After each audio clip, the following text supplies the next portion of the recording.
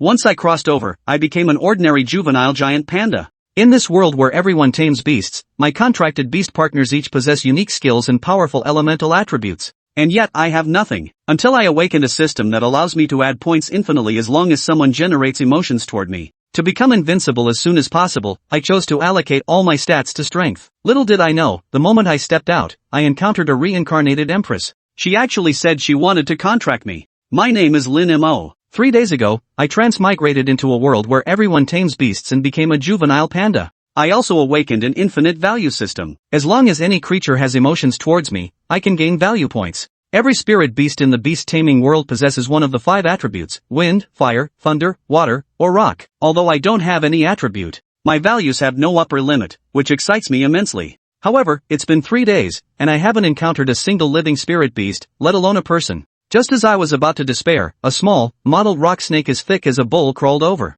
Overjoyed, I immediately crawled forward, slapping the ground and making babbling noises. The little rock snake's pupils instantly narrowed into vertical slits, its body tensed, and the system prompt sounded. The small rock snake felt fear, +1 stat point. I continued to exploit it until it was literally scared to death, earning a total of 6 stat points. I allocated all these points to strength, immediately feeling a surge of heat flowing through my limbs. With a casual swing of my hand, a bamboo stalk as thick as a bowl snapped instantly. Just as I sighed in frustration, a girl in an academy uniform approached me. Her name was Su Wanzhu, who had come to this deep forest to participate in the academy's entrance examination. In her previous life, she was the beast-taming empress, yet her reign ended in regret due to the beast tide and the death of her contracted beast. Reborn into a new life, she vowed to find an even more powerful contracted beast and restore her family's glory. Su Wanzhu discovered the little rock snake beneath the stone, puzzled by its lack of injuries, when she suddenly noticed me. As their eyes met, the system prompt chimed once more. Su Wanzhu's favorability toward the host has increased by +1. My head was almost overwhelmed by the screen, when she suddenly exclaimed, "So cute." It turns out my round, plum shape and adorable sounds made her mistake me for a stuffed animal. After searching on her phone, she was amazed to discover that I was a panda, a species thought to have disappeared 2,000 years ago, a living fossil. Soon, she came up with a bold idea. There might be only one panda in the world whose noble bloodline can suppress many low-level spirit beasts. It said that Chiyu's panda bloodline reached the level of a sacred beast. Su Wanzhu's eyes sparkled as she picked me up and asked if I'd go home with her. "If you don't speak, I'll take it as your agreement." Su Wanzhu formed a contract seal with her fingertips, and I agreed without hesitation. After all, I'd waited 3 days, and her talent was exceptional. She's so beautiful. And most importantly, I don't have to eat that damned bamboo anymore. The contract was quickly finalized, and Su Wanzhu carried me down the mountain, naming me Xiao Mo. All the way, I nestled in her arms, feeling extremely comfortable. I allocated all the numerical points I had just obtained to strength again, instantly raising the strength value to 42 points. I feel like I could take down a full-grown brown bear with one hand right now. Su Wanzhu took me on the bus back to the academy, ready to take the final exam. This exam determines whether one can enter the Advanced Beastmaster Academy, with fierce competition as over 30,000 vie for just 10 spots. Tianhai Academy, as one of the top 10 higher education institutions in the country, has long had its faculty's attention focused on this year's freshmen. Among them, 3 stand out with the most exceptional talent. Li Youwei and Hutong both possess S-grade talents, while Su Wanzhu has the rare SSS-grade talent. At that very moment, the crowd in the square erupted in excitement as Hutong and his contracted beast, the Flame Hound, made their appearance. Although the Flame Hound is a wild beast, it carries the bloodline of the sacred beast, the Fire Qilin, which left everyone utterly astonished. A wild-level beast tamer, Yang Jun, immediately expressed his intention to take Hutong as his disciple. Right after that, Li Youwei also appeared, bringing with her a rock snake with the bloodline of a sacred beast Earth Dragon, boasting a defense value of up to 10 points. Once again, it caused a sensation. Li Youwei saw Su Wanzhu as a formidable rival and wanted to compete with her. At that moment, the car Su Wanzhu was riding in stopped at the academy entrance,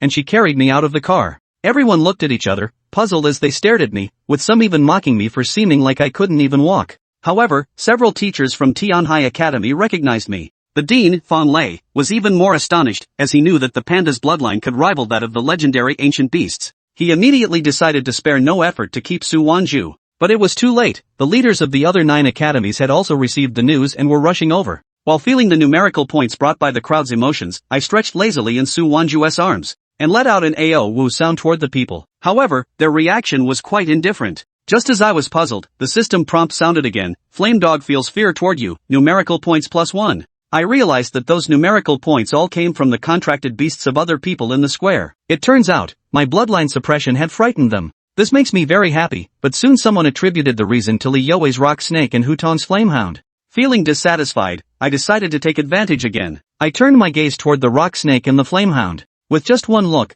the two spirit beasts trembled in fear. Seeing this, Li Youwei shouted at Su Wanzhu, "Control your beast, you're scaring my little snake." Su Wanzhu didn't take it seriously and retorted, "Scared already? I thought having a trace of sacred beast bloodline would be more impressive." Li Youwei was provoked and immediately challenged Su Wanzhu, "Dare to fight me? Whoever loses gives up their qualification to enter Tianhai Academy." Su Wanzhu agreed without hesitation. The crowd was in an uproar, thinking that my attributeless self couldn't possibly contend with Li Youwei's rock snake. But I knew, a scholar can be endured, but a bear cannot be tolerated. Chapter 4, The Overpowered Stat Monster. News of the showdown between Su Wanzhu and Li Youwei quickly spread among all the examinees. According to Tianhai City Academy's regulations, the major examination consisted of 3 rounds. The first stage, 3 numerical assessments. The second stage is the secret realm test. The third was the combat assessment. Now, I declare, this year's grand examination officially begins. Fawned bellowed from the center stage. The first test of the grand examination is the 3-stat assessment of contract beasts. Candidate, Guoziao. Talent, B grade. Contract beast, Wind EV. Element, Wind. Bloodline, Rare Beast. Strength, 3. Defense, 2. Agility, 6. Each examinee's information and their contracted beast would be publicly displayed and transmitted to their personal information wristbands. Once all assessments concluded, individual rankings would also appear on the wristbands. Multiple testing stations operated simultaneously. Next candidate, Hutong. Talent, S rank. Contract beast, Flame Dog. Attribute, Fire. Bloodline, Primordial Beast. Upon hearing Hutong's name, many eyes turned toward him. Fong Lei and several teachers watched intently. First event, Strength Test. Begin. As soon as the command fell, Hutong bellowed, "Flame Dog. Use flame claws to the side." Woof! The flame dog leapt swiftly, charging toward the dummy's side. Swish! Swish! As the flame dog landed, a faint trail of fire lingered on the dummy's flank. Hutong nodded in satisfaction at the outcome. Flame Dog, Strength 8. Next item. Defense Test. Begin. Suddenly, rapidly moving stones appeared around them, requiring seamless coordination between the Beastmaster and their contract beast to defend against them. Flame Dog, Unleash Fire Projection. Whoosh! Following Hutong's command, the Flame Dog's entire body erupted in flames, repelling the stone attacks. Flame Dog, Defense 7. Next item, Agility Test. Begin. Once again, stones flew in rapidly, requiring both the Beastmaster and the contract beast to make evasive decisions together. Flame Dog. Jump upward. Then land swiftly. Woof! The Flame Dog executed a flawless dodge, evading most of the stone attacks. Flame Dog, Agility 10. When Hutong and Flame Dog's 3 stats appeared, many in the crowd gasped in shock. Agility hit double digits. Having a trace of sacred beast bloodline really makes a difference. Hutong cradled the Flame Dog, thoroughly enjoying the attention. Suddenly, a voice rang out from the other side. Candidate, Li Youwei. Talent, S rank. Contract beast, Rock Snake. Attribute, Rock. Bloodline, Savage Beast. Strength, 9. Defense, 11. Agility, 10. 2 sets of stats. The crowd erupted in an instant. The proctors couldn't help but immediately want to recruit Li Youwei as their own student. A juvenile rock snake possessing such stats held boundless potential. As its Pokemaster, she would naturally gain significant growth from this. Everyone thought Hutong and his Flame Dog were already exceptional, but Li Youwei and her rock snake were even more terrifying. This year's top student in Tianhai City is definitely Li Youwei. Absolutely. Su Wanzhu might have been a contender, but her contract beast looked hopelessly weak. Wow, wow, wow. Near triple-double stats? No top scholar in history has ever been this powerful. The triple stat exam raged on, with over half the candidates having finished. Though rankings shifted, Li Youwei and Hutong remained firmly in first and second place, unchallenged. Next candidate. Su Wanzhu. Hearing Su Wanzhu's name, all eyes turned to her. Many were eager to witness this prodigy girl firsthand, to see how the contract beast would fall from grace. Contract beast, Panda. Bloodline, Primordial Beast. Attributes, none. Since the database contained no bloodline records for pandas, Fong Lei had initially intended to classify it as a sacred beast tier creature. But when this panda was tested, it showed no affinity for any attributes whatsoever. It could only be a wasteland beast bloodline at best. Upon hearing the bloodline was a savage beast, Li Youwei sneered, "I thought it was some powerful bloodline. Just a savage beast." Her rock snake possessed a trace of sacred beast rock dragon bloodline, with the potential to ascend to sacred beast status in the future. The testing continued. First test, Strength. Begin. The dummy used for the strength test was far from simple. It required the Beastmaster to accurately identify its weak points to fully unleash the power of their contract beast. For Su Wanzhu, this was as easy as drinking water. Xiao Mo, target his lower back. After Su Wanzhu issued the command, Lin Mo moved behind the dummy. The onlookers couldn't help but chuckle at the sight. Looks like it just learned to walk. Even if it jumps, it'll only hit the knees. If we're talking about cuteness, it's definitely number one. No wonder Su Wanzhu wanted to contract it. I just looked it up. Pandas are spirit beasts from 2000 years ago. Logically, they should have incredibly high bloodlines, but this one is attributeless. Hearing their remarks, Lin Mo chuckled inwardly. Exactly. That's the spirit. I'll make sure to harvest your emotions properly later. When the examiner called out begin, Lin Mo didn't jump up. Instead, he swung his fist and smashed it forward. Boom! The deafening explosion made everyone's eyes widen in shock. As the dust settled, the dummy that had stood there moments ago was now scattered into pieces, flying in all directions. This. Did he do that? With just one punch? You've got to be kidding me. Did it cheat? I've never heard of a contract beast in its juvenile stage possessing such destructive power. It must be cheating, otherwise, how could its power stats reach 50? Not only the surrounding examinees, but their contract beasts trembled in terror at such destructive power. Even Fawn Lei, standing high above, wore an expression of utter disbelief. Old Fawn, is this really what a juvenile contract beast can do? Fawn Lei narrowed his eyes, staring intently at Lin Mo, as if countless words were stuck in his throat, unable to escape. Ding! Fawn Lei is shocked by the host, value +1. Ding! Hu Zhou is shocked by the host. Shock value +1. Ding! Thunder Rat is shocked by the host. Value +1. Ding! Water Snake is shocked by the host. Shock level +1. From this single wave alone, Lin Mo gained 48 effective value points. Some reactions were merely astonishment at the recently unleashed destructive power and didn't count as value points. Lin Mo chuckled inwardly. It wasn't over yet. Though the dummy was damaged, the detection system remained intact. Strength 72. Boom! This result struck everyone like a thunderbolt, sending shockwaves through their minds. What? 72 strength? Is this code still in its juvenile stage? That stat is almost on par with a mature mortal beast. If it were fully grown, those stats, unimaginable. The crowd gasped in astonishment once more, showering Lin Mo with another wave of stat points. Su Wanzhu jumped up in delight. Little Mo. You're amazing. I knew you were incredible. Not enough. Not enough. There's more. Lin Mo chuckled inwardly. Next test, defense. Though the strength test had just left everyone utterly stunned. When it came to defense, a non-elemental contract beast wouldn't exceed a 5 during its juvenile stage. Su Wanzhu tried to reassure Lin Mo. Don't be nervous, Xiao Mo. You've already done exceptionally well. The defense test began. Lin Mo stood in the center of the arena as stones flew toward him. Duck! Su Wanzhu shouted. To everyone's surprise, Lin Mo didn't just stay down, he swung his fist. What is it doing? Isn't this a defense test? The stones were about to strike Lin Mo. Boom! Lin Mo swung his fist with all his might, shattering the stones to pieces. Everyone! What about the defense? Are you kidding me? Chapter 5, You messed with the wrong bear. Did it just break the rules?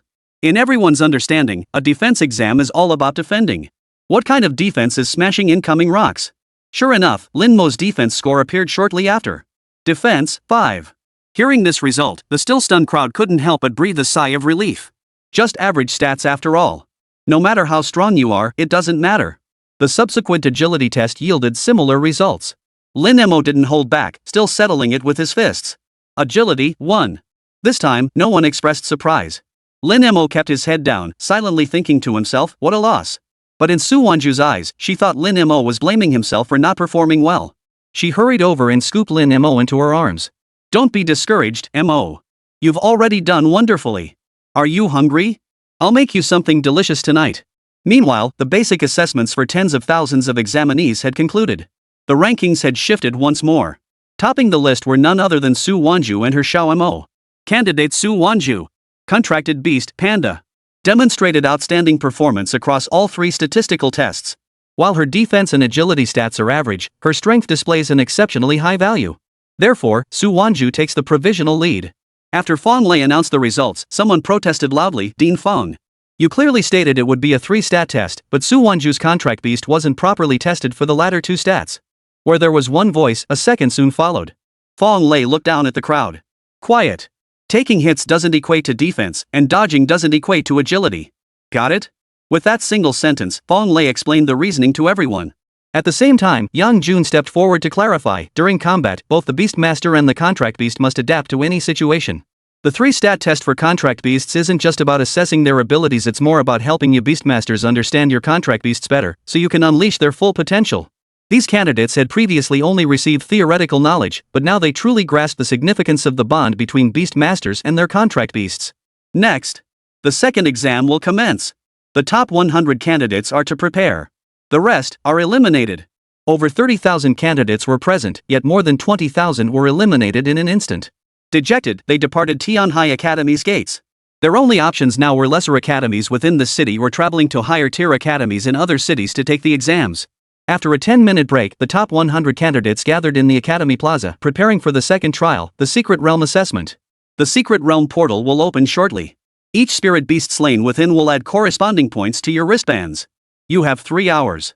Final rankings will be determined by points, and the top 10 will become Tianhai Academy's new students recruited from Tianhai City. As one of the nation's top 10 higher education institutions, Tianhai Academy admitted several hundred new students annually through its major entrance exams.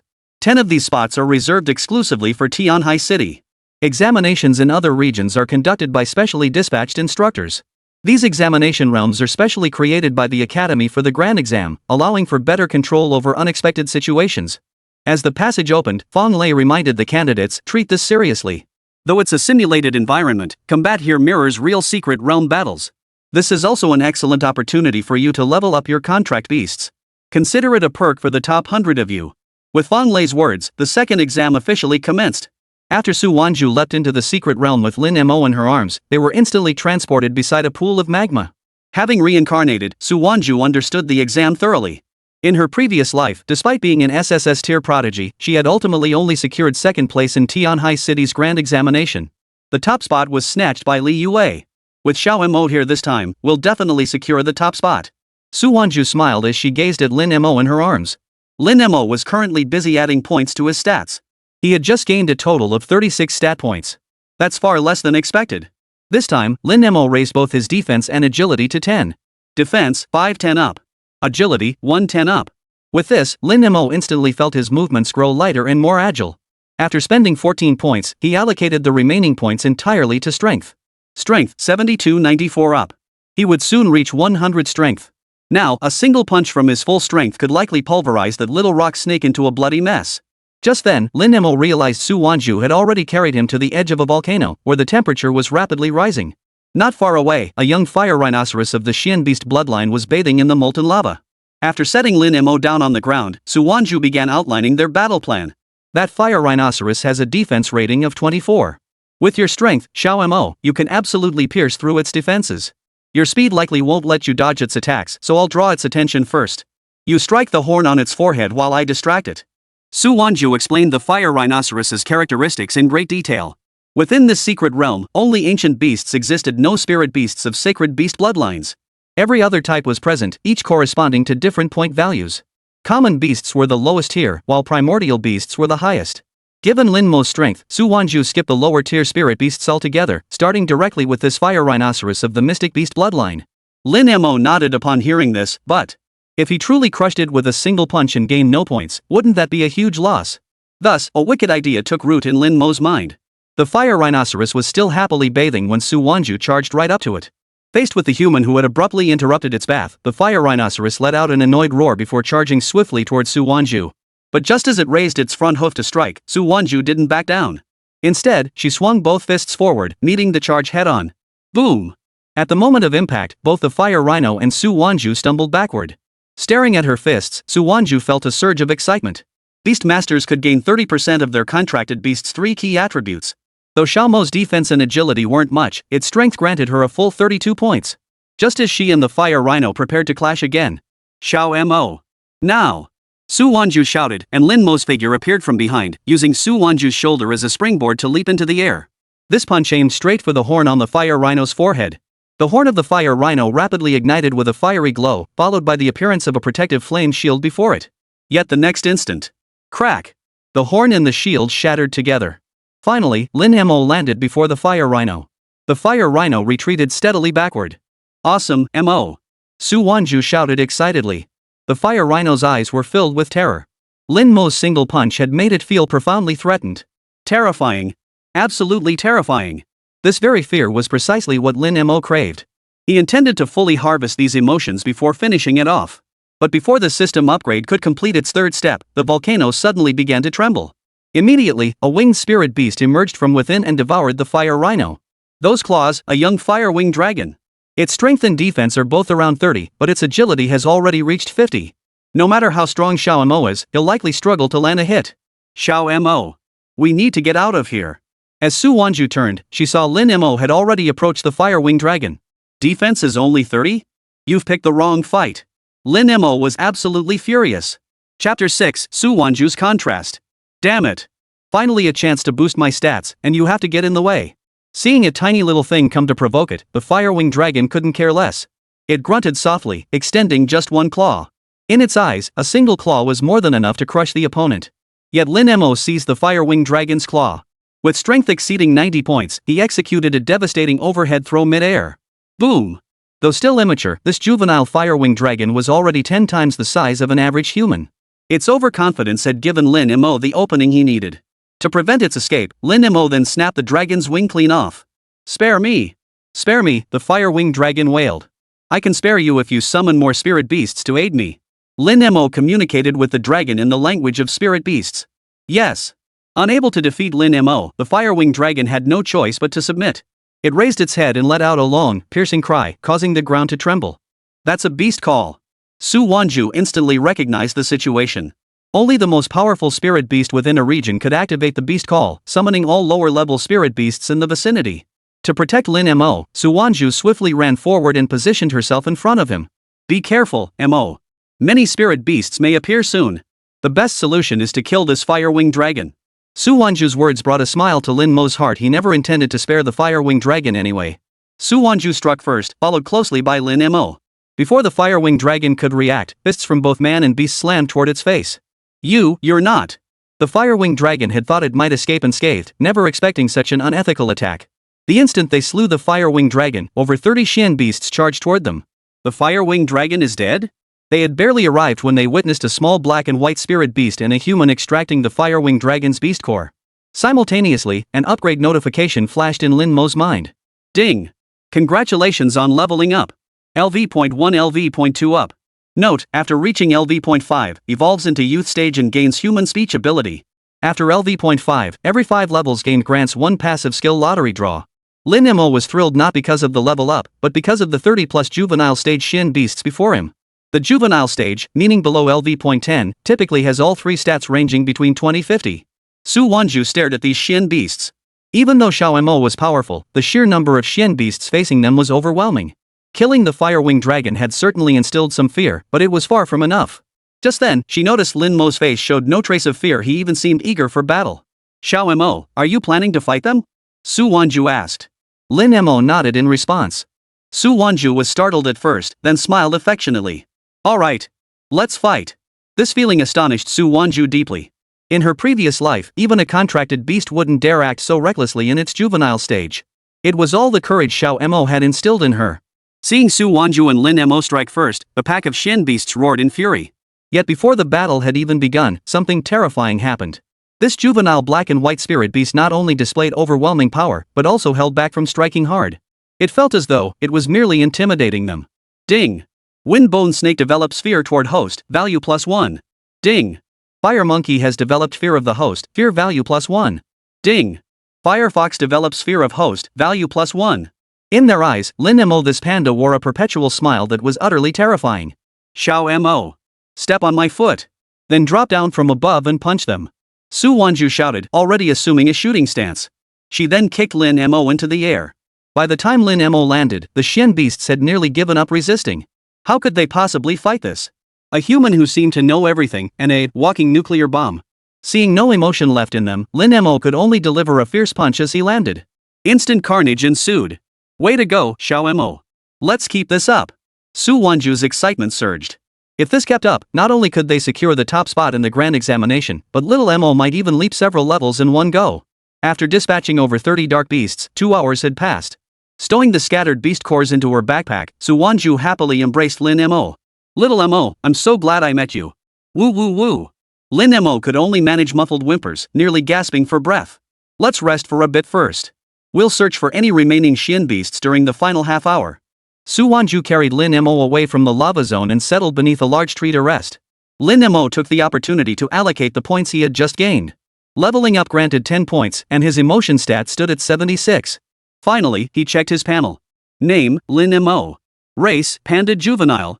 Level, LV.2 102 300. Attributes, none. Strength, 94 170 A+. Defense, 10+. Agility, 10+. After distributing the points, strength has reached 170. That little rock snake's defense is only in the teens. I wonder if it'll even survive intact under my nearly 200 strength. Lin Mo's mind raced with thoughts of crushing that little rock snake and reaping the stat points. Meanwhile, Su Wanzhu was also checking her information via her wristband. Name, Su Wanzhu. Level, LV.3 Apprentice. Strength, 78. Defense, 15. Agility, 19. Ha! My strength increased this much? Su Wanzhu was astonished to discover that before entering the secret realm, her strength had only been in the 40s. Now it was nearly 80. This. Su Wanzhu couldn't help but glance at Lin Mo, who was resting with his eyes closed nearby. She then lovingly lifted him with both hands and placed him on her lap. Lin Mo opened his eyes, and the sight before him was truly unbearable. Couldn't she cover her face a little less? Wasn't that tiring? Su Wanzhu reached out, slowly stroking Lin Mo's head. You've been so patient, Xiao Mo. I truly am fortunate to have met you. Then Su Wanzhu bent down and actually kissed Lin Mo on the forehead. This left Lin Mo utterly dumbfounded. He'd heard that Su Wanzhu was always icy cold in front of people. As time passed, the second exam drew to a close, and 100 candidates emerged from the secret realm. I got lucky this time, 3 beast cores from Shen beasts. Not bad for me either, 1 Shen beast core plus several rare beast cores. The candidates began discussing their haul. Just then, Li Youwei emerged. A striking crimson beast core gleamed in her hand. That's a wasteland beast grade core. That single one is worth 100 points. That's incredible. We just can't compare. Seeing everyone emerge, Fawned bellowed, time to tally your scores. Hand over all the beast cores you've collected. Chapter 7, Shower Before Dinner.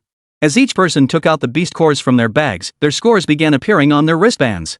Rank 36, Yang Qing, 15 points. 27th place, Huang Buchao, 36 points. Scores for ranks 11 through 100 were rapidly announced. They too would be eliminated. 10th place, Yu Qing. 68 points. 9th place. 4th place. Hu Tong. 99 points. When Hu Tong's name was announced, everyone present was stunned. He only came in 4th? As the crowd speculated, Fawned continued calling out, 3rd place. Yang Manan. 99 points. Ha! Same score, but different rankings, someone questioned. Fawned explained, a mystic beast core is worth 10 points, while a rare beast core is worth 5 points. Hu Tong's beast core contained 8 Xian beast cores, 1 rare beast core, and 1 common beast core. Meanwhile, Yang Manan's core contained 10 Xian beast cores, though one was slightly damaged. The scores are identical, but the beast cores differ in grade. These calculation methods are standardized across all major guilds.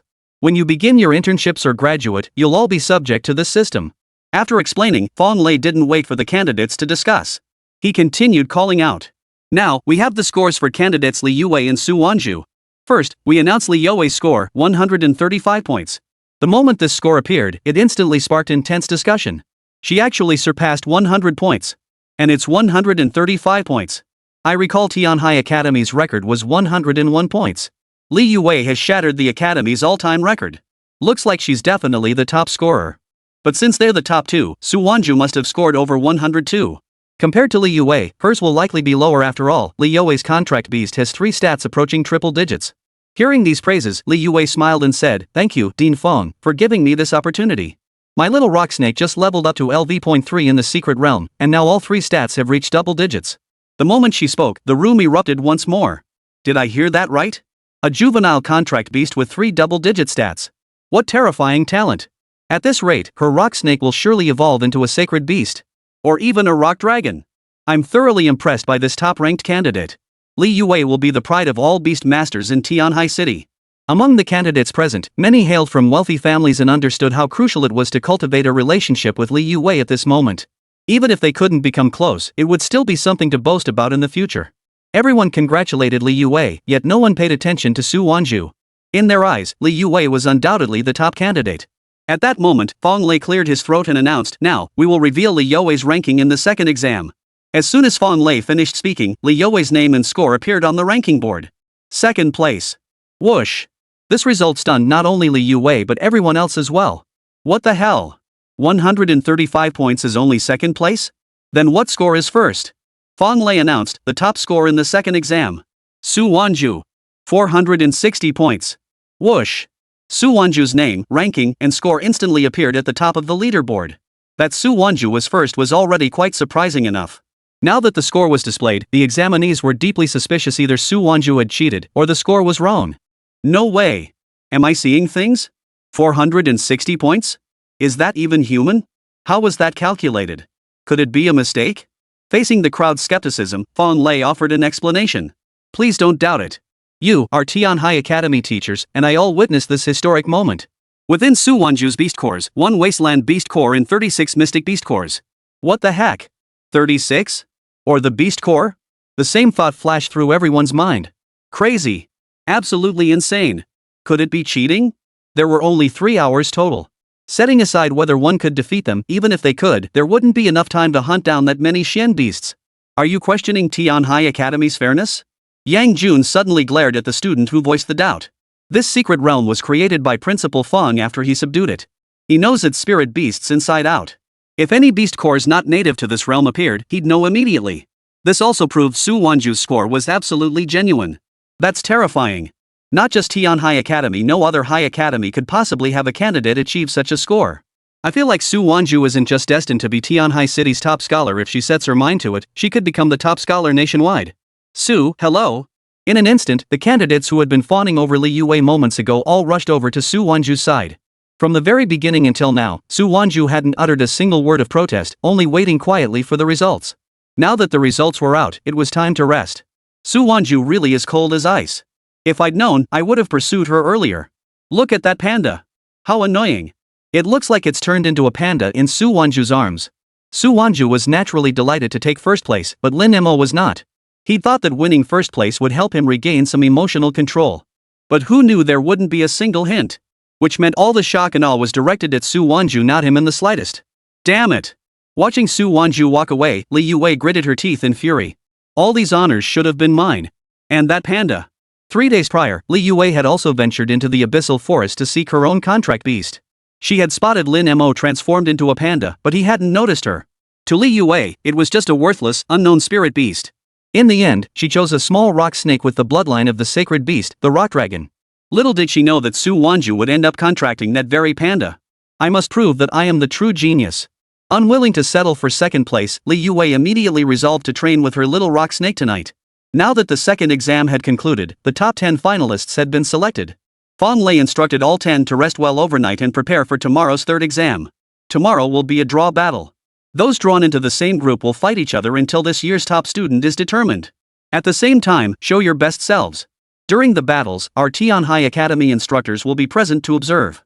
Who ultimately becomes their student will also depend on your attitude. Gaining admission to Tianhai Academy meant future career prospects would be promising. Meanwhile, Su Wanzhu brought Lin Mo to the apartment she had rented near Tianhai Academy. As soon as they entered, Su Wanzhu called out, "Little Mo, don't rush to eat. You've been tired all day, go take a shower first." Chapter 8, the first step to bonding zero distance. Shower? Before Lin Mo could react, Su Wanzhu scooped him up and carried him into the bathroom. Ah! Just as I thought. After a long day, nothing beats soaking in a bath. Su Wanzhu sat in the bathtub, letting out a long sigh. Lin Mo lay sprawled across Su Wanzhu's arm, half his body submerged in the water. Is this something I should be seeing? Lin Mo had intended to turn his back to Su Wanzhu. Though he'd lived 2 lifetimes, he'd never encountered such a scene before. But Su Wanzhu gave him no chance, forcing Lin Mo to face her directly. The bathroom temperature steadily rose. Suddenly, water droplets from the ceiling began falling into the bathtub. Plop. Xiao Mo. Su Wanzhu now leaned against the edge of the tub, her profile fixed on Lin Mo. So beautiful. That was Lin Mo's first thought. But beyond the beauty, what was that inexplicable sense of brokenness? It felt as though something profoundly important was weighing on her heart. Why do women have to get married? Su Wanzhu's sudden question shattered the silence. Lin Mo wore an innocent look of confusion. Was she bringing this up just to talk to me? Ever since things at home turned out like that, Mom and Dad have been pushing me to get married right after graduation. Rather than marrying someone else, I think spending my life with my own contract beast wouldn't be so bad. As she spoke, memories from her previous life slowly surfaced in Su Wanzhu's mind. Back then, she hadn't possessed SSS tier talent, and her contract beast was exceptionally rare, a mystical beast carrying a trace of sacred beast bloodline. Her family had fallen on hard times, and under pressure from elders, her parents pushed her to marry quickly so the Su family could regain its former glory. Even so, through sheer determination and successfully awakening her contract beast's sacred beast bloodline, she rose to become an empress of her own domain. Thinking of this, Su Wanzhu glanced at the adorably dazed little Mo. Never mind. You're still too young to understand any of this. Su Wanzhu reached out and ruffled Lin Mo's head twice. But she didn't know that Lin Mo had understood every word, though he'd also misunderstood. Su Wanzhu doesn't like men, she likes male beasts? This conclusion was nothing short of explosive for Lin Mo. Because he was her contract beast. Every beast master could only possess one contract beast in their lifetime. Which meant, whoa. The more Lin Mo thought about it, the more he felt it wasn't so bad after all. But come to think of it, I haven't received any emotional signals from Su Wanzhu since tonight. Could it be that her affection for me has hit a plateau? Lin Mo immediately checked the system information. Contract holder, Su Wanzhu. Affection level, 60 cap. Sure enough. Only 60 points and already at the ceiling? That means I can't rely on my cute looks to gain emotions anymore. I need to find another way. Just as Lin Mo was pondering, Su Wanzhu suddenly stood up. Whoa, whoa, whoa, whoa. Lin Mo instinctively reached to cover his eyes, though only in his mind. He was a panda now, and Su Wanzhu had such a great figure, surely it wouldn't hurt to look, right? Little Mo, come here. It's time for the shower gel. Su Wanzhu picked Lin Mo up and sat him on a small stool. This is my favorite scent. You've been in the secret realm all this time, so today I'm going to give you a good wash. A beastmaster must bond deeply with their contract beast to strengthen their mutual connection and unlock greater potential. Watching foam quickly lather over Lin Mo's body, Su Wanzhu smiled gently. I'll take good care of you. In her previous life, she had neglected communication with her contract beast. This time around, Xiao Mo, she would never let that happen again.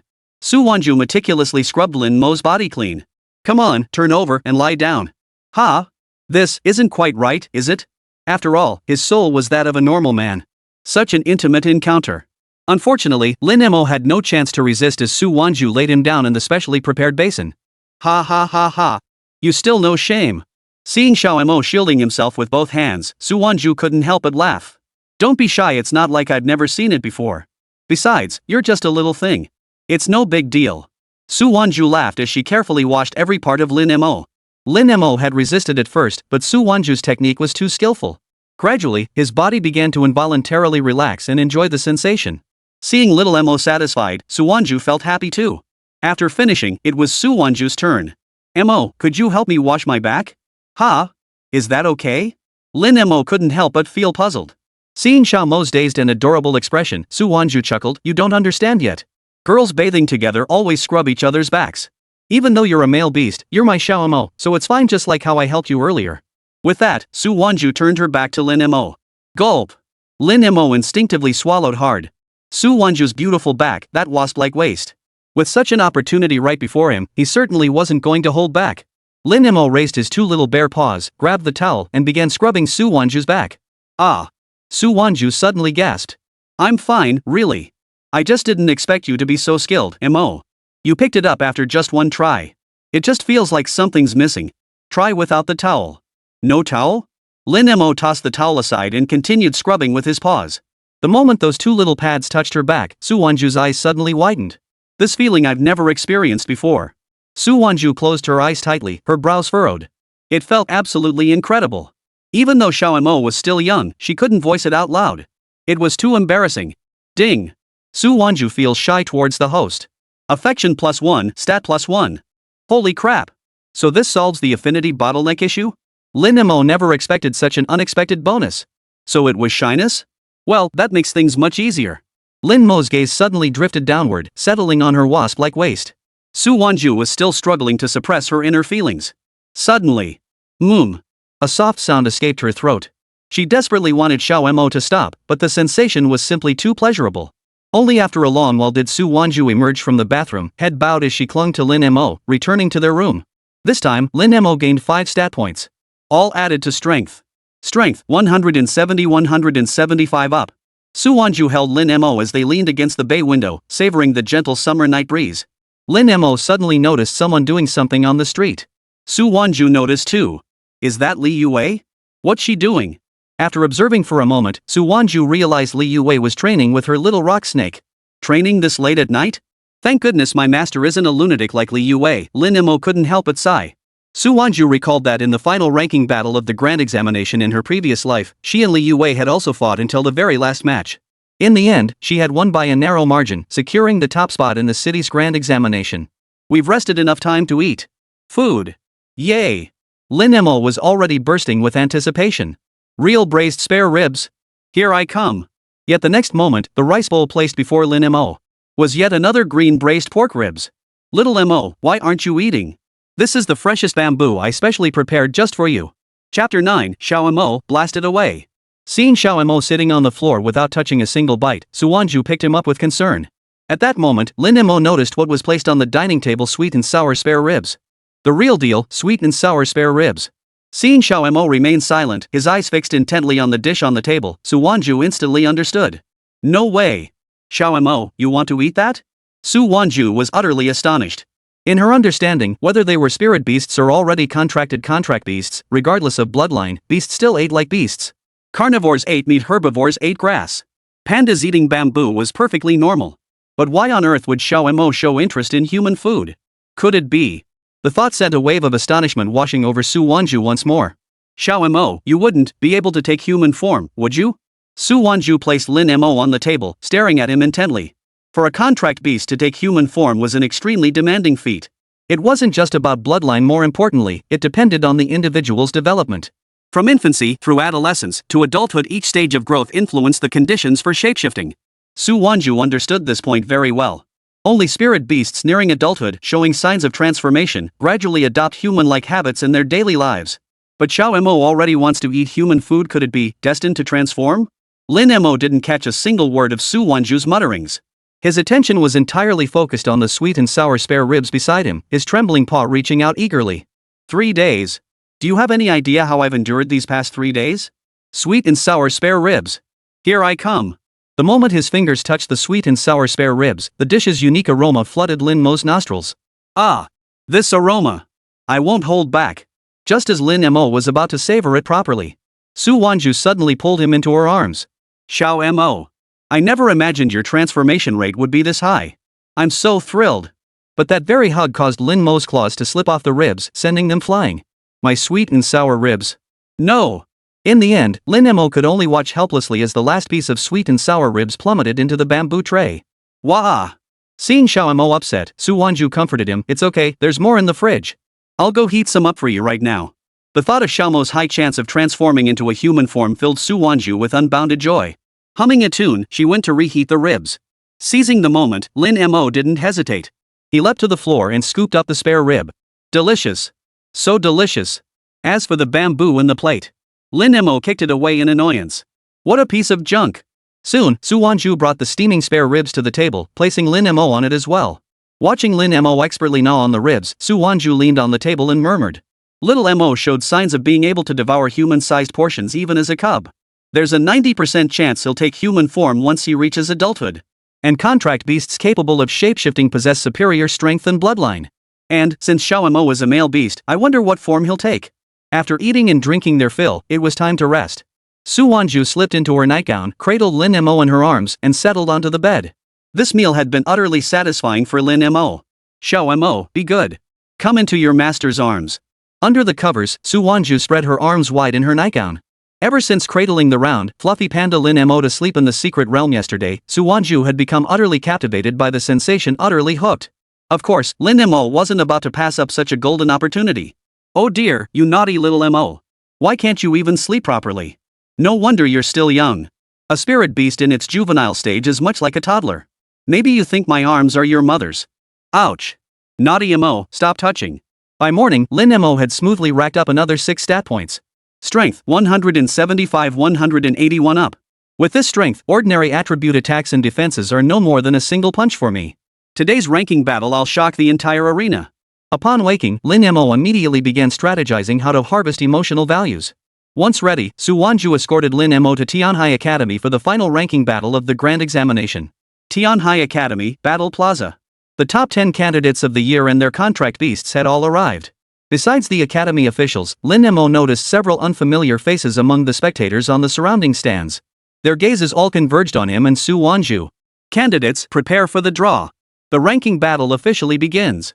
With Fang Lei's announcement, the battle for the city's top scholar title commenced. The 10 candidates would battle in pairs, with the loser immediately falling in the rankings. Hutong and Yang Manan both defeated their respective opponents and advanced successfully. Li Youwei finished her match in under 5 minutes. Now it was Su Wanzhu's turn. Next match. Su Wanzhu vs Han Xian. Ranked 6th among the top 10, Han Xian's contract beast was a juvenile water rhinoceros. Xiao Mo, that water rhinoceros is different from the fire rhinoceros we encountered in the secret realm. We need to stay vigilant at all times, Su Wanzhu cautioned. Before this, Su Wanzhu had already learned the 3 stats of this water rhinoceros. Strength, 9. Defense, 9. Agility, 8. Such stats were indeed top tier among juvenile contract beasts. The battle format required both the beast master and their contract beast to enter the fray together. Su, even though you're formidable, Niu and I will still give it our all. As Han Xian finished speaking, he commanded the over-meter-tall water rhinoceros to charge forward, simultaneously forming a water barrier on its horn. Leveraging the water rhino's elemental traits, the water barrier skill not only obscures the opponent's vision for surprise attacks but also counters brute force assaults with its water elemental advantage. This Han Xian is quite sharp-witted. This battle will likely be a tough fight for Su Wanzhu and her contract beast. In the stands, these individuals held intelligence reports specifically about Su Wanzhu and Lin Mo. Ha, Dean of North City, don't speak too soon. That panda may lack elemental attributes, but its 3 stats are unusually skewed. As a fellow juvenile stage contract beast, its strength might not break that water barrier, but... The tall, slender woman in the Cheongsam beside him flashed a meaningful smile, her eyes fixed on Lin Mo standing on the stage. Dean Lu Rong, I admit Su Wanzhu possesses remarkable talent. Yet that panda lacks any elemental affinity. Even with formidable strength, it will be swiftly surpassed by other contract beasts as it levels up. Seems this trip was for naught. No sooner had the man finished speaking than Su Wanzhu on the stage sprang into action. Xiao Mo. Get out of the way. Attack from the flank. She reacted with lightning speed, simultaneously searching for an opening to strike. So fast. Su Wanzhu's on-the-spot decision and reaction drew gasps from the spectators in the stands. As a beastmaster, Su Wanzhu has made the best judgment possible. So now, how will that panda respond? At that moment, Lin Mo on the stage leaped to the flank, evading the opponent's first wave of attacks. Yet Han Xian chuckled, Su Wanzhu, your judgment and reflexes are indeed impressive, but what comes next? As Han Xian finished speaking, the water rhinoceros abruptly changed direction and charged toward Lin Mo. That's a sliding turn? Recognizers in the stands immediately identified the move. Exploiting the water rhinoceros's ability to generate water beneath its feet for rapid directional changes. Han Xian expected Su Wanzhu to panic, but instead, she suddenly smiled. Mo, aim for its head. Knock it flying with one punch. What? Han Xian whipped his head around just as the panda halted its stride, preparing to unleash a thunderous punch. Su Wanzhu's voice rang out again. Dean Fang said that in combat, attack can also serve as defense or evasion. Besides, the downside of this sliding turn is the blind spot. The next moment. Boom! A deafening roar. Not only did the water barrier shatter, but the water rhinoceros itself was sent flying out of the square. Chapter 10, Crushing the Competition. Top Scholar. Instantly, the entire scene fell deathly silent. Because it wasn't just the water rhinoceros that had been sent flying, Han Xian had too. Did I see that correctly? Su Wanzhu's contract beast has high attack stats, so breaking through the water rhino's defense and sending it flying makes sense. But how on earth did Su Wanzhu manage this? Everyone present stared in disbelief at Su Wanzhu and Lin Mo on the stage. From the start of the battle to just now, it had barely been a minute and the fight was over? Lin Mo stood beside Su Wanzhu, closing his eyes. Come on. Shock emotion. Yet after several seconds of waiting, the system showed no reaction. Weird? That shouldn't happen. Could it be that my performance wasn't overwhelming enough? Did I make them think this was expected? If that's the case, I'll have to shorten the time in the next battle. Han Xian, already defeated, stood up and clasped his hands before Su Wanzhu. I lost.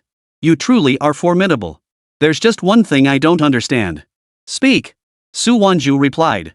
During combat, a beastmaster acts as the other eye of their contract beast. I blocked your vision, how could you possibly judge when to strike? Such seemingly reckless actions in a life or death battle, weren't you afraid of endangering your contract beast? Han Xian could accept defeat, but this one point remained utterly baffling. The water currents generated by her sliding retreat had completely obscured Su Wanzhu's vision. Hearing this, Su Wanzhu replied coldly, is that so difficult? In her previous life as empress, she knew the weaknesses of countless contracted beasts' techniques. Ha! Su Wanzhu's words left all the candidates present utterly astonished. Is it that hard? It's incredibly difficult, okay. During battle, it was perfectly normal for contract beasts to follow their master's combat commands. But for the instructors, the students, and the spectators in the stands, what Su Wanzhu demonstrated doesn't seem like that of a student just taking her major exam. Yeah. She seems incredibly battle-hardened. And those tactics she's using, aren't those the very insights we gained from later battles? Thank you. I've learned a lot. Han Xian bowed deeply, then picked up the water rhino to rest. The top 5 contenders had now been determined. Based on their recent performances, Su Wanzhu advances directly to the next round. The remaining 4 will draw opponents for their matches. The draw paired Li Youwei against Hu Tong, while the other contestant faced Yang Manan. The outcome of Yang Manan's match was clear from the start. Ultimately, Yang Manan secured a spot in the top 3. As for Hu Tong and Li Youwei's side, Li Youwei, wielding a sand slash with triple stats, actually battled Hu Tong for half an hour. In the end, Li Youwei narrowly prevailed. Congratulations, but your next opponent. Hu Tong glanced toward Su Wanzhu. I'll defeat her. Li Youwei stood on the stage as her onyx recovered in time. With that, the top 3 contenders were all decided. According to the final battle rules, all 3 contestants must fight simultaneously on the stage. The first to be eliminated would claim this year's 3rd place title. I forfeit. Yang Manan suddenly raised her hand. Whether it's my contract beast or my personal strength, I'm no match for either of them. I'm out. Yang Manan seemed unconcerned, voluntarily withdrawing. This left only Li Youwei and Su Wanzhu. On the final stage, Li Youwei's little rock snake had already formed a defensive formation. The rustling of snake scales scraping the ground echoed as its carapace had already petrified, resembling 10 impenetrable shields. Su Wanzhu, where's your contract beast? Li Youwei raised her hand, and the rock snakes immediately flicked their earth-colored forked tongues. My rock snakes have leveled up defense rating 12. That's enough to wear you down until your mental energy runs dry. A deep, beastly roar answered her. Behind Su Wanzhu, a jet-black figure launched forward like a cannonball, landing steadily at the center of the arena. It was Lin Mo. His furry paws pressed against the stone surface, causing the entire arena to emit a faint hum. Battle! Begin! With the referee's command. Xiao Mo, shatter armor! Su Wanzhu shouted. Roar! Lin Mo slammed both palms onto the ground. The stone surface instantly cracked with spiderweb-like fissures, erupting into a golden shockwave radiating outward from him. The rock serpent had barely raised its hardened scales when the shockwave hurled it backward. The defensive emblem on its carapace shattered like glass, cracking inch by inch. Impossible. Li Youwei's pupils contracted sharply. Physical attacks can't penetrate a hardened barrier. Lin Mo gave her no time to react. His dark figure closed in like a specter. His right palm seemed to move slowly toward the rock snake's head, yet before the palm wind even reached it, the air compressed into a piercing, explosive crack. The rock snake frantically arched its body, its carapace bulging with 3 ridges. The golden light of its 10 defense points nearly solidified, but the instant Lin Mo's palm touched the scales, the golden pattern suddenly reversed direction, burrowing into the rock snake's body like a living thing. Snap! It wasn't the sound of shattered scales, but the dull crack of fractured bones. The massive serpent's body flew backward as if struck by a heavy hammer. When it slammed into the protective wall, its entire carapace shattered off, revealing the flesh beneath, torn and mangled beyond recognition. This, impossible. The white-haired elder on the viewing platform leapt to his feet. How could a juvenile contract beast possess such power?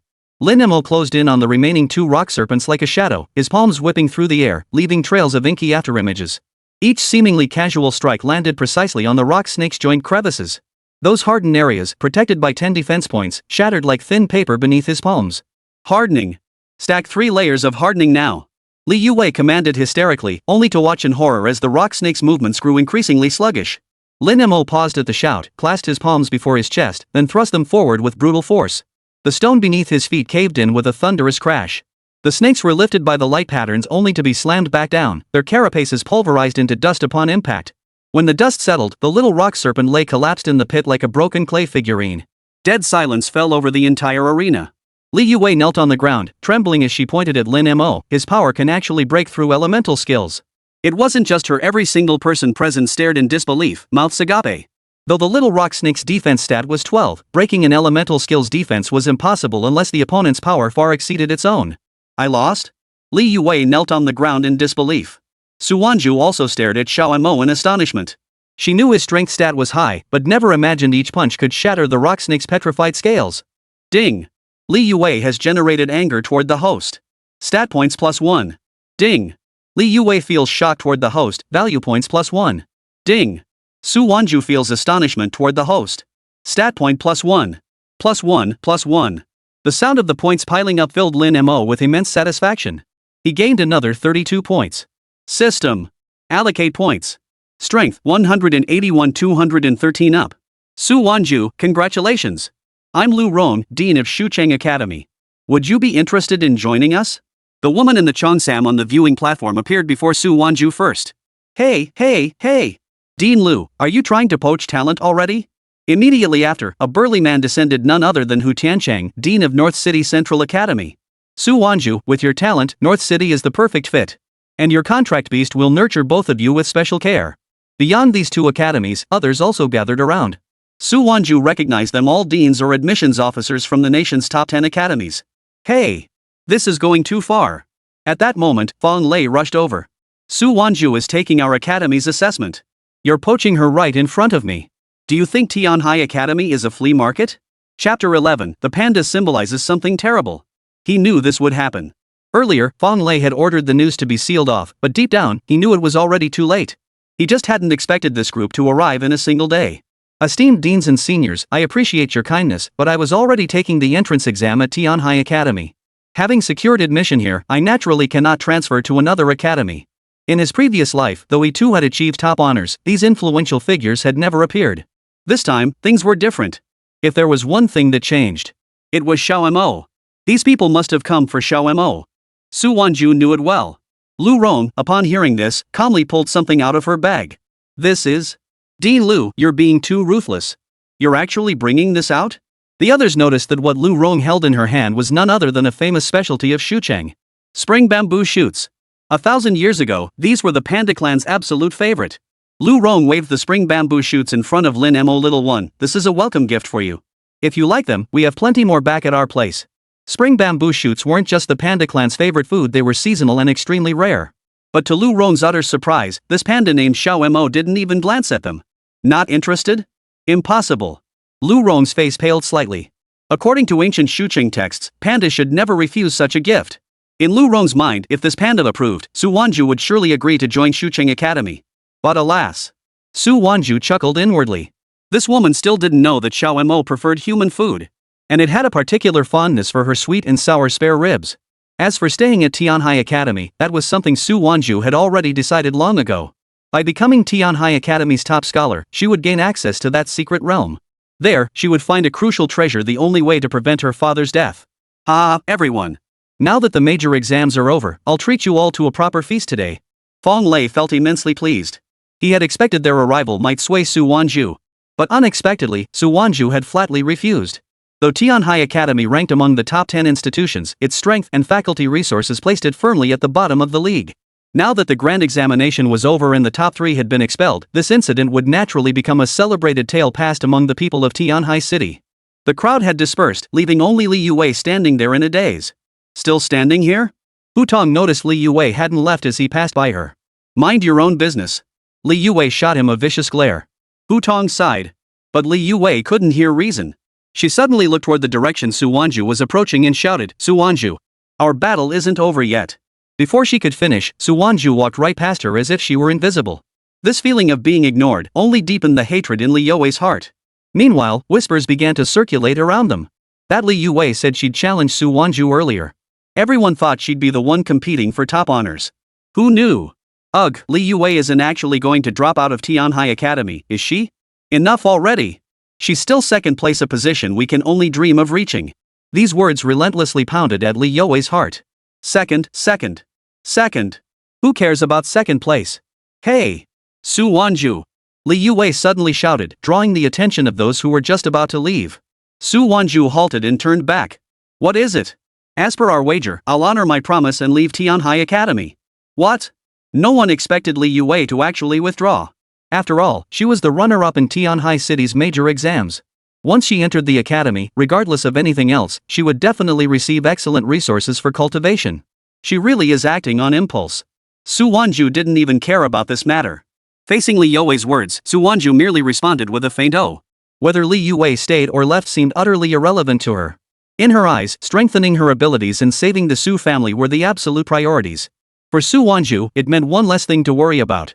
What's going on? Li Youwei stood frozen in place. Shouldn't Su Wanzhu have urged her to let go of everything and focus on her studies at the academy? Shouldn't she have been comforting her? No. That's not right. She was looking down on her. Fine. Then I'll join another academy and defeat you. Furious, Li Youwei stormed off. Just then, someone approached Li Youwei. Miss Li Youwei, I'm an admissions officer from Tianhu University in Tianhu City. Since you're not joining Tianhai Academy, would you consider enrolling at our university? If you agree, I can help you apply for the upcoming provincial freshman competition. You'll even get to challenge Su Wanzhu then. Hearing this, Li Youwei immediately nodded in agreement. She would prove she was not destined to be second forever. And her contract beast would prove no less formidable than that colorless panda. Back at her rented apartment, Su Wanzhu sat on the sofa, recalling her past life. Both she and Li Youwei had fought their way to the final battle for the top scholar title, and she had emerged victorious only by the narrowest of margins. This time, the outcome was the same thanks to Xiao Mo. She had won decisively. Enough. No point dwelling on it. What happens after tomorrow's enrollment ceremony matters far more. Su Wanzhu suddenly scooped Lin Mo into her arms. Xiao Mo, do you know? After tomorrow's enrollment ceremony, Tianhai Academy will arrange for several freshmen to participate in a secret realm trial. There, something incredibly important to me lies. I absolutely must obtain it. Lin Mo knew a thing or two about secret realms and the treasures within them. 1,000 years ago, in this Beastmaster world, there were numerous secret realm portals. Inside, besides various spirit beasts, there were also many treasure chests. These chests contained all manner of treasures, weapons, or items of immense value. Whatever could be brought out was pure wealth. However, secret realms were scarce. Moreover, these realms were fraught with danger, where one could easily meet their end at any moment. I'll cook tonight and make something delicious for you. We absolutely have to give it our all tomorrow.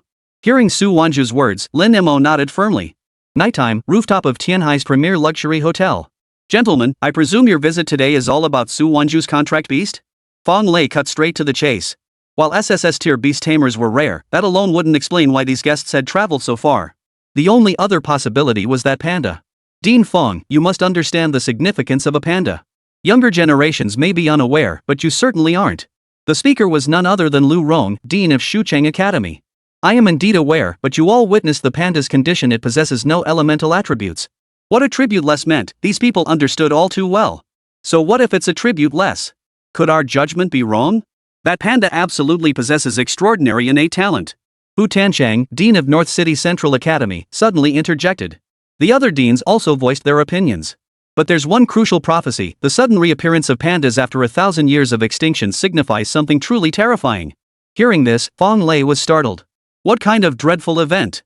Chapter 12, could it be a fake top scholar?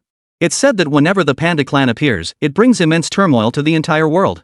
Of course, this is a prophecy from 1,000 years ago. Who knows if it's accurate? Lu Rong finished speaking and glanced at Fong Lei's expression. Since it's a prophecy, it's likely just a rumor. After all, it's been so long since anyone has seen a panda. The interruption cut off the speaker. Not necessarily. Think about it, pandas are ancient spiritual beasts. Yet every generation of academy leaders like us, and the heads of major factions, has known of their existence. Has no one ever wondered why? Lu Rong's words once again sparked deep contemplation among the crowd. Never mind. Since it's already appeared, we'd better be cautious. At that moment, Lu Rong seemed to recall something and asked, Dean Fong, what about the panda's 3 key metrics? They should be around 50, I suppose? Hearing this, Fong Lei chuckled. 50? Who does he think he's looking down on? Fong Lei nodded. The panda's 3 test results are 94, 5, and 1. What? Upon hearing this result, Lu Rong immediately stood up. Strength nearing 100? Unheard of. Seeing their reactions, Fong Lei felt an immense sense of satisfaction. Although his Tianhai Academy ranked among the top 10 nationwide, it had always hovered around 9th or 10th place. This time, with Su Wanzhu and Panda finally breaking through, it was time to prove themselves. Fong Lei rose to his feet, a triumphant smile spreading across his face. Gentlemen, I shall take my leave. Lu Rong leaned back in her chair, displeased. That old Fong, just looking at his smug face makes me furious. A dean beside her remarked, what can you do? They recruited such gifted students this year, and then they happened to encounter the novice secret realm. It's practically tailor-made for them. That panda of Su Wanzhu's, if it performs even moderately well, Tianhai Academy's standing will surely rise. If I were him, I'd be gloating too. Looks like this year's provincial newcomer competition will be quite the spectacle. Not a single word of envy was spoken, yet every syllable dripped with it. Tianhai Academy's freshman orientation. All the freshmen of this year's cohort had gathered in the Academy's plaza. Your class assignments have been sent to your wristbands. After the ceremony, find your respective mentors. After the ceremony, Su Wanzhu was summoned to Fong Lei's office. Su Wanzhu, as Tianhai City's top scholar this year, you could have chosen your own mentor. However, your talent is exceptionally unique. To ensure your optimal development, the Academy has decided to assign Professor Dan Tai as your mentor. Are you willing? Logically, the most qualified mentor at Tianhai Academy should be Yang Jun after all, he is a saint-level beast tamer. Yet they had chosen someone else. As Fang Lei finished speaking, Lin Mo, cradled in Su Wanzhu's arms, noticed a stunningly beautiful woman entering the room. Su Wanzhu also spotted her Dan Tai Feng, Tianhai Academy's honorary professor. 35 years old, she was also Tianhai's top beauty of the previous generation, the goddess in the hearts of countless men in their 30s at Tianhai. Dan Tai Feng wore form-fitting attire draped beneath a long black cloak as she approached Su Wanzhu.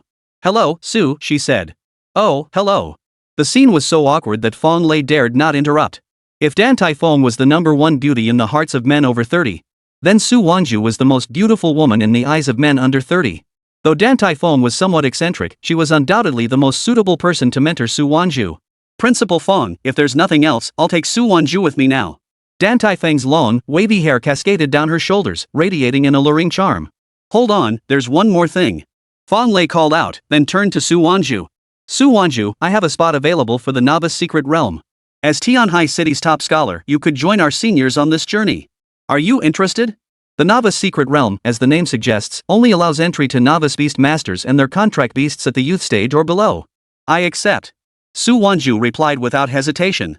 This was precisely what she had been aiming for. In her previous life, she had also gained entry through her top scholar status. Besides herself, there were 3rd and 4th year students from Tianhai Academy.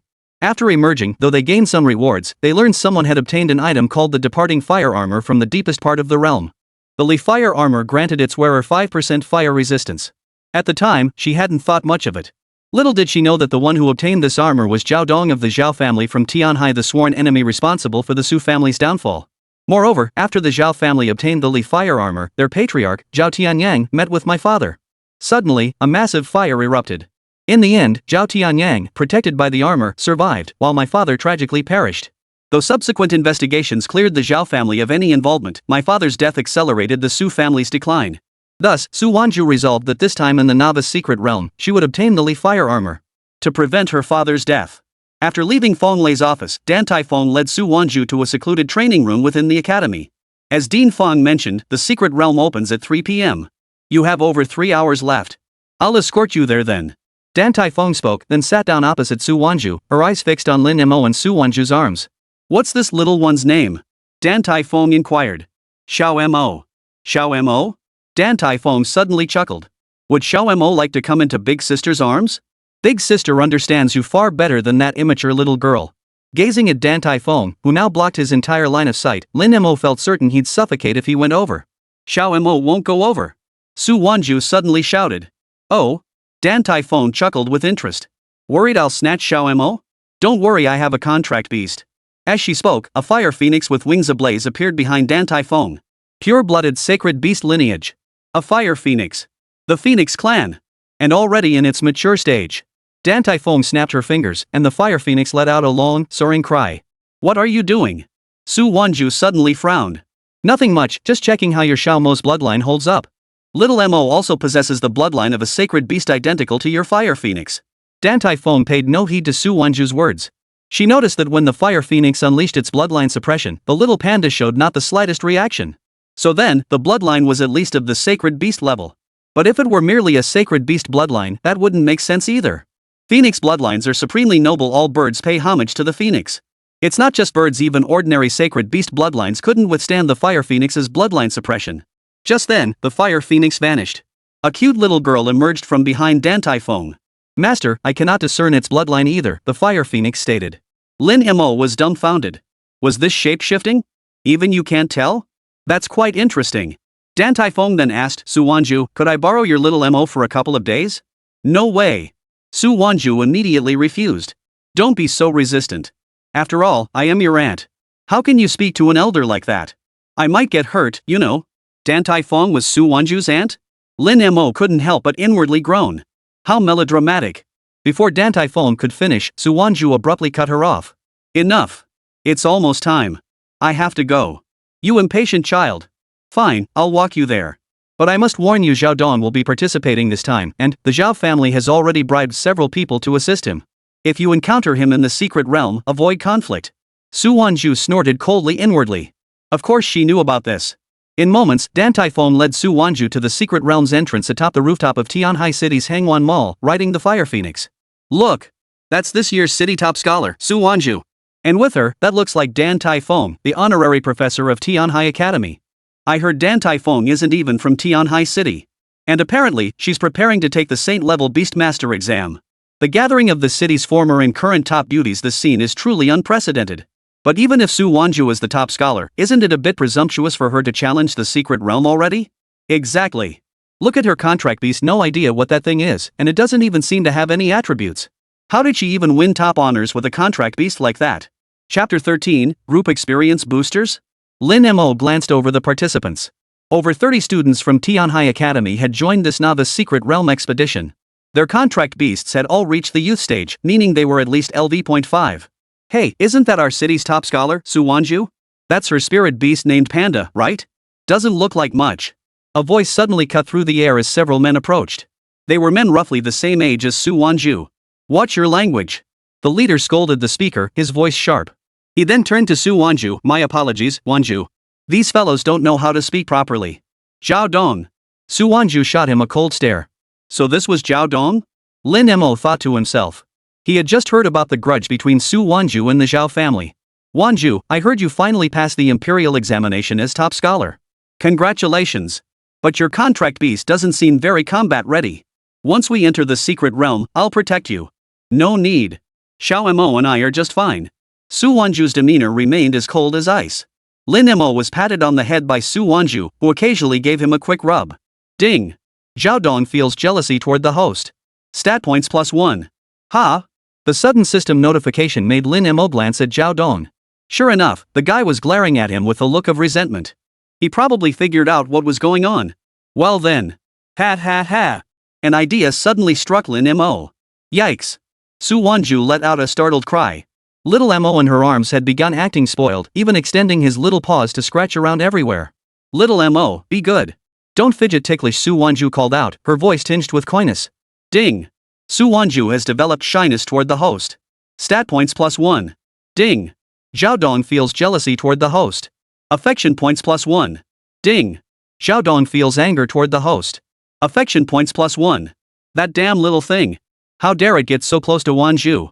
The more Zhao Dong watched Su Wanzhu and Lin Mo's intimate moments, the more irritated he became. Wanzhu, I heard your contract beast has no elemental attribute. I refuse to believe it. I just learned that some attribute-less contract beasts might awaken an element when certain emotions reach their peak. Zhao Dong glared at Lin Mo with a dark expression. You dare harm little Mo? Su Wanzhu's words drew a sinister chuckle from Zhao Dong. Of course not. I wouldn't harm it. I just want it to hit me. That might just trigger its elemental awakening. Let a juvenile contract beast strike him? Those around him could easily discern Zhao Dong's intentions. Zhao Dong's contract beast is a wind eagle, possessing a special defensive skill called Invisible Shield. They say when it activates Invisible Shield, its defense can reach 60. That panda's still a juvenile. Forget breaking through the barrier, it might even shatter its own bones. This Zhao Dong is deliberately trying to teach Su Wanzhu's contract beast a lesson. Just when everyone thought Su Wanzhu would hesitate. Great. Thank you so much. Su Wanzhu agreed immediately. It worked. Zhao Dong grinned maliciously inside. You beast, I haven't even touched Su Wanzhu yet, but now I'm going to teach you a lesson. Zhao Dong then turned his gaze toward Lin Mo.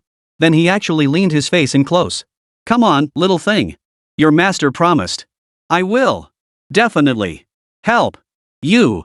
At that moment, someone in the crowd spoke up, but I just heard that this year's top scholar, Su Wanzhu's contract beast has a strength stat, approaching 100. What? Before Zhao Dong could react, Lin Mo's panda paw had already smacked down. Never seen such a shameless request. Well, I'll grant it. Smack. Whoa.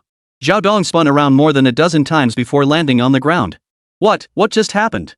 Before anyone could react, Zhao Dong had been struck? The crucial thing was that wind barrier. It was as useless as if it didn't even exist.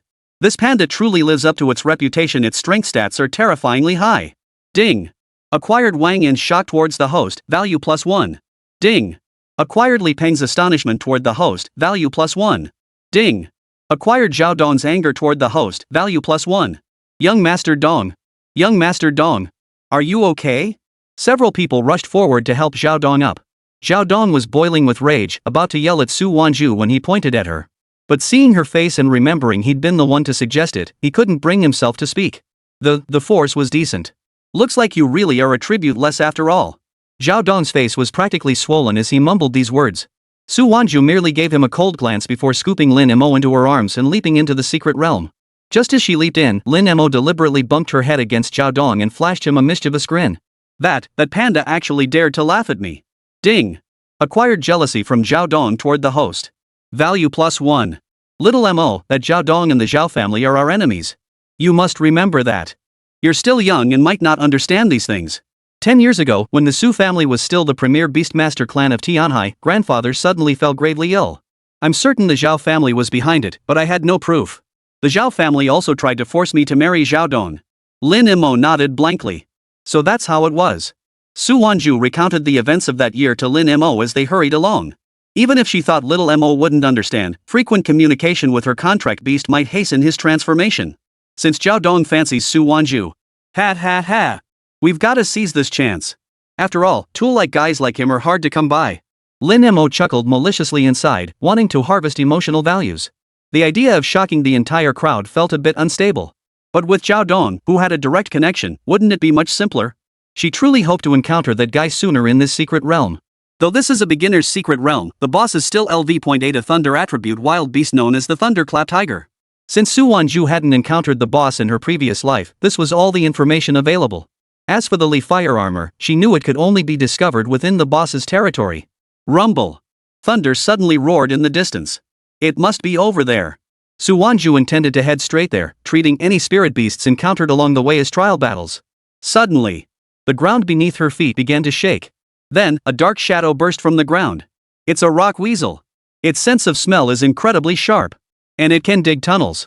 Xiao Mo. Grab its hind legs. Watch out for its 2 front claws. Hearing Su Wanzhu's command, Lin Mo leaped from her embrace and lunged at the rock weasel. But the creature's burrowing speed was astonishing. Before Lin Mo could land, it had already darted back into its hole. Think you can just run away like that? Lin Mo raised his paw high and slammed it down hard on the ground. Boom! Boom! Boom! The resulting tremors were even more intense than before. The rock weasel hiding in the hole had no choice but to return to the surface. Chubby, you're strong, but you can't keep up with my speed. The rock weasel communicated in the language shared among spirit beasts. Chubby? Don't cry when I catch you later. Hearing Lin Mo's words, the rock weasel felt an inexplicable sense of dread wash over it. Ding! Rock weasel has developed fear toward the host. Fear value +1. The next moment, the rock weasel began leaping rapidly, attempting to outrun its pursuer with speed. Yet the moment it landed, that chubby figure's aura followed hot on its heels. Who knew you'd be this agile, fatso? But that's all you've got. The rock weasel's tail suddenly began to petrify. It's a quick jump move. Grab it. Now! Su Wanzhu shouted. The next instant. Just as the rock weasel leapt. I'm outta here. Ha! The rock weasel was stunned to find its tail had actually been grabbed by this fat guy. How is this possible? Just now you were struggling to keep up with my speed. How could? Little did it know, Su Wanzhu had anticipated its move all along. Lin Mo said nothing, gripping the rock weasel's tail and slamming it hard onto the ground. Thud. At the same time, stat boost. Lin Mo hadn't expected his 10 agility points to make the chase so difficult. Agility, 10-15 up. Remaining available points, 45. Now caught by Lin Mo and beaten to a pulp, the rock weasel had no chance of escape. Who knew you fatso were the agile type? But catching me, impossible. The rock weasel suddenly emitted a peculiar sound, followed by numerous holes appearing in the ground. One after another, rock weasels leaped out. In the next instant, the rock weasel Lin Mo had seized clamped down on his legs. It won't escape. Attack! The rock weasels leaped toward Lin Mo with lightning speed, their front paws hardening into stone, their elemental ability, capable of tearing through even a slab of bluestone with ease. Well, thanks a lot. Lin Mo suddenly exerted his strength, tearing the rock weasel clean in half right before the other's eyes. Then came a furious roar. Roar! The rock weasels that had been charging halted instantly, staring at Lin Mo in terror. Bloodline suppression. Ding! Rock weasel has developed fear toward the host. Stat point +1. Ding! Rock weasel has developed fear toward the host. Value points +1. Ding! Rock weasel has developed fear toward the host. Value point +1. Thanks for the stat points, bro. Chapter 14, Secret Realm Boss? One-shot kill. The emotional feedback provided by these rock weasels left Lin Mo thoroughly satisfied. Xiao Mo. Su Wanzhu had also dealt with several rock weasels and came over to assist Lin Mo. Just then, these rock weasels had no more emotions left to harvest. Ding! Congratulations on leveling up. Gained plus 10 stat points.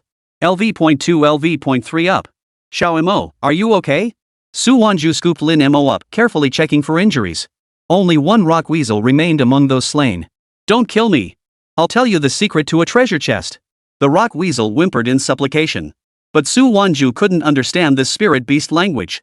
Treasure chest? Lin Mo recalled Su Wanzhu mentioning that treasure chests containing valuables could be found throughout the secret realm. Got it. Lin Mo stepped before the rock weasel and said, alright, lead us there.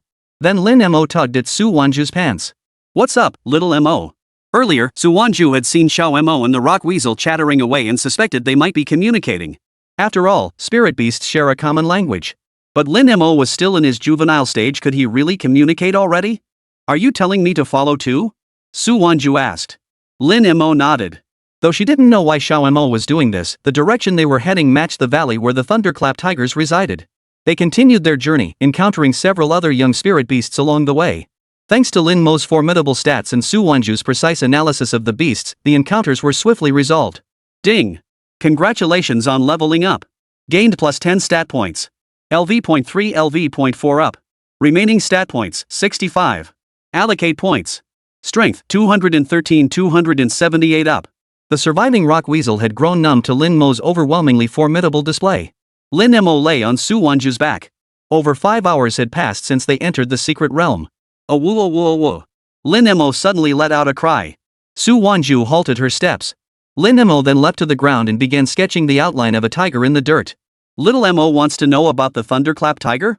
Su Wanzhu asked in surprise. Lin Mo nodded. Just as she suspected. Su Wanzhu's mind raced with analysis.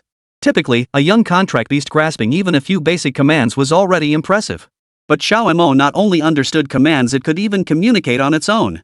This meant, given sufficient level, it would surely be able to take human form. Xiao Mo, you'll reach LV.5 soon, right? Then we'll be able to talk and communicate.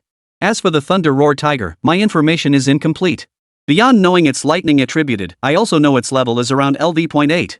Among its 3 stats, agility and strength are both around 70. As she spoke these words, Su Wanzhu was deep in thought. In his previous life, Zhao Dong must have defeated the Thunder Roar Tiger to obtain that Li Fire armor. Exactly how he did it remained unclear. The only known fact was that Zhao Dong had paid for 5 helpers, 4 of whom died. After learning the Thunder Roar Tiger's basic stats, Lin Mo murmured to himself. Among his 3 stats, his strength was higher than the opponent's. However, Li Minghu possessed the Thunder attribute. Beyond signifying speed and power. The crucial factor was that lightning. Regardless of the specific skill, the lightning element could inflict a paralyzing effect. Not only could it slow down the opponent, but it could also inflict damage. Li Minghu is lightning attributed. As a secret realm boss, he must be formidable. I wonder if my stats are sufficient. So Lin Mo redistributed his points once more. Name, Lin Mo. Race, Panda Juvenile. Level, LV.412 600. Attributes, none. Strength, 278 plus. Defense, 10 plus. Agility, 15 plus. At this moment, Su Wanzhu had already led Lin Mo on their journey to a mountain valley. The thunder attributes here are incredibly potent. That thunderclap tiger must be nearby. We still have 2 hours left. We should make it in time. The secret realm's opening period was limited. Once the time is up, everyone inside will be forcibly teleported out. Alternatively, if someone defeats the secret realm's boss to clear it, everyone will also be teleported out. Just then, the rock weasel led her and Lin Mo down a side path. After climbing over a hilltop, a cave appeared before them. It's right here, the rock weasel informed Lin Mo. The cave wasn't deep. Not long after entering, Su Wanzhu spotted a chest. This is the secret realm treasure chest. Su Wanzhu was utterly astonished. After each secret realm appeared, it contained only one treasure chest. Other treasures could only be obtained by defeating spirit beasts, with a very low chance of dropping. Xiao Mo. You're truly my lucky charm. Su Wanzhu's heart raced with excitement. No one could have imagined this. Upon opening the chest, a crimson-red suit of armor lay quietly inside.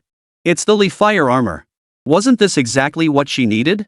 Su Wanzhu had assumed the Li Fire armor was a treasure that dropped after defeating the secret realm's boss. But it turned out to be the secret realm's own treasure. If not for Xiao Mo communicating with that rock weasel, she likely wouldn't have obtained it on this journey. Lin Mo suddenly remembered something. After exchanging a few words with the rock weasel, he and Su Wanzhu left the cave. At the same time, at the valley entrance, Zhao Dong and the other 5 had also arrived. Young Master Dong, where do we go next? Zhao Dong scanned the surroundings, then suddenly pointed toward the cave. Right there. He smiled with great confidence. After all, he had paid a hefty price to secure exclusive intelligence on this secret realm. Upon reaching the cave, Zhao Dong instructed the others to wait at the entrance while he entered alone. Opening the treasure chest, a set of brown armor appeared before his eyes. Weird. The intel said it should be crimson red? Well, intel isn't always 100% accurate. At least we got the item. After taking it, the others shouted, "Young Master Dong." A tiger's roar just sounded up ahead. It must be the secret realm's boss, the Thunder Roar Tiger. What should we do? This Thunderclap secret realm appeared once a few years back. Today, I'll lead you all to clear it. Zhao Dong was brimming with confidence. After all, he held the only intel available. This Thunder Roar beast continuously levels up during combat. After the last Thunder Roar secret realm appeared, 18 people entered, but only 16 came out. All claimed they hadn't reached the boss's domain. Later, Zhao Dong paid a hefty price to learn that 3 had actually reached the Thunder Valley. 2 perished, and the sole survivor had deceitfully claimed victory by betraying his companions to escape. The intel about this place came from him. Though the Thunderclap secret realm is designated for newcomers, no one has ever cleared it. At the very center of Thunder Valley stood a white tiger, its entire body covered in snow-white fur, surrounded by swirling lightning. Its eyes glowed silver, and its fangs gleamed like those of a saber-toothed tiger. Within 50 meters of its presence, the land lay scorched and barren. Roar! The Thunder Roar Tiger let out a long, piercing roar, and lightning bolts kept striking down. If it had been the Su Wanzhu of before, having obtained the fire armor, she would have undoubtedly chosen to flee the Thunder Valley. But with Xiao Mo here, perhaps she could give it a try. Besides, she knew the Thunder Roar Tiger's weakness. Meanwhile, 8 other participants were rushing over. Junior Su, you're this year's top scholar. While we battle the boss, you can just watch from the sidelines. Yeah, a battle of this caliber isn't something you can handle. Had she not been this year's top graduate, the academy wouldn't have allowed Su Wanzhu to participate. Among the arrivals, 7 were all 4th-year students. They too sought to clear the secret realm, ensuring they could continue climbing the ranks after graduation. Then there was Zhao Dong, the only junior among them. Wanzhu, watch how I take down this Thunderclap tiger. The sting from Lin Mo's earlier slap still lingered on Zhao Dong's face. He had to regain his pride. Soon, with Su Wanzhu joining them, a total of 10 people embarked on the Boss Secret Realm Challenge. Chapter 15, Causing a Sensation. Explosive Rewards. At the heart of Thunderclap Valley, lightning crackled across the scorched earth. The moment Zhao Dong and his group entered the boss's domain, the Thunder Roar Tiger responded with a deafening roar. The silver lightning swirling around its body surged violently, lashing out like a spider's web and striking the ground, shattering the rocks beneath their feet into countless cracks. Stick to the plan. Wear down its stamina first. Zhao Dong barked, his face still bearing faint red marks from Lin Mo's slap, now flushed crimson with excitement. The senior students behind him responded instantly. 9 diverse contract beasts roared as they charged forth, a rock rhinoceros with steel spikes on its back, a fire-breathing giant serpent, and a wind-blade eagle spreading its wings as if ready to take flight. The rock rhinoceros charged first, head lowered, its horned headbutt slamming into the Thunder Roar Tiger's abdomen. Yet the instant they collided, thunder erupted from the Thunder Roar Tiger's body. Lightning surged like electric currents through its rhino hide armor. With a thunderous boom, the rock rhinoceros screamed and flew backward, its thick skin scorched black. Humph, just as I expected, a paralysis effect from the thunder attribute. Zhao Dong had anticipated this, a cold smile curling his lips. Have the Windblade Hawks disrupt its movements. The flamed serpent is preparing to suppress it with fire. The Windblade Eagle flapped its wings, unleashing countless visible wind blades that sliced through the air, aiming straight for the Thunder Tiger's face. The Thunder Roar Tiger violently whipped its head, unleashing a lightning bolt as thick as an arm from its jaws. Mid-air, it collided with the wind blades, erupting in a blinding flash of electricity. The flame serpent seized the opening, darting from the side and snapping its gaping maw at the Thunder Tiger's hind legs.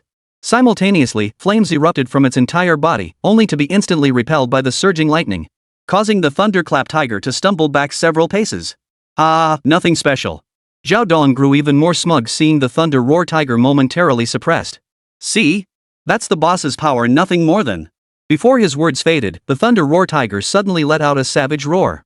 The lightning swirling around its body abruptly turned pitch black. The LV.8 level aura flickered wildly, and the number surged at a visible speed. LV.9. LV.10. What? Everyone's expressions changed drastically. Zhao Dong's pupils contracted sharply, but he suddenly remembered something and burst into maniacal laughter. Just as the intel said. This beast levels up during battle. But did you think I came unprepared? He pulled a pitch-black stone from his robe. This is a lightning-resistant stone, specifically countering its element. Everyone, prepare for the second wave of attack. With that, he tossed the stone to the Windblade Eagle, instantly boosting its lightning resistance by 3%. Yet the Thunderclap Tiger's leveling didn't stop. LV.11. LV.12. As its level surged to LV.13, the lightning swirling around it solidified into a tangible black-purple thunder dragon. Each flick of its tail unleashed thunderstorms that exploded in the air. The rock rhino charged once more, only to have its bones shattered by lightning strikes 3 meters away. The Windblade Eagle's wind blades vaporized the moment they touched the lightning. Impossible. Intelligence said it maxed out at LV.10. Zhao Dong's confidence shattered completely, his hand gripping the lightning resistance crystal trembling. Level 14. Level 15. The Thunderclap Tiger's level finally stabilized at LV.15. Its tiger eyes had transformed into a pure, deep purple black. From its mouth no longer spewed lightning bolts, but a thunderstorm domain covering an area 10 zhang in diameter. 9 contract beasts screamed in agony as they were swallowed by the thunderstorm, their fur charred and bones shattered, unable even to struggle. Zhao Dong and the others were blasted away by the shockwave, spitting blood as they collapsed onto the scorched earth.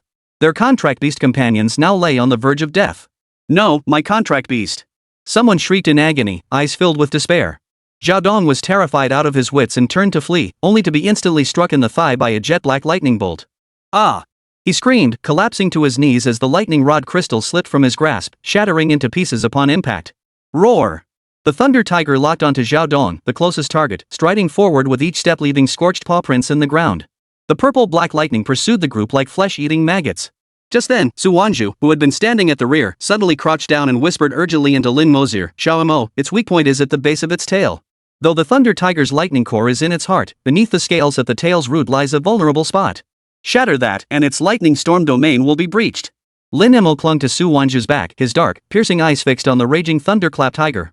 "Its power's likely already at 150 points. We need to buy time to survive," someone shouted. Roar! Lin Mo leaped off Su Wanzhu's back. His short limbs erupted with astonishing explosive power as he charged toward the Thunder Tiger like a black cannonball. Zhao Dong and the remaining few witnessed this scene, their faces twisted into mocking, despairing grins. "Even our contract beasts couldn't stop it. Is a juvenile contract beast going to its death?" The Thunderclap Tiger noticed the tiny figure too, a flicker of contempt crossing its eyes as it unleashed a purple-black bolt of lightning toward Lin Mo. Yet the instant the lightning struck, Lin Mo swung his fist, scattering the bolt. "That's it?" Zhao Dong and the others were at a loss for words to describe their inner turmoil. Dispersing a lightning attribute attack with a fist? He must still be dreaming. The next second, Lin Mo charged before the Thunder Roar Tiger. The Thunderclap Tiger's massive claw swung down, tearing through the air with a piercing shriek. Lin Mo didn't flinch or dodge. He channeled all his strength into his right palm and raised it with a fierce thrust. A whoa! A roar, both childish yet brimming with boundless power, echoed through Thunder Valley. The pitch-black panda paw print collided with the tiger claw, shrouded in purple-black lightning. No earth-shattering explosion followed, only a muffled thud, as if the very air had been torn apart. Time seemed to freeze. Thunderclap Tiger held its claw in mid-swing, confusion flickering in its eyes before morphing into utter terror. It felt an irresistible, terrifying force surge from the palm of its paw, like a heavy hammer striking the reverse scales at the base of its tail. Crack! A distinct crack of breaking bone echoed. The purple-black thunderstorm domain surrounding the Thunderclap Tiger suddenly erupted into chaos, countless bolts of lightning darting wildly in all directions like kites whose strings had snapped. It let out a roar of agony, its massive body forced backward by the sheer force of the strike. Black blood seeped from the base of its tail, and the scales at its reverse scales shattered into fragments. A level 15 Thunder Tiger, a secret realm boss, had just been repelled by a single strike from a juvenile panda. Zhao Dong's eyes widened, his mouth gaping wide enough to swallow an egg, forgetting to wipe the blood from his face. The figures on the ground struggled to lift their heads, their eyes brimming with disbelief. Lin Mo withdrew his palm, his small body swaying slightly, and watched the Thunder Roar Tiger before him, thrown into chaos by its exposed weakness. A sharp gleam flashed in his dark, bright eyes. Su Wanzhu was the first to recover, her voice trembling with excitement. "Little Mo. You did it! You really did it!" The Thunderclap Tiger still lashed its tail wildly, trying to heal the wound on its reverse scales, but chaotic lightning kept backfiring and scorching its body. "Now!" Su Wanzhu's eyes flashed with resolve. "Xiao Mo, deliver the final blow." Lin Mo lay in Su Wanzhu's arms, drawing a deep breath. Gazing at the Thunder Roar Tiger as it howled in agony, his small fist clenching tightly. Boom! The Thunder Tiger flew through the air like a bullet. What just happened? The next second. Secret Realm Boss defeated. Congratulations to Su Wanzhu for clearing the Thunderclap Secret Realm. Thunderclap Secret Realm will remain permanently accessible. A voice echoed throughout the Secret Realm. What the heck? What? They cleared it? And it's Su Wanzhu? What the hell just happened? The secret realm will teleport everyone out in 3 minutes. Please secure your loot. Staring at the defeated Thunderclap Tiger, Su Wanzhu was dumbfounded. It just ended like that? Chapter 16, Su Wanzhu's parents in shock. Xiao Mo. You're incredible. Su Wanzhu scooped Lin Mo into her arms, nearly jumping for joy. Lin Mo was also stunned. No way. This Thunder Roar Tiger was that weak? Before encountering the Thunderclap Tiger, Lin Mo had feared his strength might be insufficient. But never imagined it would be dead in just a few swipes. Just then, a box glowing with lightning appeared before Su Wanzhu. This is a boss chest. A 3% chance, and it actually dropped. Su Wanzhu could scarcely believe her eyes. Xiao Mo's single strike not only shattered the Thunder Realm's clear record but also triggered the boss chest drop. Su Wanzhu immediately opened the chest, revealing a Thunderstone inside. Xiao Mo, quick! Eat it! Su Wanzhu's eyes widened. The boss chest had a 3% drop rate, and attribute stones were a mere 0.1% chance. Even if Xiao Mo lacked attributes, consuming the Thunderstone could still yield other benefits. Lin Mo stared at the stone glowing with lightning energy. This thing, is it even edible? Just as Lin Mo hesitantly placed the Thunderstone in his mouth. Whoosh! The Thunderstone dissolved into a streak of lightning and entered Lin Mo's mouth. Ding! Absorbed Thunderstone. Gained passive skill, lightning immunity 5%. Thunder immunity, immune to thunder attribute damage. Ding! Congratulations, host, you have leveled up. LV.4 LV.5. First evolution available. 1 lottery draw available. Evolution, gain random stat boosts and physical transformation. Finally reached LV.5. As for evolution, now is not the time. Soon, 3 minutes passed and everyone within the Thunderclap secret realm was forcibly teleported out. At the entrance to the realm, the previously blue glow had turned green. This means we cleared the dungeon. Someone in the crowd shouted. The others noticed the phenomenon as well. I wonder who cleared the Thunderclap secret realm. It must be Zhao Dong from the Zhao family. I heard he spent a fortune preparing for this secret realm, and he's the strongest among all participants. As the crowd buzzed with speculation, Su Wanzhu and the others had already appeared at the entrance of the secret realm. Look! They're coming out! The crowd rushed over. Do you know who cleared it? The announcement said it was Su Wanzhu. What? Su Wanzhu, this year's city champion? Holy moly, that's incredible! You know, no one has ever cleared the Thunderclap secret realm before. Does that mean Su Wanzhu and her contract beast are already at the intermediate beast master level? Hearing these whispers, Dan Taifeng, who had been waiting patiently, approached Su Wanzhu. Wanzhu, is it really you who cleared it? Dan Taifeng still looked somewhat incredulous. To be precise, it was because of Xiao Mo. As Su Wanzhu lowered her gaze to Lin Mo in her arms, she suddenly sensed something. I have matters to attend to. I must leave now. With that, Su Wanzhu hurriedly departed with Lin Mo. She had confirmed the unusual sensation from earlier Xiao Mo was about to evolve. At this critical moment, she couldn't be disturbed. As news of the Thunderclap secret realm's conquest spread, Su Wanzhu and her contract beast, Xiao Mo, quickly gained fame throughout Tianhai City. No wonder she's Tianhai City's top scholar, her strength is truly formidable. But I heard Su Wanzhu's contract beast is attributeless. It must be Su Wanzhu's skill that's so impressive. At the Zhao residence in Tianhai. Dad, I've brought the item back for you. Zhao Dong placed the brown Li Youwei armor he had obtained in the secret realm before his father, Zhao Mingyao. Excellent. Well done. Now we can proceed with that plan. But I heard that Su Wanzhu cleared the Thunderclap secret realm. Is that true? Zhao Dong nodded. I was too far away to see the details. Clearing even one Thunderclap secret realm will draw the association's attention. We must ensure the Su family is completely crippled without delay. Zhao Mingyao's eyes hardened with ruthless intent. Speaking of which, what about her contract beast? Have you uncovered any information? Zhao Dong replied, nothing specific. I only know its power rating is exceptionally high, but it lacks any elemental affinity. Shouldn't we pay too much attention to it? Zhao Mingyao sighed. Su Wanzhu couldn't possibly clear the realm alone. There's definitely something off about her contract beast. We need to keep a close eye on it. Meanwhile, Su Wanzhu had already returned home with Lin Mo. As Lin Mo's entire body glowed, his first evolution commenced. Ding! Congratulations, host, on your first evolution. Strength plus 38, defense plus 20, agility plus 15. This increase in stats signified Lin Mo's evolution from juvenile to adolescent stage. Simultaneously, the form within the glow underwent transformation. Su Wanzhu had been watching nearby the entire time, eagerly anticipating what form little Mo would evolve into. Soon, the light faded. Lin Mo's stature, which had been only half a meter at the start, now stood at 1 meter tall. His entire body had become more robust, with his bear-like claws elongating to the point where he could now perform one-handed lifts. Lin Mo gazed at his transformed body, marveling at the sheer wonder of it all. Xiao Mo.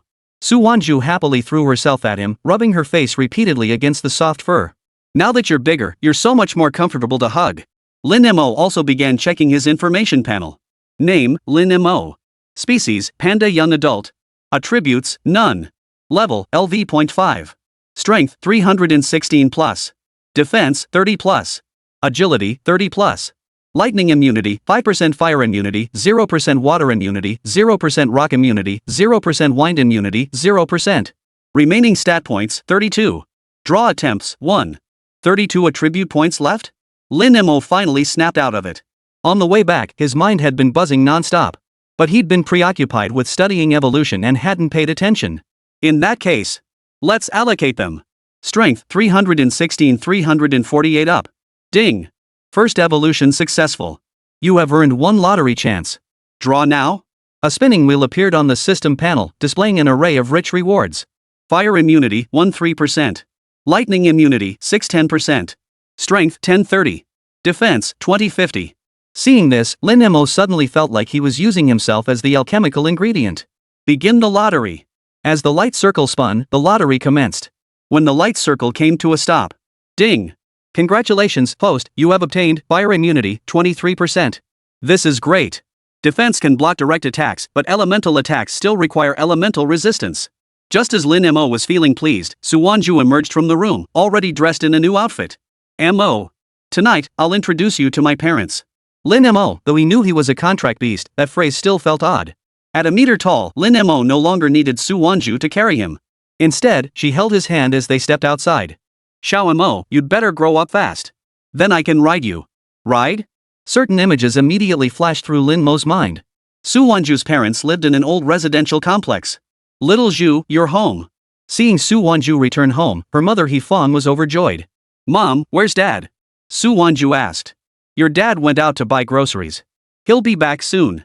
So this must be your contract beast, Xiao Mo? He's adorable.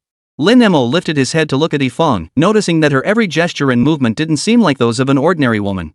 Su Wanzhu had once mentioned that the Su family was originally a prominent Beastmaster clan in Tianhai, though they had since fallen on hard times.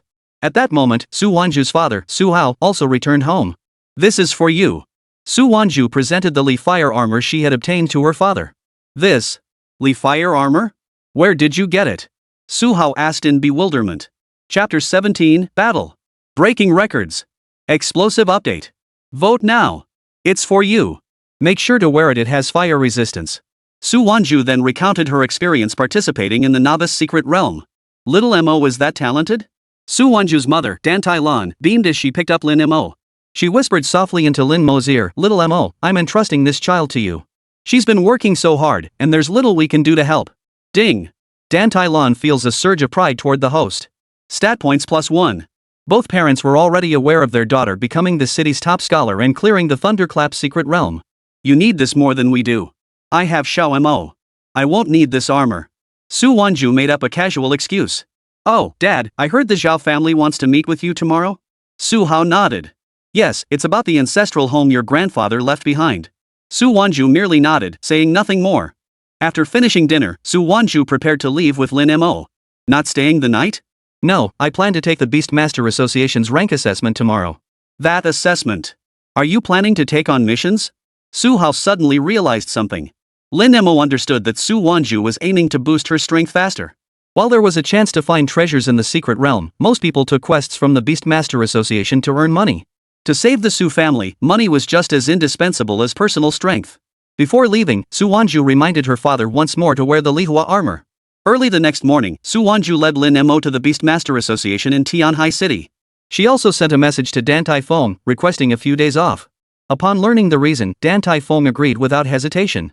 Professor Dan Tai, we've finally found a promising talent at our school. Is it really wise to send her to the Beastmaster Association so early in her freshman year? Fang Lei remained concerned about Su Wanzhu's safety. Su Wanzhu cleared the Thunderclap secret realm yesterday. The best way for her to improve her strength now is to participate in secret realms. Fang Lei couldn't refute Dan Tai Feng's reasoning. Who would have thought a freshman could clear a secret realm that many juniors and seniors couldn't conquer? The basic Beastmaster Association exam wasn't difficult, similar to the major exams. Combined with Lin Mo's almost absurdly high stats, he passed with remarkable ease, quickly earning his junior Beastmaster badge. Next step, claim a mission. Opening the wristband on his arm revealed a variety of missions. Xiao Mo, wanna grab a bite before heading out? Sure. Since advancing to the adolescent stage, Lin Mo could now utter simple words to communicate with Su Wanzhu. During their meal, Su Wanzhu took the opportunity to review the mission details. Some quests involved exploring secret realms, while others had no connection to them. As for mission selection, Su Wanzhu already had a clear idea in mind. This one. Su Wanzhu's eyes lit up. Lin Mo peered over and saw the mission details already displayed on Su Wanzhu's wristband. Acquire a young stage rockbear beast core. Location, Baron's Secret Realm. Recommendation, Intermediate Beast Master, Contract Beast level 10 or above. Target, level 15 rockbear. Target information. The key point was the core's value, a six-figure sum. The minimum requirement to enter is holding the status of an Association Beast Master. After accepting the mission, Su Wanzhu hurried to the entrance of the Baron's Secret Realm with Lin Mo. After over an hour by car from Tianhai City, they arrived at a grassy area in the eastern suburbs. During the trip, Lin Mo had been pondering how he would obtain his emotional value data. But upon arrival, Lin Mo was stunned. The entrance to the Wasteland's Secret Realm was crowded with people. Some were even setting up stalls to sell food and drinks at the entrance. Forming a party. 4-2 split. Loot divided equally. Secret Realm guides. Cheap deals. Beyond that, Lin Mo noticed a line of text above the Secret Realm's entrance. First boss defeat, Hu Zhixiang. Time, 15 minutes 36 seconds. This information appears in every Secret Realm except the Beginner's Realm. It tracks how long it takes to defeat the Secret Realm boss after entering the boss area. After a defeated Secret Realm boss battle, a respawn cooldown period applies, typically lasting 1 day. After 1 day, you may challenge the dungeon boss again. I heard that if you defeat the boss of this Baron's Secret Realm in under 5 minutes, you get a special reward. Pfft, that's ancient history. This dungeon restricts entry to mid-tier or lower Beastmasters. Unless a high-tier or higher Beastmaster comes along, there's no way anyone could break 5 minutes. People around were discussing the Secret Realm. Hey, young lady, wanna team up with us? Our contract beasts are all level 10 with tons of battle experience. 3 people approached, inviting Su Wanzhu to join their party. Teaming up to clear the Secret Realm ensured survival, but whether the loot would truly belong to you was another matter entirely. You're just a young girl, and only a novice Beastmaster. This Secret Realm is a death trap for you, it's far too dangerous. Exactly. Let us guys protect you. After you get out, we can grab a bite to eat and have a drink together. How about it? As they spoke, the 3 men even tried to put their arms around Su Wanzhu. Get lost. Lin Mo suddenly barked. The 3 men glanced over and couldn't help but laugh. A non-elemental contract beast, only LV.5, yet with quite the temper. Move aside, your master wants to have some fun with us. Have fun? Su Wanzhu was his.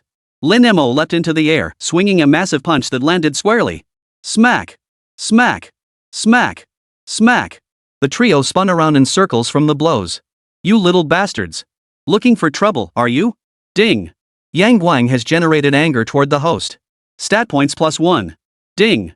Pei Qiong has generated anger toward the host. Anger points +1. Ding! Wu Shumen has become enraged toward the host. Rage points +1. Their contract beasts simultaneously entered combat readiness. Yet Lin Mo stood there, and with just a single glance, causing these contract beasts, possessing only rare bloodlines, to kneel in terror. Ding! Fear generated, value points +1. Ding! Fear generated, value points +1. Ding! Fear generated, stat point +1. Now the 3 of them were utterly dumbfounded. The fact that the contract beasts showed fear meant their opponent's contract beasts possessed high-grade bloodlines. The trio immediately bowed in apology. We're sorry. We deserve to die. We'll leave immediately. After the trio departed, Su Wanzhu led Lin Mo into the Baron's Secret Realm. Upon entering the Baron's Secret Realm, Lin Mo discovered it truly was a desolate wasteland, nothing but crimson rock mountains stretched as far as the eye could see. This way. Su Wanzhu navigated with practiced ease toward the boss's domain. In her previous life, she had also attempted this challenge. However, due to her contract beast's limited power at the time, she had barely managed to clear it within 15 minutes. But this life was different. Xiao Mo was here. This time, she could definitely give it a shot. Before long, all the minor monsters along the way were dealt with. Lin Mo also gained some experience points. Just as they were about to reach their destination, Su Wanzhu and Lin Mo suddenly spotted 4 figures ahead. 3 of them were the very same individuals they'd encountered at the Secret Realm's entrance. The 4th was Zhao Dong. So, did you take care of them all? We're pretty awesome, aren't we? Just a shame some folks can't recognize talent. Yang Guang declared proudly, tilting his head back. Zhao Dong pointed in a direction. What about over there? Bro, that's the boss area. Pei Qiong whispered in Yang Guang's ear. Screw it. What's there to fear? It's all the same anyway. Yang Guang then grinned at Zhao Dong. If you want to go there, we'll go. But you've got to promise us guys extra cash. No problem. Money's no issue. Just help me take down the boss within 5 minutes. Zhao Dong replied. The three brothers of the Yang clan grinned and followed suit. Soon, they arrived at a cave. Boss battle activated. Boss domain activated. Entering the boss's domain signifies the start of the boss battle. Either defeat the boss or run out the clock to escape alive. Don't panic. It's just a boss. We should be fine. Yang Guang said this, though his legs were already trembling. Boss LV.15 Rock Bear. Bro, this Rock Bear's defense is 100. While one side was scared out of their wits, Lin Mo on the other was already itching to act. This was the moment. The moment to show off. Chapter 18, Hidden Secret Realm Second Layer. A defense stat of 100. Most contract beasts of intermediate beastmasters are at least level 10. But their strength stats barely reached 100, making it difficult to break through the Rock Bear's defense. Soon, the Rock Bear appeared before the four. 3 meters tall, with eyes glowing crimson. Its entire coat was rock-colored. Yang Guang and his companions' contract beasts were all level 10 or higher, possessing various attributes. Before they could exchange even a few blows. Retreat! Hide! We can't break through this Rock Bear's defense. Yang Guang shouted. If this continued, they would be beaten to death by the Rock Bear sooner or later. But just as the 3 humans and their 3 contract beasts were about to escape, the Rock Bear suddenly leaped in front of them. As its massive paw came crashing down, boom! 2 of their contract beasts were knocked unconscious. Zhao Dong yelled from the sidelines, bunch of useless jerks. But he too knew the Rock Bear's terrifying power. In the end, he could only flee wildly, waiting for the challenge timer to hit 0. After the challenge ended and the boss's domain dissipated, all 4 managed to escape. That was terrifying. Having narrowly escaped death, the 3 vowed never to challenge the boss again. You 3. Didn't you tell me you knew this place well? Yang Guang stammered, Young Master Zhao, we are quite familiar with this place, but we don't know the boss. They were merely middlemen who guided people through the secret realm for a quick tour, deceiving clueless beast tamers to scrape by. Zhao Dong, furious, punched each of them once. Given Zhao Dong's status as the Zhao family's young master, the 3 dared not say a word. Just as they caught their breath, Su Wanzhu descended with Lin Mo, initiating the boss challenge. Hey! Are you out to get yourself killed? Pei Qiong yelled. Zhao Dong looked up and realized it was Su Wanzhu. Clearly, she was here to trade the Rock Bear's core for money too. The Rock Bear swung its massive paw, covered in dark green rock, its chest rumbling like thunder. Its claws, still caked with debris from crushing 2 contract beasts moments ago, locked onto Su Wanzhu and Lin Mo as they abruptly entered its domain. Mo, watch out for its rock spike skill. Before Su Wanzhu could finish speaking, the Rock Bear slammed its forepaw onto the ground. 3 sharp rock spikes instantly shot up from beside Lin Mo's feet. By now, several others who had entered the secret realm had gathered to watch, letting out gasps of surprise. Those spikes are moving at least 5 meters per second. How will that panda dodge them? Just as everyone thought Lin Mo would be impaled, the black and white fur ball flipped backward like a willow catkin. Its fluffy paw swept through the air, shattering the uppermost spike into dust. Whoa! A chorus of gasps erupted. Holy crap! Is that a panda? It moves faster than my windblade leopard. Impossible. Those rock spikes are as hard as refined iron. Are its paws made of steel? Roar! The Rock Bear roared in fury, its massive body charging forward like a war chariot. Lin Mo stood upright, facing the Rock Bear's massive paw head-on. That panda's gonna be smashed to pulp. That Rock Bear's paw packs at least 800 kilograms of force. And he's facing the attack head-on? Is he suicidal? Yang Guang and the others were utterly baffled. Zhao Dong's expression darkened. If Su Wanzhu refused to marry him and the panda died, she would fall from beastmaster to ordinary person. And then she would have to rely on him. Ha! A deep, extraordinary growl erupted from Lin Mo's throat. When the Rock Bear's claws slammed down with crushing force, he actually caught them with his bare palms. With a crack, the rock armor along the bear's claw edges shattered into pieces, while the ground beneath Lin Mo's feet was shattered into spiderweb-like cracks. Oh my god. No way? That Rock Bear has 102 defense points. Even with 3 of us intermediate beast tamers focusing our attacks, we couldn't break through its defenses. And this panda. Lin Mo suddenly exerted force with both palms. Boom!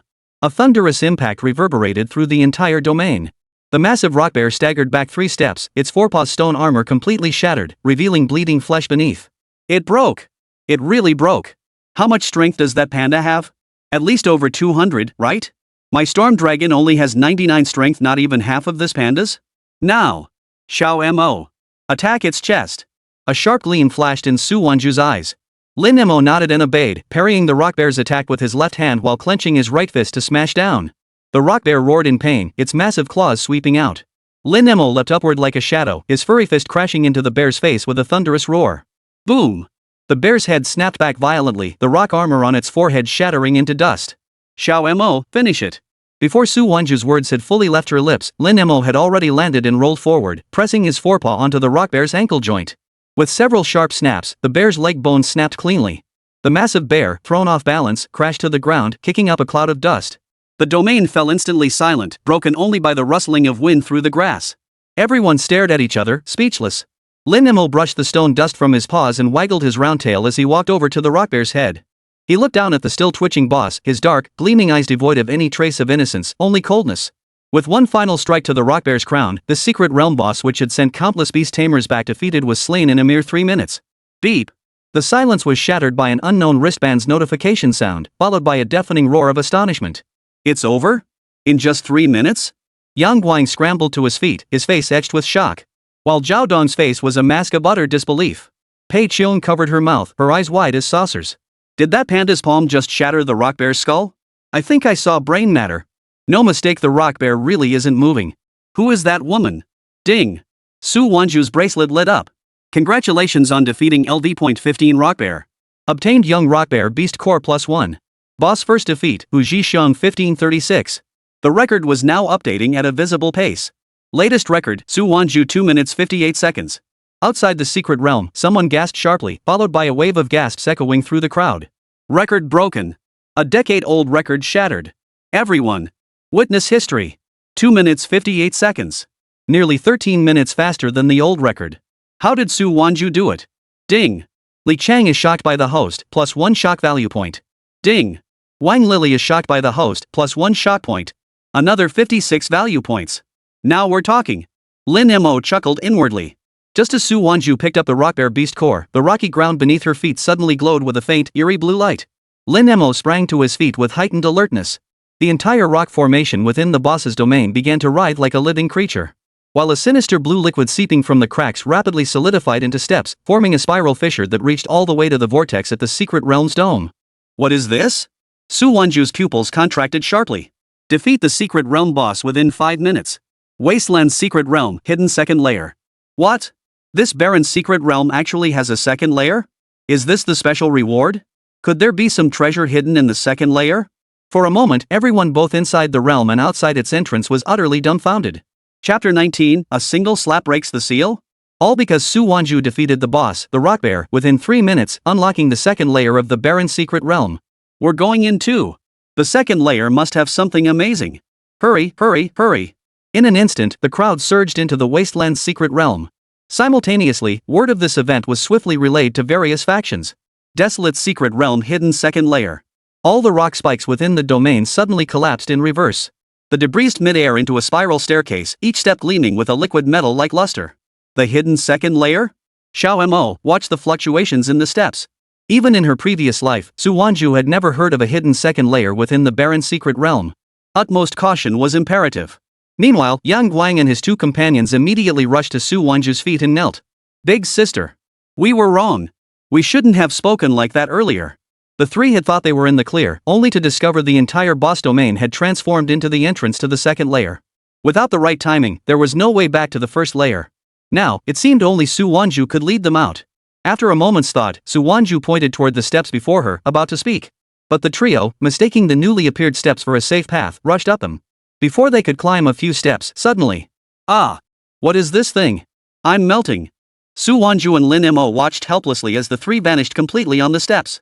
All that remained was a black puddle. That's the residual energy form left behind after high-temperature incineration, Su Wanzhu analyzed, carrying the acrid smell of burning sulfur. There must be a powerful fire attribute spirit beast here. These steps probably weren't meant for walking. Not for walking? In that case, Lin Mo stepped before the steps and unleashed a punch. Boom! The steps instantly began to crumble. The vortex fissure at the end of the stairs widened, accompanied by the acrid stench of burning leather. A flame illusion? It matches the crimson flame lizard situation. Before he could finish speaking, the mist above the newly formed steps suddenly churned. 3 crimson shadows burst from the fissure, giant lizard-like creatures with flaming membrane wings. Their jaws opened, spewing flickering flames. The foremost lizard bore a broken iron chain coiled around its belly. Each creature's membrane wings glowed with an eerie blue fluorescence. The turbulent airwaves generated by their flapping wings rippled the liquid covering the staircase surface. Lin Mo suddenly leapt forward, slamming both palms into the head of the nearest lizard, exploding into crimson mist. Yet from within the mist, dozens of flaming spikes shot forth. Su Wanzhu spun to evade, catching a faint glimmer on the 8th step out of the corner of her eye. Mo, these lizards are the gatekeepers. As Lin Mo landed, he crushed the fangs of a second lizard. The mist in the crevice dissipated, revealing a desolate platform beyond. Black gravel covered the ground, while 3 broken pillars stood in the center. Each pillar bore incomplete beast carvings, depicting a rock bear, a crimson flame lizard, and the totem of some unseen giant bird. That pattern, it's the firebird. Su Wanzhu knew all too well that the firebird had vanished over 1,000 years ago. How could a firebird totem exist here? Could this hidden realm on the second level have existed 1,000 years ago? Crimson lava seeped from the grooves at the tops of the broken pillars, solidifying mid-air into the shape of a lizard skull. Its gaping jaws pointed directly at the depression in the center of the platform. The lava skull suddenly shattered, transforming into a crimson rain of light that fell into the sacrificial pool. The moment the light rain touched the pool's bottom, the giant bird totem atop the 3rd broken pillar flared to life. A crystal disc rose from the groove atop the giant bird-patterned broken pillar. Gravel at the platform's edge suddenly erupted. Dozens of crimson flame lizards emerged from the ground, each creature's membrane wings connected to the totem patterns on the broken pillars. Lin Mo leapt suddenly, slapping both palms against the spinning disc. All the crimson flame lizards let out a piercing shriek simultaneously. Their membrane wings began to crack, dissolving into streams of light that flowed into the disc. At its center, they coalesced into a feather-like teleportation array. The swarm of flame lizards dissolved into energy streams sucked into the array, causing the black gravel on the platform's surface to collapse. Lin Mo grabbed Su Wanzhu's wrist and leapt in. A great battle once took place here. As she traced the crystalline edges of the claw marks, a metallic clang echoed from the passage's end. The sound mingled with the mournful cries of contract beasts, interspersed with the hissing of flames being expelled as if some ritual using fire as its medium was underway. Lin Mo crouched to pick up a shard of crystal at her feet. Inside the crystal was a half feather. The feather bore the same engraving as the disc, yet it was riddled with cracks, its base charred and scorched. Crystal stalactites began to peel away, revealing the stone wall behind. Etched into the rock was a fragmentary mural, a giant bird with chains piercing its wings, beneath which a figure wearing an iron mask drew golden energy from the bird's beak. This is an ancient contract formation. That man is binding the flame bird. Iron mask. Su Wanzhu examined the attire of the figure in the mural, while Lin Mo stared intently at the giant bird's eyes in the painting. The white light at the passage's end suddenly surged, the flapping sound transforming into a deafening roar. It was accompanied by the iron-masked man's maniacal laughter. Finally, the contract is complete. The white light at the passage's end abruptly transformed into a towering pillar of flame. The flapping sound tore through the air, accompanied by the explosive crackle of spattering lava. The entire altar suddenly sank. 20 meters away, at the center of the pillar of fire, a colossal bird covered in glassy crimson feathers spread its wings. Each feather tip blazed with a sun-like flame. Ha ha ha ha. Feel it? The sacred beast here, sky-scorching firebird. The iron-masked figure stroked the rune-engraved chains binding the firebird's ankles. This is the true guardian of this secret realm. The firebird's pupils blazed like burning rubies. Sparks scattered from its flapping wings, etching deep gullies into the altar's surface. Su Wanzhu's eyes widened. That sacred flame. The iron-masked man cackled wildly, jerking the chains. The firebird suddenly let out a piercing shriek. The 12 totem pillars encircling the altar erupted simultaneously. The rock bear and lizard patterns carved into the pillars were reduced to ash, leaving only the giant bird totem twisting in the flames. The iron-masked figure roared with maniacal laughter as the flame bird suddenly dove downward. Its crimson wings sliced through the air, forming a vacuum ring of fire that melted the rocks within 5 meters of Lin Mo into molten glass. Su Wanzhu spun to evade the ring of fire, yet was still sent flying by the immense shockwave. Who's there? Show yourself, the iron-masked figure bellowed. When Su Wanzhu and Lin Mo stepped out, the iron-masked man seemed to recognize them. I'm truly grateful you killed the rock bear and denied it a chance to revive. But your brute strength is nothing against a sacred beast. Lin Mo suddenly leapt forward, slamming both palms into the flame bird's left wing. The air exploded with a deafening crack. The firebird let out a pained cry as 3 feathers were torn from its left wing. The burning plumage crashed onto the altar, scorching 3 holes straight through the ground into the magma layer below. Impossible. The iron-masked man's expression changed abruptly. Sacred flame, incinerate the heavens. Burn it to death. A fierce wall of flame surged forward. See how you escape now. The iron-masked man was utterly confident. Lin Mo struck out with lightning speed. Bang! The fiery blast vanished completely under Lin Mo's fist. What just happened? The flame bird was stunned, and so was the iron-masked man. Just as the flame bird opened its beak to strike again, Lin Mo seized its mouth and delivered a powerful slap. What? The Iron Mask Man staggered back in shock, the Firebird's shrill cry caught in its throat. This is the power to defeat attributes. How could it possibly exist? The Iron Mask Man roared in disbelief. A power that defeats attributes? What was that? Lin Mo's palm pierced through the sacred flame barrier, slamming down with overwhelming force toward the Firebird's head. No earth-shattering roar followed, only a dull thud. The glass-like crimson feathers shattered like broken glass. The massive body of the flame bird was sent flying sideways by the blow, shattering 3 totem pillars before crashing into the altar's rock wall. The billowing dust carried scorched feathers. Impossible. Sacred beast tier defense. The iron-masked man pointed at Lin Mo's palm, his Adam's apple throbbing violently. Chapter 20, Unrivaled Power. Lin Mo didn't even glance at him, merely flicking away the sparks lingering on his palm. The Firebird struggled to rise from beneath the rock wall, its left wing completely mangled. Fear clouded its once flaming eyes. Your turn. Lin Mo turned, his gaze locking onto the iron-masked man's face. The latter suddenly burst into maniacal laughter, ripping open his chest to reveal a flame totem. Even if you can wound the sacred beast, you can't stop my bloodline resonance. His voice cut off abruptly. Lin Mo's figure materialized before him, his left palm descending with the same deliberate force as when he had struck the flame bird. The iron-masked man felt an irresistible force surge toward him, as if the entire world were crushing down upon his skull. He hadn't even seen Lin Mo's movement clearly. Only the faint crack of shattering bones echoed before his body flew backward like a. The stalactite shattered into dust, revealing the face beneath. Life drained from it in an instant, its expression of horror never fully formed. The flame bird vanished, reduced to a single crimson feather. And the iron mask of the iron-masked man. Boss drop. Su Wanzhu immediately stepped forward to pick it up. Such items were useless to beastmasters, so Su Wanzhu handed it directly to Lin Mo. As for the iron mask, Su Wanzhu carefully stored it away, intending to study it later to determine what it was. Here, Xiao Mo. Swallow it. But the yen bird feather wasn't absorbed by Lin Mo. Is that not how it's used? Su Wanzhu had no choice but to stow it away as well. Wasteland's secret realm hidden second layer cleared. 5 minutes 23 seconds. Announcement in 3 minutes. That crappy Firebird actually took me 5 whole minutes. Lin Mo suddenly felt his power stats were still far too low. What if he encountered stronger enemies at this rate? Available stat points, 67. Stat boosts. Stat boosts. I'm boosting. Lin Mo poured all his remaining stat points into strength in one breath. Strength, 348 415 up. As soon as Lin Mo's strength increased, Su Wanzhu also sensed her own power shifting. She checked her wristband. Name, Su Wanzhu. Rank, Junior Beast Tamer. Strength, 12 plus 135. Defense, 8 plus 10. Agility, 10 plus 10. This. The first set of numbers represented her base stats, while the second set showed the additional stats gained from her contract beast equal to 1/3 of the contract beast's 3 core attributes. Seeing her strength stats soaring to such heights, Su Wanzhu couldn't help but glance at Xiao Mo beside her. Which meant Xiao Mo's current strength stat was at least over 300 points. And this was merely the LV.5 youth stage. Xiao Mo, just how far can you possibly grow? Su Wanzhu was so overwhelmed she couldn't find the words. Ding! Su Wanzhu expresses astonishment toward the host. Stat points +1. Meanwhile, on the other side. As the barrier at the entrance to the Baron's secret realm trembled violently, the charred remains of the first layer rock bear domain still smoldered with wisps of smoke. The moment the azure staircase extended from the fissure, the newly arrived beastmasters collectively froze in place. The glass-like scorch marks left by the sacred flame made it clear the intensity of the battle on the second level far exceeded expectations. As they stepped onto the third tier, the stairs suddenly oozed a sinister blue liquid that coalesced mid-air into the phantom of a claw. The lead beastmaster screamed as he was flung backward, his chest armor edged with scorched claw marks. What the hell? The onlookers erupted in gasps.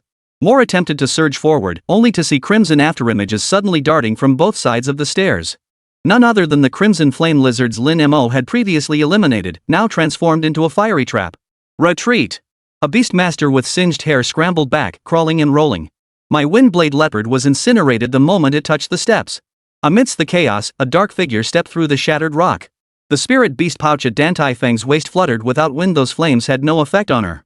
As a senior instructor of the Beastmaster Academy, her gaze swept over the molten glass traces on the steps, her pupils contracting imperceptibly. Where is Su Wanzhu? Her voice carried an icy, piercing sharpness. Has anyone seen her? A beastmaster wearing blue wrist guards pushed through the crowd. Li Chang, who had witnessed Lin Mo's record-breaking feat earlier. Pointing toward the depths of the staircase, his lips trembling, he stammered, after the rock bear was defeated, she and that panda charged straight into the fissure. Now that the second layer has opened, with all that commotion inside, I fear. Probably lost her life to greed? A cold, mocking voice cut in. Wang Li, the red-robed beastmaster, folded her arms and sneered coldly. Who doesn't know the hidden layer is dangerous? She just broke a record and was already rushing to grab beast cores.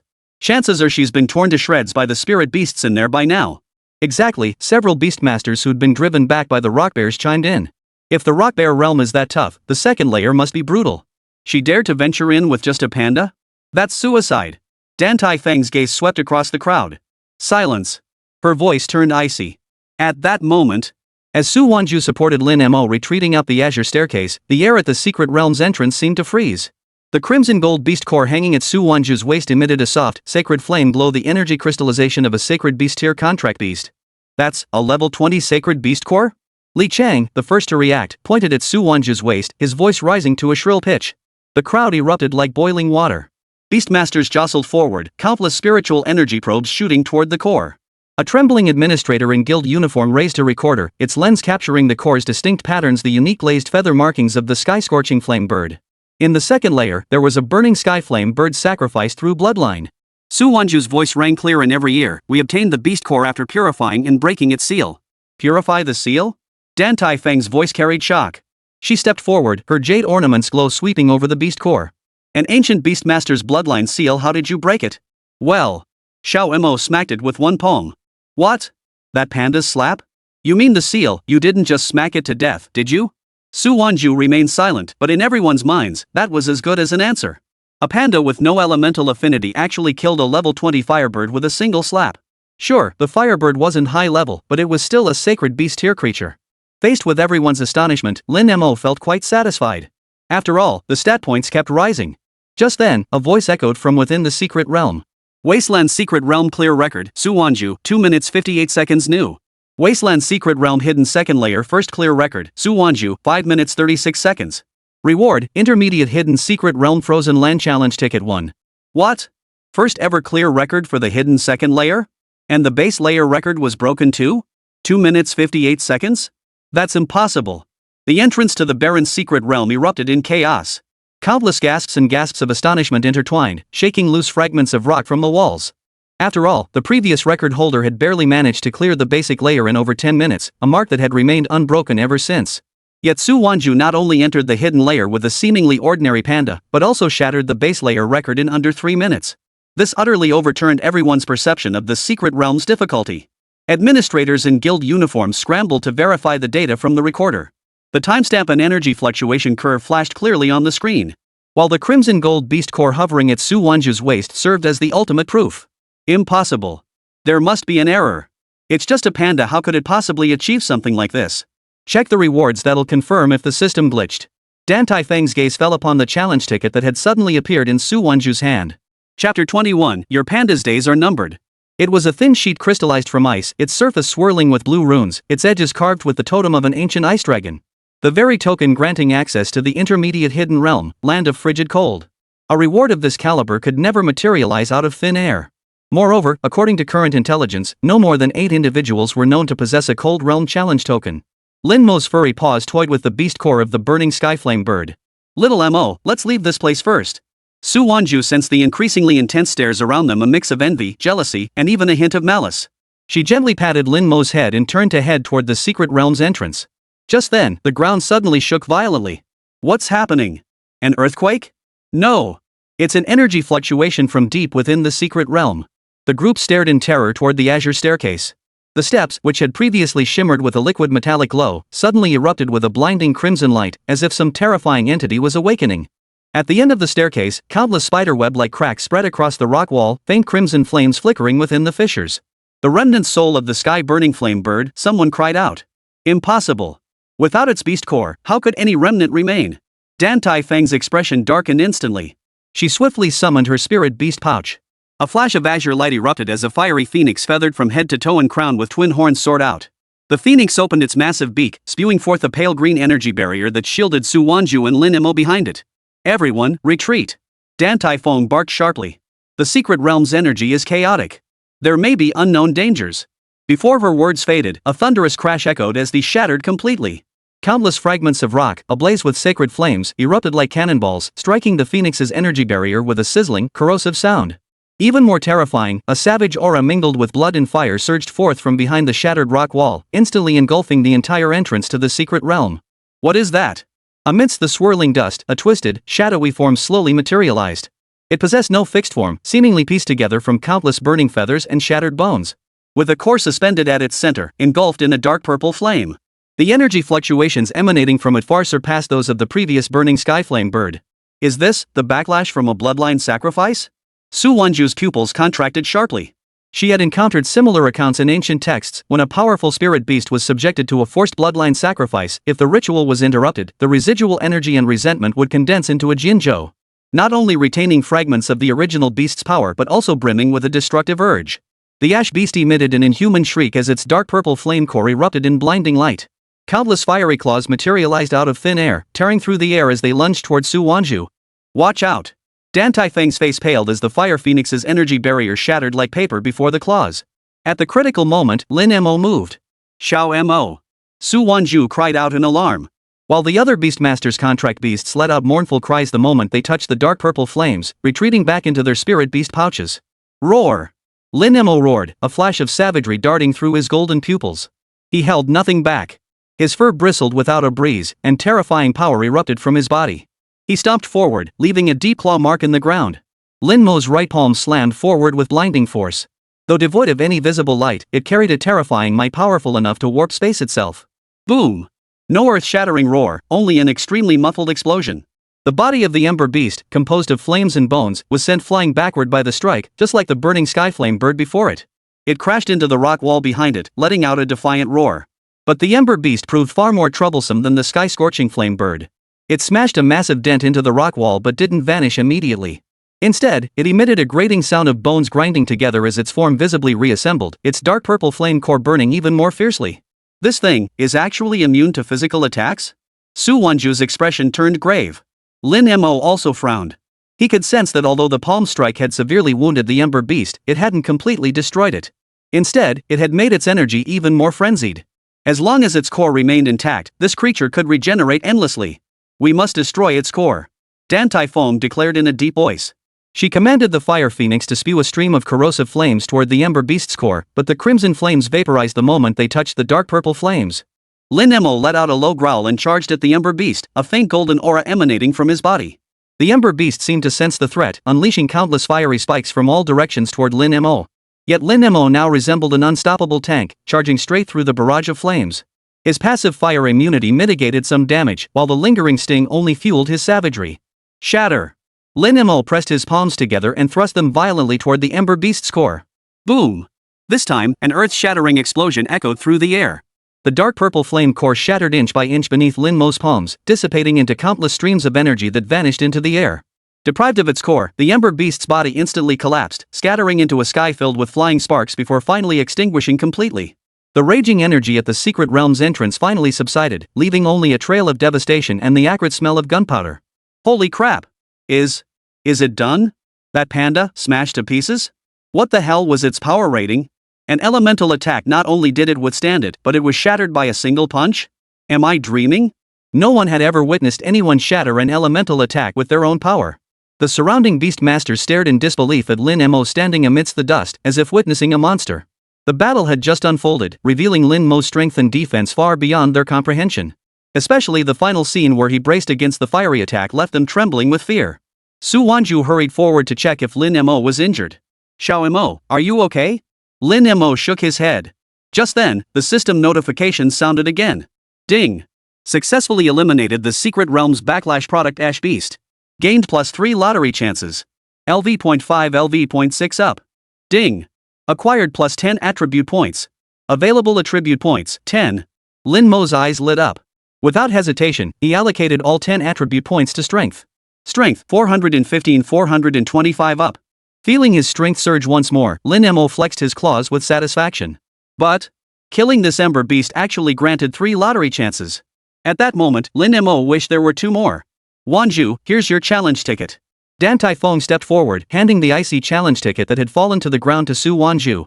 Her gaze toward Lin Mo held a complex mix of emotions as she asked. The Frozen Wastes is an intermediate-level hidden realm. The dangers within far exceed those of the barren secret realm. Are you certain you wish to proceed? Su Wanzhu glanced at the challenge ticket in her hand, then looked at Lin Mo beside her, and nodded firmly. Only by continuously challenging stronger secret realms could Lin Mo grow faster. Besides, In her previous life, it took her ages to finally gain access to the frozen abyss. The treasures within were plentiful. Chapter 22, Accepting the Challenge. Very well. Dan Typhoon offered no further dissuasion. The entrance to the frozen wastes lies in the far north ice plains. Prepare yourselves and proceed there promptly. Remember, if danger arises, do not confront it head-on. Thank you. Su Wanzhu said gratefully. A fresh wave of gasps erupted from the crowd. Countless eyes fixated on Lin Mo, some filled with awe, others with curiosity, and a few with a barely perceptible glint of greed. Su Wanzhu keenly sensed this. She discreetly shielded Lin Mo behind her and nodded to Dan Typhoon. We'll take our leave now. Alright, travel safely. Dan Typhoon watched their retreating figures, his gaze deep and unfathomable. Leaving the barren secret realm behind, sunlight bathed Lin Mo and Su Wanzhu in its warm glow. Xiao Mo, we must hurry to the frozen wastes, Su Wanzhu said as they walked. There, we can gather more resources and strengthen our abilities. At 3 in the morning, the Beastmaster Forum in Tianhai City erupted. A post titled First Clear of the Wasteland's Secret Realm's Hidden Lair. Novice Beastmaster and Panda Smash Sacred Beast Tier Ashfin spread like wildfire across every forum section. Attached was a grainy battle recording, clearly capturing the moment Lin Mo withstood the dark purple flames and shattered the Ash Demon's core. Holy crap! Did this panda eat a nuke? Just smash the Ash Beast like it was nothing? I heard Ash Beasts are 5 tiers stronger than their base forms equivalent to LV.25. But the key is the Beastmaster. Su Wanzhu? That name sounds familiar.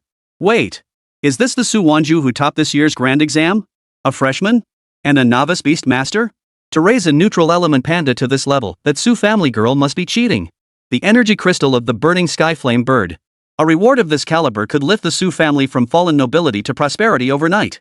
Lin Mo lay sprawled on his bed, while Su Wanzhu was examining the flaming bird feather and the iron mask placed before her.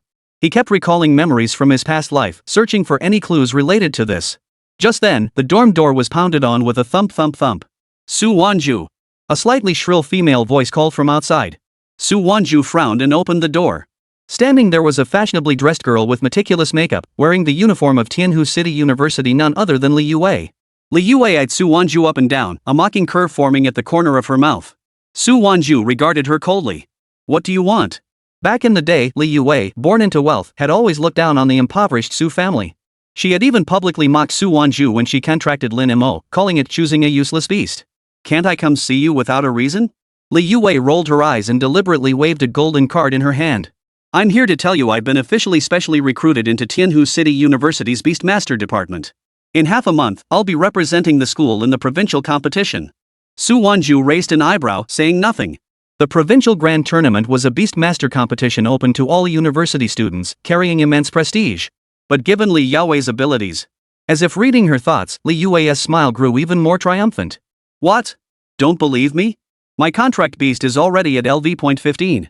During her time away in Tianhu City, she hadn't kept up with the situation in Tianhai City.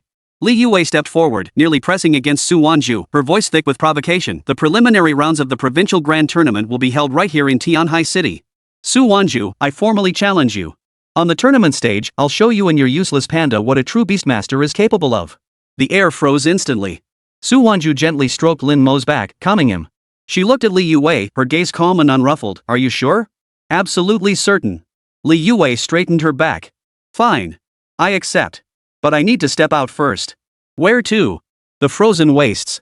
The hidden intermediate secret realm? Challenge tickets there aren't something you can buy with money. How could you possibly have one? Is that so hard? Su Wanzhu's words infuriated Li Youwei to no end. Hard? It's beyond unimaginable, okay? Currently, only 7 people nationwide possess them. The requirements are extremely stringent. Su Wanzhu has it? Li Youwei refused to believe it. She was convinced Su Wanzhu was just bragging. A freshman, even if you're the city top scholar, so what? At our own Tianhu Academy, there's even a provincial top scorer. Forget it, I'm not wasting my breath arguing with you. Having achieved her goal, Li Youwei left. With her admission to Tianhu Academy secured, she planned to relocate to Tianhu City. The provincial competition was over half a month away. She could easily attend after the Tianhan Secret Realm concluded. The immediate priority is still heading to the Frozen Land. Su Wanzhu activated her communication bracelet and contacted Dan Taifeng. We're ready to depart. Very well. Dan Taifeng's voice came through the bracelet. The coordinates for the Frozen Land's entrance have been sent to you. Remember, the environment there is even more hostile than the barren secret realm. Not only are there powerful ice attribute spirit beasts, but while Xiaomo's strength stats are indeed high, water attribute spirit beasts can use ice attribute defenses or attacks due to the cold. Ordinary strength is useless against them. Su Wanzhu's heart sank. Physical attacks will be largely ineffective. That will depend on your adaptability, Dan Taifeng stated.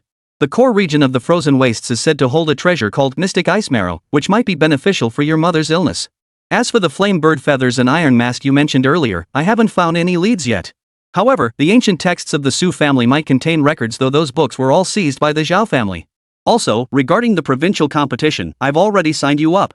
Make sure you're back before it starts. Su Wanzhu silently committed the name to memory. I'll remember. The Zhao family.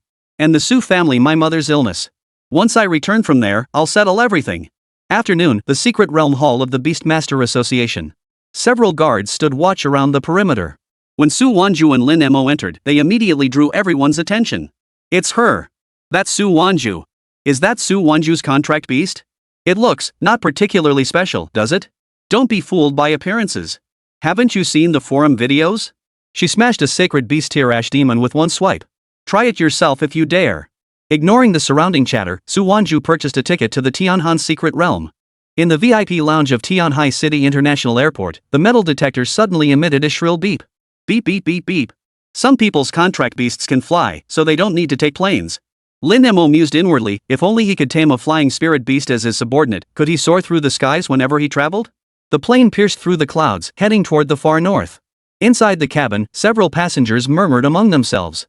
Heard the news? That Su family girl snagged the challenge ticket for the frozen wastes. With that contract beast of hers? Must be pure luck. Last year, a high-level beastmaster went in his contract beast was already LV.20 and got 3 ribs broken by an ice soul bear. Shu, keep your voices down. She's sitting right up front. I heard it's a panda. Never seen one before. It kinda looks like a raccoon. Could it be one of those super high defense types? Look, what's that panda doing? Chapter 23, can it fly? Then it must be you. Explosive update. Vote now. Some curious onlookers glanced up to see the round spirit beast wriggling restlessly in Su Wanzhu's arms. Put. What kind of panda is this, acting all clingy? Damn it. I actually feel a hint of envy. Ding. Host has triggered jealousy. Stat points +1. Ding. Envy toward host generated, value points +1. Ding. Envy toward host detected, stat point +1. Lin Mo froze. Ha? What's going on? What just happened? Su Wanzhu's fingertips flicked rapidly across the communication bracelet. An encrypted message from Dan Taifeng popped up on the screen. The Zhao family has recently been probing into your mother's condition. The Li family in Tianhu City is also secretly mobilizing resources. Stay alert. Her eyes turned cold. The Zhao family had been the primary force behind swallowing up the Su family's assets back then.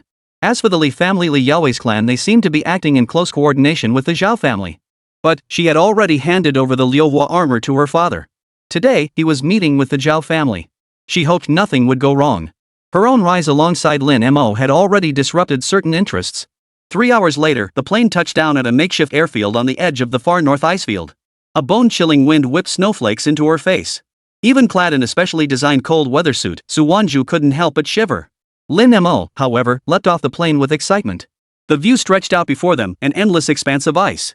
The sky hung in eerie dark blue, the ground blanketed in thick ice, and the faint outlines of icebergs could be seen in the distance. In the distance, an archway built of frozen ice shimmered beneath the aurora, the very entrance to the frozen realm. A crowd had already gathered before the archway. Besides the 7 beast masters holding challenge tickets, nearly 100 onlookers had rushed to the scene upon hearing the news. Look! It's Su Wanzhu. She really came? With just one panda? I'll bet 10 low-grade beast cores she won't last half an hour. The barbs flew like snowflakes. Su Wanzhu kept her eyes straight ahead, marching directly toward the archway. Her gaze swept over the 7 beast masters already present. On the left stood a pair of twins clad in silver-white battle armor, their spirit beast pouches engraved with ice dragon totems. In the center stood a burly man with ice blue patterns covering his bare arms, tapping the ground with a wolf tooth club. This was Zhang Meng, last year's third-place winner in the Tian Province Grand Tournament held in Tianhai City. In the right corner, a cloaked woman stood with head bowed. Beside her, her contract beast, the Wind Sky Rat, adjusted a longbow, its aura cold and sinister. As Su Wanzhu approached, Zhang Meng erupted first with a coarse, raspy laugh. Little brat, heard you killed the burning sky flame bird in the Baron's secret realm? Come to this frozen wasteland, and your fire attribute treasure won't do you any good. My contract beast is attributeless, Su Wanzhu replied calmly. No element? The older twin scoffed. In this frozen wasteland, no element means you're a sitting duck. The ice soul can freeze all energy. What are you going to fight with? The crowd erupted in louder laughter. Only the woman in black lifted her eyes, her gaze lingering on Lin Mo for 2 seconds before quickly dropping back down. Quiet. An aged voice echoed from behind the archway. An elderly man clad in a snow-white fox fur robe emerged, leaning on an ice staff. His hair and beard were encrusted with ice crystals, the first and, to date, only person to have successfully traversed the secret realm. His record still hung above the secret realm's entrance. First clear, Hu Quanfeng 32:13. Those holding challenge tickets, step forward to register. The old man's voice rang out like ice shattering. The frozen realm will remain open for 5 days. Those still alive after 5 days will be safely transported out. What rewards you gain within depends entirely on yourselves. 7 beast masters stepped forward in turn, pressing their challenge tickets against the tip of the ice staff. When Su Wanzhu presented her thin ice fragment, the old man's cloudy eyes suddenly brightened. The Su family's girl. Your mother's illness, perhaps we can truly rely on the mystic ice marrow. Su Wanzhu's heart jolted. You knew my mother? The elder offered no explanation, merely returning her challenge token, enter. After everyone entered the secret realm, Su Wanzhu unfolded the map and studied the directions. The mystic ice marrow should be near the frozen altar at the center of the ice field. We must hurry there. In her previous life, she had entered the Tianhan secret realm many years later. By then, it had been cleared multiple times and most treasures were gone. But she remembered the locations of those treasures perfectly. The two had barely taken a few steps forward when the ground suddenly began to tremble.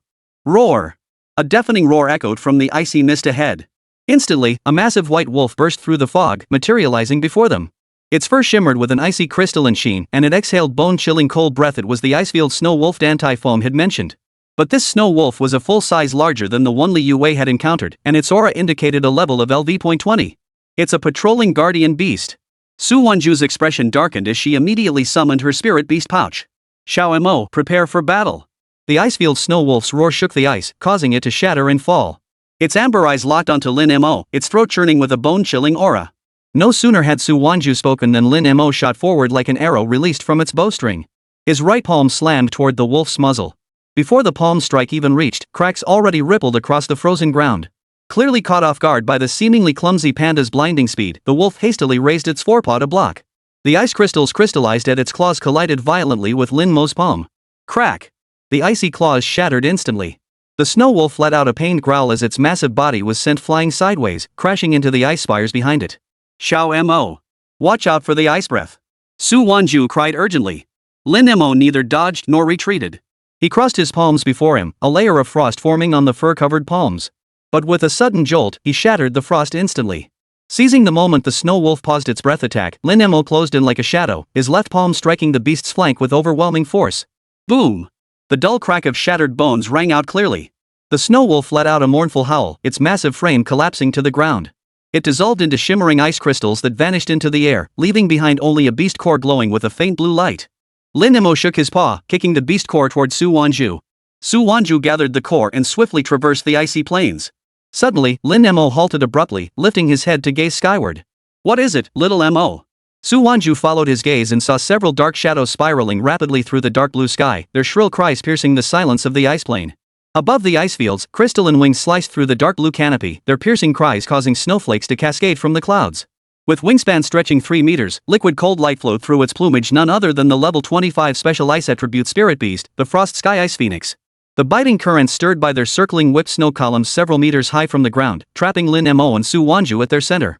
Mo! Their ice-feathered arrows can pierce spirit shields. Su Wanzhu hid behind an ice spike. Perfect timing. Lin Mo advanced instead of retreating, crossing his palms in front of him to form a cross. Seizing the moment when the ice phoenix's old power had exhausted and new power had yet to build, Lin Mo leapt forward. His right palm, channeling terrifying force, slammed into the ice phoenix's flank. Boom! The air seemed to dent inward. The ice phoenix let out a piercing cry as its massive body crashed into the ice like a Mo! Press your advantage! Su Wanzhu shouted. Lin Mo understood instantly. He stomped his foot hard against the ice, using the explosive force to launch himself upward like a cannonball, chasing after the ice phoenix soaring through the air. The left ice phoenix had just unleashed a roaring ice dragon breath when Lin Mo seized its wing mid-air. The dull crack of shattered bones rang out clearly. The ice phoenix plummeted downward, wailing in agony, only to be met by Lin Mo's backhand strike smashing into its skull. Put! Shards of glass like ice crystals scattered as the colossal ice phoenix crashed into the snowdrift. It dissolved into specks of blue light, leaving behind only a beast core glinting with a cold, icy radiance. The remaining ice phoenix, witnessing this, disregarded its fallen comrade and flapped its wings, fleeing deep into the icy plains. After landing, Lin Mo brushed the ice shards from his palm and bent to retrieve the beast core. But then, a faint chirping sound reached his ears from the ice pit. Pushing aside the covering snow and ice, he found a fledgling bird, no larger than a palm, curled beside the ice phoenix's remains.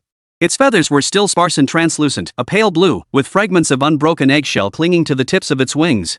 It was a tiny ice phoenix, freshly hatched. Ice phoenixes can fly. You're the one.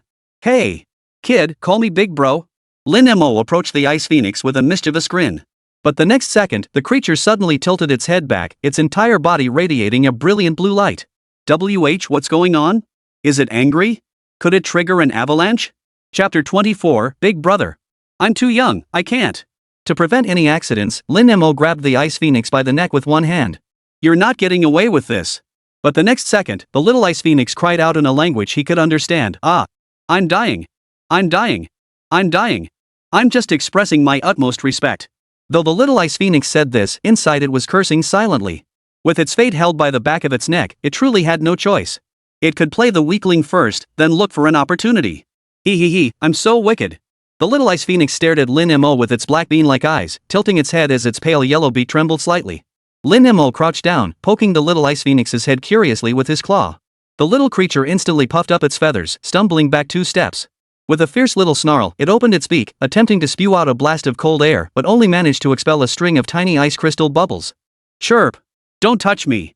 Amused, Lin Mo chuckled softly, and reached out to touch its wing. The little ice phoenix spun in place, furious, then suddenly flapped its wings and took flight, pecking at Lin Mo's nose with its still soft beak. The force felt like a tickle, and Lin Mo could even sense the tip of its beak was colder than ice. Pretty fierce, huh? Lin Mo raised an eyebrow, deliberately pressing the little ice phoenix down onto the snow with his paw. The little ice phoenix flapped its wings frantically, emitting angry chirps. Suddenly, a thin mist of ice sprayed from its tail, the strongest attack it could muster at present. The mist landed on Lin Mo's paw, forming only a thin layer of frost that melted instantly from his body heat. Looks like you're not convinced, Lin Mo chuckled mischievously, giving the little ice phoenix a light pat on the rear with his paw. Chirp! Let me go! I'm the Ice Phoenix Lord! Pinned down in the snow by Lin Mo, the little ice phoenix rubbed against the ground, its tender yellow beak trembling with fury. Yet that paw felt as heavy as 1,000 pounds, and no matter how much it struggled, it couldn't break free. Spotting Lin Mo yawn as he lowered his head, the little creature's eyes darted. Suddenly quiet, it tilted its head toward the iceberg clustered deep within the frozen plains, emitting soft, muffled chirps. What is it? Lin Mo loosened his grip, eyeing it suspiciously. The little ice phoenix fluttered onto his shoulder, nudging his fur with its head before pecking at a crevasse in the northwest. A soft, ingratiating chirp escaped its throat. Su Wanzhu leaned closer to inspect. A faint, eerie blue glow shimmered from within the crevice. Lin Mo raised an eyebrow, skeptical. Just moments ago, this little creature had been puffed up with indignation. Why was it suddenly acting so obsequious? That's the pattern of the mystic ice marrow. Su Wanzhu couldn't understand the little ice phoenix's words, but she recognized the glow of the mystic ice marrow instantly. The words mystic ice marrow instantly reminded Lin Mo of Su Wanzhu's mother's illness, his claws clenching unconsciously. Noticing this, the little ice phoenix immediately flapped its wings to lead the way ahead, occasionally glancing back at him with its black bean eyes, looking just like a puppy seeking praise. So they followed the little ice phoenix, weaving through the icicles. The closer they got to the ice mountain range, the more bone-chilling the cold became. The little ice phoenix abruptly halted before a cracked ice plane, its claw pointing toward a blue glow seeping from a fissure below. It chirped excitedly. Lin Mo bent down to inspect.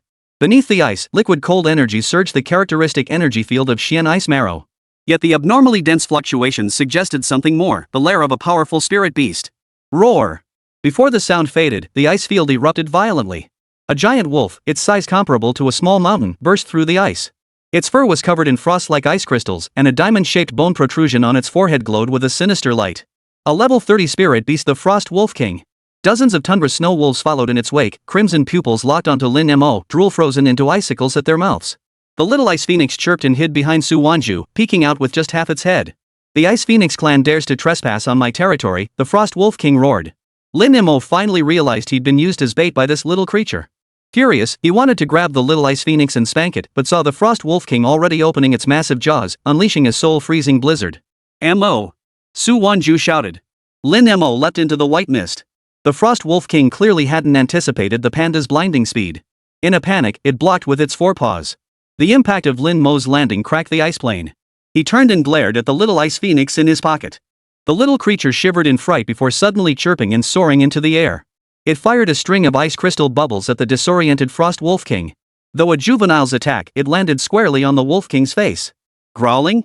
The Wolf King roared in fury, but as he whipped his head around, he saw Lin Mo advancing step by step. The golden light gathering in his palm warped the very air. Never before had it encountered such a terrifying element-less spirit beast.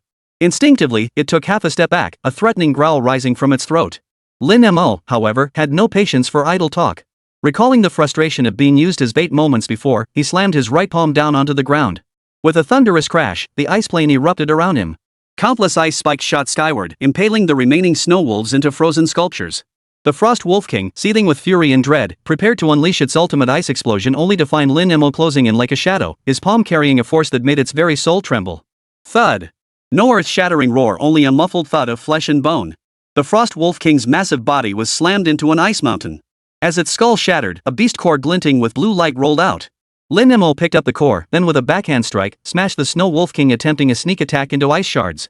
His golden pupils swept coldly over the surviving snow wolves. The snow wolves, terrified out of their wits, fled with their tails tucked between their legs into the crevasses.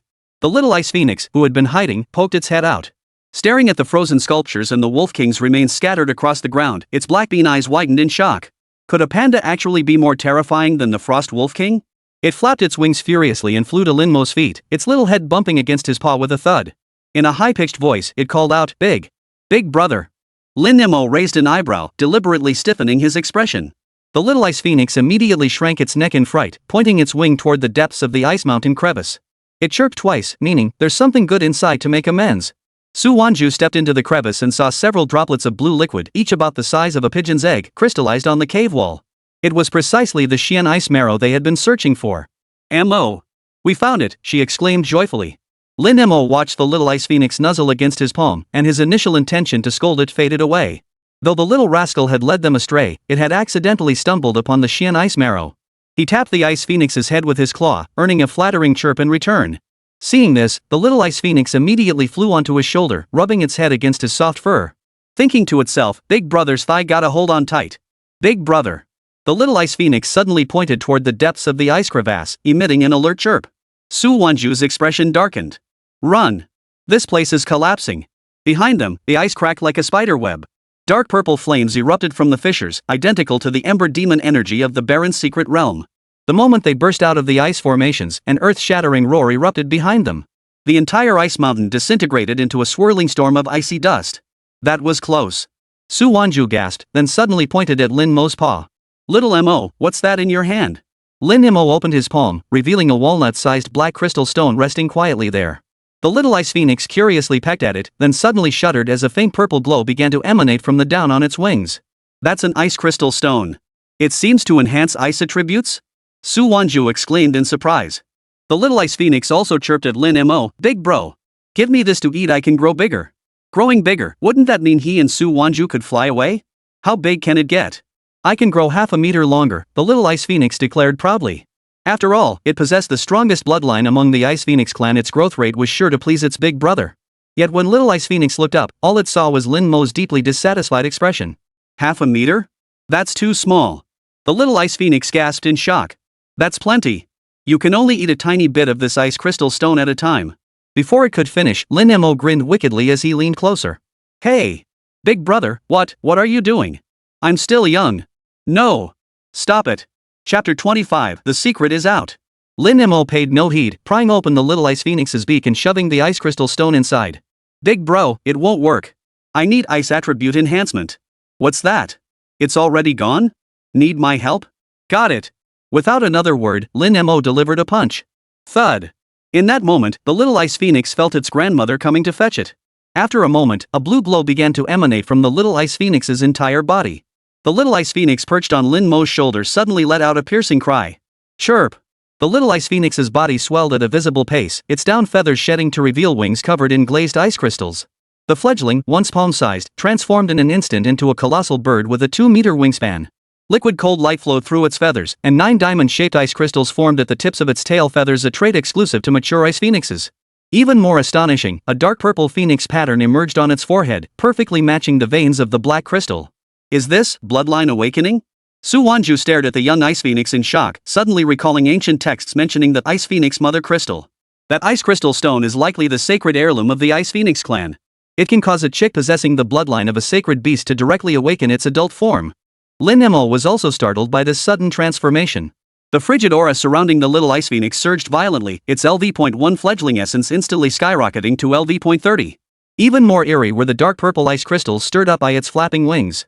After completing its transformation, the little ice phoenix's obsidian-like pupils scanned the surroundings, growing smaller once more before finally settling on Lin Mo. It retracted its sacred beast-level aura, obediently bowed its head, and nudged Lin Mo's claw with its beak, emitting a low choo. This was the ice phoenix's gesture of submission to its superior. So you're of sacred beast blood after all, Lin Mo realized with a flash of understanding. No wonder this little rascal had dared to lure him into the wolves' den. Recalling that the fire phoenix was a sacred beast, he realized this ice phoenix's bloodline clearly shared the same origin. Patting its head, he casually declared, "From now on, you'll be called Airphone. You're my little brother." Big brother. Airphone immediately let out a clear cry, its wings flapping excitedly. The icy wind it stirred up blew the surrounding snowflakes into a halo around it. In its understanding, being named by Big Brother was the ultimate honor. As for the character Air meaning second, well, it sounded way better than Little Ice Phoenix. Su Wanzhu watched the scene unfold before her, utterly astonished. Xiao Mo had actually taken an ice phoenix as his little brother? And Xiao Mo was her own contract beast. She never imagined this proud descendant of a sacred beast would be so submissive to Lin Mo. When the second phoenix had awakened earlier, she had distinctly sensed an aura of power no less formidable than that of the burning skyflame bird. Yet now, it was acting like a large bird trying to please its master, nodding its head at Lin Mo. Lin Mo, you're something else. You've even recruited a subordinate. No sooner had Su Wanzhu finished speaking than the second phoenix sidled up, showering her with affectionate displays. Airphone thought to itself, hee, I'm so clever. This woman is clearly Big Brother's master, even Big Brother has to listen to her. Su Wanzhu found the scene both amusing and exasperating. As dusk swept across the frozen northern plains, the ice crystals on Airfang's wings refracted a faint blue glow. Freshly named by Lin Mo, it repeatedly pecked at the soft down on his paw with its beak. Clearly delighted with the name Airphone, it flapped its wings excitedly every time Lin Mo called it, stirring up icy winds that swirled snowflakes into miniature tornadoes. It's getting late. Let's find a place to rest. Su Wanzhu pointed to an ice cave in the mountain wall ahead, its entrance shrouded in mist from seeping geothermal steam. Airphone circled the entrance warily twice before folding its wings and following inside. Its obsidian pupils never left Lin Mo's back. Wherever Big Brother went, it followed. The cave was warmer than expected, its walls dotted with phosphorescent specks that illuminated the scattered animal bones strewn across the floor. Lin Mo scraped away snow with his claws, revealing a patch of dry rock, gesturing for Su Wanzhu to sit. Airphone immediately understood, spreading its wings to block the entrance. Icicles fell from its tail feathers, forming a ring of crystalline ice on the ground that sealed out the cold wind and any potential danger. Now that the Xian ice marrow was secured, what came next? Su Wanzhu began marking locations on the map. Remember, this frozen land's secret realm still holds many treasures that haven't been claimed yet. We still have 4 days. For Su Wanzhu, these treasures were all welcome additions. I wonder how father is doing now. Su Wanzhu lay in Lin Mo's warm embrace, gazing toward the cave entrance. At that moment, in Tianhai City, the old Su family residence. In the main hall of the vine-covered mansion, candlelight flickered. Zhao Tianyang, clad in a robe embroidered with flame totems, tapped the deed on the table with his fingertips. Across from him, Su Hao sat with clenched fists, his knuckles turning white from the pressure. Brother Su, this mansion has been abandoned for 10 years. Keeping it serves no purpose. Zhao Tianyang's lips curled into a fake smile. I'll give you 500,000. That should be enough to treat your sister-in-law's illness. This is the Su family's roots. Su Hao leapt to his feet, making the wooden table creak. Your Zhao family swindled us out of it back then, and now you want to seize the ancestral home? Dream on. Zhao Tianyang's smile vanished instantly, his eyes darkening like a snake's. Don't bite the hand that feeds you. If not for your father's influence, your Su family would have vanished from Tianhai long ago. Besides, if you refuse this 500,000, what if your family's creditors come knocking? Can you protect your wife then? Don't repeat the past when your sister-in-law's spirit beast was slain and yours plummeted in rank. Su Hao instinctively took half a step back. Just as Zhao Tianyang said, his contract beast had originally reached LV.40, but because of that battle years ago, it had plummeted to only LV.18. His wife's contract beast had also perished in that incident, leaving her confined to household chores ever since. As a high-level beastmaster, Zhao Tianyang's contract beast was a level 40 fire attribute spirit beast. In a real fight, Su Hao wouldn't stand a chance. Refuse the wine offered, and you'll drink the punishment wine. Zhao Tianyang swung his arm violently. Behind the black-clad bodyguard, 2 molten fire dogs, their bodies engulfed in crimson flames, roared as they charged forward. Su Hao urgently summoned his rock monkey. The stone gauntlets collided with the flames, sending sparks flying everywhere. Just then, the main hall's beam suddenly snapped with a crack, sending countless burning timbers crashing down. Zhao Tianyang was prepared. With a cold laugh, he activated his fire armor, instantly deploying a crimson flame shield. He had calculated that Su Hao lacked fireproof gear. This unexpected conflagration would surely consume him in the flames, leaving the ancestral home rightfully in the Zhao family's possession. Rest easy, brother Su. Zhao Tianyang stood within his fiery shield, watching Su Hao engulfed by the flames. Yet the next second, the smile froze on his face.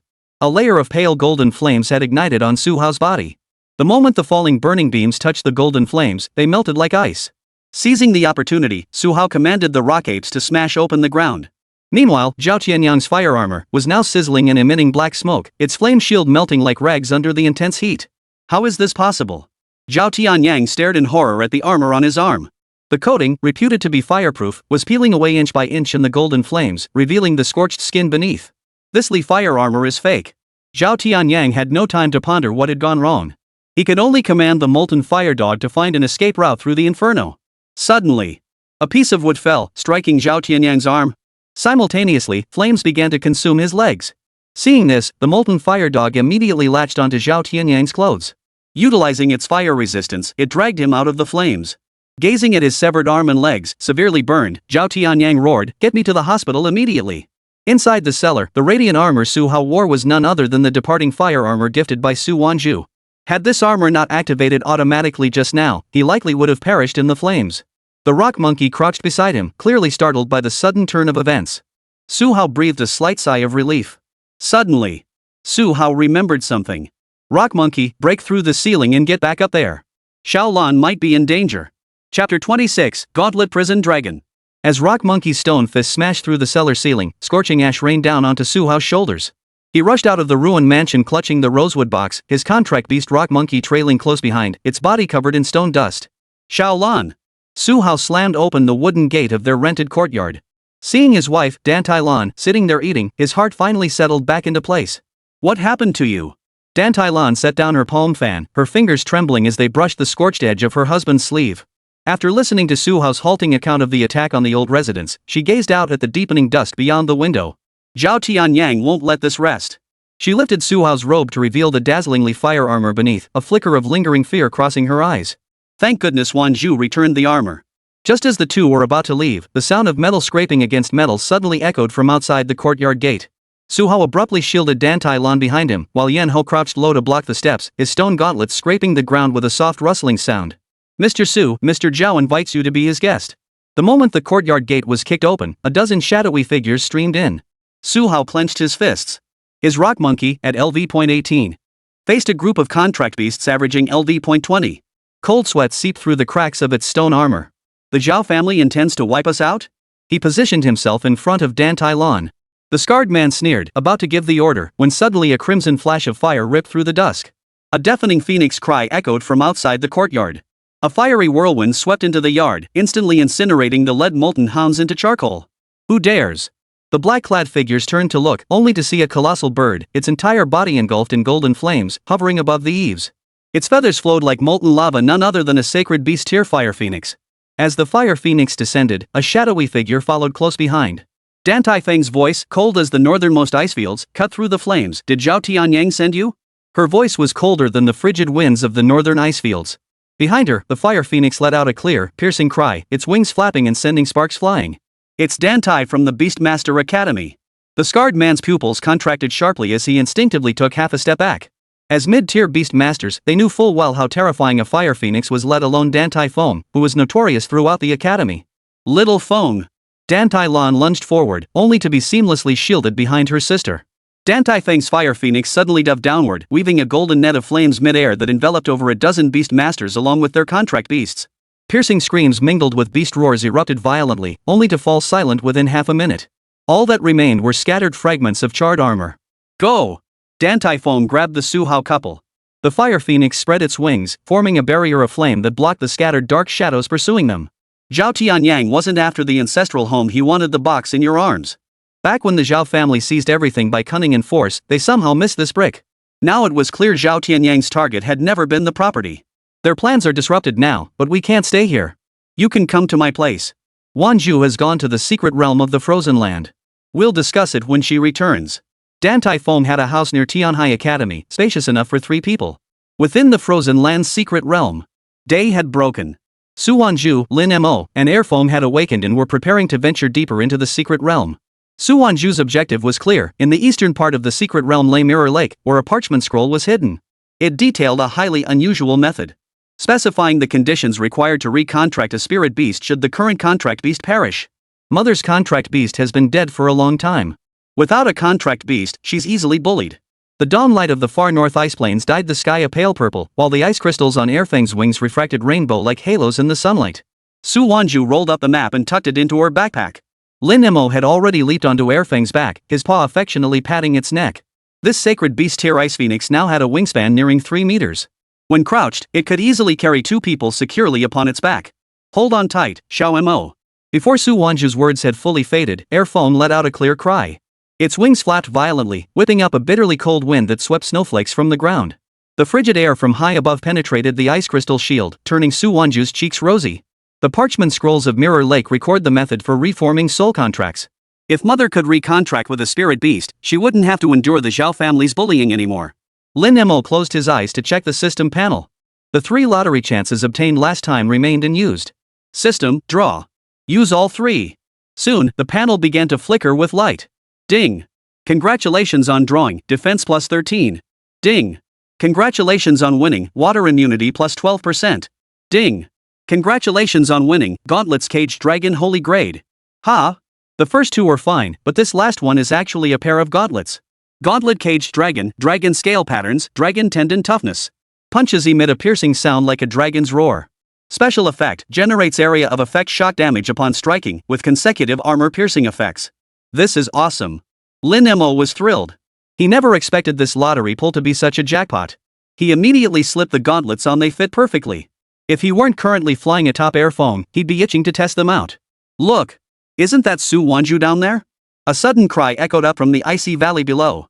Su Wanzhu looked down to see the others who had entered the secret realm with her. The black-clad woman and Zhang Meng were gathered at the edge of Mirror Lake. Their contract beasts were covered in blood, clearly having just endured a fierce battle. One of them spotted Airfeng in the sky, his icy blue pupils suddenly contracting. She's still alive? And that ice phoenix, is it a mature specimen? The second phoenix, drawn by the commotion below, voluntarily lowered its altitude. Zhang Meng's hand gripping the wolf tooth club trembled uncontrollably.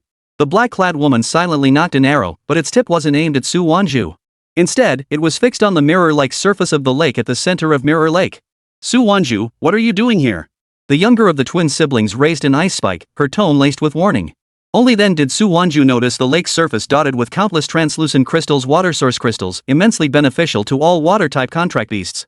Before she could finish speaking, a vortex suddenly ripped open in the center of Mirror Lake, sending a foul, icy stench skyward. Lin Mo keenly sensed that the aura emanating from the lake bottom shared the same origin as last night's ice wrath spirit, yet it was far more colossal and terrifying. Airfeng let out a warning cry, the dark purple ice crystals on her wings swirling wildly as she clearly sensed the threat. It's an ice abyss soul turtle, a level 35 peak maturity spirit beast. The black-clad woman's voice betrayed fear for the first time. Its shell absorbs soul energy. Our challenge is already lost. Fortunately, the contract beast was unharmed. This place isn't for you. We merely failed our challenge. If you attempt it, your contract beast might perish here, the black-clad woman warned. At that moment, the ice abyss soul turtle's head broke through the water, seemingly awaiting its next challenger. Xiao Mo, if you knew its weakness, would you have confidence? Su Wanzhu looked at Lin Mo. No problem. Lin Mo was confident.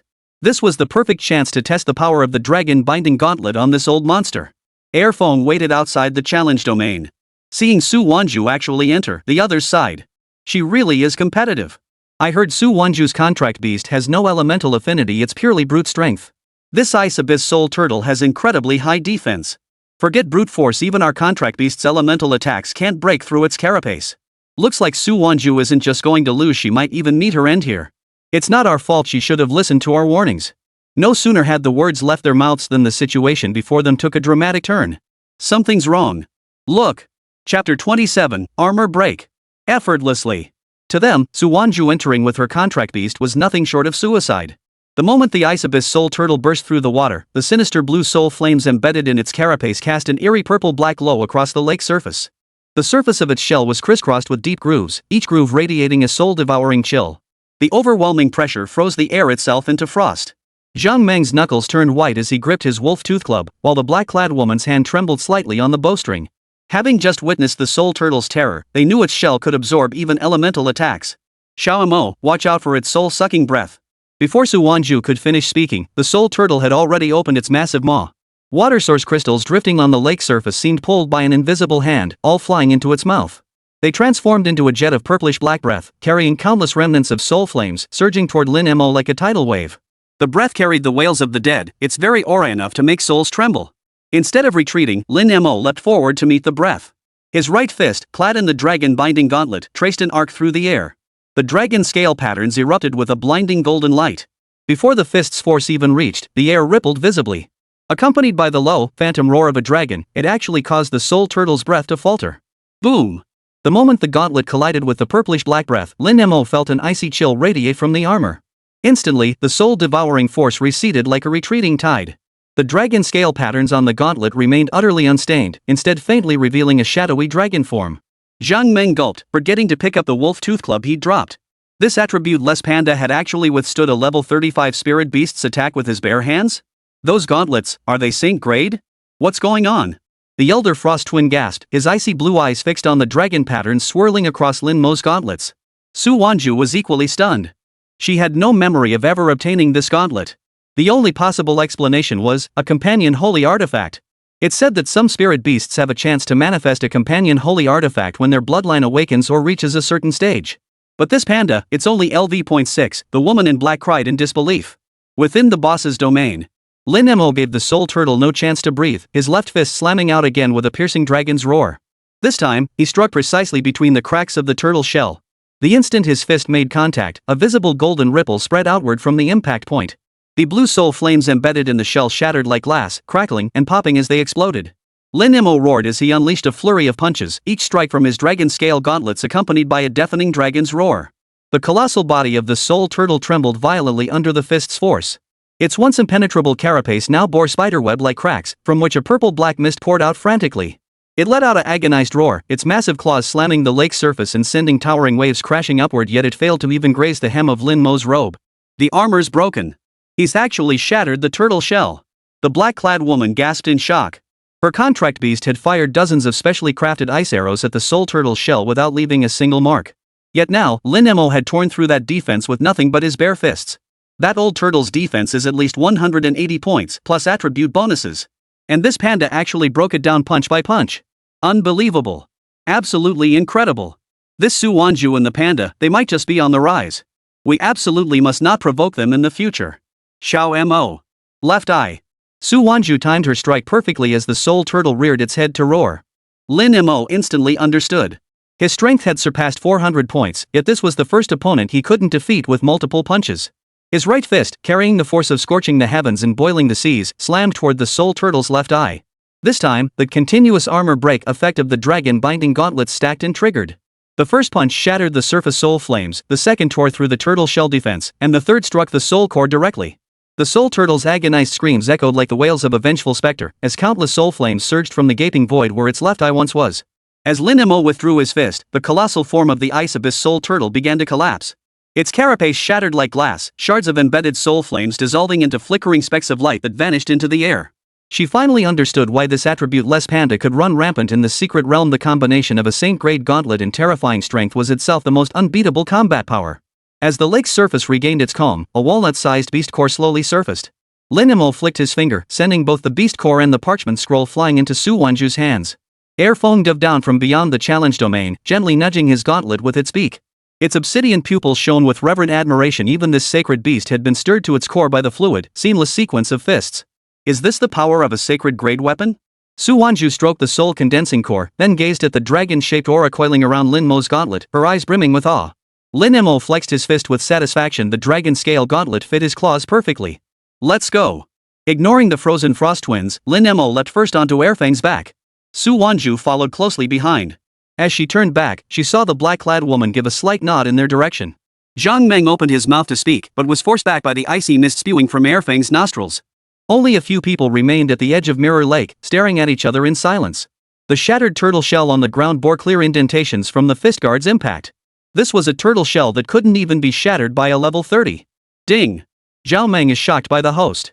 Stat points +1. Ding. Wang Xiaoyu is shocked by the host. Stat points +1. Ding. Wang Xiaofeng is shocked by the host. Stat point +1. Ding. Lu Yan feels awe toward the host. Stat point +1. The series of notification sounds finally ceased. Remaining available value points 13. Allocate points. Strength 425 438 up. Boss, where do we go next? Air Feng asked mid-flight. Su Wanzhu glanced at the map. They now possessed the mystic ice marrow and the scroll. Unexpectedly, they had also obtained the beast core of the ice abyss soul turtle, a level 35 beast core of considerable value. We're pushing deeper into the center. Su Wanzhu's eyes blazed with confidence. The heart of the labyrinth held treasures she'd never reached in her previous life. Outside the secret realm, nearly 2 days had passed. Above the secret realm's entrance, the names of the territory bosses, the Frost Wolf King and the Ice Abyss Soul Turtle, had both faded, entering the countdown for their next respawn. Look! Both domain bosses have been defeated. Who could it be? It must be our young master. Bull! It's definitely our young lady. The crowd chattered excitedly, their gazes eventually settling on Hu Quanfeng. Old Hu, what do you think? Hu Quanfeng chuckled. Those 2 domain bosses are no slouches, especially that Ice Abyss Soul Turtle. Its defenses are incredibly strong. Even when I entered back then, I couldn't break through its defenses. Whoever it is, once they emerge, they'll easily rank among this generation's top 10 prodigies. If they can defeat the secret realm boss, their future prospects will be limitless. I once swore that whoever breaks my record, this old man will follow them for 10 years. What? The crowd erupted at this declaration. Who was Hu Quanfeng? The undisputed champion of secret realm challenges. He held the first clear records for countless realms across the nation. With his backing, even a minor clan could rise to prominence. Someone then asked Old Hu, could it be that Su Wanzhu? Hearing this, Hu Quanfeng laughed. Impossible. Never mind that girl, I've observed her contract beast. It's low level, attributeless, and only possesses brute strength. If they manage to clear the challenge, this old man won't just follow them, I'd gladly be that Panda's sidekick. Chapter 28, Boss Battle. Second form. Hearing Hu Quanfeng's words, everyone smiled but said nothing. After all, among the 8 participants in the Secret Realm Challenge, only Su Wanzhu was a freshman just starting her first year. The remaining 7 were all renowned seniors in their respective cities, some even recruited early by major corporations. No one believed Su Wanzhu could be the one to defeat those territory bosses. Another day passed within the domain. Thanks to Airfang's swift flight, Su Wanzhu managed to visit every treasure location she could recall in a short time. What a bountiful haul! Su Wanzhu stared at her backpack brimming with loot, her eyes sparkling. After several battles, Lin Mo also successfully leveled up. LV.6 LV.7 up. Remaining available stat points 10. Allocate points. Name, Lin Mo. Race, Panda Youth. Attributes, none. Level, LV.6. Strength, 438 448 up plus. Defense, 43 plus. Agility, 30 plus. Equipment, gauntlets, caged dragon. Lightning immunity, 5% fire immunity, 23% water immunity, 12% rock immunity, 0% wind immunity, 0%. Glancing at his attribute panel, Lin Mo noticed an issue. His passive immunities didn't include ice. Spirit beasts possess 5 base attributes, with ice being a mutation of the water element. There were quite a few similar cases. Never mind. Forget about it. Focusing on boosting my strength is what truly matters. Now that I have the dragon binding gauntlets, I can take down even a level 35 spirit beast with a single punch. Air Feng lay nearby. As a fellow spirit beast, he could naturally sense the immense power radiating from Lin Mo. You're truly the boss. Air Feng exclaimed. The campfire crackled loudly. Air Feng was pecking at a piece of meat when suddenly, he ruffled his feathers and let out a warning cry. His obsidian pupils fixed intently on the snowstorm outside the cave entrance. Don't be nervous. We mean no harm. A hoarse female voice echoed from the entrance as the black-clad woman and Zhang Meng stepped into the cave, both covered in ice shards. My name is Lu Yan. This is Zhang Meng. I'm a senior veterinary student at Donghai University. Zhang Meng scratched the back of his head, his voice growing quieter as he stared at the dragon pattern on Lin Mo's gauntlets. But I never expected your panda to be this powerful, able to break through the armor of a level 35 soul turtle. Su Wanzhu nodded. Freshman at Tianhai Academy. Su Wanzhu. This is Xiao Mo and Air Feng. Zhang Meng and Lu Yan exchanged glances before asking, you have 2 contract beasts? Su Wanzhu gave an awkward smile. Xiao Mo is my contract beast. As for it, it's a subordinate Xiao Mo took in. What? Taken in as a subordinate by a contract beast? The 2 were utterly stunned. After all, such a thing was unheard of. After getting a little more acquainted, the 3 turned to other topics. With your talent, Su, you're bound to make this year's genius rankings, said Lu Yan. The genius rankings were held every 4 years, open to students from universities across the nation. Su Wanzhu was well aware of this. In her previous life, she had also made it onto the genius rankings, though only at the 10th position. Su, are you planning to challenge the secret realm boss tomorrow? Zhang Meng suddenly asked. I have that intention. I see. Zhang Meng gave a wry smile. None of us planned to challenge it before entering. After all, they say that secret realm boss is a level 35 spirit beast. Level 35 meant it had reached adulthood. Their contract beasts were only at level 20. They couldn't even defeat the old turtle earlier, let alone this secret realm boss. After resting for a full bowl, the three prepared to take their leave. Sister Su, if you ever come to the East Sea, you must find me. I'll treat you to a feast. Lu Yan happily exchanged contact information with Su Wanzhu. I will. Su Wanzhu nodded in agreement. We won't be joining you for the secret realm boss fight, good luck. Zhao Meng offered his best wishes to Su Wanzhu. They naturally headed elsewhere to hunt for treasure chests. After Lu Yan and Zhao Meng left, Su Wanzhu turned to Xiao Mo and Airphone behind her. We should get moving too. The secret realm boss of the frozen land was a level 35 ice giant crocodile. Su Wanzhu had experience battling it. She relayed some information about the ice giant crocodile to Lin Mo. Xiao Mo, listen carefully. This ice giant crocodile is different from the territory bosses we've encountered before. Its icy breath can instantly freeze a level 30 spirit beast. Su Wanzhu continued, but its abdominal scales are relatively weak, and it enters a 3-second stun period after each breath attack. Simultaneously, it continuously forms ice armor around itself. While Su Wanzhu was explaining, airfoam had already landed at the very center of the frozen land's secret realm.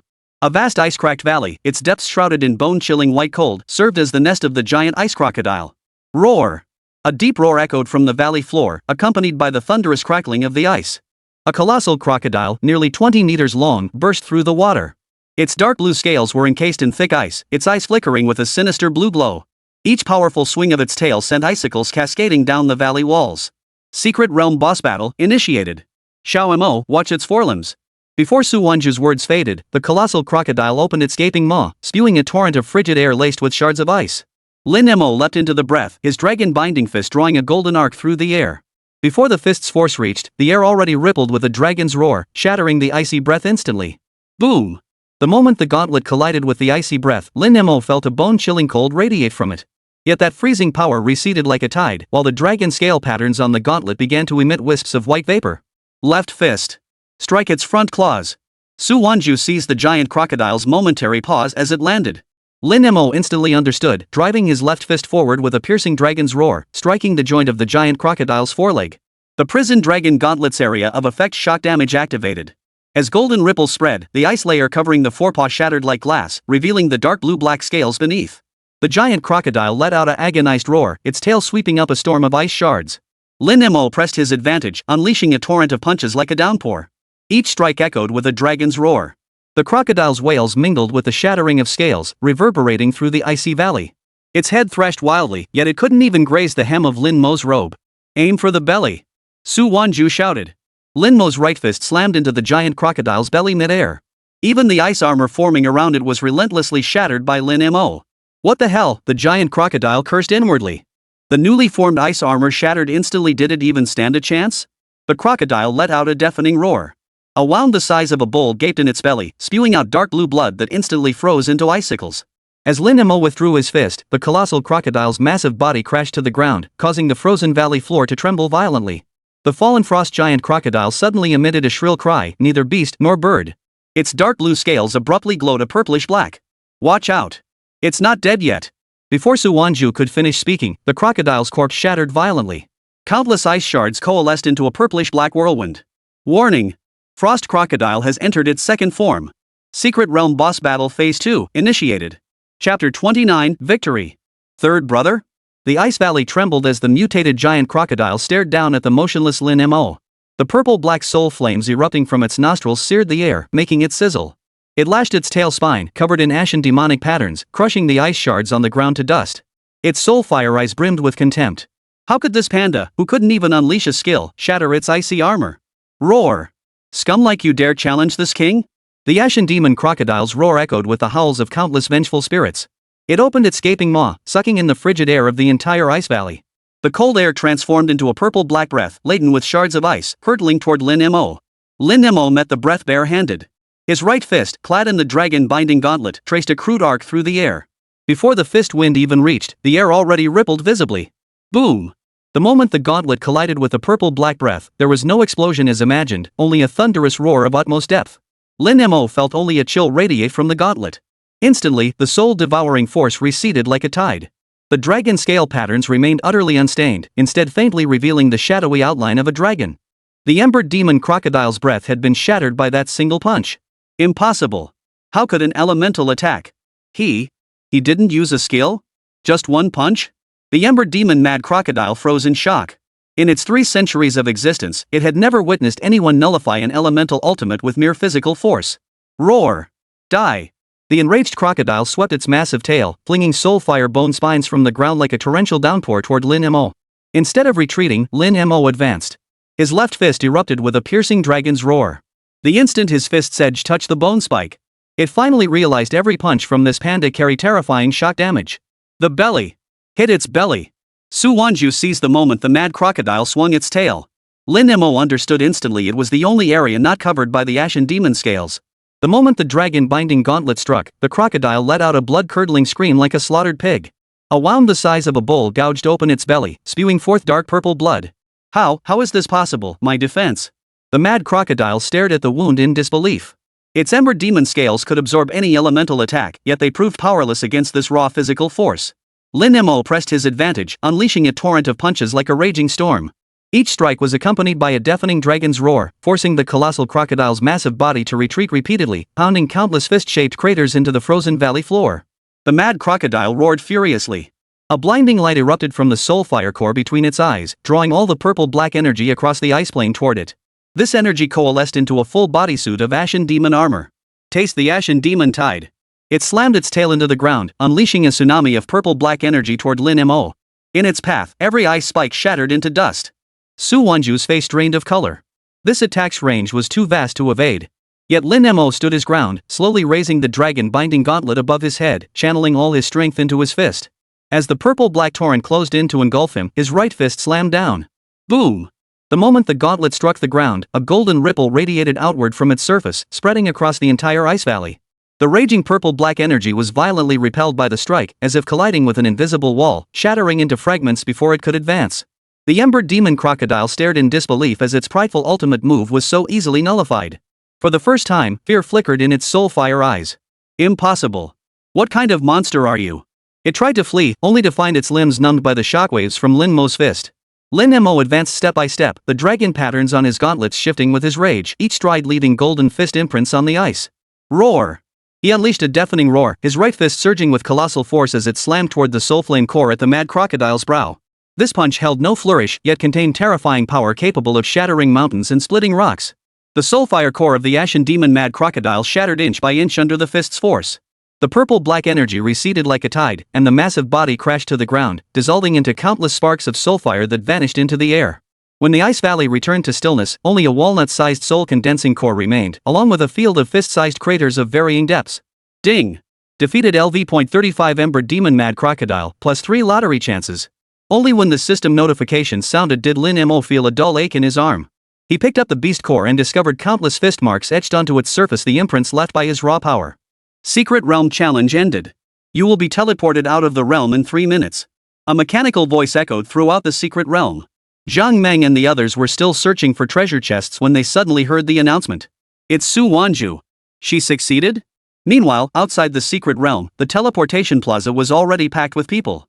Hu Quanfeng stood at the very front, stroking his beard, flanked by mentors from various universities and corporate representatives. Look! The secret realm boss's name has vanished. Someone cleared it. A cry rang out, and all eyes turned to the scene. Following Hu Quanfeng, another player had cleared the frozen land's secret realm. However, the results wouldn't be displayed until the players inside teleported out. The teleportation array is active, another voice shouted. In the first blue light, Zhang Meng staggered out, his face etched with terror like someone who'd narrowly escaped disaster. Immediately after, Lu Yin appeared, supporting her injured leg. When both saw the expectant gazes on the square, they simultaneously lowered their heads in embarrassment. They hadn't participated in the boss battle at all. The remaining members followed shortly after. By the time Su Wanzhu emerged with Xiao Mo and Earphone, the crowd had already gathered around them. So, who finally cleared the secret realm boss? Lu Yin answered, Su Wanzhu. No way. The crowd stared in disbelief at Su Wanzhu, who stood unnoticed to the side. It really was her. Out of all of us, she was the only one who challenged the secret realm boss, Zhang Meng explained. Just then, the light above the secret realm flickered once more. Frostbound realm boss speedrun records. Su Wanzhu, 8 minutes 21 seconds. Dead silence fell over the entire venue. Every pair of eyes froze on the numbers 8 minutes 21 seconds, as if struck by an invisible fist. Hu Chuanfeng's hand, clutching his beard, suddenly jerked loose, yanking out half a tuft of hair. What the hell? She actually broke it. 8 minutes? Zhang Meng let out a bitter laugh. It took me half an hour just to get lost in there. Lu Yan, however, grabbed Su Wanzhu's hand excitedly. Sis, do you know what this means? Every top power in the country will be scrambling to recruit you. A thunderous murmur erupted from the crowd. Master whose record stood for 30 years, and now a freshman has broken it. What's the deal with Su Wanzhu's panda? Didn't they say even high bloodlines without attributes have no future? Earlier, Old Hu said if Su Wanzhu passed the trial, he'd make that panda his subordinate. Could it be? These words reached Hu Chuanfeng's ears, and even his seasoned face flushed crimson. Could it be that he, a grown man, would truly become a subordinate to a contract beast? Ahem, Su Wawa, congratulations. Hu Quanfeng approached awkwardly. Grandpa Hu, you're too kind. It's all Xiao Mo's doing. I just got lucky. Hu Quanfeng was, after all, a nationally renowned elder beast master, respected by many. Old man, I made a bet earlier that I'd acknowledge your panda as my big brother. Before Hu Quanfeng could finish, Feng immediately shouted, Hey! Old geezer, I'm the big brother's subordinate. This. Hu Quanfeng froze in awkwardness. He never imagined that the Ice Phoenix, a sacred beast bloodline, would recognize a non-elemental panda as its big brother. This was unprecedented in the entire history of beast taming. Grandpa Hu, that was just polite talk. No need to take it seriously. Su Wanzhu understood perfectly well asking an elder to recognize her contract beast as his elder brother? That was ridiculous. Ha ha. Hu Quanfeng gave an awkward chuckle. Since it's a bet, there's no room for pleasantries. With that, Hu Quanfeng turned to Lin Mo and bellowed, Greetings, elder brother. Chapter 30, Provincial Competition. Arriving astride the Ice Phoenix. Recognize him as big brother? Lin Mo couldn't care less. Seeing Lin Mo accept, Feng chimed in, since the big brother approves, you're now the third brother. I'm your second brother. Hu Quanfeng awkwardly chuckled and accepted. Big brother, second brother.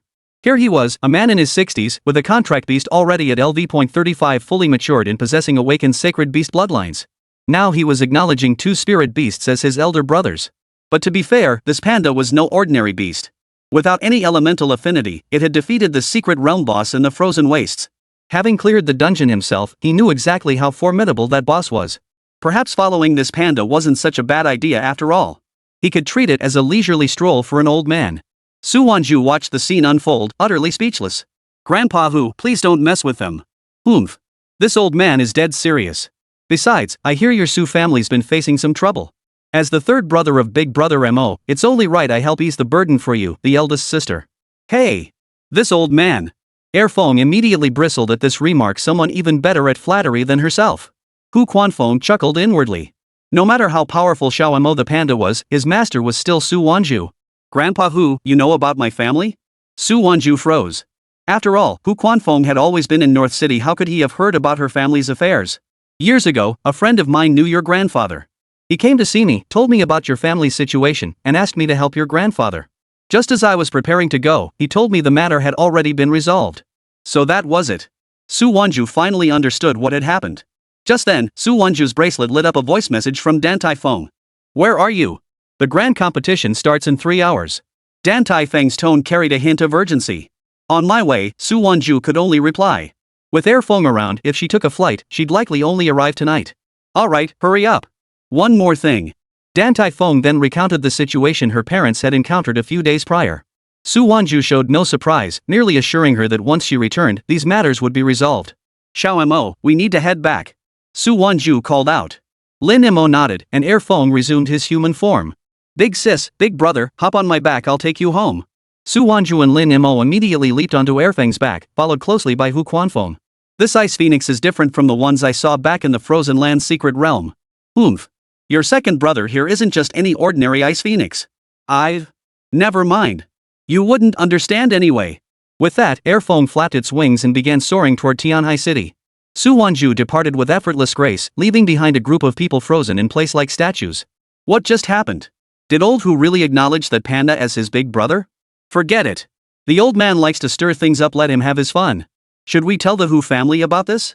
I doubt we need to say anything. The Hu family will likely ask about it themselves. The crystal dome of Tianhai Academy's Coliseum refracted the midday sun, while a buzzing roar erupted from the floating spectator seats. In the front row of the Tianhu Academy delegation, Li Youwei ran her fingers over the rock-patterned belt at her waist, her eyes fixed intently on the contestant entrance. Next match, Li Youwei of Tianhu City vs Su Wanzhu of Tianhai Academy. The referee's amplified voice silenced the entire arena. Su Wanzhu isn't here yet? Li Youwei frowned as her rock-patterned belt suddenly glowed with an earthy yellow aura. The earth-splitting rock serpent's 20-meter-long body was covered in obsidian-like scales. Each swing of its hammer-like tail caused cracks to appear in the ground. A gasp rippled through the stands. It's a crackland rock snake. I heard her earth-splitting rock snake's defense rating has reached nearly 50 points, absolutely top tier among college students. Su Wanzhu isn't here yet? The city's top scholar wouldn't be stage fright, would she? I heard she went to the Frozen Land's secret realm. Could something have happened? If she doesn't show up soon, she'll be disqualified. Let everyone witness Tianhai Academy's embarrassment. Zhao Tianyang sat in his wheelchair, a cold smile curling his lips. The empty sleeve of his left arm flapped in the breeze. His severed limb had been amputated, and his legs were now useless, confining him to the wheelchair. If Su Wanzhu withdrew from the competition, he could seize the opportunity to crush the Su family once and for all. 1 minute remaining. If Su Wanzhu does not appear, she will be ruled. Before the referee could finish speaking, the sky suddenly darkened. A cloud swirling with ice crystals descended upon the arena, unleashing a meteor shower of icicles that shattered into shimmering blue sparks upon impact. What is that? Someone gasped in shock. From within the clouds, a colossal bird covered in dark purple ice feathers descended, wings spread wide. None other than the second phoenix. Its talons gripped a floating ice platform, with Su Wanzhu standing at its center. Beside her, Lin Mo wore the dragon-binding gauntlets. The Ice Phoenix. It's the Ice Phoenix sacred beast. How is that possible? Such a rare sacred beast serving as someone's mount? I heard Su Wanzhu's contract beast was a panda. How did an Ice Phoenix appear now? Amidst the murmurs, the second phoenix let out a clear, piercing cry that sent ripples through the arena's energy barrier. Su Wanzhu leapt off the ice platform, Lin Mo following close behind. His gauntlet struck the ground, sending out a golden wave. Most astonishingly, an elderly man with a white beard slowly emerged from the clouds, leaning on a dragon-headed cane. It was Hu Quanfeng. Who? Senior Hu Quanfeng? The top challenger of the secret realm? Why is he with Su Wanzhu? The entire arena erupted in commotion. As a legendary figure in the domestic beastmaster community, Hu Quanfeng rarely made public appearances. Yet here he was, personally escorting Su Wanzhu to the arena. The implications sent representatives from major factions scrambling to pull out their communicators. Zhao Tianyang, seated in his wheelchair, saw his smile freeze instantly. His knuckles turned white as he gripped the wheelchair handles. After delivering Su Wanzhu to the arena, Feng shrank in size and retreated to the sidelines with Hu Quanfeng to watch the competition. Master Hu, how did you end up here? Fawn Lei rushed forward to greet him. Recently took on a big brother. Figured I'd tag along to watch my big brother and big sister's match. Hu Chuanfeng's response caught Fawn Lei off guard. What on earth was that supposed to mean? But everyone knew Hu Chuanfeng's mischievous nature, so they could only let it slide. The match continues. Fawn Lei composed himself and announced loudly. Li Youwei turned to Su Wanzhu and asked, "Don't you have anything to say?" "Say?" Su Wanzhu replied coldly, "I merely lingered a bit in the frozen realm." Li Youwei frowned. "Last time you relied on the panda for an advantage. This time, I'll show you the absolute defense of rock attributes. Attack!" The earth-splitting rock serpent launched its attack. But Lin Mo stepped half a pace forward before the rock walls closed. His dragon-caging gauntlet traced a crude arc. Before the fist wind even reached them, all the rock walls shattered like glass. Impossible. The rock snake's defense is 58 points. Li Youwei took a half step back. The colossal body of the earth-splitting rock snake flew backward like a. The arena fell deathly silent, broken only by the deep, resonant dragon's roar emanating from the dragon-shaped aura on Lin Mo's gauntlet. The referee's flag-raising hand froze mid-air as a trembling voice crackled over the microphone. Tianhai Academy's Su Wanzhu winner. It's over? In just a few seconds? Wasn't it said that Li Youwei and Su Wanzhu's contract beasts were evenly matched? Nothing even happened. Just one punch. Maybe that crackland rock snake was just too weak? Chapter 31, it's time to settle this. The dull thud of the earth-splitting rock snake smashing through the protective net still echoed, as if the entire audience had been paused.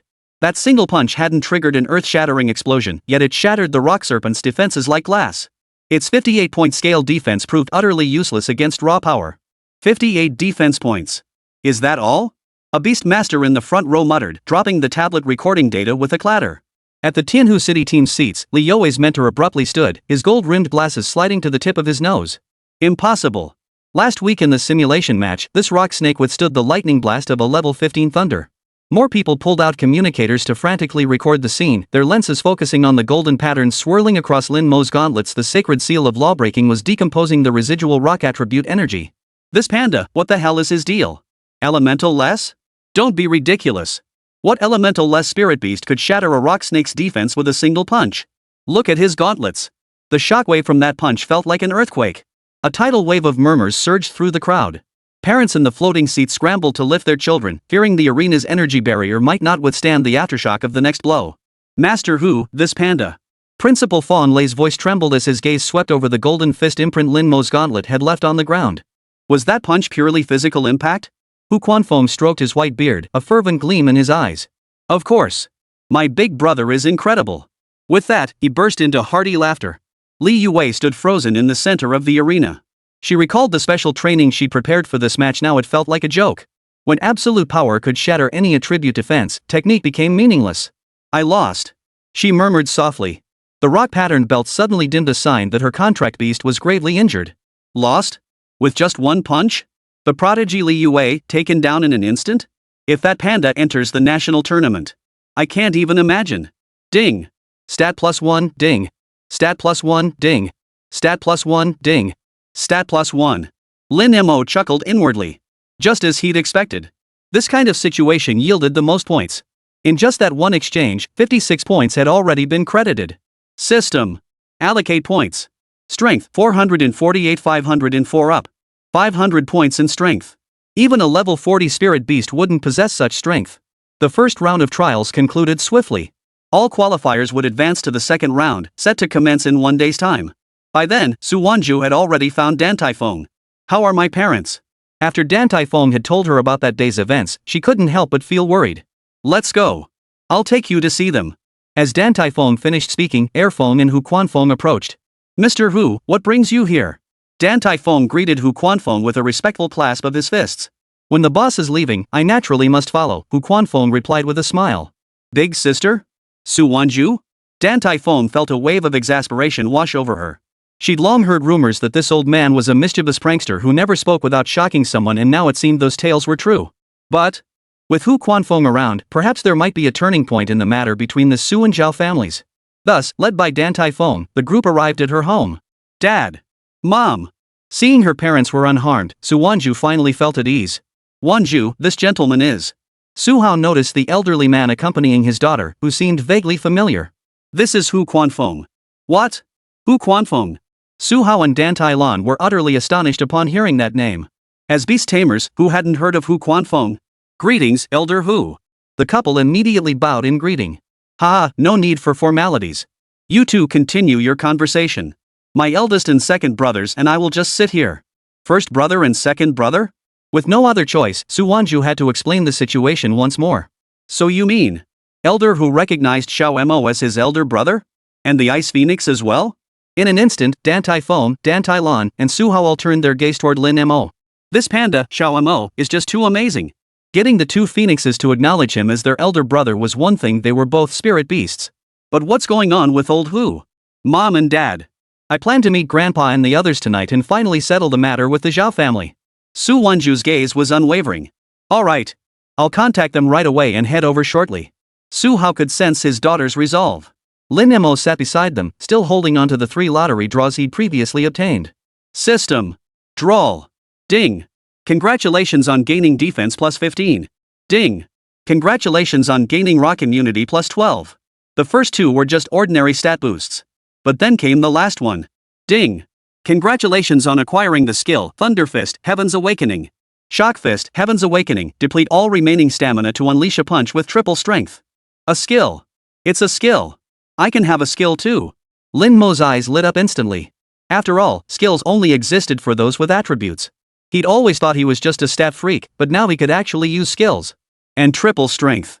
Currently at 500 points, tripled would be 1500. Combined with the Quanlong Gauntlet's vibration effect.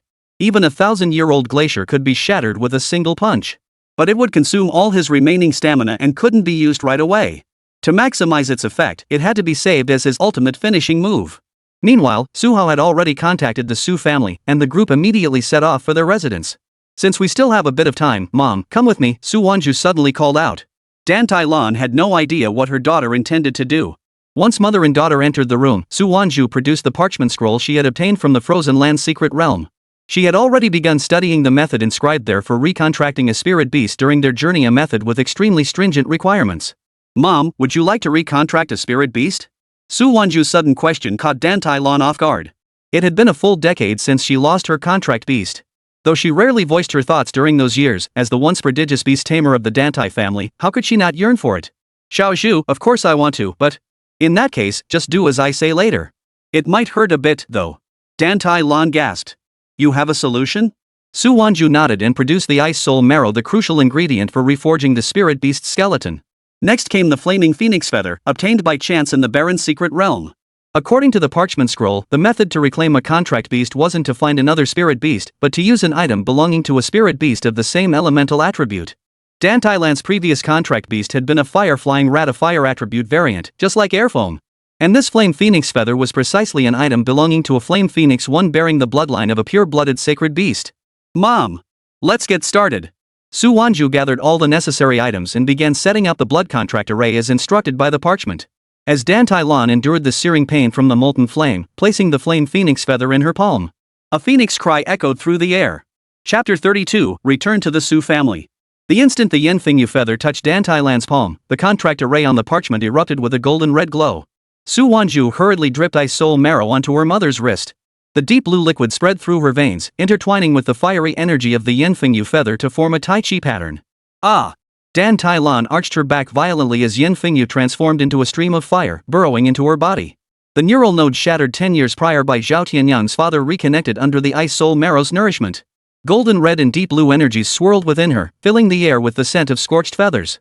A phantom of the flame phoenix appeared, a sign that the sacred beast's bloodline was being reshaped. It worked! Su Wanzhu watched the flame mark emerge between her mother's brows, her voice trembling with excitement. The parchment suddenly ignited, and from the ashes drifted 3 fiery red feathers. Each sank into Dan Tai-lan's contract ring. Air foam leapt from the windowsill, her tail feathers' icy tips slightly touching Dan Tai-lan's brow. I can feel it. Dan Tai-lan opened her eyes, her pupils ablaze with an eternal fire. Xiaozhu, what is this? Su Wanzhu handed her a water mirror. Within its reflection, her mother's contract ring pulsed with golden red light. The 3 feathers represented the innate abilities bestowed by the sacred beast bloodline, Nirvana, Burning Sky, and Flaming Breath. The contract succeeded? Su Hao's voice trembled as he gazed at the contract mark emerging on his wife's fingertip, the pattern of a flame sparrow spreading its wings. Tears welled in Dan Tai-lan's eyes. After her contract beast, the flame-flying rat, perished 10 years ago, she never imagined she could feel the warmth of a contract bond again. The flame sparrow emitted a clear, piercing chirp. With a flap of its wings, it ignited a warm flame in her palm, one that wouldn't burn her skin. A fire attribute contract beast. And a mutated flame phoenix sparrow. Hu Chuanfeng's dragon-headed staff clattered against the ground. That mutant species the old woman hunted for 30 years without finding, you actually encountered it. Airfong stepped forward, her tail feathers ice crystals gently touching the fire sparrow. The collision of ice and fire energies produced a strangely harmonious glow. Wonderful, Lan Lan. Su Hao suddenly embraced his wife. Remember when we first bonded with our contract beasts? You used this very flame breath to roast the meat. Dan Tai-lan wiped away tears with a smile. Her fingertips flickered, and the flame sparrow spread its wings, unleashing a crimson gold pillar of fire. It instantly vaporized the frozen ice within the copper cauldron, yet not even the cauldron's walls felt scorched. Mom, how do you feel now? Su Wanzhu watched the flames dancing around her mother's fingertips, a weight finally lifting from her heart. Dan Tai-lan clasped her daughter's hand, the warmth of the flames bringing tears to her eyes. It feels like coming back to life. Thank you, Xiaozhu. Let's go. To the Su residence. Su Hao straightened his collar, his eyes reigniting with the fiery determination of his youth. After the old mansion was abandoned, Su Wanzhu's grandfather led the remaining Su family members to a new residence. It was located in the southern residential district of Tianhai City. Big sister, let me take you. Airfong volunteered, offering his back to carry Su Wanzhu, Lin Mo, and Hu Quanfeng. Although Dan Tai-lan had newly contracted the flame phoenix sparrow, it was still young and needed retraining. She sat on the fire phoenix's back alongside Su Hao and Dan Tai-lan as they journeyed to the Su residence. Look up. People at the Su residence entrance spotted 2 phoenix spirit beasts, one crimson, one azure, appearing in the sky. They hurried inside to relay the news. Soon after, Su Wanzhu's third uncle, Su Quan, stepped outside. That's Dan Tai-lan's fire phoenix. The one beside it. I've never seen that one before. Su Quan recognized Dan Tailan immediately and guessed it must be Su Hao's family arriving. He just hadn't expected this kind of scene. Su Hao, you told Dad you were coming, why did you bring so many? Su Quan's displeasure was evident. The next moment, as everyone landed, Su Quan suddenly noticed the dragon-headed staff hanging from Hu Chuanfeng's waist. A member of the Hu family from North City. Who? Senior Hu Quanfeng? Su Quan's expression turned stunned. Su Hao's cousins all took a step back.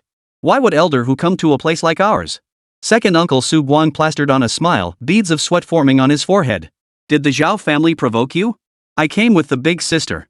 Hu Chuanfeng's voice was quiet, yet it filled the main hall so completely that one could hear a pin drop. Uncle Su Hong's fawning smile froze instantly. The big sister? Senior Hu, you mean? Before he could finish, Hu Quanfeng pointed towards Su Wanzhu standing by the doorway, his white beard trembling slightly with emotion. Of course, it's young friend Su Wanzhu. The room fell deathly silent. Su Quan suddenly snorted derisively. Old Master Hu, have you lost your mind? She's just a freshman. Before he could finish, Lin Mo stood before him, his fist hovering inches from Su Hong's throat. Shut up! Su Hong barked harshly. He'd heard that Hu Quanfeng hadn't taken on a disciple in 30 years. Yet now, he was addressing a young girl as big sister. The profound implications sent a chill down his spine. Hu Quanfeng stroked his beard and laughed heartily, pointing at Lin Mo's knuckle duster. This is my big brother. Scared yet? The Su family members all wore expressions of utter disbelief. The venerable patriarch of the Hu family of North City adopting a spirit beast as his elder brother? You've got to be kidding me. Enough. Stop arguing with this old man. Ask my big sister what she's here for. Hu Quanfeng couldn't be bothered with these people. If not for Su Wanzhu's sake, he wouldn't have wasted a single word on them. Uncles, we've come to settle things once and for all with the Zhao family. It's time for the Su family to reclaim our place among Tianhai's Beastmaster elite. Su Wanzhu's voice wasn't loud, yet it echoed throughout the entire room. Su Hong sighed upon hearing this. It is indeed necessary to settle things. We've already reached an agreement with the Zhao family. Today, they're coming over, and we'll hand over the ancestral home. In return, they'll help us settle our debts. Airphone was utterly confused and turned to Lin Mo for help. Big brother, what are they talking about? I don't understand. Lin Mo glanced at her. He knew about this matter. Su Wanzhu had once mentioned it in her own mutterings. Under the leadership of Su Wanzhu's grandfather, the Su family had become a prominent beastmaster clan in Tianhai City. Not only was grandfather Su's contract beast formidable, but Su Hao's was equally powerful. Later, the Su family established the Su Beastmaster Training Camp, where spirit beasts of numerous beastmasters could undergo specialized training to enhance their combat capabilities. The Zhao family followed suit, making the two clans fierce rivals. But an accident caused the contract beast entrusted to the Su family to suddenly die, with no evidence pointing to who was responsible. The Su family was left to swallow the bitter consequences, drowning in debt. Not long after, a group of mysterious individuals arrived and clashed with the Su family. Dan Tailan's former contract beast perished in that battle, and Su Hao's rock monkey plummeted in rank. Unable to bear the debt burden, the Su family sought assistance. The Zhao family proposed purchasing all their assets, including the ancestral home. Though most properties were sold, the ancestral home remained unsold, and the Zhao family continued to press the issue relentlessly. Today, the Su family was negotiating the price of the ancestral home with the Zhao family. All of this was known to the Su family members, but there was one thing only Su Wanzhu knew. That the accident from years ago and those mysterious figures were all connected to the Zhao family. Therefore, to revive the Su family, they must deal with the Zhao family. Niece, we're truly at a loss. With so many mouths to feed, even if we fought, we couldn't defeat the Zhao family. Su Hong sighed. The others all lowered their heads. Just then, the Zhao family arrived. Everyone here? Perfect. Today we'll settle matters concerning the Su family's ancestral home. Zhao Tianyang sat in his wheelchair, Zhao Dong pushing from behind. Oh, and while we're at it, we might as well discuss Su Wanzhu's marriage to my son. Right, Su brother? Zhao Tianyang's words were polite, but his expression was icy cold. Chapter 33, Earthquake Fist Cleaving Heaven. Zhao Tianyang's wheelchair rolled over the threshold. Su Wanzhu, upon marrying into the Zhao family, all previous debts owed by the Su family shall be forgiven. Zhao Tianyang. Don't you dare. Su Hao roared, summoning the rock monkey behind him.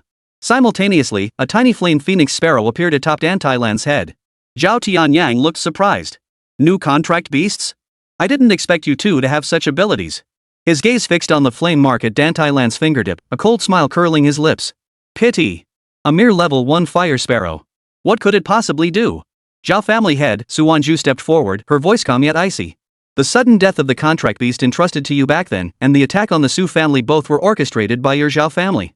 Zhao Tianyang turned his wheelchair, the metal wheels screeching against the floor. Su Wanzhu, you can eat whatever you want, but you can't just make things up. Produce the evidence. Otherwise, return the compensation from back then principal and interest. Evidence? Su Wanzhu clenched her fists.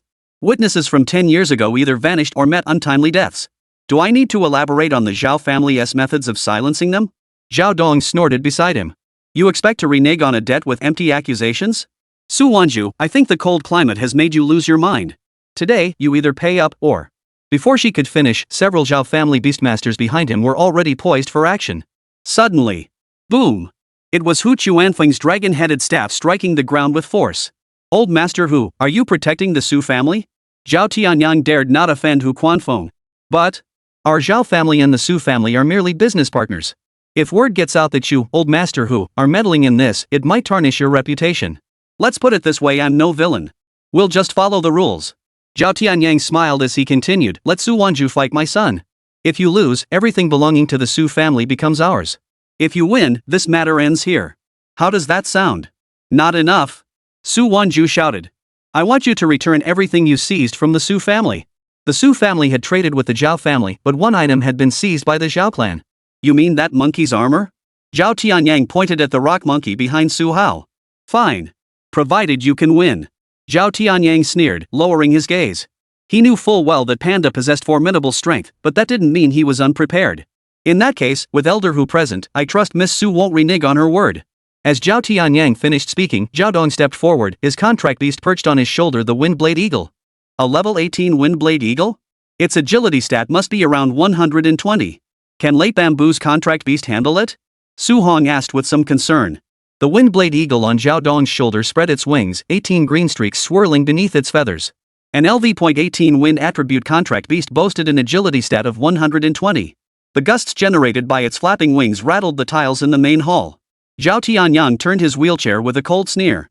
Su Wanzhu, my son's Windblade Eagle can teleport 7 times within 100 meters. Your panda won't even catch its shadow. Begin! Zhao Dong snapped his fingers. The Windblade Falcon transformed into a piercing blue streak, its talons aimed straight for Lin Mo's throat. Su Hong clenched his fists. That's speed. The panda won't react in time. Lin Mo raised his right fist. The wind-slicing fist wind brushed past the hawk's afterimage, yet vanished before touching a single feather. With 120 agility, the Windblade Hawk moved faster than lightning. Ha! See that? Zhao Tianyang pounded his wheelchair armrest. The speed difference is too great. The Windblade Eagle pivoted mid-air, its talons slashing toward Lin Mo's side. Lin Mo leapt backward, his fist guard grazing the hawk's wing as he swung only to grasp at thin air once more. 3 wind blades chased his afterimage, slicing the ground and leaving inch-deep gashes on the stone slabs. Mo! Don't panic, spot its movement patterns. Su Wanzhu shouted. Lin Mo steadied himself, his golden pupils locked onto the azure glow in the sky. Each time the Windblade Hawk teleported, it left a faint blue trail behind. When 18 wind blades circled its body, that was the moment to strike its limit for sustaining high speed. Here it comes. The Windblade Eagle suddenly accelerated, its teleportation trails merging into a continuous green mist. Its claws, cutting through the air with a sharp whistling sound, lunged toward Lin Mo's face. This time, Lin Mo didn't swing his fist. Instead, he lunged forward, slamming his gauntlet into the ground. With a thunderous boom, the Windblade Eagle's teleportation path was disrupted by the shockwave, causing all 18 wind blades to collide and explode mid-air. How is that possible? Zhao Dong gasped in shock. Seizing the moment, Lin Mo leaped upward just as the hawkbird prepared to turn back. The moment Lin Mo's chest collided with the hawkbird, the Windblade Hawk let out a mournful cry. Its body was sent flying backward, the wind blades beneath its wings shattering into fragments. Its endurance has reached its limit. Hu Quan's dragon-headed staff slammed the ground. Wind attribute spirit beasts must show weaknesses when sustaining extreme speeds. Landing swiftly, Lin Mo launched a relentless assault, his left fist striking like a torrential downpour. The Windblade bird attempted another teleportation, but its movements were sluggish from exhaustion. A fist struck its wing. A sharp crack echoed as the bird plummeted to Zhao Dong's feet, its wings shattered and compatibility lost. No, my Windblade Eagle. Zhao Dong collapsed to the ground, unable to believe that a level 18 agility specialist could be worn down and defeated. Zhao Tianyang, Su Wanzhu picked up a broken feather from the ground. Now, it's time to return what belongs to the Su family. It's not over yet. Zhao Tianyang sneered coldly. Suddenly, Zhao Dong fed the Windblade bird some unknown substance. Su Wanzhu gasped in shock, shouting, Zhao Tianyang, you dare use drugs? How else could I deal with this panda?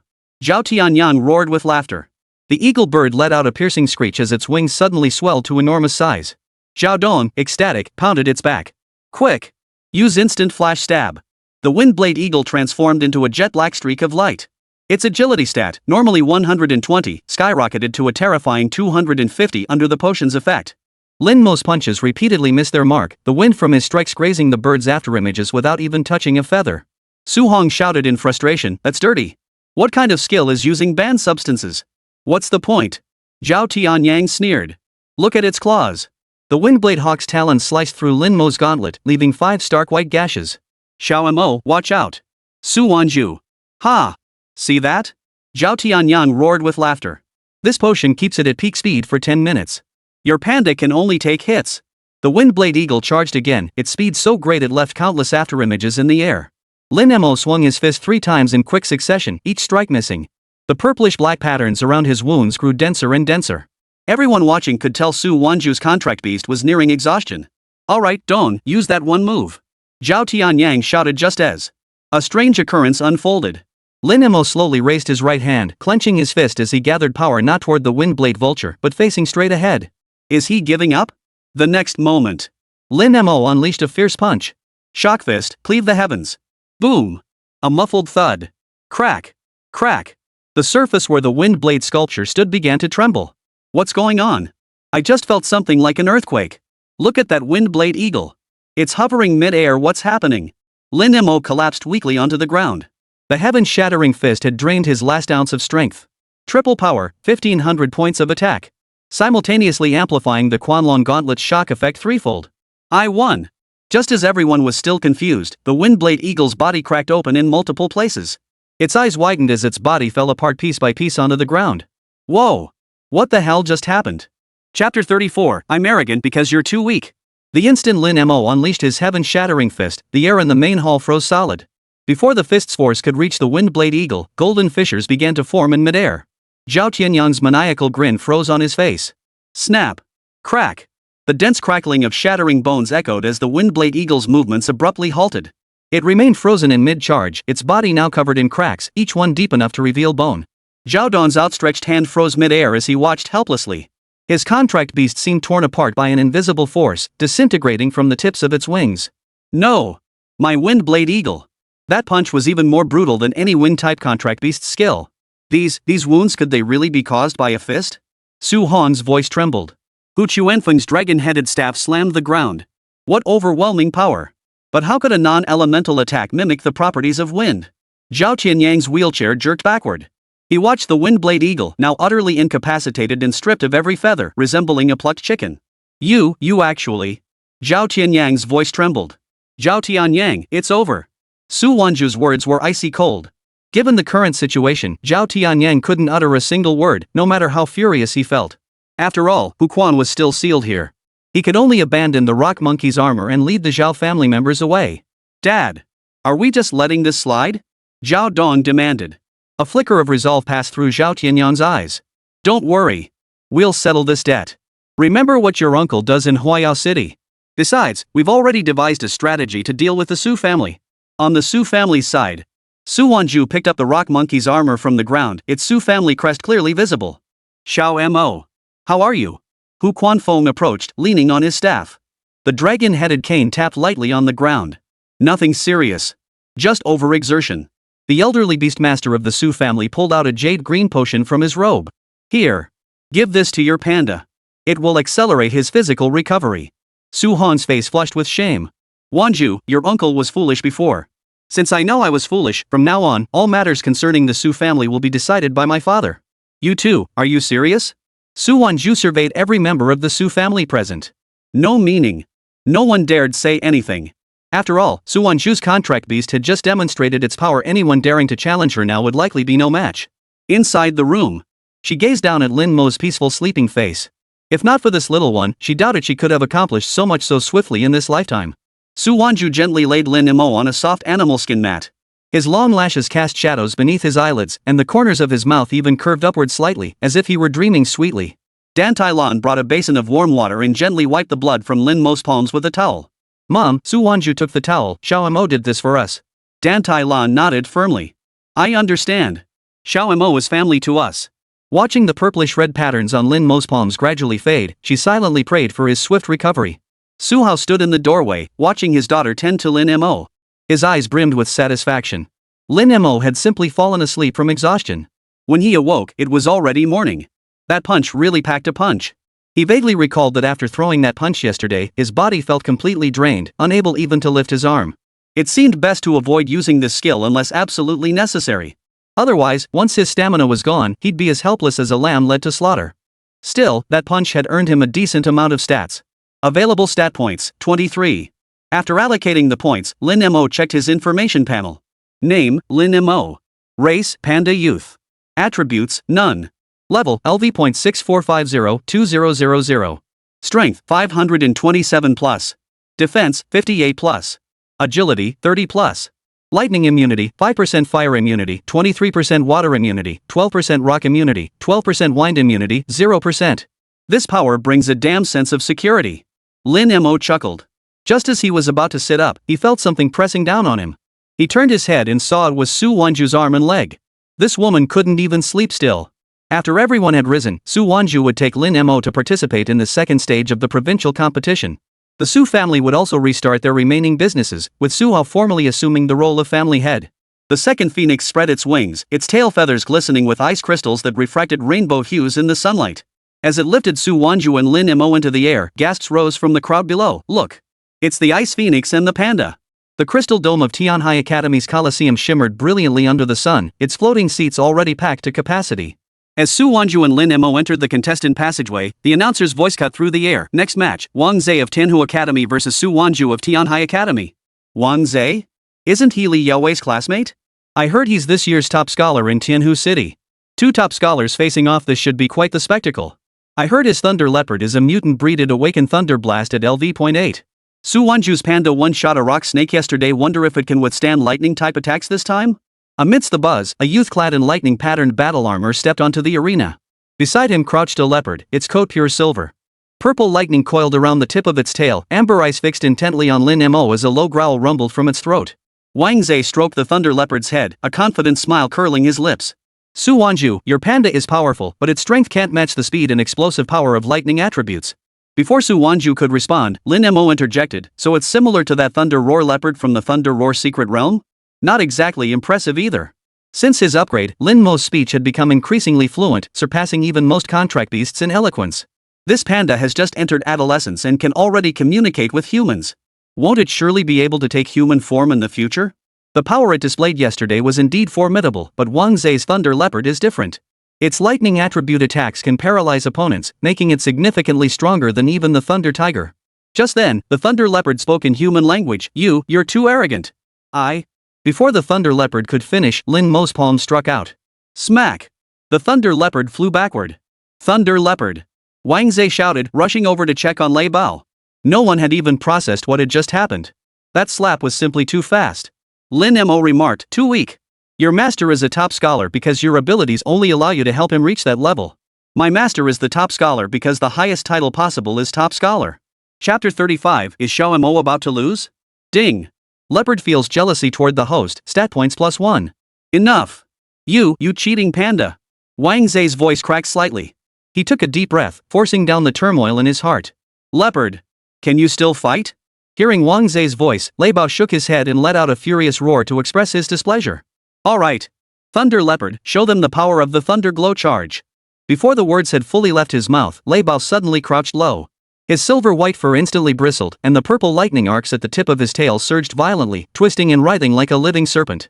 The stands erupted in gasps. Many knowledgeable beast masters rose to their feet. The Thunder Glow Impact was an exceptionally formidable lightning attribute skill. And the fact that an LV.8 Thunder Leopard had mastered it was proof of Wang Zhe's exceptional training skills. Xiao Mo, watch out for the lightning paralysis. Su Wanzhu whispered a warning. She understood the nature of lightning attributes, their speed and paralysis could instantly turn the tide of battle. Lin Mo, however, shrugged it off with a casual wiggle of his hips, even deliberately turning his back to the thunder leopard. Come on. I hear your lightning scraping is quite the massage. This provocation made the thunder leopard growl low in its throat, and the long-accumulated thunder glow shock finally erupted with a thunderous boom. A purple pillar of light, as thick as a bowl, tore through the air, crackling with electricity as it hurtled toward Lin Mo's back. Yet the instant the beam struck, Lin Mo spun around and unleashed a punch, not using any skill, but relying purely on his physical strength to endure the blow. Boom! The thunder glare impact slammed into Lin Mo's fist, instantly enveloping his body in purple arcs of electricity. The crackling sound pierced the eardrums painfully. The stands fell deathly silent. Eyes widened in shock. While pandas were renowned for their defense, a level 6 pandas taking a level 8 thunder blast head-on? It was utterly futile. Wang Zai's lips curled into a smug smile. Fool! The paralysis effect of thunder blast should have been enough to. His words abruptly halted as the scene before him defied all understanding.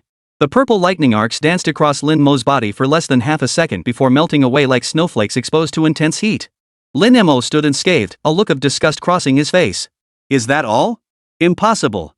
Wang Zai gasped, instinctively glancing at Lei Bao's status bar. Lightning immunity. No, even with lightning immunity, there's no way he could be completely immune to thunder shock. Lin Mo's lightning immunity stat appeared to be only 5%, but combined with his staggering 527 strength and 58 defense points, it had formed an uncanny resistance. It appeared he had absorbed the shock with his body, but in reality, he had shattered the electrical current with a single punch. My turn, right? Lin Mo flexed his wrist, his knuckles cracking sharply. His right fist slammed into the thunder leopard's chest with a whistling sound. The massive beast flew backward like a Lei Bao. Wang Zai's face paled as he frantically pulled out healing potions. Activate the thunder glow barrier. Struggling to his feet, Lei Bao activated a purple shield that rippled with fine arcs of electricity, his signature lightning attribute defense skill. Lin Mo, far from halting his assault, grinned. Bring it on. Watch this. He leapt high into the air, his fist like a giant hammer, crashing down toward the thunder glow barrier. The purple shield violently rippled upon contact with Lin Mo's fist, sparks flying wildly, yet it couldn't withstand the terrifying force. Crack, crack. Cracks appeared on the shield's surface, and with a resounding boom, it shattered completely. Lin Mo's fist carried through its momentum, landing squarely on the thunder leopard's head. This time, the thunder leopard didn't even manage a scream before rolling its eyes back and passing out. The entire arena fell silent. All eyes were fixed on Lin Mo, standing in the center of the arena. His round, panda-like form now radiated an oppressive aura that sent shivers down spines. This was far beyond what a level 6 contract beast should be capable of. I concede. Wang Zai stared at the unconscious Lei Bao, all color draining from his face. The Tianhai City audience erupted. Both top-ranked students, but their city's top student had defeated Tianhu City's top student. Just then, the arena broadcast suddenly announced, next match, 10 minutes from now, Tianhai Academy's Su Wanzhu vs. Tianma Academy's Su Ruwei. Su Ruwei? Su Wanzhu's brows furrowed slightly. A name reverberating throughout the Beastmaster community. Tianma Academy was notorious as a combat machine incubator, and Su Ruwei, as the academy's top freshman, was rumored to have never lost a single match in the arena. Su Ruwei's contract beast is the Ink Armor Rhinoceros, a mutated rock attribute creature with absurdly high defense and strength. He also excels at using Ink Rock Shadow Arts to disrupt opponents. You must be extremely cautious. On the opposite side of the arena, a young man emerged from the passageway. Tall and imposing, his face was stern, half shrouded in the hood's shadow. Only his eyes gleamed with a cold, piercing sharpness like icy pools. Following behind him was a colossal rhinoceros standing over 3 meters tall, its entire body covered in obsidian-like armor. The single horn at its snout gleamed with a metallic sheen. It was indeed a level 9 black armor rhinoceros. Su Wanzhu, Su Ruwei's voice was low and devoid of emotion. Your panda is indeed interesting, but against the black armor rhinoceros, its strength is nothing but futile. The black armor rhinoceros let out a deep growl, its front hooves scraping the ground, sending fine rock fragments flying. The spectator stands erupted in murmurs. It's Su Ruwei, the ace among Tianma Academy's freshmen. I heard his ink armor rhinoceros can withstand a level 15 rock collapse spell head-on. That panda just took down the thunder leopard in seconds, but now it's facing a rock-type tank. Looks like it might be in trouble. Not necessarily. Remember how he absorbed that thunder blast earlier? Maybe his defense has some tricks up its sleeve too. Lin Mo, however, tilted his head, scrutinizing the ink armor rhino from head to toe. Suddenly, he pointed at its horn and said, "Hey, charcoal head, that horn of yours is pretty shiny." Su Ruwei's eyes turned cold, and the black-armored rhinoceros, provoked by the taunt, snorted, 2 streams of white vapor erupting from its nostrils. Ding! Ink armor rhinoceros has become enraged toward the host. Stat points +1. After a 10-minute rest period, the two stood once more upon the combat arena. Su Ruwei raised his hand to press down on the Emojashi's head, his voice deep and commanding. No need to waste words on a low-grade contract beast. Emojashi, black rock cage, seal off its movement. Before his words faded, the black-armored rhinoceros stomped the ground. Black rock instantly seeped from the earth, spreading toward Lin Mo like a living creature. The black rock rapidly transformed into slender, inky stone pillars, forming a 5-meter diameter cage around Lin Mo in the blink of an eye. The pillars' surfaces were smooth as mirrors, yet they radiated an oppressive earthen aura.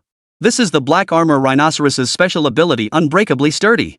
Su Wanzhu whispered urgently, Xiao Mo, try to break it. She wasn't sure if little Mo could manage it, but it was their only option now. If it remained unbroken for too long, the inability to move could lead to defeat in battle. Lin Mo nodded and slammed his fist into the rock pillar. Buzz! A tremor rippled through the pillar, yet it showed no sign of cracking. The others gasped. It seems even this panda can't break the pillar. Then Su Wanzhu can only stop here. Su Ruwei chuckled, useless. If your panda possessed lightning attributes, perhaps there'd be a chance to break through. But it's elementless. Ultimately, it can't. Before Su Ruwei could finish his sentence, a sudden crash echoed through the air. Chapter 36, Ancient Battlefield, Soul-Sealing Abyss. The stone pillars that had imprisoned Lin Mo began collapsing one after another. Xiao Mo! Su Wanzhu cried out in alarm. Only when the dust settled did she see what had truly transpired. All around, intricate carvings emerged on the surrounding pillars. And every single one of them was carved in Su Wanzhu's likeness. Do you like it? Lin Mo waved cheerfully at Su Wanzhu. Seeing Lin Mo was unharmed, Su Wanzhu finally relaxed, feeling both flushed and delighted. Who would have thought a contract beast would skip the fight to pull off something like this? But look! That panda can carve rock pillars, which means it has the power to completely destroy them. But why would it do that? Just to please its master? Su Wanzhu also called out, Little Mo, fight seriously. Who knew Lin Mo would suddenly look so surprised? Ha? Battle? I thought we were just carving for fun. With that, he casually swung his hand, and several rock pillars crashed down. Humiliation. Utter humiliation. Su Ruwei watched, grinding his back teeth to dust. Ding. Su Ruwei has become angry with you. Value points +1. Ding. Shot generated, value point +1. Ding. Shot generated, value point +1. Ding. Shot generated, value point +1. Lin Mo chuckled inwardly. That's more like it. A battle without stat points is meaningless. With such a rare opportunity, how could he not show off a little longer? Su Ruwei finally dropped his contempt. The next moment, the rhinoceros horn of the ink armor rhino suddenly glowed with an earthy yellow light. If that's useless, then let's try the rock spike piercing. The ground surged upward violently. Dozens of sharp rock spikes erupted from beneath Lin Mo's feet, piercing toward the sky like a forest of stone. Instead of dodging, Lin Mo took a deep breath and curled his body into a furry ball. Roll! He rolled like a giant panda snowball through the forest of spikes. The razor-sharp spikes scraped against his fur, yet failed to pierce even a single layer of skin. Instead, they shattered beneath his rolling weight. A collective gasp rippled through the spectator stands. This wasn't a panda, it was a fur-covered tank. Impossible. The rock spike's penetration power, his defense. Su Ruwei's face turned ashen. He snapped his hand, Emojiashi, stunned with a heavy stomp. Emojiashi obeyed the command. Its hind legs slammed into the ground, propelling its massive frame into the air. It crashed back down with a force of 1,000 pounds. The entire arena shook as an invisible shockwave radiated outward from its center. Little Mo. Jump! Su Wanzhu shouted. She knew this was a rock attribute stunning skill. Yet Su Ruwei chuckled, just waiting for you to jump. Use Ink Rock Shadow Bind. A jet black rock shot from the ground like a rope, coiling around Lin Mo's limbs like a serpent, tightening with each coil. Su Ruwei sneered coldly, this is a binding formed by the congealed blood of the ink armor rhino. It's incredibly resilient. No matter how strong you are, you won't break free. Lin Mo stared at Su Ruwei's smug expression, then suddenly grinned, his eyes gleaming with cunning. Oh? Are you sure? The next instant, power erupted from within Lin Mo without warning. Ha! Lin Mo roared, shattering the black ropes binding him into dust. Seeing this, Su Wanzhu shouted, now's your chance. Use your fist's momentum to shatter his armor. Then, Lin Mo charged toward the ink armor rhino and Su Ruwei with overwhelming force. Emojiashi attempted to withstand the impact with his shell, but was sent crashing into the protective wall at the edge of the arena before coming to a halt. All eyes fixed on the panda figure standing tall. Despite being only level 6, he unleashed unimaginable power. It seemed as though any elemental attack was utterly ineffective against him. Su Ruwei gazed at the wounded Emojiashi and finally lowered his head in defeat. Phase 2 concluded. The red letter rankings were now publicly displayed before the gates of Tianhai Academy's Coliseum, causing an uproar. Su Wanzhu's name stood out prominently at 10th place. The finals will be held in Tianyun City in 3 days. Su Wanzhu's fingertip traced the tournament announcement on the terminal screen. I recall the Tianyun City arena was built atop some secret realm. Hu Quanfeng entered, leaning on his dragon-headed cane. The boss is right. Tianyun City has a secret realm called the Soul-Binding Abyss. Before past finals, contestants always tried to sneak in for treasures. He paused before continuing, but this year feels off. Word from that area says an expedition team went missing in the first layer's core zone last month. Just then, a staff member approached. Su Wanzhu, this is your reward for ranking first in the second stage. Taking it, she saw it was indeed the challenge pass for the soul-binding abyss secret realm. Hu Quanfeng voiced his displeasure to the staff member. The soul-binding abyss is problematic right now, and you're still letting students go in. The staff member explained helplessly, I'm just following instructions. But you can wait until after the finals to enter, the issues might be resolved by then. After the staff member left, Hu Quanfeng tried to dissuade Su Wanzhu from going. But Su Wanzhu declared, we're leaving immediately. Su Wanzhu had long resolved to challenge the soul-binding abyss secret realm. In her previous life, she'd heard that after clearing the first layer, someone's contract beast not only gained a massive combat power boost but also obtained a spirit beast set. Unlike other secret realm bosses, this treasure couldn't be re-obtained by reviving the boss. There was only one set. However, the conditions within remained unknown. The soul-binding abyss was unlike other secret realms. Challenging it required a challenge voucher, and these vouchers weren't something you could buy anywhere. These tickets were opportunities earned annually by those who succeeded in other secret realms. Some kept them to challenge realms themselves, while others, deeming themselves insufficiently powerful, sold them to the Beastmaster Association for money. Moreover, the Beastmaster Association issues a warning: those lacking sufficient strength should only venture into the outer regions of the soul-binding abyss's first layer. The dangers lurking in its depths remain unknown to this day. Before departure, Su Wanzhu informed her parents of her trip to Tianyun City, as she still needed to compete in the provincial finals. She then mounted Airfang's back and set off alongside Lin Mo and Hu Quanfeng. According to intelligence, the last signal from the missing expedition team originated from the inner perimeter of the soul-binding abyss's first layer. Upon arriving in Tianyun City, they headed straight for the Tianyun Coliseum, which would also serve as the venue for the provincial finals. I can't enter directly, so I'll wait for you outside, Hu Quanfeng said. As a secret realm enthusiast, Hu Quanfeng had once obtained challenge tickets to test his skills here, but that was long ago.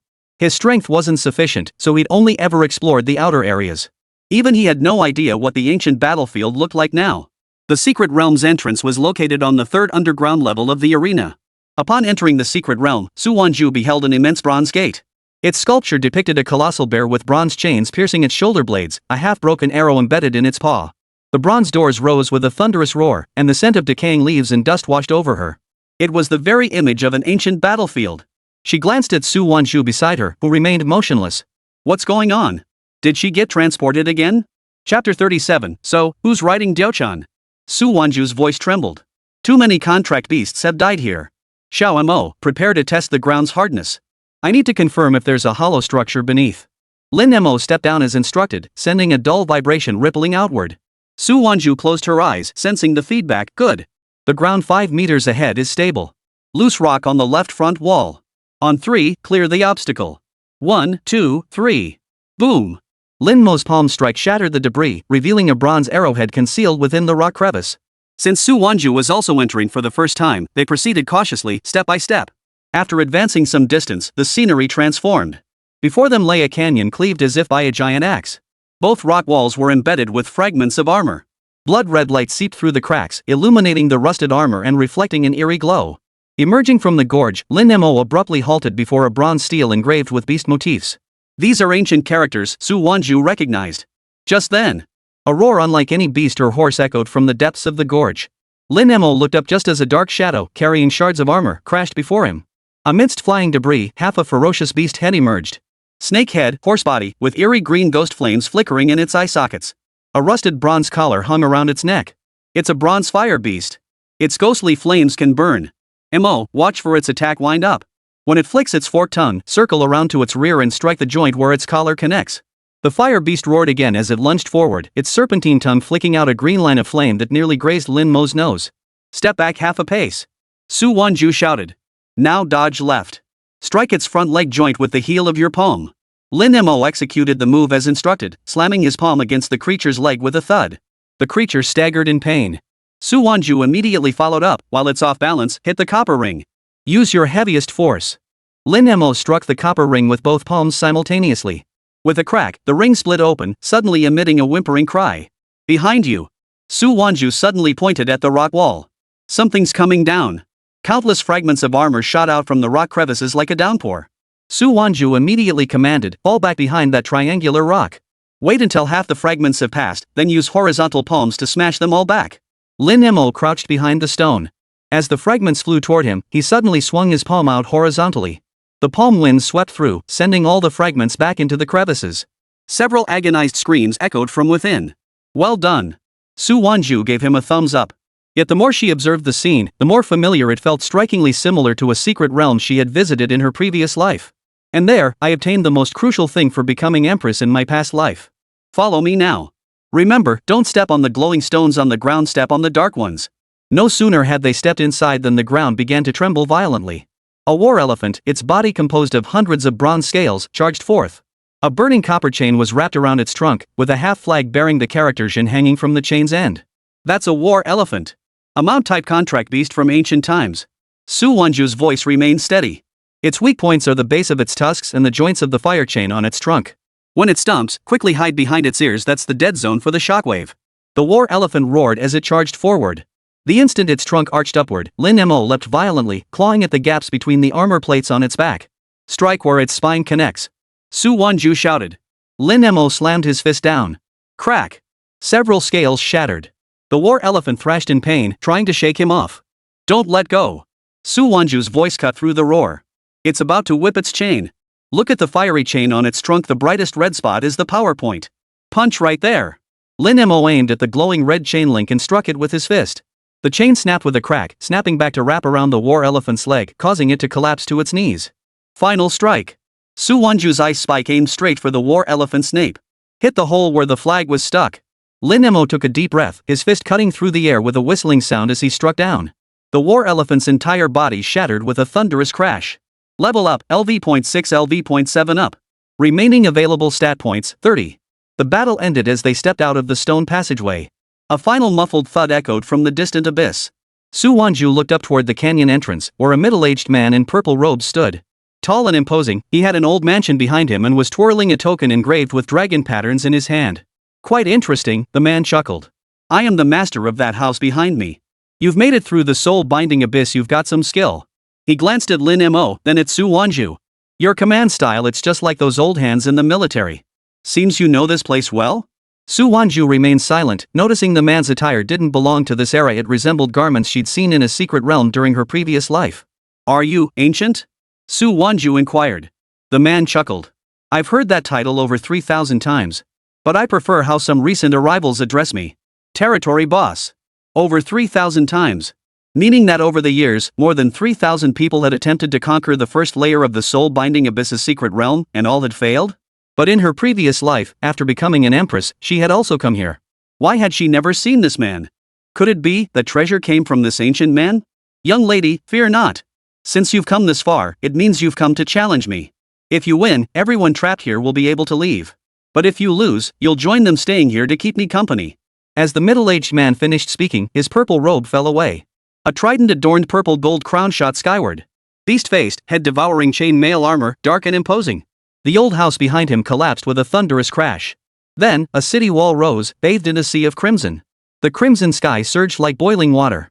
Amidst the rumbling of the rising city walls, the black scales on the beast-faced chain mail armor glistened coldly. The crown atop his head transformed, two flickering blood flames suspended above his brow.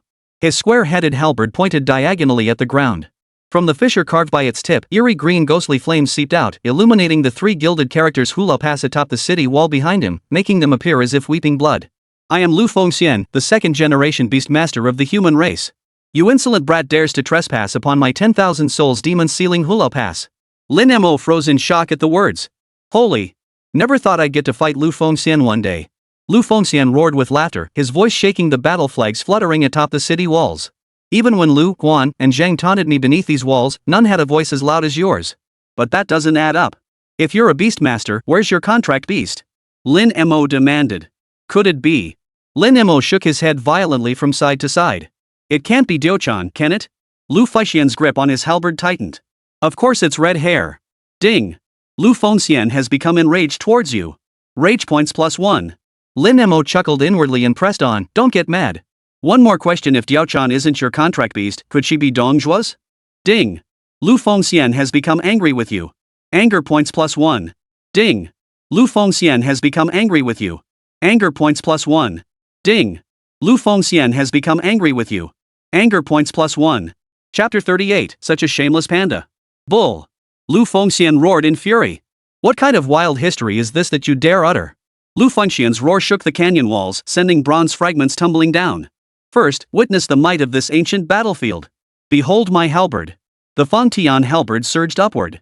9 dragon patterns coiled around its shaft roared simultaneously, their dragon breath weaving a crimson net in midair. Lin Mo felt an overwhelming force slam into him, as if the entire sky pressed down upon his shoulders. His breath caught in his throat as the shrieking souls of countless contract beasts slain on the battlefield tore at him with every wave of their fury. Su Wanzhu gasped in shock. Indeed. It was identical to that secret realm she had encountered in her previous life. Throughout history, powerful beastmasters weren't just strong because their contract beasts were powerful. The stats bestowed by those beasts also made their masters stronger. In her previous life, she too had become an empress through various means, aided by a unique secret realm. Yet her contract beast couldn't keep pace with her own power growth, leading to her tragic downfall. At that moment, Lu Fengxian stomped the ground fiercely. The paving stones at the base of the city wall cracked in response. First, take my 3 spears. Before the words faded, the spear tips in Lu Fengxian's hand sliced through the air, trailing sparks and carving crimson trails beneath the blood-red sky. Lin Mo felt immense force bearing down on him, as if crushed by a mountain, making even breathing difficult.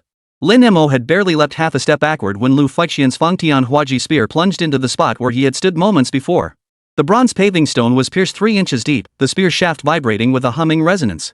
Lu Fengxian flipped his wrist, flicking a shower of debris toward Lin Mo's face. You call this mere brute courage? And you dare challenge my hula pass? Who said I possess only the courage of a common soldier? Lin Mo wiped his face, his fingertips grazing the fur torn by the flying debris moments before. Don't let your guard down. Su Wanzhu urged urgently. He's testing your defenses. Watch his movements, he's trying to lock down your actions. Lin Mo finally noticed the numerous battle flags that had appeared around him, their beastly patterns writhing like living creatures. He leapt up abruptly, shatter them. He slammed his palm against the battle flags. Lu Fengxian laughed at the sight. Useless. Destroy one banner and another will appear. Before he could finish, Lin Mo suddenly grinned, revealing sharp panda-like teeth. Who said I'd smash them one by one? As he landed, he deliberately stepped on a banner. His massive frame spun violently like a furry top, his palm wind sweeping through the cracks to strike every banner. Crack! Crack! Every battle flag shattered in unison, all shattered by Lin Mo's force. Lu Fengxian's smile froze, his Fangtian halberd nearly slipping from his grasp. How did you know? My master told me. Lin Mo waved his claw triumphantly, pointing toward Su Wanzhu in the distance. She stood atop a raised bronze stone slab. Little Mo, his next move is the array-breaking spear. Its attack range is a fan-shaped area in front. See those 3 loose floor tiles behind his feet? Jump onto them and use the rebound to strike his lower body. Lin Mo leapt onto the tiles as instructed and indeed felt the ground give beneath him. Lu Fengxian's Fangtian halberd already sliced through the air with thunderous force, its momentum whipping Lin Mo's fur into a frenzy. Just as the spear tip was about to strike, Lin Mo stomped his foot. The 3 tiles collapsed with a crash. Using the recoil to propel himself backward, he thrust both palms forward. His palms collided with the Fangtian Huaji, erupting in an earth-shattering boom. Lu Fengxian felt a colossal force surge through the spear shaft, numbing his arms and tilting his purple gold crown half an inch. He stared at Lin Mo in disbelief. You panda, how can you possibly be this strong? Lin Mo patted his round belly, then suddenly lowered his body and charged at Lu Fengxian like a cannonball. Now it's my turn to attack. Watch this. Lu Fengxian roared in anger, blocking with his halberd. But mid-air, Lin Mo abruptly changed his technique, his palms shifted from slapping to grabbing. Don't even think about it. Lu Fengxian jerked backward, sweeping his halberd low at Lin Mo's legs. Lin Mo was ready for this. His toes caught the spear shaft, propelling him upward. His claws came within inches of Lu Fengxian's purple gold crown. Xiao Mo. Su Wanzhu's voice rang out urgently, retreat now. As Lin Mo landed and began retreating, Lu Fengxian violently thrust his halberd into the ground, letting out an inhuman roar. Fortunately, thanks to Su Wanzhu's warning, Lin Mo managed to evade the attack. Now! Quick punch! Lin Mo suddenly planted his feet, lunged forward, and landed a vicious punch squarely on Lu Fengxian's midsection. Lu Fengxian's face turned deathly pale. His expression twisted in agony. Lin Mo tossed his Fangtian Huaji spear onto the ground, brushing metal shards off his claws. Your armor looks nice. Give it to me. No way. Lu Fengxian leapt up, seemingly shouting something.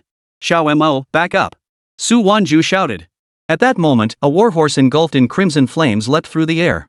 Its mane billowed like flowing fire, leaving fiery hoofprints wherever its hooves touched the ground. Cheetah let out a thunderous neigh, the flames dancing in its eyes mirroring the blood-red glow in Lu Fengxian's crown. Red hair. Lu Fengxian leapt onto the horse, his Fangtian Huaji spear whirling in his hands to form a massive spear blossom. Follow me to crush the invading foe. Cheetah carried Lu Fengxian forward like an arrow released from its string, the gale generated by the Fangtian Huaji plowing a 3-foot deep trench into the earth. So it was red hair. I thought it was Diochan. Lin Mo actually wore a look of regret. Xiao Mo, this must be his second form. His halberd technique now incorporates the momentum of a cavalry charge. Watch out for lateral movement. That's Red Hair's heaven-scorching hoof. It incinerates energy attacks. Lin Mo scrambled to evade Red Hair's trampling hooves, only to see Lu Fengxian suddenly thrust his halberd into the ground. Grasping the purple gold crown with both hands, he yanked it violently. Shattering rubies on the crown exploded into a blood mist, merging into Red Hair's body. Lu Fengxian's form began to warp. The beast-faced armor on his torso fused explosively with Red Hair's body, forming a terrifying hybrid human upper body, fiery red steed lower half. 3 pairs of wings sprouted from his back, while the Fang Tianhua Ji in his hands surged 3 feet in length, its tip solidifying into a monstrous beast's head. Ready to die? Lu Fengxian's voice boomed from his centaur form as Red Hair's hooves scraped the ground, sparks igniting the entire canyon. In this state, even Liu Bei, Guanyu, and Zhang Fei combined couldn't stand against me. Lin Mo stared at the nearly 10-meter-tall centaur before him and swallowed hard. They're actually using a fusion form like this? Su Wanzhu shouted, what fusion? This is a skill only used in the spirit hero state. Su Wanzhu's voice came from behind him, tinged with unprecedented gravity. The weak point in his fusion lies at the junction where his human torso meets the horse's body. Su Wanzhu knew this all too well. Though she hadn't fought Lu Fengxian personally, she had challenged spirit heroes far more formidable than him. Xiao Mo. Finish him quickly. Don't waste time. Hearing this, Lin Mo suddenly crouched low, channeling all his strength into his right fist. Then he pointed sharply to the right front and shouted, look. Dong Zhuo is riding Diochan. Ha? Su Wanzhu was dumbfounded. What the hell was this? But to her surprise, Lu Fengxian actually turned his head. Lin Mo chuckled, ha! Perfect opportunity. A golden arc streaked across the crimson sky. He channeled immense power into his fist. Finish him in one strike. Heaven-shattering fist. Chapter 39, Big Brother. Your armor looks awesome. A golden fist wind collided like a comet with the centaur's joint, shattering the chains beneath its force. Lu Fengxian watched in shock as his prized symbiotic form was shattered head-on. The body of Red Hair let out a mournful cry, and 3 pairs of wings exploded into shards of light. The Fang Tian halberd clattered to the ground. Lu Fengxian's humanoid form peeled away from the horse's body. Lin Mo panted heavily, the fur on the back of his hand singed from overuse. Lu Fengxian stared at the black and white furball before him, then glanced at the bottomless gash in the ground left by his fist. Suddenly, he burst into laughter, his voice echoing skyward. His laughter shattered the crimson sky, revealing the setting sun above the canyon. Excellent. Truly a heaven-shattering fist. He abruptly tore off his beast-faced chainmail armor, its black scales gleaming with a warm luster in the sunset. Since you like it, consider this my gift to the vanquished. Lu Fengxian turned to Su Wanzhu. Young lady, your commanding earlier reminded me of my strategist back in the day. It's just a pity. He trailed off, merely gesturing toward the Hulo Pass walls. You've crossed the soul-binding abyss and defeated me, the domain boss. The restrictions below the pass are now lifted. Those people can leave too. The armor dissolved into a stream of light, merging into Lin Mo's body. Obtained item, 10,000 beasts devouring head armor set. When equipped, defense plus 30%. Acquired skill, armor fusion, Lu Fengxian set covers entire body. The red hair whinnied softly, rubbing against Lin Mo's claw. Flames of crimson in its eyes transformed into 2 streaks of light, burrowing into his palm. Acquired skill, red hair speed temporarily increases movement speed. He then produced a dragon engraved token and a stone, tossing them to Su Wanzhu. The token felt icy cold upon contact. With this dragon engraved token, you may directly access the next layer of the ancient battlefield territory next time. As for the stone, it's a combat technique stone. However, it cannot be used yet. It still requires some time. A battle technique stone. Su Wanzhu trembled at the very words. Battle techniques were incredibly rare. Because battle techniques weren't meant for contract beasts, they were for beast masters. Besides being able to utilize 1/3 of their contract beast stats, beast masters could also obtain battle technique stones through certain secret realms. However, battle skill stones only appeared after a major overhaul of the secret realm half a month later and could only be used then. According to her memories, once the first combat technique stone appeared, the number of challengers in the secret realm would skyrocket far beyond current levels. In his previous life, it took him a long time to obtain his first combat skill stone. To think I'd get one now. This was truly an unexpected delight. Finally done. Just as Lin Mo was about to collapse from exhaustion, a faint fragrance suddenly wafted over. You've worked hard. It was Su Wanzhu. Seeing Lin Mo's exhausted state, Su Wanzhu felt a pang of sympathy and gently let him lean against her chest. The first-tier domain boss of the soul-binding abyss secret realm had been defeated. Moreover, such special domain bosses only appeared once. Those entering later would only encounter the unconscious Lu Fengxian form. During the break, Su Wanzhu used her bracelet to send a message to the Tianyun City Beastmaster Association, instructing them to come in and rescue the people trapped here earlier. The people trapped on the first layer of soul-binding abyss have been rescued? I was one of them. I saw the spirit Lu Fengxian inside. And he defeated me. Us too. After losing, we were locked inside that ancient city and fell unconscious. The accounts from those trapped inside were remarkably consistent. Meanwhile, Su Wanzhu had no choice but to withdraw. She had spent too much time here and still needed to participate in the upcoming provincial competition. She would return to explore the second layer after the competition concluded. As soon as she stepped out, Hu Quanfeng and Airfeng swarmed around her. Big sis, did you defeat the first layer territory boss? Hu Quanfeng asked excitedly. He pointed toward the entrance, where a line of text now appeared. Soul Binding Abyss Secret Realm First Layer First Clear, Su Wanzhu 4 hours 58 minutes. Soul Binding Abyss Secret Realm Second Layer First Clear, to be determined. Soul Binding Abyss Secret Realm Third Layer First Clear, to be determined. Soul Binding Abyss Secret Realm Fourth Layer First Clear, to be determined. First Clear. Someone actually cleared the first layer of Soul Binding Abyss? It's Su Wanzhu from Tianhai Academy. Did she really defeat the territory boss Lu Fengxian? 4 hours and 58 minutes. Even veteran beast masters couldn't do it. That speed should land her in this year's top 10 genius rankings, right? But didn't she just set new records for the Wasteland Secret Realm and the Frozen Land Secret Realm? Why did she come to the Soul Binding Abyss now? Su Wanzhu's gaze, however, was fixed on the first clear announcement at the Secret Realm's entrance. She had to keep clearing realms relentlessly because in 1 month, a major reform was coming. Challenging realms would no longer require challenge tickets, it would be done directly with money. And record holders would receive half the profits. This was precisely the seed money she needed to revive the Su family and rebuild their influence. It would also lay the groundwork for her future as empress. Big sister. Hu Quanfeng suddenly lowered his voice, tapping the second-tier marker on the first clear notice with his cane. After the grand competition, do you still plan to tackle the second tier? I must. Can I come with you? I didn't have time before, but now I can figure out a way to get a challenge ticket. Hu Quanfeng was visibly excited. He had visited the Soul Binding Abyss Secret Realm once before, but it was vast, and with time pressing, he had withdrawn without finding much. Me too. Me too. Big sis, don't forget me. Airfeng joined in eagerly. Of course. Su Wanzhu agreed with a smile. With her dragon, she could bring someone holding a challenge ticket directly into the second level. As for Xiao Mo and Airfeng, being beasts, they could follow anyone in without restriction. Just as Su Wanzhu was helping Lin Mo find a place to rest in Tianyun City, news of the first successful clearance of the Soul Binding Abyss's first layer quickly spread. Tianyun City, inside a villa. A voluptuous woman studied the message on her wristband. My dear daughter, this Su Wanzhu is the opponent you'll face in the finals. You must perform well, don't bring shame upon our Tian Province Beastmaster Association. Mom! Don't worry, I'm confident in myself. If she faces me, she'll lose for sure. Confidence is good. I heard from the main association that the provincial champion will represent the province in the national competition, and the top 5 provincial finishers will also get a chance to challenge a new secret realm. Hearing her daughter's words, the woman smiled. Her husband was the president of the Tianyun City Beastmaster Association, and she herself held a high-ranking position within the organization. Their daughter had to win. The next day, the provincial championship finals commenced. At the center of the arena, a 100-meter diameter crystal platform was enveloped in a pale blue protective light barrier. The ultimate victor will be decided between Su Wanzhu and her opponent, Lu Meyer. The announcer proclaimed. The audience present were all residents of Tianyun City, the provincial capital of Tian Province, and they all knew that Lu Meyer was the daughter of the president of the Tian Province Beastmaster Association. Lu Meyer and her 9-segmented wind centipede were already in position. Wind centipede. Armor pierce. As soon as Lu Meyer's words fell, the 9-segmented wind centipede began to glow.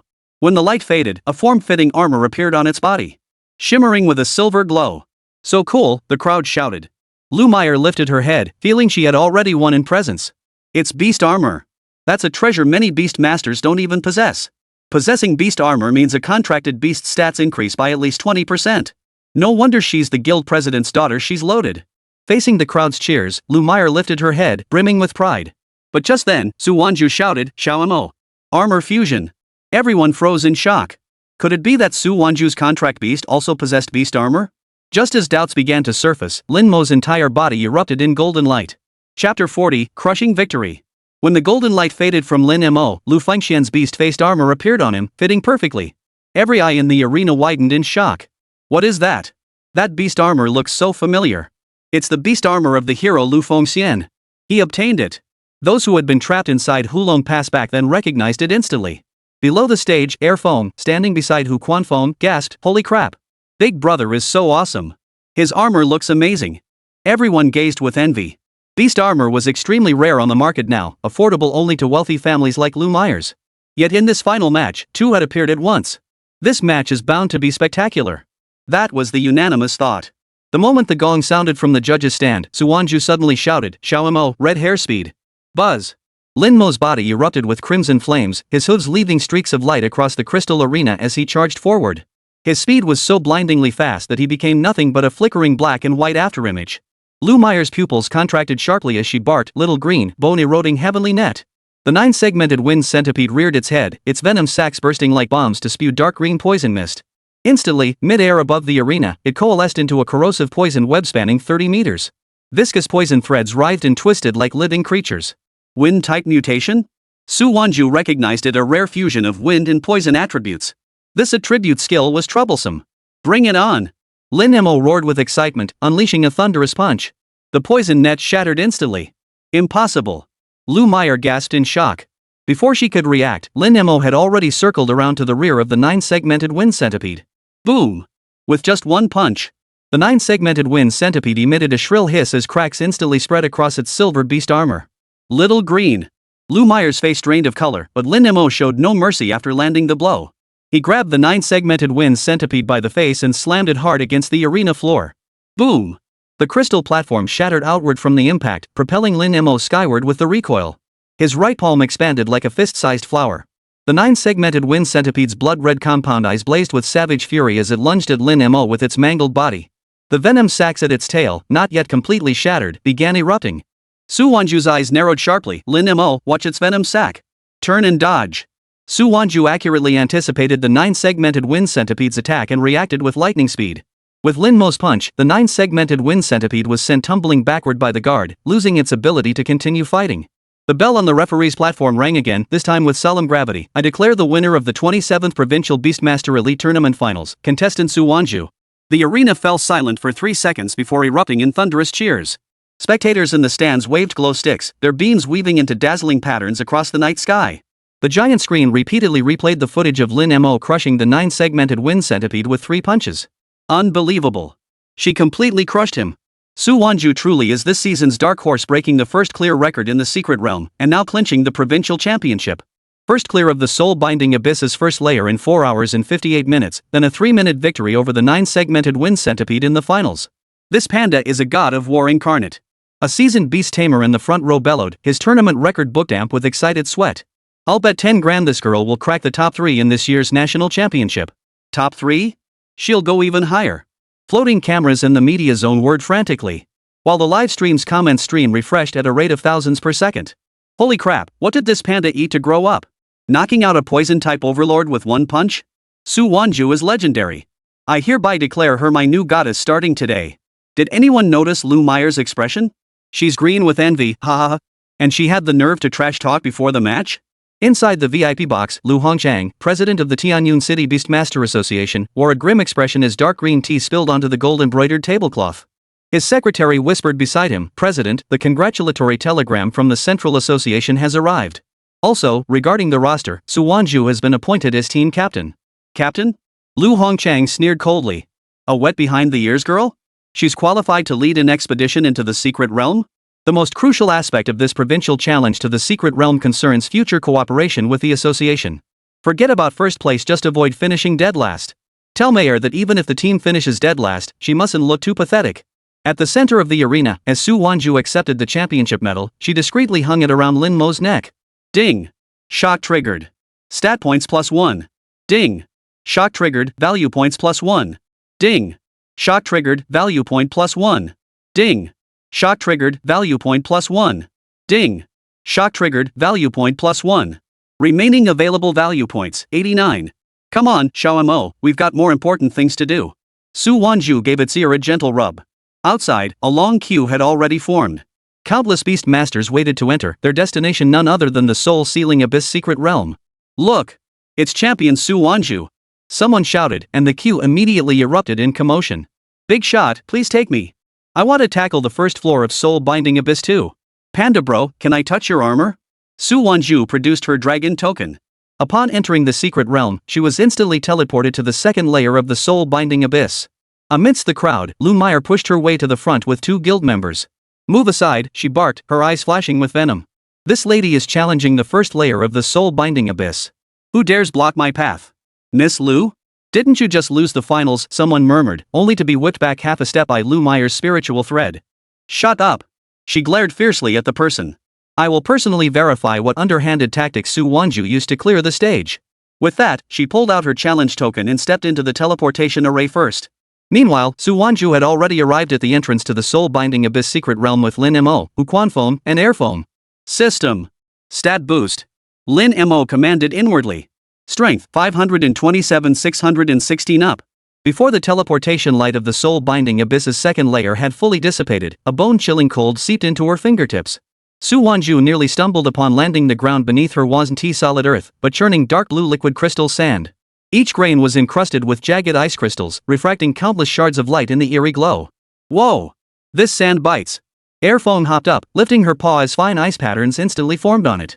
Careful! This is the mystic ice crystal abyss. The records say the liquid crystal sand can freeze attacks of many elements. Su Wanzhu shouted. Foam crouched down, leaning on his cane to examine it closely. The warm jade inlaid at the tip suddenly emitted a wisp of white vapor, radiating extreme cold. Before he could finish, the crystal sand sea erupted in the distance. A colossal beast resembling a lion burst through the water. Its body, over 5 meters long, was composed of translucent blue crystal clusters. Its mane was flowing icicles. As it lashed its tail, the crystal sand spattering from its tip instantly crystallized into dozens of ice spikes, embedding themselves into the nearby rock walls. Su Wanzhu immediately scanned it with her bracelet. Water Lion Crystal Beast LV.30. Attributes: Water Element Mutant Crystal Element. Skills: Frozen Ice Squeeze, Crystal Sand Devour, Ice Seal. LV.30? Air Foam hid behind Foam, while Lin Mo rubbed his hands together eagerly. Perfect. My strengths increased by nearly 100 points. Time to test my new punch. Hold on, big brother. Foam suddenly shouted. Chapter 41, Let this old man have a go. Hold on. Let this old man try his hand at such minor foes. Foam abruptly stepped forward, his staff in hand. Behind him, a colossal beast burst through the wall, its entire body ablaze with crimson fire scales. It bore the head of a qilin, the tail of a dragon, and the hooves of an ox, with spiraling flames rising from its form. Fire qilin LV.40. Attributes: Fire Element Auspicious Sign. Skills: Scorching Heaven's Flames, Battle Spirit Stomp, Fire qilin Guard. Wow! You've been hiding such a handsome contract beast. Air Foam accidentally knocked the conical hat off Chuanfang's shoulder. Among the veteran Beastmaster's silver-white hair, several strands had been scorched crimson gold by the fire qilin's blaze. The fire qilin let out a deafening roar, its hooves crushing the crystalline sand beneath its feet. The ice crystals that splashed up instantly vaporized into white mist upon contact with the flames. The water lion crystal beast, sensing the threat, opened its mouth to spew a freezing mist of mystic ice. Foam remained unflustered, pulling a token engraved with the character fire from his robe. Old buddy, give it a try. The moment the token was tossed, the flames enveloping the fire qilin abruptly transformed into crimson flames. It charged forward, its hooves striking the frost mist. Crimson waves of fire swept across the crystalline sand like a tsunami. The water lion crystal beast's icy mane was instantly scorched away by the flames, and it let out a pained roar. Foam stroked his beard with a smug grin. The fire qilin seized the momentum, lunging close to the water lion crystal beast. Its dragon tail lashed like a whip toward the core crystal cluster in its chest. So Third Brother's contract beast is this powerful? Air Foam gasped, covering her mouth. Chuanfeng's aged face flushed crimson. The fire qilin, seemingly understanding the praise, turned its head and spat a string of small fireballs at Air Foam. The water lion crystal beast's body shattered like glass, leaving behind its beast core. The fire qilin opened its mouth to inhale, and the crimson flames within its mane now bore faint icy blue patterns. This fire qilin. Su Wanzhu gazed at the ice crystals forming at the tip of its tail, lost in thought. Foam waved his hand with a wry smile. Don't mention it. This old fellow accidentally swallowed something years ago, causing chaos in its water and fire attributes. This water lion's beast core just happens to have a stabilizing effect. We really owe Big Sister a debt of gratitude. Let's keep moving forward. The boss area should be up ahead. The blood-red canyon of the soul-binding abyss's first layer had long since lost Lu Fuxian's spirit's roar. Lu Meyer was flung back for the umpteenth time by the shockwaves of the Fong Tianhuaji, her back slamming into the broken steel engraved with the characters Hula Pass. The guardian here was no longer the spirit's true form, but Lu Fuxian's battle soul, stripped of consciousness. Impossible. Why? The guild member beside her clutched her fractured ribs, watching the battle spirit Lu Fuxian reforming his form in the distance. The Crimson Spectre no longer wore the purple gold crown.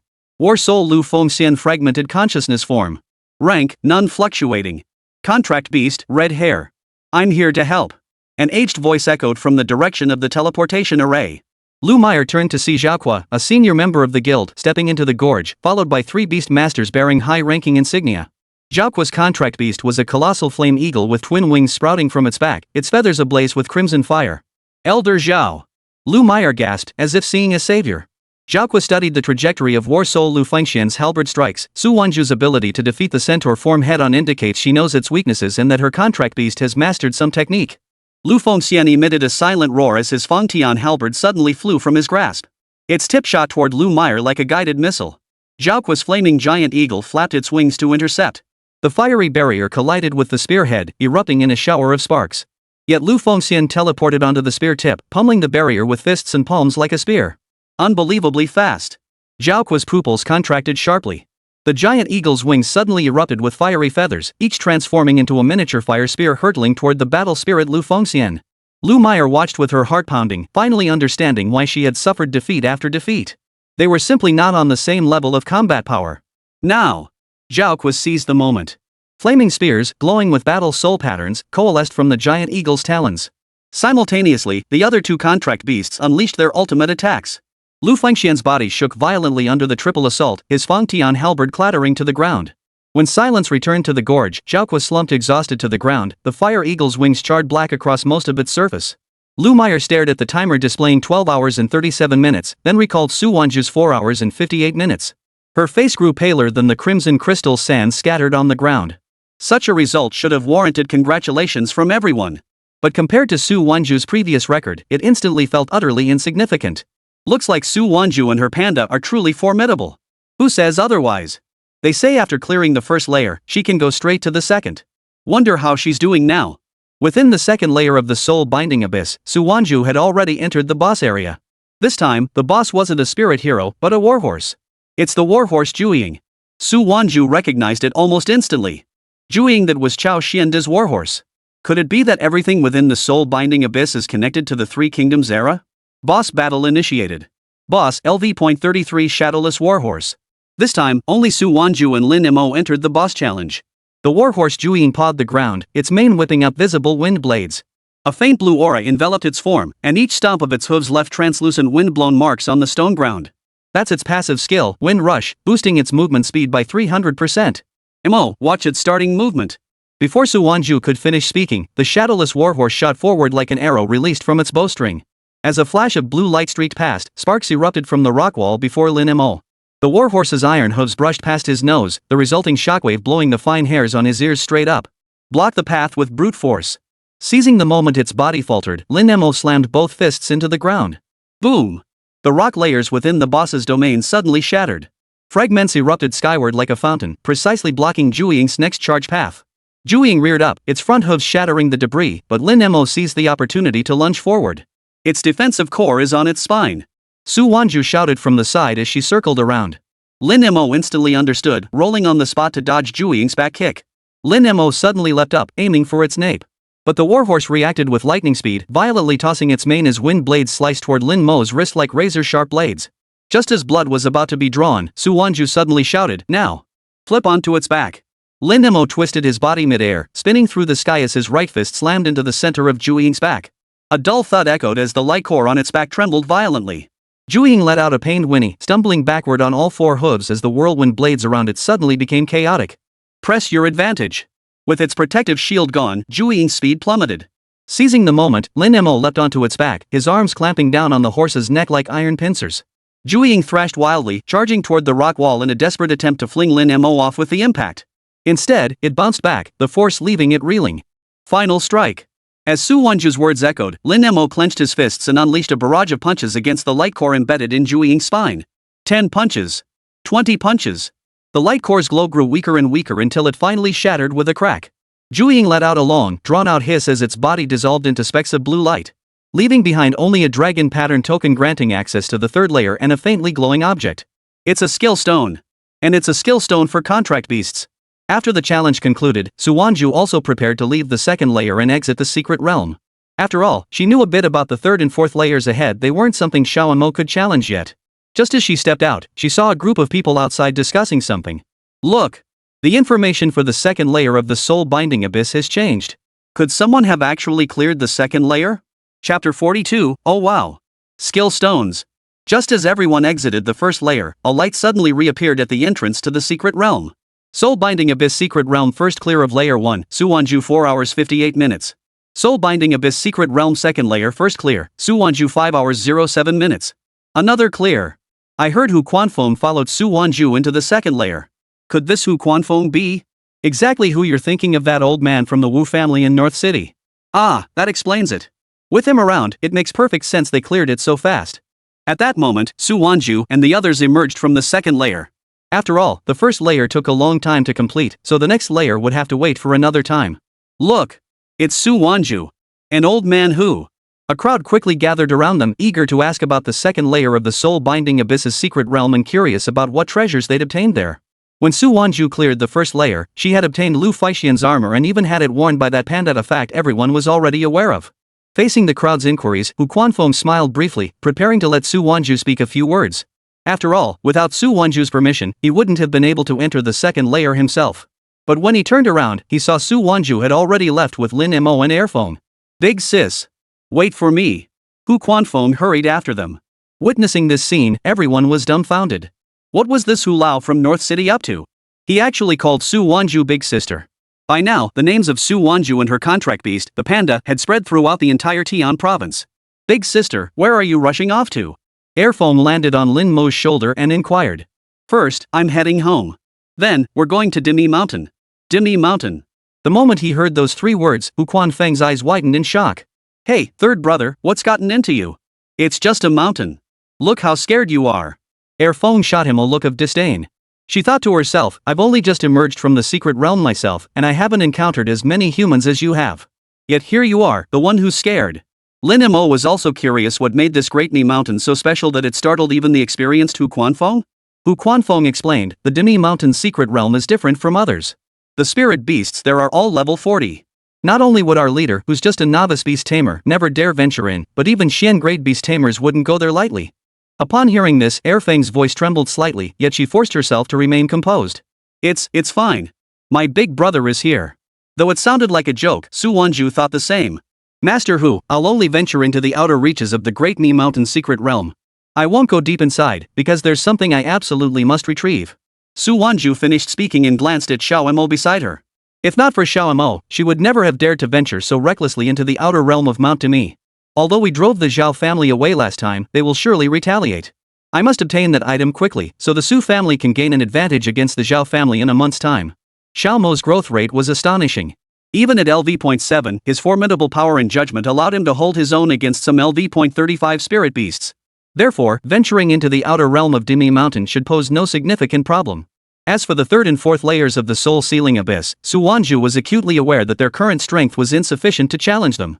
After returning to the Su family compound, though the situation had somewhat stabilized, Su Hao and his wife insisted on moving back into their own home. Learning of Su Wanzhu's plans to go to Mount Daming, Su Hao, as her father, felt uneasy. Dad, did little monkey put on the monkey armor the Zhao family returned last time? The little monkey Su Wanzhu referred to was Su Hao's contract beast. Ever since its rank had fallen, the little monkey had been in low spirits, and even its most cherished monkey armor had been taken away. Now that it had been recovered, the little monkey was naturally grateful to Su Wanzhu. Wanzhu, go forth boldly, Dan Tailan encouraged her daughter wholeheartedly, understanding her daughter's burning desire to grow stronger. After a brief exchange with her parents, Su Wanzhu set off. This time, however, Hu Quanfeng couldn't accompany her. Fine. I'm heading back now. Stop nagging. Hu Quanfeng hung up the phone and sighed helplessly. Old Hu, is something wrong at home? Su Hao noticed Hu Chuanfeng's troubled expression and immediately asked. Ah, those young ones. They said if I didn't return, they'd all come looking for me. Truly, they never cease to worry me. Hearing this, Su Hao and his wife could only smile wryly. Who exactly was causing all the trouble? The next day, Hu Quanfeng bought a ticket back to North City. Before leaving, he told Su Wanzhu that the genius ranking would be announced soon, and the top 10 would all be invited to North City. Once we're in North City, third brother will treat you all to a proper feast. Even as he prepared to leave, Hu Quanfeng still referred to himself as third brother, his face perpetually adorned with that same simple, good-natured smile. Hey old Hu, aren't you worried someone you know might see you like this? After leaving the Su residence, the Fire Qilin suddenly spoke up. Hu Quanfeng chuckled. A promise made must be kept. Besides, you must have noticed that Panda's extraordinary nature, right? Fire Qilin nodded. It is indeed peculiar. Despite its low rank, the power it unleashed sent shivers down my spine. Especially that full power punch, the spatial tremors. That kind of skill is beyond imagination. Could it be a descendant of the first generation of contract beasts?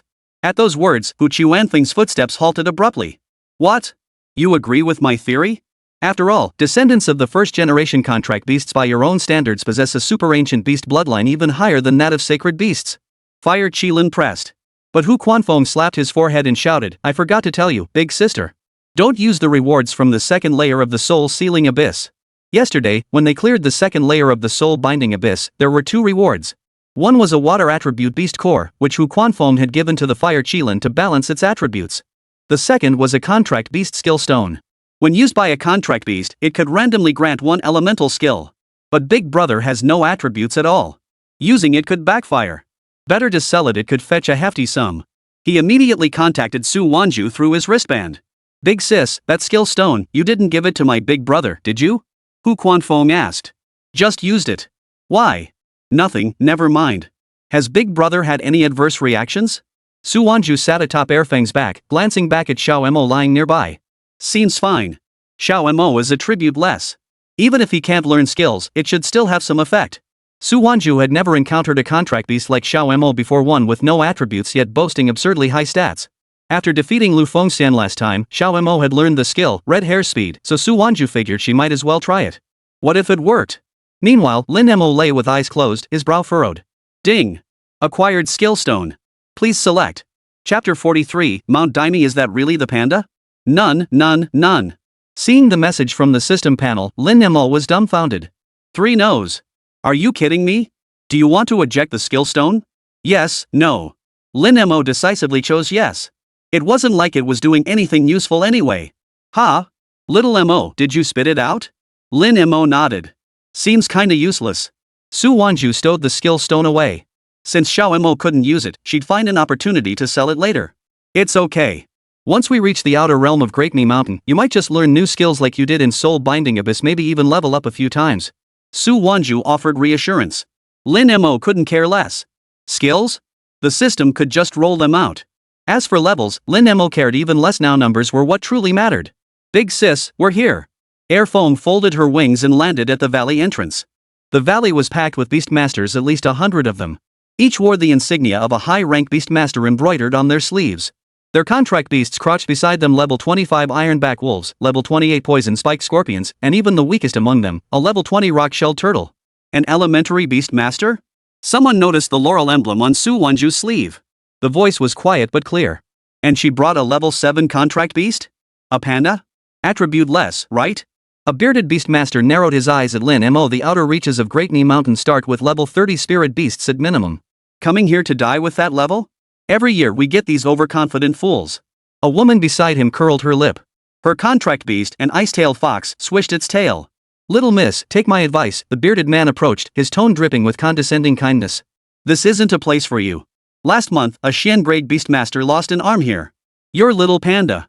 Exactly. Head back now. The ice-tailed fox's owner crossed her arms, sneering coldly. Don't get snatched by a spirit beast. We won't have time to save you. Lin Mo grew impatient. She stepped forward, pressing her paw down onto the ground. With a sharp crack, the hard rock surface cracked beneath her weight, leaving a distinct paw print. What the hell business is it of yours? It tilted its head, its level 7 status radiating an aura that overpowered the surrounding level 20 plus contract beasts. Ha! This panda's got some nerve? The man with the bushy beard sneered, patting the ironback wolf beside him on the head. Little Iron, teach it some respect. The ironback wolf growled low, its level 25 pressure bearing down on Lin Mo. Any other level 7 contract beast would have been crushed to the ground, but Lin Mo merely shook his head, not even a hair on his paws stirring. Is that all? Lin Mo tilted his head, then suddenly punched a nearby boulder. The fist's force sliced through the air. The 2-meter-tall boulder shattered with a thunderous boom. As fragments flew everywhere, Lin Mo brushed the dust off his paw. A level 25's pressure? Not as heavy as my fist. The surrounding area fell instantly silent. Everyone stared wide-eyed at Lin Mo. A level 7 contract beast shattering stone with a single punch? That kind of power wasn't just beyond a level 25 beast, even a level 35 spirit beast might not be capable of it. The smile froze on the bearded man's face, and the ironback wolf instinctively took half a step back. The ice-tailed fox's owner also dropped his contempt, his gaze turning grave. Su Wanzhu stepped forward, placing herself in front of Lin Mo. Her tone was calm. I have my reasons for coming to the outer realm of Demi Mountain. You'd all do well to mind your own business. She led Lin Mo and Airfoam straight into the depths of the valley, leaving behind a group of speechless, stunned beast tamers. Wait, the bearded man suddenly shouted. That panda. Could it be the one we discussed a few days ago, the soul-binding abyss? Su Wanzhu didn't turn back. Lin Mo, however, halted and turned back, flashing a wide grin that revealed 2 rows of pearly white teeth. He took a deep breath and stomped his foot hard. Boom! The entire valley shook violently. And the terrified shrieks of spirit beasts echoed from afar. Several level 30 rock goats were sent flying backward by this invisible force. Ding! Shot generated, stat points +1. Ding! Shot generated, value points +1. Ding! Shot generated, value point +1. Ding! Shot generated, stat point +1. Ding! Shot generated, value point +1. Hearing the system's voice, Lin Mo chuckled inwardly. Such a golden opportunity to gain value points, how could he possibly pass it up? Shaking his head, he followed Su Wanzhu, leaving the entire valley of stunned beast tamers behind. First clear of the soul-binding abyss's first layer? That legendary 4-hour and 58-minute run? By this level 7 panda? Can't be. I recall Tian province just wrapped up its provincial tournament this year. They shouldn't be here, especially since they're organizing teams to prepare for the upcoming Secret Realm tournament. Now that you mention it, that makes sense. But this panda is just too strange. She's entered the Secret Realm. We should hurry in too. The murmurs at the valley entrance faded as Lin Mo advanced across the glowing moss, her claws leaving distinct marks on the rocks beneath. Airfoam suddenly dipped lower while circling overhead, 300 meters ahead. Signal detected. Lin Mo halted, gazing at the twisted ancient vines within the dense forest. There, coiled like a coiled spring, sat a porcupine covered in sharp quills. Mucus oozed from its black-purple mane. It was a level 32 poison quill porcupine, tearing at rotten wood with its fangs. Poison type? Lin Mo narrowed his eyes as the 10,000 beasts devouring head armor silently enveloped him, its black scales glinting faintly in the toxic mist. As the porcupine's poison quills rained down like arrows, Su Wanzhu's voice suddenly rose. Mo, flank left. Its poison glands are in its tail. Lin Mo shifted direction at her command, unleashing the speed of a red hare to leave afterimages. His claws grazed the tips of the poison quills, the resulting gust scattering the toxic mist. The instant the porcupine turned, Su Wanzhu had already calculated the opening. Now. Strike its hind leg joints. Got it. Lin Mo's right fist gathered golden light, striking the porcupine's knee joint with a deceptively sharp trajectory. With a crack of shattered bone, the porcupine crashed to the ground. Lin Mo withdrew his fist without even glancing at the fallen spirit beast, his gaze already sweeping toward the next target. Su Wanzhu hurried forward to retrieve the poison-type crystal core. Well done. Your timing for dodging was perfect this time. As the rockhorn rhino charged, the ground shook violently, nearly causing Airfoam to lose her footing. Mo, its rock armor seams are at the shoulders. Force it to turn. Lin Mo's palm strike swept horizontally, forcing the rockhorn rhino to block sideways and expose the vulnerable shoulder socket. Armor-piercing fist. The moment Su Wanzhu's command fell, Lin Mo's fist power penetrated the armor. The rockhorn rhino grunted and knelt to the ground. Su Wanzhu enlarged the map on her bracelet. Red dots clustered densely around the transparent water plants. There are 37 spirit beasts nearby, with 62% above level 30. Mo, I need you to clear a path. Focus on taking out those venom-toothed leopards. Their speed will interfere with my harvesting. Got it. Lin Mo flexed his wrist, causing the armor scales to shimmer faintly. Airfoam, use the ice mist to obscure their vision. Mo, flank from the east and take out the lead venom fawn leopard first. As the icy mist swirled, Lin Mo launched like a cannonball, crashing into the first venom fawn panther to pounce. The shockwave from his punch sent 3 nearby spirit beasts reeling. Seizing the opening, Su Wanzhu charged in. 3 rock goats on the right suppressed them. Lin Mo leapt and stomped the ground, igniting the fiery patterns of the red hair steed across his armor. The scorching hoofprint forced the rock goats back. Su Wanzhu neared the water heartgrass when the spirit energy vortex suddenly accelerated. The frost giant serpent's roar pierced through the mist barrier. Mo. The serpent's icy breath will freeze you. Watch its trajectory. Lin Mo shattered the icy mirage with his left palm, his right fist clenched loosely. Where's the weak spot? The left side of its head, near the eye. There's a patch of skin that hasn't fully crystallized. Before Su Wanzhu finished speaking, Lin Mo had already closed in on the serpent.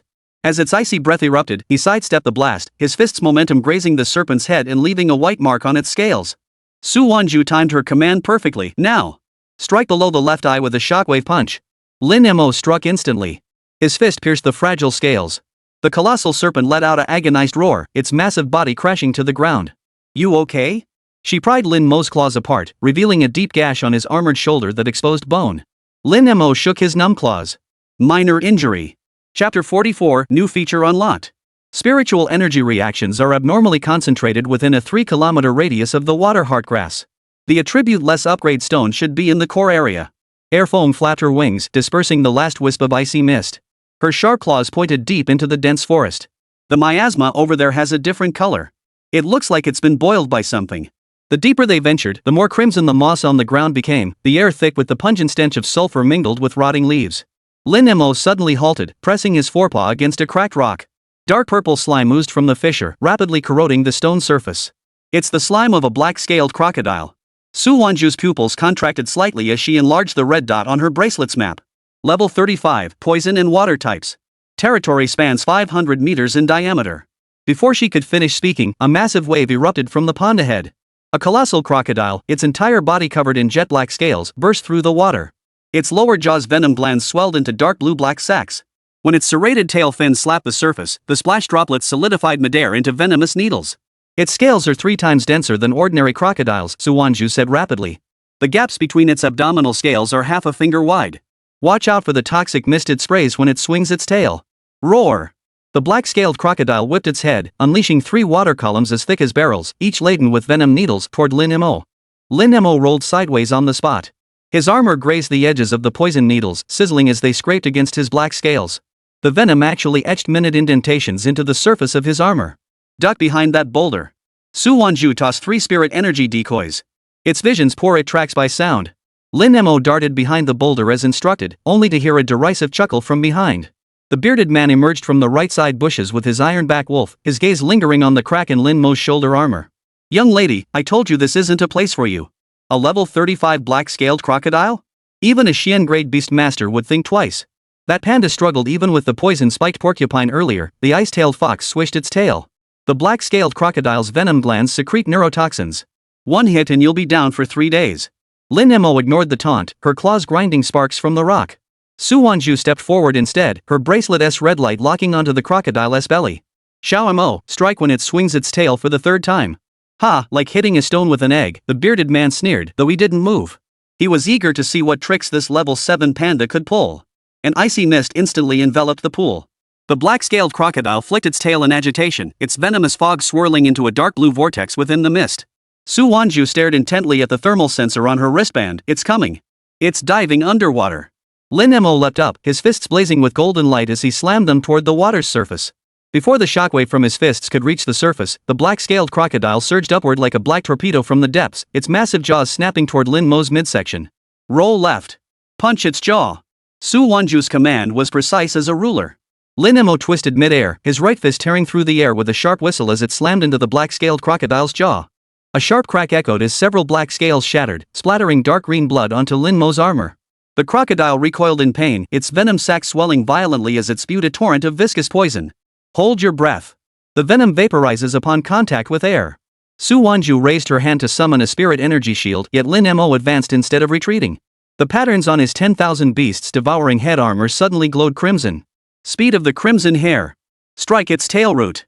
That's where the venom ducts converge. Lin Mo closed in like a crimson lightning bolt, his right fist crashing down on the base of the black-scaled crocodile's tail. Dark green venomous blood spurted violently. The colossal crocodile let out an agonized roar as its massive body crashed onto the water's surface. The resulting waves dispersed the surrounding toxic mist. Impossible. The man with the bushy beard's eyes widened, and the ironback wolf instinctively took half a step back. A level 7 contract beast can break through level 35 scales? The ice-tailed fox's master's expression changed completely. Watching Lin Mo stand unscathed atop the crocodile's head, poison dripping from his knuckles, she unconsciously tightened her grip on the crystal core pouch at her waist. The Mo-scale crocodile struggled to lift its head, but its poison glands had already shriveled from ruptured ducts. Lin Mo seized the moment, striking below its left eye. Boom! The crack of shattered skull echoed clearly. The massive body of the black-scaled crocodile twitched twice before falling still. Lin Mo withdrew his fist. The poison-corroded marks on his armor had been repaired by self-healing light energy, leaving only a few streaks of dark green blood between his knuckles. Su Wanzhu hurried forward, peeling back a scale from the crocodile's belly. A fist-sized, translucent white crystal stone was embedded within the flesh. The stone's surface shimmered with the faint glow characteristic of attribute-less spiritual energy. Wait, the bearded man suddenly shouted. The boss crystal core in this secret realm belongs to whoever finds it first. Without turning her head, Su Wanzhu's fingertip traced the crystal core, instantly enveloping it in a web of spirit energy light. Rule 3 of the secret realm: whoever defeats the boss claims the crystal core. She paused, glancing sideways at the pet masters, their faces turning ashen. Or perhaps you'd like to try? Lin Mo waved his claw, a droplet of blood from his knuckle splattering onto the ground, corroding the crimson moss into scorched black marks. The bearded man watched the level 7 panda, suddenly recalling how it had smashed boulders with a single punch and sent mountain goats flying with a kick. His Adam's apple bobbed twice, but he ultimately dared not step forward. Let's go. Su Wanzhu stowed the level-up stone into her spatial pouch, and Lin Mo and Airfeng immediately followed. After walking 100 meters, Lin Mo heard whispers behind them. That panda used a shock fist just now, right? The force was at least 3,000 kilograms. Far more. The Mo-scale crocodile's armor can withstand a spirit energy cannon from a Xian-level beastmaster, yet it shattered its jaw with a single punch. Lin Mo's lips curved into a faint smile just as the system notification sounded. Ding. Shock generated. Value points +1. Ding. Shock generated, numerical points +1. Su Wanzhu opened the map. The area densest with red dots had been cleared, leaving only their blue light point moving across the screen. She glanced at Lin Mo, a hint of amusement flickering in her eyes. Find a safe spot to absorb the upgrade stone. Your level is ready to break through. Lin Mo sat cross-legged on the glowing moss. The attribute-less upgrade stone in his palm suddenly erupted with a blinding white light. The luminous radiance seeped into his palm like flowing water, and the level number on the system panel began to jump wildly. LV.7, LV.8. LV.8, LV.9. Boom! An invisible shockwave erupted from Lin Mo's center, causing moss within 3 zhang to rustle violently. Su Wanzhu took a half step back, watching the golden light streaming from the cracks in Lin Mo's armor. It was the sign of power breaking through its limits. As the light faded, the system panel finally stabilized. Congratulations on reaching LV.10. Gain stat points 30. Remaining stat points 106. Remaining draw chances 1. Note: skill shop unlocks at LV.15. Purchase with stat points. You may now purchase one item in advance. A shop? There's actually a shop.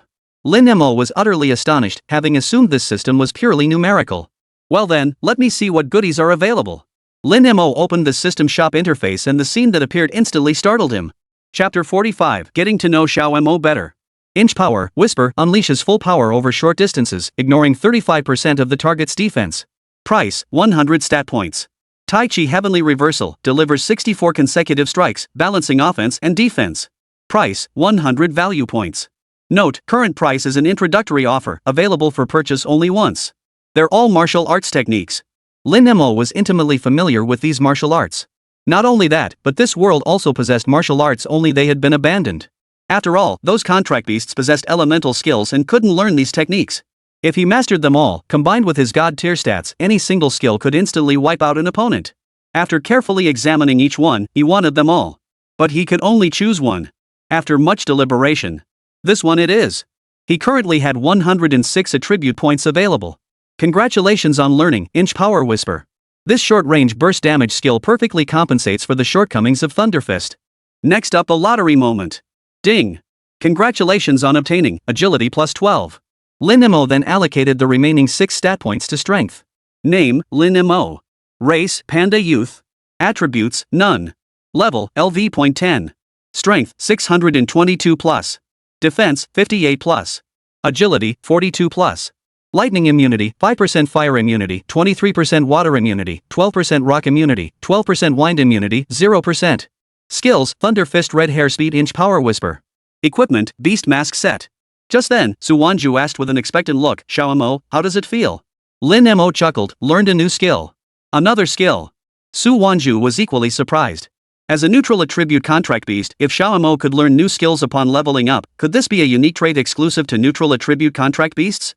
Earlier, Xiao Mo had demonstrated the Heaven Shattering Fist, claiming to have learned it at LV.5.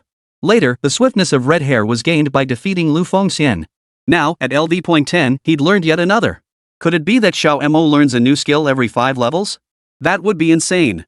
Other contract beasts, even those with sacred beast bloodlines, couldn't achieve this. Moreover, they require skill stones to assist them. Or grueling training. As for the effects of Inch Power Whisper, Su Wanzhu would naturally need to understand them during training sessions with Lin Mo. That way, she could make better judgments during combat. Lin Mo, show me how it works when we get back to Tianhai City. No problem. The beast tamers gathered at the valley entrance had been dissecting crystal cores around the campfire. Upon seeing Su Wanzhu and Lin Mo appear, dozens of gazes instantly fixed on them. Miss Su? The bearded man was the first to react, his rotund frame contorting into a fawning grin as he hurried forward. Congratulations on your bountiful return. For my earlier indiscretions in the secret realm, This is a freshly broken through level 10? Wasn't it level 7 before? The ice-tailed fox's owner's voice trembled with disbelief as she offered a green crystal core that sparkled in the sunlight. A small token of my such youthful promise. Truly the future of Tianqing Beastmasters. The rock turtle beastmaster hastily thrust a polished piece of obsidian into Su Wanzhu's hand. These are just trinkets, but they'll be perfect for sharpening your contract beast's claws. Lin Mo cast a cold glance at this group of people whose faces changed faster than turning pages. Yesterday they had stood with arms crossed, mocking her for courting death. Now they swarmed around her like sharks sensing blood. Su Wanzhu didn't even glance at the crystal cores and materials being offered. She strode straight toward the massive rock at the edge of the valley. Airphone, spread your wing membranes. As the iridescent wings unfurled, they obscured the sky and blocked out the sun. The sweeping tail feathers skimmed the ground, sending up sparks of fire. Wait, Miss Su. The bearded man hurried after her, his thick hands waving in the air. I'm the External Affairs Officer of the Celestial Province Beastmaster Association. If you need secret realm maps or supplies. Not interested. Su Wanzhu's voice was low, yet carried an icy chill. Only when air foam lifted them skyward did Su Wanzhu glance down at the stunned beastmasters below. The phantom phoenix sliced through the clouds with its wings, leaving behind a valley full of bewildered faces and contract beasts pinned to the ground by the spiritual wind. That panda's power. Someone stammered, trembling as they pointed at the paw prints Lin Mo had left behind. Air foam surveyed the figures below, moving like ants. Big sis, why'd they suddenly act like different people? Because your big brother's value has undergone a qualitative change. Su Wanzhu gently stroked Airfang's iridescent feathers at its throat, her gaze drifting toward the distant horizon. In the world of Beastmasters, a contract beast's combat power equals the Beastmaster's authority.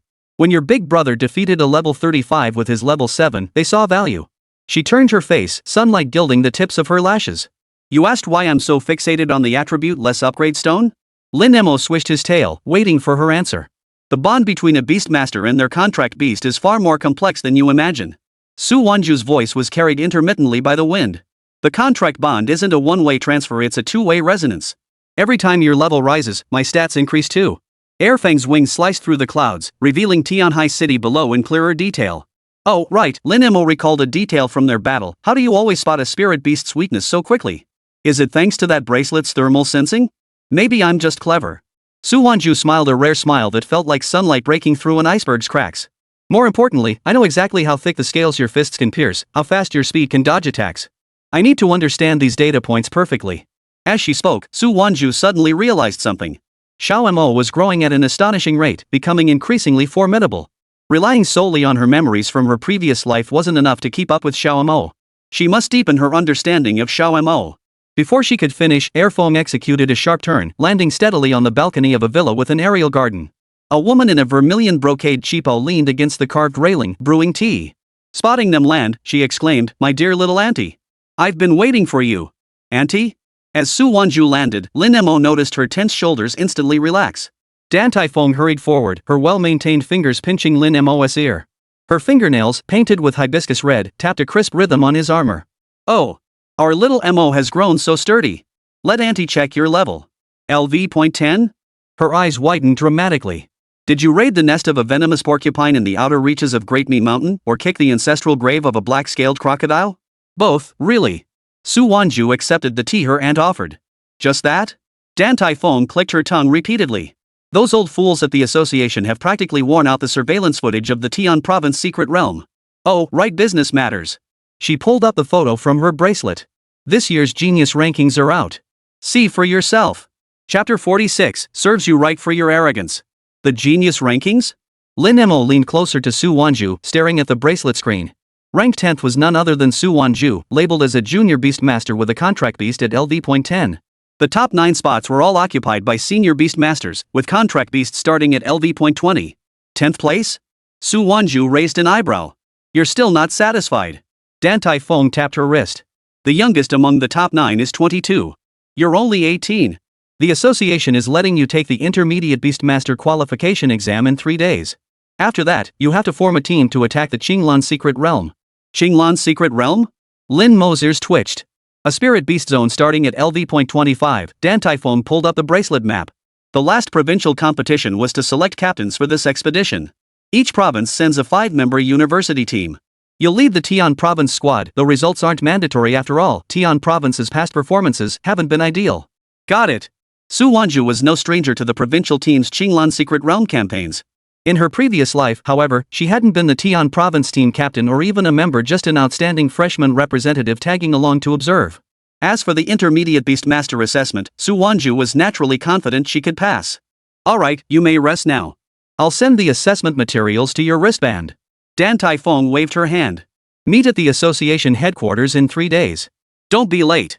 Oh, and one more thing, don't forget that the top representatives from each province will compete in the national tournament 6 months from now. 3 days later, at the Tian Province Beastmaster Association headquarters. In the center of the circular assessment arena, 3 white-haired elders sat upon a raised platform. Lin Mo stood at the center of the arena, facing 3 contract beasts bound by iron chains, the ice armor rhino with its blue glowing scales, the multi-headed snake spewing poisonous mist, and the shadow crow with its bone wings. Novice Beastmaster Su Wanzhu, accompanied by her contract beasts, applies for the intermediate qualification assessment. The chief judge's voice boomed. First task, theoretical written exam. Time limit, 30 minutes. Su Wanzhu headed toward the written exam area, while Lin Mo remained on the field. Second task, contract beast combat, 3 consecutive rounds. The chief judge raised his hand. First battle, face off against a level 14 ice armor rhinoceros. The chains released. The ice armor rhinoceros charged with a roar, its twin horns forming ice spikes. Lin Mo advanced instead of retreating. His red hairspeed created afterimages as he sidestepped the rhino's horns before impact, suddenly clenching his right fist into inch power whisper. Boom! The fist's wind struck the ice armor rhinoceros's jaw with a dull thud. The ice on its horns instantly cracked. The colossal beast staggered backward, scales shattering and bleeding along its neck. The elders on the high platform exchanged glances. A level 10 attack had breached level 14 defense? Second battle, facing the LV.13 venomous multi-headed serpent. 7 serpent heads simultaneously spewed venomous mist. Lin Mo activated his beast-devouring head-devouring armor to endure the assault. Seizing a gap between the intertwined heads, he lunged forward, landing 3 consecutive punches on a single head. Amidst the crackling of shattered bones, the serpent head burst into a spray of blood. The remaining heads retreated in terror, bound by the referee's psychic net. Third battle, facing off against a level 15 shadow crow. The shadow crow flapped its wings, transforming into a dark silhouette as its talons lunged straight for Lin Mo's eyes. Lin Mo executed red hairspeed, retreating swiftly while calculating the shadow's trajectory. The attack's blind spot was at the 3rd feather on its left wing. Xiao Mo, left wing assault. Su Wanzhu, having just finished her written exam, immediately shouted commands, used to strike its wing root. Lin Mo shifted direction at the command, his fist's wind grazing the crow's claw as it swept past, striking the wing joint with pinpoint accuracy. The shadow crow let out a mournful cry and plummeted to the ground, its wing twisted at an unnatural angle. The entire arena fell silent. 3 contract beasts averaging level 15 defeated by a level 10 panda in 3 rounds? Theoretical written exam, perfect score. Practical assessment, passed. The chief judge announced Su Wanzhu, officially promoted to intermediate beastmaster. After the assessment, at the Tianyun City training base, 5 young beastmasters stood in a row. Lu Meier's 9-segmented wind centipede flared its fangs. Li Youwei's rock snake coiled at her feet, its scales gleaming with a stone-like sheen. The other 3 were a level 19 water elemental, a level 18 thunder-patterned leopard, and a level 18 rock giant. Lu Meier and Li Youwei were the very contestants who had lost to Su Wanzhu in the provincial competition. I'm Su Wanzhu, the team leader. She got straight to the point. The Qinglan Secret Realm opens in 3 days. We're starting intensive training now. But I don't need you to do much. Team leader Su, Lu Meier flicked the tail spikes of her wind centipede, the clinking of metal rings carrying a hint of provocation. Are you implying you don't need us at all? Li Youwei patted her rock snake's head. My rock snake's level is higher than your panda's. If it comes down to fighting in the secret realm, who knows who'll be the weak link? The rock snake suddenly arched its body, its scales scraping the ground with a rustling sound. Lin Mo stepped forward, pressing his claws against the nearby alloy pillar. Snap! A claw mark was pressed into the 10-centimeter diameter iron pillar. Need you? It tilted its head, fixing its gaze on Li Youwei's rock snake. The rock snake abruptly coiled its body. Li Youwei's expression darkened. There was nothing to be done, they'd all witnessed this panda's power. Fighting was futile, and reasoning was pointless. The highest level creature in the Qinglan Secret Realm's core area is only a level 30 Windwing Dragon. Su Wanzhu unfolded the map, ignoring their skepticism. According to this mission's requirements, rankings are determined by each team's total points. The higher the grade of the Beast Core obtained, the more points you earn. These requirements mirrored those of the major exam. Beyond the secret realm details, there were also reports on the members of other provincial teams. Based on current intelligence, most of their contract beasts hover around LV.20, so the difficulty isn't particularly high. Su Wanzhu and Lin Mo had already fought LV.35 spirit beasts, let alone these LV.21s. As for Su Wanzhu's so-called intensive training, it was nothing more than combat coordination drills between each participant and their contracted beasts. 7 days later, at the entrance to the Qinglan secret realm, teams from various provinces began arriving in succession. The southern province leader, accompanied by his level 21 thunder pattern dragon, pointed at the sky province team and laughed loudly. Well. Isn't this Lu Meyer and Li Youwei, the ones defeated by Su Wanzhu in the provincial competition? How come you're now teaming up to act as bodyguards for your enemy? The western province leader, leading a LV.22 poison ivy, shouted at Li Youwei, your rock snake probably won't even get a sip of soup. The heaven province team's lineup is laughable. The north province member pointed at Lin Mo, a level 10 panda paired with a level 15 rock snake. Even the chickens in my backyard have more fighting power than this combo. The east province leader sneered sarcastically, Su Wanzhu is ranked 10th on the genius list, you know. Probably charmed the association elders with this panda's cuteness, huh? The Tian province team has completely thrown in the towel this year. Lu Meyer's face turned ashen as she tightened her grip on Feng Wu's control chain. If it weren't for the association's rules, I'd beat the crap out of them. If that panda survives an hour in the secret realm, I'll eat a windblade live on stream. Heaven province is guaranteed last place this time, bet $50. With that team, they'd be lucky to make it past the second layer of the secret realm. Lu Meyer is the daughter of the Tian Province Beastmaster Association president. We'd better keep our voices down. What's there to fear? If they're weak, they're weak. Admit your mistakes, take your punishment, don't tell me you don't even understand that basic principle. And that Li Youwei, she's been making waves lately. Heard her rock serpent's defense is over 70 now. That's gonna be tough to break through. What good is high defense when their team leader is the weakest link? Just as the crowd was buzzing with excitement, Lin Mo suddenly tapped the rock snake. Hey! Can't their contract beasts break through your defense? The rock snake nodded. I am formidable. Lin Mo chuckled at this, well, that really is trash. He then turned his gaze toward the other's contract beasts. Bloodline suppression. Buzz. The contract beasts of the provincial team members froze in terror, unable to move. Storm snake.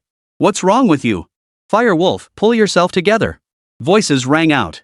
Witnessing this scene, several members of the Tian province elite team actually burst into laughter. They'd all been through this before. It was definitely Su Wanzhu's contract beast causing trouble. But man, this was seriously satisfying to watch. Chapter 47, a panda breaks through the entire third layer.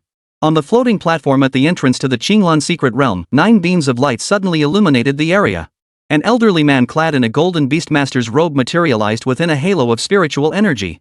The 7-star emblem on his chest shone brilliantly. He was a 7-star elder from the Dragon Nation's Beastmaster headquarters, a figure ordinary people might never see in a lifetime.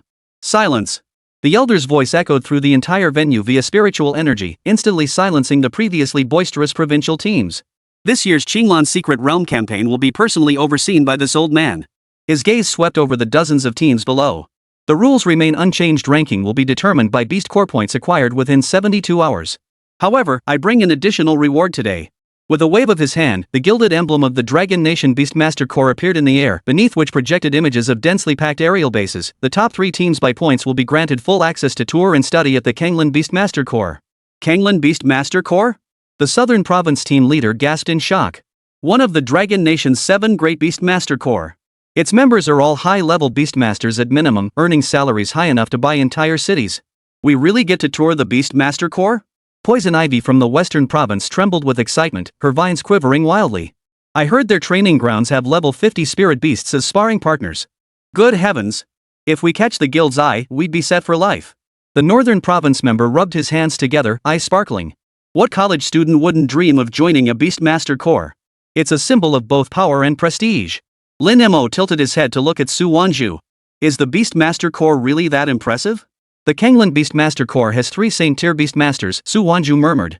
The 7-star elder on the high platform continued. Furthermore, the leader of the top-ranked team will receive eligibility for the Beastmaster Corps Reserve Assessment. The words struck like thunder, instantly changing the expressions of team leaders from every province. Reserve status meant having 1 foot in the Beastmaster Corps, a privilege many never attained even by age 30. Seeing the crowd's heightened interest, the 7-star elder chuckled. Past year's results had been disappointing, and the association had demanded an extra reward this year, something he personally deemed entirely unnecessary. Even if these students took first place, they'd only get to tour the Beastmaster Corps. To join the Beastmaster Corps? That's nothing but a pipe dream. Su Wanzhu.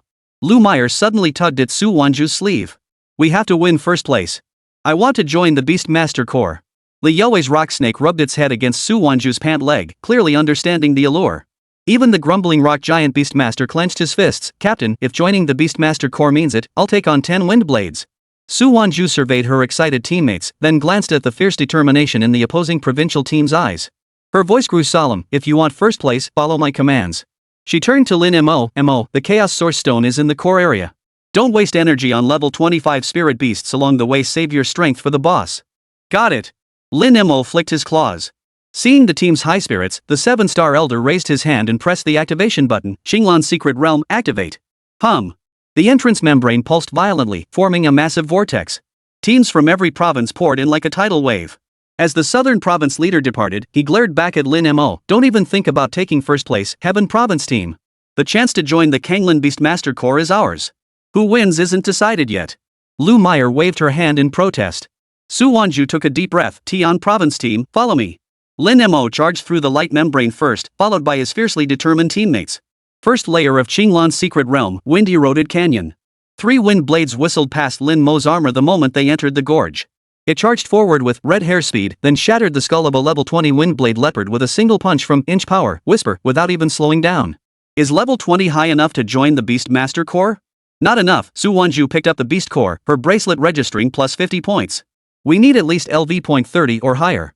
Li Youwei's rock snake suddenly coiled its body as 5 level 21 windblade leopards burst from the corner ahead.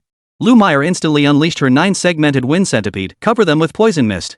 No one steals my points this time. The centipede's poison mist collided with the wind blades. Lin Mo seized the opportunity to charge forward, taking down 3 windblade leopards in quick succession. The remaining 2 were dispatched by the thunder leopard and the water elemental. Impressive. The rock giant Beastmaster offered rare praise. Those points are piling up faster than I can farm monsters. Su Wanzhu glanced at the scoreboard. Tian Province Team 180 points, currently 3rd Nan Province Team 220 points, Shi Province Team 200 points. Pick up the pace, head to the second layer. Second layer, Galestone Forest. Gusts whipped up shards of rock that whistled like bullets, while level 22 windwing lizards circled the forest's summit. Lin Mo suddenly let out a low growl as bloodline suppression activated. Buzz. Several windwing lizards shuddered violently and plummeted from the sky. The closest level 22 windwing lizard lay motionless on the rocks, its wings trembling violently. Su Wanzhu's eyes lit up. Lu Meyer, finish them off with the wind centipede's poison mist. Everyone else, loot the remains. The team sprang into action. Lu Meyer's wind centipede advanced, spewing poison mist. The windwing lizards couldn't even resist, forced to watch helplessly as they were poisoned to death. The thunder leopard and water elemental easily disposed of the fallen ones. Total points, plus 300. Su Wanzhu's bracelet flashed red as the Sky Province team's score instantly surged to 480, overtaking the South Province team. This is awesome. Lu Meyer retracted her wind centipede and began shouting. She never imagined clearing the secret realm could be this fast. The others felt the same way. Compared to Xiao Mo's straightforward, brute force approach, they suddenly realized Su Wanzhu was incredibly familiar with this style of combat. But how could a freshman possibly have experience leading a team in combat? Third layer, Altar of Wind. When Su Wanzhu's team arrived, the South Province and West Province squads were locked in a fierce battle against a level 35 windwing dragon. The dragon's whirlwind of wind blades swept through, severing half the tendrils of West Province's poison ivy, who let out a piercing scream of agony. The Heaven Province team is here, the Southern Province leader gritted his teeth. Don't let them steal the boss. The projection of the 7-star elder suddenly appeared above the secret realm. Current point standings, Heaven Province Team 820 points, South Province Team 750 points, West Province Team 680 points. What? The Southern Province team gasped. How did the Heaven Province team surpass us? Ignoring the stunned crowd, Su Wanzhu gave Lin Mo a meaningful glance. Now! Su Wanzhu shouted. Lu Meyer, spray the right wing joint with the wind centipede's poison mist. Li Youwei, bind the left wing with the rock snake. The wind centipede and rock snake charged simultaneously. The pteranodon tried to flap its wings, but its movements were slowed by the bloodline suppression. The poison mist instantly corroded the thin membrane of its joints, while the rock snake clamped down on its left wing.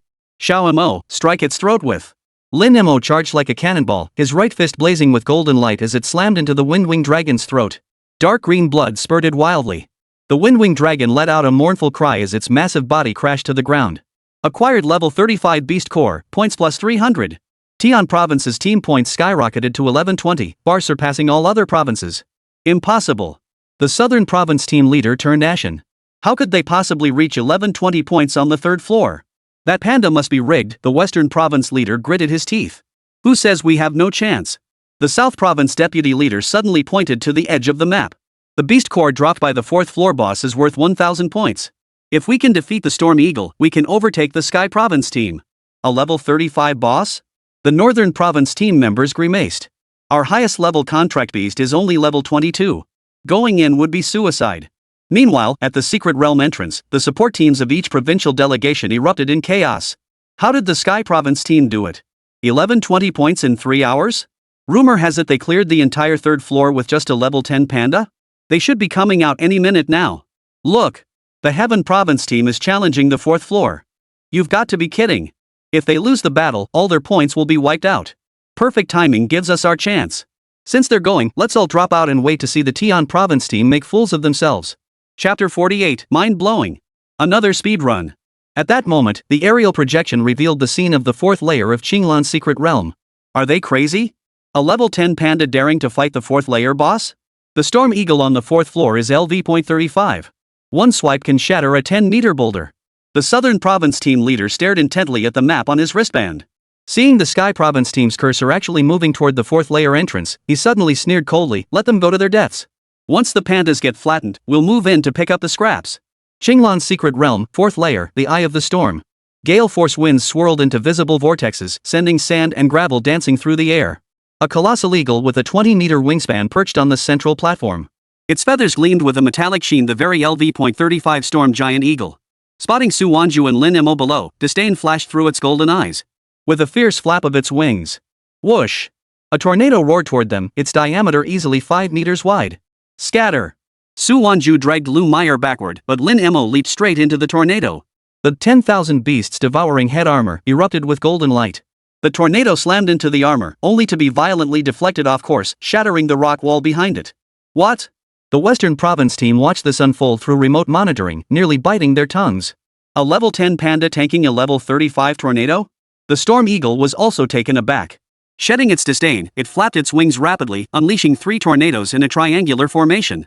Lin Mo, utilizing red hair's speed, darted between the wind pillars, moving so fast he left only after images. Su Wanzhu seized the moment, Xiao Mo, strike the base of its left wing feathers. Lin Mo abruptly halted, clenching his right fist. A piercing wind slash roared as his fist slammed toward the giant eagle's left wing. The instant his fist met the feather, Inch Power Whisper activated. Pop! Several metallic feathers snapped, and the giant eagle let out a pained cry as its left wing drooped halfway down. It stared at Lin Mo in disbelief, as if witnessing a monstrous creature. Rock Snake, bind its leg. Li Youwei's rock snake instantly darted forward, coiling tightly around the giant eagle's right leg. As the eagle tried to lash its tail in attack, Lu Meyer's 9-segmented wind centipede suddenly sprayed a cloud of poison, striking its open beak. Screech! The giant eagle let out a pained roar, its wing beats becoming erratic. Lin Mo seized the moment, slamming his fist toward the giant eagle's head. Boom! The deafening explosion shook the entire Eye of the Storm. The Storm Eagle's skull shattered under the blow, its massive form plummeting like a kite with a broken string and crashing onto the platform, kicking up a cloud of dust. The Tian Province team members stood dumbfounded, even forgetting to retract the poison glands of Lu Meyer's 9-segmented wind centipede. On distant surveillance feeds, provincial support teams collectively froze in shock. A level 35 secret realm boss, just one shot by a level 10 panda? Acquired LV.35 Storm Eagle Beast Core, points plus 1000. Su Wanzhu's wristband erupted in blinding red light as her points skyrocketed to 2120, leaving the second-place Southern Province team nearly 1,500 points behind.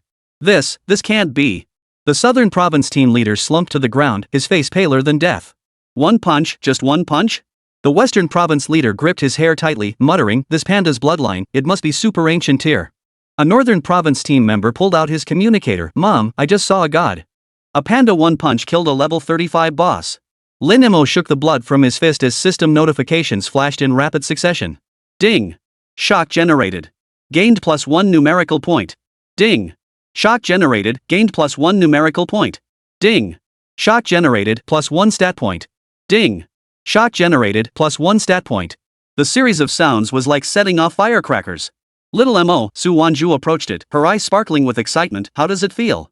Not bad, Lin Mo wagged its tail. But this boss was too squishy. Didn't get to beat it up enough.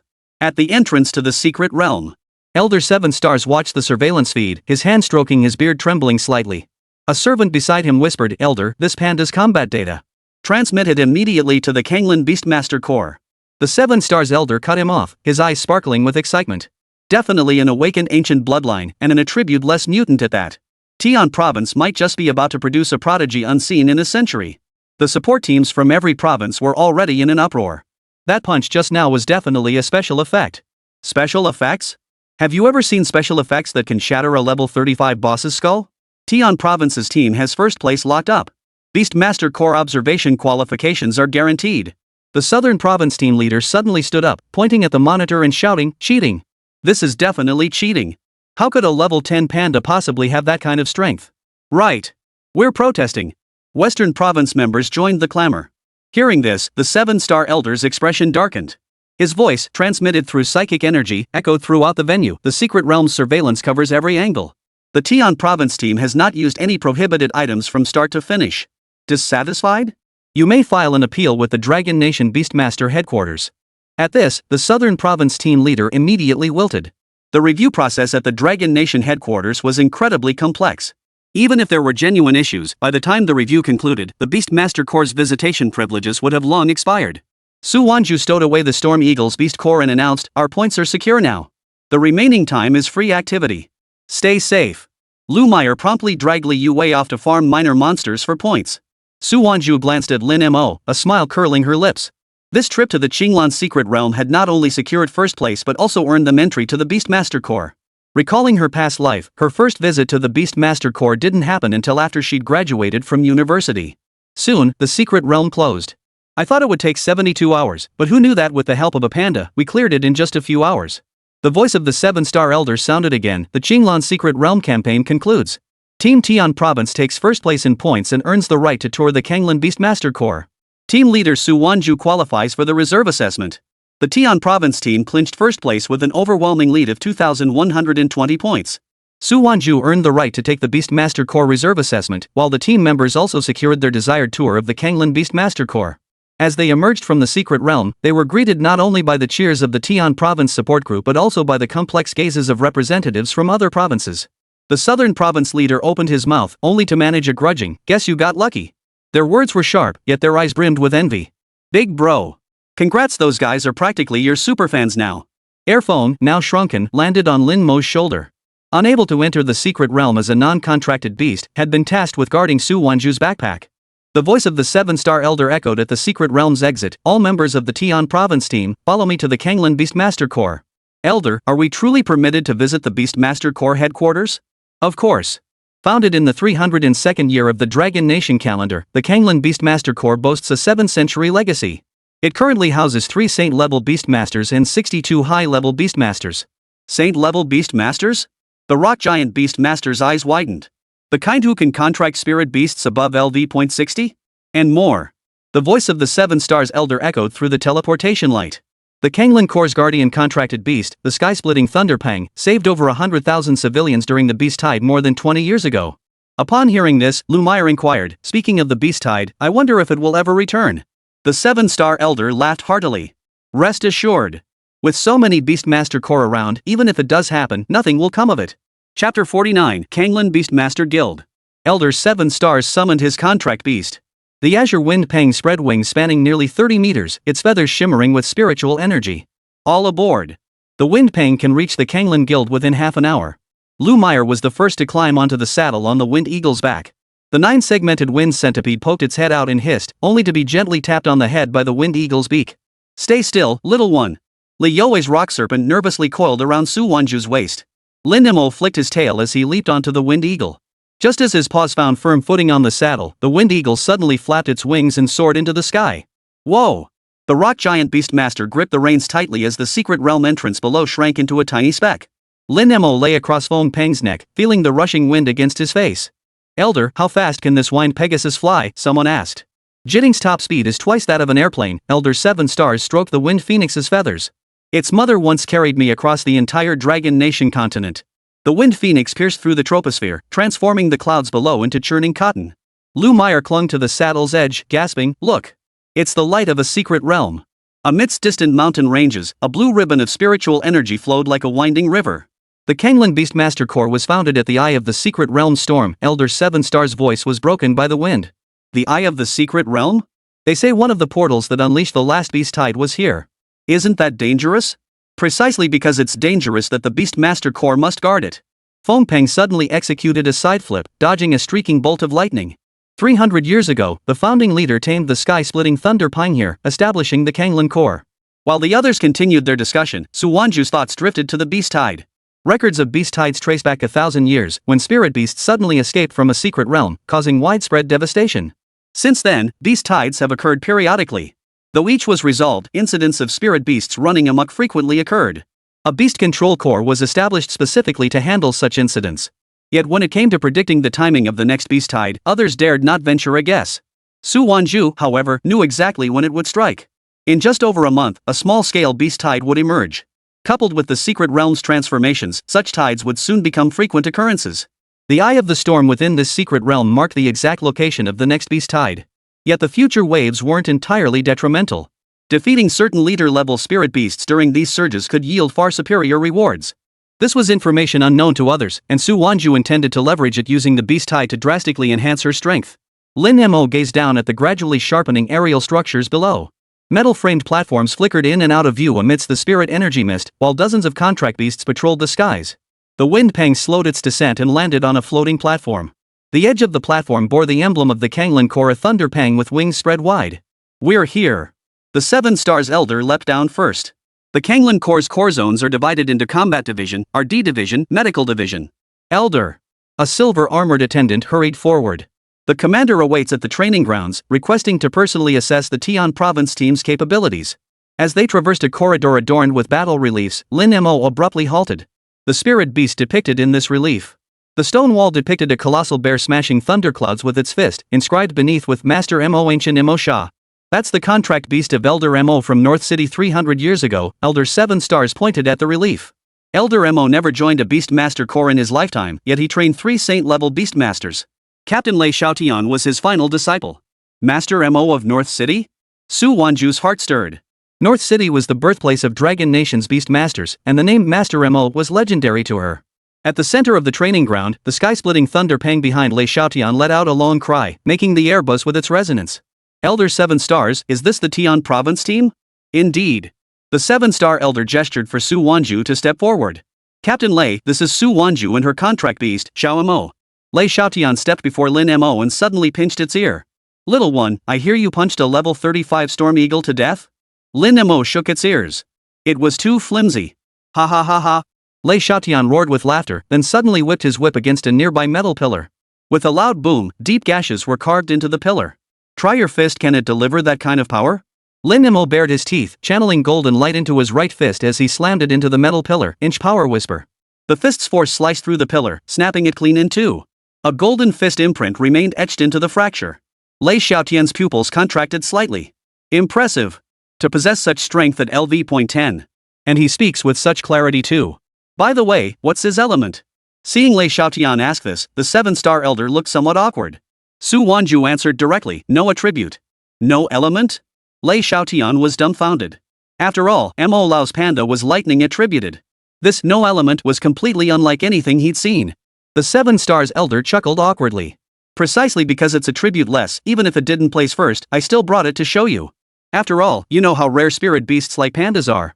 Then, clearing his throat, the 7 Stars elder continued, Leader Lei, regarding Su Wanzhu's reserve assessment. What's the rush? Test her in combat first.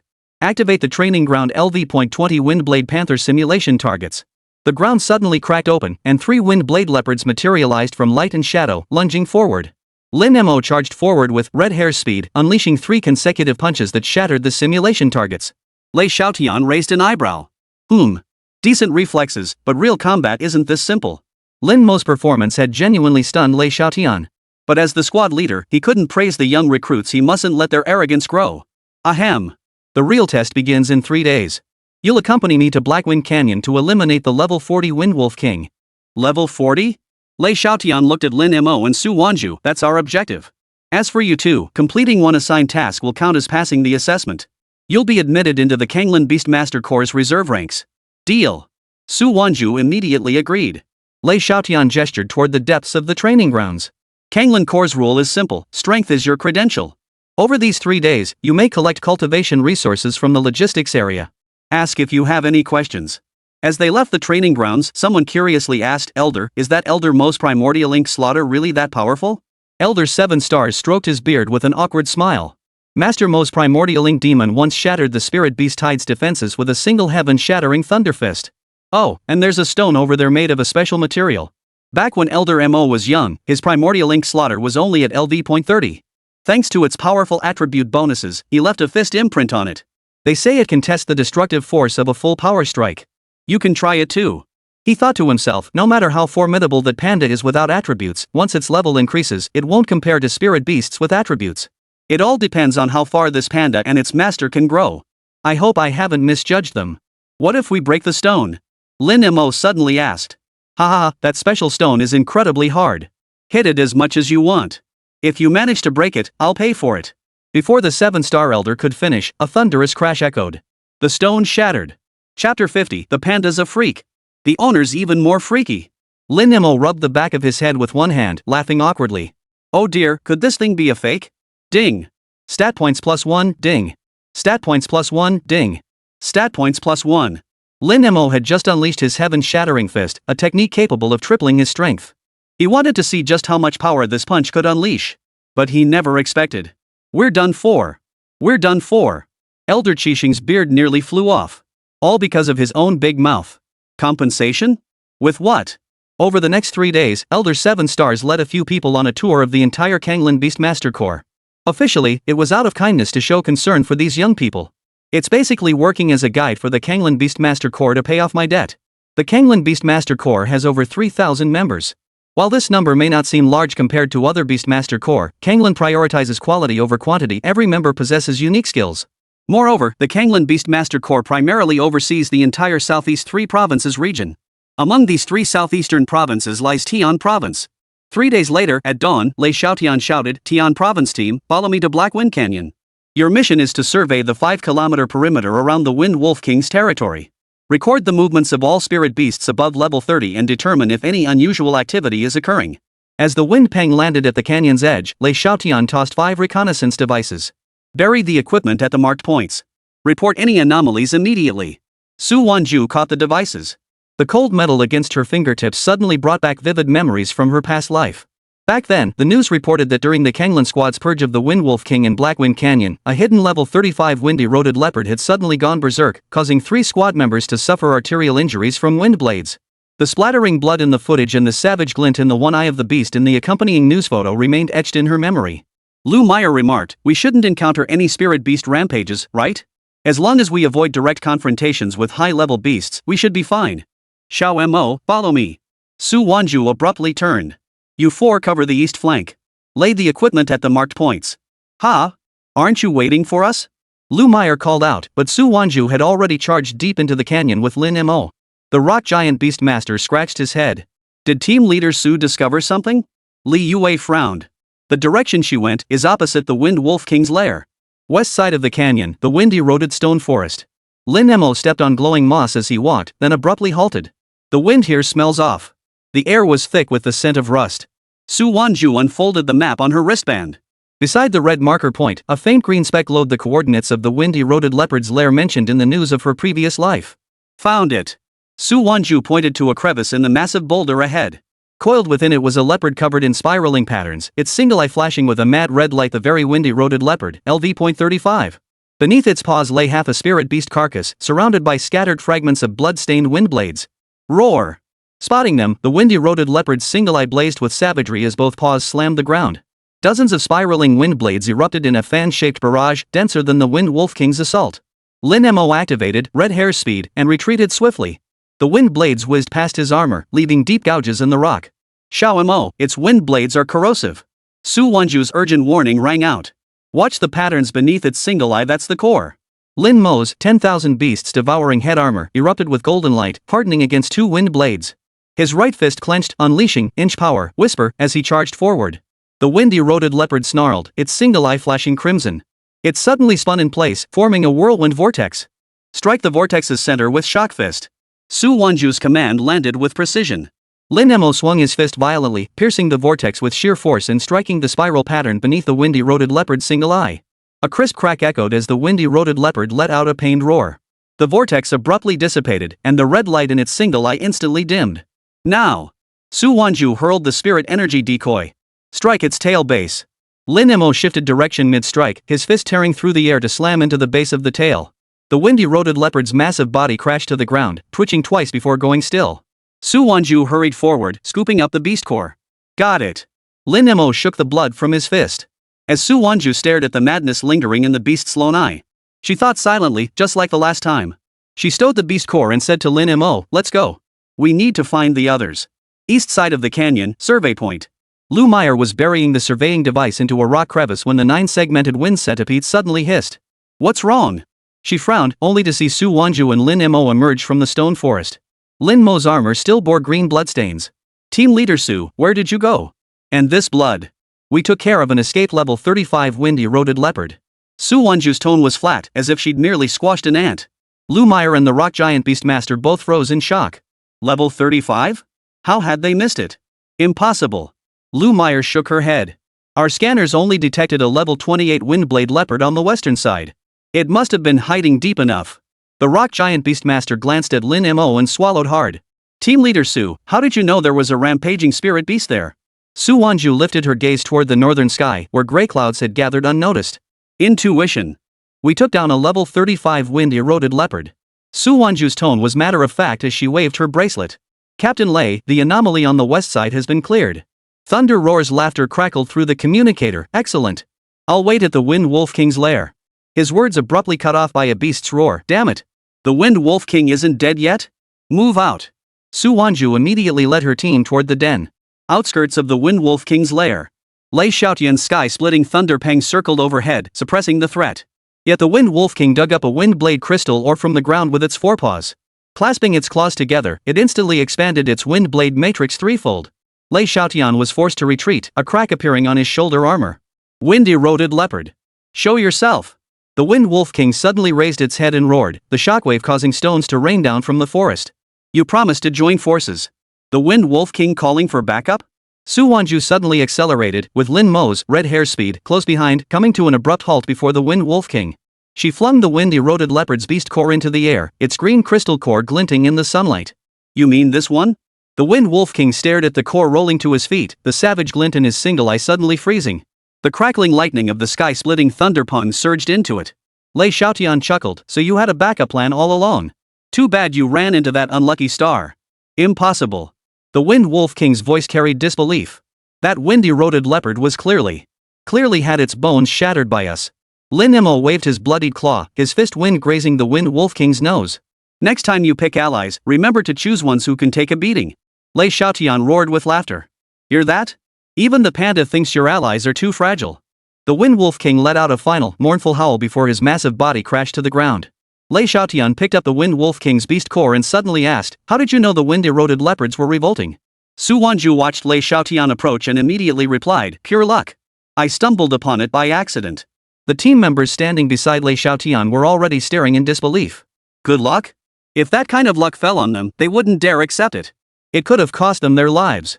The contract beast's power was already insane enough, but how could this girl's mental fortitude be so freaking insane too? Lei Xiaotian said nothing more, simply tossing a golden medal to Su Wanzhu. You've passed the reserve assessment. However, judging by Lei Xiaotian's expression, was he about to go back on his word? Chapter 51, let your opponent survive 10 minutes in your hands? But whether you become full-fledged members depends on your future performance. The group then returned to the city. Huayao City, the beastmaster hub of the 3 southeastern provinces. Lei Xiaotian pointed to the tallest building. Your reserve dorms are in Sector B. Report to the training grounds at 6 sharp tomorrow morning.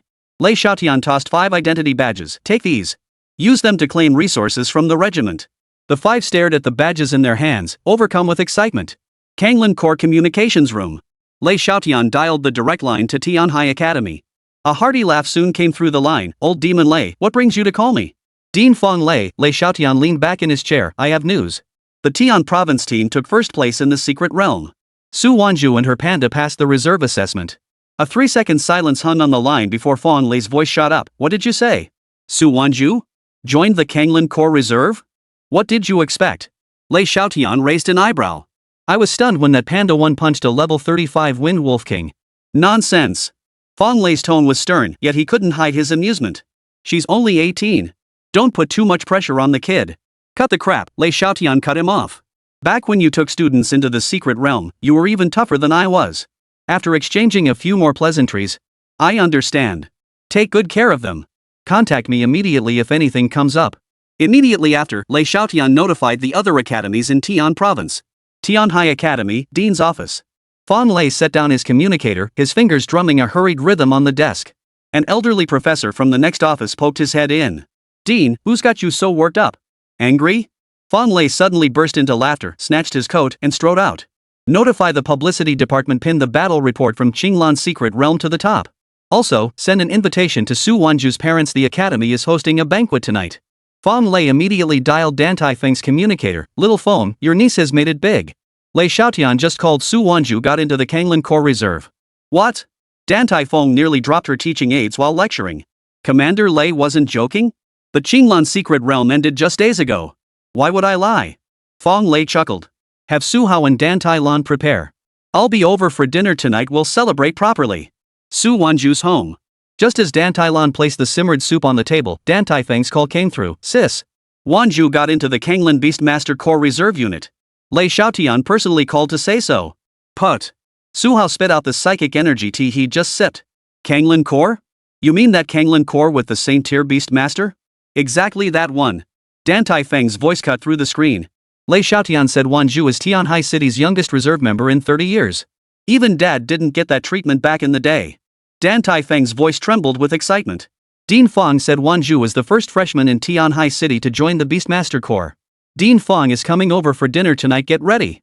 Su Hao's hand trembled as he gripped the communicator, turning to Dan Tai Lan. Honey, did you hear that? Our daughter's joining the Beastmaster Corps. Soon, news of the 5 members of the Tian Province team joining the Kanglan Beastmaster Corps Reserve spread throughout the entire province. Particularly regarding Su Wanzhu. Did you hear? That Su Wanzhu from the Tian Province team got into the Kanglan Corps Reserve roster as a freshman. You're kidding, right? My son's a junior and still taking the basic qualification exam. Lei Xiaotian personally called Tianhai Academy. Even Dean Fong was stunned. The news spread like wildfire, flying from the association headquarters to every university. At Tianhai Academy's bulletin board, students crowded around the Qinglan Secret Realm results. Seeing Kanglan Corps Reserve marked beneath Su Wanzhu's name, murmurs rippled through the crowd. Didn't she only have a panda? Joining the Beastmaster Corps at LV.10? What do you know? That panda can one-punch a level 35 boss. Don't ever say you know me again. I'm scared her panda might punch me to death. The next morning, at the Kanglan Guild's training grounds, 5 trainees stood in a row as the silver-haired Beastmaster tapped his electronic tablet. I'm Ling Feng, your reserve instructor. Now choose your specialized training division. Intelligence handles data analysis, patrol oversees territorial security, combat. I choose Intelligence Division. Lu Meyer immediately raised her hand, the 9-section wind centipede rattling at her sleeve. My grandfather is the Director of Intelligence for the Tian Province Association. Ling Feng nodded and swiped his tablet. Li Youwei? Patrol Division. The rock snake's sensory range is 3 times that of an ordinary contract beast. What about the thunder-patterned leopard and the rock giant? We'll take patrol too, they declared in unison. Ling Feng's gaze settled on Su Wanzhu. And you? Lin Mo stepped forward, claws scraping marks into the ground. Su Wanzhu watched the combat division members sparring in the distance, their contract beasts colliding fiercely with simulated targets. Combat division. Ling Feng raised an eyebrow as a faint crackling sound emanated from the electronic tablet in his hand. The combat division has a 70% attrition rate. During reserve training, you'll need to participate in at least 10 live combat missions. No problem. Su Wanzhu responded immediately. Ling Feng stared at Su Wanzhu for 3 seconds before suddenly smiling. Interesting. Follow me. Combat Division's first special training begins with combat. Lu Meyer watched Su Wanzhu follow Ling Feng toward the depths of the training ground, unable to resist tugging at Li Youwei's sleeve. She really chose the Combat Division? Li Youwei whispered, whatever. Li Youwei also wanted to join the Combat Division, but its attrition rate was no joke. Better to play it safe. If Su Wanzhu got eliminated, she'd regret it later. Next, all 4 except Su Wanzhu were taken to trial training sessions for their respective departments. Ling Feng shouted, Beastmasters are battlefield commanders. Your brains are more important than your contract beast's claws. Su Wanzhu stood beside Lin Mo.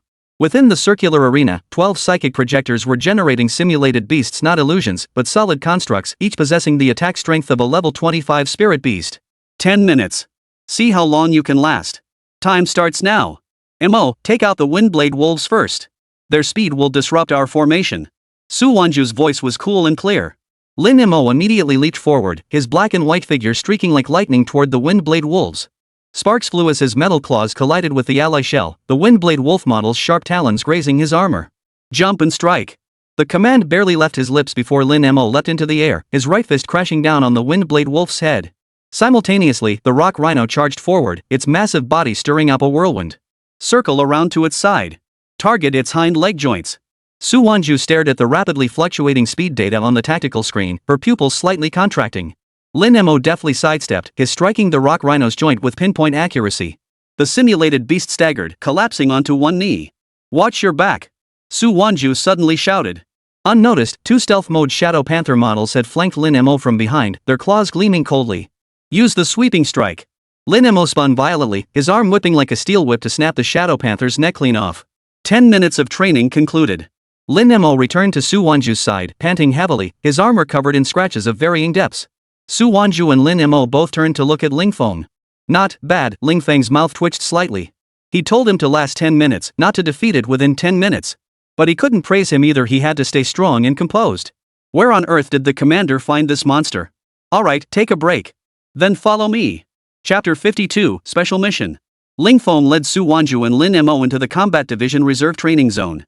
7 Combat Division reservists were huddled together cleaning their weapons.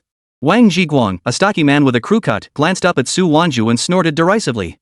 Instructor Ling, where did you find this college student? With those skinny arms and legs, can she even handle real combat?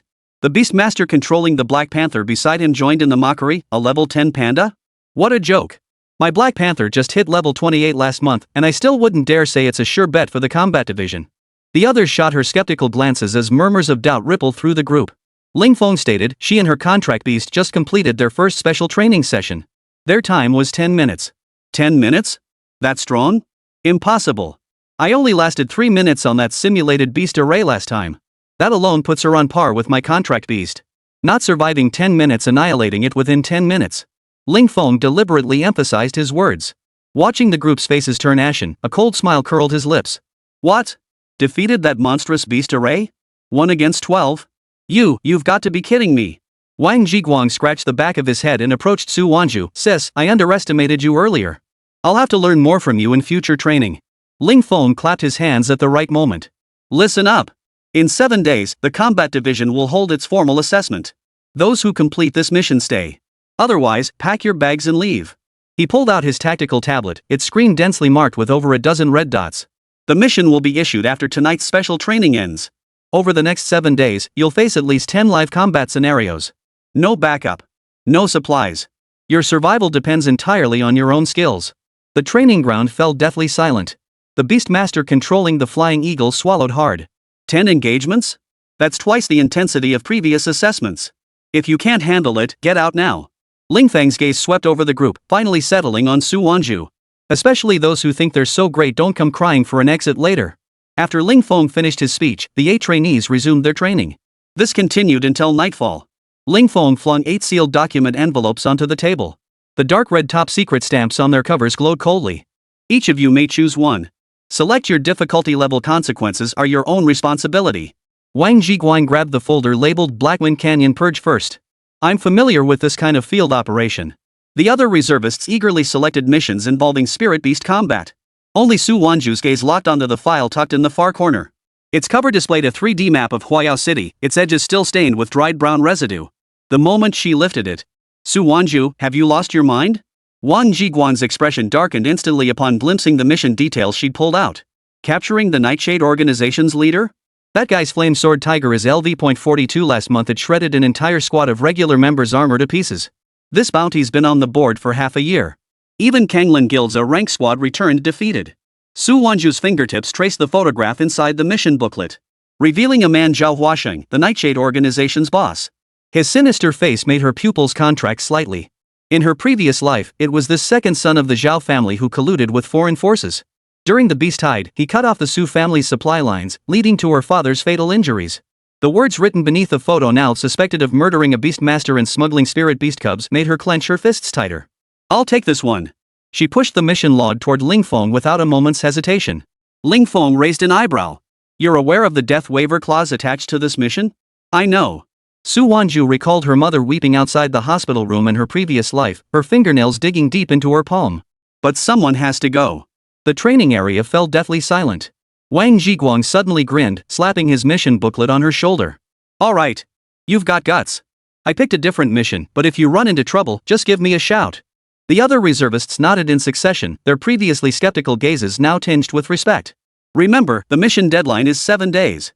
Ling Feng tucked away his mission booklet and turned to instruct the abacus. Zhao Huaxing's lair is in Huayao City's underground black market. There are no rules, there are only life and death. He tossed the tracker. With this thing, even if the wristband malfunctions, we can still recover the body after death. At the end of a neon-drenched backstreet in Huayao City stood the Dark Knight Organization's headquarters. Su Wanzhu stared at the scarlet strobe lights flashing atop the building, tugging Lin Mo's ear. See those two in black suits at the entrance? Beast claw insignia on their belts, definitely guards. Lin Mo peered around the corner, spotting burly men on either side of the entrance twirling metal whistles.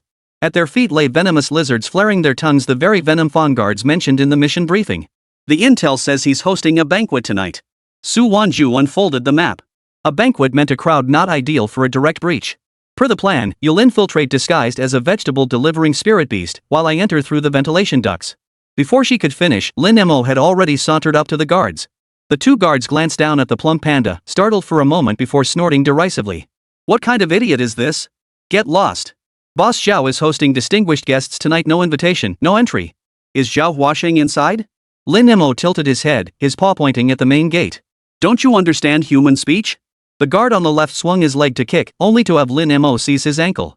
A crisp snap echoed as the guard screamed, collapsing to one knee. His venomous lizard had just opened its jaws when Lin Mo's other paw smacked it away, sending it crashing into the wall, motionless. The other guard turned ashen-faced. Just as he reached for his whistle, Lin Mo wrapped his tail around the man's neck and flung him like a sack of potatoes onto his comrade. Got him. Lin Mo patted his paw and turned to look at Su Wanzhu. Su Wanzhu sighed, slapping her own face in resignation. Well, this would have to do for now. Pushing open the heavy bronze doors, melodious music and the clinking of glasses drifted out. The hall was brightly lit, filled with guests in formal attire clinking glasses and conversing. No one noticed the guards sprawled unconscious at the entrance. She tugged Lin Mo behind a Roman column, watching more guards stationed at the staircase entrance. A headache throbbed as she massaged her temples. Weren't we supposed to blend in? Ha? Did I say that? Faced with Xiaomo's bewildered expression, Su Wanzhu could only let it go. A familiar figure flashed behind the second-floor banister, none other than Zhao Huaxing from the photograph.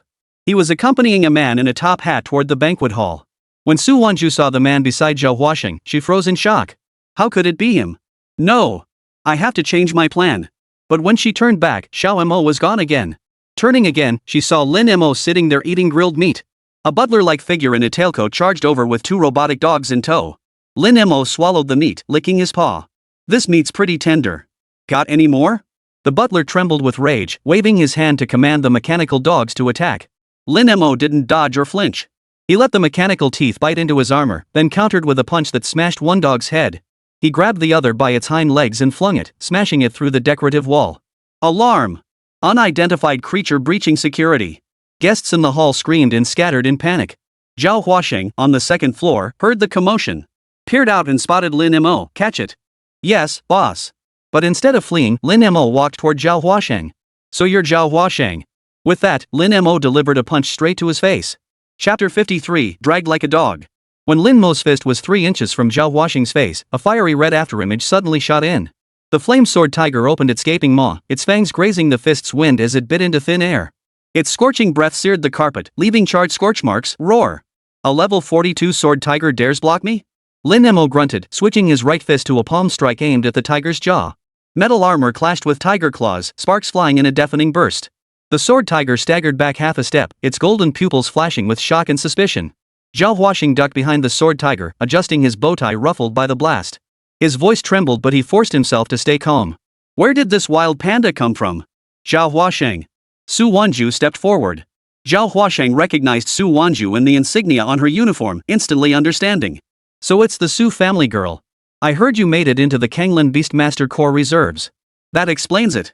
A few days ago, one of your corps' regular members said they were coming for me. Did they not tell you?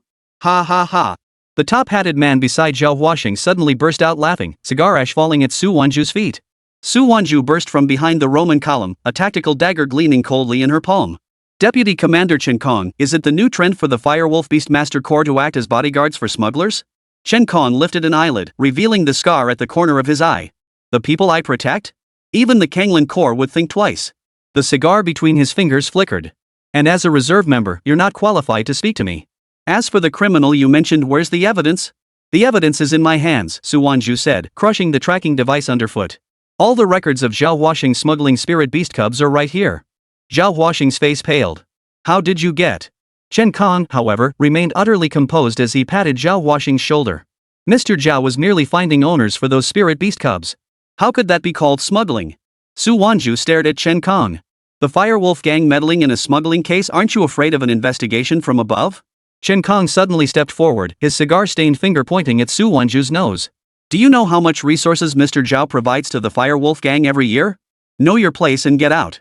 Don't force me to toss you out with this panda. A cacophony of derisive laughter erupted in the banquet hall as guests raised their champagne glasses and pointed fingers. Has the Kanglin gang's reserve unit lost its mind? A level 10 panda trying to arrest Boss Zhao? This is a joke, right? Chen Kong toyed with his cigar, eyeing Su Wanzhu askance. Young lady, I'll give you one last chance. Take your panda and get out now. I'll pretend I never saw you. Lin Mo suddenly growled low, his black and white form darting out like an arrow released from its string. Before Zhao Huaxing could react, Lin Mo's iron-clawed paws had already seized his collar. You! How dare you!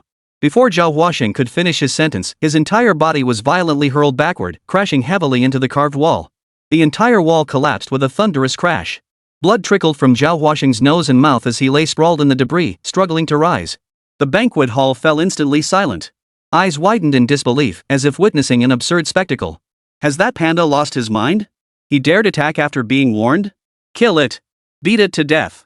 Zhao Huaxing, blood streaming down his face, roared hysterically. The flame-sword tiger roared at the sky, its body engulfed in towering flames. Like a burning meteor, it lunged toward Lin Mo. Mo! Watch out for its fiery claws. Su Wanzhu shouted urgently. Lin Mo neither dodged nor retreated. The 10,000 beasts devouring head armor flashed with blinding golden light. The fireblade sword tiger's sharp claws slammed into the armor, sparks flying everywhere. Seizing the moment, Lin Mo delivered a punch that whipped like a steel whip across the sword tiger's flank, sending it staggering sideways several steps. How is this possible? Chen Kang's cigar fell to the ground. In a battle that should have been a rout, the level 10 panda was trading blows evenly with the level 42 fireblade sword tiger. Lin Mo darted nimbly through the fiery waves, each punch cutting through the air with a sharp whistle. The sword tiger's fur was torn open in several places, and where blood dripped, green smoke instantly rose. But it won't matter much. This pace will drain that panda's stamina faster. Chen Kang's eyes turned cold, about to speak, when Lin Mo suddenly arched his body, his aura surging violently. No! Before Chen Kong could finish his warning, Lin Mo launched upward like a cannonball. His right fist unleashed terrifying force as he slammed down with shock fist, cleave heaven. The terrifying fist wind, 3 times its normal force, tore through the air. The flame sword tiger didn't even have time to scream before its entire body was shattered. Blood and flesh splattered everywhere, triggering waves of screams throughout the banquet hall. Guests scrambled toward the exits, crawling and rolling. Zhao Huaxing collapsed to the floor, his pupils trembling violently as he stared at the gruesome state of his beloved pet. You! How dare you kill my sword tiger? Zhao Huaxing's voice trembled. Chen Kang's expression was icy. As the deputy commander of the Fire Wolf Beastmaster Corps, how dare this lowly reserve recruit refuse to give him face? Now, the panda was clearly exhausted. So now all he needed to do was. Just as Chen Kong prepared to command his contract beast to strike, Su Wanzhu immediately stepped in front of Lin Mo. Deputy Commander Chen, I advise you to think carefully. My locator is continuously transmitting footage. Commander Lei is likely already on his way. Chen Kang's hand froze mid-air. Meeting Su Wanzhu's composed gaze, he understood the rivalry between the Fire Wolf and Kanglin Beastmaster Corps was an internal matter. But if anyone discovered the connection between Zhao Huaxing and the Fire Wolf Beastmaster Corps, things would get messy. Su Wanzhu, you're quite something. Chen Kong gritted his teeth. The Fire Wolf Regiment will remember this. After uttering those words, Chen Kong shot Zhao Huaxing a fierce glare. That single glance was enough for Zhao Huaxing to understand Chen Kang's meaning. Fine. I'll go with you. The evidence Su Wanzhu held had been provided by the Kanglin Beastmaster Corps. While insufficient for a conviction, it was enough to secure his arrest. Moreover, Xiao Mo had just exhausted himself battling the LV.42 Fireblade Tiger and desperately needed a full night's rest. As for her earlier words, she had been deceiving Chen Kong entirely. Lei Xiaotian would never come. Fortunately, she had bluffed Chen Kong successfully. Otherwise, they would have faced grave danger. Su Wanzhu produced the prepared shackles and secured Zhao Huaxing's hands and feet before leading him out of the building. Chen Kong watched from behind, his face twisted with embarrassment. He immediately activated his bracelet and contacted his team. Head to the Grey Wolf Beastmaster Corps immediately. Find a way to bring him back. In Chen Kang's estimation, Su Wanzhu had taken Zhao Huaxing captive and would undoubtedly return to the Beastmaster Corps first. Having come alone to Kanglin Beastmaster Corps territory, he couldn't directly demand the prisoner's return and had to contact others instead. The look he had given Zhao Huaxing earlier was a warning: keep quiet and stall. As long as there was no direct evidence proving criminal activity, the Kanglin Beastmaster Corps would have no choice but to release him. However, Su Wanzhu did not bring Zhao Huaxing back to the Kanglin Beastmaster Corps. This isn't the way to the Kanglin Beastmaster Corps. Zhao Huaxing watched from inside the car as the cityscape gradually gave way to suburban landscapes. Su Wanzhu drove up front while Lin Mo rested in the passenger seat. I never intended to take you back in the first place. Su Wanzhu's sudden remark left Zhao Huaxing utterly baffled. What on earth was this girl thinking? And the direction this road was heading seemed to be toward his secret warehouse. Could it be that the Kanglin Beastmaster Corps had truly uncovered this secret location? No. If that's the case, once exposed, even if I'm not executed, Chen Kong will kill me. He had to find a way to escape. Right now, that Panda was completely exhausted. Su Wanzhu was still driving, and she glanced down at the chains between her hands. This was the perfect chance. Zhao Huaxing suddenly looped the chains around Su Wanzhu's neck and shouted, "Stop the car!" But Su Wanzhu slammed on the brakes, then grabbed the chains with one hand and yanked them violently. The combined force of inertia sent Zhao Huaxing's head crashing forward. Before he could react, Su Wanzhu dragged him out of the car by the chain, pulling him along like a dog on a leash. Chapter 54, Never Intended to Let You Live. Zhao Huaxing's neck was red from the iron chain's grip. Blood seeping from his forehead wound mixed with dust, dripping down his chin onto his expensive suit. Su Wanzhu. What the hell do you think you're doing dragging me out to this godforsaken wilderness? He struggled and roared, does the Kanglin Corps know you're acting on your own? Whether they know or not doesn't matter. Su Wanzhu tightened the chain in one hand as the SUV's headlights illuminated the overgrown mountain path ahead. What matters is, you're not going back. Zhao Huaxing's pupils contracted sharply. Following her gaze, the faintly visible metal door in the recessed mountain face sent a chill through his body. Impossible. How did you find this place? His voice trembled. Did Lei Xiaotian tell you? Why didn't he just come for me himself? Because some debts I want to settle personally. Su Wanzhu yanked the chain violently, sending Zhao Huaxing stumbling and crashing to the ground. Lin Mo, slumped over the passenger seat, lifted his head, his golden eyes fixed intently on the man. The iron door groaned painfully under the hydraulic cutters. Su Wanzhu slammed Zhao Huaxing onto the floor. The stench of decay mixed with the heavy scent of disinfectant hit him. Dozens of rows of metal shelves stacked transparent breeding tanks inside the warehouse. Spirit beast embryos floated within, glowing an eerie blue-green under the fluorescent lights. In a cage in the corner, a young rock-armored bear cub, its front paw severed, whimpered in its death throes. Look at this, Su Wanzhu kicked open a wooden crate labeled industrial waste, sending bundles of smuggling documents tumbling out. Zhao Huaxing startled, about to speak. Cargo ship numbers, buyer lists, even your kickback records to the Firewolf gang. But none of that is why I'm here. She strode straight to the load-bearing pillar at the warehouse's farthest corner, her fingertips probing beneath peeling plaster. Zhao Huaxing's pupils dilated in terror. What are you doing? There's nothing here but feed formulas. Whether there is or isn't, that's not for you to decide. Su Wanzhu suddenly seized his right hand, pressing his bloodied thumb against a raised brick pattern on the wall. A soft click sounded as a waist-high hidden door slid open from the side of the pillar. The icy air pouring out instantly froze the surrounding atmosphere. Impossible. Zhao Huaxing's entire body shook violently, chains rattling loudly. This fingerprint lock was specially crafted with powdered rhino horn no one but me knows. Beyond the hidden door lay a 10-meter square chamber.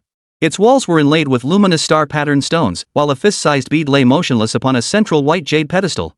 Golden patterns flowed across its surface, the orb rotating like a living thing, each turn accompanied by a faint dragon's roar. Zhao Huaxing felt as if struck by lightning. How did this Su Wanzhu even know about this?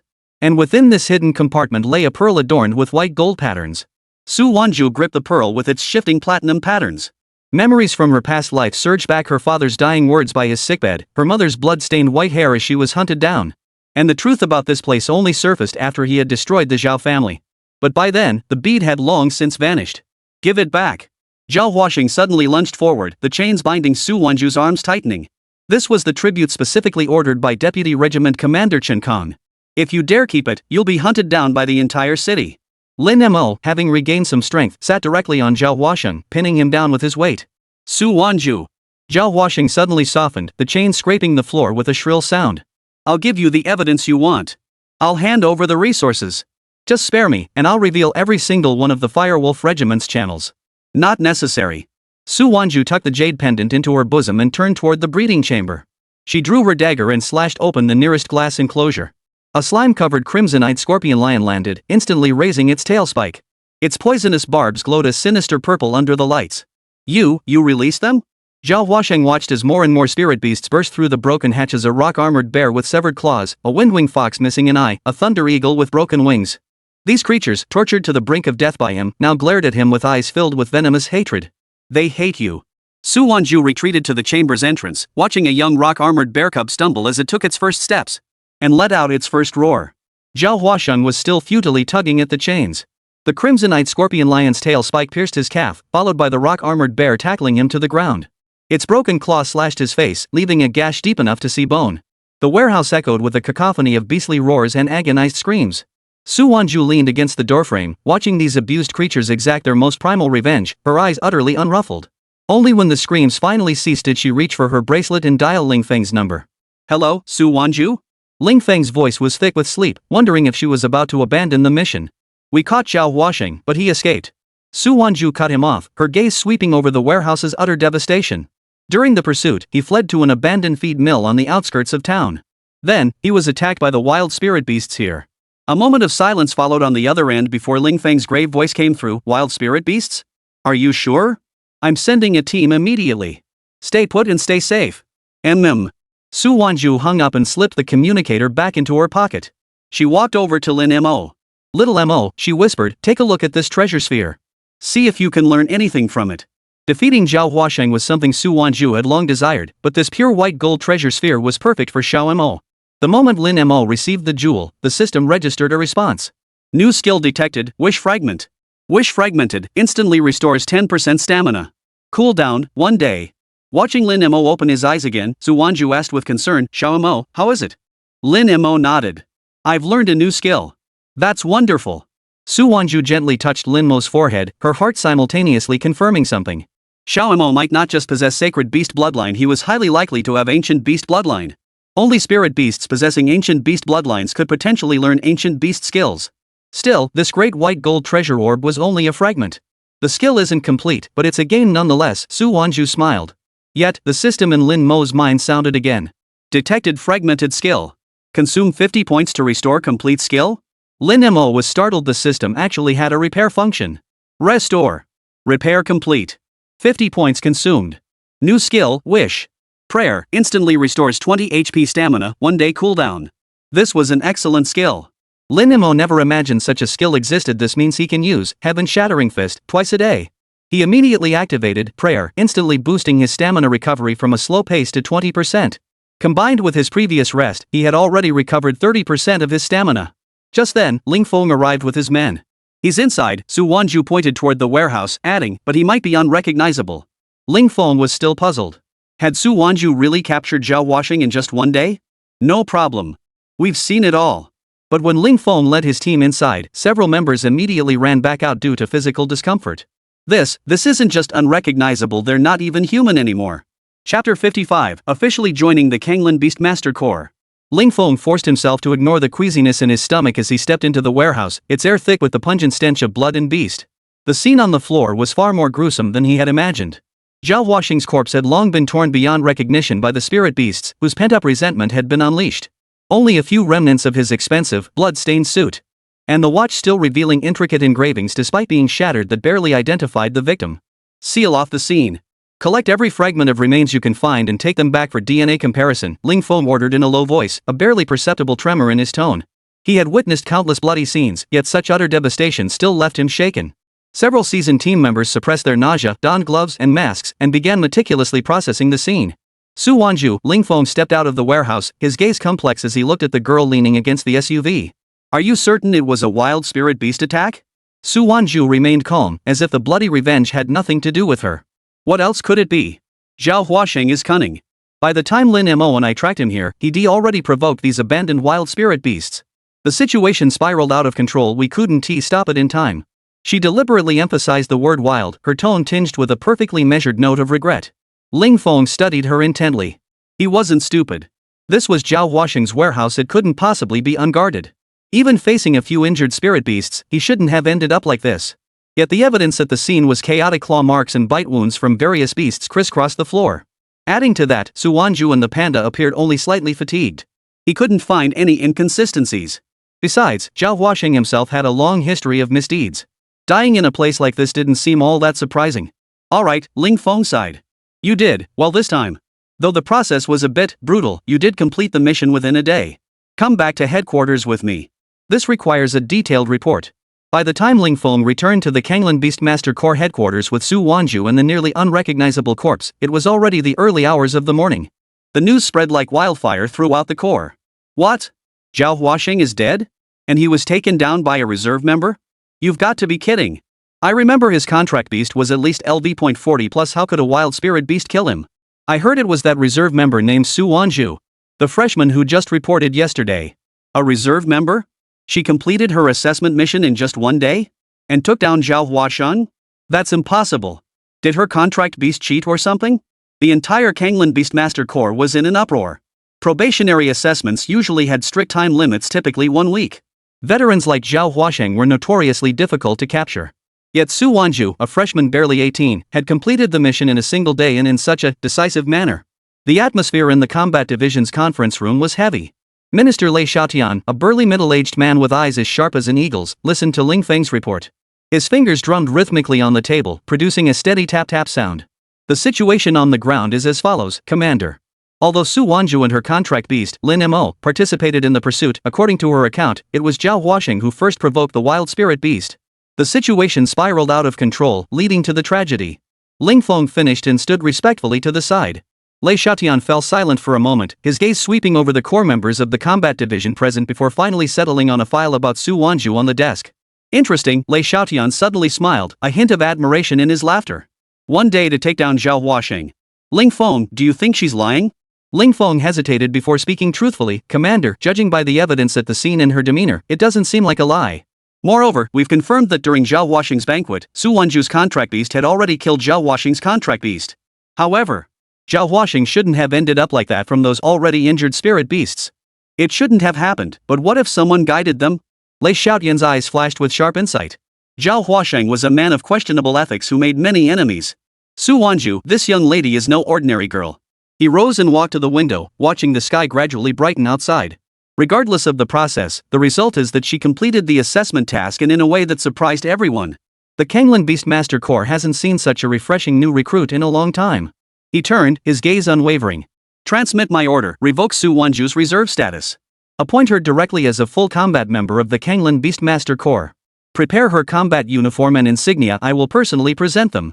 Commander! Several veteran members couldn't help but speak up. Isn't this too hasty? There are still 6 days until reserve members are promoted to full status, and her contract beast is only LV.10. This doesn't follow protocol. Rules are rigid, but people are flexible, Lei Xiaotian retorted firmly. The Kanglan Beastmaster Corps needs fresh blood and capable individuals. Su Wanzhu took down Zhao Huaxing in a single day, that's the best proof of her ability. As for her level. A meaningful smile curved his lips. Do you really think that Panda is only LV.10? Zhao Huaxing's contract beast was LV.42, and it was taken down. Do you believe a mere LV.10 Panda could accomplish that? The crowd fell silent. Indeed, Zhao Huaxing's contract beast, the iron-armed demon ape, possessed formidable combat prowess.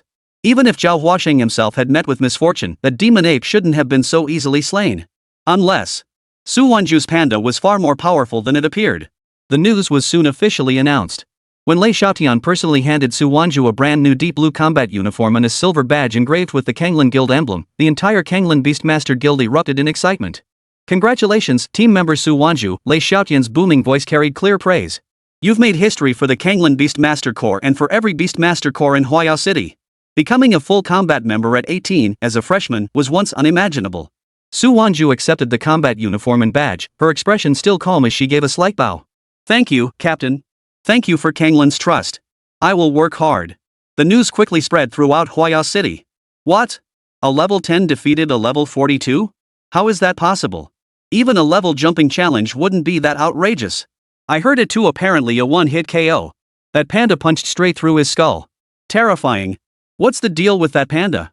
Could it be a hidden divine beast bloodline? Su Wanzhu. I'll remember that name. Better steer clear of her from now on.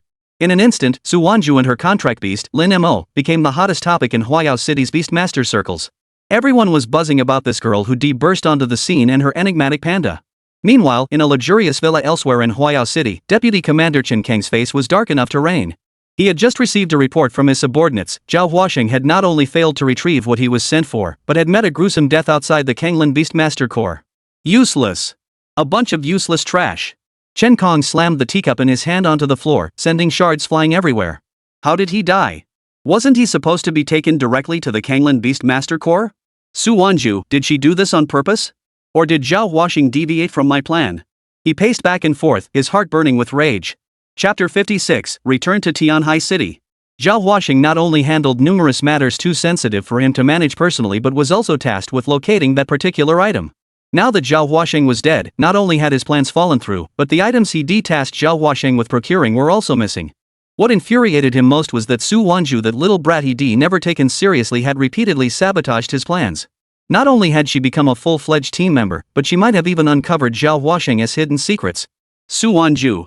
A cold, vicious gleam flashed in Chen Kang's eyes. Very good. Very good indeed. Dare to touch my people? Dare to sabotage my plans? I'll make you understand what happens when you cross Chen Kang. He pulled out his communicator and dialed a number. The call connected quickly, and a slightly arrogant voice answered, "Hello? Deputy Commander Chen, what is it? How is my brother?" Zhao Tianyang, Chen Kang's voice was icy.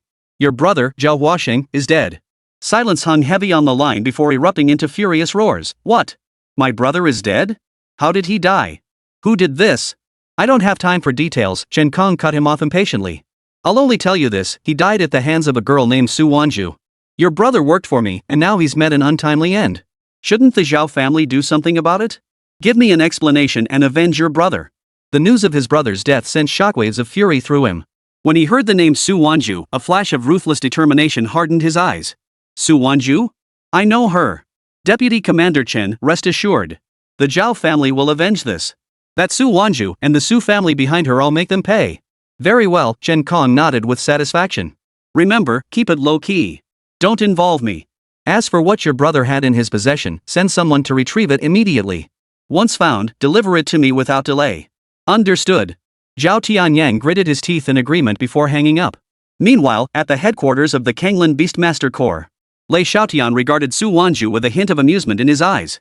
Team member Su Wanzhu, your performance this time was outstanding. Normally, I'd assign you a new mission immediately. However, you've just become a full-fledged team member, you've only just turned 18, and you're still a university student. He paused before continuing, I'm granting you 7 days of leave. Return to your hometown in Tianhai City. Spend time with your family and rest properly. Report back in 7 days, and new assignments will be ready for you. Su Wanzhu was somewhat surprised, but she responded gratefully, thank you, Commander. Go ahead, Lei Xiaotian waved her off. Remember, even though you're on leave, stay vigilant. You're no longer just a regular reserve member. Your name has already drawn significant attention. Su Wanzhu nodded, understanding Lei Xiaotian's warning. She turned and left the conference room, with Lin Mo following closely behind. Xiao Mo, we're heading back to Tianhai City. Su Wanzhu looked down at Lin Mo, a hint of tenderness in her eyes. Su Wanzhu led Lin Mo off the platform and immediately spotted the familiar figure waiting at the exit. Wanzhu. Her mother, Dan Tailan, spoke with an almost imperceptible tremor in her voice. She wore a simple, elegant dress, and the few strands of white hair at her temples stood out starkly under the streetlight. Father Su Hao stood beside her, his once straight back now slightly hunched. The cuffs of his suit jacket showed faint fraying, yet his tie remained meticulously knotted. Aunt Dan Taifeng stood nearby, seemingly on a call. Upon seeing Su Wanzhu, she hung up immediately and hurried over. You're finally back. Dan Taifeng grabbed Su Wanzhu's hand, scrutinizing her from head to toe. You've lost some weight, but you look well. Let's talk about it at home, Su Hao murmured, his voice hoarse. Back home, the sweet and sour fish, stir-fried broccoli, and assorted dishes on the table were favorites not only of Su Wanzhu but also of Lin Mo. Are you settling in well in Huayao City? Has anyone from the Beastmaster Corps been giving you a hard time?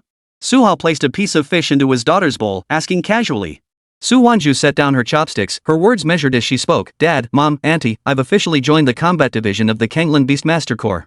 She placed the silver badge on the table, its surface reflecting a cold, sharp gleam under the light. Combat division? Wanzhu, do you know what that means? That's frontline duty. Brother-in-law, calm down. Dan Taifeng pressed Su Hao's shoulder and turned to Su Wanzhu. Wanzhu, tell auntie what happened. Didn't the reserve assessment end yet? Su Wanzhu briefly recounted the incident involving Zhao Huasheng, omitting the details of her revenge in the warehouse. She only mentioned that during the pursuit, he had been attacked by a wild spirit beast. She deliberately downplayed Lin Mo's strength, only mentioning that it had unleashed its power at a critical moment, assisting her in completing the mission. Xiao Mo killed a level 42 iron-armed demon ape? Dan Taifeng's pupils contracted slightly. Wanzhu, you're not lying to us? Su Hao and Dan Tailon exchanged glances, their eyes brimming with shock. They knew their daughter's contract beast was special but never imagined it could be this powerful. Regardless, the combat division is far too dangerous. Dan Tailon grasped Su Wanzhu's hand. Wanzhu, listen to your mother. Can't we just quit? You're only 18. Come back and focus on your studies. I don't expect you to achieve greatness, I just want you to be safe. Su Wanzhu gazed at the white strands at her mother's temples, a pang of sorrow piercing her heart. Yet she shook her head firmly. Mom, I can't back down. Recalling her parents' fate in her previous life, her tone hardened. There are things I must do. Su Wanzhu looked at her father. Becoming a combatant isn't just for myself, it's for this family too. Dan Taifeng fell silent for a moment before suddenly speaking up. I see Wanzhu has grown up and has her own thoughts. Since she's made up her mind, we should support her. But Wanzhu. She turned to Su Wanzhu, her gaze serious. Make sure you tell your aunt this. If you ever face injustice in Huayao City, tell your aunt immediately. I'll fly over right away to help you stand your ground. Just then, a voice cut through the air. It was Airphone. Big brother. You're finally back. I've missed you so much. When Su Wanzhu had gone to Huayao City earlier, she'd only brought Lin Mo along for convenience, letting Airphone return to Tianhai on her own. Airphone threw her arms around Lin Mo's neck. I knew you were the best, big brother. I heard you knocked a level 42 big bad guy flying with one punch in Huayao City? Is that true? Tell me all about it. Big brother, no need to be modest. The flattery came pouring out. I knew you were the most formidable. Big brother, why aren't you saying anything? Did seeing me move you to tears? But Lin Mo suddenly yelled, let go. Let go right now. It seems you don't want me to die, you want me dead. The family burst into laughter. After dinner, Dan Taifeng informed Su Wanzhu that she should accompany her back to Tianhai University the next day. After all, Su Wanzhu was still a freshman at Tianhai University. Now that she had become a full member of the Beast Taming Guild, it was necessary to inform the president. Su Wanzhu agreed immediately. That very night, news of Su Wanzhu successfully becoming a full member of the Kanglin Beast Master Corps had already spread throughout Tianhai City. The next day, when Su Wanzhu and Dan Tailon appeared at the entrance of Tianhai University, students gathered to take photos. Look! It's Su Wanzhu. Her panda is so cute. Cute? Haven't you heard? It was this panda that punched Zhao Huasheng's contract beast to smithereens. Seriously? That panda looks just like any ordinary pet. That's just ignorance talking. The important thing is, Su Wanzhu is now an official combat member of the Kanglin Beast Master Corps. That uniform is so cool, my dream is to wear one just like it. Chapter 57, Night Raid. As Su Wanzhu followed Dan Taifeng into Tianhai University's administration building, students lining the corridors turned their heads to stare. Some pretended to pass by while clutching books, others raised their phones to take secret photos. Whispers surged like a tide. Is that Su Wanzhu? She looks so young. Didn't you see the silver thread on her cuffs?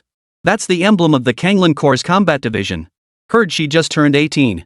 Our president wants to meet her personally. Fong Lei poured tea for the three of them.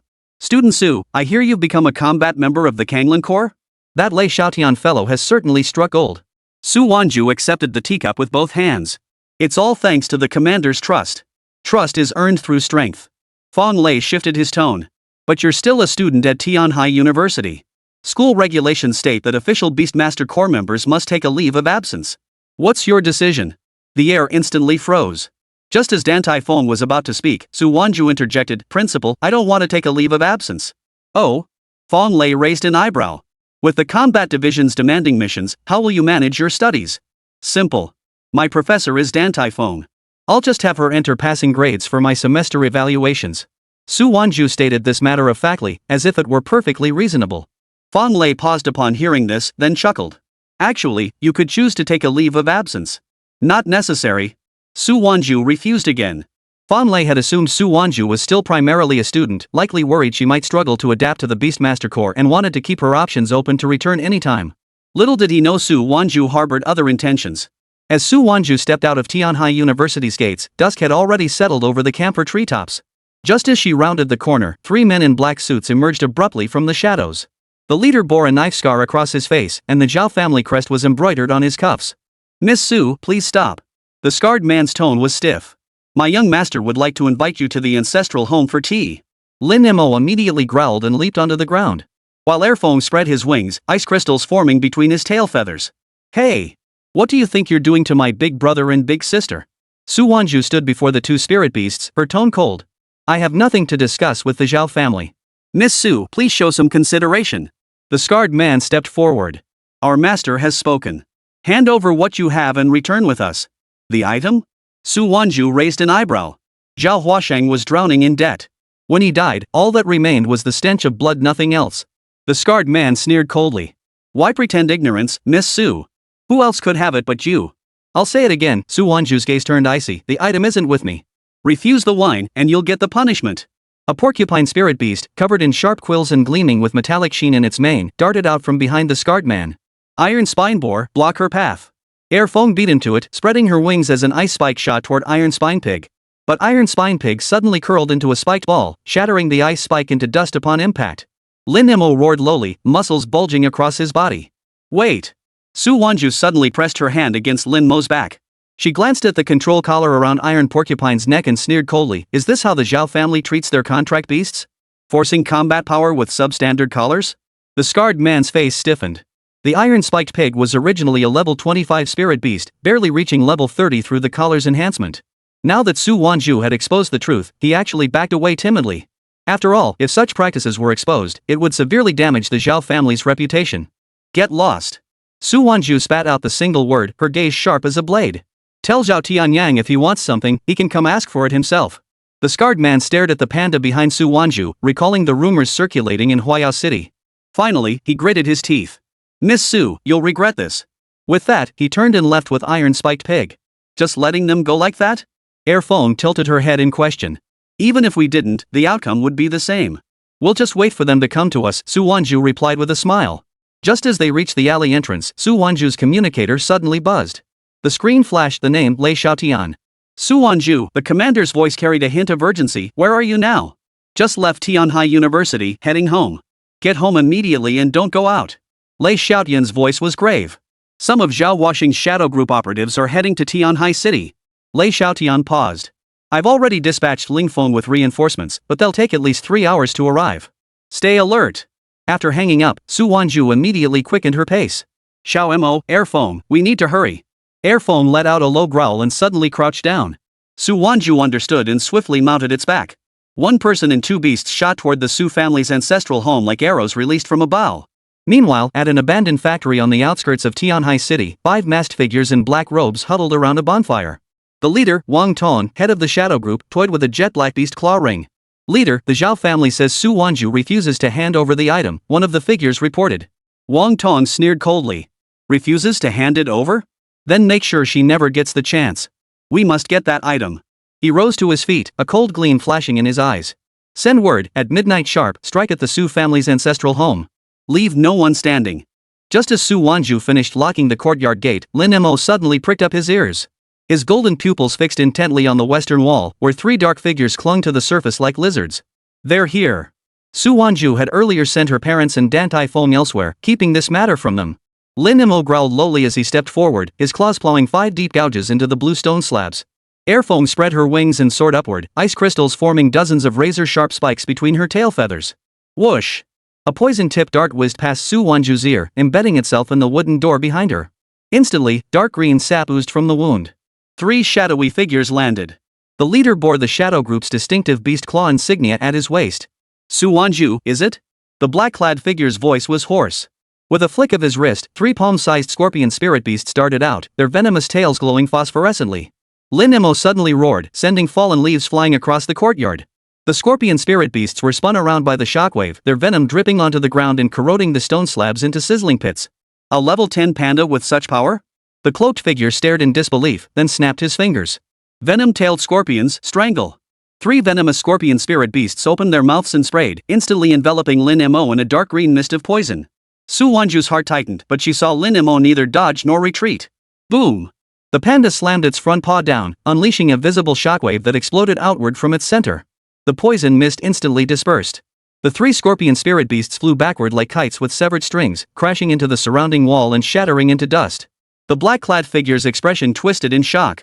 The residual shockwave from the punch sent his blood surging violently, forcing him to stumble back 3 steps before regaining his footing. This is the power of a level 10? The other black-clad figure gasped in shock. Seizing the moment, Airphone flapped her wings, unleashing a hail of dozens of ice spikes toward the black-clad figures. The leader drew a beast-hide shield to block the attack. The icicles struck the shield, shattering into countless ice crystals, yet failed to pierce it even slightly. Trivial tricks, the cloaked figure sneered coldly. Suddenly, a massive serpent, its body engulfed in black flames, reared its head. Its flickering tongue emitted a pungent sulfuric stench. Shadow Flame Serpent scorched this courtyard. Chapter 58, The Ambush on Su Wanzhu. The Shadow Flame Serpent opened its maw and unleashed a torrent of black flames that surged toward Lin Mo like a tidal wave. Su Wanzhu's pupils contracted sharply. This was a fusion beast of the fire element. Its flames far surpassed ordinary spirit beasts in temperature. Instead of retreating, Lin Mo charged forward. His front claws dug fiercely into the ground, snatching a slab of bluestone.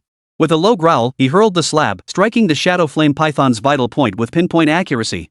The serpent screeched in agony as its black flames instantly became chaotic. "You're asking for death." The opponent roared, drawing a short blade from his waist. The blade was engraved with eerie runes, clearly a poison-coated weapon. His form flickered, splitting into multiple afterimages as he lunged toward Su Wanzhu. Lin Mo's pupils contracted sharply. Abandoning his attack on the flame serpent, he spun violently to shield Su Wanzhu. Just as the dagger was about to pierce the panda's throat, Lin Mo suddenly swung his fist, shattering all the leader's afterimages. What? The black-clad man was horrified. Just as he tried to withdraw the dagger, Lin Mo flashed a grin, revealing sharp, gleaming fangs. With a dull thud, the leader's afterimage exploded within the panda's body. The man himself reeled back as if struck by a heavy blow, spitting blood as he flew backward. Seeing this, the Shadow Flame Serpent grew frenzied. Its black flames surged violently, engulfing the entire courtyard in a sea of fire. "Xiao Mo!" Su Wanzhu screamed. Lin Mo glanced back at her, a resolute glint flashing through his golden pupils. "If that's the case, then..." Shock fist, heavens cleave. A dragon's roar that shook the heavens erupted from the panda's mouth. Combined with the effect of the dragon binding gauntlets, wherever the sound wave passed, the black flames extinguished as if encountering their natural enemy. The Shadow Flame Serpent let out a shrill, agonized scream as its body began to crack and shatter inch by inch. The leader of the black-clad men bled from all 7 orifices, clutching his head as he rolled on the ground. Before the dragon's roar faded, Lin Mo launched like a golden cannonball.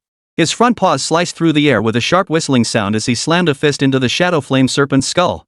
With a crackling sound, the serpent's skull shattered into fragments, and the black flames were extinguished completely. The last 2 black-clad figures, terrified out of their wits, turned to flee only to be pinned to the wall by Airfang's ice spikes. Lin Mo strode slowly toward the leader, pressing his paw against the man's chest. Not a trace of mercy flickered in his golden eyes. "Speak. Who sent you?" Su Wanzhu's voice was as cold as a blade.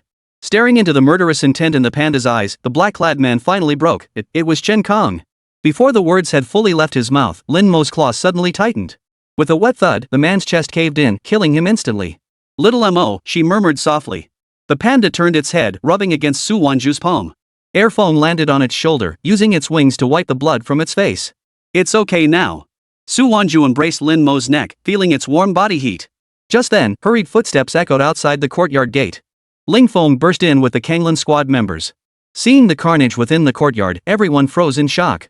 "Su Wanzhu, are you okay?" Ling Feng rushed to her side.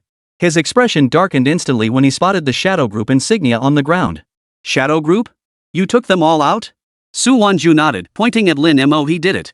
"Holy." The other members hadn't seen Lin Mo in action yet, but Ling Feng knew exactly what he was capable of. "What are you all standing around for?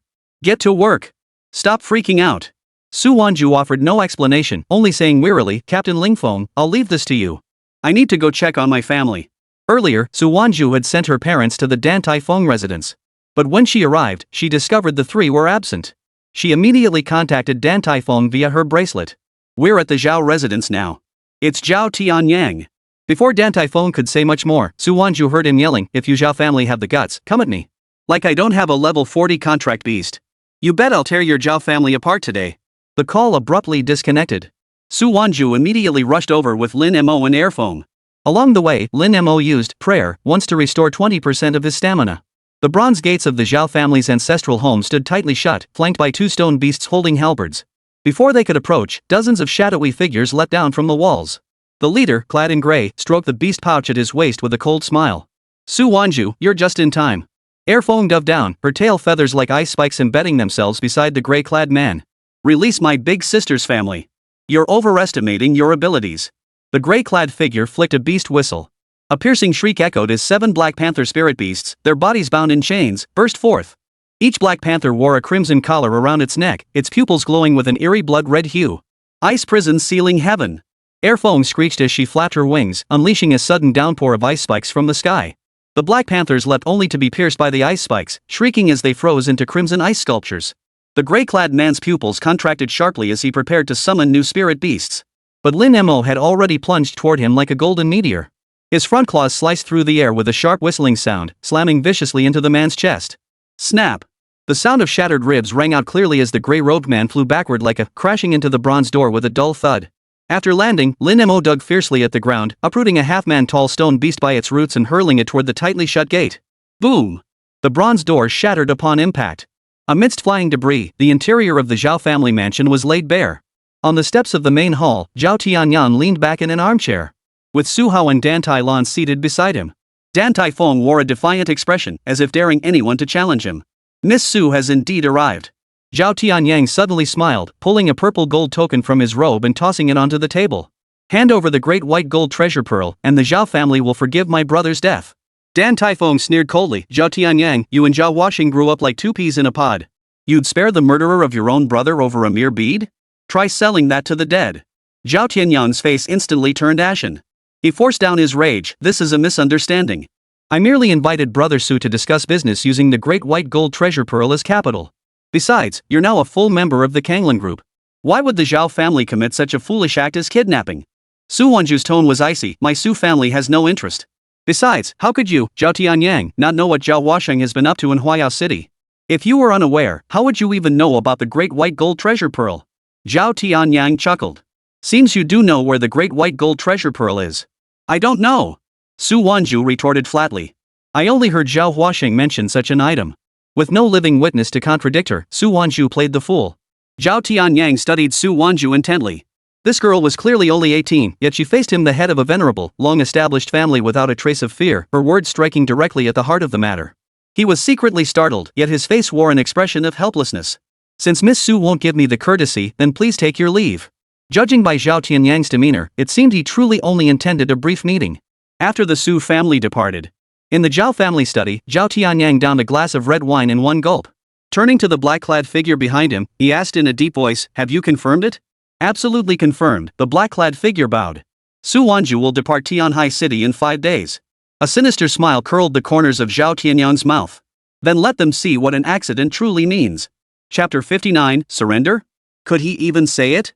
Since Su Wanzhu would return to Huayao City in 5 days, Zhao Tianyang had to eliminate her within that time frame. The following evening, Su Wanzhu was walking down the street with Lin Mo. Just as he turned the corner, 3 shadowy figures suddenly darted out. The leader, a man with a scarred face, flung a gleaming chain. Su Wanzhu, the family head invites you to meet your end. The chain whistled through the air as it coiled toward Lin Mo. The scarred man sneered, don't think we don't know. That panda of yours is powerful, it must be a fire or earth elemental spirit beast. This chain specifically counters elemental attacks. Lin Mo tilted his head, casually tugging at the chain with his claw. With a sharp crack, the chain snapped into pieces, sparks flying everywhere. Scarface's eyes widened as he clutched the broken half. Impossible. How could an elemental chain? Who said it was an elemental beast? Su Wanzhu sneered. Lin Mo growled lowly. Golden patterns glowed beneath his fur as his front paw slammed the ground. Boom! The stone slabs shattered. Scarface was sent flying by the shockwave, crashing into the wall and knocking himself unconscious. Seeing the situation turn dire, the other 2 black-clad figures drew beast whistles and blew them. 2 porcupine spirit beasts, covered in sharp quills and gleaming with metallic sheen in their manes, burst forth.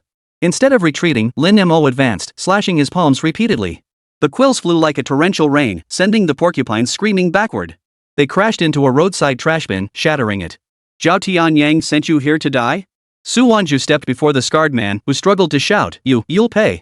The Zhao family won't let this slide. Lin Mo bared his fangs, pressing his claw against the scarred man's chest.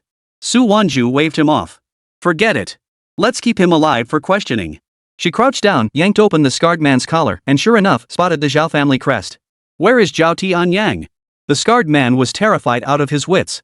At the Zhao family's ancestral home. Su Wanzhu stood up, patting Lin Mo on the head. Let's go. To the Zhao residence. The bronze gate of the Zhao family's ancestral home was smashed open once more. Lin Mo flung the half-shattered iron gate into the courtyard with a thunderous crash. This Zhao family gate had been flung open twice in 2 days. Zhao Tianyang, sipping tea in his study, slammed his teacup in rage upon seeing this. Su Wanzhu. How dare you barge into the Zhao residence? Why wouldn't I? Su Wanzhu strode in, her gaze sweeping over the assembled crowd. Is this all the Zhao family can muster? Still resorting to ambushes? As she spoke, Lin Mo tossed the attackers who had ambushed them earlier toward her. Master! Save me, the scarred man screamed. Zhao Tianyang's face turned ashen. He waved for the guards to retreat. What do you want? Simple. Su Wanzhu pointed at him. A challenge. If you lose, the Zhao family gets kicked out of Tianhai City. This was a rule of the Beastmaster Association. In any battle, the challenger could make demands. Zhao Tianyang froze for a moment before bursting into maniacal laughter. You challenge me? A girl barely 18? What if you lose? I won't lose. Su Wanzhu's tone was icy. But if you don't dare accept the challenge, it proves the Zhao family are cowards. You'll still have to leave Tianhai City. A flash of viciousness flickered in Zhao Tianyang's eyes. Fine. I accept. Meet me at Tianhai City's Coliseum in 3 days. If you lose, you'll return not only what belongs to my brother, but everything the Su family possesses. Su Wanzhu said no more, turning to leave with Lin Mo. After Su Wanzhu departed, the Zhao family members remarked, "It seems your plan succeeded, master." Su Wanzhu came forward to issue the challenge herself. Zhao Tianyang, seated in his wheelchair, chuckled. A mere little girl trying to take me on? She's walking right into the trap. When news of Su Wanzhu's challenge to Zhao Tianyang spread, the buzz in the streets nearly shook the rooftops. Everyone. Zhao Tianyang's crimson flame Tyrannosaurus? A level 42 fire attribute contract beast, its dragon breath can melt steel into molten iron. And Su Wanzhu? They say her panda once punched a level 42 spirit beast to death. Hey! That's just folklore. The iron-armed demon ape was already injured, and the crimson flame Tyrannosaurus carries the bloodline of ancient flame dragons. Its scales, tempered by fire, are harder than steel. I reckon Miss Su is just a young bull fearless of tigers. She'll likely be burned to ashes. When Zhao Tianyang's crimson flame Tyrannosaurus breathes fire, the entire arena's temperature can soar past 1,000 degrees. But Su Wanzhu's panda crushed a stone beast with a single swipe at the Zhao family's ancestral home last time. Don't be foolish. Stone beasts are inanimate. The crimson flame Tyrannosaurus's breath vaporizes living creatures instantly. Plus, I hear Zhao Tianyang has prepared a fire elemental enhancement artifact. This incident not only boosted Su Wanzhu's fame once more but also provided Lin Mo with a significant number of stat points. Ding! Stat point +1, ding. Stat point +1, ding. Stat point +1. Remaining available attribute points, 66. Allocate points. Strength, 622, 688 up. Seeing his strength stat nearing 700, Lin Mo began calculating his win rate against Zhao Tianyang's contract beast. His level is LV.42. To be safe, I should aim for 700 points to break through his elemental attacks with a single punch. Looks like I'll need to find a way to get some more stat points. Su Wanzhu and Dan Taifeng stood nearby. The whole city is betting against you. Should Auntie pull some strings and throw a wrench in the Zhao family's plans? Su Wanzhu replied promptly, no need. I want them to be convinced by my own strength. Whether it was her past life as the empress or her unwavering faith in Xiaomo's power, she was certain she could defeat Zhao Tianyang. This was also the most direct solution to deal with the Zhao family. 3 days later, the Tianhai City Coliseum was packed to capacity. Su Wanzhu stood at the center of the arena, Lin Mo crouched beside her. Across from them sat Zhao Tianyang in his wheelchair, pushed by his contract beast, the crimson flame Tyrannosaurus. Lin Mo suddenly bared his fangs, scraping the ground with his claws. Wow! That's a unique contract beast sitting in a wheelchair. You! The mere mention of this sent Zhao Tianyang's temper flaring. If Zhao Dong hadn't given him that fakely fire armor back then, he wouldn't be in this mess. This beast actually called himself a contract beast. The crimson flame Tyrannosaurus, lacking Lin Mo's intelligence, bellowed foolishly, "This is my master." You've seen him. Lin Mo chuckled, so that's how it is. That green face, I thought it was a green lizard. Zhao Tianyang nearly leapt to his feet in fury. Panda, you still have the nerve to talk back when you're about to die. Ding. Stat points +1, ding. Stat points +2. The system notification chimes rang out in succession. Roar! The crimson flame Tyrannosaurus was utterly enraged. Sparks flew from its scales as the air temperature surged. A chorus of gasps erupted from the stands as many fans frantically waved their fans. Lin Mo, however, was grinning like a Cheshire cat, his tail wagging wildly. With over 10 stat points deposited, he immediately poured every single one into strength. Strength, 688 up 700. This should be enough. Go! Zhao Tianyang snapped, waving his hand sharply. The crimson flame tyrant roared, unleashing a bowl-sized pillar of flame that surged toward Lin Mo, enveloped in scorching heat. Bring it on! Lin Mo clenched his right fist, meeting the pillar of fire with a piercing whistle. Boom! The moment fist and flame collided, the pillar shattered like paper, shattering inch by inch. The scorching airwave was violently repelled, forcing the crimson flame tyrant dragon to retreat in waves of heat. The entire arena fell silent. The fire column was shattered by a single punch? A level 42 fire-type attack. How is that possible? Someone screamed in disbelief. Lin Mo gave his opponent no time to react, launching forward like a golden cannonball. His left fist slammed into the crimson flame tyrant's chest scales. The flame-hardened scales began to shatter. The crimson flame tyrannosaurus let out a pained roar, its massive body staggering backward. Again! Lin Mo pressed his advantage relentlessly, unleashing a storm of punches. Each punch carried the force of 1,000 pounds. Despite its level 42 status, the crimson flame tyrant was overwhelmed by sheer power, unable to lift its head. It could only futilely block with its forepaws. Thud! Thud! Thud! The dull thuds of each punch echoed through the arena. Large chunks of the flame tyrannosaurus's scales peeled off, leaving its chest a bloody mess. It tried to spew flames, but Lin Mo smashed a fist into its mouth, the pain-making tears streamed down its face. Enough! Zhao Tianyang's face drained pale as he moved to call a halt, but the crimson flame tyrannosaurus was already struck across the head by Lin Mo's palm. It hasn't surrendered. Lin Mo continued punching while glancing up at Zhao Tianyang. The audience was speechless. Who could even utter surrender after being beaten like that? Chapter 60, New Mission. The crimson flame tyrannosaurus finally collapsed with a thud, completely unconscious. The referee rushed onto the field, raising a red flag. The crimson flame tyrannosaurus is incapacitated. Su Wanzhu wins. The entire arena erupted in thunderous murmurs. I knew that Panda was no ordinary creature. One punch shatters the fire pillar, a slap knocks them out. The Zhao family is finished this time. Lin Mo brushed the blood from his claws, gazing at the unconscious crimson flame tyrannosaurus with an exasperated look. Thought it was something special, but turns out it can't take a hit. Should have known better than to level up.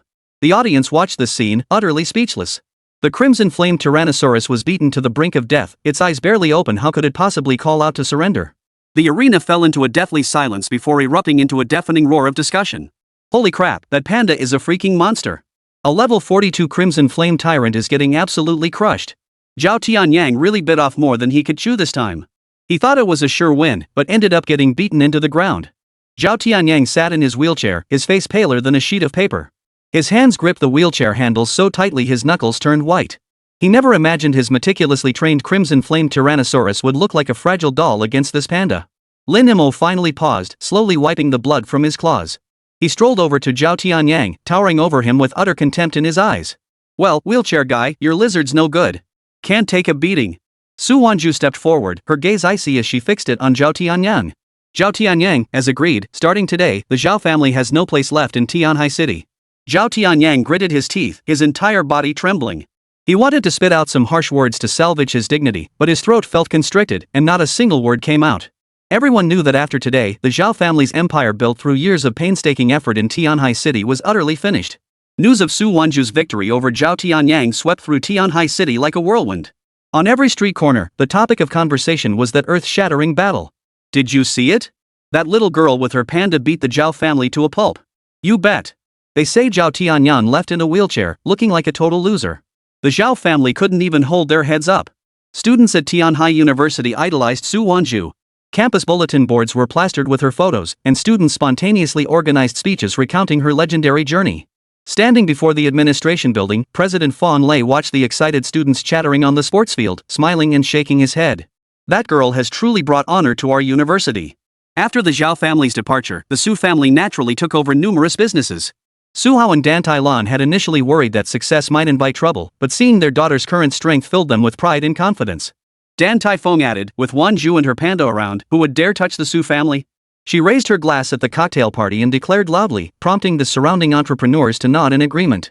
Within days, the Su family's businesses flourished, and industries previously suppressed by the Zhao family regained vitality. Su Wanzhu watched the long-lost smiles on her parents' faces, her heart filled with deep satisfaction. The 5-day holiday ended quickly, and Su Wanzhu decided to return to Huaya City. Before leaving, she entrusted Airfeng to guard the Su residence, keep a good watch over the house. Wait for me to return. Airfeng flapped her wings, ice crystals glistening. Don't worry, big sis. I'll guard the Su family like a fortress. As a member of the Ice Phoenix clan, Airfoam was a rare and invaluable mascot for business, serving as the family's official spokesperson. Upon returning to Huayao City before Su Wanzhu could report back to the Kanglin Beast Master Corps, her wristband suddenly vibrated. Opening it, she found an urgent mission from the dispatch center. A spirit beast had attacked people in Huayao City's West District, requiring combat division members to respond immediately. Simultaneously, Ling Feng sent a message instructing Su Wanzhu to accept the mission, adding that this was also the commander's directive. Let's go, Xiao Mo. We've got a new mission. Without hesitation, Su Wanzhu accepted the mission and rushed toward the Western District with Lin Mo. The West District was Huayao City's affluent neighborhood, lined with luxurious villas. Su Wanzhu arrived at a sprawling villa with its gates tightly shut. Several tense-looking bodyguards stood at the entrance. Upon seeing the Kanglin Beastmaster Corps insignia on Su Wanzhu's uniform, the guards immediately granted passage. The villa's owner, Gu Mingyuan, had been waiting at the entrance. Though dressed impeccably in a suit, the anxiety etched on his face was impossible to hide. Hello, I'm Su Wanzhu, a member of the Kanglin Beastmaster Corps Combat Division. Agent Su, thank goodness you're here. I'm Gu Zhongwei. His voice trembled as he grasped her hand. My daughter Chi-Chi's contract beast suddenly went berserk and injured her. It's still inside the house now and refuses to come out. Su Wanzhu frowned slightly. Mr. Gu, could you describe the situation in detail? What is your daughter's contract beast? Has it shown any unusual behavior before? Gu Zhongwei sighed and led Su Wanzhu into the villa. Chi-Chi's contract beast is a level 2 spirit butterfly. It was always very docile. This morning, she was playing with it as usual when it suddenly went out of control. The butterfly's wings turned pitch black and it attacked Chi-Chi. Now her arm and shoulder are both slashed. As he spoke, a cry echoed from the second floor, "Ah!" Su Wanzhu quickened her pace, arriving at a bedroom door on the second floor. Seeing the empty room, Su Wanzhu and Lin Mo exchanged glances, both seeing confusion in each other's eyes. Gucci clutched her wounds, her voice trembling with tears. The butterfly suddenly flew out the window. I couldn't catch up. Su Wanzhu crouched down, gently patting her shoulder to comfort her. Don't be afraid. Can you tell me about the origin of this wind spirit butterfly? Gucci nodded through her sobs. I found it half a month ago during a secret realm expedition. Its wings were injured, and it had fallen into the grass. I felt sorry for it, so I made a contract with it. After bringing it back, I went to take the major exam. But because it was injured, Dad sent it to the Spirit Pet Hospital for treatment. When I brought it home the day before yesterday, it was fine. It would dance around me. As she spoke, tears streamed down her face once more. Gu Zhongwei, standing nearby, frowned deeply and added, Team member Su, the spirit butterfly state during its rampage was highly unusual. The wind blades generated by its wing flaps could easily slice through solid wooden tables. Its speed was so fast it was nearly impossible to track with the naked eye. Its combat power reached at least LV.20. And I noticed black patterns in its eyes. It doesn't look like an ordinary spirit beast. Su Wanzhu's heart sank. This was clearly no ordinary spirit beast rampage. And this situation felt eerily familiar to her. She stood up. Mr. Gu, I plan to start my investigation at the Spirit Pet Hospital. During my inquiry, I recommend you enhance security at the villa. The spirit butterfly could return at any moment. Understood. We're counting on you, Agent Su. Gu Zhongwei nodded urgently, retrieving a stack of documents from the safe. These are the treatment records provided by the hospital. We also went to the hospital to inquire, but they claimed it had nothing to do with them. After bidding farewell to the Gu family, Su Wanzhu led Lin Mo straight to the Spirit Pet Hospital. It was a 3-story white building, its entrance adorned with a gold-lettered sign advertising specialized treatment for spirit beast injuries. As soon as they pushed open the door, a strong herbal scent hit them. The nurse at the front desk saw the Kanglin Guild insignia and immediately tensed up. Are you here to investigate a case? Of course not. My contract beast isn't feeling well, so I'm here for a checkup, Su Wanzhu replied with a smile. Lin Mo? Am I supposed to be unwell? Chapter 61, Medicine. Give me medicine. As Su Wanzhu led Lin Mo into the Spirit Pet Hospital, she deliberately made the panda hobble alone. The nurse at the front desk immediately looked alarmed and hurriedly handed over a registration form. What's wrong with your contract beast? Its front paw suddenly lost strength, Su Wanzhu frowned. Yesterday it could smash a stone bench, but today it struggles to catch a mouse. Lin Mo cooperatively whimpered twice, his paws scraping at the floor. The nurse's hand holding the form visibly stiffened. Please fill out the basic information first. A doctor will examine him shortly. Su Wanzhu took the form, catching a glimpse out of the corner of her eye as the nurse turned away and swiftly pressed a red button beneath the front desk. After completing the form, the nurse led them down the corridor. Lin Mo suddenly halted, his nose twitching sharply. Su Wanzhu followed his gaze and saw a janitor mopping the floor around the corner. Dark purple water stains spread beneath the mop, releasing the same pungent odor as the Gu family villa. This way, please. The nurse quickened her pace and pushed open the door to room 302 on the second floor. Dr. Zhang, wearing gold-rimmed glasses, rose from his seat. The metal nameplate on his white coat read, Zhang Mingda. He gave it a little shake under the light. Flipping through the registration form, his gaze lingered briefly on the words Panda. I hear your contract beast's power has suddenly weakened? Yes. Su Wanzhu lowered her voice. Lin Mo lay on the examination table, her gliding beneath the ultrasound probe. Dr. Zhang abruptly paused the probe over the panda's chest. Muscle fibers show no damage, bone density is normal, but internal energy fluctuations are abnormal. It seems suppressed by some kind of energy. He enlarged the faint patterns in the lower right corner of the monitor, then swiftly switched the display to standard data. A common ailment among low-level spirit beasts, impurities clogging the meridians. Throughout the entire examination, Dr. Zhang's technique was impeccably precise from percussion to blood sampling, not a single flaw could be found. To package illegal procedures with such professional finesse, this hospital truly had something fishy going on. Only when Dr. Zhang set down his stethoscope did his tone grow grave. The situation isn't good. 3 days of hospitalization are required, with specialized medication to clear the blockage. He pushed his glasses up, his gaze sweeping over Su Wanzhu's Kanglan clan insignia. The master must not interfere during treatment. Otherwise, the spirit beast's dependency will interfere with the medication's effectiveness. His words matched Guqi's father's description word for word. Su Wanzhu lowered her head to meet Lin Mo's gaze, feigning hesitation. Must he be hospitalized? My little Mo is very shy around strangers. Precisely because low-level spirit beasts cannot speak, they often suffer in silence. That's why professional treatment is crucial. Dr. Zhang retrieved a medical record from the drawer and flipped to the page with photos. Last year, a rabbit suffered because treatment was delayed. Su Wanzhu nodded reluctantly. As she bent to pick up Lin Mo, she pressed a coin-sized silver locator into the fur at the back of the panda's neck. This was a specially designed tracker from the Kanglan team, capable of penetrating 3 layers of concrete while continuously transmitting signals. Lin Mo rubbed her wrist and let out a deliberately pitiful whimper as the nurse wheeled her into the elevator marked intensive care. As the elevator descended, the floor indicator jumped from B1 to B3. Through the elevator door, Lin Mo glimpsed glass enclosures lining the corridor. A fox with a broken leg convulsed against its iron cage, a sparrow with deformed wings was force-fed an unknown substance, and a gray wolf with a blank stare had an 4-tube inserted into its neck, purple fluid flowing through the tube into its body. The blinking data on the electronic screen was jarring. Test subject 073, Berserk Index 82%. Test subject 075, Energy Overload approaching fatality. New Panda specimen, prepare injection. The masked nurse raised a deep purple syringe. Lin Mo feigned struggle, accidentally knocking over the tray with his sharp claws. As the vial shattered, the nurse cursed under her breath, grabbed a new syringe, and brutally jabbed it into the panda's neck. This sedative blocks spirit beasts from launching attribute attacks. Administer the medication as I instruct shortly, the doctor beside them said. Lin Mo compliantly went limp, allowing himself to be dragged into the iron cage marked test subject 074. Dr. Zhang entered carrying a medicine bowl. The grayish-black pills glistened with oil.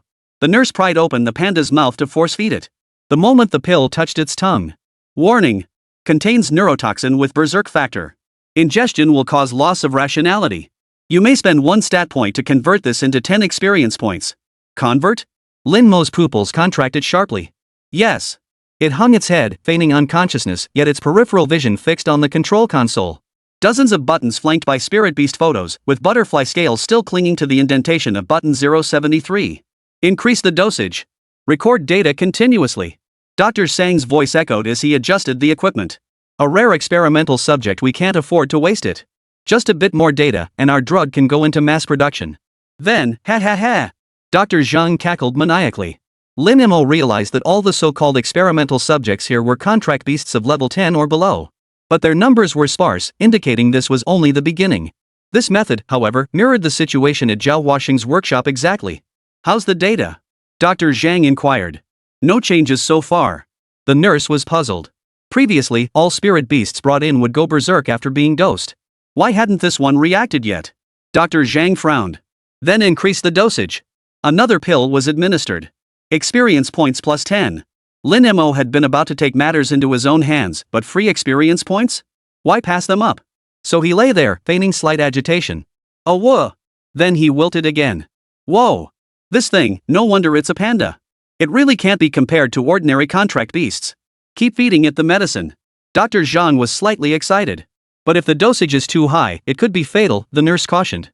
What's there to fear? If it dies, we'll just say its illness was too severe. Ding. Experience plus 10. Ding. Experience plus 10. Ding. Experience plus 10. Ding. Experience plus 10. After administering a full 32 pills to Lin Mo, the doctors and nurses were completely baffled. Dr. Zhang, what should we do? Keep feeding him. But, we're out of medicine. Oomph. Dr. Zhang continued, then call Chen Kong and have him send more medicine. The moment he heard Chen Kang's name, Lin Mo immediately thought of the deputy leader of the Fire Wolf Beastmaster Corps. So this was connected to him. No wonder the scene resembled Zhao Huaxing's abandoned workshop so closely. The medicine he'd just taken had also boosted Lin Mo's level from LV.10 to LV.11. Just as Lin Mo was about to act, the secret room's door was suddenly kicked open. Who goes there? Su Wanzhu stood alone at the doorway, striding in quickly. Zhang Mingde shouted in alarm, how did you get in? What about the guards at the entrance? Su Wanzhu replied, upon seeing me, they naturally had to kneel there. Su Wanzhu had used her extraordinary strength to reform several guards. She had discovered this place thanks to the tracking device planted on Lin Mo. You're from the Kanglin Beastmaster Corps? Zhang Mingde's heart skipped a beat. Earlier, Su Wanzhu had blended in like an ordinary college student, but now, the emblem on her chest shone brightly. But even if you know, so what? We've already injected your contract beast with a serum. Even if you command it to attack, it can't do it now. And you can't leave this place either. Zhang Mingde was supremely confident as he immediately summoned his level 29 contract beast, the Rock Bull. My Rock Bull's defense is... The next moment. Bam! Lin Mo's single punch sent Zhang Mingde's level 29 Rock Bull crashing into the ceiling. Its rock-like armor shattered and fell away completely. What did you say about its defense? Chapter 62, Major Transformation, The Path to Empress. Zhang Mingde's eyes widened in disbelief as he stared at the scene before him. His LV.29 rock ox, renowned for its formidable defense, was now embedded in the ceiling, its rock-like armor scattered across the floor. And the culprit behind it all? A seemingly ordinary level 10 panda. This can't be possible. Zhang Mingde's voice trembled, his eyes behind his glasses filled with terror and confusion. Su Wanzhu stepped forward, her gaze piercing as she fixed it on Zhang Mingde.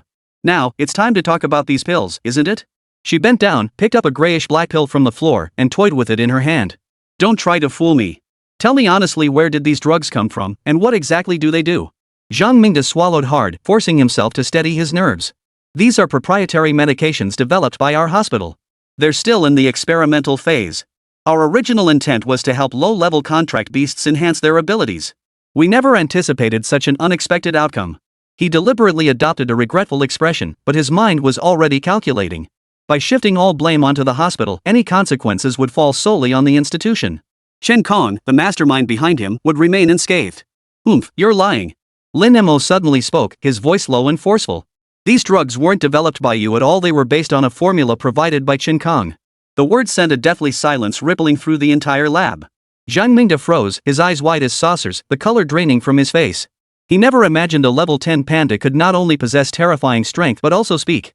The nurses and doctors nearby turned pale with fright, medical instruments clattering to the floor. Xiao Mo, did you level up?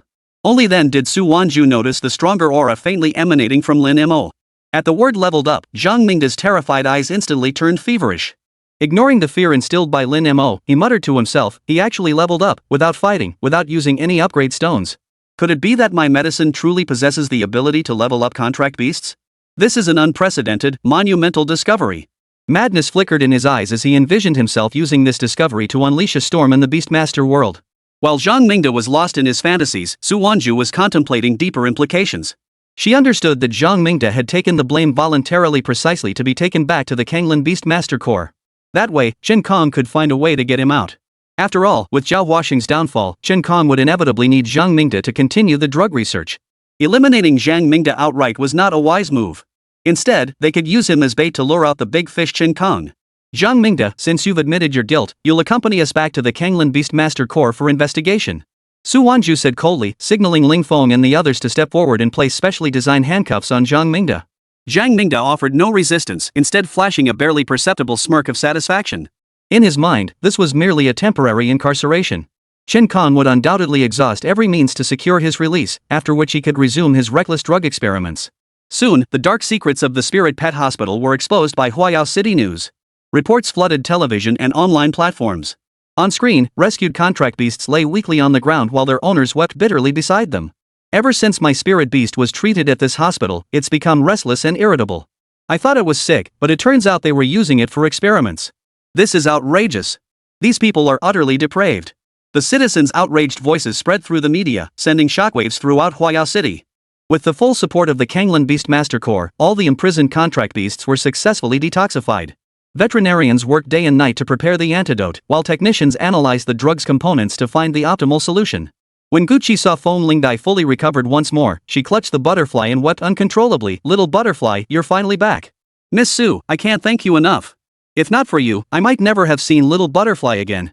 Gu Mingyuan also clasped Su Wanzhu's hand tightly, his eyes brimming with gratitude. "Team member Su, you not only saved my daughter's spirit beast but also exposed this shocking conspiracy. Our entire family doesn't know how to thank you enough." In the Gu family villa's dining room, the crystal chandelier cast a brilliant glow over the table laden with delicacies. Gucci carefully fed Fawned Lingdai a piece of specially made pastry. Watching the white butterfly, now lively again, flutter gracefully across the table, her eyes reddened once more. "Thank you. If it weren't for you, little Dai would be." Before she could finish, Gu Mingyuan laughed and interrupted her. "Silly girl, stop crying and pour Miss Su some wine." Gu Mingyuan personally poured red wine for Su Wanzhu, his eyes brimming with admiration. "Miss Su, at such a young age, you possess remarkable drive. You even exposed the dark secrets of the Spirit Pet Hospital. To be honest, my Tianliang group is Huayao City's largest supplier of contract beast feed. We've been looking to expand into the coastal market recently." He paused, his gaze sweeping over Lin Mo's hearty eating. "I hear the Su family is expanding rapidly in Tianhai City. Would Miss Su be interested in a partnership? We offer a 60% profit share." Su Wanzhu raised an eyebrow slightly, her fingertips tracing the rim of her wineglass. "Uncle Gu, your sincerity is evident. I certainly wouldn't dream of refusing." She retrieved her communicator and dialed her father, Su Hao's number. "Here is my father's contact information. You may discuss the specific details of the partnership with him." Lin Mo swallowed an entire roasted chicken whole, wiped his hands on the napkin, and let out a loud, satisfied burp, making Gucci giggle. After dinner, Gu Mingyuan used the excuse of escorting Su Wanzhu to walk side by side with her toward the garage. "Chi-Chi is the same age as you, and both of you are freshmen," he said in a softer tone. "She has a pure nature. I hope Miss Su will look out for her in her beast-taming training." Su Wanzhu understood the implication. Spotting Gucci peeking through the villa's floor-to-ceiling windows, she nodded and smiled. "Uncle Gu, rest assured. I'll definitely take Chi-Chi out to broaden her horizons when the chance arises." Upon returning to the combat division of the Kanglan Beast Taming Corps, Ling Feng paced back and forth, his eyes fixed on the mission report. From accepting the mission to taking down the black market operation less than 2 days? He whipped around, astonishment in his eyes. "Su Wanzhu, how did you pull this off?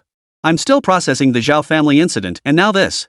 "Perhaps it's just practice makes perfect," Su Wanzhu said casually. Just then, hurried footsteps grew louder from afar. Lei Xiaotian pushed open the door, his black cloak still speckled with drizzle. "Well done. Thanks for the praise, Commander. But so late at night, is there something you need?" Lei Xiaotian nodded, flinging a document onto the table. "All the secret realms have been experiencing disturbances lately." Su Wanzhu's pupils contracted slightly. The 1-month deadline had arrived, and memories from her past life surged back like a tidal wave. In that past life, it was precisely the secret realm anomalies that ignited the global craze for conquering them. And it was the pivotal moment that set her on the path to becoming empress. Just as they were talking, alert notifications suddenly appeared on everyone's wristbands. "Attention! Attention! Major incident in the secret realm. Captain Lei and all members are requested to proceed to the conference room immediately. Important announcements will be made at the Beastmaster Corps headquarters." Chapter 63, The Assault Squad is formed. The air in the Kanglan Beastmaster Corps conference room seemed frozen by the cold light of the holographic projection. The Corps commander's voice, crackling with static, boomed through the speakers. "Effective immediately, all secret realms worldwide will be classified into 4 tiers, SSS, A, and B. A tier in higher secret realms will randomly spawn treasures that enhance contract beast bloodlines and equipment that boosts combat prowess. And the record holder for clearing the realm will receive half of the realm's passage fee revenue." The projection abruptly shifted. The once serene soul-binding abyss now shrouded in crimson gloom. At its entrance hung a massive bronze chain as thick as a water barrel. Ancient runes etched upon its surface glowed coldly, each groove pulsing with dark purple mist. Everyone present wore expressions of shock, save for Su Wanzhu, whose face remained impassive. The reason the soul-binding abyss was used as an example was precisely due to its unique nature. Access to the secret realm requires payment. Since last night, factions from various nations have been frantically hoarding resources. The chief director pulled up the black market transaction data, numbers flickering across the screen. The challenge price for Grade A secret realms skyrocketed tenfold within 12 hours, ultimately selling for a staggering 3,200,000. More alarmingly, top-tier beast masters from Eastern Island Nation and the United States have begun entering the realm. He slammed his fist on the table, causing the holographic Dragon Phoenix rankings to unfold with a thunderous roar. Simultaneously, we've compiled data on all successful passers across every secret realm, consolidating it into a single ranking list. The rankings cascaded down like a waterfall. Su Wanzhu's name stood out prominently, currently ranked 8th on the Dragon Phoenix list of Dragon Nation. Below it were clearly marked 4 secret realms: Qinglan Secret Realm S-Class, Tianhan Secret Realm A-Class, Wangwu Secret Realm B-Class, and Laming Secret Realm B-Class. The Dragon Phoenix rankings update in real time, listing the top 100 Beast Masters with the highest clearing rewards. The chief's finger traced Su Wanzhu's name with deliberate emphasis. This newcomer from the Kanglan Beastmaster Corps has surged to 8th place solely through rewards from 4 secret realms, truly the biggest dark horse. But I must remind you, from this moment onward, your name, your contract beast, and every single battle record from your past will be exposed to all factions. The chief specifically singled out Su Wanzhu, drawing the gaze of every member of the Kanglan Beastmaster Corps toward her. After all, with the sudden changes in the secret realms, they all understood what this signified. This is no mere competition for gains. The commander switched the display. These outsiders will stop at nothing to achieve their ends, plundering the secret realm's resources. All Beastmaster Corps are to immediately form 2 teams, one dedicated to conquering the secret realm, the other tasked with patrolling the borders. We anticipate more new secret realms emerging in the future. After the chief commander concluded his address, the meeting came to an end. The attendees began discussing the changes in the secret realm. So, does this mean future secret realm profits will directly reflect a Beastmaster's wealth and resources? Won't that alter the current power structure? Su Wanzhu overheard all these murmurs. To her, the future landscape would indeed be shaped by this very change as its catalyst. Lost in thought, she was approached by the guild leader, Lei Xiaotian, who motioned her aside for a private conversation. I've heard about your success in conquering the secret realm. I intend to establish a new department dedicated to exploring new secret realms, and I want you to lead it. Here it comes. Su Wanzhu's heart skipped a beat. The department Lei Xiaotian mentioned was precisely the one she had joined in her previous life, the Conquest Department. In her previous life, she hadn't joined the Beastmaster Corps so quickly.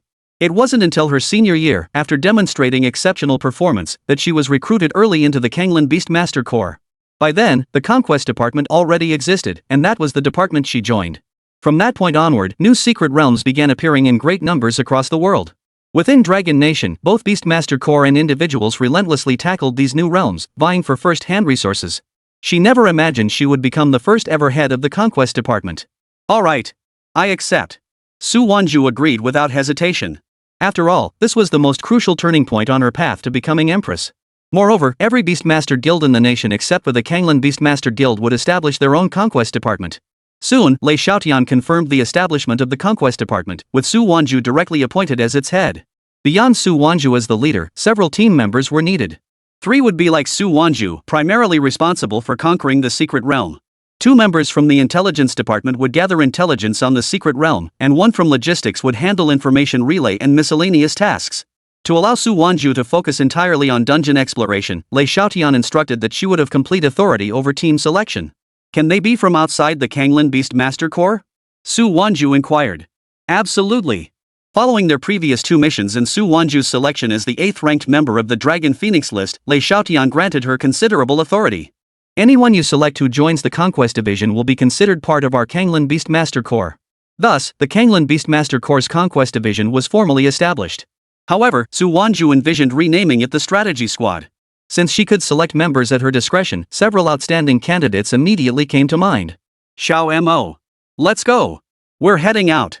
Just before departure, Su Wanzhu suddenly received a message from North City. Beastmaster Corps? Su Wanzhu felt a twinge of surprise upon seeing the sender's name. Could it be about the Dragon Phoenix rankings? Opening it, she finally understood it was actually about the Celestial Genius rankings. The Genius rankings were a list for university students nationwide in their 4th year or below. Coinciding with the recent surge of secret realms where a new one had emerged. The Corps had organized the top 50 students currently ranked on the Genius list to gather in North City 7 days later to challenge this new realm.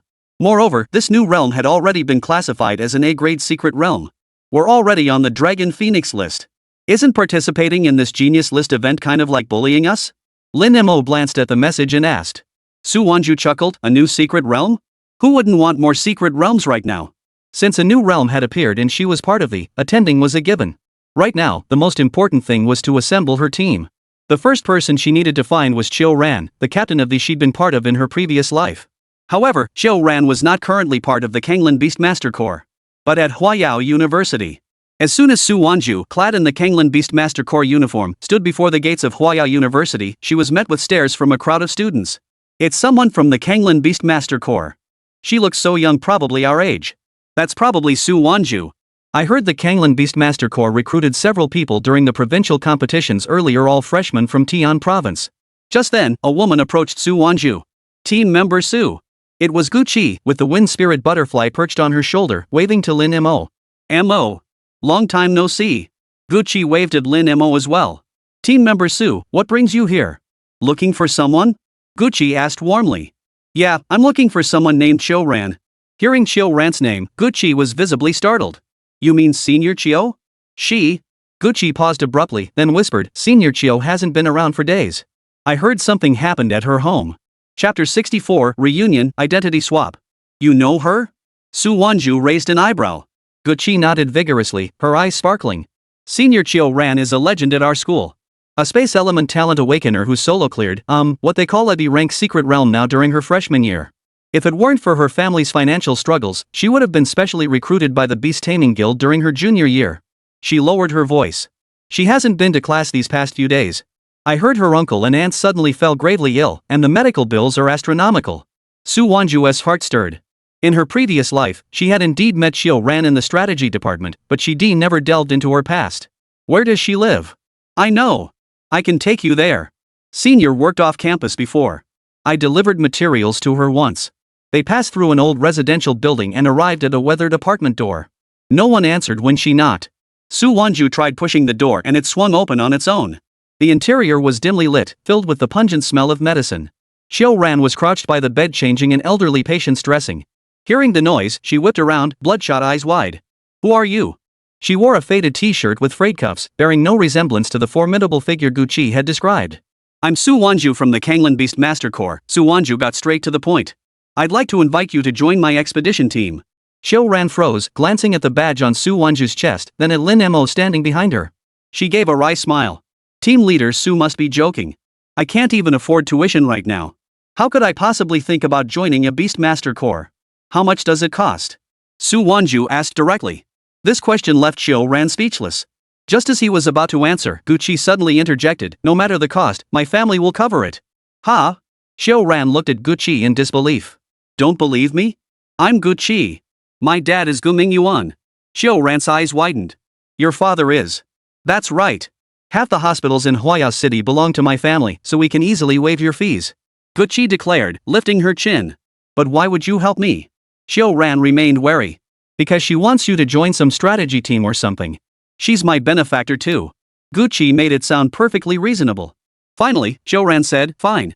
As long as you can treat my parents, I'll join. Seeing Qiu Ran's expression now, Su Wanzhu finally understood why Qiu Ran had looked so stern and resolute when she joined in her previous life. After all, her own entry into the team had occurred 3 years later. By then, Qiu Ran's parents had likely already passed away. Soon after, Gucci called Gu Mingyuan. Save people? Save who? And not charge a dime? My dear daughter, every penny in this family was earned through your father's hard work. It didn't just blow in on the wind. Gu Mingyuan, unaware of the situation, lectured Gucci earnestly. But Senior Qiu is the person Su Wanzhu is looking for. I've already agreed to the terms. Su Wanzhu? The one from the Beastmaster Guild? Yes. So you two are together now? Gu Mingyuan was visibly agitated. Seeing her father's disbelief, Gucci pointed the bracelet towards Su Wanzhu's direction. Mr. Gu, thank you for your help. Although the Su family had some money now, this was still Huayao City. If it's inconvenient, the Su family can cover this portion. Su Wanzhu hesitated, not wanting to impose on him. But after confirming the matter, Gu Mingyuan instantly changed his tune. Oh, no need for such formalities. Leave it to us. I'll instruct the hospital immediately to provide the highest standard of care completely free of charge. Though he called it free, it was actually Gu Mingyuan covering the costs out of his own pocket. To others, this appeared as Gu Mingyuan repaying Su Wanzhu for her earlier assistance to Gucci. But in truth, after putting on the bracelet, Gu Mingyuan was overcome with emotion. He had long wanted his daughter to befriend Su Wanzhu, ideally having her follow in Su Wanzhu's footsteps. Now that the Dragon Phoenix rankings had been made public, Gu Mingyuan felt his prediction had been proven correct. He promptly contacted several hospitals under his management, specifically arranging for several available doctors to treat Qiu Ran's parents. Watching her parents actually being taken away by hospital staff for treatment, Qiu Ran felt profoundly indebted to Su Wanzhu and Gucci. After all, the conditions she had mentioned earlier were just off-the-cuff remarks. But now it seemed, whether joining the Kanglin Beastmaster Corps or getting her parents treated, she had gained the upper hand. Captain Su, from now on, I'll only follow your orders. Xiao Ran bowed deeply with great solemnity. Su Wanzhu wasn't surprised by Xiao Ran's reaction. She understood Xiao Ran's character. She was someone who took her responsibilities extremely seriously, which was precisely why she had become a captain. What she hadn't anticipated was that their roles from her previous life had now reversed. Wonderful. Now that team member Su has found the person she was looking for, let's find a place to grab a meal together. I'll make the arrangements. With that, Gucci began notifying her family's restaurant to prepare the meal. At the dinner table, Su Wanzhu explained the details of the strategy squad, which primarily focused on tackling newly released secret realms. But for now, the team only has you and me. Xiao Ran opened a document on his wristband and sent it to Su Wanzhu. It contained information about her and her contract beast. Even without Xiao Ran's message, Su Wanzhu was well aware. Xiao Ran's contract beast was a pure-blooded sacred beast lineage thunder dragon, also belonging to the dragon clan. Its level was LV.19. All three of its stats were slightly higher than those of other contract beasts at the same level. My thunder dragon's strength and speed stats are exceptionally high. Its strength reaches 108 and speed is at 98. Hearing Xiao Ran's words, the thunder dragon coiled around his arm lifted its head, brimming with pride. But when it glanced at Lin Mo sitting in Su Wanzhu's arms, just that one look caused the thunder dragon to suddenly slink back.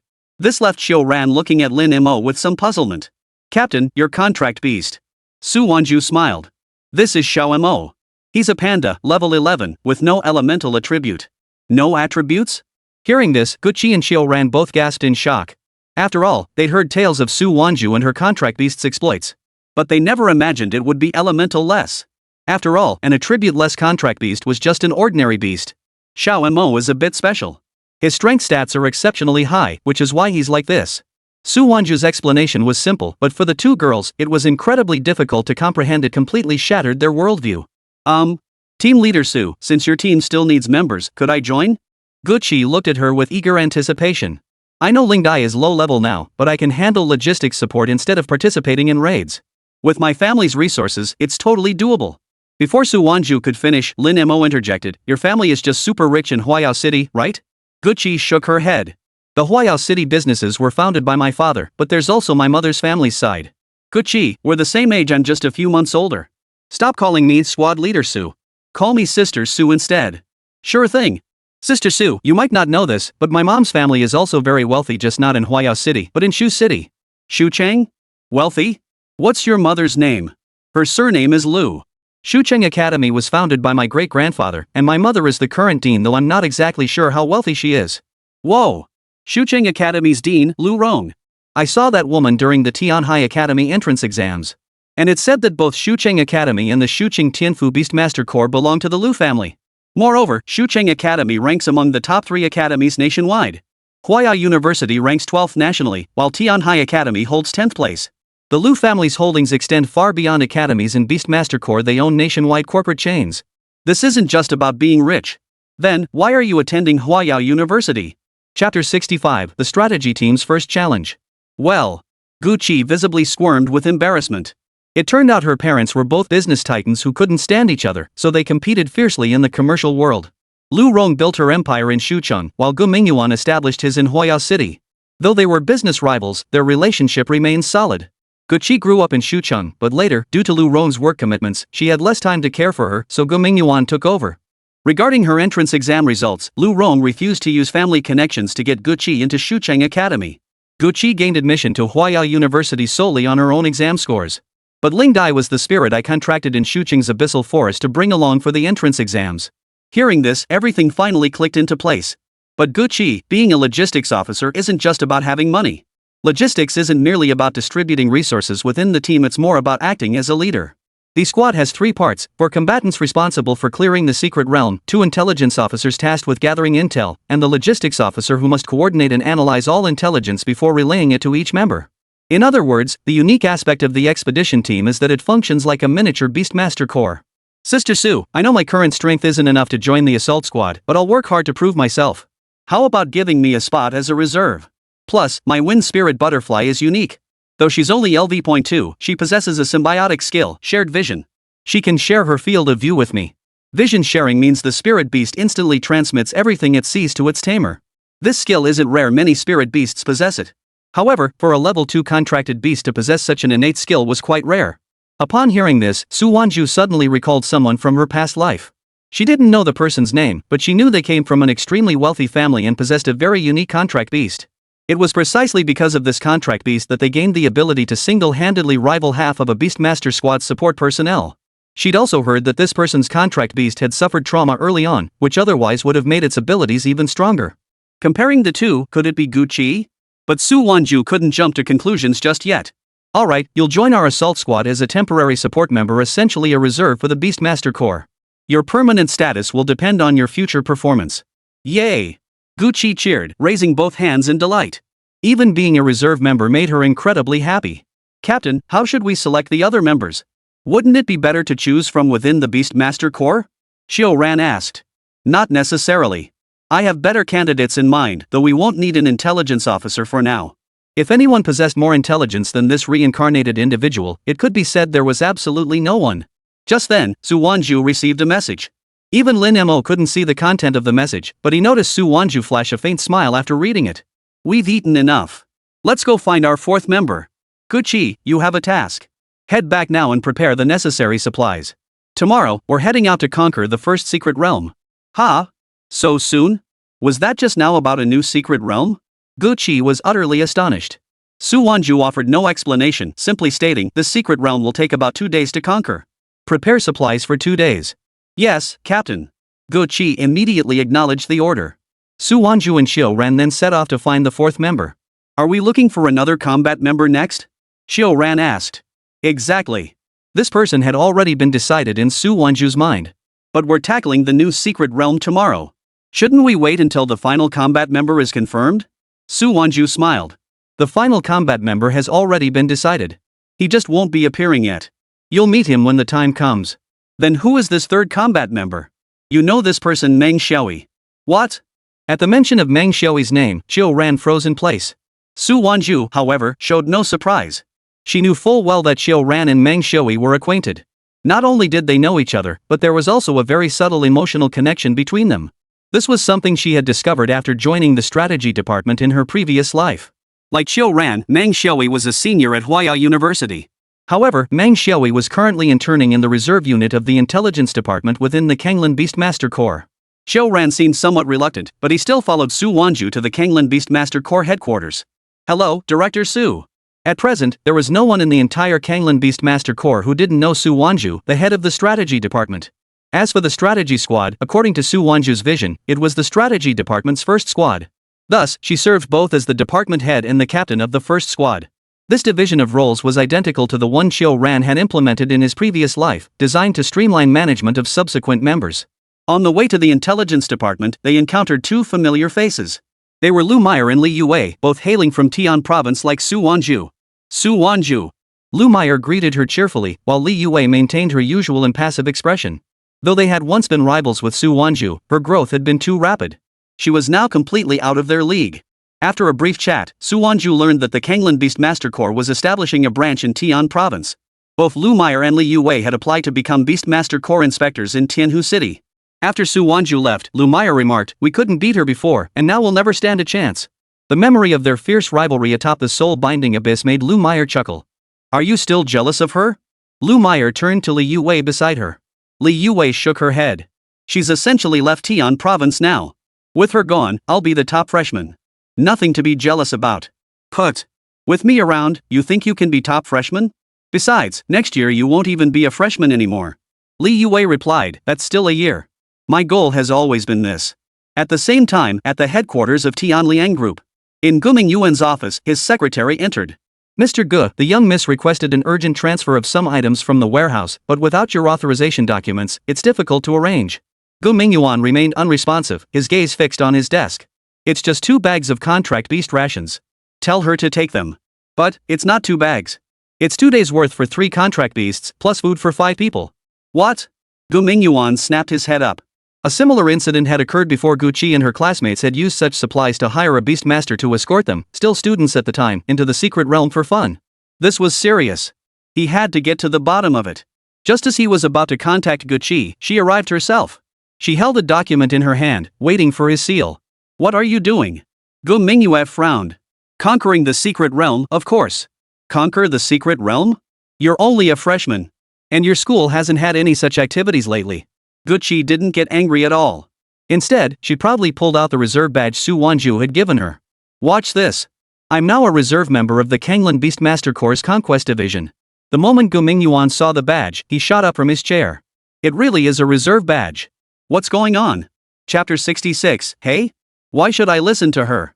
Gucci lifted her head even higher, then slowly picked up the teacup from Gu Mingyuan's desk and took a sip. Meanwhile, Gu Mingyuan stood by like a secretary awaiting orders. Gucci then proceeded to recount everything that had just transpired between her, Su Wanzhu, and Xiao Ran. After hearing it all, Gu Mingyuan excitedly embraced Gucci. Wonderful! Absolutely wonderful! You really haven't disappointed your old man. It's just food, right? Here you go. Take as much as you need. With that, Gu Mingyuan excitedly instructed his secretary beside him, from now on, whatever the young lady needs, just give it to her. No need for my approval whatsoever.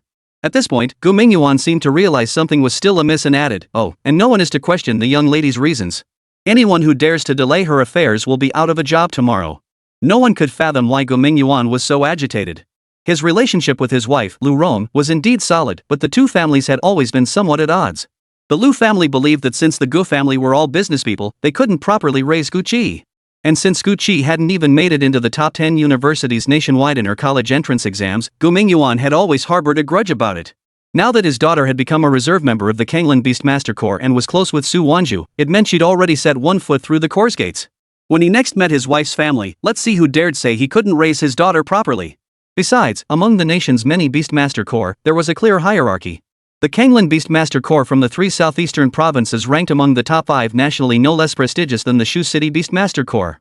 After seeing his daughter off, Gu Mingyuan returned to his office in high spirits, humming a tune. Just then, the warehouse manager called. Mr. Gu, the young miss has just collected the items she needed. Well done. There's just one thing. Shouldn't we limit the quantity? After all, our partner company hasn't received their shipment yet. Upon hearing this, Gu Mingyuan paused briefly before replying with a smile, no problem. No problem? Before the warehouse manager could process it, Gu Mingyuan continued, I'll overlook this once. After all, the decision was just made. Tomorrow I'll notify all subsidiaries. Anyone who dares suggest this again will pack their things and leave immediately. Gu Mingyuan's tone remained cheerful, but the warehouse manager was already drenched in cold sweat.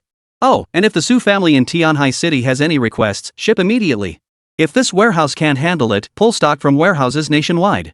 Got it? Understood, understood.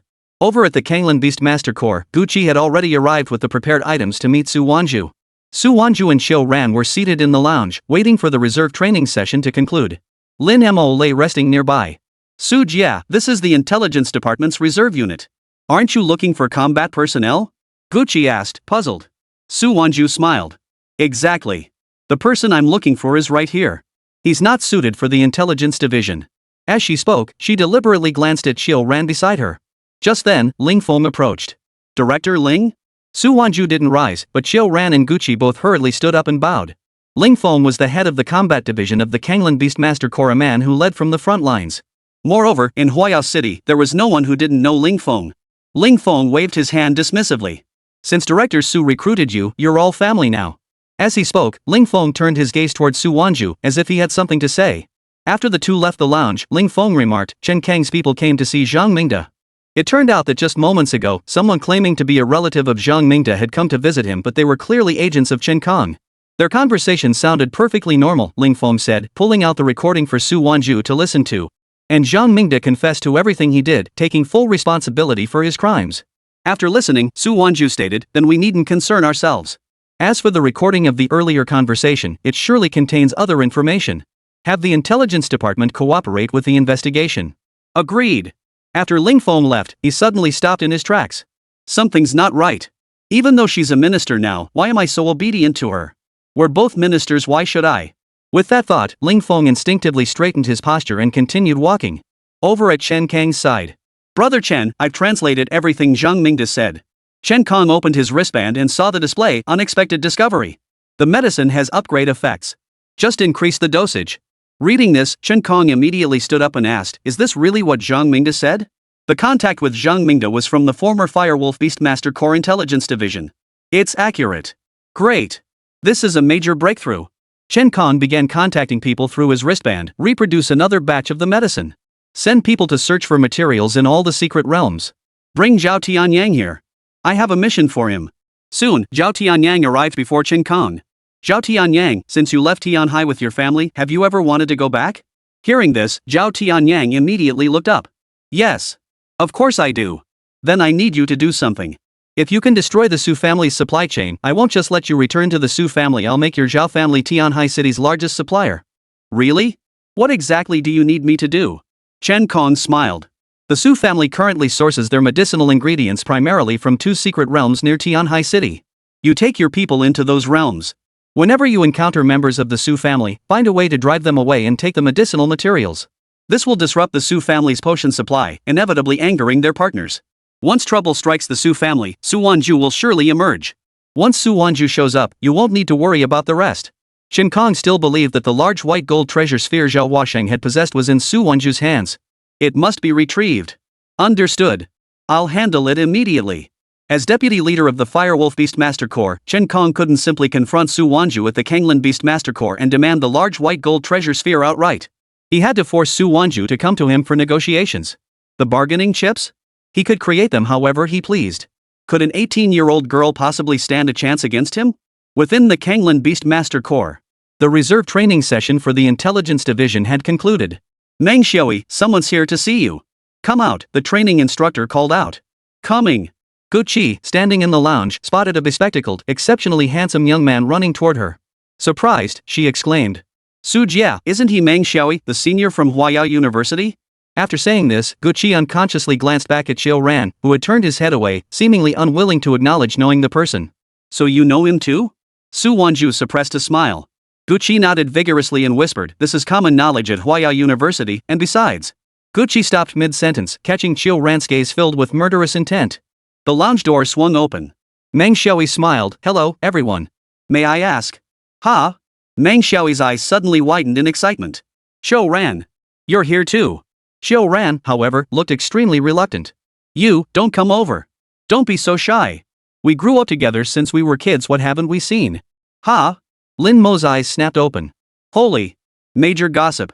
Chapter 67, what the heck? I'm just a newbie. Got nothing better to do? Got gossip? Who wouldn't listen? Lin Mo wished he could grab some sunflower seeds right now. Xiao Ran's face was already flushed crimson as he pointed at Meng Xiaoyi and shouted, You're making things up. Meng Xiaoyi remained unfazed, his demeanor completely at odds with his usual polite facade. I'm not wrong. When you visited my house as a kid, you even slept in the same bed with me. I told you to shut up. Meng Xiaoyi loved bringing up these childhood incidents, which always got Xiao Ran so mad he'd punch him. K.O. Watching Meng Xiaoyi sprawled on the ground, Lin Mo shook his head. This guy was brutal. He was actually smiling happily after getting punched. Alright, let's get down to business. Watching the two of them roughhousing reminded Su Wanzhu of the scenes from the strategy department in her previous life. Let me introduce myself. I'm Su Wanzhu, head of the Kanglin Beastmaster Corps strategy department and captain of the first strategy squad. Hello, I'm Meng Xiaoyi. Meng Xiaoyi was well aware of Su Wanzhu's reputation. But when he greeted Su Wanzhu, he shed all traces of his earlier greasy demeanor. To cut to the chase, our assault squad is currently short one combat member. We'd like to invite you to join us. Meng Xiaoyi didn't respond directly but asked, is Xiao Ran joining too? Exactly. I knew it. Xiao Ran will definitely become a member of the Kanglin Beastmaster Corps. Since she's in, I'll accept too. It seemed that for Meng Xiaoyi, as long as Xiao Ran was there, he'd agree no matter where they were. Senior Meng, are you absolutely certain? Joining the Conquest Squad means you'll be a combat member, not an intelligence member. Gu Qi still felt uneasy. Though rumors at school painted Meng Xiaoyi as a decent person, this behavior seemed unreliable. Of course I'm sure. Once I join the squad, whatever the captain tells me to do, I'll do it. Now that we're all here, let's head out. We'll tackle the new secret realm first thing tomorrow morning. The expedition team, constantly on the move to conquer newly emerging secret realms, had no fixed abode. Their resting spots were always rather casual. Gu Qi suggested resting at one of the hotels under her company's umbrella. No way. A hotel would make our movements too inconvenient. Su Wanzhu suggested they could just rent a place. Well then, I know a place. And it's very close to that secret realm you mentioned, Sister Su. Alright. Let's go to the place you mentioned. The result? Gu Qi, this is the place you mentioned? Staring at the luxurious standalone villa before them, Su Wanzhu's eye twitched uncontrollably. Meng Xiaoyi and Xiao Ran both gaped in astonishment. Yep. And it's mine, no charge. Yours? Did you buy it before? No. Just bought it. Gu Qi looked perfectly natural. Xiao Ran cleared his throat twice. Truly, people's joys and sorrows are not the same. The villa was fully equipped, even featuring a dedicated resting area for contract beasts. Guqi and her companions' contract beasts were resting nearby. Except Lin Mo, who lay beside Su Wanzhu. This wasn't Lin Mo's request, but Su Wanzhu's. What? You look like you're really enjoying this environment? Su Wanzhu asked. Lin Mo thought to himself that even though he was a beast, this feeling of indulgence. Just as this thought crossed his mind, something felt off. Su Wanzhu's expression was utterly bizarre. What was wrong with her? Then Su Wanzhu asked again, is it more comfortable here, or in my arms? If he needed to think about that question, Lin Mo would truly feel like a panda. Without needing to answer, Lin Mo climbed into Su Wanzhu's embrace. Only then did Su Wanzhu break into a smile. Meanwhile, Guqi kept asking about Meng Xiaoyi and Xiao Ran. Meng Xiaoyi seemed to flip a switch, continuing to recount his past with Xiao Ran. I need to go to the hospital to check on my parents. Xiao Ran suddenly stood up, ready to leave. Guqi immediately arranged for a driver to take Xiao Ran there. Hey, Senior Meng, is this how you chase girls? Aren't you going to go with her? Meng Xiaoyi replied, she's strong-willed. If I just followed her like that, it would only make her genuinely dislike me. Guqi was dumbfounded. Meng Xiaoyi was actually being serious for once. I really hope the guy I end up with isn't like you. What about Sister Su? Mentioning this topic made Guqi wonder what kind of person Su Wanzhu would like, or if she even had someone in mind. Yet despite living 2 lifetimes, Su Wanzhu had never known romance. If I had to choose, I'd rather spend my life with my own contract beast. After all, we understand each other better. Oh? That's not uncommon. Many beast tamers develop feelings when their contract beasts take human form. Guqi said, glancing at the wind spirit butterfly fluttering toward them. If Ling Dai were a boy, maybe I'd feel the same way. But Sister Su, saying that aren't you worried Xiao Mo might have other ideas? Su Wanzhu stroked Lin Mo's head as she replied, Xiao Mo is indeed special. At this level, he can already communicate normally with humans. But you know that contract beasts only develop emotions after LV.18. He doesn't understand such feelings yet. That's why we emphasize building bonds with them before they grasp emotions during their schooling. Though Lin Mo appeared motionless as he lay curled in Su Wanzhu's arms, his mind was screaming. Who says I don't understand? But, could Su Wanzhu really be? Where's Meng Xiaoyi? No idea. Probably resting, Su Wanzhu replied casually. Ah. I still don't know about his contract beast situation. Him? A level 20 water ninja frog. That high level. And water ninja frogs are incredibly powerful in combat. Why would he join the intelligence division's training? Guqi was utterly baffled. Just like when he agreed to join the assault squad, it's for someone. The next day, everyone woke up. Guqi, thank you for preparing meals for my parents. Xiao Ran's first act was to express gratitude to Guqi. Oh, it's nothing. Eating is a necessity. How did you know my parents love kanji? What? Rice porridge? No way, no way. If the hospital cooks dared serve that to your parents, I'd have my dad fire them on the spot. So Guqi didn't arrange it? Then who was it? Guqi also sensed something was off and was about to call the hospital to inquire. After all, she was the one who agreed to send Xiao Ran's parents to the hospital. If they were getting rice porridge for every meal, no one involved would get off scot-free. But Su Wanzhu stopped her. Forget it. The answer's practically shouting at us. We need to prepare for the secret realm. Xiao Ran glanced at Meng Xiaoyi too, muttering a quiet thanks as he passed by. The 4 arrived at the newly emerged secret realm on the hillside, each accompanied by their contract beast. Su Wanzhu explained, Win's beginning secret realm, grade B. Based on this rating, the maximum spirit beast level inside shouldn't exceed LV.20. Since it just appeared yesterday, no one has cleared it yet. Level 20? That means we won't get out in less than 2 days. Guqi exclaimed. Her contract beast was only LV.2. To jump straight into a B-rank secret realm after only experiencing beginner level ones? That was an unthinkable prospect for anyone. No wonder Su Wanzhu had made her prepare 2 days' worth of food and potions. Meng Xiaoyi chuckled, I believe we can get out in just 1 day. But Su Wanzhu countered, my goal is to get out within 5 hours, with the boss fight timed under 3 minutes. What? Did you say that? This time, not just Guqi, but even Meng Xiaoyi and Xiao Ran wondered if they'd misheard. Chapter 68, what the heck? It's over already?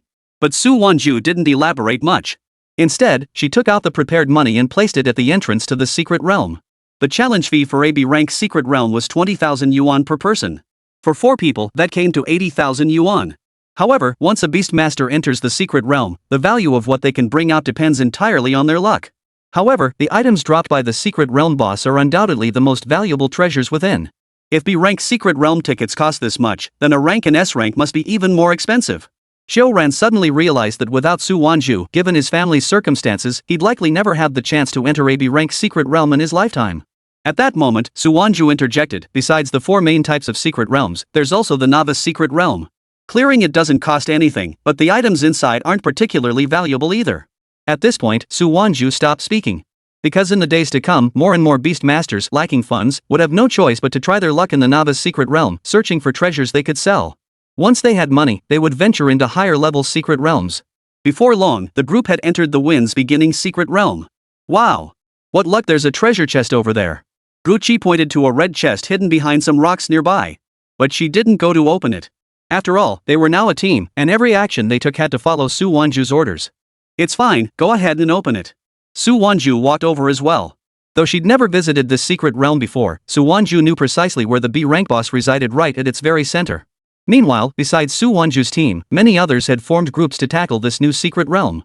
Some saw treasures within, while others aimed to be the first to clear it, securing a share of the secret realm's rewards.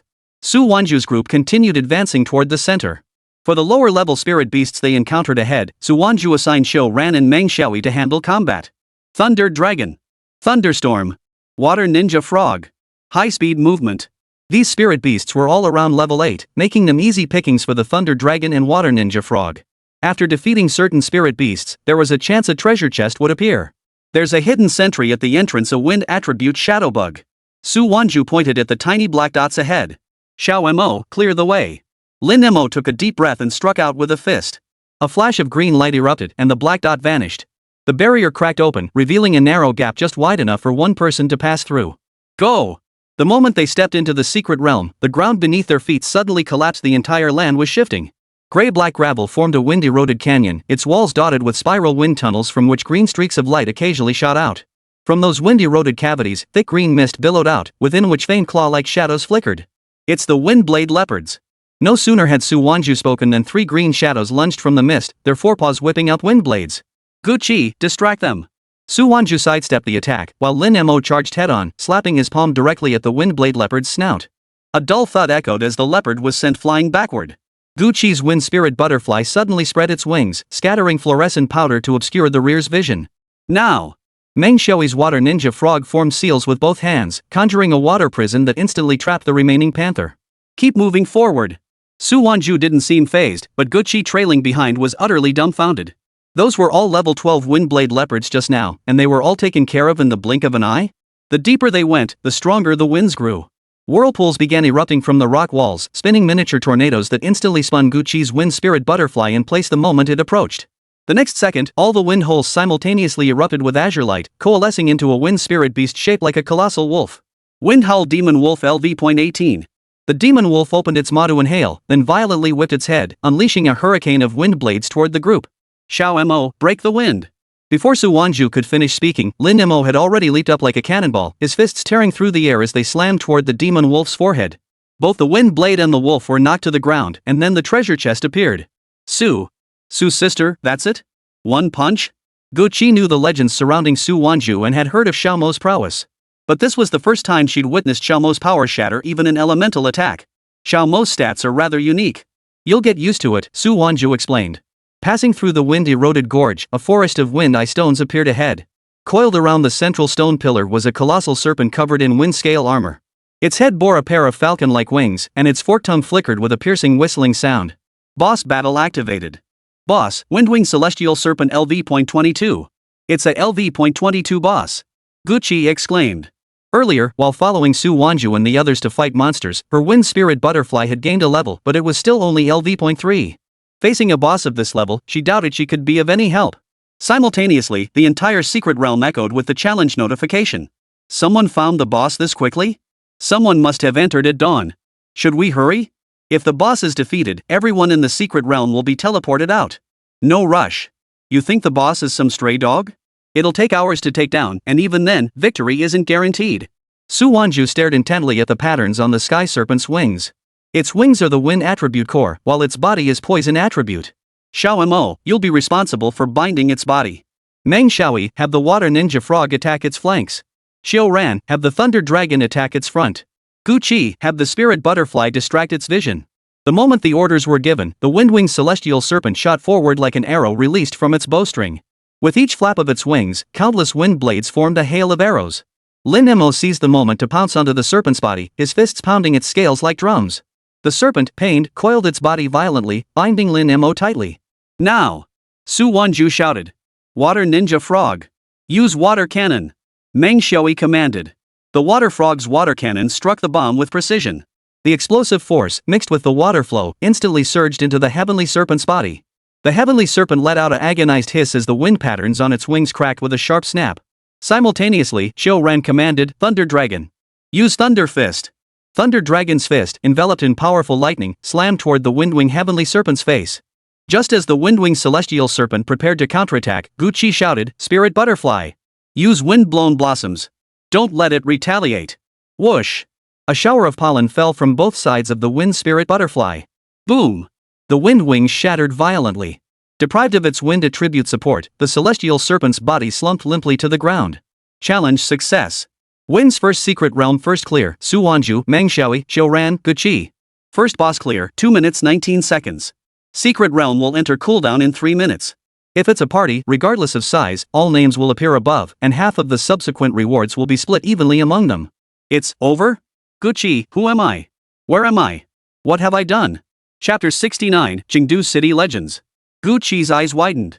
Not only was this her first time challenging a secret realm, but it was also her first time experiencing such a swift and successful conquest. From entering the secret realm to now, it had only been about 4 hours. Senior Meng, Senior Qiao, you guys are incredible. Gu Qi exclaimed in delight. But the two looked awkward. It really has nothing to do with us. All eyes turned to Su Wanzhu and Lin Mo standing nearby. It's the captain's contract beast. The windwing celestial serpent seems to be attacking constantly, but its true strength lies in its scales. They offer incredible defense. Even the water ninja frog couldn't break through them directly, Meng Xiaoyi explained. Xiao Ran nodded in agreement. But Mo's single punch not only shattered the scales, it severely wounded the windwing celestial serpent. In other words, if it weren't for us, it would have ended even faster. Whoa! Gu Qi had assumed it was Sister Su's excellent command, combined with Xiao Mo, the water ninja frog, and the thunder dragon's formidable strength, that had enabled such a swift victory. But who would have guessed the outcome was sealed from the very start by Xiao Mo's single punch? Pack up. We're getting ready to leave. Defeating the windwing sky serpent naturally yielded several treasure chests. This drop rate was significantly higher than before. Gu Qi, stash the items from the treasure chest for now. Once we're out, we'll divide them up. Anything we don't need can be sold off, and the proceeds will fund our squad's operations. Got it, Sister Su. Though Gu Qi wasn't strong in combat, she was meticulous when it came to these tasks. Meanwhile, the rest of the group inside the secret realm also learned that the boss battle had ended. What the hell? It's over? 2 minutes. I didn't find anything. I wasted 20 grand for nothing. Who hasn't? And look at the names that appeared. 3 out of the 4 are students from Huayao University. As for the other one, it's Su Wanzhu. Su Wanzhu from the Kanglin Beast Master Corps. She joined the Corps at 18, and I heard her contract beast is an incredibly powerful panda. And she just became the head of the Kanglin Beastmaster Corps strategy division. Amidst the buzzing discussions, the time limit expired, and everyone was teleported out. Turning back, they saw the records above the secret realm had appeared. Approximately 2 minutes. This meant that half of the future profits from this B-rank secret realm would belong to these 4 individuals. Look! It's Su Wanzhu and the others. At that moment, Su Wanzhu emerged with Xiao Ran and the others, their Kanglin Beastmaster Corps blue combat uniforms standing out vividly. Everyone instinctively stepped aside, forming a clear path. Is that Su Wanzhu's contract beast, the panda? First time seeing one. It was featured on national news last time. They said the panda's bloodline might be pure sacred beast lineage, and the last time a panda appeared was thousands of years ago. Ding! Shot generated, stat points +1. Ding! Shot triggered, value point +1. Ding! Shot triggered, value point +1. Ding! Shot triggered, value point +1. Oh hey! Hearing the system's notification, Lin Mo couldn't help but chuckle. This is the feeling. 45 stat points in just a moment. Xiao Mo, are you about to level up? Su Wanzhu suddenly asked. Lin Mo nodded. His experience bar was just a hair's breadth away from LV.12. Remaining available stat points, 89. Ever since Lin Mo learned that stat points had other uses, he never spent them all at once. Allocate points. Strength, 710, 770 up. Remaining available stat points, 29. Name, Lin Mo. Race, Panda Youth. Attributes, none. Level, LV.11. Strength, 770 plus. Defense, 58 plus. Agility, 42 plus. Lightning immunity, 5% fire immunity, 23% water immunity, 12% rock immunity, 12% wind immunity, 0%. Skills, Thunder Fist Red Hair's Speed Inch Power Whisper Prayer. Equipment, Beast Mask Set. Man, it's been ages since I last encountered a Scorch Beast. Getting its core means I can try my luck again. Thinking back to his last lottery draw, it had been over half a month already. Lin Mo found himself genuinely missing it. But from what he'd learned from Su Wanzhu, Ember Beasts were spirit beasts prone to sudden disturbances. They weren't common, and the only way to get the earliest intel on their appearances was to join the Beastmaster Corps. Moreover, Su Wanzhu knew that Ember Beast Cores could enhance Xiaomo's abilities, so she kept a close eye on updates from the Beastmaster Corps. Su Wanzhu, where should we go next? To the next new secret realm. Some newly opened secret realms weren't something Su Wanzhu could recall from her past life's memories. But the Beastmaster Guild's intelligence division could scout them out immediately. After Su Wanzhu and her companions departed, the others were still reeling. She's too strong. From now on, wherever Su Wanzhu goes to a secret realm, I'll just watch from afar. Otherwise, I'd be wasting the entrance fee. Look! Someone spotted a new secret realm in the southwest. Hurry up! But it seems Su Wanzhu is heading straight toward the new secret realm. When Su Wanzhu arrived at the entrance of the new secret realm, she found a crowd had already gathered there, though none had entered. Why aren't you going in? Gucci asked. One of the men chuckled, "Ha! We're just watching to see if you'll go in. We're here to observe." Others nearby nodded in agreement. They too wanted to see if Su Wanzhu and her group could conquer the secret realm quickly and avoid wasting their own resources. Greatest secret realm, Flaming Volcano. The highest level spirit beast inside caps at LV.30. In just one day, the Kanglan Beastmaster Guild had already gathered nearly all the information about the newly opened secret realm near Huayao City. In a few days, once the nationwide intelligence was consolidated, everyone would learn about the new secret realm, though they'd have to pay for the information. These individuals were also here to question Su Wanzhu immediately upon her exit, hoping to gain valuable insights about the secret realm. The entrance fee for a class as secret realm was 130,000 credits. For 4 people, that came to 520,000 credits. Su Wanzhu had exactly that amount, but it was all she had left. Just as she was about to pay, Gucci suddenly held out her bracelet. "Sister Su, let me cover this." She didn't know how much money Su Wanzhu had, but she felt this payment had to come from her. After all, if not for Su Wanzhu, she wouldn't even be standing here now. As for the 52,000 yuan, she didn't bat an eyelid. Thus, Su Wanzhu and her 3 companions entered the A-grade Flaming Volcano secret realm as a challenge team. Less than 2 hours later, those waiting outside the secret realm noticed information about the boss appearing above it. The boss battle had commenced. Boss LV.29 Flameox. Boss LV.30 Wind Fox. Twin bosses? I've heard twin bosses are extremely rare. As for the challenge difficulty, it's definitely not as simple as 1 + 1 = 2. Looks like Su Wanzhu's legendary streak might end here. It can't be helped. But if she survives elimination, any treasure she finds in here will randomly spawn somewhere else. Once she's out, I'm first in line to grab them. The group continued murmuring among themselves for about 8 minutes. A light began to glow at the entrance of the secret realm. She's out. She's out. Wait, that's not right. If she was eliminated, shouldn't she only leave alive after the boss challenge time ends? It's only been 8 minutes, could it mean? At that thought, everyone gasped in unison, turning their gaze upward toward the secret realm. Chapter 70, No way, how is this fair? First clear, Su Wanzhu, Xiao Ran, Meng Xiaoi, Guqi. First boss clear, 7 minutes 22 seconds. This information alone was enough to reveal what had just transpired within the secret realm. We cleared it. They actually cleared it. And the boss fight only took a little over 7 minutes. How on earth did they pull that off? Everyone's eyes were filled with disbelief.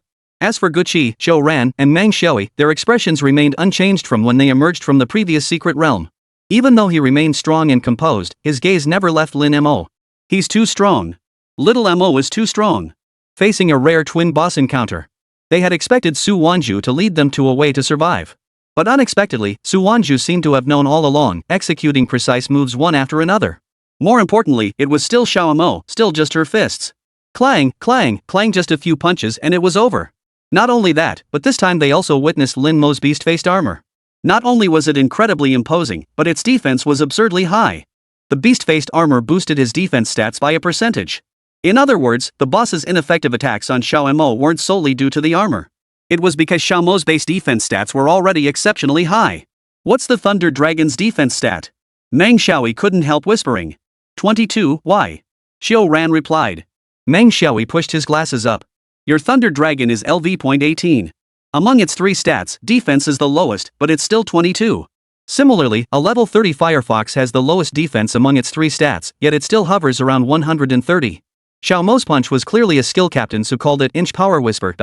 That single punch killed the Firefox outright, and it wasn't even an elemental attack. That means its strength stat is at least 300, maybe even 500. Through Lin Mo's punch in the secret realm, Meng Xiaoer quickly deduced the approximate strength value of Lin Mo. But he only leveled up to LV.12 right after defeating the Firefox. At this point, Meng Xiaoer was at a loss for words, for the strength Lin Mo had displayed was truly staggering. He couldn't help but swallow hard. So, when Xiao Mo reaches LV.20, his strength could easily rival that of a LV.40 spirit beast. Xiao Ran instantly grasped Meng Xiaoer's meaning. Earlier, when they learned Su Wanzhu's contract beast was a panda, they had researched and discovered that the panda clan had long since ceased to exist. And according to records, pandas had exhibited all kinds of attributes. Except for one, a panda with no elemental attribute and such monstrously high strength stats. That's why I suspect Xiao Mo isn't a pure-blooded sacred beast at all, he's a super ancient beast bloodline. Or even higher. No living beings of super ancient beast bloodlines exist today, they're mere legends. Bloodlines surpassing even super ancient beasts? Unthinkable. Meng Xiaoer grew increasingly animated as he spoke. So what's your point with all this? Xiao Ran looked at Meng Xiaoer. I believe this is fate. Su Wanzhu's strength and Xiao Mo's strength allow us both to fulfill our childhood promise to join the same Beastmaster Corps. Xiao Ran, humph. When speechless, one truly wants to laugh. Just then, Su Wanzhu turned back. It's too late tonight. Let's rest. What's wrong with him? Su Wanzhu noticed Meng Xiaoer sprawled awkwardly on the ground. Nothing much. Just needs a good beating. Xiao Ran explained coldly. Sister Su, let's head back then. We can split today's spoils. As for selling them, I'll handle it. Gu Qi's father, as the largest beastmaster entrepreneur in Huayao City and even the entire province, naturally posed no issue with pricing. So the group returned to the villa where Gu Qi brought out all the treasures gathered from the 2 secret realms that day. They piled up to fill half the first floor hall of the villa. Sister Su, you pick first. Gu Qi smiled while Meng Xiaoer and Xiao Ran stood nearby, nodding in agreement. No matter what Su Wanzhu chose, they wouldn't complain. Su Wanzhu didn't hesitate. After scanning the pile, she selected 2 wearable garments. The garments from the secret realms came in 2 types, those for beast masters to wear, and those for contract beasts to wear. The armor worn by contract beasts was known as beast armor. The variety available for humans, however, was much greater. The previously fire armor was one such type, possessing certain unique properties. This was to ensure their safety during the secret realm's conquest. Gu Qi and his companions selected several items from the remaining gear that would benefit both themselves and their contracted beasts. Gu Qi planned to find an opportunity to send the remaining items to her father. Gu Qi had also prepared provisions. Before eating, Su Wanzhu mentioned something. In 3 days, I need to go to North City. She explained her reason directly, to participate in the Genius Ranking Challenge organized by North City. The top 50 would all participate, challenging a new A-grade secret realm. Ha? Su's sister, you're going to participate in this? Gu Qi was puzzled, and Meng Xiaoer was equally surprised. I am a freshman, after all. Isn't that normal?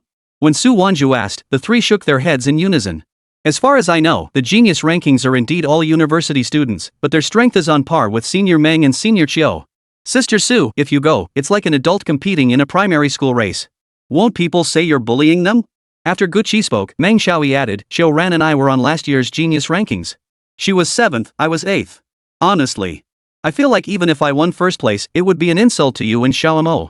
Su Wanzhu and Lin Mo's extraordinary prowess made all 3 of them feel that Su Wanzhu didn't seem like a freshman at all, she was completely and utterly a member of the Beastmaster Corps. Even so, Su Wanzhu still intended to participate. The Genius Rankings weren't her priority, it was North City that mattered. According to Su Wanzhu's memories, after the Genius Rankings members challenged the A-grade secret realm, a new S-grade secret realm would appear in North City. Unlike the similarly S-ranked Qinglan secret realm, the Qinglan secret realm was abundant in spirit beasts and rich in rewards. This S-rank secret realm held a crucial reward, a challenge ticket for an SSS rank secret realm. Some SSS tier realms require payment to challenge, while others, until conquered, can only be entered with a challenge ticket. This SSS grade secret realm is my ultimate goal. The Empress's secret realm. Therefore, I absolutely must participate in the Genius Ranking Challenge tournament. So after tomorrow, we're heading to North City? Yes. While I'm away, you can train or tackle the secret realms whatever you choose. As members of the exploration team, they couldn't keep relying solely on Su Wanzhu and Xiao Mo. Given the potential of these 3, Su Wanzhu believed they would grow stronger. Night fell, and everyone prepared to rest. In Tianhai City, the Su family, as usual, dispatched over a dozen beast tamers to challenge the secret realms and gather medicinal ingredients. But tonight, Su Hao received an urgent message. Bad news. Our beast masters sent out were ambushed in the secret realm. Someone deliberately attacked them.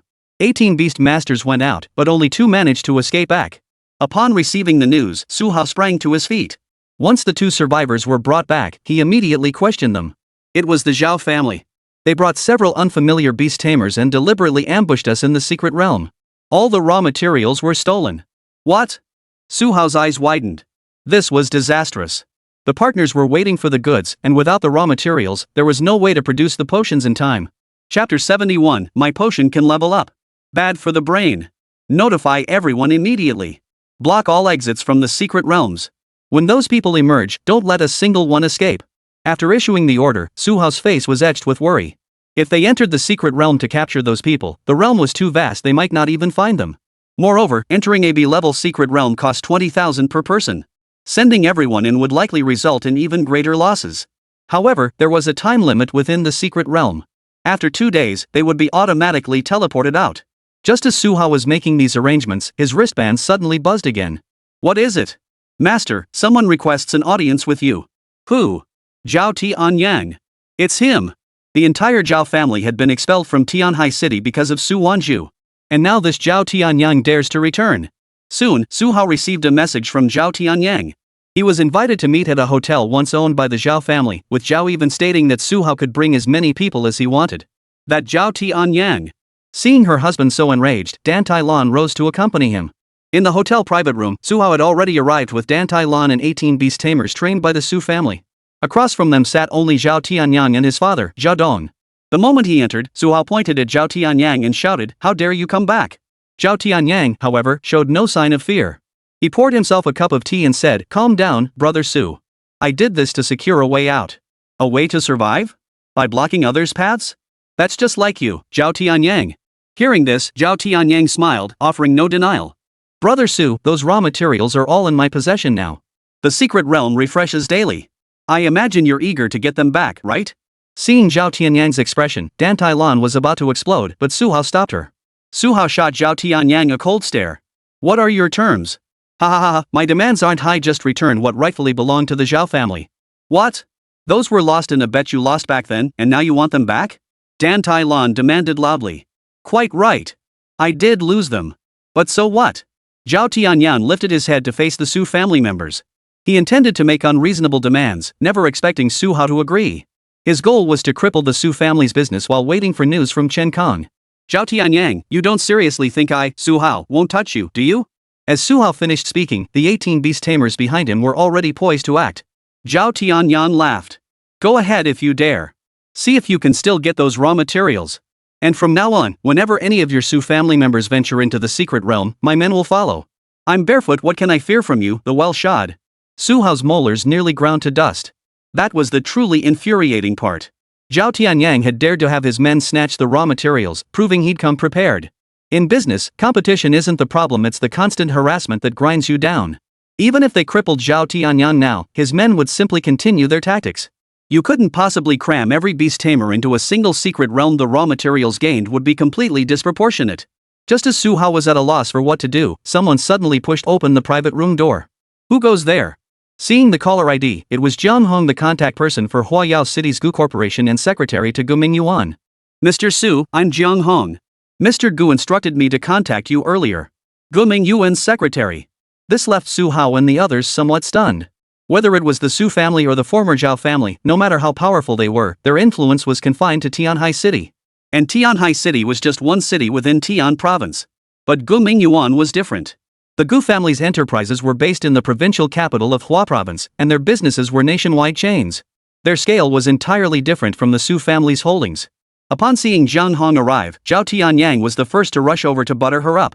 Miss Jiang, why didn't you say you were coming? Please, have a seat. But Jiang Hong didn't even glance at him.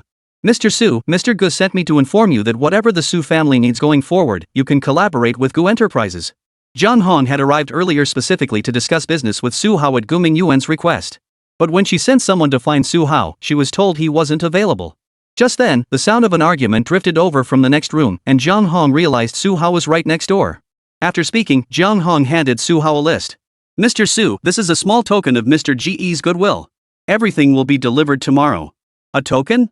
Su Hao and Dan Tai Lan stared dumbfounded at the items listed on the sheet. Every single item listed was extremely scarce to the Su family. It even included raw materials for the Su family's medicinal concoctions. But if they called it a token of appreciation, could it be? Miss Jiang, you say this is Mr. Ge's gesture of goodwill. Could it be? Zhang Han smiled. Exactly. These are all gifts from Mr. Ge to express his gratitude to you. Gratitude? This. Please explain clearly, Miss Jiang. What exactly is going on? Su Hao was completely baffled. He had no connection with Gu Mingyuan, why would he be thanking him? Zhang Hong then recounted how Su Wanzhu had assisted Gu Qi. At the time, Miss Su provided your contact information to Mr. Gu. He attempted to reach you immediately afterward, but for some reason, he couldn't get through. At this point, Su Hao suddenly recalled that 2 days prior, an unknown person had indeed tried to contact him. However, at the time, the Su family was desperately trying to secure sufficient raw materials and had been too busy to respond. So it was all because of Wanzhu. Dan Tai Lan was also surprised, not realizing her daughter had assisted Gu Mingyuan's daughter in Huayao City. Besides these gifts for you, Mr. Gu also mentioned that regarding the Su family's cooperation, he will personally come to discuss matters with you in a couple of days. The fact that Gu Mingyuan would come personally showed just how seriously he took this matter. Miss Jiang, thank you. If you have time, please stay and enjoy Tianhai for a couple of days. Su Hao immediately had arrangements made. If the Su family was Tianhai's premier beast-taming aristocracy, then the Gu family was the nation's foremost. And Gu Mingyuan's wife? She was royalty among royalty. They were in a completely different league. As Gu Mingyuan's secretary, Zhang Hong served as his representative. And Su Hao naturally dared not be disrespectful.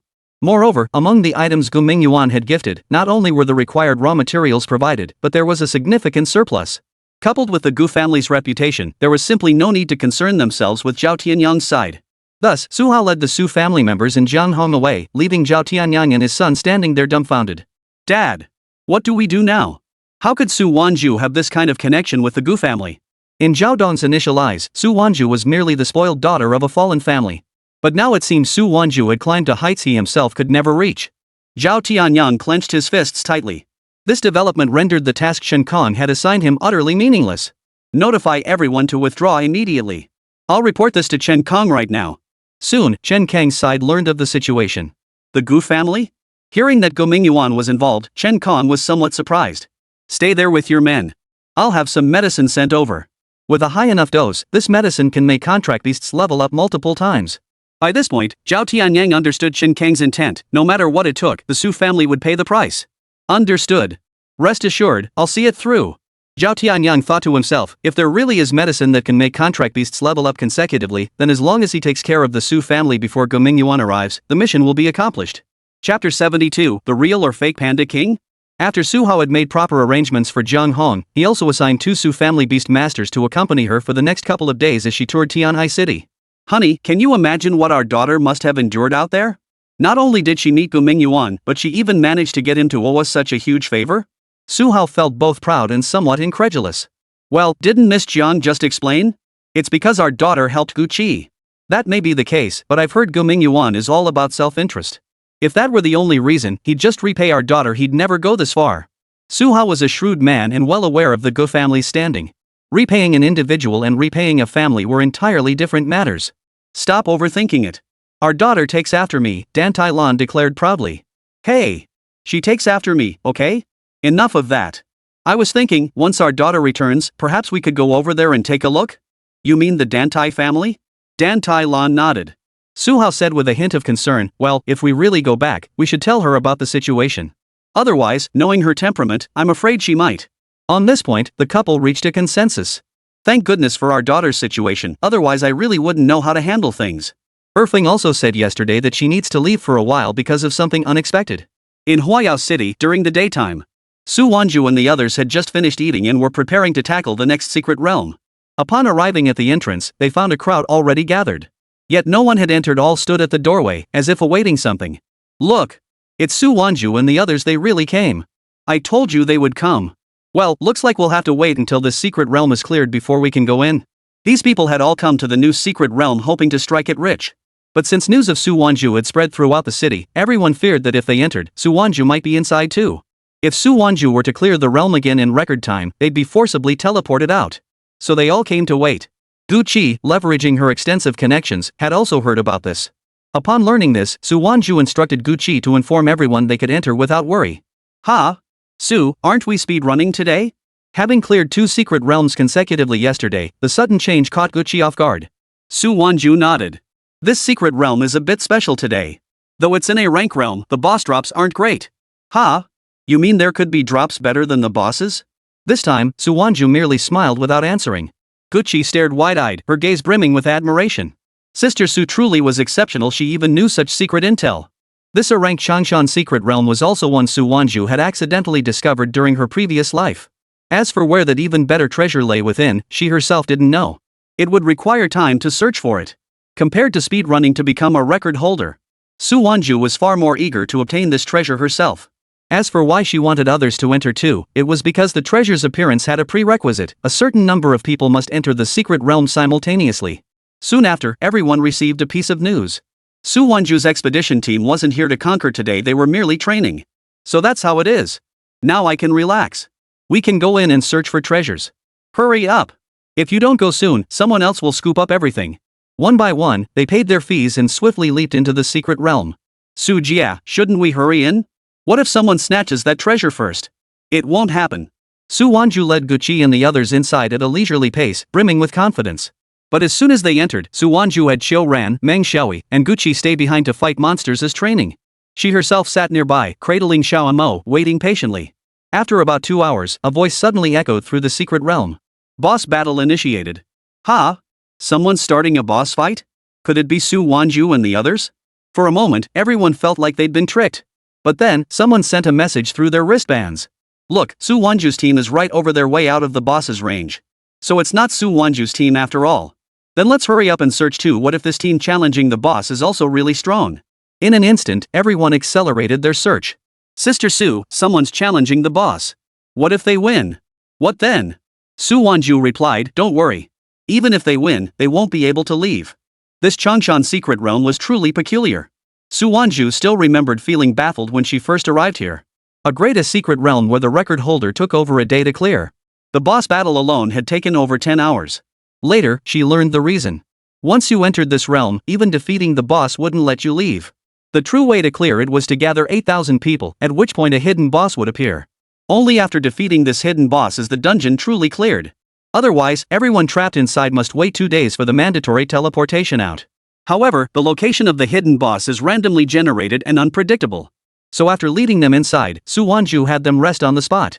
Soon, the number of people entering the secret realm kept rising. When the count reached 7,000, a notification appeared: the boss had been defeated. The entire process took 3 hours. Yet there was no sign of anyone being teleported out. What's going on? Could something have gone wrong? Are we stuck here until tomorrow night before we can get out?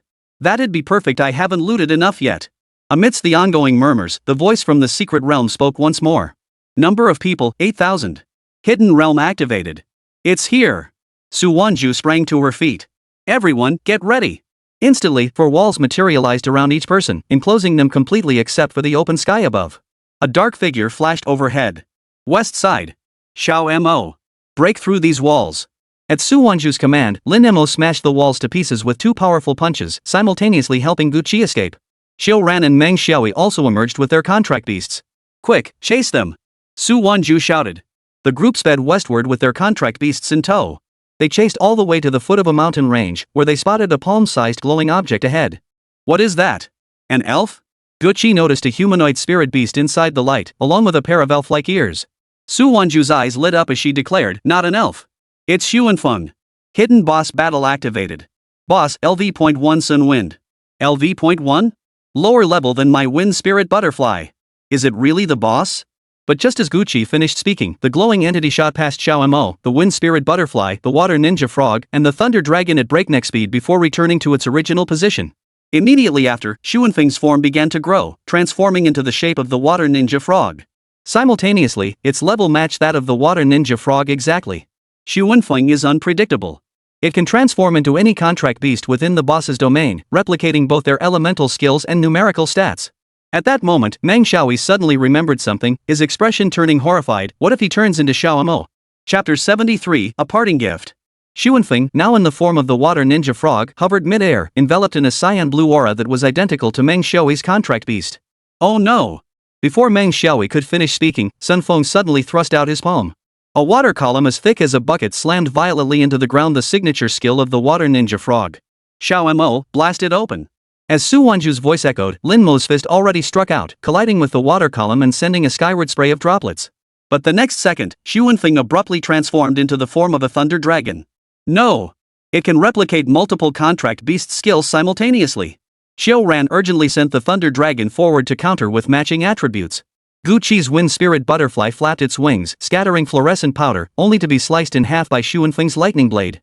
Even more terrifying, Xu Wenfeng suddenly split into 3 afterimages, launching attacks from 3 directions. Which one is real? Meng Xiaoyi's water frog had just fired a water arrow when another thunder dragon blocked it. Distinguishing the genuine from the fake proved impossible. Xiao Ran explained, "It's not a clone, it's the sheer speed of lightning. This was originally Lei Long's skill, yet I never imagined Xu Wenfeng's spirit beast could wield it with such mastery." Very well. Thunder Dragon. Use Phantom Thunder. Roar. The Thunder Dragon split into 3 forms, facing off against Xu Wenfeng. For a moment, it was impossible to tell who had the upper hand. But Xu Wenfeng seemed uninterested in prolonging the fight. In the next instant, he reverted to Lin Mo's form. Xu Wenfeng shook his head. Both Lin Mo figures rubbed their stomachs simultaneously, extending their paws toward Su Wanzhu. This is trouble. Gu Qi stared at the 2 identical pandas. Meng Xiaoyi sweating in panic. They knew Lin Mo's strength all too well. If Xu Wenfeng could replicate his power, they wouldn't stand a chance. Lin Mo didn't care about any of that. He swung his fist back and punched the other one. But to his surprise, the panda form Xu Wenfeng returned the punch. When the 2 fists collided, something unexpected happened. The panda who struck second was sent flying backward, smashing through several large boulders in succession. Xu Wenfeng let out a sharp, shrill cry, his body trembling violently. What just happened? Why is there such a huge difference? This time, it wasn't just Xiao Ran and the others who were stunned. Even Su Wanzhu was caught off guard. The power emitted by Xiao Mo on the left just now was only around 40 on the readings. Clearly, it was fake. But shouldn't Xu Wenfeng be able to replicate the readings exactly? Little did they know that Lin Mo's stats were all system generated. If judged by that level's numerical value, it would only be around 40 points. Therefore, even if Xu Wenfeng could replicate, it could only mimic Lin Mo's base values. Once they confirmed which was fake, Lin Mo, Lei Long, and Xu Weirenhua charged toward Xu Wenfeng together. Boom! Hidden boss battle explanation. Clearers, Su Wanzhu, Jiao Ran, Meng Xiaoyi, Gu Qi. Hidden boss battle duration, 5 minutes 18 seconds. It's Su Wanzhu again. And she took it down. See? I told you with Su Wanzhu here, we shouldn't have come in. But even though this hidden boss fight was short, the whole run took over 8 hours. We've pretty much searched everything. Over 8 hours had passed since Su Wanzhu and the others entered. Once everyone was teleported out, the Wind's Beginning secret realm displayed the list of clearers and their records. The others had also managed to find some decent loot, so it wasn't a total loss. Having completed the secret realm, it was time for Su Wanzhu and the others to return. Tomorrow, Su Wanzhu would take Xiao Mo to North City for the Genius Challenge tournament. Originally, Su Wanzhu planned to message her father after exiting the realm, asking Airfong to come and escort her and Xiao Mo to North City. But upon checking her messages, she learned Airfong had suddenly left the Su residence for urgent business. Airfong is one of the rare Ice Phoenix clan members. Her sudden departure must be urgent. Looks like we'll have to take a flight. Just as Su Wanzhu was making this decision, Gu Qi spoke up, "Sister Su, let my driver take you there." "No need. Driving from Huayao City to North City takes a full day and night. That's too exhausting." Gu Qi smiled and replied, "It's not a car. It's our family's cultivated flying spirit beast." In other Beastmaster families, they would have their own trained Beastmasters paid to work for them. Families like the Zhao and Su clans. Families like the Gu family, however, kept not only the contract beasts of their own beast tamers but also domesticated spirit beasts. Some flying spirit beasts served as transportation, akin to private aircraft. Possessing such beasts signified not only wealth but also a family's profound heritage. Just as Su Wanzhu was about to agree, a phoenix cry suddenly echoed outside their villa. "It's the second phoenix." Before Su Wanzhu could step outside, Airfong had already shrunken down and entered the living room. "Big sis. Big bro." Airfong dashed over to Su Wanzhu and Lin Mo. Xiao Ran and the other 2 stood beside them, utterly dumbfounded. "Sister Su, this Ice Phoenix is?"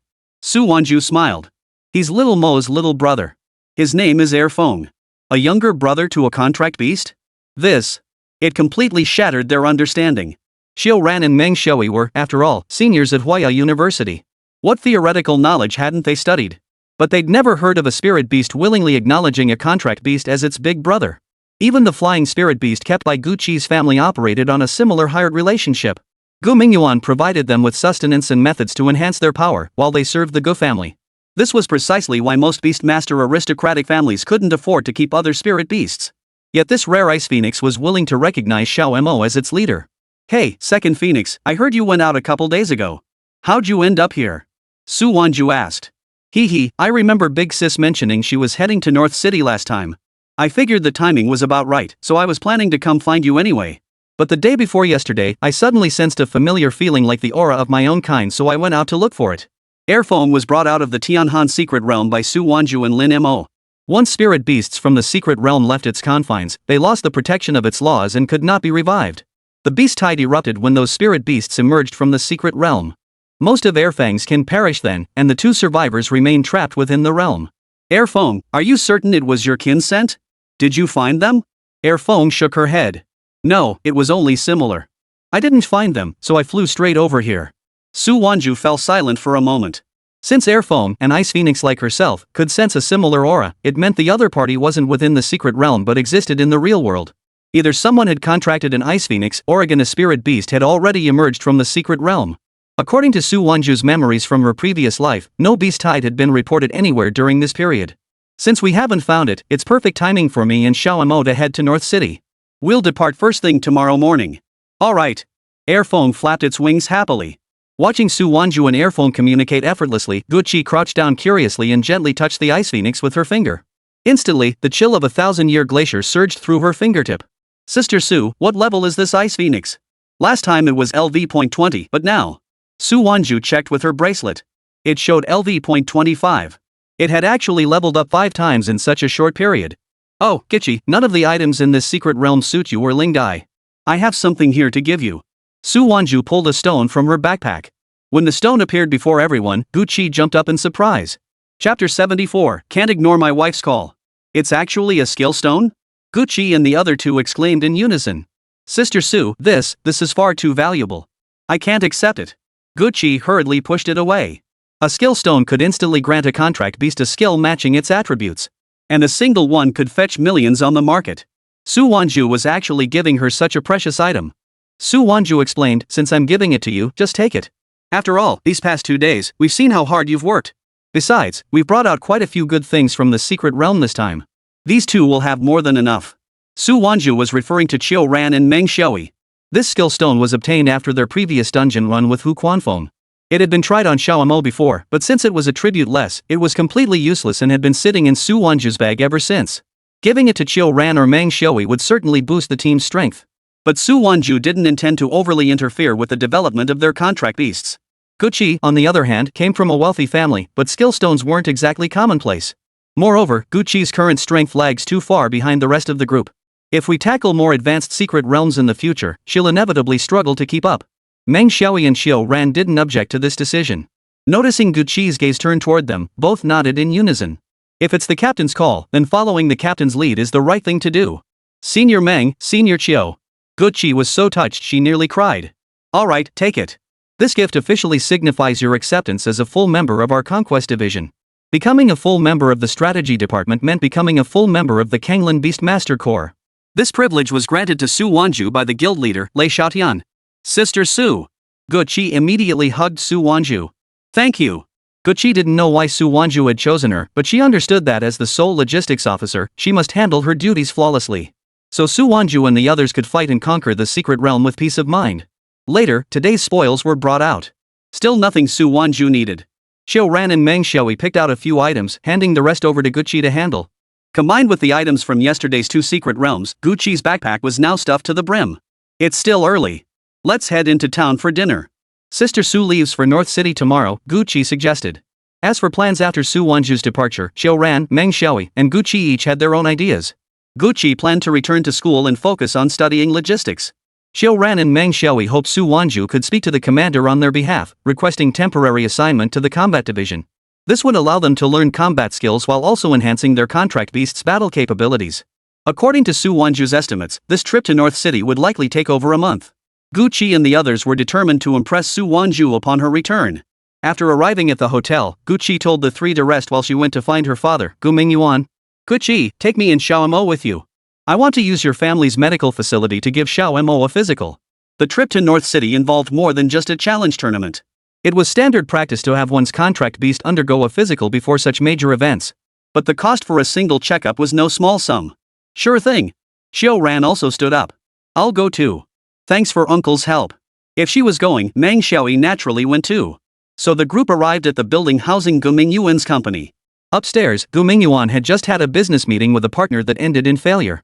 The man stormed out cursing, while Gu Mingyuan seemed utterly unconcerned. Mr. Gu, won't it be problematic if we breach the contract like this? His subordinate asked with some concern. A mere penalty clause? Don't sweat it. But make sure Jiang Hong gets every single raw material Tianhai City needs, prepared without exception and shipped out ASAP. Got it? Understood. The subordinate replied verbally, but inwardly remained completely baffled.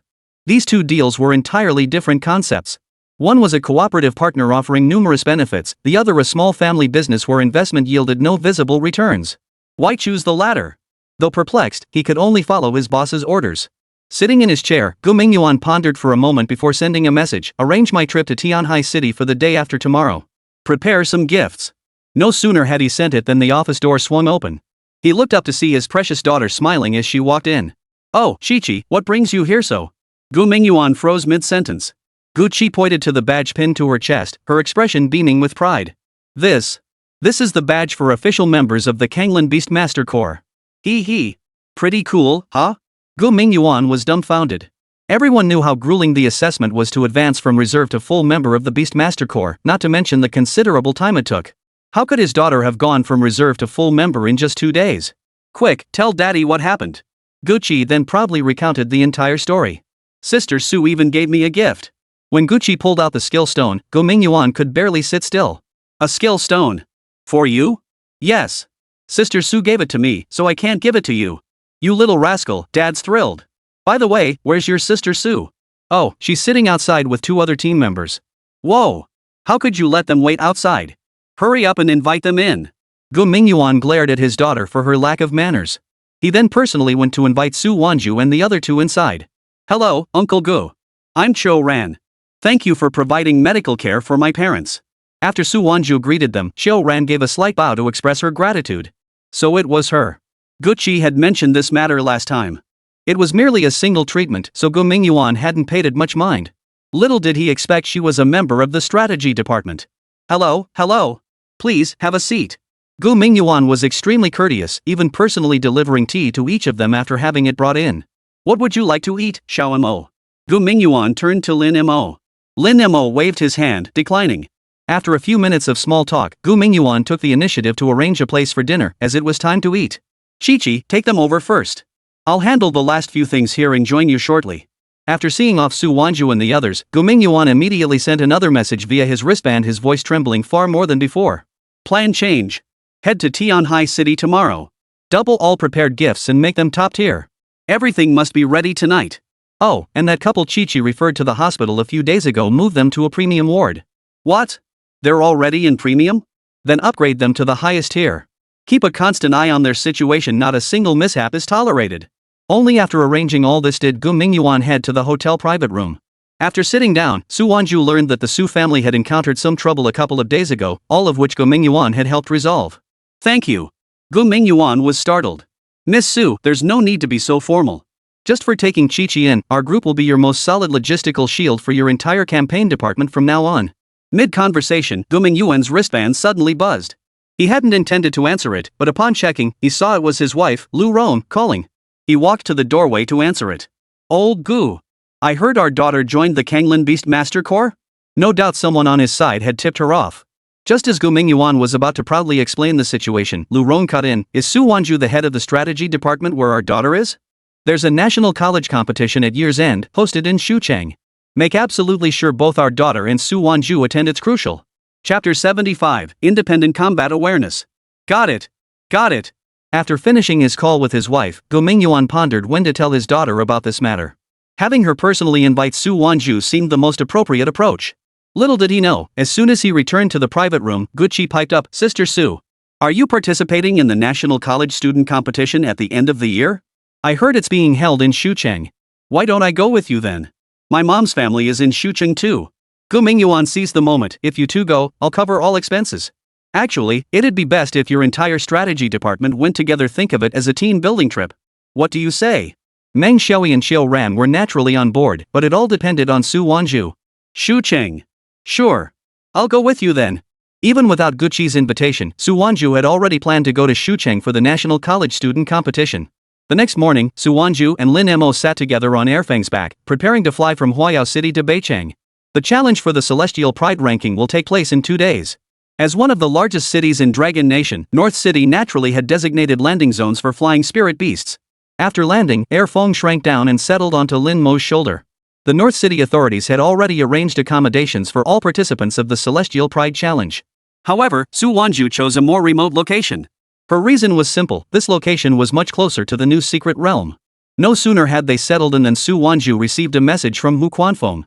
Big sis, have you and big brother, second brother already arrived in North City? Su Wanzhu promptly sent Hu Quanfeng the address of her lodgings. Shortly after, a luxury car pulled up at the hotel entrance. Grandpa, let me accompany you upstairs. Accompanying Hu Quanfeng was a girl who appeared to be around Su Wanzhu's age. It was Hu Chuanfeng's granddaughter, Hu Jiai. Ranked 4th on the genius list, she was deeply curious about this Su Wanzhu. Especially after hearing that Su Wanzhu's contract beast was a panda one without any elemental attributes, yet incredibly powerful. As a member of the Hu family, she had been taught from childhood never to lose her spirit of challenge. Therefore, she was eager to have her contract beast spar with that panda. Upon reaching the upper floor, she knocked on the door. Su Wanzhu and Lin Mo appeared before Hu Jiai. Big sis. Big brother. Second brother. Hearing her grandfather's greeting, Hu Jiai wasn't sure how to address them. Let me introduce you. This is my granddaughter, Hu Jiai.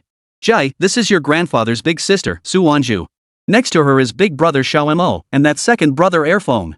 Anyone who knew Hu Quanfeng knew this old man was a mischievous rascal. Nothing he did was surprising. Auntie. Just as Hu Jiai was about to call her auntie, Su Wanzhu quickly interrupted, we're close in age. Just use normal terms, no need to follow your grandfather's lead. Hu Chuanfeng's antics were one thing, but she couldn't let the rest of the Hu family follow suit. The moment Lin Mo saw Hu Jiai, he noticed this girl was different from Guqi and Xiao Ran.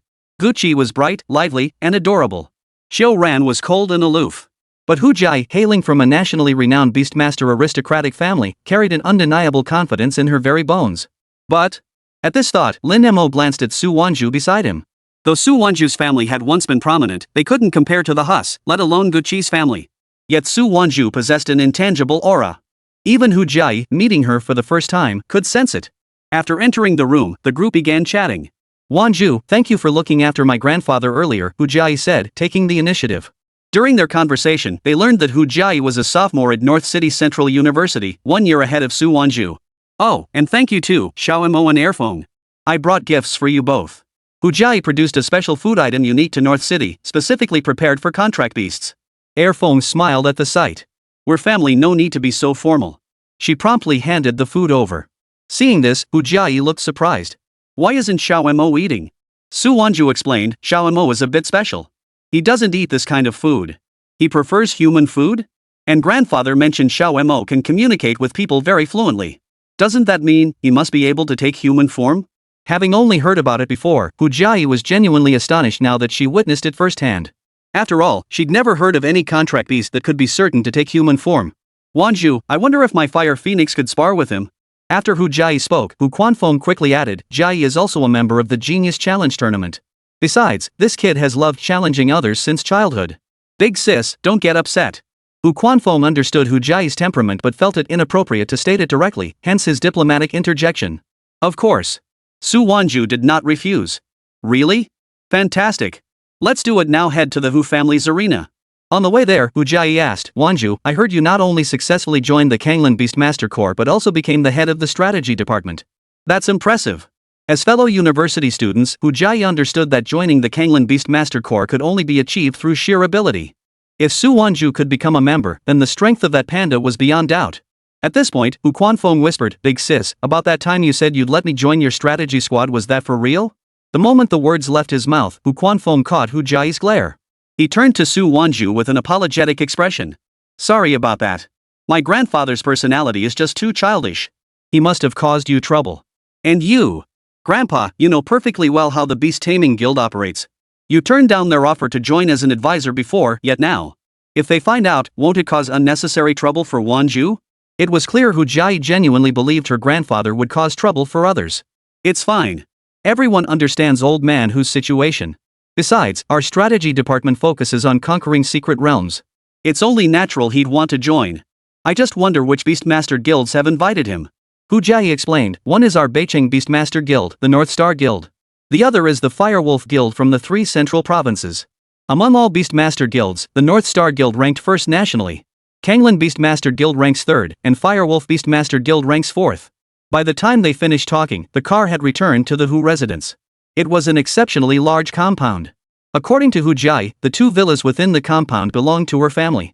The open space beside them was specifically designated for penning spirit beasts, while the other open area served as the Hu family's dedicated combat arena. Su Wanzhu understood that the Hu family's status didn't stem from commerce. Instead, throughout generations, members of the Hu family consistently held high-ranking positions within the Beastmaster Guild or the Beastmaster Association. Wanzhu, let's begin. With that, Hu Jiayi stepped to face Su Wanzhu. Fire Phoenix. Hu Jiayi commanded, and a phoenix bird engulfed in flames soared toward them. Fire Phoenix, LV.26, pure-blooded sacred beast lineage. Though both Fire Phoenixes and Fire Phoenixes are birds, they are entirely different. The Fire Phoenix is faster and possesses a companion skill. Companion skill, Twin Flames. Before the duel began, Hu Jiayi tossed a silk scarf to Su Wanzhu. What's this for? Hu Jiayi chuckled, to blindfold you, of course.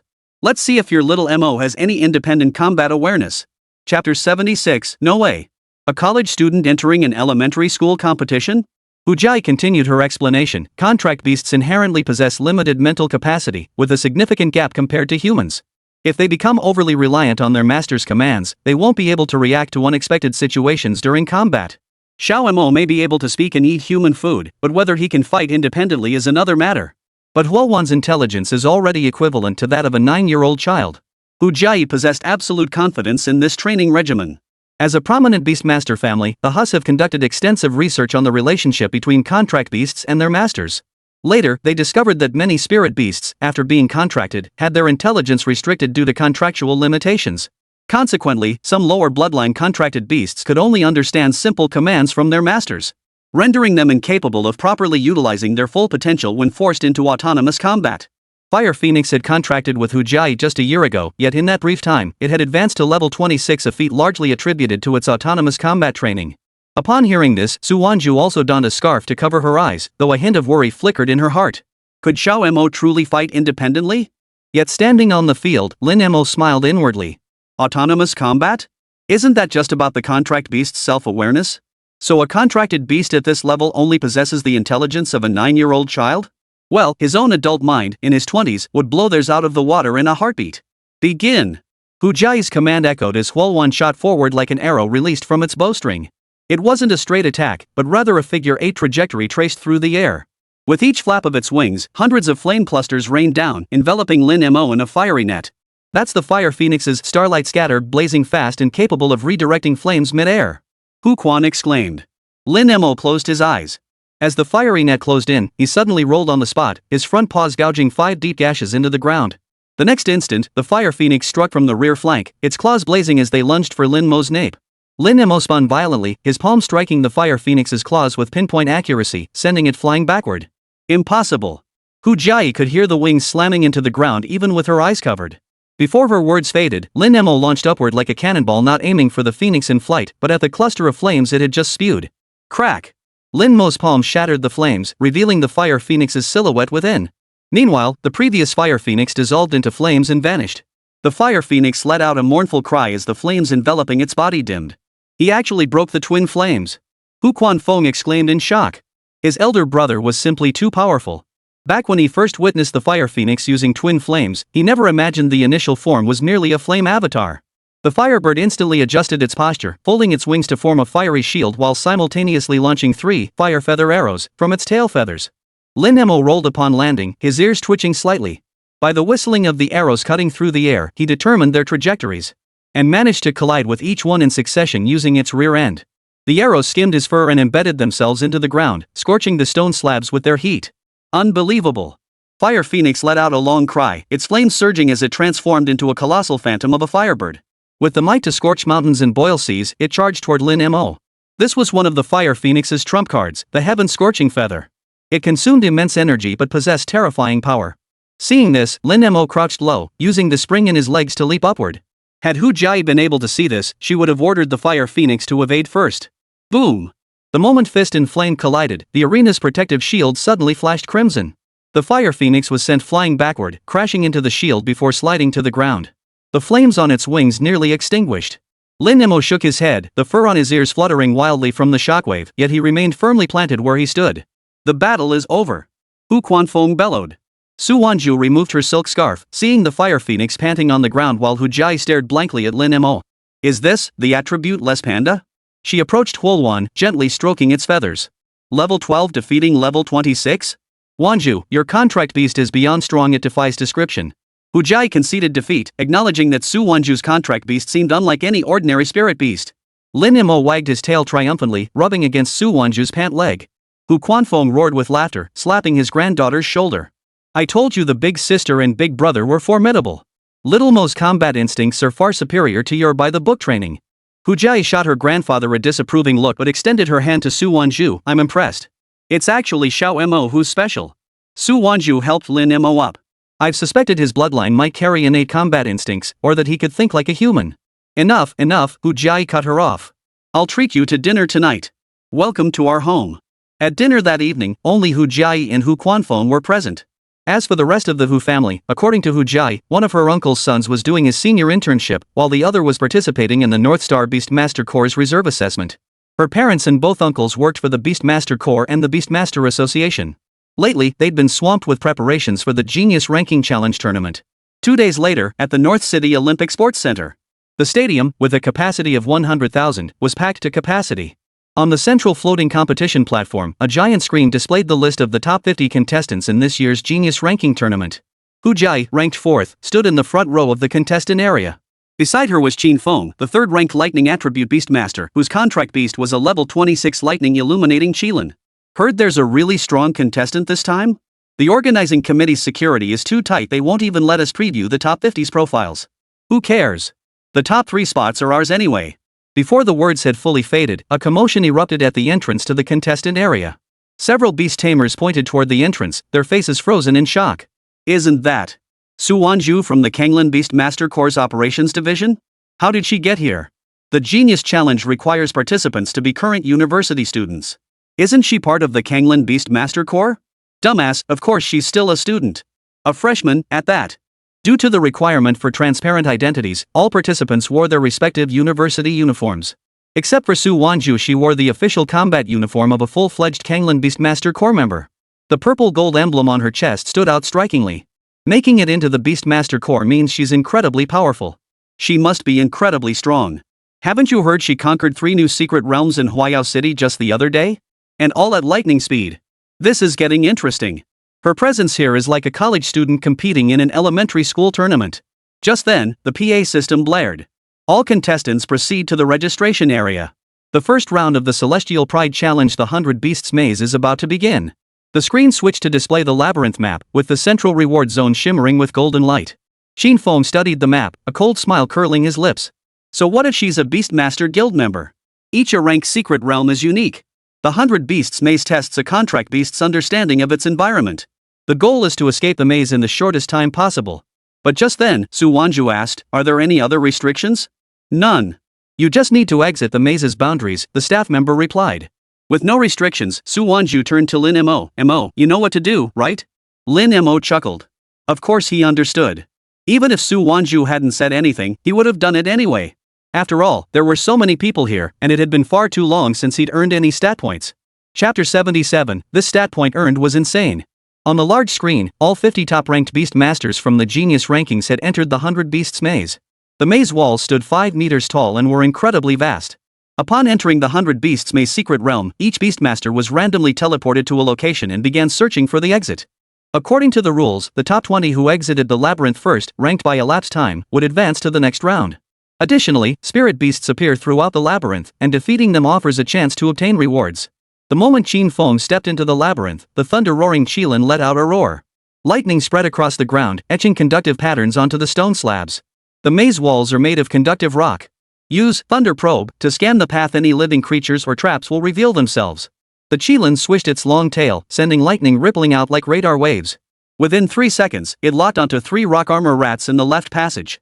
Hu Jai's fire phoenix flapped its wings, unleashing a flame map. Azure red flames trace the maze's outline through the air. There's a ventilation shaft northwest. The wall is only 2 meters thick. Use flaming claws to cut through the rock, but watch out for the patrolling wind blade bee swarms.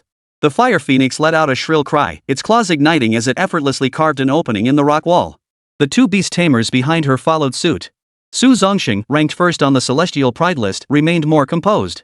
His contract beast, the shadow wind leopard, blended silently into the shadows. Its tail flicked out several wind darts, striking pressure plates 30 meters away with pinpoint accuracy.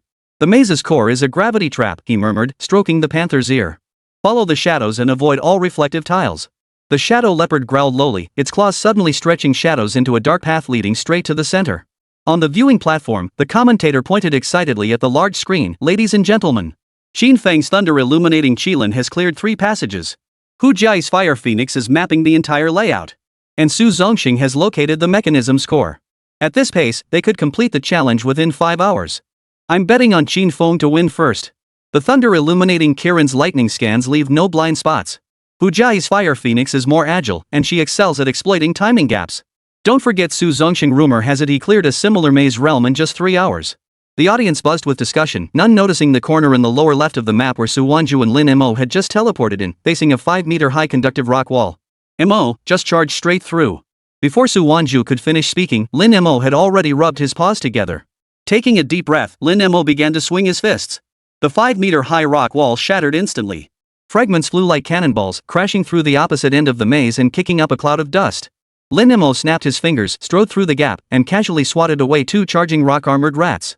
Su Wanzhu followed closely behind. Hurrah! Hurrah! Hurrah! Her palms lashed like a storm, peeling away layer after layer of the rock wall. Finding the opening too narrow, Lin Mo simply seized a load-bearing pillar, yanked it out of the ground, and swung it like a club at the third wall. With a loud crack, the wall shattered along with its foundation, and sunlight instantly flooded in. Found it! The exit is this way. Su Wanzhu seized the moment, dragging Panda through the exit as the timer froze precisely at 3 minutes and 8 seconds. Beep! The announcement suddenly pierced the clamor. Congratulations to contestant Su Wanzhu for completing the Beast Maze Challenge in 3 minutes and 8 seconds, setting a new record. The stands fell instantly silent. Every pair of eyes was glued to the timer on the big screen, as if witnessing some kind of illusion. 3 minutes? You've got to be kidding. The fastest record for the Beast Maze was 2 hours and 10 minutes 5 years ago and she did it in 3 minutes? How did she do it? Did she just charge through recklessly? Don't be ridiculous.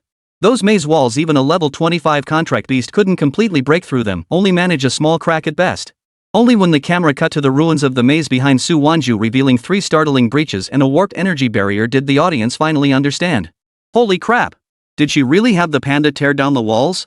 Conductive rock walls are 5 meters thick, as hard as steel, and that panda shattered it with one punch? This isn't competing, it's demolishing the maze. Lin Mo stood at the exit, feeling the stunned gazes around him as the notification chime for his numerical points sounded incessantly. Shock from Qin Feng, value points +1. Admiration from Hu Jiai, stat point +1. From. In just this moment, Lin Mo gained 899 points. This was by far the highest amount he'd ever received. Unfortunately, though the crowd was large, most spectators had their own favorite contestants. These nearly 900 people were all here for the spectacle. Inside the maze, Qin Feng stared at the breach before him, momentarily forgetting to unleash the thunderous Qilin's lightning. Hu Jiai's fire phoenix hovered mid-air, its flames licking at its own tail. Su Wanzhu's wind shadow leopard was absolutely freaked out, its shadowed claws trembling uncontrollably. Their carefully crafted strategy, so cherished, now seemed utterly laughable in the face of overwhelming power. The president of the North City Beastmaster Association abruptly stood up, his teacup crashing to the floor. Retrieve the files on Su Wanzhu and that panda. His secretary behind him immediately operated the terminal. The screen displayed Lin Mo's test data, strength 94, agility 5, endurance 1. These are Su Wanzhu's contract beast stats from her major exam, no attributes, strength nearing 100. The database hasn't been updated since, indicating no further numerical testing was conducted. The president sucked in a sharp breath. So that girl deliberately prevented her contract beast from undergoing numerical testing. The broadcast sounded again, the 100 Beasts Maze Challenge has concluded. The top 20 contestants are requested to proceed to the second competition arena. The second round is a points challenge. After entering the second level of the 100 Beasts Maze, you have 3 hours to earn points by obtaining beast cores. The top 10 contestants based on final points will advance to the third round duel. In the stands, Hu Quanfeng chuckled upon hearing the details of the second round. Old Hu, what are you laughing at? Asked a middle-aged man beside him. Nothing. Just wait and see. The mention of the points challenge reminded Hu Quanfeng of Su Wanzhu's performance during the provincial team competition. She had led the Tian province team to a crushing victory over all opponents. Hu Quanfeng was also eager to see the expressions on everyone's faces next. At that moment, the top 20 beast masters had already entered the second layer of the 100 beasts maze. Xin Feng's thunder illuminating Qilin whipped its long tail, its lightning precisely paralyzing the nerves of the level 20 thunder fawned tiger. He bent down to pick up the beast core. His score panel flashed 75 points, and a smug smile spread across his lips. That Su Zongxing guy can only get 100 points at most. This round is in the bag. Not far away, Hu Jiayi's fire phoenix had just cleaved open a rock crevice with its heaven scorching claw, 2 wind blade beast cores rolling into her palm. Humming a tune, she checked her score, 42 points, enough to squeeze into the top 10. In a corner, a beast master danced with joy, clutching an ironback wolf core. 30 points. I hit the jackpot. He showed off the silver patterns on the core to everyone he met, as if his spot in the next round was already guaranteed. From the stands, the commentator delivered an impassioned report. Contestant Xin Feng with 75 points currently leads the standings, followed closely by Hu Jiayi with 42 points. All participants are steadily accumulating points. Suddenly, the announcer's voice pierced the air from the judges' booth.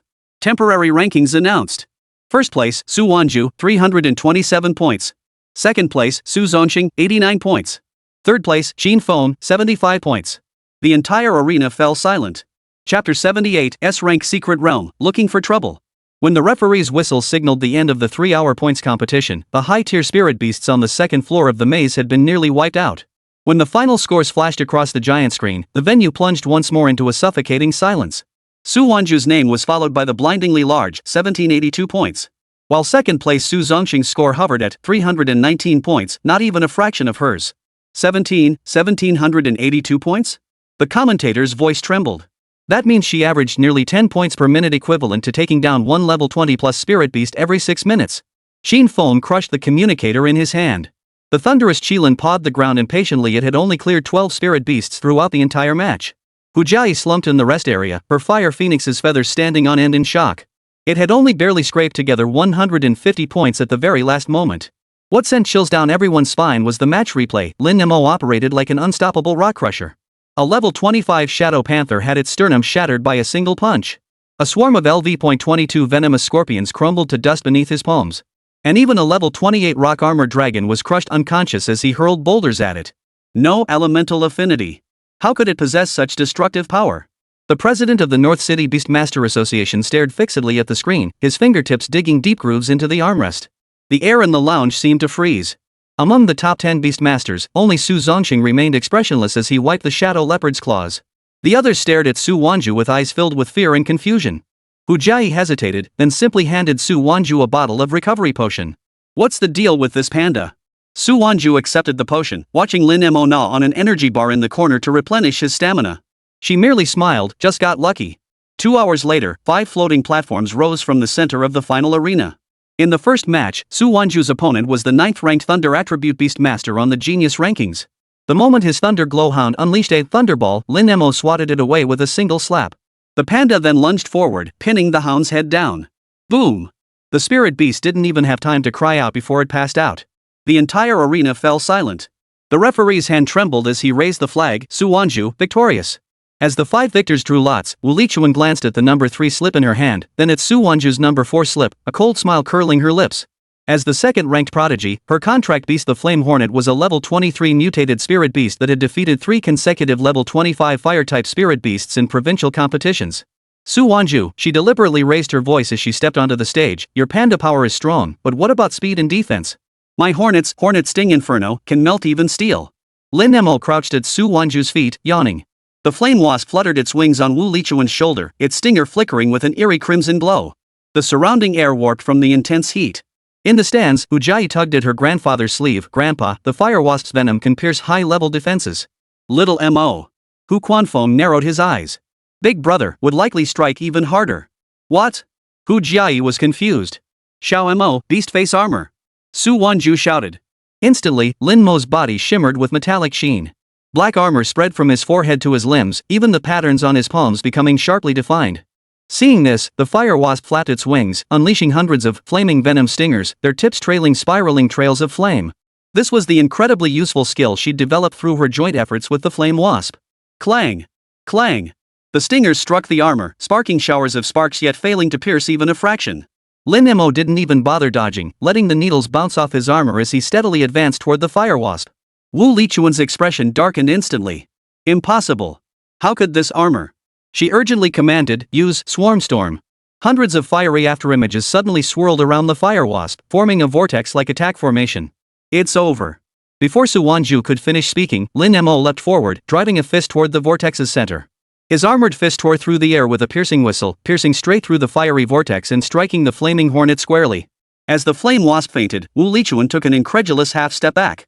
The referee froze for 3 seconds before announcing in a hoarse voice, Su Wanzhu, winner. The next match was supposed to pit Su Wanzhu against Su Zongxing, the top-ranked prodigy on the genius list. Yet when the referee called his name, she raised her hand, I forfeit. As Su Wanzhu's voice echoed through the arena via the microphone, the lights on the floating stage suddenly flickered. In the arena housing 10,000 spectators, even the sound of breathing became audibly distinct. The commentator opened his mouth to speak into the microphone, but only an ah escaped. Spectators in the back rows thought they'd misheard, slapping their neighbors' shoulders in disbelief. Did she just say she's forfeiting? You've got to be kidding. A gambler who'd bet on Su Wanzhu to win leapt to his feet. The finals are about to start, and she's forfeiting? Is she scared of Su Zongxing? Scared? The beast tamer beside him sneered. She dismantled the maze. She scored over 1,700 points in the qualifying rounds. Scared of Su Zongxing?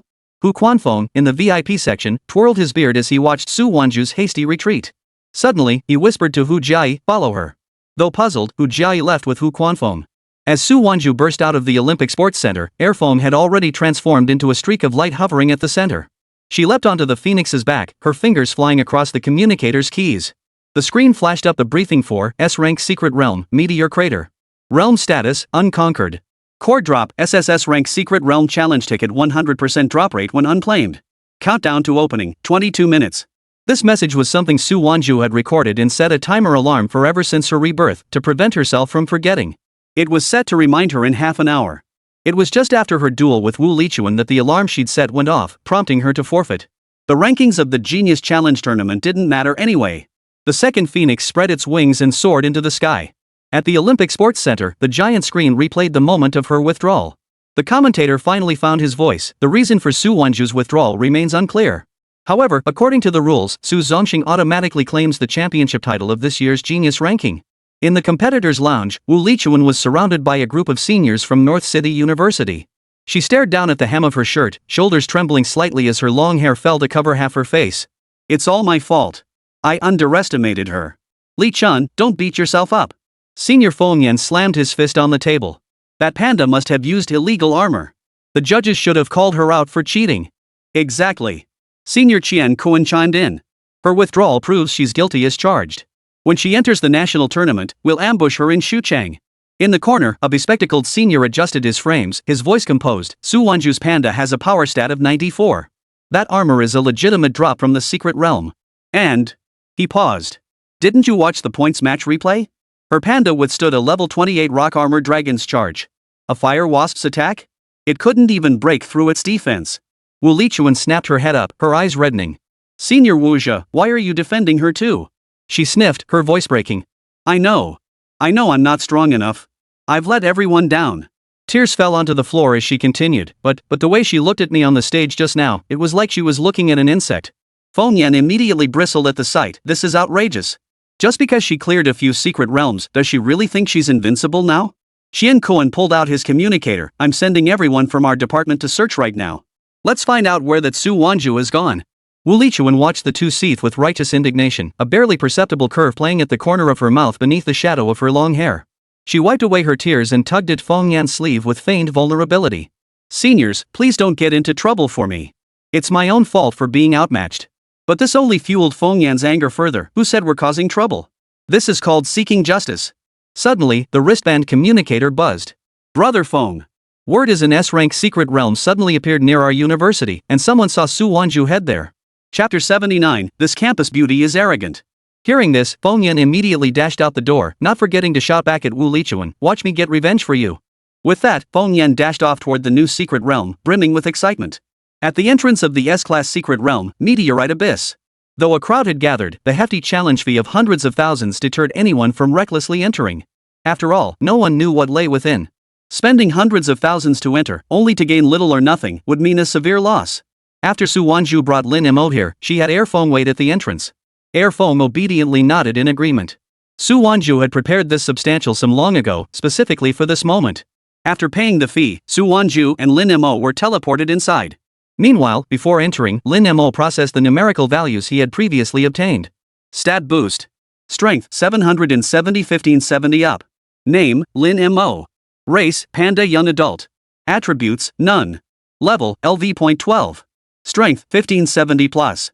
Defense, 58 plus. Agility, 42 plus.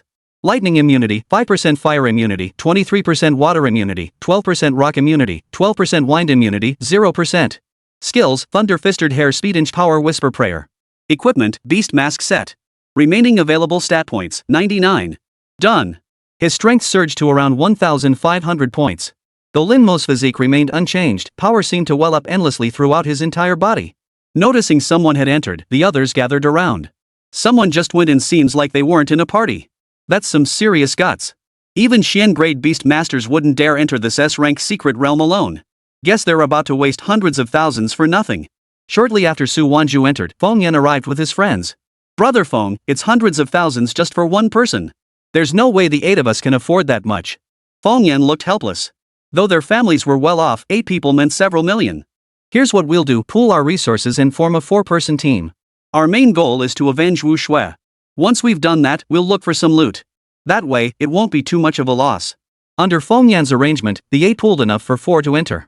Feng Yan then led 3 of them directly into the secret realm. Don't worry. I've had the chance to challenge an S-rank secret realm before.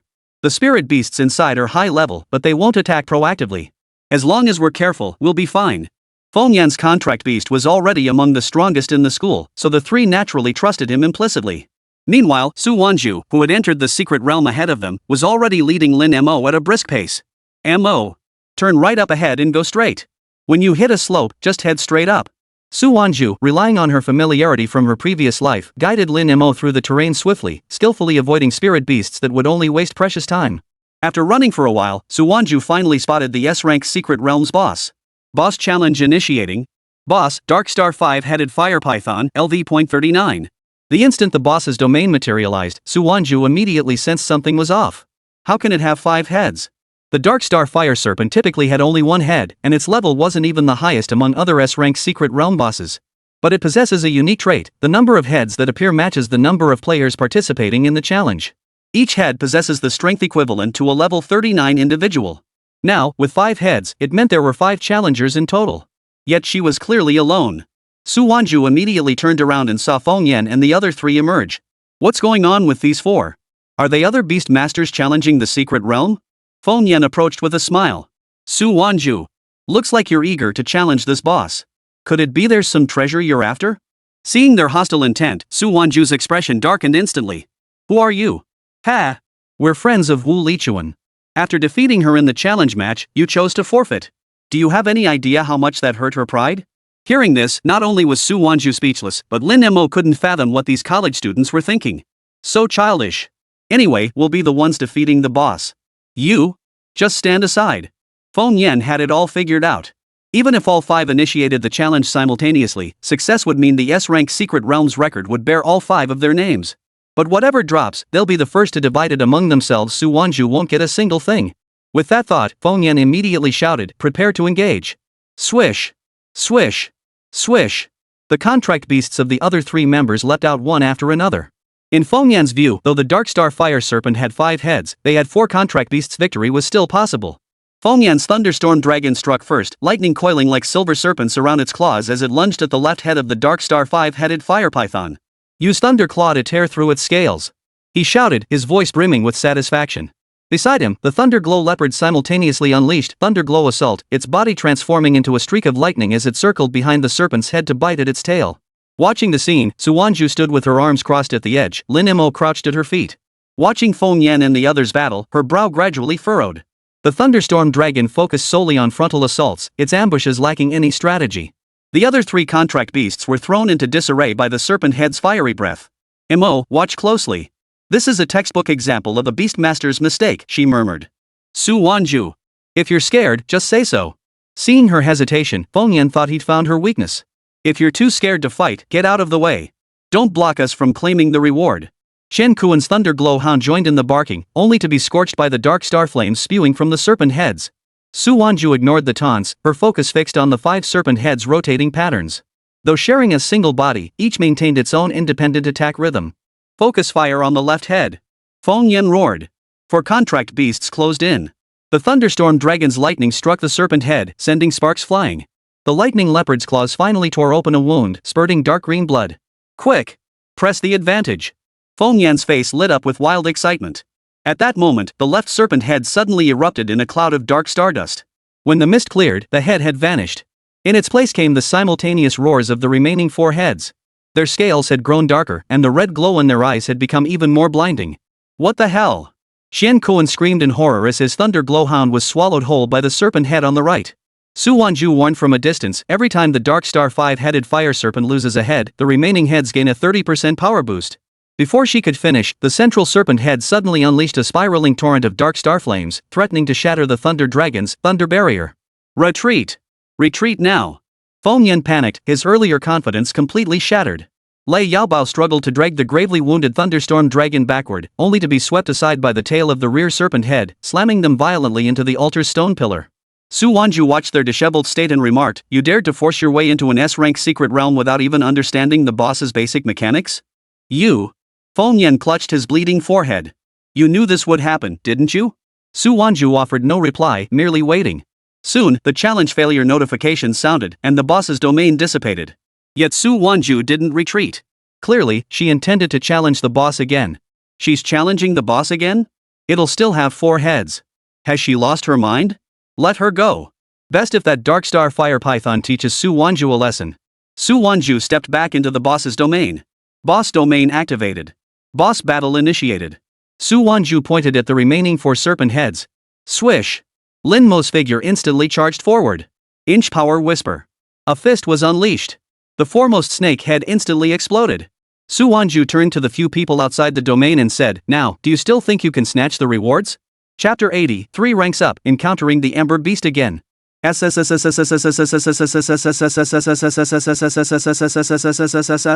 Witnessing the scene before them, Fengyan and his 3 companions were instantly petrified. What just happened? 1 punch? And it shattered a head? And it looked like just a regular fist. This panda is way too overpowered. That can't be right. The Dark Star Fire Python is LV.39. When 1 head was destroyed earlier, the remaining head's strength increased by 30%. That means each head should be around LV.52 now. How could it possibly be shattered with a single punch? I get it now. Even though the other heads leveled up, the main body still counts as 1. The group began analyzing relentlessly, as if they absolutely had to explain the scene before them. Only one person suddenly spoke up. Regardless, he just pulled it off. But if he's this strong, why didn't he show it during the challenge tournament? Exactly. What's going on here? They were all baffled. It must have been Su Wanzhu's order deliberately humiliating the other contestants. Damn it. Fengyan's speculation was getting wildly off track again. But since he couldn't beat her, he could only attack with words. However, Su Wanzhu sensed Xiao Mo's power surge the moment they entered the secret realm. Her stats had shifted, proving Xiao Mo's power had grown even more terrifying.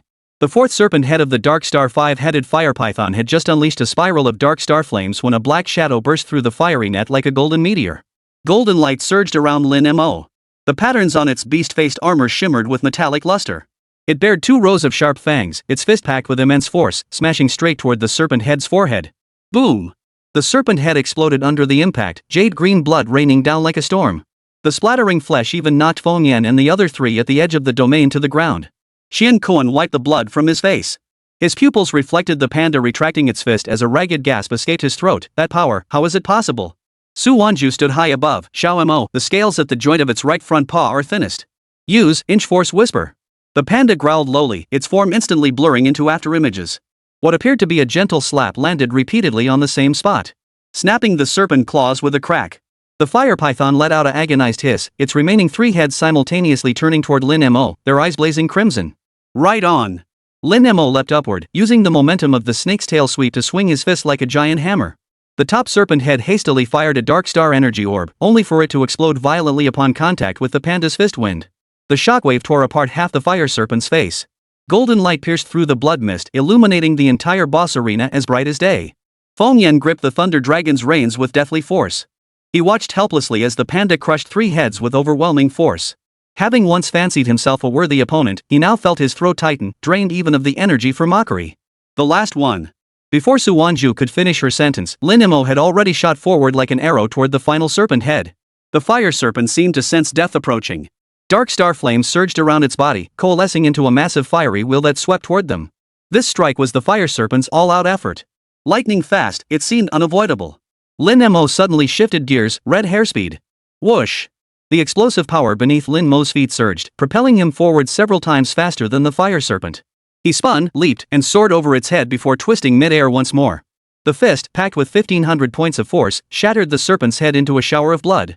The ground within the domain cracked violently, and the fire wheel shattered inch by inch in the shockwave.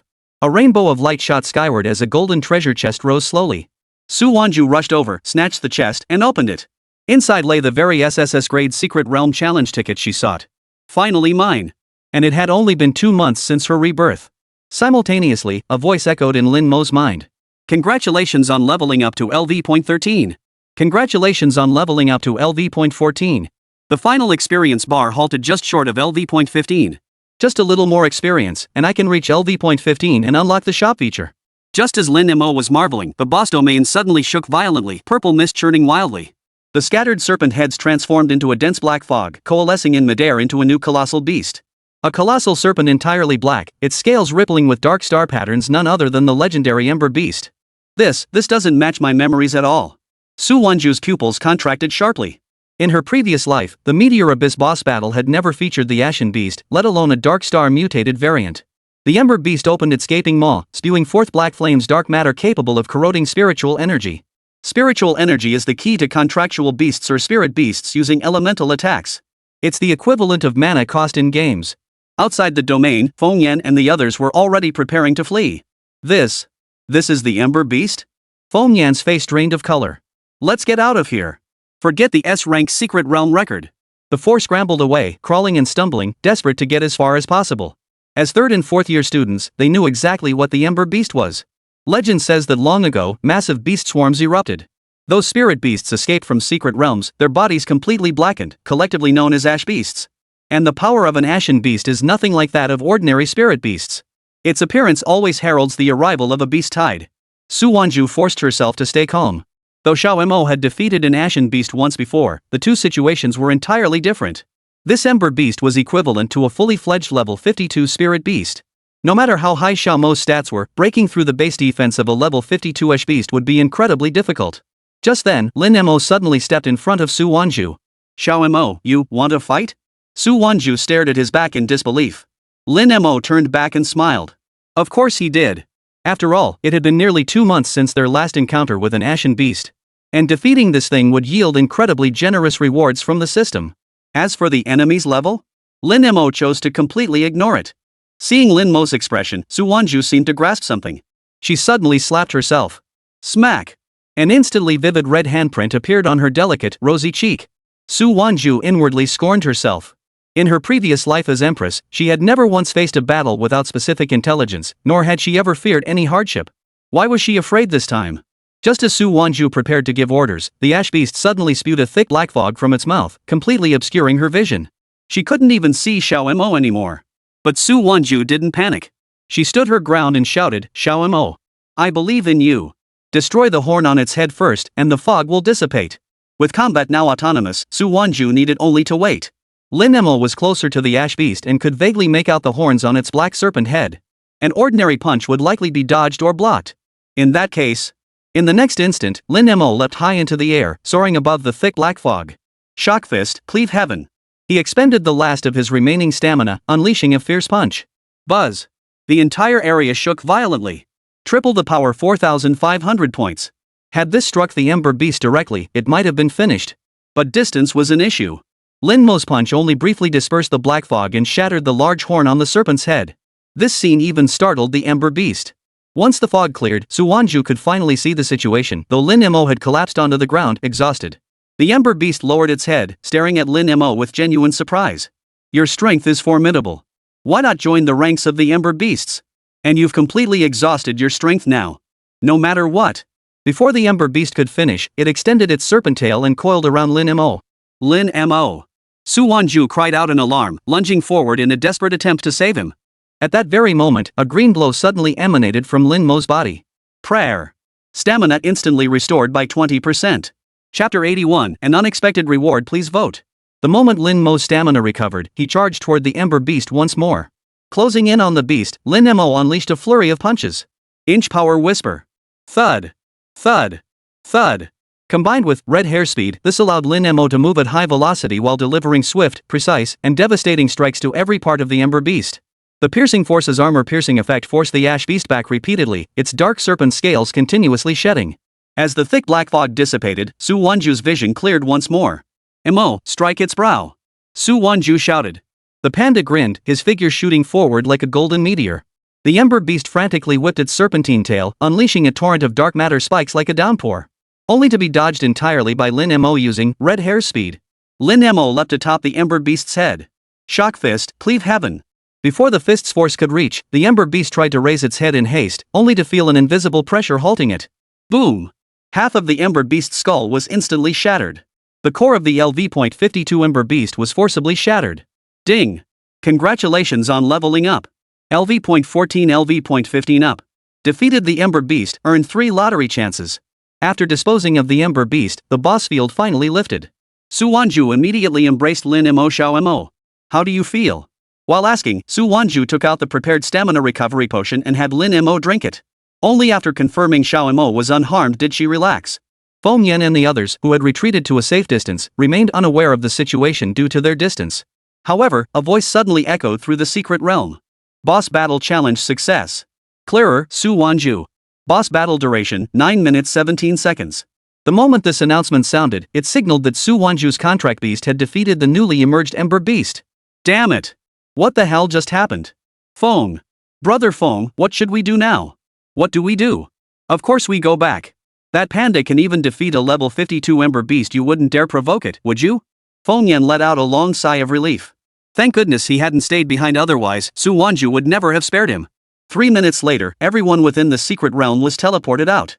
And Su Wanzhu's achievement information appeared above the S-rank secret realm.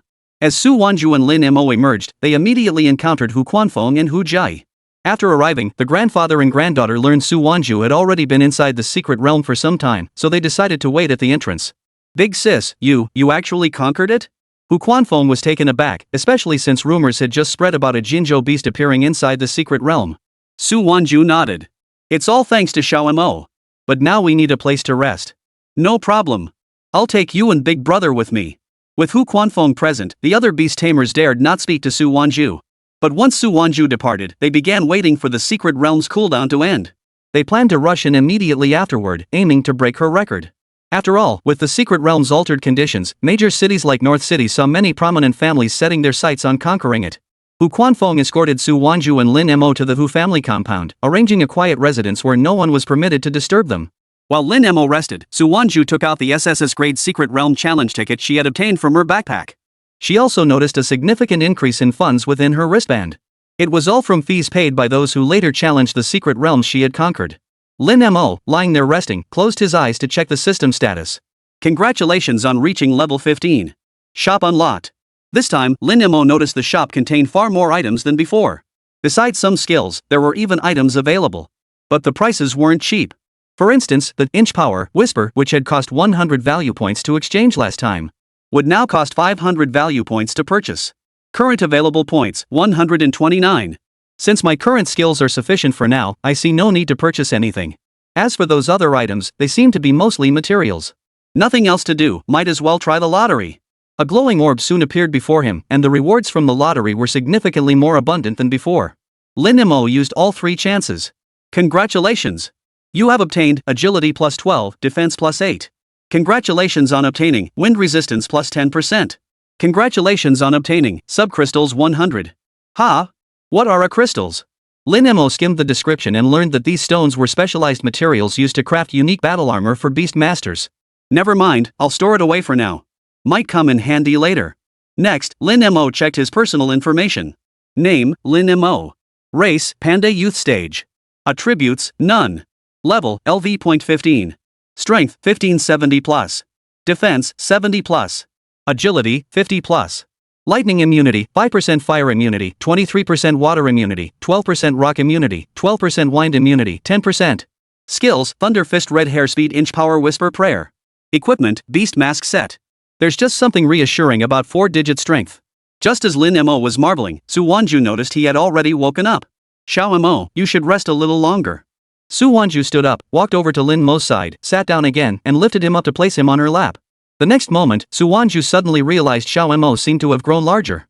Xiao Mo, are you LV.15 now? Lin Mo nodded. Su Wanzhu was overjoyed. Given your progress, you'll likely achieve shape-shifting. That means when you enter adulthood at level 18, you'll have the chance to transform into a demi-human form. Lin Mo had some understanding of demi-humans. High-level bloodline contract beasts typically reached adulthood at LV.18, with an extremely low probability of transforming their bodies into human forms. However, most contract beasts capable of transformation only achieve the form of a human child around level 35. A contract beast like Dantai Fangs, for instance, could take the form of a young girl.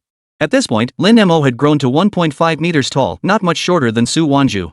Yet Su Wanzhu still preferred to carry Lin Mo or let him sleep on her lap. Once you've rested up, we'll head out to conquer the other secret realms in North City.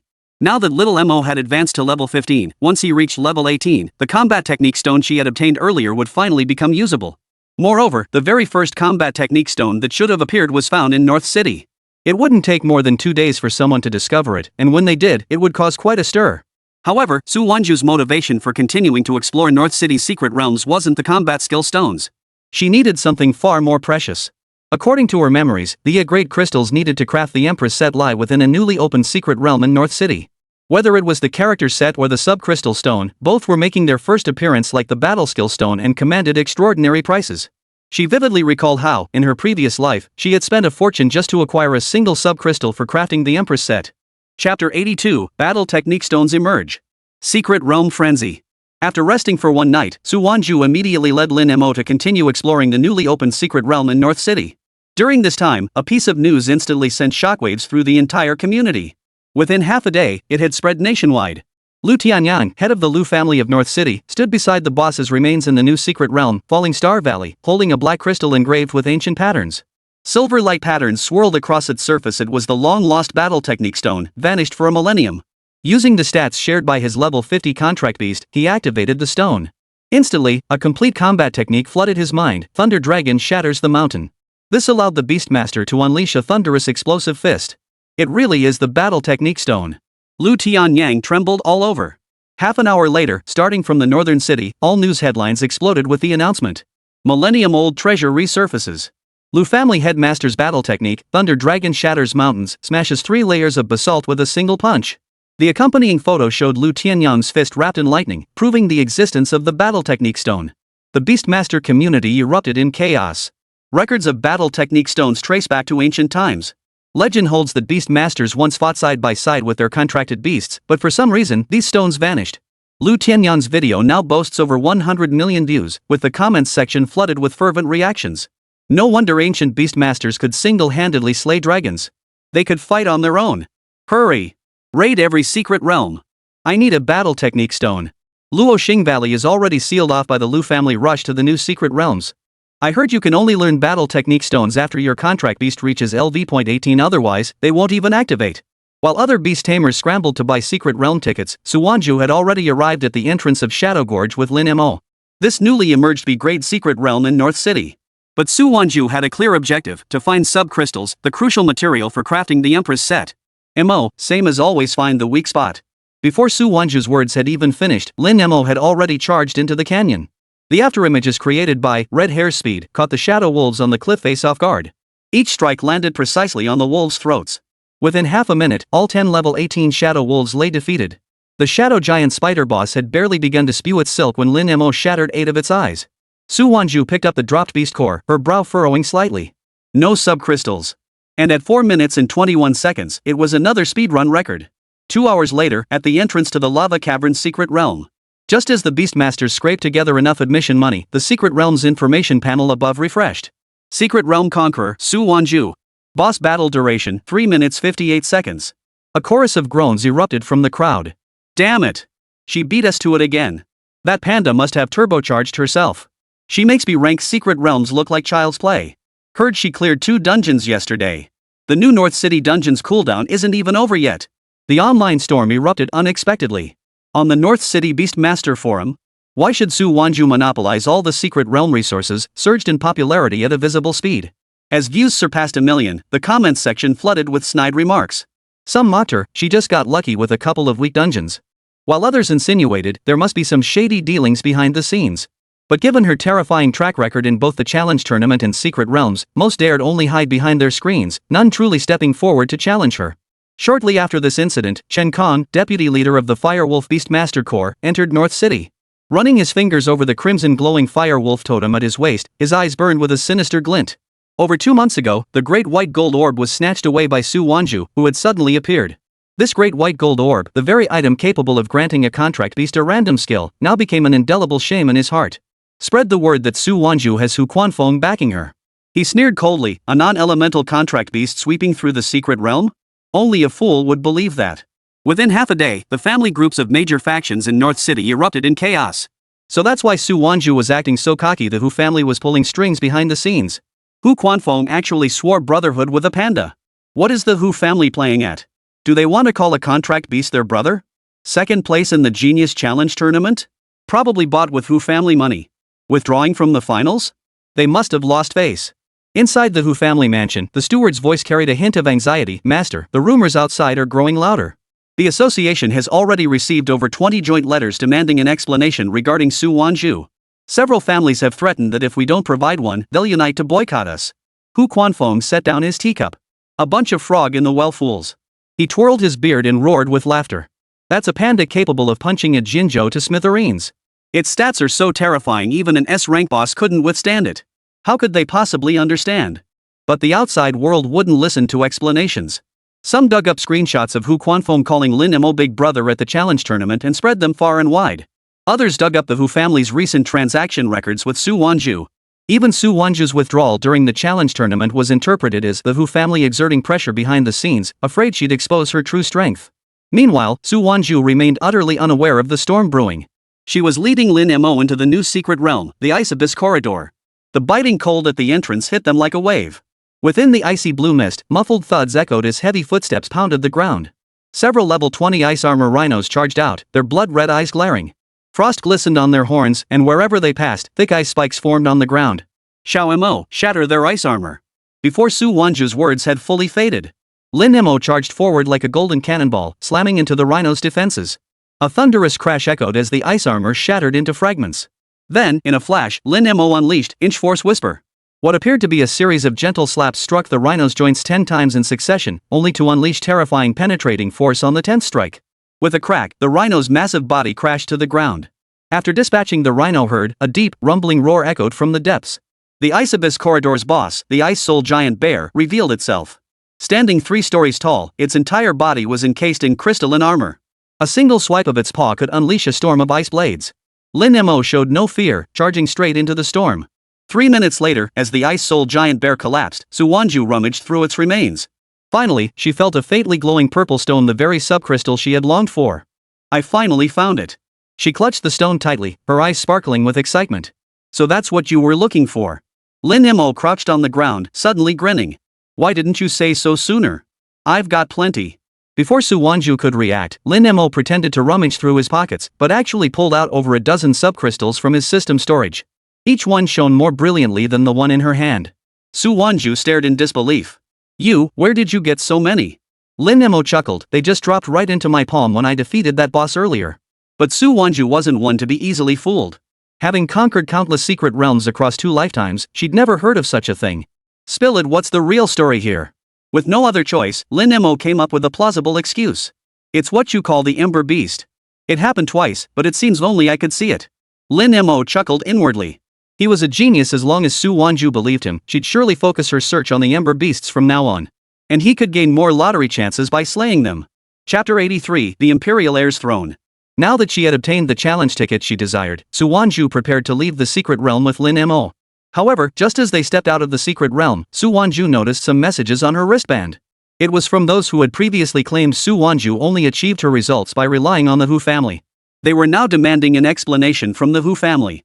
Su Wanzhu immediately resolved to visit the Hu family. Meanwhile, at the headquarters of the Beastmaster Corps in North City, several individuals were gathered in a conference room. These individuals were none other than the most formidable Beastmaster Corps commanders currently active within the Dragon Nation. Long Xingye, leader of the North Star Beastmaster Corps, the nation's foremost unit. Dragon Nation's 2nd Beastmaster Corps, Shirong Beastmaster Corps Commander Zhang Jingxi. Leader of the 3rd Beastmaster Corps, Kanglan Beastmaster Corps, Lei Xiaotian. The 4th Beastmaster Corps of Dragon Nation, Lu Kongyu, leader of the Firewolf Beastmaster Corps. The man standing before them was none other than Chen Fong, Commander-in-Chief of the Dragon Nation Beastmaster Corps. Regarding the Dragon Phoenix rankings, I trust everyone has seen them. Over 1,000 names appear on the list, but one stands out: the 6th-ranked Su Wanzhu. At the mention of Su Wanzhu's name, all eyes turned to Lei Xiaotian. After all, Su Wanzhu currently served as the head of the Kanglan Beastmaster Corps Strategy Department. Old Lei, tell us, did you know about this young girl's abilities all along, which is why you brought her into the Beastmaster Corps? Chen Fong also turned his gaze toward Lei Xiaotian. Lei Xiaotian smiled. To join the Kanglan Beastmaster Corps, one must naturally possess both her talent and her Beastmaster skills and strength. Zhang Jingxi then asked, did you gather us here today because of this Su Wanzhu? Chen Fong nodded. Exactly. Ever since news about Su Wanzhu surfaced, the main headquarters has been keeping a close eye on her. Coincidentally, the North City recently held the Genius Ranking Challenge Tournament and she participated. Add to that the current buzz on the forums. At this point, Lei Xiaotian abruptly interrupted, those are nothing but rumors. A contract beast capable of soloing a secret realm, could the Hu family possibly control that? Old Lei, that's exactly what I want to ask you. Among everyone here, you know that Panda best. Tell us what's the real story. The other guild leaders were equally curious. They'd only heard rumors that Su Wanzhu's contract beast was a panda, a species unseen for ages. It was precisely the panda's appearance that revealed to many that a panda clan had existed 1,000 years ago, only to vanish later. Yet details about the Panda clan remained unknown to most, who still regarded Su Wanzhu's contract beast as an attributeless creature. Lei Xiaotian cleared his throat and said, that panda is exceptionally unique. Even without an elemental attribute, the destructive power it can unleash is sufficient to counter elemental attacks. I imagine none of you here have ever witnessed such a phenomenon, have you? At this remark, the crowd nodded in agreement. A non-elemental contract beast capable of nullifying elemental attacks? Not only had they never seen one, they'd never even heard of such a thing. Zhang Jingxi pondered thoughtfully before speaking. If it's truly as you describe, it can only mean one thing, that Panda's stats cannot be judged by conventional standards. Have you conducted any numerical testing? No, the only known stats are from Su Wanzhu's mandatory assessment during the grand exam. Back then, his contract beast was only LV.1, yet its strength value approached 100. As Lei Xiaotian finished speaking, Long Xingye, the leader of the 1st Beastmaster Corps, suddenly opened his eyes. So, its current strength value must be around 800, 900? Impossible. Zhang Jingxi gasped. For a normal contract beast, a significant increase in stats without advancing 5 levels relies entirely on attribute bonuses. A normal level 20 contract beast's strength stat is only around 200. Reaching 800 would mean its strength is nearly that of a level 40 beast. But he's clearly only level 15. For a moment, the leaders of the Beastmaster Guild all fell silent. If that panda's strength stat was truly that terrifying, soloing the secret realm wouldn't be difficult at all. Seeing the others fall silent, Chen Fong spoke up, that's precisely why we must uncover the growth patterns of that panda's stats. It's crucial for the future of the Imperial Heir position. The position of Imperial Son. All the leaders turned their gaze toward Chen Fong simultaneously. They all understood exactly what the Imperial Heir position represented. It was the potential to become a Dragon Emperor in the future. The ranks of Beast Masters, from novice to saint level, were attained only through step-by-step assessments. Divine tier Beast Masters had not appeared for ages, as the fundamental requirement was that the contracted beast possessed ancient beast bloodlines. Below the divine rank lies a special tier, the Imperial rank. Each nation possesses only one Imperial tier master. The Dragon Emperor is the sole Emperor tier Beast Master in the Dragon Nation today. As for the candidates for the position of Imperial Heir, they are neither chosen from the Dragon Emperor's offspring nor selected through voting. Instead, they are chosen by a specific talisman. If 4 individuals possess this token, then 4 will vie for the position of Imperial Heir. Don't give me those looks. This is all the Dragon Emperor's decision. He suspects Su Wanzhu might be one of this year's chosen by the token, or that she's attempting to become the Imperial Heir. That's why she keeps tackling secret realms we need to investigate. Chen Fong explained the reason for summoning them. It also serves to gauge the true capabilities of that panda creature. After speaking, Chen Fong added that several of them would need to witness the matter together to prevent any concealment. Lei, contact Su Wanzhu and have her come over, Chen Fong instructed. Lei Xiaotian immediately complied, and Su Wanzhu responded promptly. She says she's unavailable right now and needs to handle some personal matters. Personal matters? She must be referring to the Wu family situation. I heard many families in North City have gone to the Wus demanding answers. It feels like someone is stirring the pot, Zhang Jingxi analyzed. In that case, old Lei, Jingxi, and Xingye, the three of you go explain the situation and bring Su Wanzhu over. Chen Fang's attitude clearly indicated he wanted this matter resolved as quickly as possible. The three immediately set off. On the way, Zhang Jingxi asked the other two for their opinions on the imperial heir position. Lei Xiaotian spoke first. The imperial heir position emerges every 60 years. Each time it appears, it brings turmoil to the established order, forcing all factions to choose a side. Looks like we're in for some trouble this time. But there's something peculiar. We've heard nothing about the imperial heir's token this time. Could it be related to the sudden changes in the secret realm? Long Xingye remarked, it's quite possible. After all, the emergence of the battle technique stone could influence the selection of the token. Meanwhile, Su Wanzhu and Lin Mo were hastening toward the Su family estate. Xiao Mo, after we finish our trip to North City, let's not rush to Shu City. We'll head back to Tianhai City first. I plan to tackle the third and fourth layers of the soul-binding abyss. Lin Mo nodded indifferently. Little did he know, Su Wanzhu had a crucial reason for choosing to tackle the third and fourth layers of the soul-binding abyss at this time. That reason was the token of the imperial heir's throne. The imperial seal. Chapter 84, Below Divine Rank, all are insignificant. Su Wanzhu understood the imperial heir's position better than anyone. The token of the imperial heir's throne was the jade seal.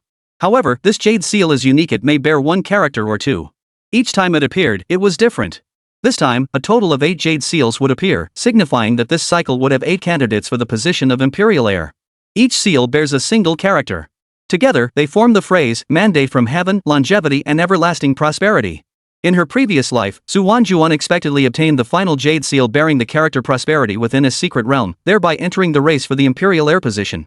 Whoever secures the remaining seals will ascend as the new emperor of the Dragon Nation. Thus, the struggle for the imperial heir's position was exceptionally fierce. It represented not only the struggle among the 8 individuals themselves, but also the fierce competition between the powerful factions backing each of them. According to Su Wanzhu's memories from her previous life, once all 8 candidates were publicly revealed, a brutal battle erupted. Within a single year, 3 had been eliminated. The Heaven Jade Seal within the soul-binding abyss was obtained by another individual. Had she attempted to challenge the subsequent 2 layers of the soul-sealing abyss after conquering the second layer, she would have had no chance of obtaining the Heaven Jade Seal. It would only appear after the secret realm underwent major changes. This time, she must not only claim the Jade Seal rightfully hers, but also seize the Jade Seal. As for the others, though he knew roughly which secret realms they appeared in, time was limited. He wouldn't have enough time to obtain them all, so he could only do his best. After securing the Heaven Jade Seal, he would proceed to Rome City to obtain the Empress's set and the battle technique stone exclusive to her. Such a start would be far faster than in his previous life. Moreover, in this life, he would not only become an Emperor tier beast tamer but also ascend to the legendary God tier. After all, there's an old saying. Below the God tier, all are but ants. Outside the Hu family mansion, dozens of beast tamers gathered, clamoring for Hu Quanfeng to give an explanation. At the forefront stood Zhang Su, the young master of the Zhang family from South City. Clutching a joint petition letter, he sneered, "Old Master Hu, Su Wanzhu's consecutive speed runs through the secret realm are blatant rule-breaking. As a North City elder, you've allowed her to monopolize the system. How are ordinary beast tamers like us supposed to survive?" Hu Quanfeng sat composed in his armchair, sipping tea leisurely, with Hu Jai standing behind him. "Young Master Zhang, one may eat carelessly, but one must not speak carelessly." Hu Quanfeng set down his teacup, his gaze piercing. Su Wanzhu's prowess and that of her contract beast are documented in the challenge records and secret realm logs. If you have the skill, go surpass them. Zhang Su scoffed. How strong could a non-elemental contract beast possibly be? It's only powerful because of your Hu family backing. We came here today to see for ourselves what this panda you call Big Brother is really capable of. As he spoke, a burly man stepped forward from behind him. His contract beast, the iron-armed ape, roared as it entered the arena. Its body was a mass of coiled muscle, with an armspan of over 2 meters, clearly a level 22 powerhouse. Just then, Su Wanzhu and Lin Mo arrived. "Who's making all the noise?" Lin Mo bellowed. Everyone turned around.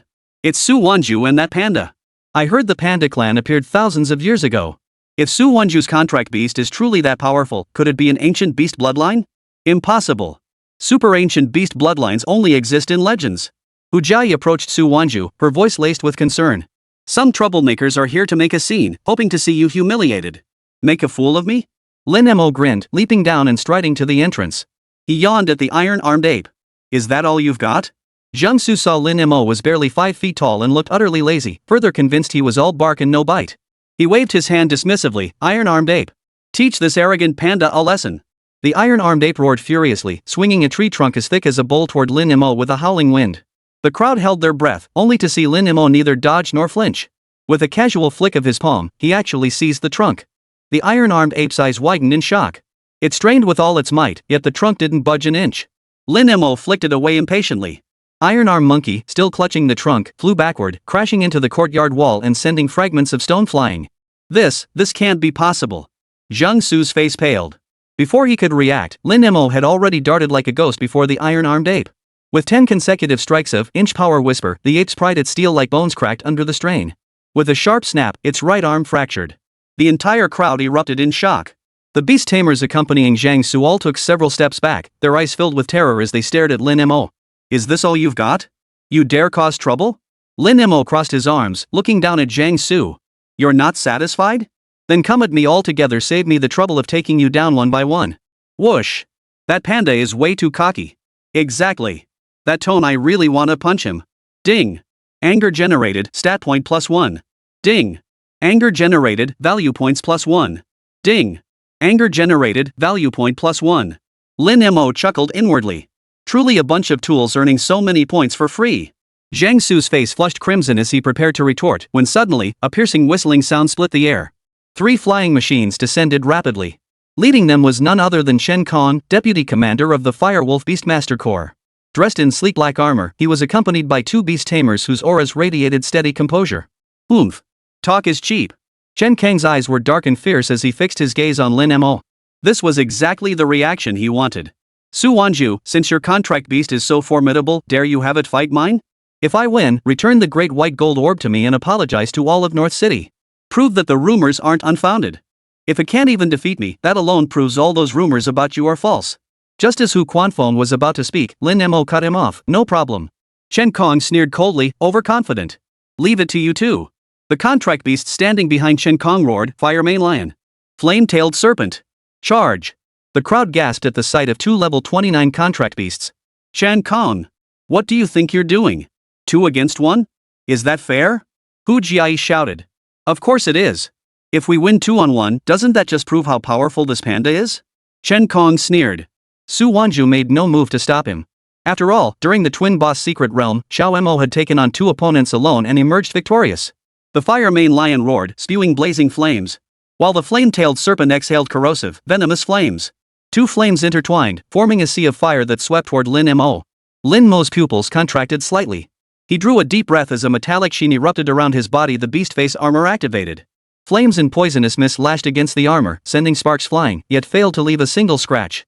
Seizing the moment of its shock, Lin Mo unleashed red hair speed, transforming into a golden afterimage as he charged into the inferno. He slammed into the fire main lion with a thunderous impact. The fire main lion hastily raised its claws to block, only to be sent flying by the impact. It crashed heavily to the ground, blood spurting from its mouth, rendered incapable of further combat. Seeing this, the flame-tailed serpent immediately circled behind Lin Mo, its fangs snapping toward his neck. Without turning his head, Lin Mo struck the serpent's head with a backhand palm. The penetrating force of inch power whisper erupted instantly, leaving the flame-tailed serpent utterly unable to rise. Was it over already? In less than 3 minutes. Chapter 85, even suspecting a machine malfunction. Su Wanzhu's contract beast swiftly ended the battle under everyone's gaze, and it was a 1 against 2 fight. What kind of contract beast is this? Ding. Shock triggered. Stat point +1. Ding. Shock generated, value points +1. Ding. Shock triggered, shock points +1. Ding. Shock generated, value point +1. Wow, this feels amazing. Lin Mo chuckled inwardly. Free stat points delivered right to his doorstep. Why pass them up? Chen Kang's eyes widened in disbelief as he watched the scene unfold before him. He had brought 2 elite beast masters, their contract beasts exceptionally powerful, yet this panda had defeated them both in just a few moves. Who else? Lin Mo surveyed the entire arena, his voice booming like a bell. The beast tamers who had been doubting him moments ago now lowered their heads, not daring to meet his gaze. Chen Kong gritted his teeth, about to summon his ace contract beast, a level 38 firewolf, when Hu Quanfeng blocked him. Deputy Commander Chen, causing trouble in the Hu family's territory? Is that how little you regard me? Behind Hu Quanfeng, the Hu family's guards materialized. Chen Kang's expression flickered between anger and resolve before he finally snorted coldly, Old Hu, we're not here to settle scores. We simply demand that the Hu family provide an explanation to the people of North City. Oomph. Was that earlier explanation sufficient? Hu Quanfeng gestured toward the two contract beasts defeated by Lin Mo. Chen Kang's expression darkened further as murmurs began to rise among the crowd. That panda's power is terrifying. Talk about a swift comeuppance. Just moments ago they claimed he relied on the Hu family, now they know better, huh? Just as Chen Kong was still pondering his next move, the arrival of a vehicle suddenly shattered the calm. Look! It's Long Xingye, the leader of the 1st Beastmaster Corps. And the 2nd Beastmaster Corps commander, Jiang Jingxi. 3rd Beastmaster Corps commander Lei Xiaotian is here too. Holy crap! What's going on? Everyone was stunned by the sudden appearance of the three. After all, what kind of situation would require these three heavyweights to make an appearance? Hu Quanfeng stepped forward first. By seniority, he was a generation above these individuals. Honored captains, your presence at the Hu residence truly graces us. Would you care to come inside? Seeing Lei Xiaotian present, Hu Quanfeng had already guessed the trio must be here for Su Wanzhu. But the specifics remained unclear. The best course of action was to invite them into the family home. Old Master Hu, we've come seeking Su Wanzhu, Lei Xiaotian said with a smile. As the commander of Kanglan Beastmaster Corps, where Su Wanzhu served, his attitude suggested this matter was likely not serious. Chen Kong, however, disagreed. He immediately stepped forward and said, Captains, Su Wanzhu, with the Hu family's backing, has infringed upon our interests. We've come seeking justice. Chen Kong wasn't stupid. If these three had come personally to find Su Wanzhu, it must be serious business. And it must be related to the incident in North City. He intended to fan the flames while he had the chance. As for the justice he mentioned, it was nothing more than an attempt to distance himself from the situation. You, a mere deputy commander, lecturing us? Long Xingye suddenly spoke, his sheer presence completely overwhelming Chen Kong. Facing the commander of the 1st Beastmaster Regiment, Chen Kong could only bow his head and smile apologetically. Not at all. Not at all. Saint-level Beastmasters were rare in any single city, but nationwide, there were still quite a few. However, even among Saint-tier Beastmasters, there were varying degrees of strength. Lei Xiaotian was a Saint-level Beastmaster with a contract beast at LV.48. As the commander of the 1st Beastmaster Regiment, Long Xingye's contracted beast had reached the terrifying level of LV.55. Freshmen who contracted a beast could take the basic Beastmaster assessment, capped at LV.10. After breaking through to LV.10, the intermediate Beastmaster assessment opens. Upon reaching LV.20, the advanced Beastmaster examination begins, a level typically attained by seniors. Upon obtaining the advanced Beastmaster credential, one graduates from university and enters the workforce. Thus, most ordinary members of the Beastmaster Corps fall between LV.20 and LV.30. When your contracted beast reaches LV.30, you become eligible for the Mystic Rank Beastmaster examination. At LV.40, the Wilderness Grade Beastmaster assessment opens. At LV.50, the Sacred Class Beastmaster examination opens. These are the standard requirements, but exceptions exist. For instance, Su Wanzhu voluntarily took the intermediate Beastmaster exam when her beast, Xiao Mo, was under level 10. Lei Xiaotian once registered for and passed the Sacred Grade Beastmaster examination when his contract beast was only at LV.45. Therefore, among the three guild masters present, only Chen Kong, a mere wilderness tier Beastmaster, dared not challenge them. Su Wanzhu? Please accompany us for a numerical assessment of your contract beast. Long Xingye turned his gaze to Su Wanzhu. They were not unaware of the discussions about Su Wanzhu on the bracelet forum, but their primary concern was the condition of this panda. And whether Su Wanzhu had indeed obtained the token signifying the Imperial Heir's position. Lei Xiaotian added, no need to be nervous. You've been making quite a splash in North City lately. It's given me, as your squad leader, a huge boost in prestige. Su Wanzhu nodded, agreeing to take Xiao Mo for the assessment. Watching Su Wanzhu being led away by the three group leaders, everyone realized one thing. Once the results came out, no matter what the Central Corps said, this farce in North City would finally come to an end. Grandfather, should we ask? Hu Jiayi worried it might harm the Hu family and wanted to consult the elders, who were all high-ranking officials in the Central Corps or the Central Association. No need. If those three were sent, it must be the Grand Commander's order. We'll just wait for the results. After reassuring Hu Jiayi, Hu Quanfeng slipped out unnoticed. By the time Hu Jiayi realized it, the old man was already gone. Inside the Beastmaster Corps headquarters building. Old Captain, what on earth are you doing? Chen Feng, Commander-in-Chief of the Dragon Nation Beastmaster Corps, frowned, torn between laughter and exasperation. Chen Feng was 55 years old, while Hu Quanfeng was 60. Back when Chen Feng was a junior member of the Beastmaster Corps, Hu Quanfeng had been the captain of his squad. Now, his old squad leader had snuck over like this, clearly up to no good. Haha, I just thought I hadn't seen you in ages, so I came to check in. Hearing his old squad leader speak thus, Chen Feng couldn't be bothered with pleasantries. You came to see me? You're practically pressed against the glass. You're here to see that young lady, aren't you? Wrong. I came to see my big brother. Hu Quanfeng pointed toward Lin Mo's location not far away. Chen Fong knew this old captain's temperament all too well. So you're seriously considering swearing allegiance to a contract beast as your big brother? What? Is that not allowed? Of course you can. But from what I know about this panda and that girl, they've joined the Kanglin Beastmaster Corps now. If they keep growing, they'll definitely make it to the main corps. If you like them so much, why not come to the main corps and take a position? Hu Quanfeng turned back with a chuckle. You keep saying you understand, but it seems you still don't know my big brother and big sister. What do you mean by that? Hu Quanfeng paused. Even if you recruit them now, they won't join the main corps, let alone later.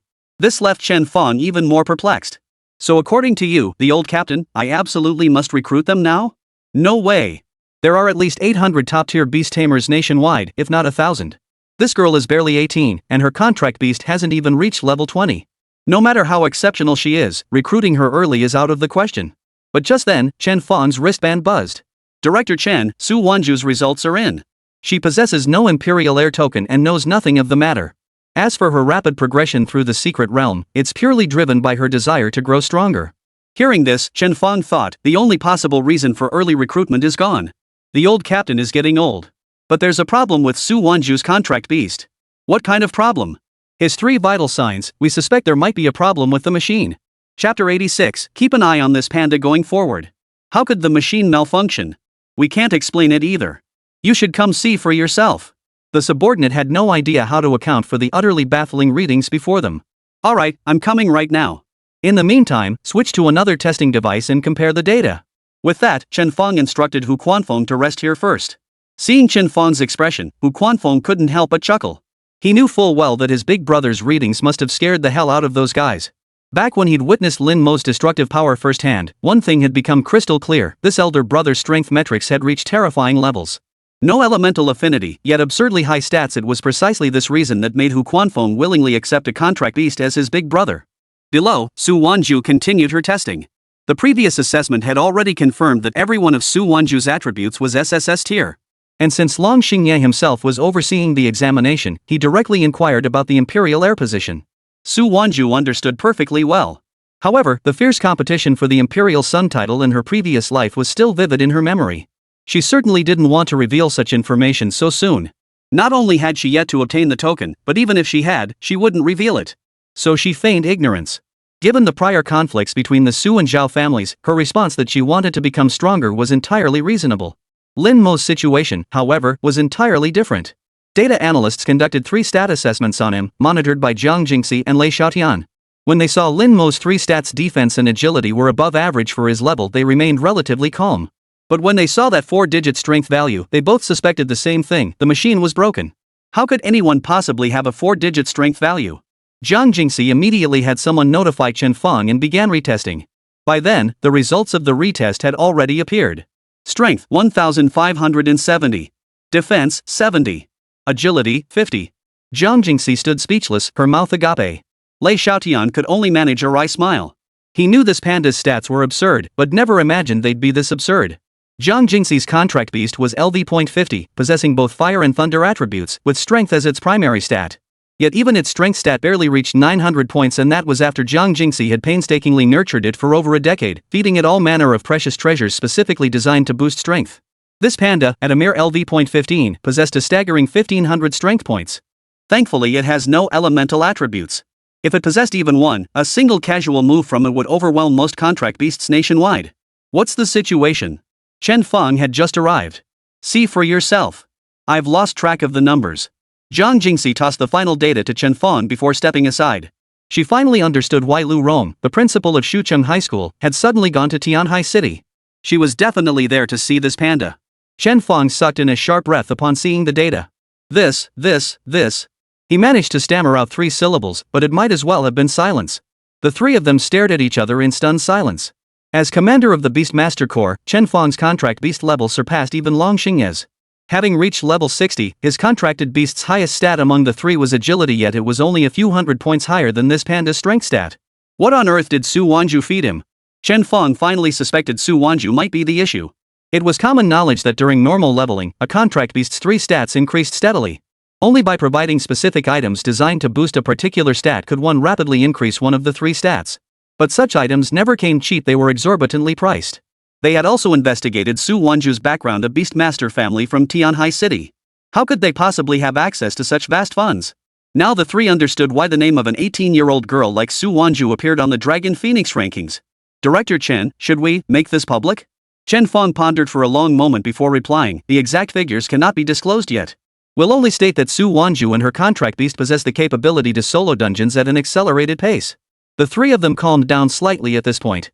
At the same time, Lei Xiaotian and Jiang Jingxi understood the significance of Chen Fong's decision.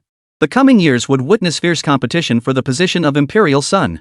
If Su Wanzhu failed to become a candidate for the Imperial Heir position, she would undoubtedly become the primary target of those contenders.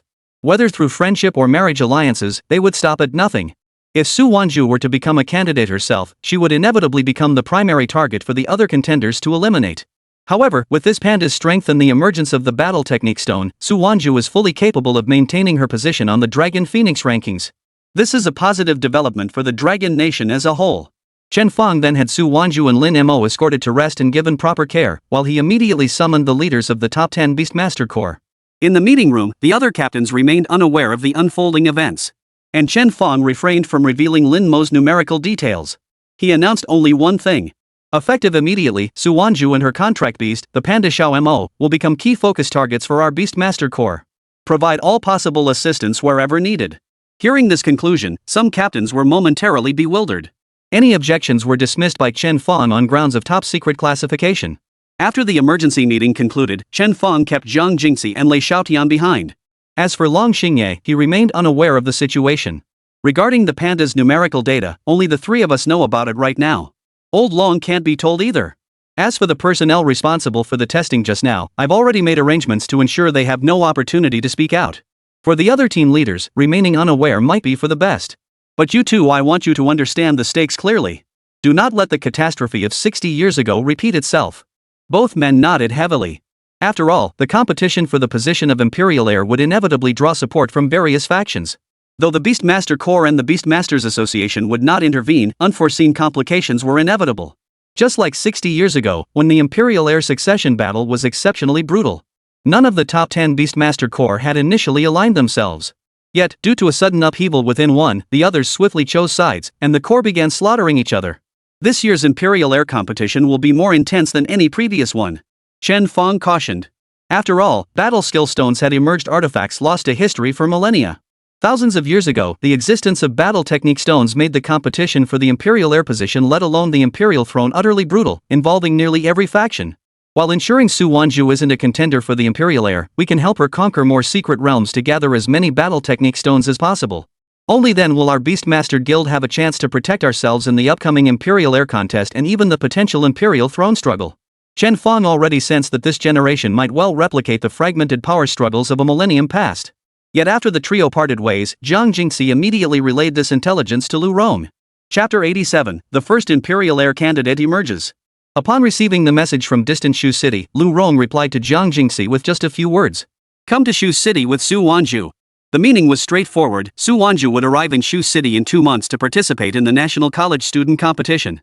Therefore, over the next 2 months, Jiang Jingxi needed to stay close to Su Wanzhu, tasked with observing both Su Wanzhu and Lin Mo. But Madame Lu, what about the Beastmaster Corps?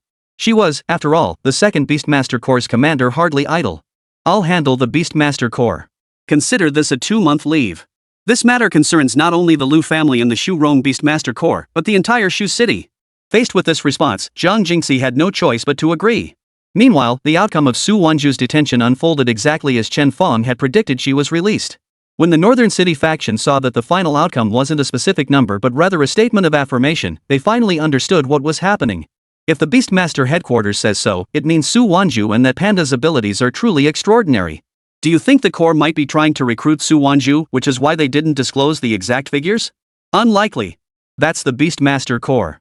Not even members of the Beastmaster units, let alone deputy commanders like Chen Kong, can be recruited without certainty.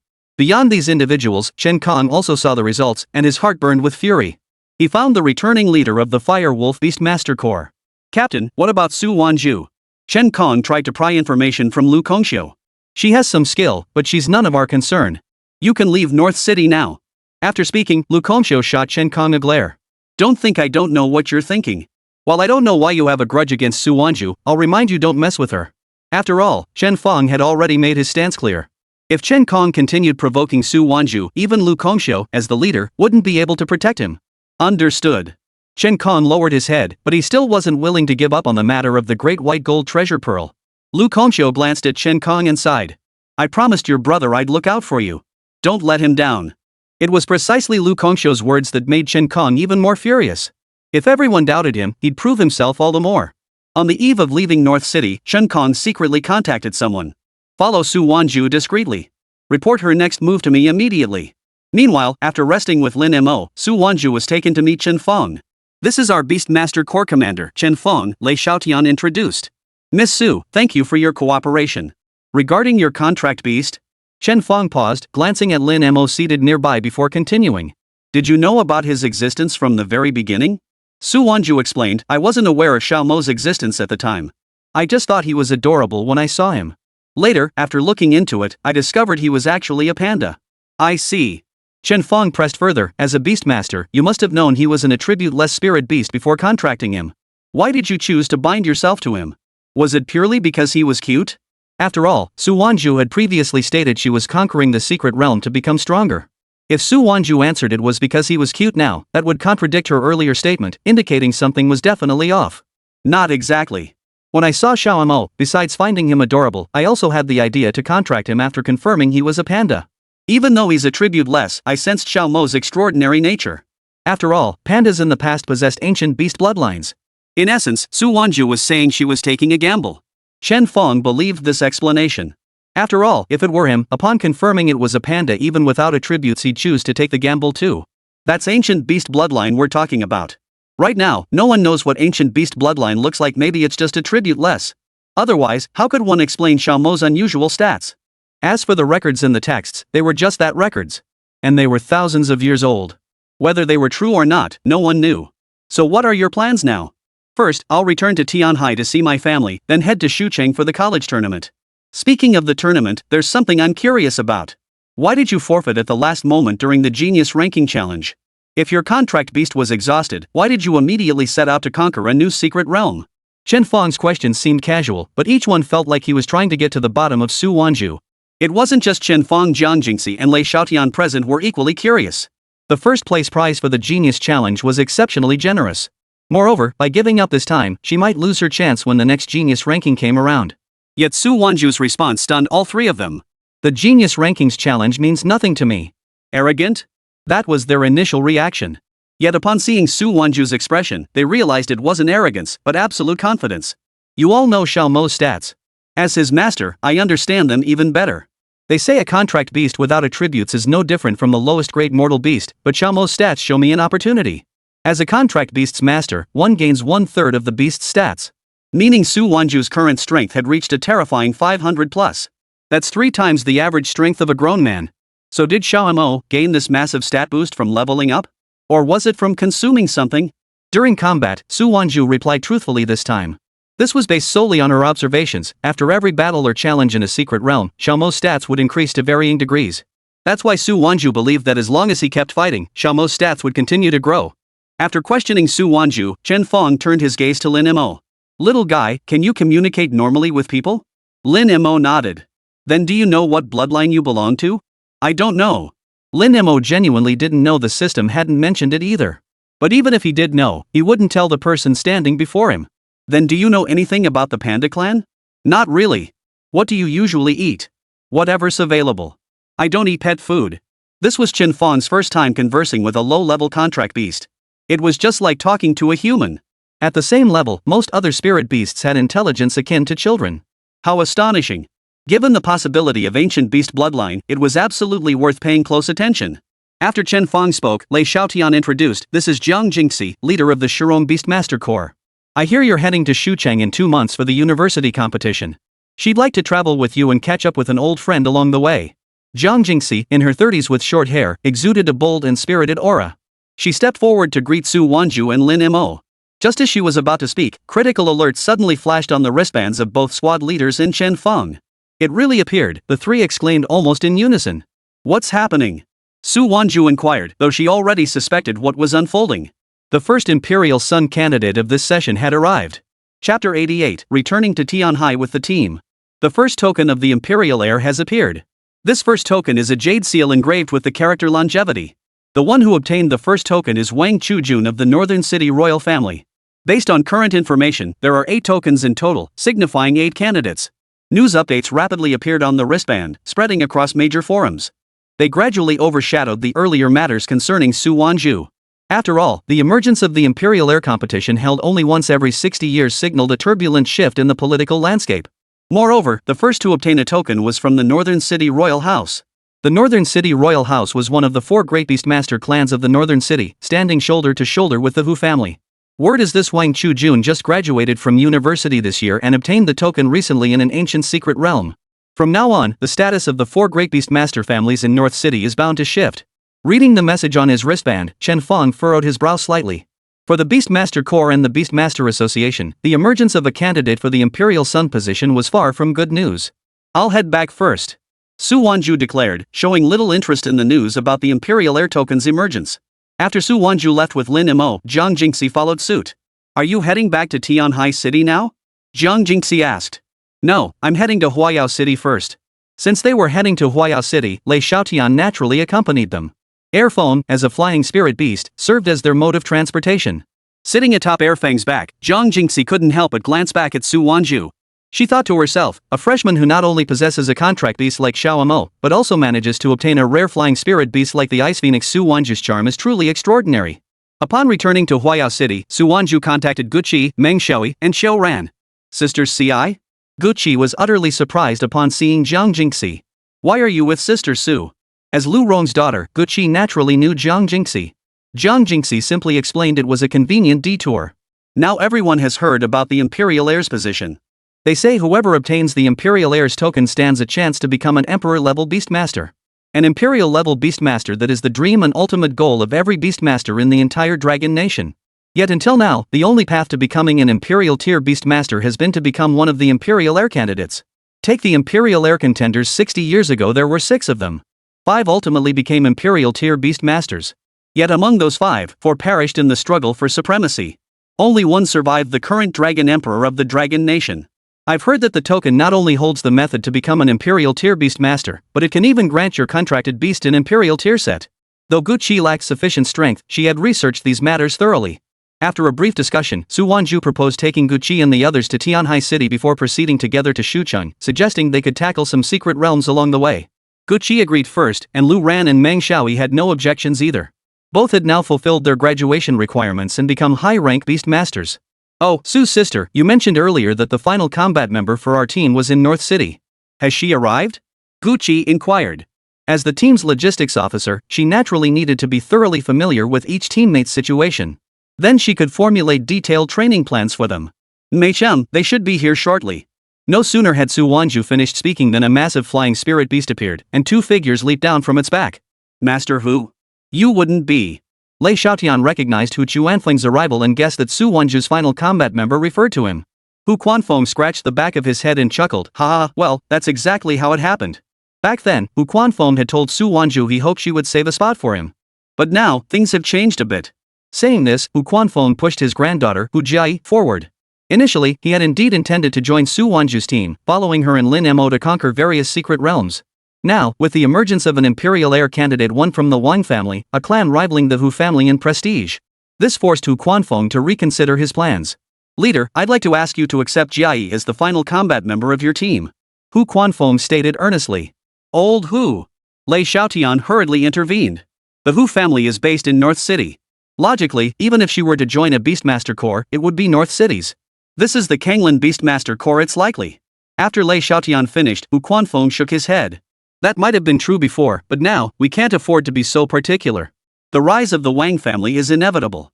When that time comes, every faction in North City will need to declare their allegiance. Jiai is the only young Beastmaster in our Hu family with SS tier talent. Having her follow the leader gives me peace of mind. Hu Quanfeng wasn't just thinking of Hu Jiai, he was considering the entire Hu family. This was an early declaration of their stance. The Hu family refused to become a vassal force of the Wang family. Agreed.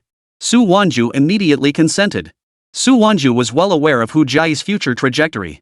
By the time she ascended the throne, Hu Jiai would have grown into a formidable Beastmaster general. Securing the Hu family's backing now would provide additional assurance for her path to becoming empress. Thus, Su Wanzhu's first squad of the strategy division was fully assembled. That very evening, the group boarded the airphone and returned from Huayao City to Tianhai City. Upon learning of their return, Su Hao and his wife personally came to greet them. Dad! Mom! Su Wanzhu embraced them both before introducing the team members and Zhang Jingxi. When they learned Zhang Jingxi was the leader of the Shu Rong Beastmaster Corps, the second-ranked Beastmaster Corps in the Dragon Nation, the couple's expressions turned stunned. When had their daughter become acquainted with such a prominent figure? Dan Tailan promptly invited Zhang Jingxi inside and had someone prepare a room for her. Xiao Mo. You've worked hard out there with Wanzhu. I specially prepared sweet and sour spare ribs for you, eat as much as you like. Dan Tailan smiled as she carried a large bowl of sweet and sour spare ribs to Lin Mo. While the others contract beasts lay on the floor eating beast feed, Lin Mo and Su Wanzhu sat together at the dining table. Glancing around, Su Wanzhu noticed Dan Typhone was absent. Your aunt went back to her hometown. Hometown? Yangqing City? The province Yangqing City belonged to was further west and central, also the necessary route for Su Wanzhu to reach Shucheng. Moreover, the Beastmaster Corps of the three central and western provinces were under the jurisdiction of the Firewolf Beastmaster Corps.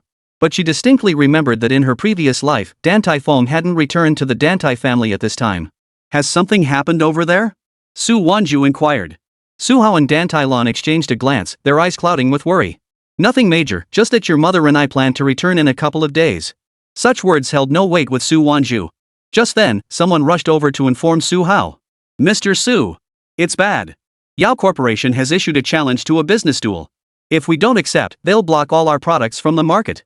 Yao Corporation? Su Wanzhu suddenly felt the name sounded familiar. She suddenly recalled that this Yao family was the one allied with the Dantai family through marriage. Aren't the Yaos based in Yangqing City? Why have they come here? Chapter 89, What just hit me? Where are those people now? Su Hao asked. Outside the villa. They just ran into the friends the young miss brought back and spoke disrespectfully to them. The messenger looked deeply concerned, worried that the Wu family might bully the young miss's friends. Su Hao immediately stood up, followed closely by Dan Tailan. If these people upset Zhang Jingxi, it would be disastrous. When Su Hao and his family arrived, they saw Zhang Jingxi standing there. Before her, a man knelt on the ground, and beside him lay a contract beast. Spotting Su Hao's arrival, the man immediately pointed at him and shouted, Su Hao! Are you out of your mind? We agreed to send 4 young people each for the duel. What are you doing bringing this old man? The moment he finished speaking, he felt Zhang Jingxi's gaze, one that could kill, and immediately shut his mouth. Yao Guangtian. This is our Su family's guest. You must have spoken disrespectfully, otherwise, why would Miss Jiang have attacked? Yao Guangtian couldn't argue back. He'd brought his men and happened to see Zhang Jingxi standing there talking on the phone. Assuming she was from the Su family, he provoked her. But who could have imagined that this woman's contract beast would send his entire entourage, both men and beasts, fainting with fear with just a single breath? In his 30-odd years, he had never encountered such a formidable beastmaster. Miss Jiang, this is a matter for our Su family. We apologize for the earlier disturbance. Once it's resolved, we'll formally apologize to you. Su Hao was extremely humble, while Zhang Jingxi looked indifferently at Su Wanzhu and Lin Mo. These blokes can't keep their mouths shut. I hope to see them speechless later. Understood. Lin Mo clenched his fist. This was exactly his kind of thing. Su Wanzhu stepped forward and shouted, Why are you Yao family members looking for trouble? Did the Dantai family send you? Yao Guangtian laughed. Your Su family has long been a thorn in the Dantai family's side. You should have known this day was coming over a decade ago. Enough nonsense. Su Hao agreed to a duel between 4 young members from each family. If you lose, the Su family gets kicked out of Tianhai City. If you refuse to fight, don't ever expect to sell another single thing. As soon as Yao Guangtian finished speaking, Guqi shouted, Don't you know the Gu family of Huayao City has long been collaborating with the Su family? Of course we know. But do you think we're unaware of why the Gu family allied with the Su family? Why? Guqi asked, genuinely curious about the information these people possessed. Ha ha ha ha. I'll tell you. It's simply because Su Wanzhu joined the Kanglin Beastmaster Corps. Frankly, it's just an investment. All we need to do is inform the Gu family that Su Wanzhu is a fraud. And our Yao family can offer even greater benefits. Do you think the Gu family would refuse? Yao Guangtian was supremely confident. To him, that was simply how business worked. But Guqi dismissed him with disdain. Ridiculous. Your Yao family? The Gu family wouldn't even give you the time of day. You! Yao Guangtian shouted angrily, Who do you think you are? She's Gu Mingyuan's daughter, Guqi, Meng Xiaoyi introduced with a sly smile. What? Yao Guangtian's eyes widened. You're pulling my leg, right? How could Gu Mingyuan's daughter possibly be here? Yet the next second, Yao Guangtian lost his composure. Gucci extended her wrist, revealing a bracelet adorned with a projection, the distinctive emblem exclusive to the Gu family. Only direct descendants of the Gu family possessed such an emblem. Not only that, but the emblem featured a touch of pink, a detail any businessperson would recognize as signifying Gu Mingyuan's daughter. Miss Gu. I've never met you before. Everything I said earlier was just nonsense, please don't take it to heart. Yao Guangtian was already flustered and hurriedly explained. After all, the Gu family's business spanned the entire nation, while the Yao family, much like the Su family, merely held a leading position within a single city. I can't be bothered with you lot. Even after learning Guqi's identity, Yao Guangtian wasn't about to back down. The battle with the Su family must continue. Moreover, Guqi's presence here wasn't entirely bad, it would give this Gu family heiress a chance to see that the Su family simply wasn't worth their partnership. Yao Guangtian immediately called forward the 4 young men behind him. Su Hao was also preparing to call upon 3 young family members to join Su Wanzhu in the confrontation. But just then, Hu Jiayi spoke up, let us handle it. Xiao Ran and Meng Xiaoyi nodded in agreement.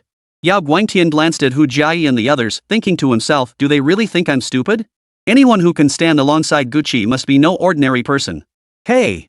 Are you Su family members? If not, you're not allowed to fight. Hu Jiayi retorted, we may not be Su family members, but we're under the captain's command. Is there a problem?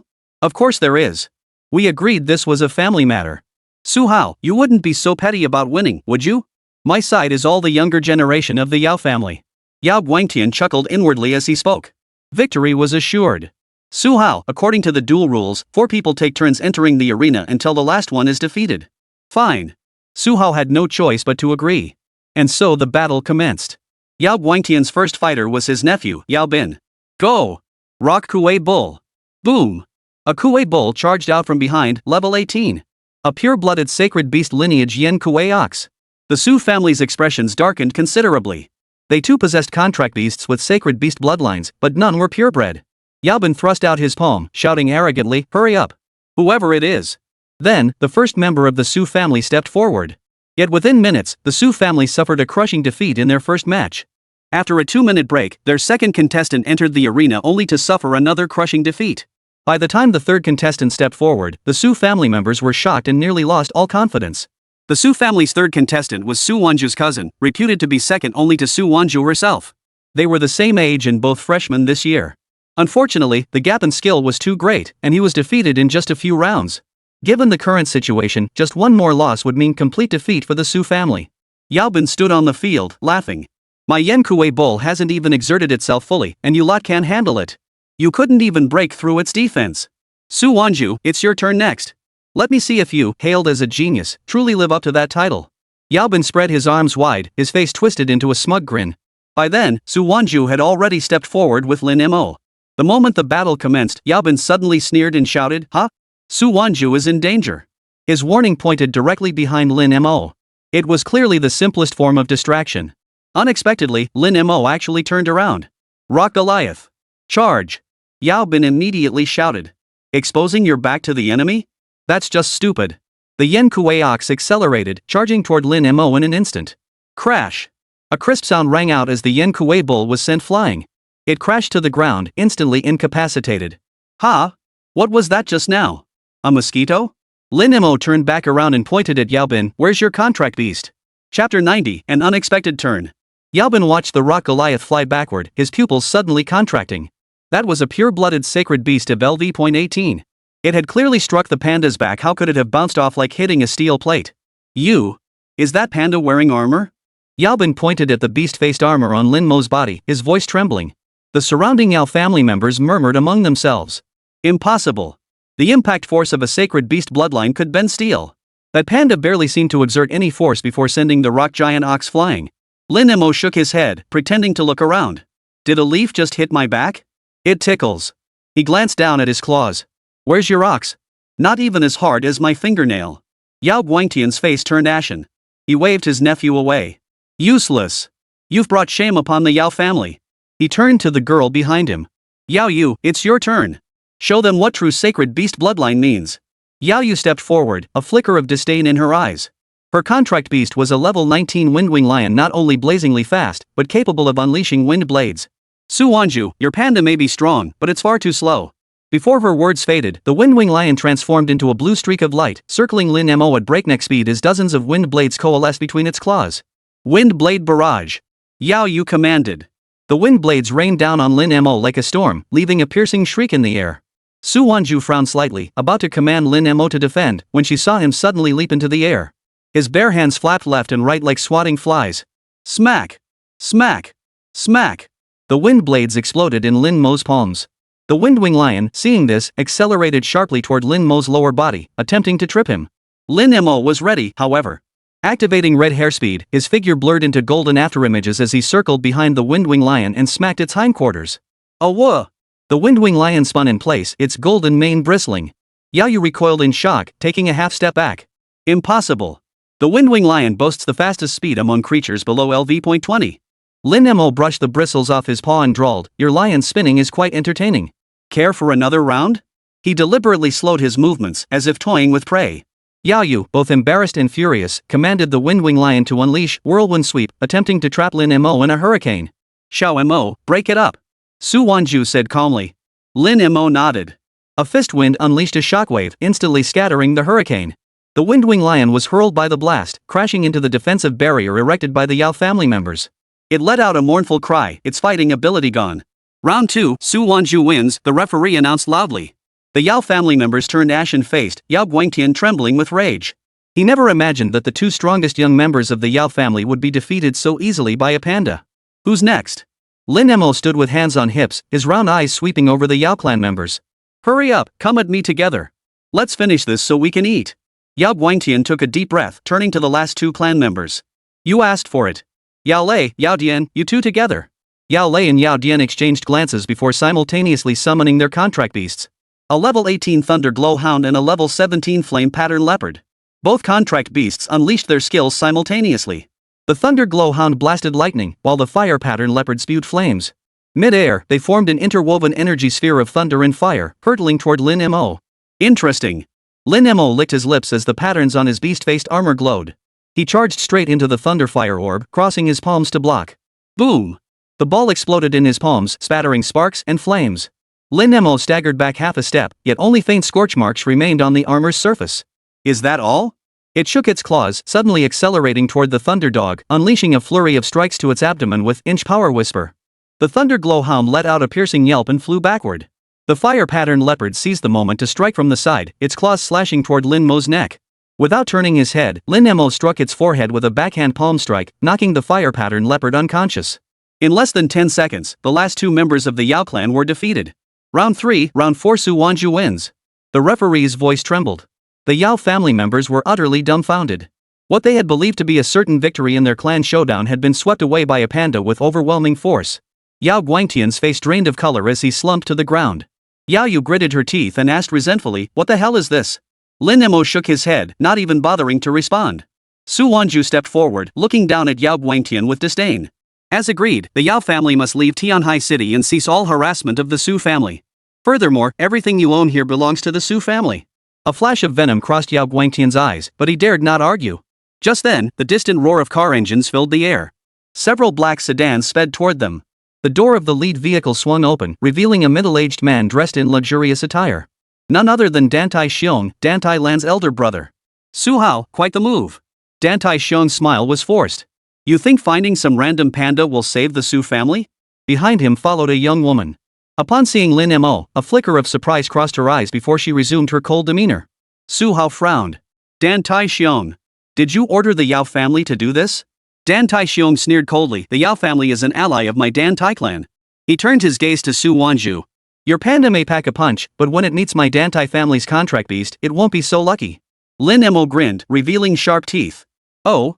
Are your contract beasts tougher than those iron lumps earlier? I'd love to test them out.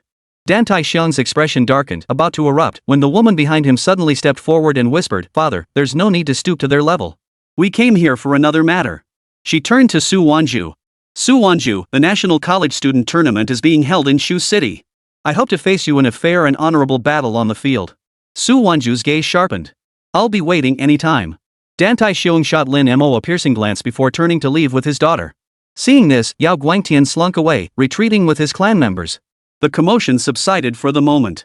Su Wanzhu approached Lin Mo and whispered, Did you deliberately take that lightning fireball head on just now? Lin Mo blinked and whispered in a voice only they could hear, That little shock doesn't faze me. After all, with thunder immunity and his own defensive stats, that lightning fireball had indeed been like scratching an itch through a shoe. The next day, Su Wanzhu prepared to set off for Shucheng. Su Hao and Dan Tai Lan also announced they would be joining the journey. Your mother and I plan to return to the Dan Tai family, Su Hao explained. Dan Tai Lan nodded in agreement. Since Dan Tai Xiong has appeared, it means Ah Feng might be in danger. The current head of the Dan Tai family was Dan Tai Lan's father, but his wife was Dan Tai Xiong's mother, not the mother of Dan Tai Feng and Dan Tai Lan. Su Wanzhu also knew that her maternal grandmother had passed away long ago. After her mother and aunt were born, they were not welcomed by the Dan Tai family. Furthermore, when her mother grew up and refused the Dan Tai family's arranged marriage, choosing instead to marry Su Hao, she was expelled from the Dan Tai household. Mom, what exactly is Auntie going back to the Dan Tai family to do?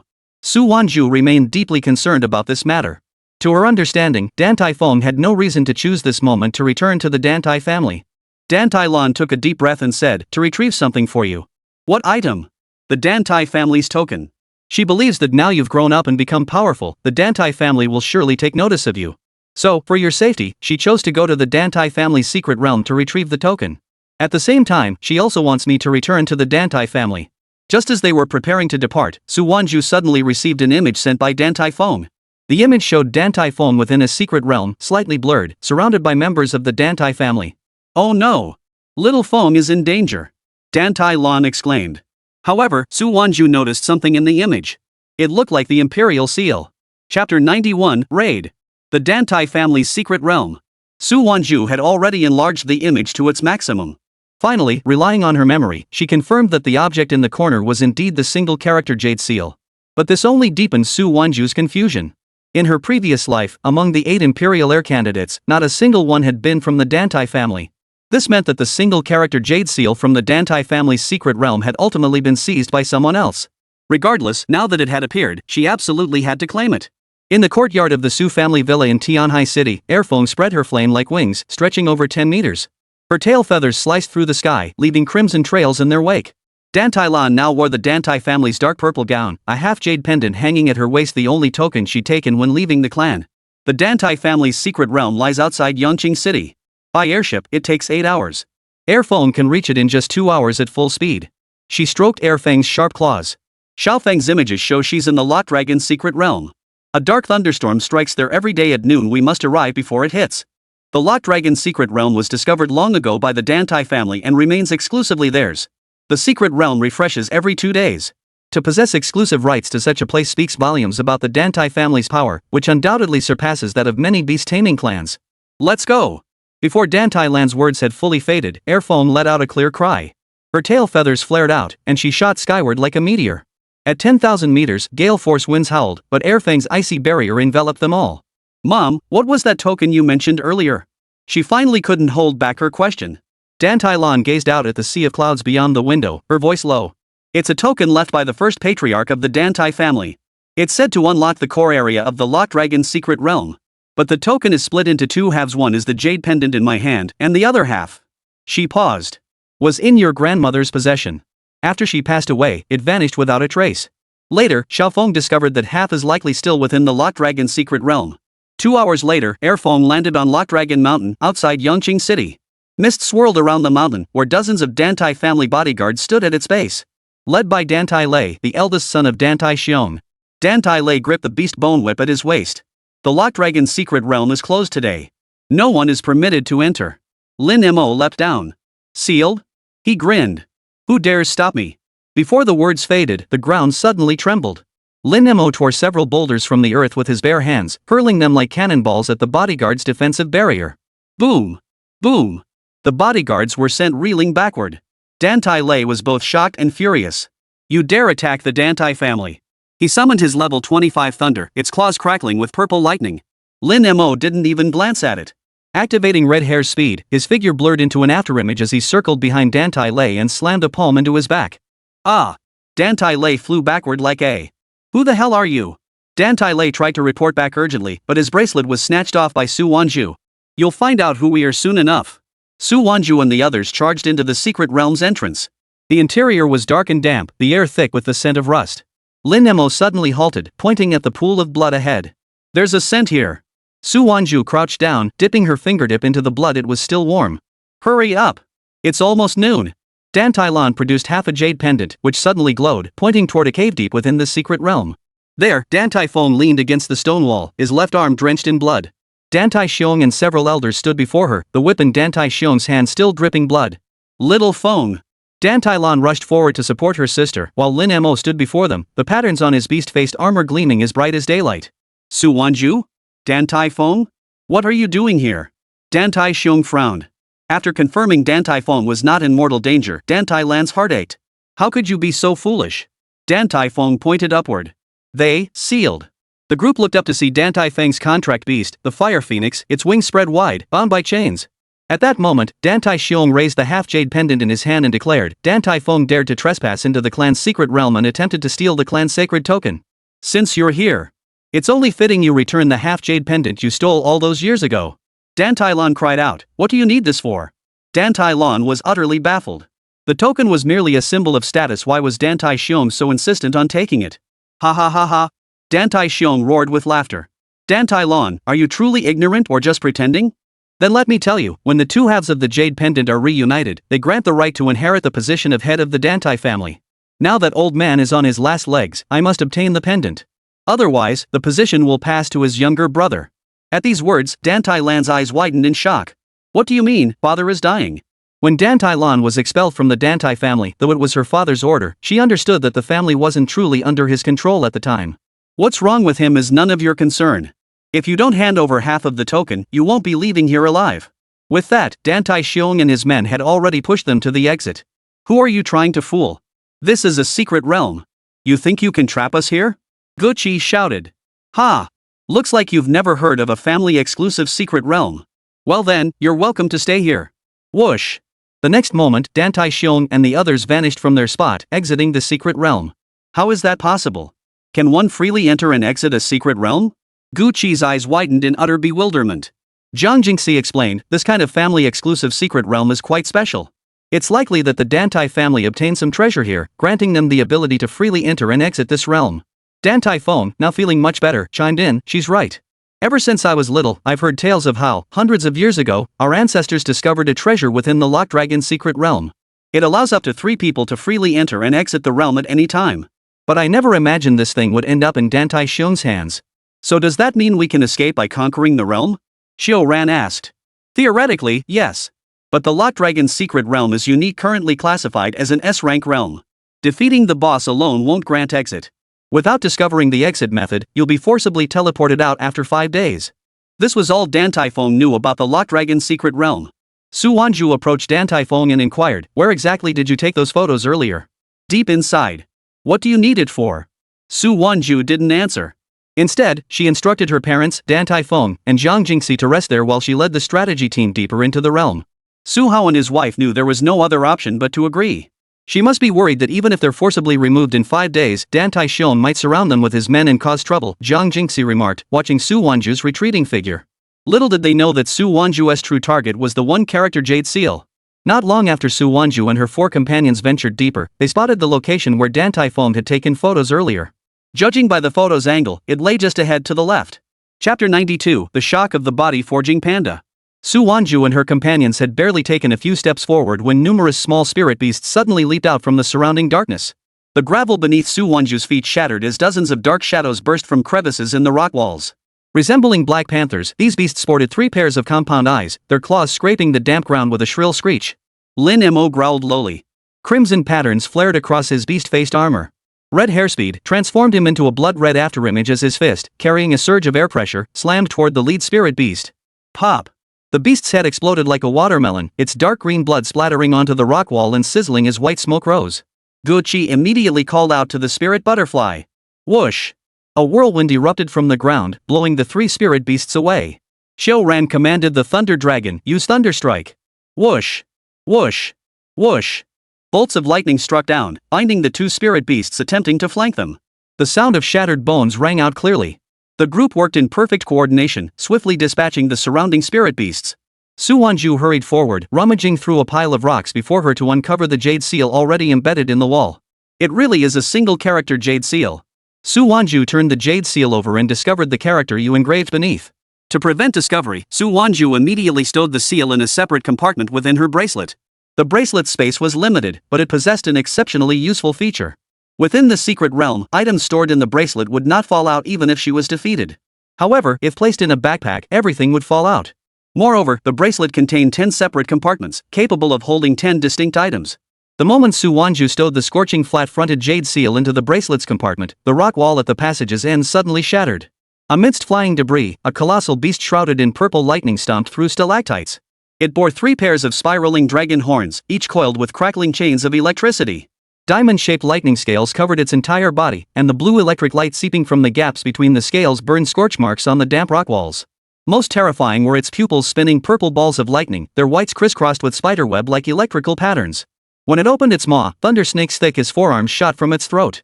Boss battle activated. Boss LV.38 Thunder Prison Qilin. Thunder Prison Qilin. Watch out for its thunderstorm domain. Before Su Wanzhu could finish speaking, the Qilin stomped the ground, unleashing dozens of lightning serpents that surged from the earth. Xiao Mo used Red Hair's speed to dodge with everyone. Lin Mo transformed into a crimson afterimage, instantly shielding Su Wanzhu behind him. His beast-faced armor blocked the lightning snakes with a horizontal arm strike. Simultaneously, he swept everyone and their contract beasts to safety. Wind Spirit Butterfly, Hurricane Barrier. Guqi shouted. A swarm of blue spirit butterflies instantly coalesced into a vortex, slicing the trailing lightning serpents into shards of electric light. Xiao Ran simultaneously waved his hand, Thunder Dragon, Thundercloud Obstruction. Disrupt its lock-on. The blue Thunder Dragon roared, spewing dense clouds of lightning only to be swallowed whole by the Qilin. Instead, the lightning scales covering its body burst into an even brighter glow. No! It can absorb lightning energy. Xiao Ran stamped his foot in frustration. The Thunder Dragon thrashed its tail restlessly as the lightning on its scales slowly drained away. Water Ninja Frog blast its eyes with a high-pressure water cannon. Lightning attributes fear water. Meng Xiaoyi stepped forward as well. A jet of dark green water slammed into the Qilin's left eye like a cannonball, causing its purple lightning-filled pupil to contract sharply. The Qilin flinched in pain, flinging its head back. 3 pairs of dragon horns simultaneously blazed with intense light, unleashing a thunderbolt pillar as thick as a water barrel that swept across the battlefield. Immediately after, Ujai shouted, Fire Phoenix, strike the gaps in its lightning scales. A crimson-gold phantom firebird, enveloped in intense heat, lunged at the Qilin's flank. Though vaporized by the lightning, it succeeded in shattering several lightning scales through thermal expansion and contraction. Seizing the moment, Lin Mo roared, Speed of the Red Hair. A crimson afterimage circled behind the Qilin, its fist smashing viciously into the fractured scales. Boom! A dull thud echoed as the lightning scales shattered, dark green blood mingled with electric sparks seeping out. The Qilin spun in fury, its tail lashing out like a thunder whip. Lin Mo took the blow head-on. The patterns on his armor dimmed instantly, yet he gritted his teeth and refused to retreat. Again! He leapt again, channeling his entire body's strength into a punch aimed at the same wound. Wind Spirit Butterfly, unleash the Tempest. Disrupt its lightning patterns. Seeing this, the others began coordinating their efforts. Guqi commanded the spirit butterflies to form a storm, swirling azure currents that made lightning serpents dance wildly around the Qilin. Xiao Ran's Thunder Dragon seized the moment to coil around one of the Qilin's hind legs, channeling a torrent of blue lightning, Thunder Dragon, Thunder Paralysis. The Qilin collapsed in agony. Meng Xiaoyi's water frog immediately sprayed water, freezing the shattered lightning scales, water prison technique. Hujai's Fire Phoenix swooped down, claws striking at the Ice Fisher, Fire Phoenix, blazing spike. Boom! The Ice Fisher shattered under the dual assault of flame and lightning. Seizing the moment, Lin Mo unleashed a punch into the Qilin's body, the crimson patterns on his beast-faced armor glowing as bright as day. The deafening roar shook the passageway. The Thunder Prison Qilin let out a final, thunderous roar before its body dissolved into a swarm of electric serpents, vanishing into the air. Teleportation array patterns emerged on the ground, yet flickered and vanished abruptly. The stone wall at the end slowly cracked open, revealing an abyss swirling with black mist. After the boss battle concluded, as anticipated, they were not teleported away. Boss battle duration, 5 minutes 6 seconds. Hidden second layer of the Locked Dragon's secret realm unlocked. Just as I thought. The next moment, the walls behind them began to rise slowly. To get out, you must clear the hidden second floor. Su Wanzhu declared, leading Lin Mo inside first, with the others following closely behind. As Su Wanzhu's group passed through the cracked stone wall, the sight before them made everyone gasp in shock. The passage's end wasn't an ordinary secret realm, it was a colossal circular abyss. Its walls were covered in black flames, while viscous, glowing magma churned at the bottom. The air thick with the stench of sulfur and charred bones, each breath felt like swallowing embers. This place. Meng Xiaoyi's water-taming frog crouched on his shoulder, its skin beating with droplets to cool itself. Fire Phoenix, however, seemed somewhat excited, the flames on its wings glowing brighter than usual. Lin Mo led the way, the crimson patterns on his beast-faced armor glowing faintly, seemingly resisting the intense heat. Suddenly, the embers of magma in the abyss's center surged violently. A dark shadow shot out from within, landing on a platform along the pit's wall. It was a creature resembling a giant wolf, its entire body covered in burning bone armor. Each bone glowed with a dark purple flame. Its head was devoid of flesh. Only 2 hollow eye sockets burning with embers. When its mouth opened, it expelled not flames, but black sparks capable of corroding the air. That's a scorch beast. A bone prison wolf. Su Wanzhu clenched her fists.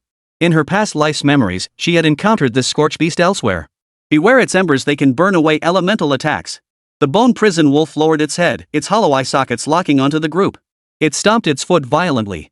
Ember flames along the platform's edge instantly transformed into countless black-red bone spears, shooting toward Su Wanzhu and the others. Xiao Mo. Su Wanzhu shouted. Lin Mo instantly spread his arms wide. The beast-faced armor glowed with a deep crimson light, clanging against the surface without leaving a single mark. Wind spirit butterflies, blow away those sparks. Guqi waved her hand, and the wind spirit butterflies formed a green wall of wind, scattering the black sparks spewed by the bone prison wolf.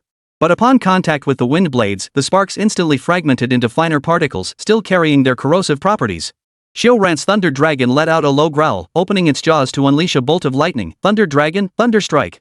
The blue lightning bolt struck the bone prison wolf, only to be absorbed the moment it touched its bone armor. The flames on the wolf's body burned even brighter. Useless. It can absorb elemental attacks. Xiuran frowned. Just then, Lin Mo suddenly leaped up. Then let's try a physical attack. Chapter 93, want to fight? I'll grant your wish. Then try physical attacks. Lin Mo had already leaped forward, seemingly about to land a hit, but the bone wolf executed a lightning-fast jump, successfully evading the blow. We'll pin him down for you, the others shouted. Meng Xiaoi yelled, water ninja frog, use foam shockwave. The water ninja frog puffed out its cheeks, spewing a massive cloud of white foam that coated the bone prison wolf's head. The bone prison wolf let out a roar, its body suddenly dissolving into a cloud of black smoke and vanishing from its spot. Su Wanzhu immediately scanned her surroundings warily. Careful! It's moving! No sooner had she spoken than the black smoke coalesced behind Guqi, the bone prison wolf's claws, embers still flickering, lashing out. Lin Mo reacted with lightning speed, dashing forward to block the attack with his armor. Xiao Mo. Su Wanzhu hurriedly checked his injuries. Fortunately, most of the attack had been blocked, leaving only a patch of scorched red on his arm. Hu Jai bit her lip. Fire Phoenix, try the twin flames. Fire Phoenix spread its wings. But the flames merely made the bone prison wolf stagger slightly, its bone armor glowing brighter with the embers. When Huoluan reappeared, somehow the bone wolf had sensed her presence, forcing Huoluan to retreat. No good. Its fire is even stronger than mine. Everyone, stay calm. Su Wanzhu took a deep breath. Look at its head, it glows after every attack. Its weakness is its head. Alright. We'll create an opening for Xiao Mo to strike. Their contract beasts charged forth simultaneously. Wind spirit butterfly, unleash your greatest gust. Thunder dragon, lightning beam. Water ninja frog, high pressure water cannon. Fire phoenix, fireball. The bone prison wolf was indeed enraged, turning to pounce with embers blazing fiercely on its claws. Now! Su Wanzhu seized the moment. The bone prison wolf's crimson embers forged pupils suddenly contracted, transforming into a black shadow as it lunged straight at Lin Mo. Lin Mo met the attack with a punch, the fist wind colliding with the beast's claws, erupting in a shrill metallic screech. Su Wanzhu fixed her gaze on the hollow void at the bone prison wolf's head, where the pulsing ember core trembled violently with each attack's rhythm. Mo, it's half a second stunned after every attack. Lin Mo blocked with his arm, but the tail blade sliced through his armor, sending him flying backward to slam heavily against the rock wall. Lin Mo. Lin Mo gritted his teeth, his right hand slowly clenching into a fist. The bone prison wolf seemed to sense the threat, letting out a low growl as the embers around it coalesced into a 100-foot pillar of flame that shot skyward. The stalactites at the abyss's peak melted under the intense heat, molten lava cascading down like a waterfall. Yet Lin Mo stood unflinching amidst the fiery downpour. The illusory colossus opened its gaping maw, swallowing every drop of the falling lava. Lin Mo roared, unleashing the colossal fist of the illusory beast. Shock fist, cleave the heavens. The entire abyss shook violently. Where the light fist passed, space itself rippled with distortion. The bone prison wolf attempted to evade, only to be pinned down by the phantom beast's sharp claws. The fist slammed into the beast's skull. Its ember core erupted in a blinding flash, followed by an earth-shattering explosion. The bone prison wolf's body disintegrated inch by inch, dissolving into countless black sparks that vanished into the air. The embers of magma at the bottom of the abyss began to recede. Lin Mo knelt on one knee. Su Wanzhu rushed over and embraced him, her fingertips touching his scorching skin. How are you? Nothing serious. Lin Mo managed a weak smile. Before he could finish, the system notification sounded. Congratulations on defeating the Ember Beast. Reward, 3 lottery chances. Exhausted, Lin Mo immediately activated prayer, restoring some of his stamina. Secret Realm challenge ended. Logging out in 3 minutes. As this announcement echoed through the secret realm, Su Hao and the others waiting at the entrance realized Su Wanzhu and her team had succeeded. 3 minutes later, everyone materialized at the entrance of the Locked Dragon's secret realm. Wanzhu, how are you all? Dan Tailan rushed over, concern evident. We're all fine, but Xiao Mo needs to rest for a bit. Su Wanzhu replied. Glad to hear it. Let's head to the Dantai residence now. Xiao Mo should get some proper rest. Su Wanzhu then handed Lin Mo over to Airphone. Airphone, you stay here and take care of Xiao Mo. Got it. Big sis, you can count on me. Airphone nodded firmly. Gucci also brought some restorative potions for Xiao Mo to drink. The Dantai residence lay just ahead, but Su Wanzhu didn't rush Lin Mo to follow. Dan Tailan then addressed Jiang Jingxi, you should stay here and rest with them too. Jiang Jingxi understood that due to her background, directly accompanying them to the Dantai residence might lead to unfavorable consequences. As for Qiu Ran and the others, since they weren't members of the Dantai family, it wouldn't be appropriate for them to go now either. Sister Su. If anything happens, tell us immediately, we'll come help. Gucci waved and called out. Su Wanzhu nodded, glanced at the sleeping Xiao Mo, then turned to walk toward the Dantai residence alongside her parents and Dantai Phone. Inside the Dantai residence, Dantai Xiong and Yao Guangtian were deep in discussion. Rest assured. No matter how powerful Su Wanzhu's contract beast is, it cannot possibly escape the Locked Dragon's secret realm. Dantai Xiong spoke with absolute confidence. After all, over the years, members of the Dantai family had defeated bosses within the realm, yet none had ever discovered a way to escape. Were it not for that precious artifact, likely no one from the Dantai family who entered the secret realm could ever return. The other members of the Dantai and Yao families sat nearby. I summoned you today to assist me in becoming the head of the Dantai family. My uncle is utterly incompetent and unfit to lead the family. Rest assured, brother Dantai, our Yao family fully supports you. But, have you secured the Dantai family's token? Mentioning this, Dantai Xiong was filled with rage. Not yet. That half-jade pendant is in Dantai Land's possession. They'll be in the secret realm for at least 5 days. If we can handle this within 5 days, there won't be any complications. Just as they were discussing this, the steward suddenly rushed in. Bad news. Dantai Lan and the others have arrived. What? Dantai Xiong leapt to his feet. Impossible. They're locked in the secret realm, how could they have escaped? The next moment, 4 figures materialized before the group. None other than Su Hao, Dantai Lan, Dantai Phone, and Su Wanzhu. Dantai Lan held aloft the Dantai family's half-token and shouted, Dantai Xiong. This half-token is in my possession. If you wish to inherit the position of family head, you must follow the Dantai family's rules. The Dantai family's tradition dictated that when a new head was needed, the successor would be chosen from among those possessing a half-token. The method of selection? A duel. Dantai Xiong snorted coldly. Duel me? You lot? A rock monkey and fire sparrow, both under LV.20? And you, Su Wanzhu, where's your panda? Don't tell me it died in the secret realm, letting you two escape? As for you, Dantai Phone, don't think your contract beast is so formidable. In a real fight, could you possibly defeat so many contract beasts? Whoosh. As soon as Dantai Xiong finished speaking, the Dantai family members behind him simultaneously revealed their contract beasts, over 20 in total. Both in quantity and in grade, Dantai Xiong's side completely outmatched Dantai Lan's. Even so, we must follow the rules. Dantai Lan refused to back down. She had intended to return to see her father, never expecting to encounter this situation. Follow the rules? Fine. I agree. But your daughter, Su Wanzhu, is not a member of the Dantai family. When your family was expelled, it was made clear that your daughter is not. Before Dantai Xiong could finish, Dantai Phone raised something high. With this, Su Wanzhu is a member of the Dantai family. Chapter 94, solved that easily? How dare you? Dantai Phone abruptly unfurled the yellowed scroll clutched in his arms. The aged paper edges were frayed, yet a vivid vermilion seal in the shape of a beast was clearly imprinted at its center. The ancient seal script on the scroll glowed faintly. In the middle section, it boldly stated, if collateral descendants gain recognition from the core of the secret realm, they may use this page to restore their household registration to the main family. This is the dragon sealing seal of the founding patriarch. An elder with snow-white hair and beard trembled as he stepped forward from the back row, his bony fingers nearly touching the seal. Only the clan's secret genealogy fragments bear the seal. Forgery is impossible.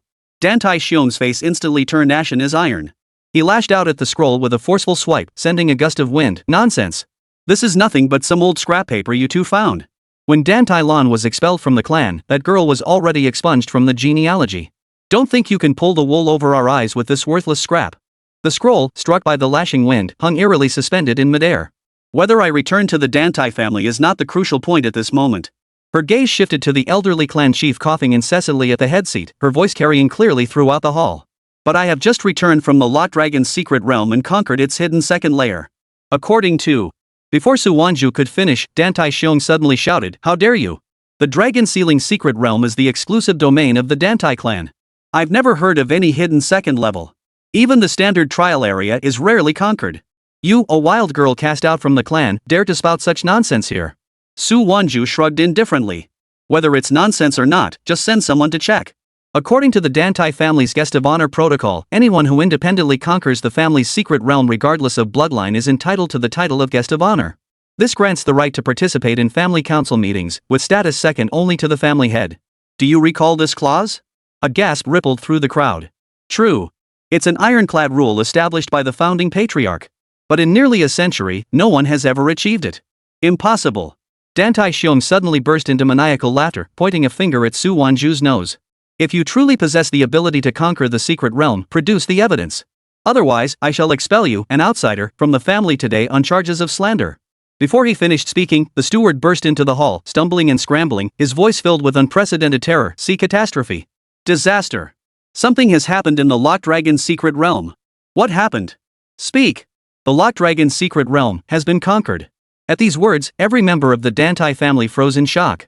For centuries, no one had ever conquered the Lot Dragon's secret realm. Were they about to witness history today? A cold smirk curled at Dantai Xiong's lips as he pointed toward the doorway. "Hear that? It must be the good news from our clan member I placed within the secret realm." He turned to glare at Su Wanzhu, his eyes brimming with scorn. "No matter how much some people brag, it won't change the fact that their bloodline is lowly. Speak up. Which outstanding individual achieved this feat?" The steward's hands trembled violently. He took a deep breath, his voice ringing out clearly in the silent hall. "The conqueror's name is registered as Su Wanzhu. Clear time, 9 minutes and 32 seconds. And she unlocked and conquered the hidden second layer." Boom! The hall seemed to crack with thunder. The young disciples in the back rows exchanged stunned glances. Several senior elders staggered back half a step, their canes thudding heavily against the floor. The Lot Dragon's secret realm had become an insurmountable barrier since the founding patriarch. Impossible. The third elder, who oversaw the secret realm's affairs, snatched the wristband. His cloudy eyes fixed intently on the screen. "The data is correct. How could it be her?" Su Wanzhu silently removed the bracelet, and an azure projection instantly enveloped the hall. Identical clearance records floated in the air, displaying not only precise timestamps down to the second, but also the truth about the hidden second layer. "Su Wanzhu is the honored guest. My Dantai family will surely restore its former glory," someone suddenly shouted from the crowd. The words ignited the room like sparks thrown into boiling oil, instantly setting hearts ablaze. Clan members who had previously crowded around Dantai Xiong now jostled to the front, their voices thick with flattery. "Guest of honor, Su possesses extraordinary talent. She will surely lead our clan to become a top-tier beastmaster family. Enact the clan rules and confer the title immediately. This is the will of heaven." Su Wanzhu was barely 18.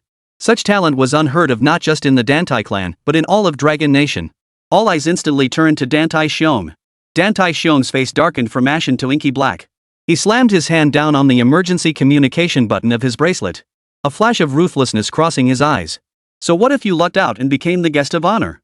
I've already stationed 300 elite guards outside the villa originally meant for the old man's former subordinates. Now they'll send your entire family on their final journey." The communicator's indicator light flashed frantically, yet only a busy tone answered. Dantai Xiong's smug expression froze. He tapped the bracelet repeatedly, panic creeping into his voice. "Squad 1.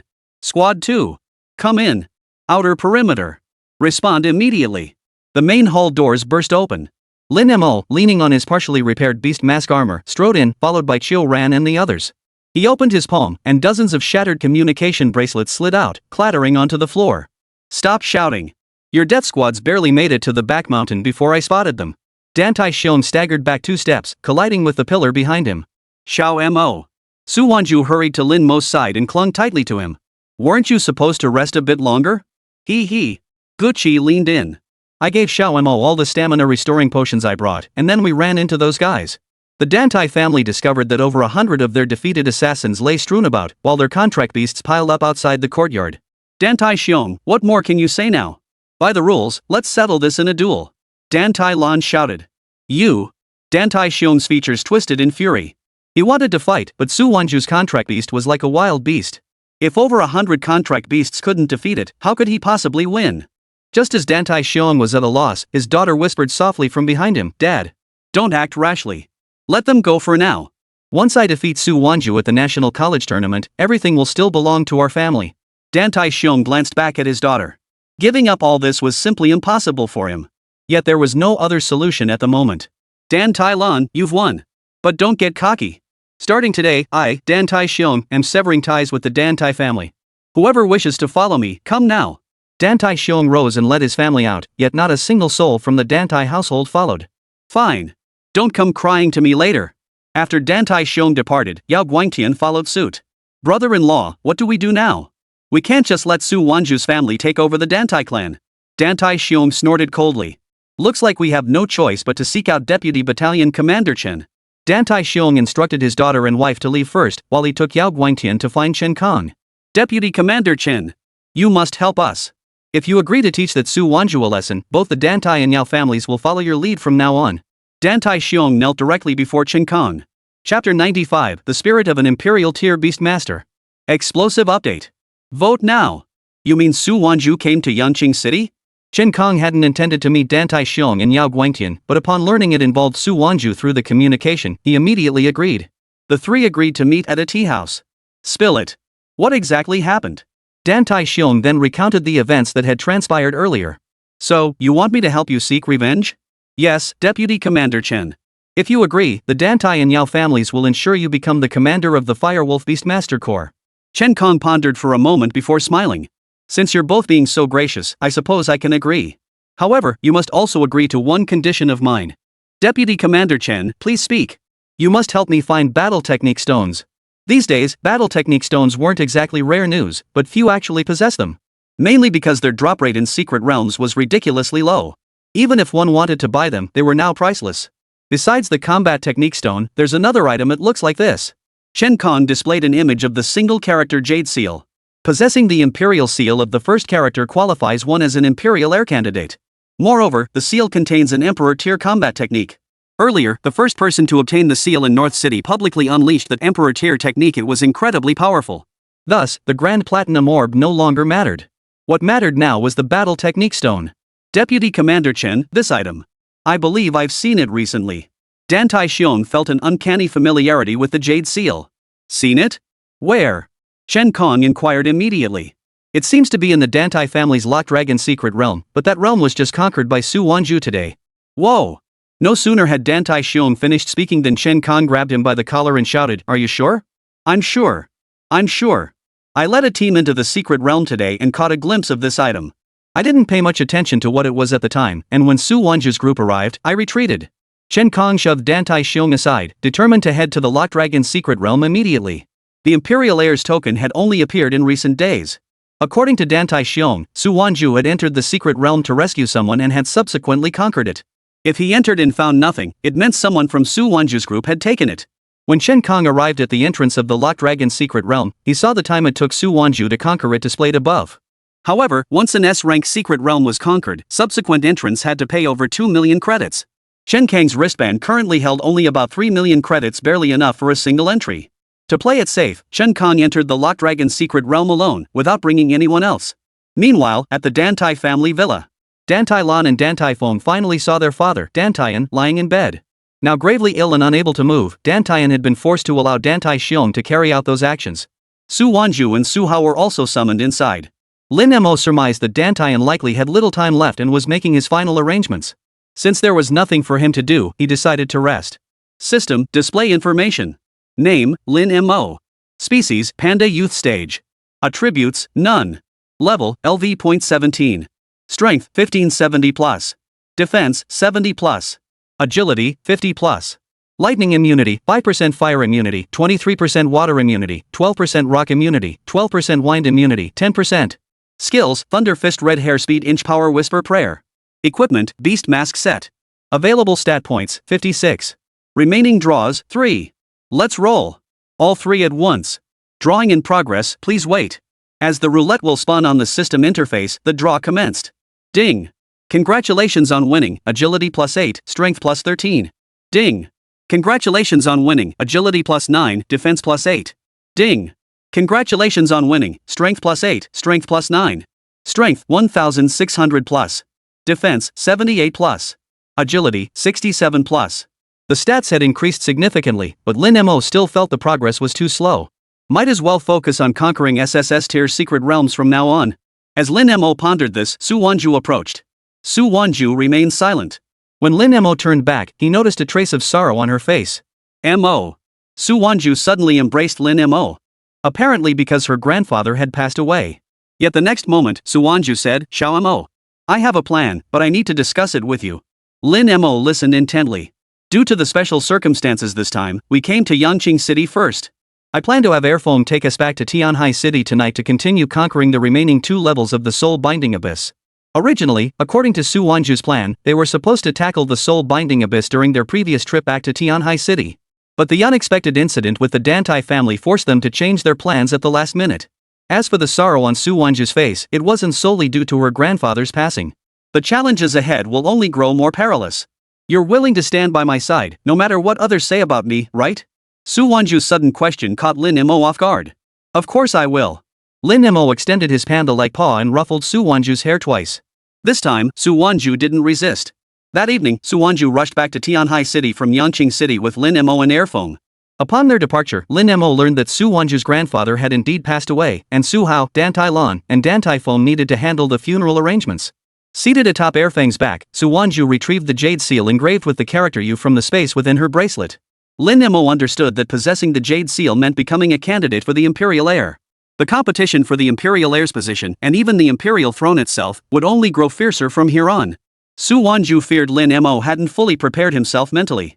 If he remained unprepared, it could lead to a repeat of her past life where her own carelessness had caused her and her contract beast to suffer defeat. After 4 hours of flight, Su Wanzhu arrived at the entrance to the Soul Binding Abyss secret realm past 11 at night. Armed with the dragon pattern key obtained from the second layer, Su Wanzhu directly entered the third layer of the Soul Binding Abyss secret realm. Xiao Mo aimed to conquer the remaining 2 layers within a day. Got it. After entering the third layer of the Soul Binding Abyss, Lin Mo relied on his formidable strength to effortlessly dispatch any spirit beast that appeared with a single punch. In less than 3 hours, the third layer was completely conquered. The boss battle took less than 5 minutes. Immediately after, Su Wanzhu led Lin Mo into the fourth layer of the Soul Binding Abyss.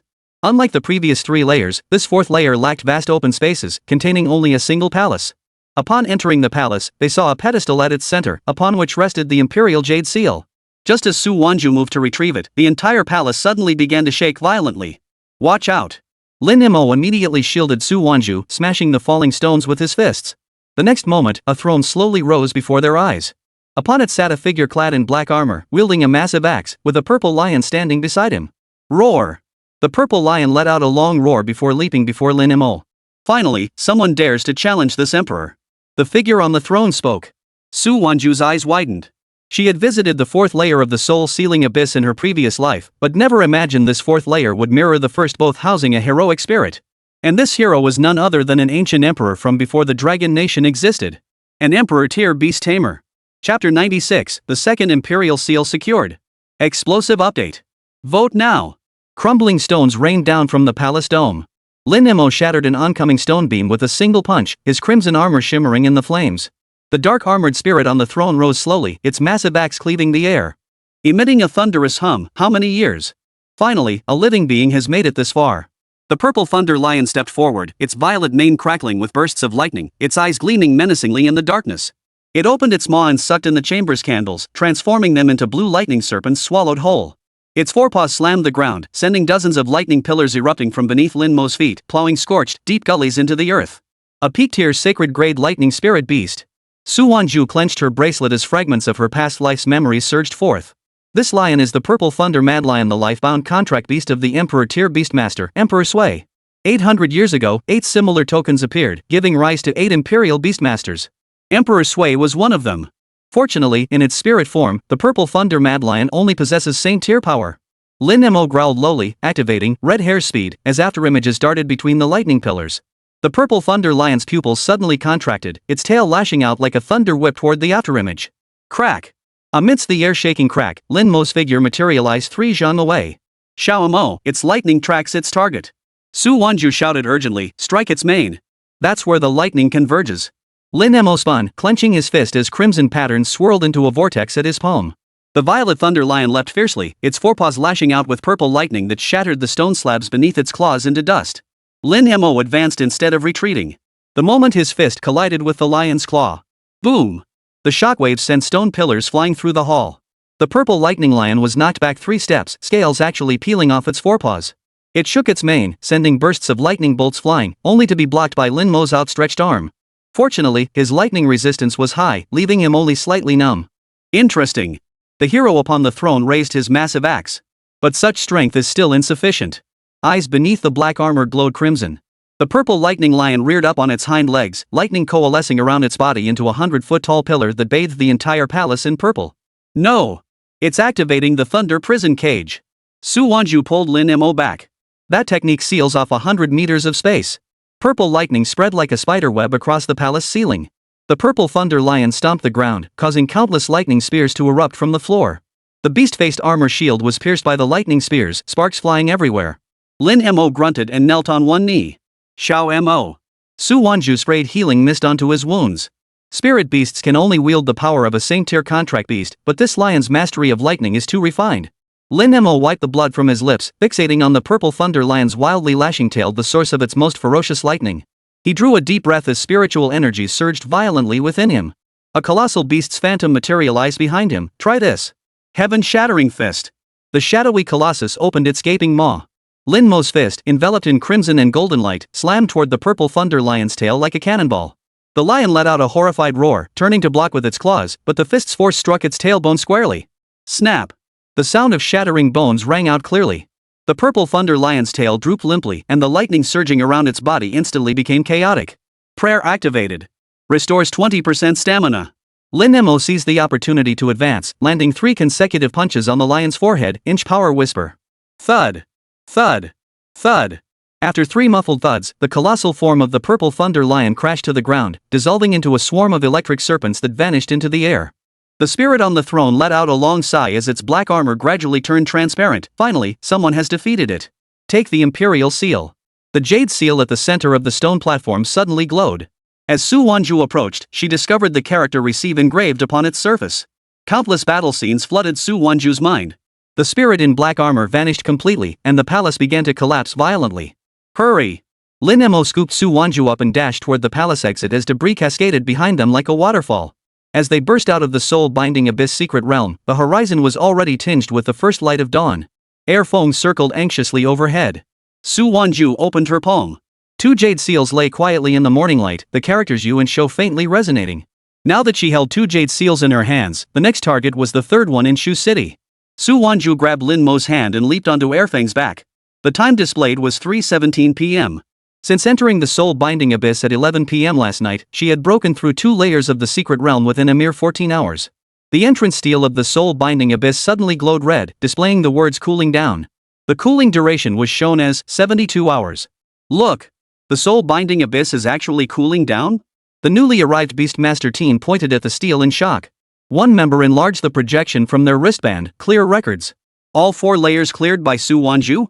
On the electronic screen beside the steel, the clearance records refreshed like a waterfall. 3rd floor conqueror, Su Wanzhu time, 2 minutes 47 seconds. 4th floor clearer, Su Wanzhu time, 12 minutes 12 seconds. First full clear record achieved for SSS rank secret realm. Holy crap!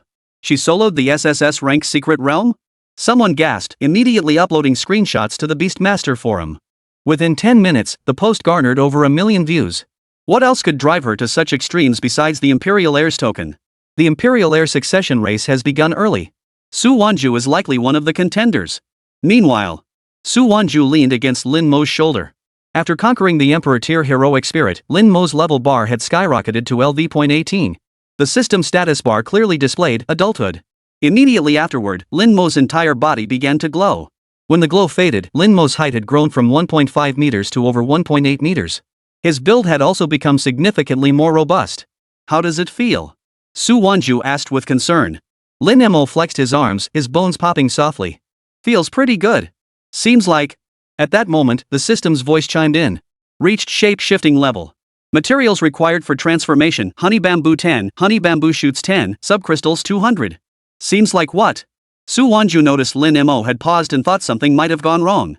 Seems like I can shapeshift now, just need a few things. Lin Mo proceeded to list the materials required for transformation as specified by the system. Su Wanzhu was utterly astonished upon hearing this transformation was actually possible during the maturation phase. Honey bamboo and honey bamboo shoots are manageable, they're available in Shu City. But subcrystals? 200 of them? Su Wanzhu felt quite troubled.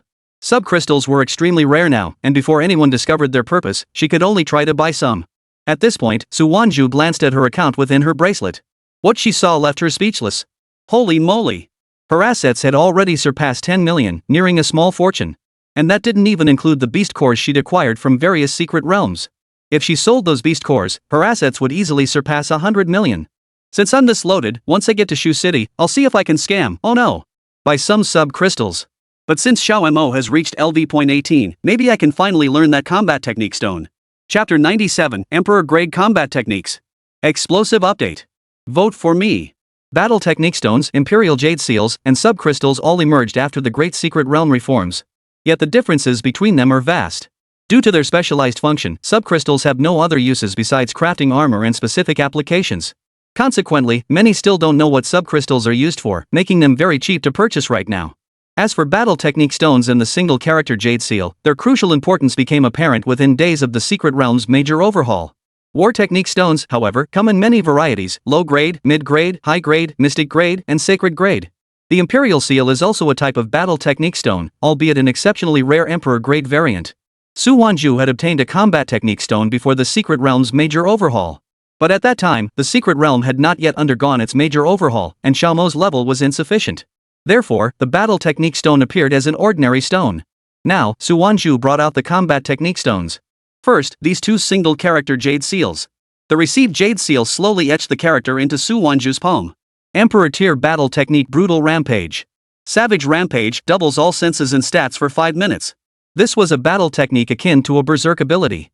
However, the Jade Seal only aids in learning it to unleash its full potential, constant training is required. Next was the character Jade Seal. Emperor Class Combat Technique Moonstep. Moonstep, instantly teleport 1 meter upon lifting a leg, ascend up to 10 meters in the air.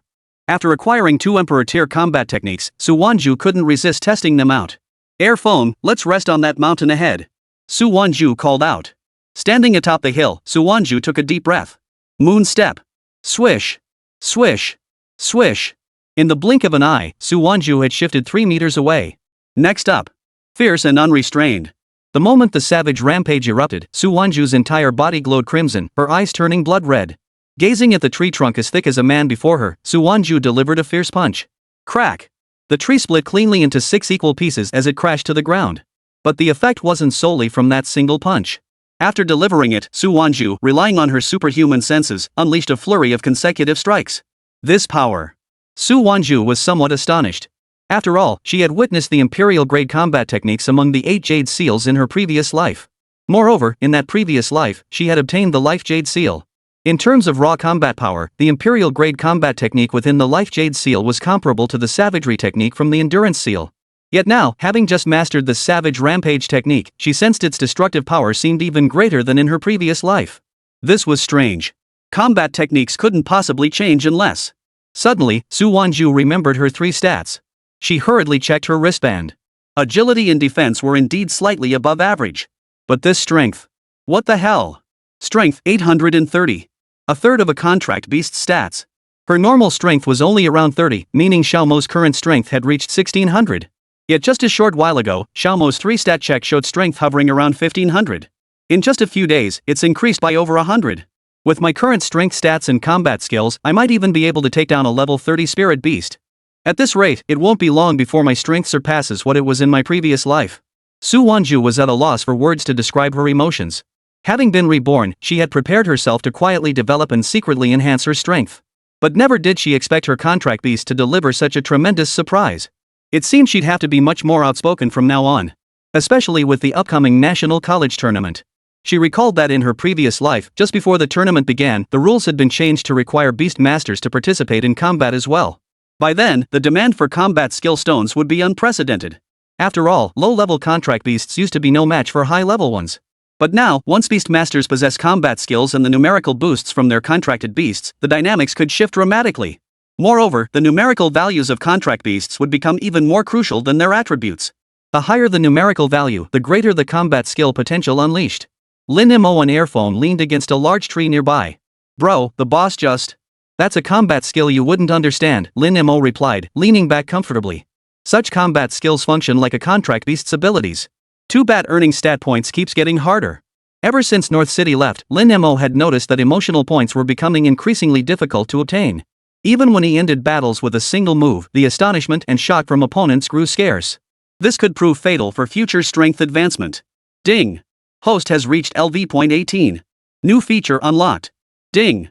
Host has acquired 2 Emperor tier combat techniques, rewarding plus 200 stat points. Ha! Lin Mo jolted upright upon hearing the system's voice. System! What's going on? Rewards already? Does that mean I'll gain stat points whenever Su Wanzhu grows stronger? Yes. In addition to stat points, rewards also include lottery chances. Awesome! This is awesome. I never expected you'd have a refund feature. Now Lin Mo's thoughts were crystal clear. Currently, the emotional points gained were meager, he hadn't earned enough yet. Moving forward, whenever he helped Su Wanzhu obtain valuable items, be it the Imperial Jade Seal or other treasures, the system would reward him with stat points. With these treasures, Su Wanzhu would grow even more formidable, leading him to achieve even more astonishing feats. Moreover, he understood clearly, the stronger Su Wanzhu became, the more she'd be required to participate in major competitions and high-profile events. That means I'll gain even more emotional points than before. A perfect closed loop. There are 8 one-character Jade Seals in total. I must find a way to get the remaining 6 for Su Wanzhu. Moreover, after advancing 2 more levels to reach LV.20, I could spend 10 points to draw once, with 10 draws granting an extra 1 for free. Most of the prizes drawn are stat points. They can still boost 3 stats. Soon, I'll be a body-forging panda. What are you laughing about? Thinking about something tasty? Su Wanzhu walked over and gave Lin Mo a light tap on the head. Su Wanzhu had already experienced 2 Emperor tier combat techniques. As for the remaining combat technique stone, she didn't plan to use it, it might come in handy later for purchasing sub-crystals. Hee, nothing much. Just happy to see you getting stronger. Seeing Lin Mo smile, Su Wanzhu couldn't help but smile too. At the entrance to the Lock Dragon's secret realm, Chen Kong finally emerged after enduring 2 days and 1 night inside. His contract beast was utterly exhausted from battling the hidden second layer boss. Glancing back at the display showing Su Wanzhu's battle record, Chen Kong suddenly felt like his entire 2 days and 1 night had been nothing but a joke. The Jade Seal isn't inside. Either Su Wanzhu's group took it, or that bastard Dantai Xiong was lying to me. Furious, Chen Kong smashed a nearby rock with his fist. In that case, I'll just have to find a way to confirm it. Chen Kong lifted his head, gazing toward the nearby Dantai residence. Chapter 98, I'm coming for you. Explosive update. Vote now. As soon as Su Wanzhu and Lin Mo rushed back to the Dantai residence, they found a large crowd gathered at the entrance. Mom and Dad. What's going on? Squeezing through the crowd, Su Wanzhu saw her parents had been arrested. And leading the group was none other than Chen Kong. The Dantai family's potions are suspected of violating regulations. They are being arrested according to the law. Do you have any objections? Chen Kong held the Beastmaster Core arrest warrant in his hand, proving that the Dantai family's potions were indeed problematic. But the problem was her parents had only just taken over the Dantai family yesterday. You must have the wrong people. We just arrived yesterday. Even if there are problems with the potions, that's the fault of the previous head of the Dantai family business, Dantai Xiong. Chen Kong knew Su Wanzhu would say this. He smiled and replied, but Dantai Xiong is missing. Naturally, we must arrest the current head of the family. Besides, whether your parents were involved in this matter remains unclear. They must be taken back for investigation. As he spoke, Chen Kong glanced at Jiang Jingxi beside him. Commander Jiang, I trust you have no connection to this matter. Please refrain from getting involved. Jiang Jingxi felt nauseated at the sight of Chen Kang's face, but Yangqing City fell under the jurisdiction of the Firewolf Beastmaster Corps. All Beastmaster Corps had agreements prohibiting interference in each other's territories. If your parents are truly innocent, justice will be served. But right now, I must give an explanation to the tens of thousands of beast tamers in Yangqing City. Chen Kong shouted resolutely, and the crowd around him erupted in applause and cheers.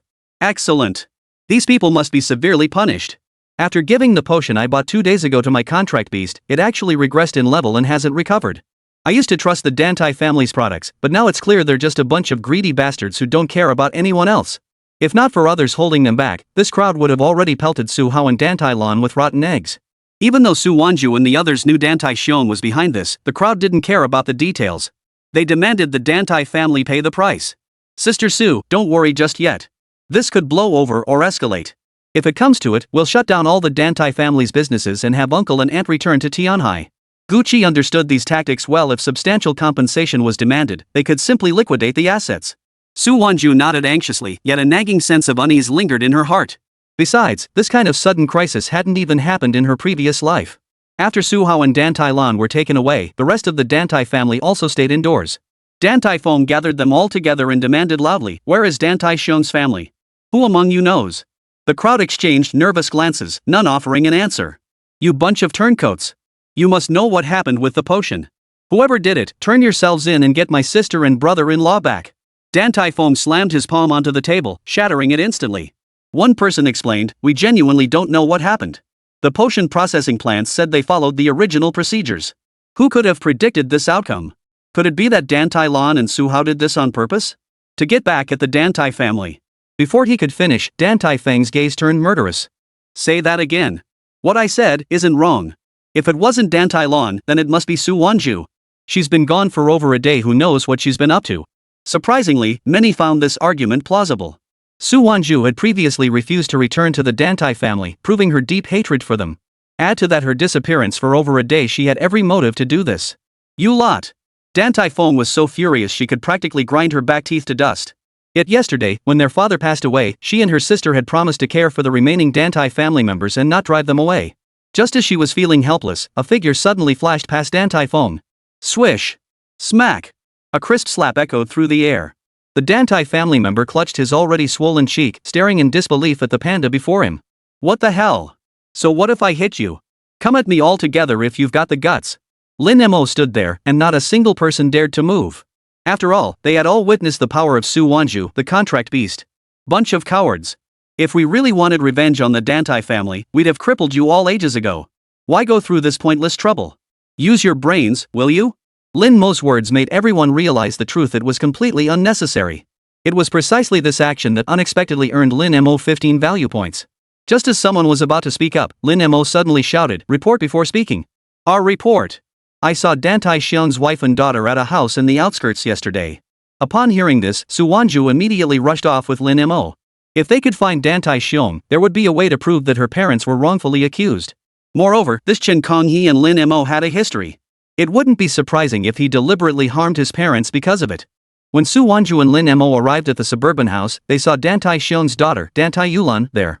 Dantai Yulan. Seeing Su Wanzhu approach, Dantai Yulan didn't flee. "Where is your father? Why do you ask? You've already driven our entire family out. Do you intend to wipe us out completely?" Dantai Yulan flashed a look of hatred. In her eyes, her family had been perfectly fine until the Su family arrived, turning everything upside down. The Dantai family business suffered an accident. The Beastmaster Corps suspects my parents are responsible. Now your father must come forward and explain. Hearing this, Dantai Yulan burst into laughter instead. "Ha ha ha. Serves you right. So you suspect my father deliberately framed your family? Don't be ridiculous. Before you arrived, the Dantai family's business was #1 in all of Yongqing City, with rave reviews. Yet the day your family took over, disaster struck and now you suspect my father did it? How shameless." Just then, Dantai Yulan's mother, Gao Feng, approached. "What's going on here?" Gao Feng inquired. Su Wanzhu recounted the reason once more. "Mom, don't engage with her. It's definitely her parents' fault, yet they're pinning it on Dad." Gao Feng interjected, "Su Wanzhu, no matter what, our families are blood-related. My husband has been missing for 2 days. What more do you want from him? Disappeared? Yes.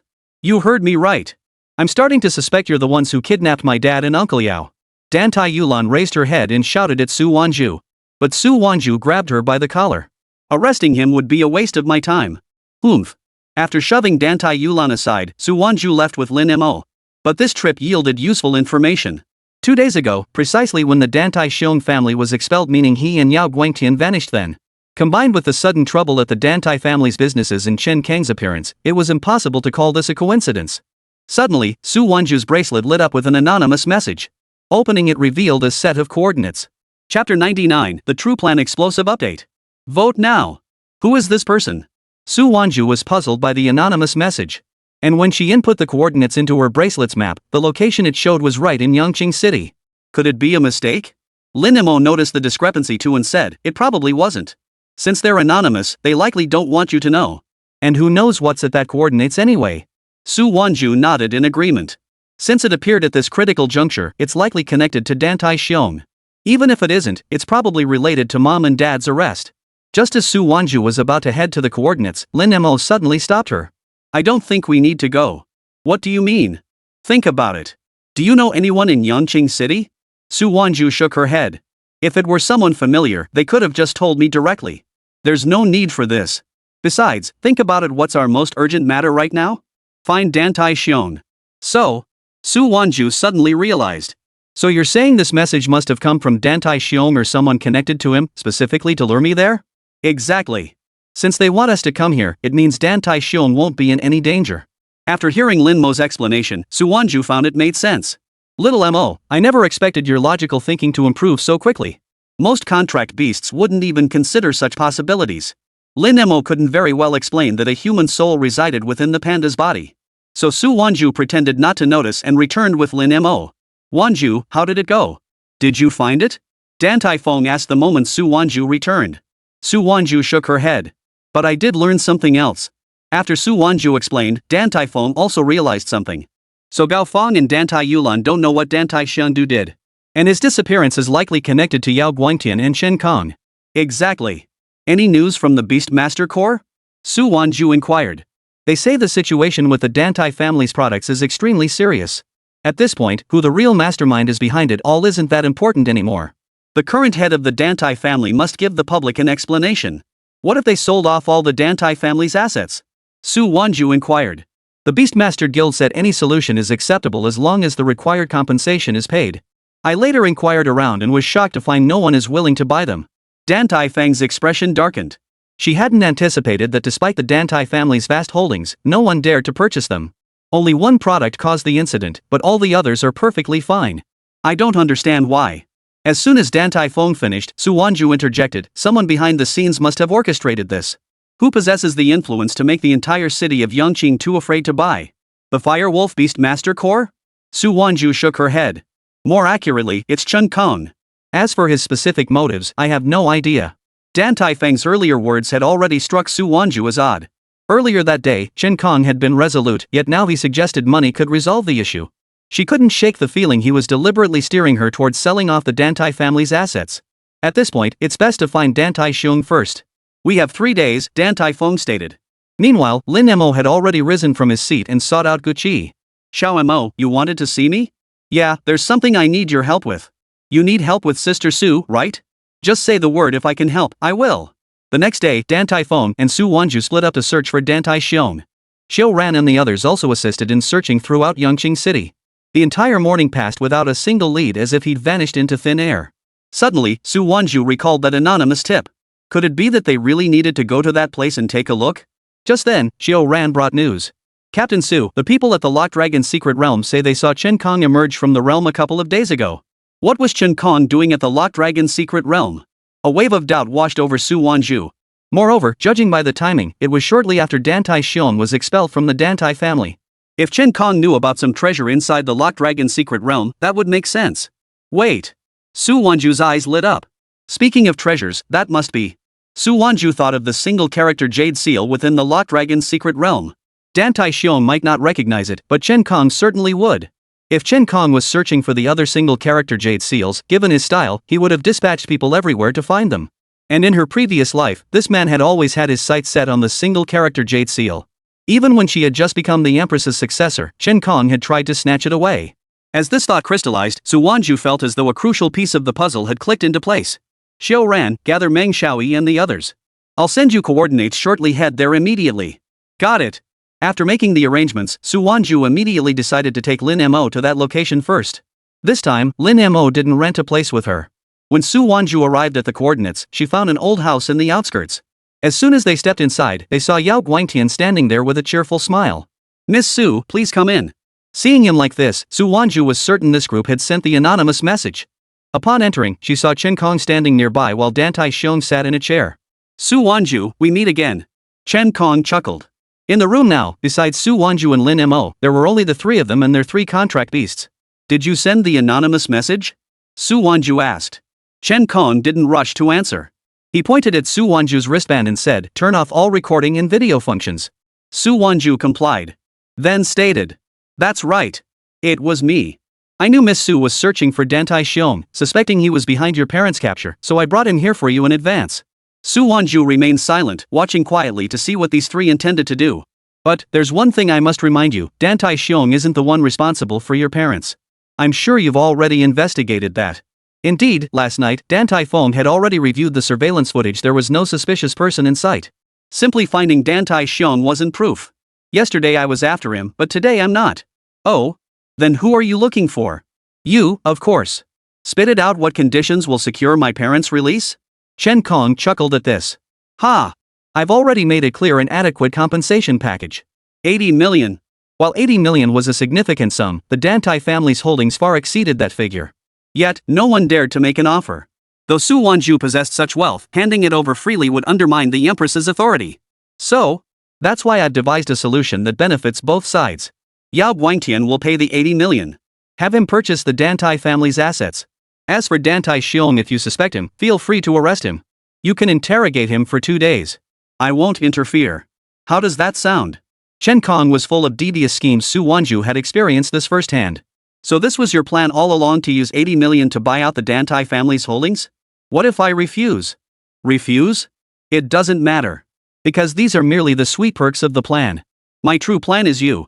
Chen Kong pointed a finger at Su Wanzhu as numerous beast masters appeared around the perimeter of the room. Chapter 100, He's beating Xiao Mo. Explosive update. Vote now. So you lured me here just to surround me? Su Wanzhu sneered. Not just that. Chen Kong stepped before Su Wanzhu, projecting an object from his wristband. You've seen this, right? Or someone close to you has. The object Chen Kong projected was the one-character Jade Seal. This confirmed Su Wanzhu's suspicions. Hand it over, either you or your friend, and I guarantee not only will you leave here, but Dantai Xiong will personally apologize. Your parents will be safe, and the Dantai family won't suffer severe consequences. Otherwise, not only will the Dantai family's assets be sold off for 80 million, but you, Su Wanzhu, don't even think about leaving here. No sooner had Chen Kong finished speaking than Lin Mo suddenly moved. The 3 contract beasts in the room immediately stepped forward to block him. Get out of my way. Boom! A cloud of dust settled, revealing the old house had collapsed in a thunderous crash. Su Wanzhu and Lin Mo were trapped in the center. Su Wanzhu, your contract beast is indeed formidable in combat. But facing this many contract beasts, plus the 3 of ours, how long do you think it can hold out? The surrounding contract beasts were all around LV.25. Dantai Xiong's contract beast, the Fire Bear, was LV.35. Yao Guangtian's contract beast was LV.32.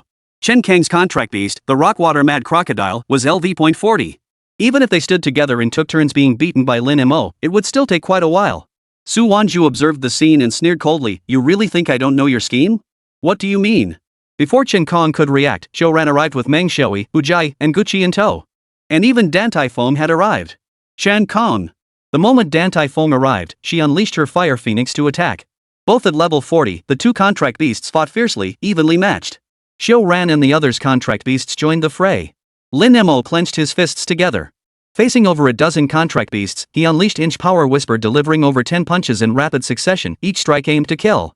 Watching their contract beasts swiftly defeated, Yao Guangtian and Dantai Xiong both paled with panic, their eyes darting toward Chen Kong. Deputy Commander Chen, what do we do now? Their plan, discussed earlier with Chen Kong, was to frame Su Wanzhu's parents, then guide Su Wanzhu to seek out Dantai Xiong. They would then lure Su Wanzhu to them anonymously. Both had believed it foolproof, yet they hadn't anticipated Su Wanzhu's friends possessing such formidable combat prowess. Now that Chen Kang's contract beast was being suppressed by Dantai Feng's, could this scheme be failing? Dantai Xiong, Yao Guangtian, Chen Kong. The 3 of you conspired to frame my sister and brother-in-law. Dantai Feng roared furiously, only to find Chen Kong showing none of the panic evident on the other 2's faces. What are you talking about? I don't understand, Chen Kong chuckled. If you say we're slandering you, you'd better produce some evidence. You. Dantai Feng gritted her teeth in fury, itching to beat all 3 of them senseless. As for evidence, even if Dantai Xiong and Yao Guangtian had something, Chen Kong wouldn't. The bastard was cunning as hell.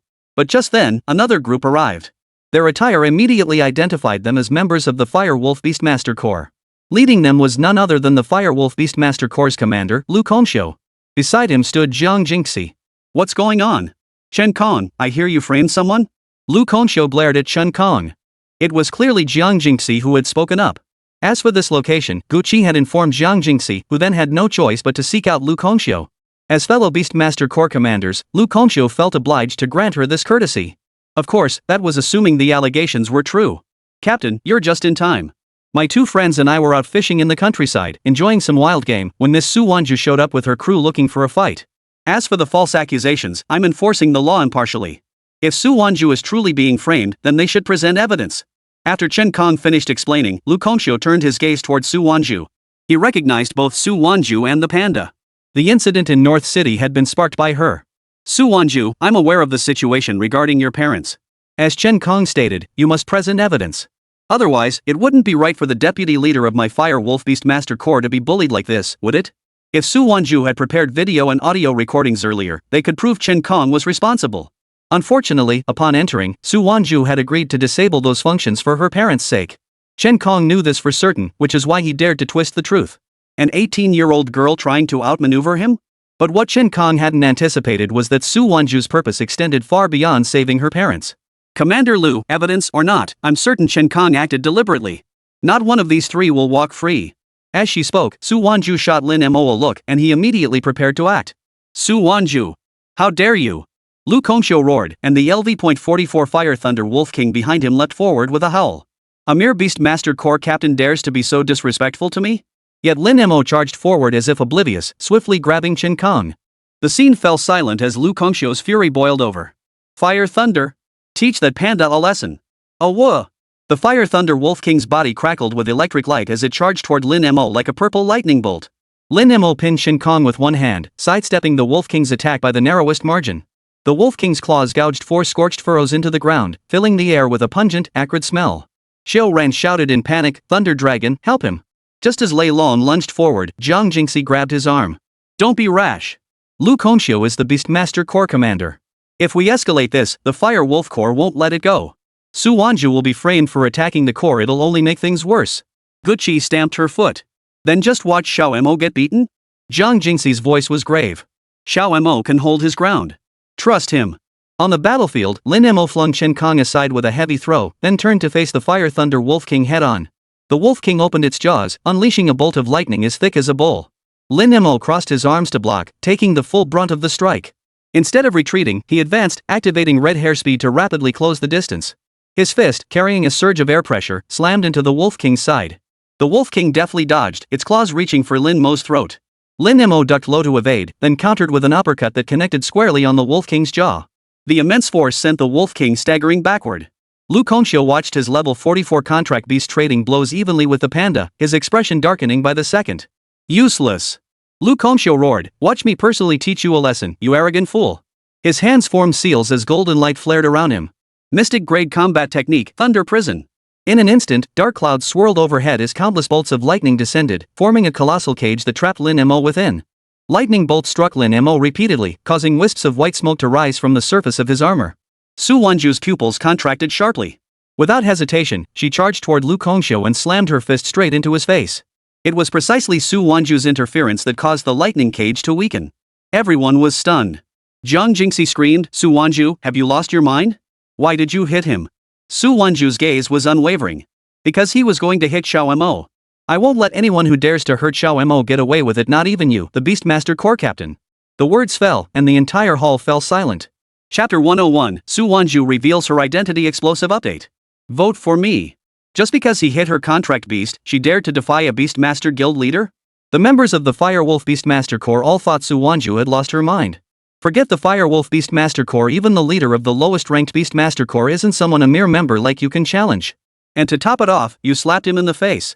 Though that punch didn't injure Lu Kongxiu, it certainly cost him his dignity. Disciplining a contract beast is perfectly normal. He dared to ignore my orders, so what if I taught him a lesson? But you, Su Wanzhu, you're committing insubordination. Don't think I won't discipline you just because you're a member of Lei Xiaotian's group. With that, Lu Kongxiu raised his hand to strike Su Wanzhu. Zhang Jingxi immediately stepped in to block him. Captain Jiang? This is a matter for my Firewolf Beastmaster Corps. You'd do well to stay out of it. Lu Kongxiu issued a warning to Zhang Jingxi.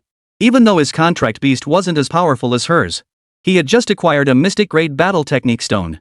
In terms of combat power, with the Fire Thunder Wolf King by his side, he held his own against Zhang Jingxi's contract beast.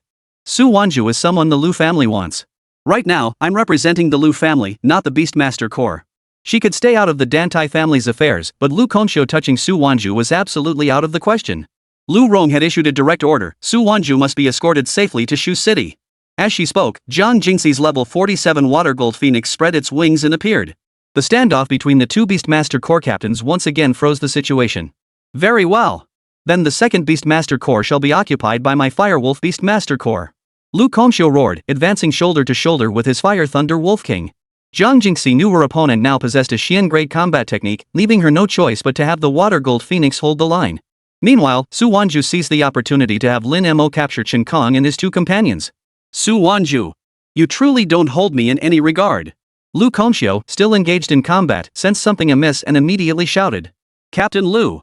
That Chen Kong has committed countless evils, not only trafficking harmful contract beasts in Huayao City, but also spreading rumors in North City. He's tried to harm me multiple times, how could I possibly let him go? Su Wanzhu stood her ground unwaveringly, while Lin Mo quickened his pace. Seeing this, Chen Kong immediately ordered his contract beasts along with those of Dan Tai Xiong and Yao Guangtian to desperately block their path. While he locked his gaze on Su Wanzhu. Don't even think about catching me. Chen Kong swung his fist fiercely at Su Wanzhu. But Su Wanzhu's strength far surpassed his own. Though both threw punches, when their fists collided, Chen Kong felt pain radiating from his fingertips all the way up his arm. Ah! My arm! Chen Kong lay writhing on the ground, screaming in agony. Damn it! Seeing this, Lu Kongxiu ordered the Fire Thunder Wolf King to hold off Shui Jinpeng while he confronted Su Wanzhu. Don't touch my master. Lin Mo activated red hairspeed, swiftly blocking Su Wanzhu's path. Just then, Su Wanzhu suddenly noticed Chen Kong flash a wicked grin. Now! Chen Kong shouted. Dan Tai Xiong pulled out over a dozen pills from his pocket and shoved them into Chen Kang's contract beast's mouth. That's... Su Wanzhu and Guqi recognized them instantly. It was precisely the veterinary medicine developed by that spirit beast hospital back in Huayao City. Guqi's wind spirit butterfly had nearly lost its senses after consuming that very medicine. So you were the one behind the counterfeit drugs in Huayao City. Su Wanzhu pointed at Chen Kong. They had thought it was merely a business deal, but never imagined Chen Kong was behind this as well. Chen Kong remained silent. Suddenly, the rockwater crocodile let out a roar, as if enraged, and charged rapidly towards Su Wanzhu. Watch out! The others tried to intervene, but it was far too late. Lin Mo was held back by Lu Kongxiu and the other contract beasts, unable to rush to Su Wanzhu's defense. The rockwater crocodile opened its massive jaws, poised to snap at Su Wanzhu. Boom! A deafening explosion echoed. Everyone looked again, only to find the rockwater crocodile standing alone where it had been. Where's Su Wanzhu? Could she have been eaten? But the very next moment, everyone saw Su Wanzhu actually pacing in midair above the rockwater crocodile. Tap! Tap! Tap! And something was suspended above her head. The Imperial Seal.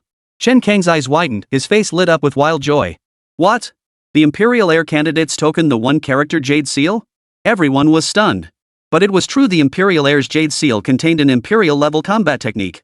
When activated, the seal would hover above one's head as a symbol of status. Ha ha ha ha. I knew it. I knew it. The single-character Jade Seal is on you.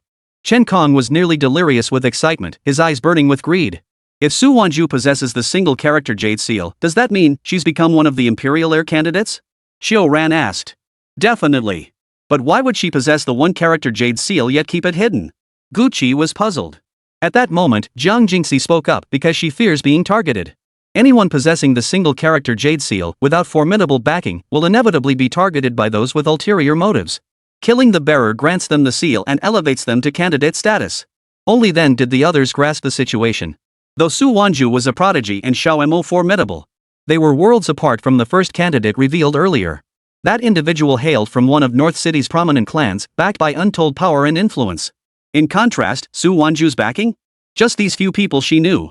Neither the Su family nor the Dantai family could possibly stand against those major powers. Chen Kong roared with laughter, the Jade Seal is mine. Mine. I schemed endlessly just to force out that single-character Jade Seal. Mad crocodile. Charge. This was Chen Kang's only chance. His secret wouldn't remain hidden for long. If he failed to seize the single-character Jade Seal, his fate. The rockwater mad crocodile reared its head and leaped suddenly. Just as Chen Kong was certain of success. Bang! The rockwater mad crocodile crashed heavily to the ground, convulsing violently. What's going on? What's happening? It was supposed to level up. Why is this happening?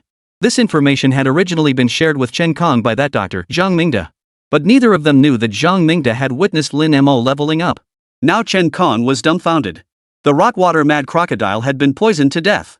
How could he possibly seize the single-character Jade Seal now? Meanwhile, Guqi relayed the situation in Huayao City to Lu Kongxiu, who finally halted his actions.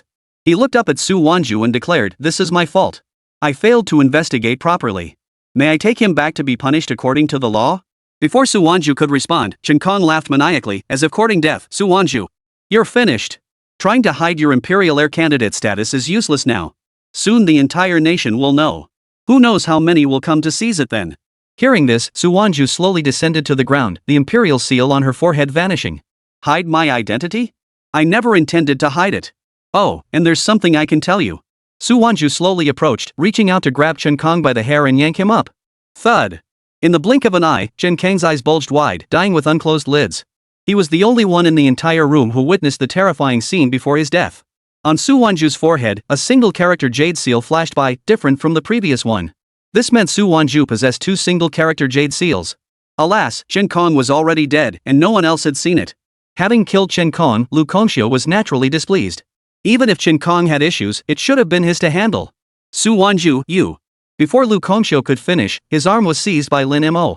Turning around, he saw the panda grinning broadly, its other paw gripping the head of the Wind Thunder Wolf King. "Don't run. Your dog's already spent.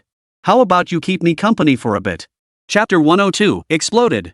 Everything exploded. Explosive update. Vote for me. Seeing his Fire Thunder Wolf King utterly incapacitated by Lin Mo, Lu Kongxiu could only lower his hand. Though Chen Kong deserved his fate, this was Yangqing City, the territory of his Firewolf Beastmaster Corps. His deputy commander had been killed without following proper procedures. His standing as commander was now in jeopardy. Oomph. Lu Kongxiu had no words left, only a helpless snort as he led his Beastmaster Corps members away. Meanwhile, Dantai Xiong and Yao Guangtian were also arrested. Wonderful. Sister Su, it's all settled. Guqi was the first to rush to Su Wanzhu's side and embrace her. But I never imagined you'd possess a single-character jade seal, making you an imperial heir candidate. That's incredible. Besides Guqi, Zhou Ran and the others also approached, beaming with delight at Su Wanzhu. Zhang Jingxi watched the scene with a resigned smile. These young people, do they even grasp what an imperial heir candidate and a single-character jade seal truly represent? Sigh. Following this, Su Wanzhu's parents were released by the Firewolf Beastmaster Corps. Reports concerning the incident involving the Dantai family's assets were also published, confirming it was orchestrated by Chen Kong, the deputy leader of the Firewolf Beastmaster Corps. Dantai Xiong and Yao Guangtian, as accomplices, faced over 10 years of imprisonment. Though the perpetrators were apprehended, the Dantai family still had to pay compensation. I've asked around, but no one dares to accept it. Their reason is that they're worried there might still be problems with these assets, Su Hao sighed. This time it had nothing to do with Chen Kong, but the Dantai family could only quickly come up with 50 million yuan, 30 million short. Attempting to mobilize 30 million from the Su family would likely cripple their own operations. Just then, Guqi stepped forward. My father says he can acquire all of the Dantai family's assets for 300 million. Really? At this news, Su Hao, Dantai Lan, and the others leaped to their feet in excitement. Su Wanzhu couldn't help but thank Guqi. Don't thank me, it's Xiao Mo. Xiao Mo? What about him? Yesterday, Xiao Mo approached me for a favor. He was worried something unexpected might happen and asked me to inquire with my father about the acquisition. After my dad heard the details, he immediately agreed to the 300 million acquisition price. Who would have thought a contract beast could possess such foresight? To resolve the matter swiftly, with Guqi's assistance, Dantai Fawned and the arriving Guming Yuan signed the contract. From that point onward, the Dantai family lost these properties, but each member would receive a certain amount of compensation. Dantai Fawned, Su Hao, and Dantai Lan could now prepare to return to Tianhai. Dad, regarding the downgrading of the rock monkey's rank, I believe it's connected to Chen Kong. Su Wanzhu had now uncovered all the details that had previously remained unclear. At that time, Chen Kong had been backing the Zhao family and had even assisted in developing the problematic potion. The reason the rock monkey's level plummeted after father's battle with the Zhao family was directly tied to this serum. Now that everything was resolved, Su Hao felt considerably more at ease. It's fine. I can slowly level up the rock monkey. But what about you? What about me? Su Wanzhu asked, puzzled. Of course, Xiao Mo. Though he's your contract beast, he fought so fiercely for you. You must never abandon him, Dantai Lan reminded her. Besides, you mentioned Xiao Mo can transform. Who knows? He might turn into a total hottie. These words caused Su Wanzhu's gaze toward Lin Mo to grow slightly dazed. Whether it was her contract beast from her previous life or Xiao Mo in this one, even if they could take human form, she had never imagined what they might look like. She'd assumed it would resemble Dantai Feng's Fire Phoenix childlike in form. But Xiao Mo's mind was mature, he didn't seem like that type at all. Could it really be as his mother said? Would Xiao Mo turn into Lin Mo, holding a large chicken drumstick in his left hand and a pork knuckle in his right, caught Su Wanzhu's gaze and gave her a smile in return. First things first, she needed to gather the materials required for Xiaomo's transformation. After distributing the funds among the Dantai family members, Su Hao and the others returned to Tianhai City. Su Wanzhu, Jiang Jingxi, and the members of the continued onward to Shucheng. Airphone had completed all pre-flight preparations. The flight from Yangqing City to Shucheng would take over 4 hours. So the group sat on Airfeng's back, browsing news updates on their smart bracelets. Today's news, however, has only one theme: the candidates for the Imperial Heir. Following Wang Chujun of the northern city Wang clan, 2 more Imperial Heir candidates have emerged. They are Yang Tianfang of the Yang family from the East Sea, and Su Wanzhu, who possesses an attributeless contract beast. Rumor has it Yang Tianfang obtained the Jade Seal inscribed with the character for longevity, while Su Wanzhu acquired the one bearing the character for you. Moreover, it's said the Imperial-grade combat technique within the Yu Seal isn't meant for battle. With 3 Imperial Heir candidates now revealed, who knows what will unfold between them? What happens, I don't know. But I know Su Wanzhu is in for a rough ride. Why do you say that? The Wang family of North City is an established Beastmaster clan. Ever since Wang Chujun became an Imperial Sun candidate, they've been making major moves. Now, many factions in North City have declared their support for the Wang family. As for the Yang family of the East Sea, it goes without saying virtually the entire region has already declared their allegiance to the Yangs. In contrast, Su Wanzhu is merely labeled a prodigy. Without any major faction backing her, the Imperial Seal will likely change hands soon. All of these comments were clearly visible to everyone present. Su Jia, don't worry. I support you. And my dad definitely supports you too. We're with you too. Xiao Ran and Meng Xiaoyi chimed in. As for Hu Jai, it goes without saying her grandfather had sent her to Su Wanzhu's team precisely to prevent the Hu family from being swallowed by the Wang family. Now that Su Wanzhu had become an Imperial Heir candidate, she naturally supported her. Seeing the youthful energy radiating from these youngsters, Jiang Jingxi couldn't bring herself to dampen their spirits. But come to think of it, if Lu Rong was so eager for Su Wanzhu to go to Shucheng, could it be she also supported Su Wanzhu? If that were the case, with the Lu family's backing, Su Wanzhu would secure a foothold in the Imperial Heir race. Yet should Su Wanzhu lose the contest, those who backed her and their factions would likely face retribution. This is precisely why many factions remain undecided for now. Shucheng is just ahead. Prepare for landing. Jiang Jingxi announced as the city came into view. This was the first time any of them had visited Shu City, except for Jiang Jingxi and Guqi. Su Wanzhu was the exception. Though the city before her held a faint familiarity, Su Wanzhu's gaze was fixed beyond Shu City. The Empress's regalia and that single-character Jade Seal would appear in that area. For now, however, it remained an empty plot of land the secret realm had yet to manifest. Just as Airphone prepared to land, Jiang Jingxi's bracelet suddenly rang. It was a call from Lu Rong. The moment she answered, just as Jiang Jingxi was about to report the situation, Lu Rong shouted, "Don't let Su Wanzhu enter Shu City." Chapter 103, Sudden Unexpected Event. Blast Update. Vote now. What was going on? Before Jiang Jingxi could ask for details, Lu Rong had already hung up. It's fine. I'll take Xiao Mo and not go to Shucheng for now. Su Wanzhu, seated behind Jiang Jingxi, overheard Lu Rong's loud voice. Sister Su, then what about us? Guqi was about to say that if her mom wouldn't let Su Wanzhu enter Shucheng, she wouldn't go either. You guys go ahead. We'll figure things out later. With Guqi there, she felt reassured about Qiu Ran and the others. Jiang Jingxi also assured them that nothing would happen to the group. Before leaving, Su Wanzhu pulled Qiu Ran aside and gave her some instructions. What? You want me to be the leader? Qiu Ran was utterly astonished. The situation ahead is unique. I might not be able to continue leading you through the secret realm, but I believe in your abilities. These were the very words Qiu Ran had spoken to her in her previous life. Little did she know that in this life, the tables would turn. Now that her identity as an Imperial Heir candidate had been exposed, Su Wanzhu would inevitably face interference if she tried to lead them through the secret realm together. Alright, I understand. Qiu Ran grasped the situation and silently vowed to grow stronger. As her senior, she couldn't let Su Wanzhu shoulder this burden alone. After Jiang Jingxi led them into Shu City, Su Wanzhu turned to Airfeng and said, "Take us over there." The direction Su Wanzhu pointed to was the hillside outside Shucheng.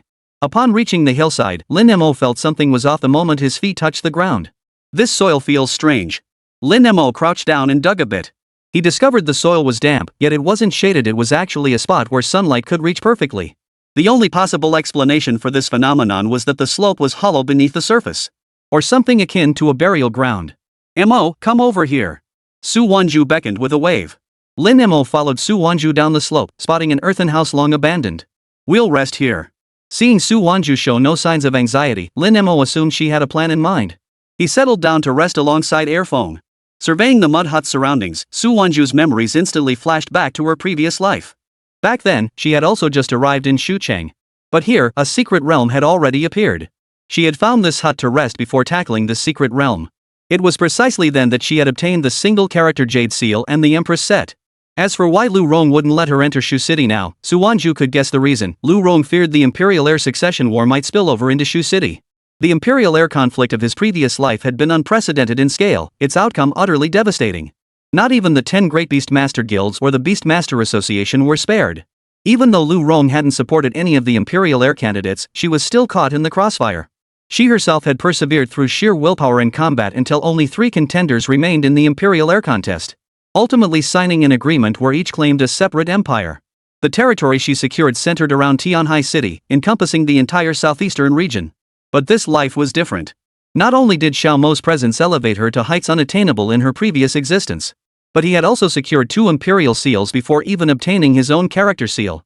The owner of the U character Imperial Seal should be someone from the Firewolf Beastmaster Corps. They likely obtained it by entering the Lock Dragon's secret realm.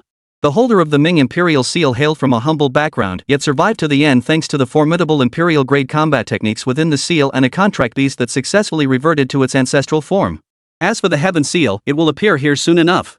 Su Wanzhu knew full well that the combat techniques within the Heaven Seal were perfectly aligned with the Empress's legacy. Both were indispensable. Without them, she could never have become an Empress in her previous life.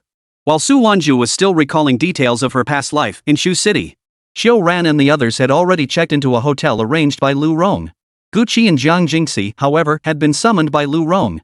Top floor room of Xucheng Hotel. Chi-Chi, you've grown so tall. Come give your mommy a hug. Lu Rong opened her arms, but Guqi looked distinctly displeased. Mother and daughter hadn't seen each other in 3 years. Their relationship had always been good even when Guqi failed to get into Xucheng Academy. Lu Rong hadn't blamed her in the slightest. Why didn't you let Sister Su enter Xucheng? Guqi voiced the question weighing on her mind. Lu Rong remained calm upon hearing this. She had some snacks prepared for her daughter and instructed Jiang Jingxi to sit down as well. You're all aware of the situation regarding the Imperial Heir candidates, correct? Jingxi should understand even more clearly what the Imperial Heir competition signifies. Jiang Jingxi nodded. It signifies a period of turmoil and instability. Exactly. If it were like last time, it wouldn't be too bad, minimal impact. But this time, there are 8 tokens plus Su Wanzhu's Panda. What? What does that mean? Guqi was confused. How was this connected to Xiao Mo? Lu Rong sighed and slowly explained to her daughter. The Imperial Heir contest occurs every 60 years to select an Imperial-level Beastmaster who will rule the entire nation. According to records, the more tokens a candidate possesses, the fiercer the competition. Do you know when 8 tokens last appeared? Guqi shook her head. 1200 years ago, during the era of territorial fragmentation and the rebellion of the 8 princes. You should know the consequences. The Imperial Heir contest involves far too many factions. Whether you want to or not, you'll easily get drawn into it. This time, 8 tokens have appeared again. The intensity of the competition is only greater than it was back then. Su Wanzhu is already one of the Imperial Heir candidates. She may come to Xucheng, but she absolutely must not contact the Lu family. Otherwise, regardless of your intentions, it will draw outside attention, leading others to believe the Lu family supports Su Wanzhu. At that point, the other candidates will inevitably begin their own power struggles. Should Su Wanzhu lose, the faction she represents will be finished. Upon hearing this, Guqi finally understood why it was described as a bloody battle. But what does this have to do with Xiao Mo? Lu Rong continued her explanation. Actually, it wasn't originally connected to him. When Su Wanzhu took the major exam, I even went to Tianhai City and invited her to bring Xiao Mo to our Xucheng Academy. I also discussed with the deans of several other academies about a rumor that the appearance of a spirit beast like a panda inevitably heralds a major event, and it's highly likely to be a catastrophe. At first, knowing Xiao Mo was attributeless, we believed even if his stats were abnormal, it shouldn't relate to the prophecy. But then Su Wanzhu became a candidate, forcing us to take that prophecy seriously. Our Lu family's duty is to protect Xucheng and the surrounding 3 provinces. That's why we became the backers of the Shurong Beastmaster Corps. Whether it's Su Wanzhu or that panda, should any mishap occur after they enter Shu City, the calamity it could unleash is unimaginable. Lu Rong also voiced her own reasons for helplessness. Had Su Wanzhu not been the Imperial Heir candidate, she would have welcomed both Su Wanzhu and Xiao Mo with open arms. But fate plays cruel tricks. But the National College Student Competition is in just 1 month. As Tian Province's representative, Su Wanzhu absolutely must participate. She can enter Xucheng then. Guqi had just exhaled in relief when she suddenly noticed Lu Rong's expression had turned grim. Did you and the other deans scheme to deliberately let Sister Su and Xiao Mo enter the competition? To harm them. Chapter 104, Snatching Up the Leftovers Explosive Update. Vote now. Seeing her mother's silence, Gucci panicked completely. How could you do this? I'm telling Sister Su to get away from here. Gucci reached for her smart bracelet to message Su Wanzhu. But Jiang Jingxi stopped her immediately. Jingxi, take her to rest first. I won't rest. Let me go. If you've got the guts, keep holding me down, or else I'll tell Sister Su. Facing Gucci's outburst, Jiang Jingxi led her away before gently urging, calm down. I won't calm down. Mr. Lu never intended to harm Su Wanzhu. Gucci looked puzzled. What do you mean? Right before you met with Mr. Lu, he just finished talking with Su Wanzhu and even agreed to sell her some jade bamboo shoots and jade bamboo. This only made Gucci more puzzled. Why hadn't she explained this earlier? Ms. Lu is perfectly clear-headed. If she didn't say anything, she has her reasons. And even if you told Su Wanzhu, she'd still participate in the college competition. Why? I can't explain it now. If you don't believe me, you can contact Su Wanzhu right this minute. Seeing Jiang Jingxi no longer stopping her, Gucci naturally made the call. But when she told Su Wanzhu about it, the other party didn't seem the least bit surprised. She even urged Gucci to follow Qiu Ran and focus on conquering the secret realm. Since Sister Su says so, I'll head back to rest. Gucci skipped away cheerfully. Jiang Jingxi could only sigh helplessly at the sight. She's gone? Suddenly, Lu Rong's voice came from behind Jiang Jingxi. Ms. Lu, she is your daughter after all. Why don't you ever explain things clearly whenever something like this happens? Lu Rong smiled. Why bother explaining? She's my daughter, Lu Rong's daughter. With the Lu blood running through her veins, it's inevitable she won't stay so innocent forever. So? Isn't this mother of hers pretty amazing? Jiang Jingxi had lost count of how many times she'd been left speechless today. Alright, let's start with the details of your journey from North City. Jiang Jingxi proceeded to recount everything she had witnessed and learned about Su Wanzhu and Lin Mo to Lu Rong. Ms. Lu, Su Wanzhu is indeed exceptionally talented, and Xiao Mo's combat prowess is truly astonishing. But I don't believe she's worthy of our support. Lu Rong folded her arms across her chest. Who said we're supporting her? Then you won't support her? Who said we wouldn't support her? Lu Rong. Can you stop talking in riddles? Can't you just say what you mean? Jiang Jingxi finally couldn't hold back. Alright, don't raise your voice. Look how worked up you are. Just a moment ago you were trying to calm Chi-Chi down, and now you're acting like this yourself. It's all because you're driving me crazy. Alright, we can take our time with the Imperial Air competition. Only 3 contenders have emerged so far, 5 more to go. You know the Hu family from North City, right? Thank goodness old Hu reacted quickly and sent his granddaughter to Su Wanzhu. Otherwise, the Hu family would have become a vassal of the Wang family by now. The Wang family made their move? Not exactly made their move, but they did send people to negotiate with the Hu family. The talks broke down. Given that outcome, the Hu family would have faced a grim fate. Just then, the Yang family from the East Sea took the initiative to invite Old Man Hu, only to be rejected again. Lu Rong spread her hands helplessly and continued, caught between 2 powerful factions, the Hus felt doomed. Then news broke that Su Wanzhu was a candidate for the Imperial Heir, coupled with Hu Chuanfeng's prior relationship with her. So now everyone assumes the Hu family has sided with Su Wanzhu. After explaining all this, Lu Rong felt exhausted. Alright, get some sleep. You're heading to the Beastmaster Corps tomorrow too. Remember to tell your people if they encounter Su Wanzhu in any nearby cities, avoid conflict. Daytime. Su Wanzhu, Lin Mo, and Air Feng awoke in the earthen hut. Their backpacks contained some food Gucci had prepared earlier. Su Wanzhu ate while checking the trading platform on her wristband. The bracelet featured a dedicated trading platform, but to ensure the authenticity of goods, transactions were always conducted offline in person. Su Wanzhu wanted to see if anyone was currently trading Yajing stones. After browsing for a while, she suddenly spotted someone actually trading Yajing stones. Not sure what it is, but it must be an extremely rare stone. 1,000 credits each. 1,000? That's way too cheap. In my past life, the price of Yajing stones eventually skyrocketed to hundreds of thousands. Su Wanzhu checked the listing date and price fluctuations again. She discovered it had only appeared 2 days prior, and the price was dropping daily, indicating no one knew its potential uses yet. In that case, Su Wanzhu immediately contacted the seller. I'm in Jiang City, right next to Shu City.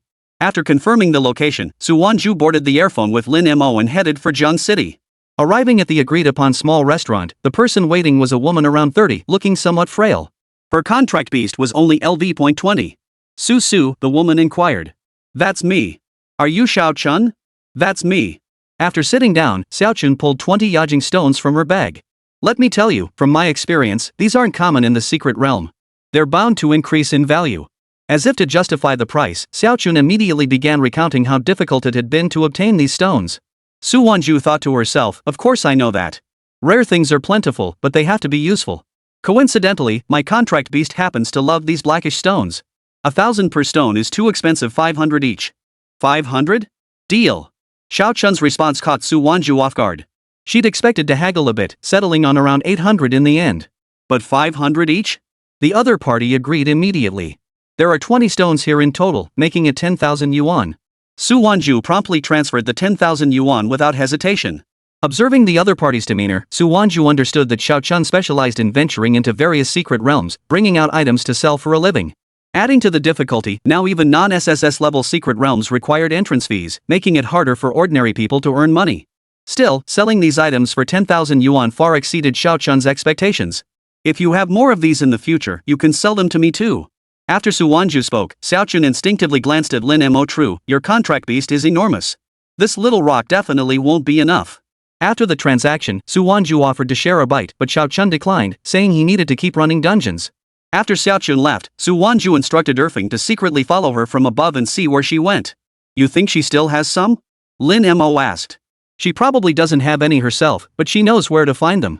If it's a secret realm, we'll head there right after this. Speed isn't the priority, our goal is to locate the sub-crystals. If someone else possesses it, that means sub-crystals have already appeared in significant numbers around here. After all, Su Wanzhu knew little about the circumstances surrounding the sub-crystal stone's initial appearance. Soon, air foam returned. Boss, I saw it. That woman went into an underground area. Not long after, she came out with her backpack stuffed full. She's heading this way now. But she's got a few people following her, looks like a bunch of tough guys. Chapter 105, what's going on? Blast update. Vote for me. No sooner had Airfoam finished speaking than Xiao Chun walked up to the small restaurant entrance. Immediately after, several men followed him inside and sat directly across from Su Wanzhu. Su, this is Ho Qing, the leader of my guild. Xiao Chun's guild was a low-ranked local beastmaster guild, specializing in running secret realms and selling the loot. Hello? Ho Qing wore a large tank top, giving off a rugged, rough and tumble vibe. Su Wanzhu didn't respond but asked, so what brings you here? Seeing Su Wanzhu's unresponsive hand, Ho Qing chuckled. Xiao Chun mentioned someone wanted black stones. What a coincidence. We just got a whole box yesterday. Wonder if you've got the cash to take it. After speaking, Ho Qing motioned for Xiao Chun to open his backpack. Inside was indeed a box roughly the size of 2 A4 sheets. There are 160 stones in total. Still 500 each. What do you say? Ho Qing held up 5 fingers as he spoke. That meant 160 stones would cost 80,000 yuan. For the small beast taming team handling logistics, this was a substantial sum. It would be enough for their members to undertake several B-rank secret realm explorations. Seeing the other party doubt her financial standing, Su Wanzhu feigned confusion. I'm afraid I can't afford to buy them all with what I have left. Ha! Ho Qing froze. Based on Xiao Chun's description, he'd assumed she was a nouveau riche or someone with deep pockets. He hadn't expected someone who'd earlier spent 10,000 yuan without batting an eye to now claim they didn't have much money. But he was eager to sell these stones since he genuinely didn't know what they were for. Alright, name your price. I'll consider it. 50,000. 50,000, that's like. Ho Qing was still calculating when Xiao Chun leaned in and whispered, over 300 per stone. No way. That's too low. I'll just sell them to someone else. But while Ho Qing's words might sway others, they had no effect on Su Wanzhu. First off, Jiang City was a small place with a population of just a few 100,000, and there weren't any high-level secret realms nearby. If anyone actually wanted the subcrystals, they definitely wouldn't be from Jiang City. Second, subcrystals had only just appeared on the market. No one could possibly know their uses yet. This information gave Su Wanzhu leverage to negotiate. How about this, 50,000 plus a level 26 Savage Beast Bloodline core? Ha! Ho Qinggang felt a flicker of excitement, but something immediately felt off. A standard level 26 Beast core sells for 12,000 on the market. Add the Wild Beast Bloodline, and its value jumps to 30,000. Add another 50,000, and that's 80,000 total. That's practically no bargaining at all. Are you certain this is a genuine Wild Beast Bloodline Beast core? Of course. You can verify it with the association anytime.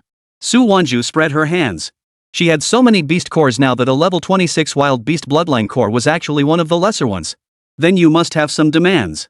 Just say it. Ho Qing sneered coldly, inwardly congratulating himself on his sharpness for not falling for the other party's trick. Simple. You handle the secret realm. Any stones like this, sell them to me. Still 500 per stone, no haggling. When Su Wanzhu saw the other party produce over 100 subcrystal stones, she became certain of one thing. Subcrystals were prone to appear in the secret realms near Jiang City. At least for now. Therefore, she had to stockpile as many as possible. One person's speed in the secret realm wasn't enough better to find some runners. The term Su Wanzhu proposed had the entire little group salivating. What grade of secret realms are around here, and what's the entry fee? This time, Ho Qing volunteered the answer. Around our little place, there are over 10 B-rank secret realms. There's one A-rank realm, and anything higher than that requires heading over to Shu City. For B-rank dungeons, the price range is between 1,000 and 2,000. With good luck, one person could bring out items worth over 5,000. Through their conversation, Su Wanzhu learned that the entry fees for B-grade secret realms here were significantly cheaper than elsewhere. In that case, do you accept my earlier proposal? I'll be staying here for at least the next month. Sure. Absolutely no problem. Ho Qing agreed immediately, afraid Su Wanzhu might change her mind. Finding just 10 of these stones per trip would earn them as much as their best days before. After the deal was sealed, Ho Qing's 5-person team departed, leaving Xiao Chun to handle all future communications. Xiao Chun, you take a break these days and stay by Boss Su Su's side. We'll handle sourcing the goods. Ho Qing reasoned that since Xiao Chun had initially connected with the Su Su, it made sense for her to stay close. Whether it brought benefits or not, at least communication would be easier. Su Su, do you have a place to stay here? Would you like me to recommend a hotel? Forget the hotel. I'll rent an apartment. Alright. Xiao Chun glanced at Lin Mo and offered an awkward smile. Is that your contract beast? It looks incredibly powerful. Is he really that powerful? Could you tell me how you trained him? Throughout the journey, Xiao Chun kept searching for topics to talk about with Su Wanzhu. I know a great place perfect for you too. When they arrived, Su Wanzhu discovered it was a house with a courtyard. The environment and location were both excellent. 3,000 for a month's rent. Su Wanzhu pulled out cash and rented it on the spot. What do you think, Su Su? Pretty good, right? If you have any questions, just ask me. In Jiang City, there's nothing I don't know. Just then, a voice suddenly appeared behind Xiao Chun. Wow, that's impressive, Sister Chun. Of course. I am. Xiao Chun suddenly sensed something was off and stared at the newcomers in shock. What are you doing here? You've got some nerve. Did you really think hiding would keep us from finding you? Hand over the money now. For men, each accompanied by a contract beast, had already blocked Xiao Chun's path. I said I'd pay you back next time. Next time? How many next times have there been already? Is that your friend? Seeing them notice Su Wanzhu, Xiao Chun quickly shook his head. I don't know her. Don't know her? Think I'm blind? I've been following you guys the whole way. The bald leader pointed at Su Wanzhu. Hey. Your friend owes us money. Su Wanzhu ignored him. Hey. You're not giving me any face. The bald leader immediately stepped in front of Su Wanzhu. You deaf? Su Wanzhu lifted her head to look at him. She owes money. What does that have to do with me? The bald guy hadn't intended to pick a fight with Su Wanzhu, but who could have guessed this little girl wouldn't give him any face? How was he supposed to keep his reputation now? Fine. No problem, huh? You renting a place here? Pay up. Protection money. Hearing this, Lin Mo couldn't help but laugh. What era was this, still demanding protection money? The bald man's mood soured at the sound of laughter. He shouted angrily behind Su Wanzhu, what is going on here? Boom. Boom. Lin Mo, standing over 6 feet tall, emerged from beneath the eaves like a full-grown bear. The bald giant was genuinely startled. After staring blankly for 5 seconds, Ho Qing actually retorted, I wasn't talking about you. I was talking about that little one inside. The next second, Airfeng followed Lin Mo's lead and stepped out. What's going on? Chapter 106, Drawing Attention Explosive Update. Vote now. Airfeng had already reverted to her true form, her wingspan stretching a full 10 meters. LV.30. The bald man was so startled he plopped down onto the ground. His own contract beast was only LV.25. How could this woman have 2 spirit beasts by her side? Boss. The henchmen behind him were worried, but they didn't dare move an inch.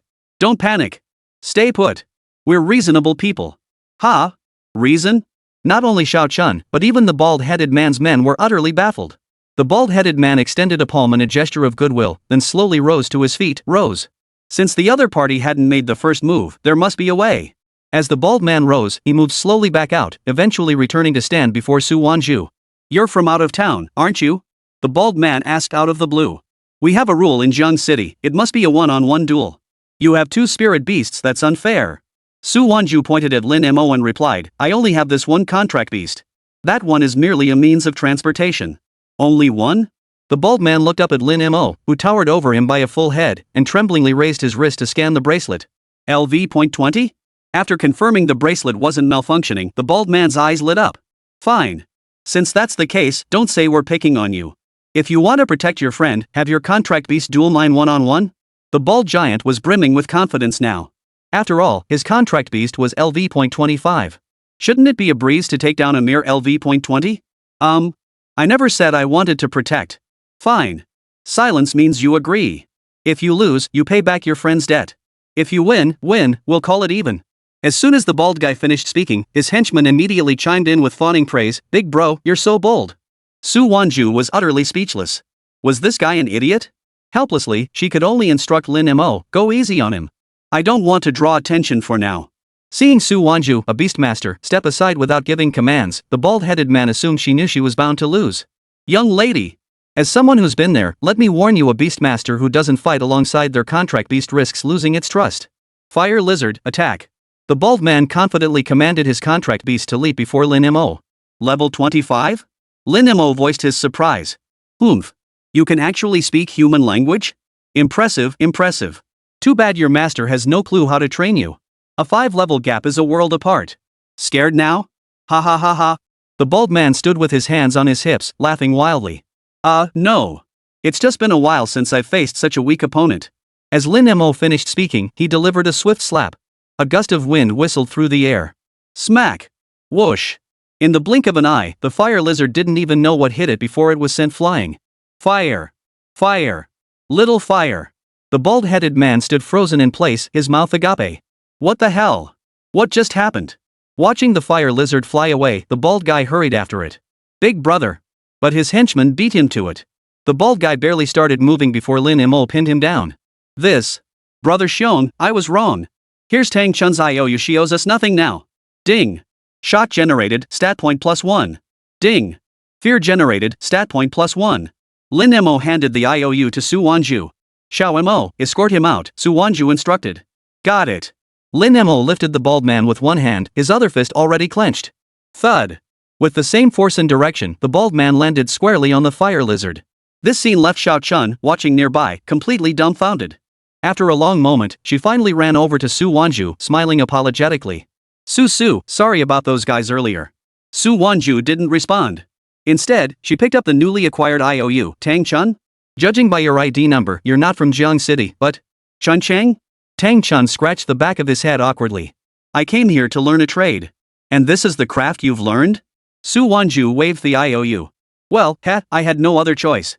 When I first arrived, my money got stolen, and I didn't want to go back home looking like such a loser. Fine. I'll hold on to this IOU for now. I'll give it back to you after our transaction is complete. Such an IOU wouldn't be of much use to Su Wanzhu if she kept it. But this Tang Chun reminded her of the Tang family from Spring City. The Tang family possessed an exceptionally advanced beast riding combat system. During the later Imperial Heir Succession War, they became a crucial vanguard force for the royal house dominating the north. Though whether this Tang Chun, hailing from Spring City, had any connection to the Tang family remained unclear. Hearing Su Wanzhu say she'd give it to her, Tang Chun visibly relaxed. By the way, Su, your contract beast is so powerful. It knocked a level 25 contract beast flying with just one swipe. Is he really only level 20? Before Su Wanzhu could answer, Airfoam piped up proudly from the side. My big brother can punch a level 40 and stomp a level 45. A mere level 25 contract beast, especially one with just a rare beast bloodline?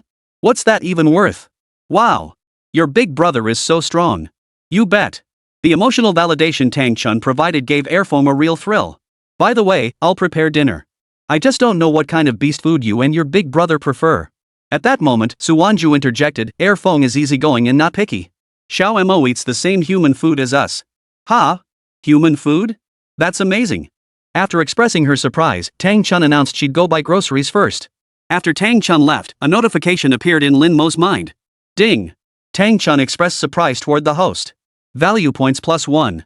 Lin Mo froze. This was peculiar. Earlier, when he acted that way, this woman named Tang Chun hadn't reacted at all.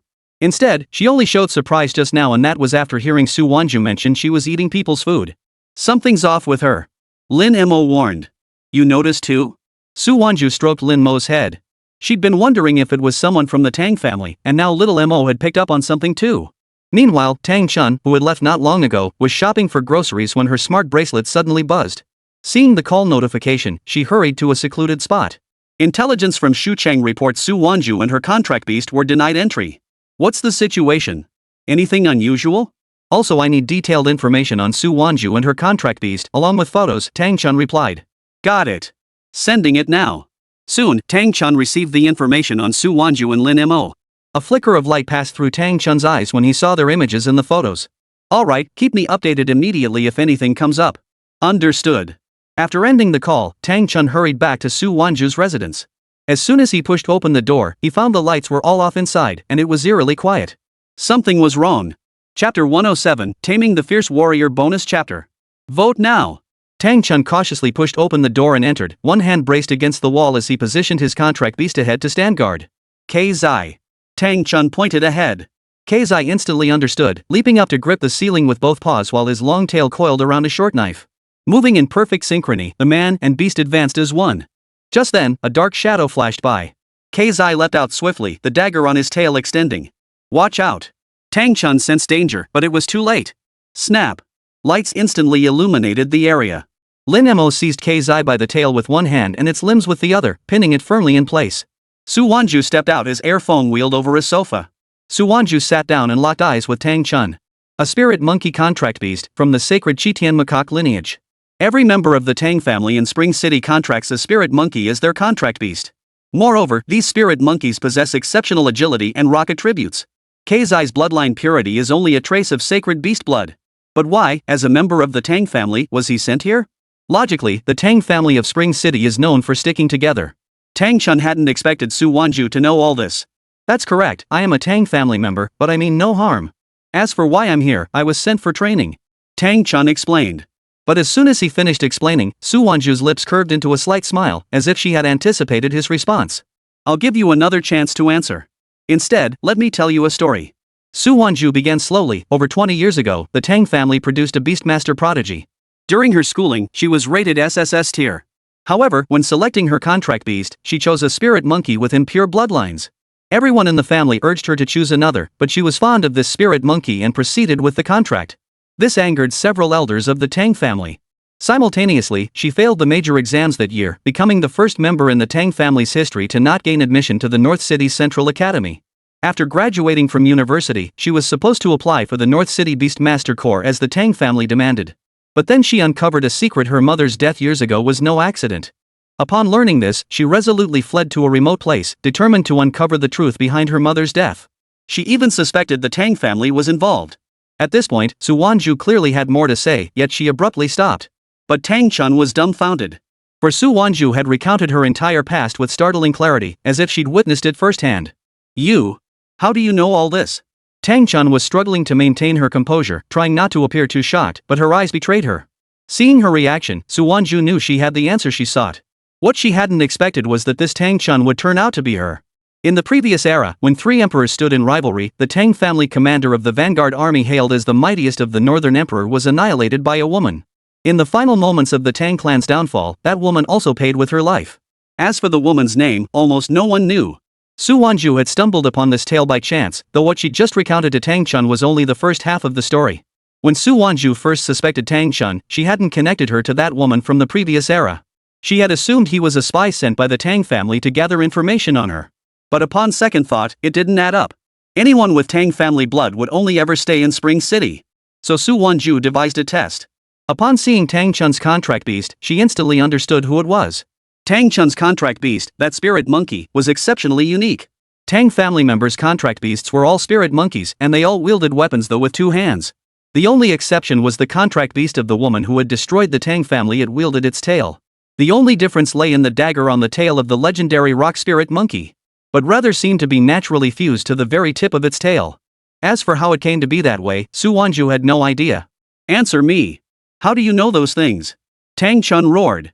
Su Wanzhu might have the ability to uncover her Tang family background in past events. But there was one thing she absolutely could not possibly know. The secret about her mother. The person who had told her that secret was already dead. Su Wanzhu was only 18, how could she possibly know any of that? Not only do I know about you, but I even know who murdered your mother. Su Wanzhu stated bluntly. Who? Tang Chun asked in a hushed voice. Why should I tell you? What's in it for me? The fact that one person could destroy the Tang family meant Tang Chun must have gained extraordinary strength through some opportunity.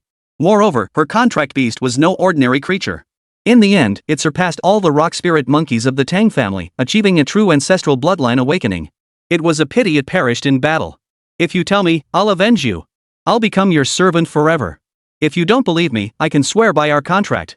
Oaths could be broken, but a contract oath was different. Once sworn, even the slightest thought of betrayal would cause instant death. Agreed. After agreeing, Su Wanzhu instructed Lin Mo to set Zai down first. Then, Tang Chun stepped before Su Wanzhu, drew the contract symbol, and swore the oath. A woman in her early 30s had come to this small place 8 years ago. She had endured 8 years of silence, all for the sake of finding the murderer of her mother. Yet 8 years had slipped by, yielding not a single clue. Now, Su Wanzhu's words were like a lifeline to her. After the contract oath was successfully sworn, Su Wanzhu gave her a set of coordinates. There's an elderly man there, he should be your mother's eldest brother. Go to him, and you may learn something. As for the killer, he isn't in Jiang City, but in Shu City. Shu Cheng? That's right. Fang Yuan, the current head of the Fang family in Shucheng, who also serves as the head of the intelligence division for the Shurong Beastmaster Corps. He's the killer. As for who gave him the orders, I think you can probably guess. Tang Chun was stunned. She never imagined that the person who killed her mother was Fang Yuan. After all, it was Fang Yuan who had brought her to Jiang City in the first place. Though I'm unclear how you came to know all this, I still thank you for telling me. Tang Chun trusted Su Wanzhu, for in this entire world, only Su Wanzhu knew her secrets. Fang Yuan is a wasteland tier beastmaster with a level 40 contract beast. You can wait. In a month, the University Grand Tournament will be your moment for revenge. I can't wait. 8 years. I've waited a full 8 years. Tang Chun was itching to fly to Shucheng right now and kill Fang Yuan. Even if her Zai was only LV.30, she had to try. Su Wanzhu stopped her. You've waited 8 years, does one more month matter? I guarantee your chances of winning now are only 10%. But in a month, your odds will be 90%. What do you mean? You have a way to help me defeat Fang Yuan? Su Wanzhu smiled. Tang Chun's arrival had given her a perfect plan. In 20 days, accompany me to a secret realm. It will make you stronger. What secret realm? Chapter 108, Risking Your Life? That'll cost you explosive update. Vote now. You'll find out when the time comes. Now cook the meal, we're all starving. Su Wanzhu didn't elaborate, and Tang Chun didn't press further. During dinner, Tang Chun told Su Wanzhu about the Tang family affairs. The Tang family instructed me to keep tabs on your movements at all times. They have spies throughout Shucheng. Now that I think about it, it was most likely Fang Yuan. Hearing this, Su Wanzhu felt no surprise. Wang Chujun was the first Imperial Sun candidate to emerge. The Tang family quickly aligned themselves with him afterward, so naturally they'd help Wang Chujun monitor the movements of other Imperial Sun candidates. As for Fang Yuan, he's the head of the Shurong Beastmaster Corps' intelligence division, specifically tasked with overseeing Shu City and its surrounding areas. He's the perfect fit as the Tang family's spy. For Su Wanzhu, it only took a moment of reflection, combined with her memories from her previous life, to easily deduce her current predicament. Su. Tang Chun momentarily faltered, unsure how to address Su Wanzhu. Since you've sworn to follow me, henceforth address me as the Empress. Tang Chun showed no reaction, but Lin Mo was genuinely surprised, never expecting his master to be so different from other women. Such ambition, I like it. Tang Chun inquired, Empress, how did you train Xiao Mo to become so powerful? I haven't had any special training. Xiao Mo is naturally exceptional. You must know he's attributeless, yet his stats are remarkably high. Tang Chun was somewhat surprised. She had reviewed Su Wanzhu's exploits in the intelligence provided by the Tang family, as well as Xiao Mo's. But today, witnessing Xiao Mo effortlessly swat away a level 25 contract beast with a single slap. Even against a weaker opponent, such a display of power was truly astonishing. It was clear that Xiao Mo hadn't even used half his strength, let alone his full power, in that single blow. Your Zai will develop its own unique path to growth. Don't worry. After a night's rest, Su Wanzhu and Tang Chun rose early. As Ho Ching had messaged them last night saying they'd found another batch of black stones after working through the night. By the time Su Wanzhu and the others finished breakfast, Ho Ching and his team had already arrived. Xiao Chun, has our boss Su been satisfied these past couple days? Ho Ching immediately inquired about Su Wanzhu's well-being. After all, she was the big spender. Put. Who do you think you're looking down on? Su and I are besties now. Tang Chun hadn't changed her attitude upon learning who her enemy was. Instead, she heeded Su Wanzhu's advice. 8 years of endurance meant a few more days wouldn't matter. That's good. Ho Ching produced the Yajing stones. Madam Su, there are 15 in total this time. But these things are incredibly hard to find. All 6 of us had to venture into 6 different secret realms simultaneously to gather them. We even started wondering if they were just ordinary stones. Ho Ching had originally thought that with 6 people, they could easily find dozens, maybe even 100. Who could have imagined they'd only find this meager amount? Though Su Wanzhu's expression remained unchanged, her heart was already racing. A dozen or so. This quantity couldn't be called mere luck. After all, even if someone found a sub-crystal stone, returning to the exact same spot in the same secret realm wouldn't guarantee discovering another one. Yet Ho Qing managed to find over a dozen. He was a true talent. Xiao Chun, the ones you sold me earlier, did you find them yourself, or did they? They gave them to me, Tang Chun replied truthfully. Just as I thought. Su Wanzhu asked again, Captain Ho, I'm curious, does your team have spirit beasts specialized in treasure hunting? You know all this, Boss Su? Amazing. Well, the 6 of us were originally a team. Xiao Chun joined later. And our 6 contract beasts are rock squirrels. Rock ground rats? Su Wanzhu and Lin Mo nearly shouted in surprise at the same time. Lin Mo recalled their first dungeon run with Su Wanzhu, where they'd slaughtered a pack of rock rats. Could these creatures actually hunt for treasures? Su Wanzhu, meanwhile, reflected that across her 2 lifetimes, she'd encountered most contract beasts if not all and understood them well. Don't rock voles only find seeds? How did they become treasure hunters? Ho Qing chuckled sheepishly. Well, these 6 little mice of ours are a bit special.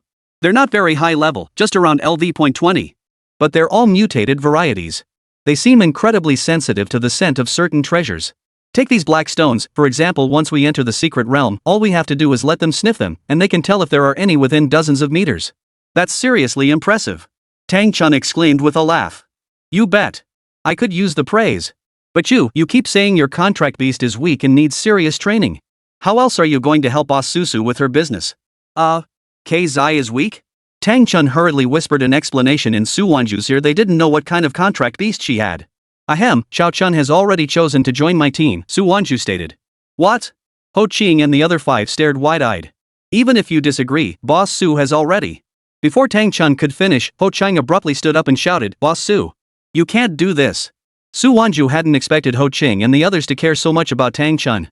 I can give you some. Before she could utter the word compensation, Ho Qing shouted again, in that case. Boss Su, why not take us in too? Ha? We call ourselves a Beastmaster Guild, but really, we're just a bunch of brothers trying to make a living together. We don't have any grand dreams, just want to earn enough to buy a house and marry a wife. To be honest, Boss Su, after meeting you yesterday, we knew you weren't ordinary. If someone like Xiao Chun can work alongside you, so can we. Ho Chang and his crew seemed cheerful, but in truth, every time they brought items back from the secret realm and converted them to cash, they carefully divided the spoils. They feared unequal distribution would breed discontent. Life was manageable, but never truly stable. Most of us who specialize in running secret realms have bosses backing us. We've always wanted a boss like that, but we never found one. Now I understand heaven kept us from meeting anyone before, just so we could wait for you to arrive. Ho Qing's voice trembled with emotion, his tears welling up. His brothers played along with great enthusiasm. Su Wanzhu was utterly dumbfounded. That said, Ho Chang and his crew's contract beast packs held extraordinary potential.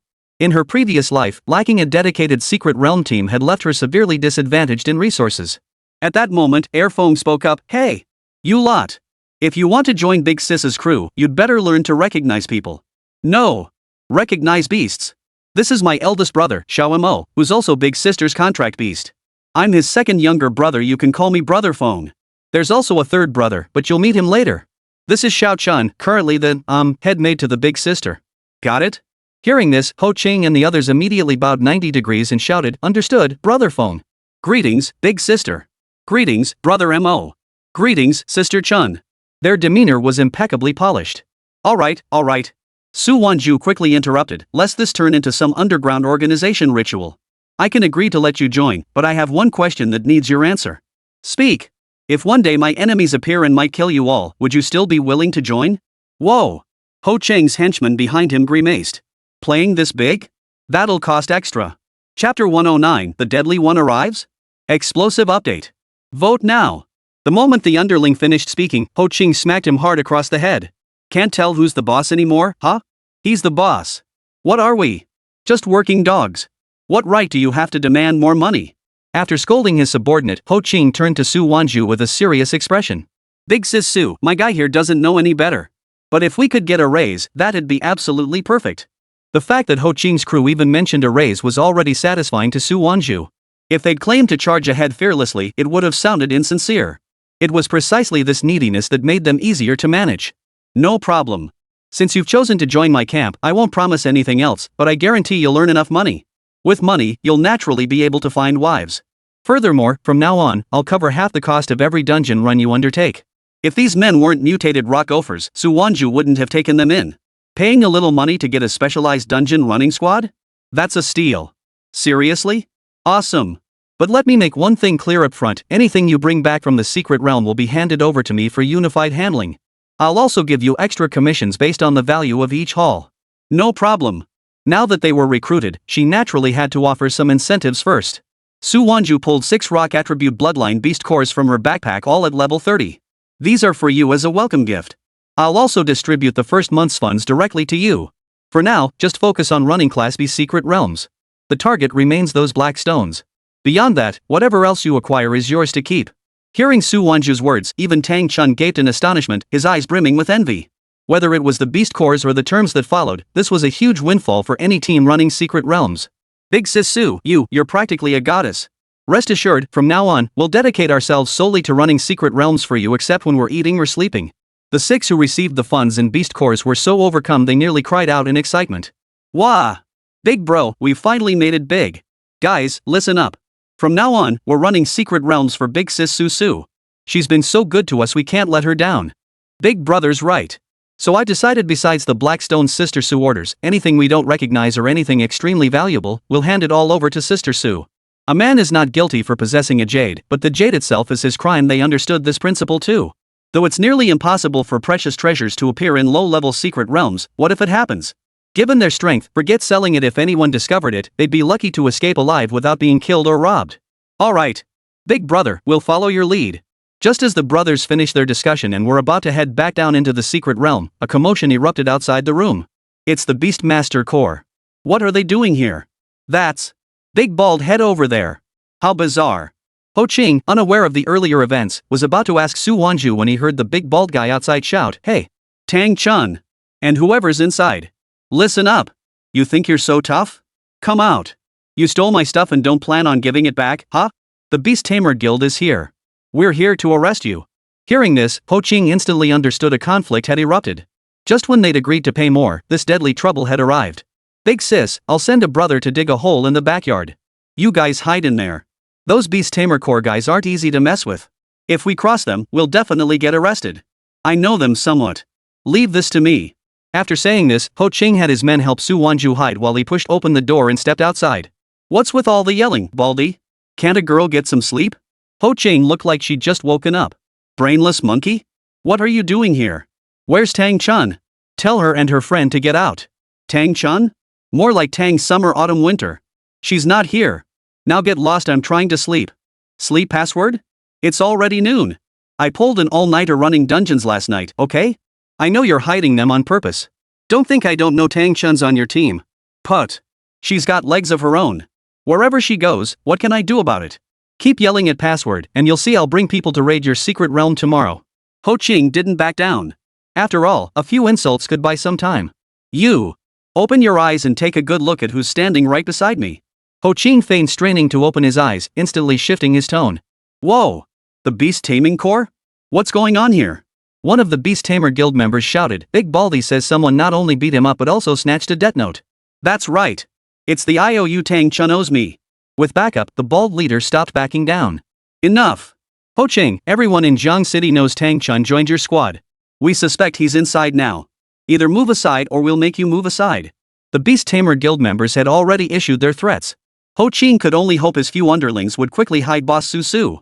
Just then, one of his men rushed out, whispering, "Boss, bad news, there are Beastmaster Guild members behind us too." What? Seeing Ho Qing's grim expression, the bald leader chuckled. What's the matter? Did you eat? Don't think I don't know your little tricks. Digging holes is your specialty. Just as the bald-headed man finished speaking, several Beastmaster Guild members approached, their contract beasts in tow. Ho Qing stood rooted to the spot. When it came to combat, their contract beasts were no match for the enemies. If that's the case, we'll just have to stand our ground. Summon the brothers. Took the money and didn't deliver? That's cowardice. Seeing Ho Qing and his group refuse to move, the Beastmaster Corps members showed no mercy, waving their hands to command their contract beasts to attack. Just then, a figure suddenly stepped in front of them. Disperse. Lin Mo's single punch scattered all the elemental attacks. M.O. Brother M.O.? Ho Qing turned around again and saw Boss Su, Tang Chun, and Brother Foam had all appeared. It's her. It's her. It's definitely her. The bald man pointed at Su Wanzhu and shouted. But the next second, that familiar slap came again. This time, Lin Mo delivered it sideways. Smack. Put. Chirp chirp chirp. The bald guy spun around more than a dozen times before finally coming to a stop. Her password. Little Neza, right? Thump thump thump. Lin Mo landed several punches in quick succession, causing the bald man's entire body to visibly swell up. You beast! How dare you attack right under our noses? The Beastmaster squad leader pointed angrily at Lin Mo. Lin Mo whipped his head around, opening his gaping maw. Roar! The captain froze in place, drool dripping from his mouth, his expression blank. His outstretched finger slowly curled downward. Get out of here! With 3 swift kicks, Lin Mo sent several squad members and their contract beasts crashing into the ground, sinking them in. Cough! Cough! Commander! Contracted beasts are attacking. The squad leader hurriedly reported via his wristband. Soon, a figure clad in the Shirong Beastmaster Corps combat uniform arrived, followed by over 20 combat members. Who's causing trouble? Captain, it's that group. The squad leader rushed over, pointing at Su Wanzhu and the others. You. SSSH. The captain suddenly felt a sense of familiarity. He quickly opened the message on his wristband, revealing a photograph. The woman in the photo looked exactly like the one before him, except she wasn't wearing the Kanglin Beastmaster Corps uniform. As for that bear-like contract beast, it was identical. The captain approached. Big Bald Head and the others watched with schadenfreude, certain the captain would reprimand this group. But the next moment, the captain asked with utmost respect, "May I ask if you are Miss Su?" "I am Jiang Li, leader of the Jiang City branch of the Shirong Beastmaster Corps." Chapter 110, Treating You Like a Little Sister Explosive Update. Vote for me. Though Jiang Li was merely the leader of the Shirong Beastmaster Corps' Jiang City branch, his standing within the city placed him among the most prominent figures. Any organization would show him due respect upon meeting him. Yet such a prominent figure was being so courteous to a young girl. The bald-headed man and the Beastmaster Corps members who had arrived earlier were utterly stunned. Leader Jiang, that woman. Before his subordinate could finish reporting, Jiang Li shot him a glare, and the man immediately shut up. Over here, Ho Qing and the others were dumbfounded. What kind of background did Big Sister Su have? She was incredibly formidable. Captain Jiang, that person challenged me to a duel. My contract beast defeated her, but she can't handle losing and is now causing trouble. My contract beast intervening should be fine, right? Su Wanzhu summed up the entire incident in just 2 sentences. Of course it's fine. Jiang Li had indeed come to make an arrest. After all, causing trouble in Jiang City and attacking members of the Beastmaster Corps, how could he just stand by? But upon realizing it was Su Wanzhu, Jiang Li immediately recalled the directive issued by Supreme Commander Jiang Jingxi to all branch commanders just 2 days prior: if encountering Su Wanzhu, pretend not to see her and avoid any conflict whatsoever. If anyone got beaten up, they'd just have to take the loss. Jiang Li hadn't given it much thought. In a small place like Jiang City, how could Su Wanzhu possibly return? Yet less than 2 days later, there she stood before him in the flesh. Miss Su, leave this matter to me. I will handle it to your satisfaction. With that, Jiang Li had his men escort the bald-headed man and the beaten member back to headquarters, as if nothing had ever happened. Her attitude made Su Wanzhu realize this must have been ordered by Qinrong and Jiang Jingxi. Otherwise, even if this Jiang group leader recognized her and knew her identity, he wouldn't have acted this way. As soon as Commander Jiang and his men departed, Ho Qing and the others rushed over to Su Wanzhu, praising her enthusiastically. Big Sis Su was so awesome. To actually put old Jiang in his place in my 20+ years, I've never seen anything like it. Who says otherwise? And Brother Mo, that slap was so satisfying. The praise made Su Wanzhu feel a bit embarrassed. Alright, everyone get back to work. Su Wanzhu showed no signs of urgency. She and Lin Mo rested here, waiting for the secret realm to appear. Meanwhile, at the Jiang City Beastmaster Corps headquarters, the bald-headed leader and the several members who had just been beaten were each locked up separately. Jiang Li had someone inform the members that from now on, whenever they saw Su Wanzhu, they were to pretend they hadn't seen her. No matter what she did, they were not to provoke her. He then proceeded to visit the bald leader. The bald leader immediately began explaining upon seeing Jiang Li. Captain Jiang, I was just so frustrated and lost my temper. I don't want that thing anymore. Can you please let me off? Jiang Li hadn't expected Tang Chun's friend to know him, and to be on such good terms at that. Otherwise, it wouldn't explain why Jiang Li was being so deferential. It seemed that woman had powerful connections behind her, undoubtedly linked to Shucheng. Since you understand the gravity of the situation, get out. Yes. I'll get out of here right now. The bald man hurried out, cursing his luck once outside. A payment he couldn't recover. The boss would surely demand an explanation. Just as the bald man was pondering this, his wristband buzzed. It was his backer, the big boss. Did you screw up? Mr. Huan, this isn't my fault. I had no idea it would turn out like this, the bald guy hurriedly explained. Come to my place. Explain it to me properly. Why isn't this your problem? After agreeing, the bald guy hurried over. After some explanation, Huang Wenxian, sitting across from him, grasped the gist of the situation. Just because they're from Shucheng, they think they can strut around here? Huang Wenxian was deeply displeased. It's impossible, Boss Swung. Commander Jiang specifically ordered that no one is to lay a finger on that woman, let alone provoke her. The bald man protested, clearly aggrieved. Oomph. Who said we'd lay a finger on her? Tang Chun owes money, it must be repaid. So what you're saying is, keep an eye on Tang Chun. The moment she's alone, notify me immediately. If they enter the secret realm, that would be even better. The bald man nodded repeatedly. Rest assured, Boss Wang, I understand. It's just that the brothers need some funding. Would you consider providing some support? Like Ho Ching, the bald man and his crew formed a specialized team for secret realm expeditions, with Huang Wenxiang handling their financial backing. Moreover, Huang Wenxiang had a strict rule: every single item brought out from the secret realm had to be delivered to him without exception. Tang Chun's debt wasn't from borrowing money, but because once, when Big Bald Guy's team returned from a secret realm, they brought back a treasure valued at 3 million, a rare find even in a B-class secret realm. Before it could be stored in the bracelet's spatial pocket, Tang Chun had snatched it away. When Huang Wenxiang learned of this, he flew into a rage and immediately dispatched his men to bring Tang Chun back. He intended to force Tang Chun to return the item, but to his shock, the woman had already used the treasure to contract a beast. In the end, they could only make Tang Chun sign an IOU for 5 million. Meanwhile, Su Wanzhu counted the current stock of sub-crystals. Adding the 100 she had obtained after Xiao Mo defeated the Ember Beast, bringing the total to 136. This left a shortfall of 64 stones to reach the 200 required for Xiao Mo's transformation. Then there were the remaining honey bamboo and honey bamboo shoots. Though required in smaller quantities, these were exceptionally rare materials. Xuchang was renowned for its bamboo, with the jade bamboo being the most celebrated variety. When split open, most jade bamboo stalks are hollow, but occasionally a crisp, tender honey bamboo stalk appears. Yet among every 100 jade bamboo stalks, only one becomes honey bamboo. The same principle applies to honey bamboo shoots. That's why Su Wanzhu had contacted Lu Rong earlier to purchase jade bamboo. She wanted to see how many honey bamboo stalks she could obtain. Another day passed before Ho Ching and the others returned to Su Wanzhu, this time bringing 20 more sub-crystals. Alright, here's the payment based on the agreed price. Without hesitation, Su Wanzhu transferred 10,000 yuan. Big sis, there's one more thing we'd like to discuss with you for Xiao Chun. When Ho Cheng produced it, both Su Wanzhu and Tang Chun recognized it was a combat skill stone for contract beasts. Su Wanzhu had stated that aside from sub-crystals, everything else belonged to them, so there was no need to consult her. Moreover, this was a combat skill stone for a contract beast, and they actually intended to give it to Tang Chun. Big sis, here's the thing. While the IOU is in your possession, we know the temperament of the big bald guy's backer. He absolutely won't let Xiao Chun off the hook. Back then, Xiao Chun snatched their battle technique stones and ended up owing 5 million.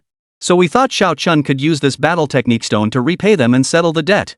Hearing Ho Ching's words, Tang Chun covered her mouth with both hands, momentarily at a loss. Shortly after arriving in Jiang City, she joined Ho Ching's squad. Though it barely scraped by, these people were genuinely kind to her. Each of them treated her like a younger sister. This kind of affection was something she had never felt before, even with all the brothers and sisters in the Tang family. You guys? Tang Chun choked back a sob. Xiao Chun. Don't get so worked up. Doing this means you owe us brothers 5 million. We're not demanding you pay it back anytime soon, but when you're raking in the big bucks working for the boss lady, don't forget about us. Ho Cheng spoke with genuine sincerity, having already confirmed one thing: Su Wanzhu must be from some wealthy, influential family in Xuchang. So, big sister, what do you think? Is this deal on? Ho Ching finally turned to Su Wanzhu. Chapter 111, Stealing Stuff? Fight. Blast update. Vote. Of course it's fine. I said these things belong to you. Seeing Su Wanzhu agree, Ho Ching and the others visibly relaxed, breaking into delighted smiles. But, Su Wanzhu continued, whether you give the items to Tang Chun or keep them yourselves, I have no objection except for one thing. Since these things are in our hands, they belong to us. Why should we return them? Su Wanzhu's meaning was clear: they were not to be returned to Huang Wenxiang. Ho Cheng and the others understood Su Wanzhu's reasoning, but then they thought about Tang Chun's situation. Once it's in our hands, it's ours. If it's not in our hands but we value it, it should still be ours. Stop dithering. Lin Mo shouted. Since Big Sis and Brother Mo both say so, we won't return it. Tang Chun stepped forward and held out his hand. Thanks. Before she could finish, Ho Ching snatched the combat technique stone back. What's that for? Didn't you just say you were giving it to me? That was just now. Big Sis said it, so you don't need it anymore.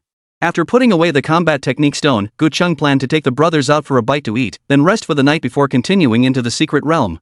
Since you're here, join us for a bite. Meanwhile, outside, the bald-headed man was still leading his men in monitoring Su Wanzhu's location. Boss, Ho Ching's crew's been inside for ages. I can smell the food cooking. Let's grab a bite before heading back. The bald-headed man sighed helplessly. Since Huang Wenxiang hadn't provided any funds, the money they had left was barely enough for 3 bowls of noodles. Fine, let's eat first. The 5 brothers dashed to the noodle shop and ordered 3 bowls. Just then, 5 more people walked in beside them. Hey, isn't that Big Brother? How shabby 5 guys sharing 3 bowls of noodles. Chen Biao. Cut the sarcasm. I was just feeling sorry for you guys and thinking about throwing $50 your way. But since you're so stubborn, forget it. Just as Chen Biao led his men away, he suddenly turned back and added, oh, and Big Baldy. Boss Wang said if you find out Tang Chun went to the secret realm, let us know first. You know what that means? It means you guys are screwed. Hearing the insult, Big Bald Guy's henchman lunged forward, but Big Bald Guy held him back. Boss. That bastard Chen Biao is infuriating. Forget it. Sit down and eat first. This measly amount? How's that supposed to fill us up? One underling grumbled. They'd expected to get paid today, but instead of money, they were being forced to work. The bald boss heard this but said nothing, only sighing deeply. Just as they finished eating, they spotted Ho Qing and his crew heading out. Let's go. See what they're up to. The bald-headed man spotted a chance to make some money. Just as he was about to follow, he ran into Chen Biao and his crew. Chen Biao. What the hell do you think you're doing? Chen Biao ignored him completely, pointing instead in Ho Qing's direction and saying, you guys keep watching them. Ho Chang and his crew are ours to handle. Faced with Chen Biao's command, the bald man had no choice but to accept defeat and continue monitoring Tang Chun and Su Wanzhu's group. Ho Chang and his group had intended to return for rest, but since Su Wanzhu had promised to hand over the combat technique stones to them tonight, the brothers decided to venture into another secret realm immediately. This secret realm only takes 4 hours. We haven't paid much attention to it before, but let's try our luck today. Alright. So Ho Chang and his 4 companions paid the fee and entered the secret realm. Seeing Ho Qing enter the secret realm, Chen Biao and his crew followed suit. Brother Biao, should we go down too? Asked the younger brother. Chen Biao gave a wicked grin. Of course. But remember, don't rush into anything. Just wait until Ho Qing and the others discover something, then swoop in and grab it. Got it. This Class B secret realm wasn't particularly large. Using the Rockmole's treasure-seeking ability, Ho Qing and his group quickly detected the presence of a sub-crystal stone. They split up to search other areas. But this very split-up operation backfired. Shortly after splitting up, Ho Qing received word from one of his men that the sub-crystal he just found had been snatched by Chen Biao's squad. Immediately after, another subordinate reported the same fate. Ho Qing instantly realized they were being targeted. Run first. Find a way to shake them off. Once the secret realm time ends, we're out of here. But without defeating the boss, the secret realm would persist for 4 hours. Playing hide and seek? Chen Biao couldn't help but laugh. Let's go. Take down the boss, leave them no time to search. Over 2 hours later. Secret realm boss battle ended. Forced exit in 3 minutes. The moment they heard that mechanical voice, Ho Qing and the others immediately tensed up. At this hour, the only ones who'd entered this minor secret realm were their 2 teams. Now that Chen Biao had defeated the boss, it was clearly an intentional early termination so they could loot their gear when everyone got teleported out together. Ho Qing's mind raced. How many slots are left in the bracelet storage? Pack as many of those black stones the boss wanted as possible. Ditch anything in the bracelet that isn't worth much. Soon, a flash of light passed and both teams simultaneously appeared at the secret realm's entrance. Ho Qing. Heard you're backing some sugar daddy? An 18-year-old girl, no less? Chen Biao and his crew immediately blocked Ho Qing's path. So what if I have? It matters a lot. Back then, Tang Chun from your squad stole my boss's stuff and never paid it back. Today, we're just collecting some interest. As Chen Biao finished speaking, several of his men simultaneously ordered their contract beasts to attack. Ho Qing's rock squirrel wasn't built for combat. Before it could even burrow an escape route, Chen Biao's crew pinned it to the ground and beat it senseless. Finally, they ransacked their backpacks. Just a bunch of junk, and this. What are you looking for? What Chen Biao held in his hand was the sub-crystal stone they'd snatched from the secret realm. None of your damn business. Oh ho! Pretty cocky. But there are only 2 here. I bet, your bracelet has more, right? With that, Chen Biao grabbed Ho Qing's hand. Show me the space inside your bracelet. Or I'll chop off your hand. Stop. I'll give it to you. Ho Qing retrieved the subcrystals from his bracelet storage space, 8 in total. Not bad. You know when you're beaten and know when to back down. Alright, go tell Tang Chun these are just the interest. If she dares not pay back the money, her fate will be even worse. With that, Chen Biao and his men strode away arrogantly. Ho Chang and his brothers, supporting each other, hurried off to find Su Wanzhu. The bald men monitoring outside immediately guessed Chen Biao's gang was responsible when they saw Ho Chang and the others return badly injured. Bro, I suddenly feel like we should get out of here. My right eyelid keeps twitching, something bad might happen. What era are we living in, believing in this nonsense? What bad luck could possibly come from us hiding here all this time? Besides, it wasn't us who beat up Ho Qing. Yet the very next second after the bald-headed man spoke. Whoosh!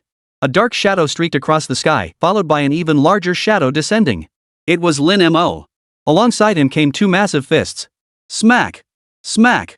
Chapter 112, The Empress's Secret Realm opens blast update. Vote now! The bald one didn't even need to guess, he knew it was that bear-like contract beast. That slap felt all too familiar. Bear! Bear bro, we didn't do anything. The bald guy was nearly in tears. While his henchmen had already scattered to the sides. Especially the one who'd mentioned his right eyelid twitching, he practically had "I told you so" written across his face. The bald giant was still puzzled, but before he could process it, Lin Mo had already grabbed him by the collar and dragged him to the doorway. Seeing Su Wanzhu already stepping out, the bald guy immediately cried out, "It's a misunderstanding. Where does Chen Biao live?" Su Wanzhu's voice was icy cold. Just outside Nanyuan Residential Complex. After noting down the address, Su Wanzhu led Lin Mo and Tang Chun there. After Ho Qing and the others had just returned, they not only recounted the entire incident to Su Wanzhu but also produced over a dozen sub-crystals. During their time in the secret realm, Ho Qing had anticipated Chen Biao's habits and distributed the sub-crystals among his brothers, storing them in their bracelets. He kept 8 in his own bracelet, otherwise, Chen Biao would never have let them leave. Watching Chen Biao and his men discard everything else yet insist on bringing back those dozen sub-crystals, Su Wanzhu's anger flared. Stealing what she wanted? Then prepared to pay back with even more. At that moment, inside a gatehouse outside Nanyuan Residential Complex, Chen Biao and his men were drinking and chatting. Bro, don't you think Ho Chang and his crew are idiots? Those black stones look worthless at first glance, yet they're working their asses off for that big shot. Chances are they won't get a single penny in the end. Chen Biao, however, didn't see it that way. I think that big shot knows something. Otherwise, with Ho Qing's greedy nature, he wouldn't have left everything else behind and specifically put that stone in the bracelet. Chen Biao picked up a black crystal stone and held it under the lamp, trying to figure out what was going on. But after examining it for a long time, he couldn't make heads or tails of it. Just as the group was still chatting, suddenly, boom! A deafening crash echoed as the rolling door collapsed. Who's there? Chen Biao and his henchmen scrambled to their feet. Upon recognizing the intruder, one of the henchmen shouted, "Tang Chun? You actually dare show your face here?" He lunged forward, ready to grab Tang Chun. But Kei suddenly leaped forward. The dagger on his tail slashed out, leaving a deep gash on the henchman's leg. LV.30? I suppose this is the contract beast of your backer? And this lovely young lady must be that Su boss. Chen Biao mistook Kei's eye for Su Wanzhu's contract beast. Then turned his gaze to Lin Mo. Tang Chun, you've been in Jiang City for 7 years now, and this is the first time I've seen your contract beast. How come it's only LV.20? No wonder you never let it out. Tang Chun replied expressionlessly, that's my boss's contract beast. What? You're saying your boss's contract beast is only LV.20? Ha ha ha. And yours is LV.30? Chen Biao wore a look of utter disbelief. Fine. No matter whose it is, whoever just kicked my door to pieces won't get off easy. Rock bear. Roar. A brown bear roughly the size of Lin Mo appeared, its arms completely petrified, looking incredibly tough. Go! Rip that big oaf's arms off. Receiving Chen Biao's command, the level 32 rock bear charged toward Lin Mo. Xiao Mo, take him down. Su Wanzhu also issued her command. As the rock bear raised both paws, Lin Mo swiftly sidestepped, grabbed its left arm, and yanked with all his might. Snap! Crack! First came a series of cracking sounds. Then, to Chen Biao and the others' disbelief, the rocks on the rock bear's left arm began to fall off. Rock bear! Smash his head with your right paw. Roar! The rock bear let out a frenzied roar. Chen Biao suddenly sensed something was wrong. The rock bear's cry sounded agonized. What's going on? Before Chen Biao could react, the rock bear's arm was wrenched clean off by Lin Mo. Thud! Immediately followed by a punch, one that pierced even the rock bear's hardest armor. Chen Biao was stunned. His contract beast was dead. Without a contract beast, he could no longer gain the massive stat boosts. He was now nothing more than an ordinary person. Feeling his stats rapidly draining away, Chen Biao bellowed, "Who the hell are you?" Su Wanzhu offered no reply. She strode over and gathered all 10 sub-crystals from the table. Tell your boss, if you steal from me, be prepared to face death. If you want to buy his life back, it depends on whether his fortune is sufficient. Leaving these words behind, Su Wanzhu departed with Lin Mo and Tang Chun. Chen Biao's henchmen, having witnessed the terrifying power of that level 20 contract beast, froze in terror. Damn it! Damn it! Damn it! Chen Biao knelt on the ground, his features contorted in rage. He immediately rushed off to find Huang Wenxiang. Upon learning that Chen Biao's contract beast had been killed, Huang Wenxiang showed no trace of pity. Chen Biao, I've funded your team for 3 years.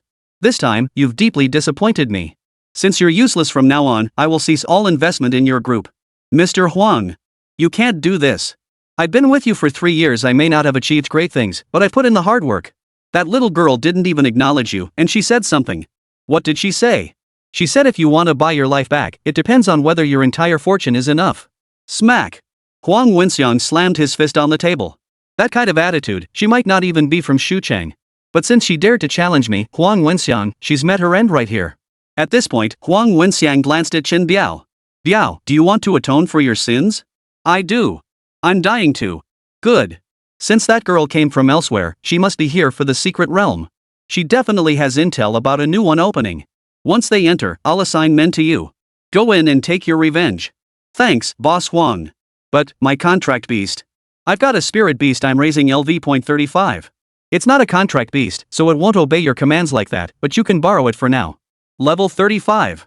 Chen Biao's eyes lit up. Thank you, Boss Huang. I'll beat her half to death before dragging her back to you. Huang Wenxiang sneered coldly. I hear she's young and stunningly beautiful. I want her intact, understand? Understood. Chen Biao retreated after speaking. After returning, Su Wanzhu gave Ho Qing and the others another sum of money. This is what you deserve. To not only survive but also retrieve the items, even sacrificing what was in their bracelet storage. That alone deserved a reward. As for Huang Wenxiang's matter, Su Wanzhu decided to settle accounts with him in a few days. For the secret realm concerning the empress's inheritance was about to appear. In 2 days, you'll accompany me to a secret realm. Before that, I need you to enhance your combat abilities. Train diligently. Yes. Ho Qing and the others responded before retiring for the night. Xiao Chun, there's something I need to entrust to you. What is it? Xiao Chun had never seen Su Wanzhu look so serious before. Chapter 113, The Wang Clan, Wang Chujun. Blast update. Vote for me. Once we enter that secret realm, I want you to head to its southwest corner. There will be a challenge there, you must overcome it no matter what. Tang Chun knew Su Wanzhu was referring to a new secret realm about to manifest, but how did she know this information? And what about you? I have what I need. Tang Chun and Su Wanzhu locked eyes. After a moment, Tang Chun drew a deep breath. Very well. My empress. With that, Tang Chun even knelt on one knee to pay his respects. Doubts lingered in her mind, but having chosen to follow Su Wanzhu, she knew better than to question. Obedience was enough. Several days passed without incident. During this time, Ho Qing and the others descended into the secret realm unimpeded. They brought back a total of 37 sub-crystals. Combined with the previous 156, the 10 retrieved from Chen Biao, and the current 37. Totaled 203 sub-crystals. This was more than enough for Xiao Mo's transformation. That day, Su Wanzhu summoned Ho Qing and the others. Tonight, accompany me to a new secret realm outside Shu City. I'll cover all expenses. Focus solely on finding those black stones for me. As for other treasures, take whatever you can get, but remember, only take the valuable ones. Understood. With enough subcrystals for Xiao Mo's transformation secured, the next priority was the 100 subcrystals required for her empress armor. Alright. Let's go. The group mounted Airfang's back and set off from Jiang City toward the outskirts of Shu City. Simultaneously, Shu City and surrounding regions received intelligence about an imminent new secret realm. It's appearing southwest of Xuchang. The portal to the new secret realm is manifesting. Estimated to open in 3 hours, and judging by its scale, it's an SSS tier realm. Those eager to plunder the new secret realm instantly felt their hearts sink upon hearing SSS tier. Not only did SSS tier realms harbor immensely powerful spirit beasts, but crucially, entering an SSS tier realm requires more than just money. You must possess a challenge ticket to enter the dungeon. Moreover, those possessing a challenge ticket could only form a party of 6 to enter. The remaining 6 members would each need to pay a 20 million ticket fee. That adds up to a staggering 120 million for 6 people. Standing atop Airfang's back, Su Wanzhu stared at the balance in her wristband, exactly 120 million. Spending it all would leave her with mere thousands. Yet she hesitated not a moment. 3 months. She'd spent 3 months preparing for this very day. In her previous life, no one had ever managed to conquer this place. It was only after her junior year internship that she stumbled upon it by accident and succeeded. If she succeeded this time, she'd be 2 years ahead of her previous life. Spending 120 million to bring Tang Chun and the others in? For Su Wanzhu, it was an absolute steal. The value hidden within that SSS tier secret realm far exceeded 120 million. During the flight, Su Wanzhu began describing to Ho Qing and the others which items within the secret realm would be extremely valuable. And based on her descriptions, Ho Qing and the others sketched them out. Combined with their rock swirls, they were confident they'd find plenty. Shortly after Su Wanzhu and her group departed, Chen Biao also received word. Just as he was preparing to depart, he noticed Huang Wenxiang was also ready. Mr. Huang, you're going too? Huang Wenxiang hadn't originally planned to go, but upon learning it was an SSS tier secret realm. I spent 80 million earlier to buy an SSS grade challenge ticket. This day was the reason. But I can't bring too many people inside. Only you and I will enter the secret realm, the rest will wait at the entrance. Agreed. In Huang Wenxiang's view, an SSS grade secret realm like this must contain an Imperial Heirs token. If he could obtain it, it would be like spending 80 million to buy an Imperial grade combat technique. What a huge profit. To maximize his chances of finding valuable treasures within the secret realm, Huang Wenxiang had prepared thoroughly. He immediately set out with his team. Back in Shucheng, Lu Rong had also learned of the new secret realm's opening. Ms. Lu, since we don't have challenge tickets for this SSS grade secret realm, should we still go? Zhang Jingxi inquired. Of course we go. If I'm not mistaken, that girl Su Wanzhu has her sights set on this secret realm. You personally lead the team, citing the need to maintain order within the realm. Understood. Zhang Jingxi immediately mobilized members of the Beastmaster Corps to rush to the location of the secret realm. Several hours later, a crowd had already gathered at the entrance to the new secret realm southwest of Shu City. Most were there for the spectacle, eager to see who would be the first to successfully clear the secret realm. It's only the first day, no one will clear it today, right? This is an SSS tier secret realm. I agree. Just staying inside takes 2 days, and the area is vast. Previous SSS rank secret realms often took a long time before anyone cleared them. Speaking of clearing it, that reminds me of someone, Su Wanzhu from Tianhai. I heard she recently became one of the candidates for the Imperial Heir. Ha! Who hasn't heard of Su Wanzhu? The secret realm killer. That woman is like a madwoman. Whenever she enters a secret realm, she practically speedruns it. And crucially, she always succeeds. The crowd began buzzing with discussion. Just then, several figures emerged from the crowd. Look! Their attire, they're from North City. The Wang family from North City. Could it be Wang Chujun? They say he's the top contender for the Imperial Heir, and the Wang family has become North City's most powerful clan. The one leading them is Wang Chujun. All eyes focused on the young man at the front. Dressed in the Wang family's attire with a slicked-back hairstyle, he looked exceptionally dashing. The ones beside him appear to be from the Tang family of North City. Word is the Tangs immediately pledged allegiance to the Wangs, becoming their vassal family. And accompanying Wang Chujun is the top young talent of the Tang family, Tang Haotian. On the other side is Zhu Hongshan, the top young talent of the Zhu family in North City. Good heavens! Are these two here specifically to serve as Wang Chujun's bodyguards? Definitely. Word is that after an imperial son ascends the throne, he can bestow the title of bodyguard. Anyone granted this position receives substantial rewards. For a moment, everyone was stunned by the Wang family's lineup. Wang Chujun wore sunglasses. The moment he sat down, Tang Haotian swiftly pulled out a chair and placed it behind him. Young Tianfang isn't here? I recall he also had an SSS grade challenge ticket. Looks like his target isn't here. Young master, I heard that Su Wanzhu is near Shu City. She must be here for this new secret realm, Tang Haotian reminded him. Wang Chujun chuckled at this. She's just an 18-year-old girl. Even if she shows up, it'll be nothing more than a formality. Does she really think obtaining the token makes her an Imperial Heir candidate? At that moment, the secret realm's entrance officially opened. SSS rank secret realm, Celestial Canopy secret realm. Seeing the opportunity to enter, those holding challenge tickets waited for Wang Chujun to proceed first. Some even stepped forward to curry favor. Young Master Wang, please go first. Wang Chujun nodded with satisfaction. Just as he stood up, a massive shadow suddenly appeared in the sky. Immediately after, Su Wanzhu landed, perched on Lin Mo's shoulders, with Tang Chun and the others following closely behind. They landed precisely before the secret realm's entrance. That's the third Imperial Heir candidate. Su Wanzhu. Chapter 114, The Empress and Her Guardians. One explosive update. Vote now. Su Wanzhu? The gasps that erupted were even louder than when Wang Chujun had appeared earlier. She's Su Wanzhu? Huang Wenxiang and Chen Biao stared in disbelief from within the crowd. They never imagined the person they were targeting would be none other than Su Wanzhu. Wang Chujun's face darkened. She truly looks as stunning as the rumors say, and her figure is impressive too. But an opponent is an opponent. Had Su Wanzhu made a normal appearance, Wang Chujun might have considered befriending her. But her high-profile entrance, stealing the spotlight that should have been his, left Wang Chujun deeply displeased. Zhang Jingxi, responsible for maintaining order, also noticed Su Wanzhu's arrival. Just as Mr. Lu said, Su Wanzhu has arrived. With that, Zhang Jingxi immediately sent a message to Lu Rong. Meanwhile, Ho Chang and the others standing behind Su Wanzhu were stunned. Holy crap! The boss lady is actually Su Wanzhu? This is freaking insane. We can't chicken out and embarrass the boss. Ho Chang and the others straightened their backs.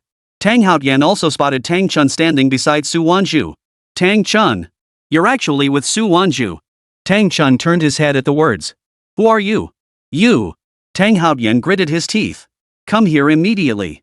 After this is over, you're coming back to the Tang family to apologize. Apologize to who? Airfeng suddenly pointed at Tang Haoyan and shouted, Tang Chun is now the boss lady's bodyguard. He has nothing to do with your Tang family. You animal, how dare you speak to me like that? Tang Haoyan immediately summoned his contract beast, a level 30 rock monkey, while brandishing a 2-meter machete. Little Yan, cut it down. Seeing the attack coming, Airfeng quickly ducked behind Lin Mo big brother. Boom! A deafening crash echoed as Lin Mo caught the cleaver in one hand, then twisted it with brutal force. Snap! The 2-meter-long machete shattered instantly, scattering fragments across the ground. Without pause, Lin Mo delivered a punch that sent the rock monkey flying backward. I told you to say thank you.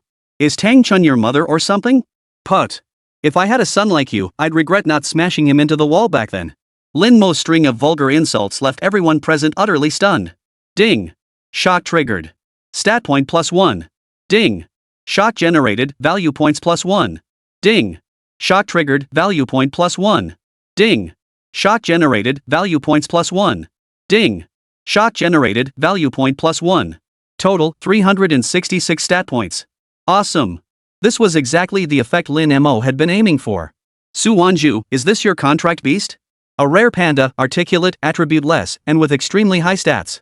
Today has been quite the eye-opener. Wang Chujun remained seated, his expression impassive, as if Lin Mo's display of power meant nothing to him. Yet before Su Wanzhu could respond, he produced his challenge ticket, paid the fee, and led Tang Chun and the others into the Sky Veil secret realm first.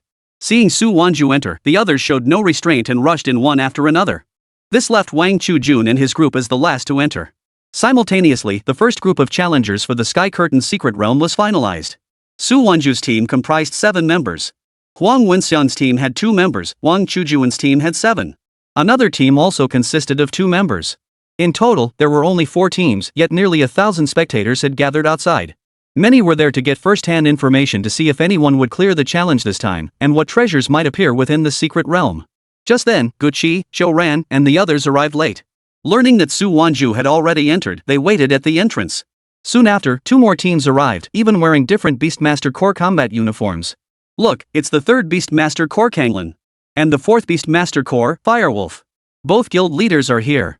I heard that Firewolf's leader, Lu Kongxiu, suffered a defeat at Su Wanzhu's hands before. I wonder if he's here waiting for her to come out. Zhang Jingxi also approached the 2 captains. Why are you here? Zhang Jingxi had barely finished asking when she noticed Lei Xiaotian was unusually unsmiling. Lu Kongxiu, however, chuckled, we're here for the spectacle, of course. After all, today's main attraction isn't Wang Chujun. The moment he spoke, Zhang Jingxi instantly sensed something was off. If it wasn't Wang Chujun, then it must have been Su Wanzhu. And once Su Wanzhu emerges, something is bound to happen. Gentlemen, this is the territory of the Shirong Beastmaster Corps. Should any trouble arise, don't blame us for showing no mercy. Ha, rest assured. This matter doesn't concern us. Lu Kongxiu declared. What does that mean? Could there be another faction involved? No. Lu Rong must be notified immediately. Back then, Lu Rong had barred Su Wanzhu from entering Shu City precisely because she feared this kind of situation. Though we're outside Shu City now, if it happens, Shu City, the Lu family, and the Shurong Beastmaster Corps will all suffer. Undercurrents swirled in the external world, and the same held true within the secret realm. Given the vastness of the Sky Veil secret realm, locating anyone would prove exceedingly difficult. So all parties planned to first search for any treasures. On Su Wanzhu's side, Ho Chang and Tang Chun had already split up in different directions according to her prior arrangements. She herself, accompanied by Lin Mo, charged straight toward the very center. Numerous spirit beasts blocked their path along the way. Lin Mo. Take them out as fast as you can. With Lin Mo present, these spirit beasts posed little delay. After a full 2 hours, Su Wanzhu and Lin Mo finally reached the very heart of the Sky Veil secret realm. Surrounding it were slopes of varying heights, with a basin at its center. There, a level 49 spirit beast lay resting. Clearly, this was the secret realm's boss. But Su Wanzhu had no intention of initiating the boss battle. Instead, she bypassed a hillside and discovered an underground entrance. This is it. Su Wanzhu perched on Lin Mo's shoulder and leapt down. Upon landing, Lin Mo was stunned. Another palace? Meanwhile, Su Wanzhu was already striding toward the palace entrance. Directly above the palace gates hung a plaque engraved with the characters 9 heavens. Lin Mo followed closely behind. But just as they reached the doorway, Su Wanzhu stopped. The threshold was right before her eyes, why not go in? At that moment, Su Wanzhu turned back to instruct Lin Mo, once we enter, a fierce battle will ensue. Under certain circumstances, you might hear commands from me, but remember, Xiao Mo do not trust them. And no matter what you see, stay focused on the fight. Lin Mo nodded in response, though a flicker of doubt crossed his mind. Why did Su Wanzhu know so much about this newly emerged secret realm? Before Lin Mo could ponder further, Su Wanzhu stepped over the threshold with him, entering the palace. Attention all challengers. Challenge for the Empress of the Nine Heavens legacy begins. This mechanical voice echoed throughout the entire secret realm. But text prompts also appeared above the entrance. What? There's an inheritance here? And it's the Nine Heavens Empress? She was a legendary figure among ancient beast tamers. Rumor has it she transcended the rank of imperial beast tamer to become a divine beast tamer. But the Nine Heavens Empress's legacy can only be passed to a woman, and only 2 women entered just now. One was Tang Chun, and the other, Su Wanzhu. Chapter 115, Battle 9 Heavens Thunder Phoenix Explosive Update. Vote now. Everyone speculated that Su Wanzhu must have triggered the challenge for the Nine Heavens Empress's legacy. After all, she was the Nine Heavens Empress. The only empress in existence thousands of years ago. And such legacies have existed since time immemorial. But such legacies were rare, making them hard to discover.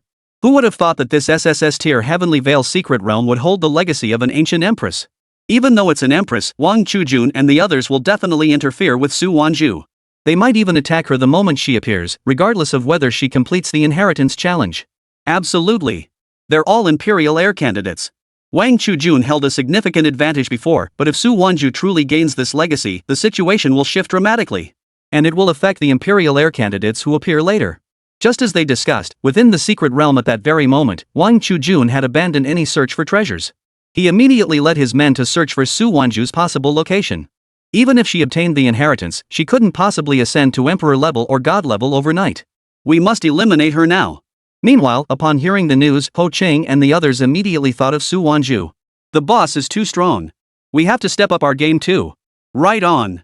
The brothers began frantically searching for the items Su Wanzhu needed. Meanwhile, Tang Chun followed Su Wanzhu's directions and located a place resembling an ancient battlefield. Before her appeared a heroic spirit clad in battle armor, a female general. The moment Tang Chun stepped into the domain, the female general spoke. I was once the guardian of the Empress of the Nine Heavens, First Heaven. Defeat me, and you may claim this imperial-grade combat technique stone.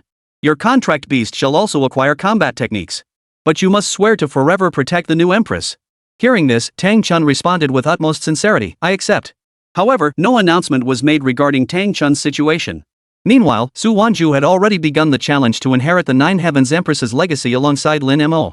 Upon entering the palace, not a single ray of light penetrated the pitch-black interior. Soon, a golden light appeared. It was the spirit Su Wanzhu knew all too well. The Nine Heavens Empress. The Empress of the Nine Heavens stood suspended in midair, her presence radiating an awe-inspiring aura of authority. She wore a robe woven from the Milky Way, intricate silver threads tracing complex celestial patterns across the black fabric. As she moved, the patterns shimmered and flowed, as if she wore the vast universe itself. Her face was breathtakingly beautiful, bordering on otherworldly. Her brows arched like distant mountains veiled in mist, her eyes deep and mysterious as dark pools, radiating a cold, commanding light. Beneath her high, straight nose, her vermilion lips were pressed together in a faint, distant, and aloof arrogance. Her skin was as white as snow, yet it glowed with a faint jade-like luster. Every gesture radiated the regal dignity and commanding presence of a queen. Behind her, a pair of wings suddenly materialized.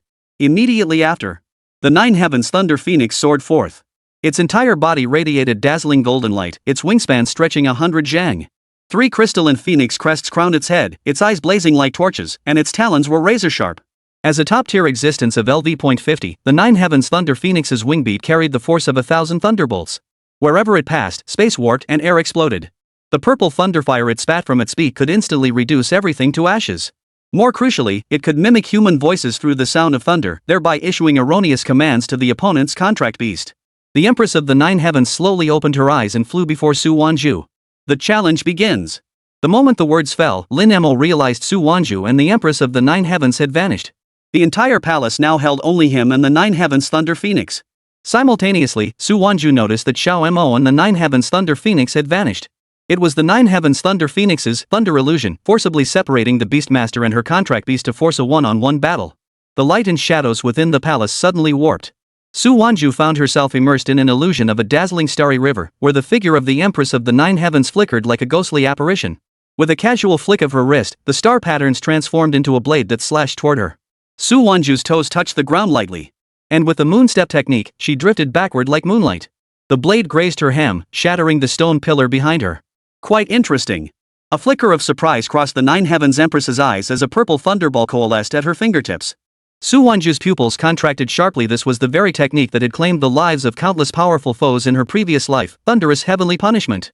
She abruptly unleashed another Emperor-tier combat technique, Savage Rampage. A crimson aura surged around her as she met the thunderball head-on with a punch. Drawing upon the strength attribute gained from Lin Mo, she harnessed the explosive force of the collision to propel herself backward. In a swift counter-motion, she flung 3 prepared daggers, precisely targeting the gaps in the Empress's shoulder armor. The Empress sidestepped, her star-embroidered robe torn by a slash. For the first time, her eyes held gravity. How do you know the weaknesses of my techniques? Su Wanzhu landed and leapt again, her moonstep shattering the void as she formed hand seals. Not only do I know them, I intend to defeat you. Blood red and starlight patterns intertwined mid-air. Drawing upon memories from her past life, she anticipated every attack, gradually gaining the upper hand. In another illusory realm, Lin Mo stood face to face with the Nine Heavens Thunder Phoenix. As the golden divine bird flapped its wings, purple thunderfire cascaded like a waterfall. Lin Mo roared, unleashing red hair's speed to charge forward. His fist slammed into the thunderfire, only to be forced back by the intense heat. The Thunder Phoenix suddenly transformed into streaks of lightning, moving so fast it left only after images. Its sharp claws grazed Lin Mo's armor, leaving scorched marks. Xiao Mo. Use Thunder Fist on its left wing. Su Wanzhu's voice suddenly rang out. Lin Mo froze mid-motion. Though the voice sounded like Su Wanzhu, something was terribly wrong. Su Wanzhu knew the consequences of using Shock Fist. And out of the corner of his eye, he caught the lightning glimmering at the Thunder Phoenix's beak. He instantly realized it was a voice mimicry trick. Instead, he spun violently, slamming his fist into the empty space on the right. Roar! The Thunder Phoenix roared in shock and fury, realizing it had been lurking there all along. Seizing the moment, Lin Mo roared, Fengxian Beast Armor, merge! Scarlet armor abruptly enveloped his entire body, its patterns transforming into golden dragon forms as his aura of power surged violently. The Thunder Phoenix unleashed another blast of thunderfire, but Lin Mo neither dodged nor retreated. His fist collided head-on with the fiery strike. Boom! The thunderfire shattered under the fist's force, dissipating into scattered sparks of lightning. Physical attack? The Thunder Phoenix let out a startled cry, its speed reaching its peak as it circled Lin Mo like lightning, unleashing a furious barrage of attacks. Lin Mo gritted his teeth as the armor was repeatedly slashed open by the sharp talons, blood seeping out unnoticed. He deliberately exposed his left flank as a weakness. True to form, the Thunder Phoenix dove down, its claws nearly striking him. At the last moment, Lin Mo spun violently, grabbing its talons. Gotcha! Inch power whisper unleashed in rapid succession, each punch landing squarely at the base of the Thunder Phoenix's wings. The divine bird let out a cry of agony, violently breaking free and soaring upward. Yet it was struck in the abdomen by Lin Mo's Thunder Fist, cleave the heavens. A golden fist imprint pierced through its massive frame, sending the Thunder Phoenix crashing to the ground. Struggling, it unleashed its final burst of thunderfire, only for Lin Mo to wave his hand and disperse it. It's not over yet. Panting, Lin Mo activated prayer, instantly restoring his stamina. He stepped forward, gathering his fist power once more, again. The second, Thunder Fist, cleave heaven, crashed down like a meteor, striking the Thunder Phoenix squarely in the head. Boom! The divine bird's body fell straight down, transforming into countless bolts of lightning that merged into Lin Mo's armor. His level bar shot directly from LV.20 to LV.22. The system's voice chimed in. Ding! Defeated the divine bird, the Nine Skies Thunder Phoenix. Reward, stat points plus 366, lottery attempts plus 5. Special reward, random divine tier skill. Remaining available stat points, 812. Lin Mo pressed a hand to his wound, his first injury ever. But he never expected the system's reward to be so lavish. As the Nine Heavens Thunder Phoenix vanished, it left behind a glowing object. What is this? It looks like... Ah! The moment Lin Mo touched it, the lightning-like glow instantly burrowed into his wound. The next second, a wave of dizziness washed over him. Chapter 116, Awesome! The Luck God has descended. Explosive update. Vote now! While Lin Mo was unconscious, his wound was rapidly healing. When he awoke, the wound had vanished without a trace. How bizarre! That light clearly entered the wound. Could it be that I need to reopen it to see? At that very moment, the system's notification sound rang out again. Detected soul-stealing beast spirit. Eliminated. Congratulations on acquiring the lightning attribute skill, Nine Skies Thunder Fist. Nine Skies Thunder Fist deals double the damage of your strength stat and inflicts double the damage as lightning type effects. Ha! Lin Mo was stunned. Wasn't he supposed to be elementally neutral? How could he use a lightning attribute skill? To test his theory, Lin Mo immediately gave it a try. Nine Heavens Thunder Fist.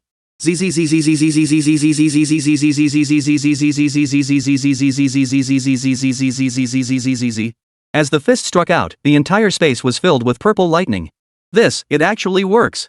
So does this mean, with the system active, I can use skills of any element? Just as he pondered this, the system appeared again. Notice, skill store has been refreshed. He opened the skill store card. Holy cow! All those skills Lin Mo had previously dismissed were now transformed into various elemental abilities. Beyond the basic fire, water, rock, lightning, and wind, there were also all sorts of mutated elemental skills. Ice, sand, poison. Glancing at the prices, they were still roughly the same as before, around 500 attribute points.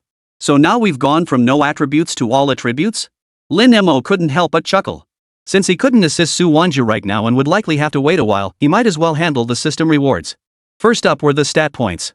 Including the recent level up, he now had a total of 836 points. Strength, 1600, 2000 up. After boosting strength to 2000, over 400 points remained. Fire and lightning elemental skill damage is based on strength values. Rock, water, ice, and sand elemental skills are based on defense. Wind and poison elemental skills are based on agility. So, the higher the attribute stat, the greater the damage dealt by elemental skills.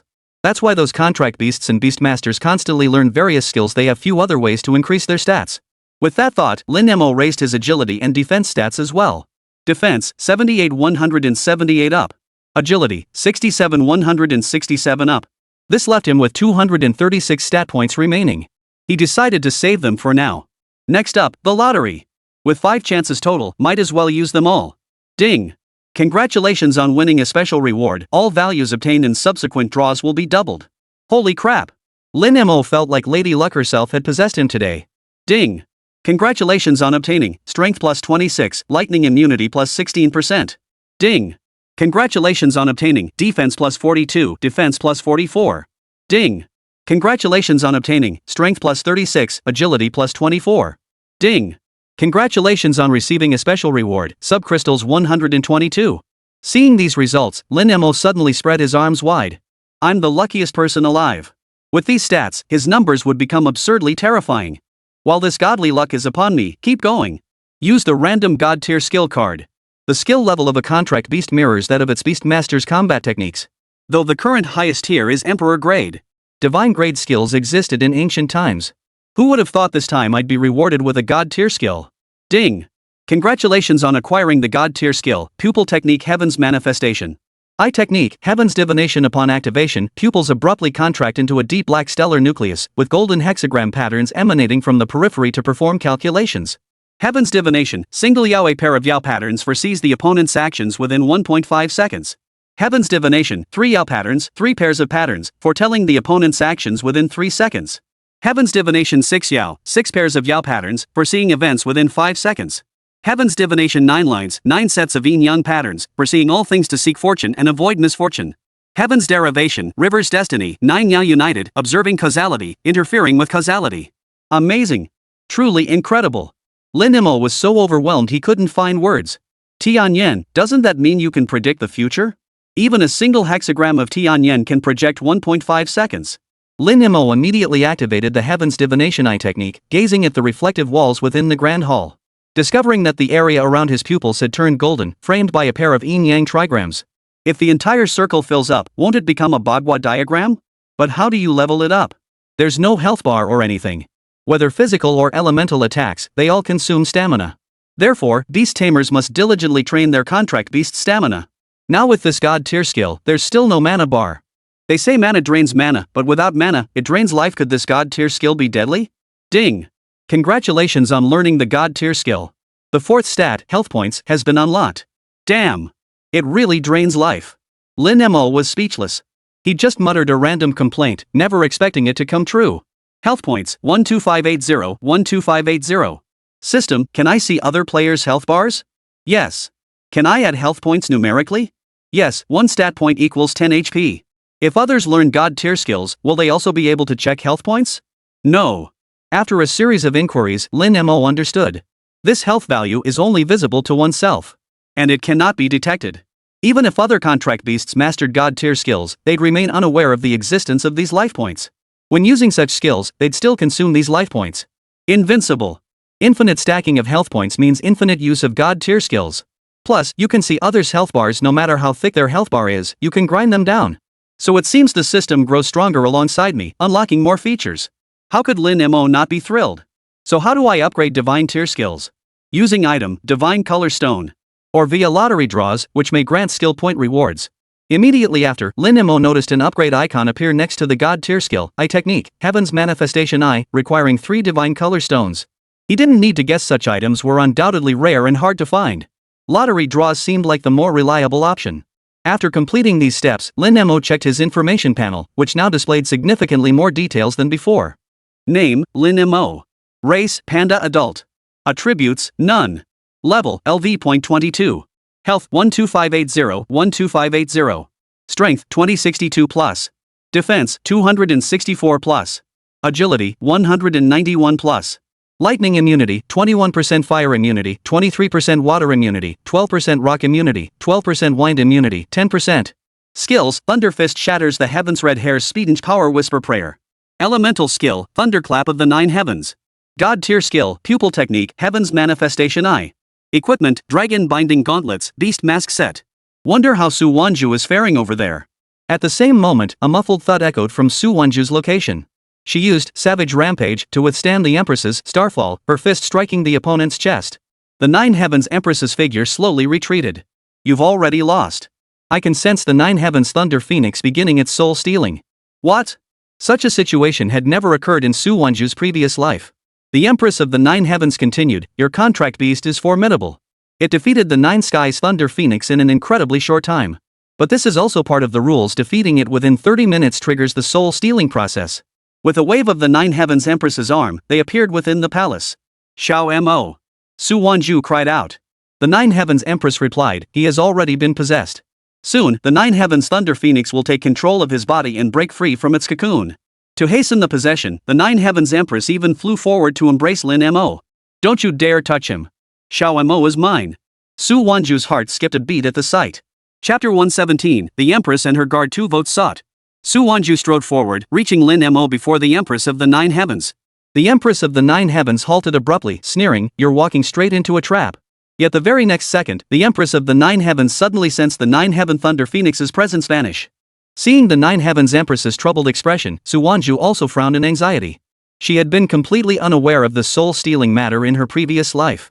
Suddenly, the Empress of the 9 heavens erupted in fury. What have you done to the 9 skies? What did she mean?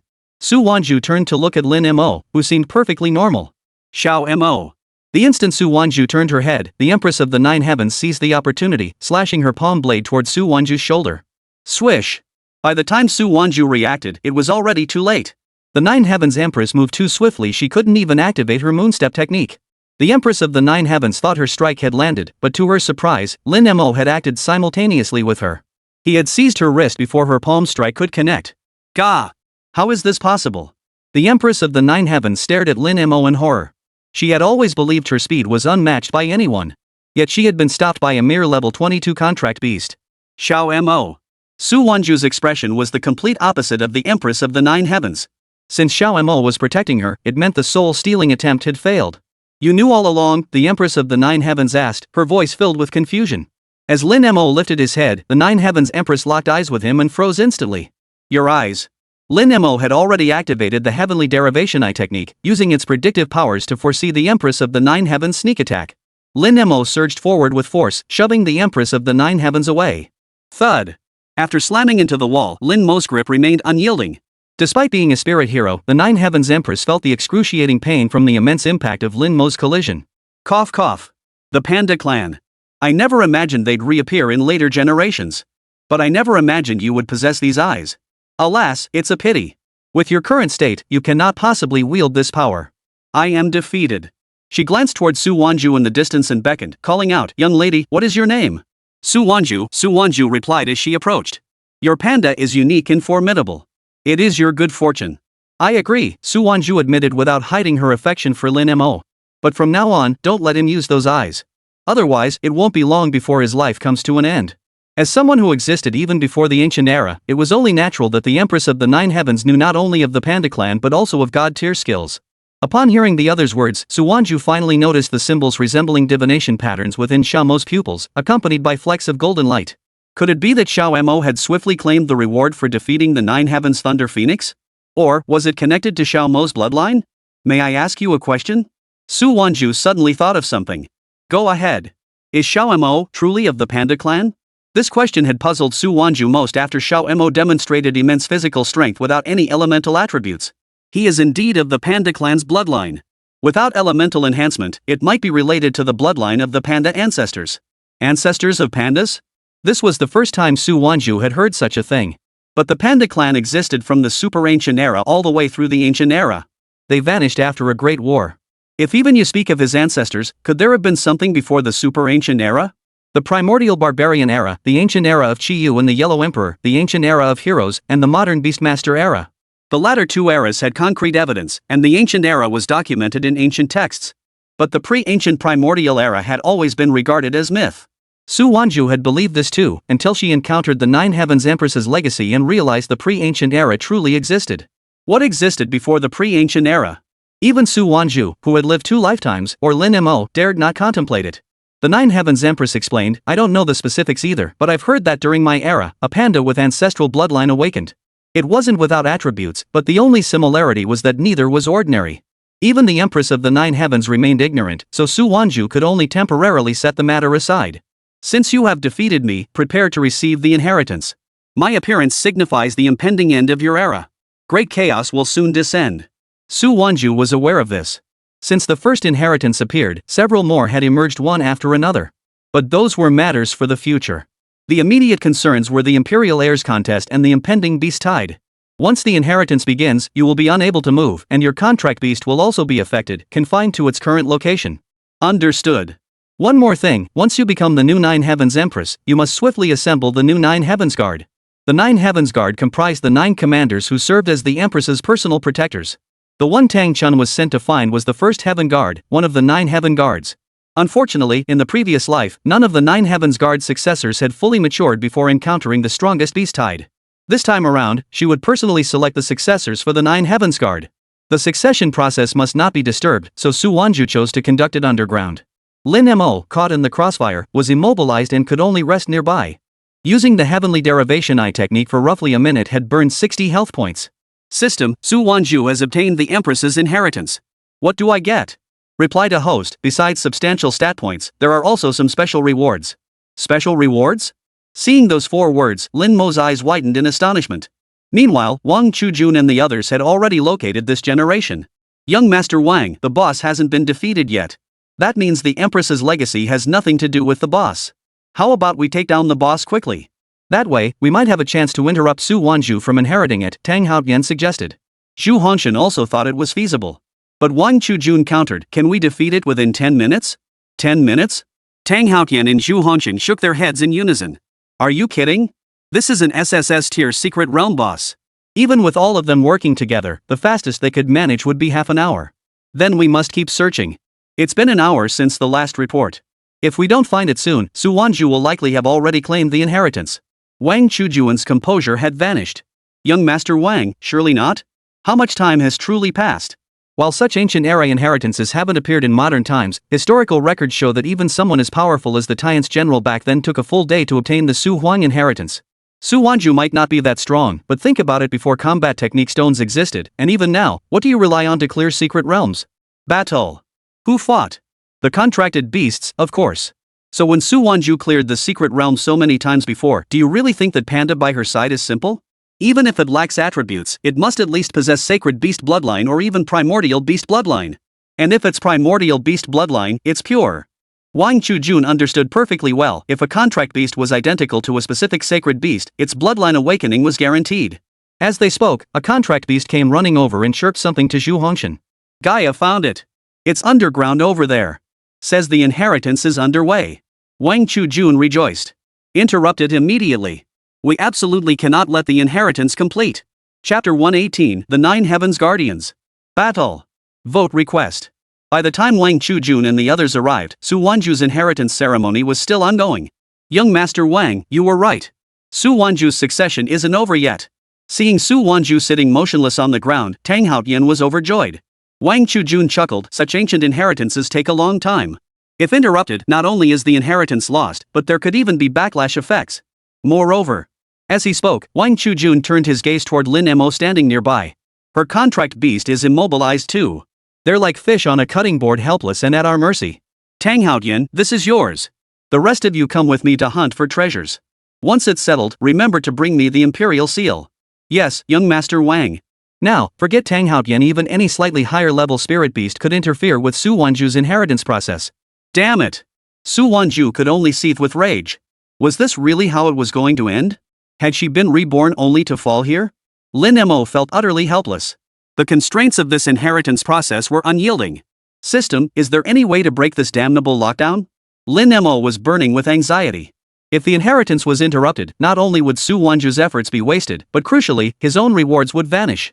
System notice, 200 value points can completely remove the restriction. 200 points, not an insurmountable amount. But the problem was he'd just spent most of his points recently, leaving him with less than 100 now. What if I only have half the points? Prompt, partial unsealing possible based on points spent. Partial?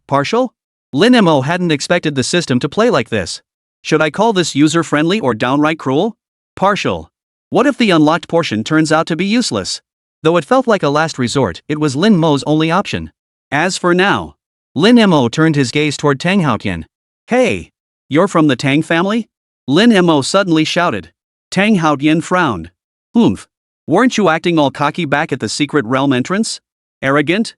You mean because of you, I became arrogant? Don't be ridiculous, you're not even worthy. You. Ding. Tang Haotian has generated anger toward the host. Value points +1. Just 1 point? Lin Mo continued shouting, I heard you're the top young talent in the Tang family. So impressive? Someone like you is like the dumb son of a wealthy family among us beasts, easily flattered by a bunch of people and believing it all. Use that pig brain of yours if it's even worth a brain and think, if Wang Chujun knows the severe consequences of severing the inheritance, how could my master not know? Besides, who was here when we entered? Plus, the secret realm gave a warning. If it were you, what would you do? Lin Mo's relentless barrage of questions left Tang Haotian completely bewildered. The more he thought about it, the more off it felt. Right. If it were him, how could he not have made arrangements under such obvious circumstances? You, don't try to fool me. But Tang Haotian, driven by pride, still blurted out instinctively. Oh? You don't believe me? Then you try it. I'm just saying. Lin Mo finished speaking and truly lay there motionless. The more he acted like this, the more Tang Haotian's heart was torn. He couldn't shake the feeling that this panda was deliberately deceiving him. At that moment, Su Wanzhu also sensed it. Xiao Mo was clearly stalling for time. She had to help him. Just as Tang Haotian hesitated, Su Wanzhu suddenly sighed, Ugh, this is pointless. Tang Haotian snapped his head up, curious about the meaning behind Su Wanzhu's words. Su Wanzhu's expression remained calm as she said, everything was ready just now. I never expected Wang Chujun to get so cocky and run off. Whoa! Hearing this, Tang Haotian's mind felt like it was exploding. A highly plausible scenario flashed through his mind. First off, discovering this inheritance must have been a complete accident for Su Wanzhu. She'd always speed cleared the secret realm before, so this time she intended to do the same, head straight for the boss's location. At the same time, Wang Xiao and she were rivals. Su Wanzhu planned to leverage everyone's preconceived notions about her to lure his group over, intending to wipe them all out. But she unexpectedly discovered the inheritance, something far more enticing than a boss battle. Once Wang Xiao learned of it, he would undoubtedly bring his men to block the inheritance, which would play right into Su Wanzhu's cunning plan. Tang Haotian felt like everything suddenly clicked into place. By now, his forehead was drenched in cold sweat. What a vicious woman. Lin Mo poured fuel on the fire. They're not here. Come over then. Hurry up and interrupt the inheritance. Oomph. Trying to trick me? I won't fall for it. After piecing together what was happening, Tang Haotian suddenly felt incredibly clever. Thankfully, his naturally suspicious nature had saved him from falling into their trap. Meanwhile, Lin Mo could already sense the restraints loosening slightly. He estimated he had less than 10 minutes left to finish. If it didn't work, he'd have to forcefully use his remaining energy points to break as much of the confinement as possible. Suddenly, Tang Haotian's wristband buzzed. Tang Haotian, still not done? It was Wang Chujun calling. Young Master Wang, listen to me. This Su Wanzhu is a venomous viper. She deliberately lured us here to wipe us all out. Thankfully, young Master Wang, you're so sharp-minded. You saw through her scheme and left first. Otherwise, we'd all be done for. Tang Haotian had intended to pin all this on Wang Chujun to make him happy. But Wang Chujun erupted. Tang Haotian. Are you stupid? Then Wang Chujun hung up the call. Within 5 minutes, Wang Chujun returned with reinforcements. Young Master Wang, please hear me out. Tang Haotian tried to intercede, but Wang Chujun shoved him aside. If she really had the means, she could have taken you out alone. Why did she have to wait until we were all here? In Wang Chujuan's eyes, Tang Haotian must have lost his mind to be swayed by Su Wanzhu. No, young Master Wang. Enough. Get out of my way. Once this is over, I'll speak with your father personally. Wang Chujuan's attitude left Tang Haotian feeling utterly defeated. If things continued like this, his family would surely send him away and assign someone else to follow young Master Wang. As for Zhu Hongshan, he had reason to be pleased. Not only had his contract beast, Big Tooth, located Su Wanzhu, but Tang Haotian was now being rejected by young Master Wang. This meant the Zhu family would soon surpass the Tang family in status. Alright, you two behind me. Go deal with Su Wanzhu and her contract beast. Wang Chujun intended to wrap things up quickly to avoid complications. After all, the struggle for the Imperial Son's position had always been like this. Two Wang family bodyguards, each accompanied by a level 35 contract beast, crept closer to Su Wanzhu and Lin Mo. Damn it, just 2 minutes away. Lin Mo could feel the end approaching, yet Wang Chujun had returned just then. It seemed he had no choice but to take a gamble. Just as Lin Mo prepared to expend his remaining stat points, the contract beasts of those two bodyguards lunged forward. Success seemed within reach. Suddenly, the ground trembled above, followed by a thunderous crash. Two figures plummeted from the sky, crashing heavily onto the two contract beasts. Tang Chun? Tang Chun was clad in the first Heaven Silver armor, one of the 9 Heaven Guard's armor sets. Heavenly Guard. First Heavenly Guard. Tang Chun. Come protect the Empress. Heavenly Guardians. Battle. Chapter 119, Imperial Battle Technique. Battle to the final chapter. Vote request. Tang Chuanguang stood there, radiating an extraordinary aura. Adding to the scene was Kei's eye beside her. Lin Mo also noticed significant changes in Kei's eye. Originally just over a meter tall, he had now grown into a giant ape nearing 2 meters in height. Moreover, the dagger coiled around its tail had grown considerably larger. When it comes to combat prowess now, aside from Wang Chujun, Tang Chun is the strongest, Su Wanzhu remarked suddenly. Su Wanzhu knew the Empress's 9 Heavenly Guards all too well. Now that Tang Chun had inherited the legacy of a first Heavenly Guard, becoming a new first Heavenly Guard himself, he naturally possessed combat techniques second only to those of the Emperor level. On the opposing side, aside from Wang Chujun possessing an Emperor tier combat technique, the others had virtually no combat techniques at all. Tang Chun! You dare show your face again? Tang Haotian roared. So this was Su Wanzhu's scheme. He'd actually been deceived. Young Master Wang, leave her to me. I'll personally cleanse the Tang family of this scourge. Wang Chujun nodded in agreement. Tang Haotian immediately ordered his rock monkey to engage in battle. But the moment the rock ape entered the fray, Kei's eye had already leaped forward. Standing over 2 meters tall, Kei's eye towered like a mountain before the mere 1.5 meter tall rock monkey. Tang Haotian couldn't fathom how Tang Chun had managed it. But one thing was certain, Tang Chun had come across some kind of treasure. It was well known that the Tang family's contract beasts were all of the spirit monkey clan, and the larger the physique, the greater the power. Earlier, Tang Chun's Kei's eye had been criticized and looked down upon by the Tang family for being too frail. Now it had transformed like this. Xiao Yan, attack. Tang Haotian couldn't even finish his sentence. Kei's eye, facing the rock ape, lashed out with its whip tail. Not only did it send the rock ape flying, but it also pressed the long blade on its tail directly against the rock ape's neck, waiting for Tang Chun's command. Kill! As Tang Chun's command echoed, Kei's eye prepared to strike, yet the blade refused to fall. It was clear Kei's eye was straining, yet still unable to move. It's Wang Chujuan's contract beast. Su Wanzhu whispered. Sure enough, a paw emerged from Kei's eye's tail, followed slowly by its entire body. It was Wang Chujuan's contract beast, the Azure Flame Tiger, possessing pure sacred beast blood. Roar! With the Azure Flame Tiger's roar, a powerful aura swept over them. It seized Kei's eye by the tail and flung him away. Tang Chun approached Kei's eye and remarked, they say Wang Chujuan's contract beast, the Azure Flame Tiger, possesses extraordinary power. It even achieved bloodline awakening at LV.25 through training. Even Tang Chun was seeing that Sanyan Tiger, its entire body engulfed in flames, for the very first time. Level 30, though not exceptionally high, Wang Chujun was 2 years younger than Tang Haotian and only 2 years older than Su Wanzhu.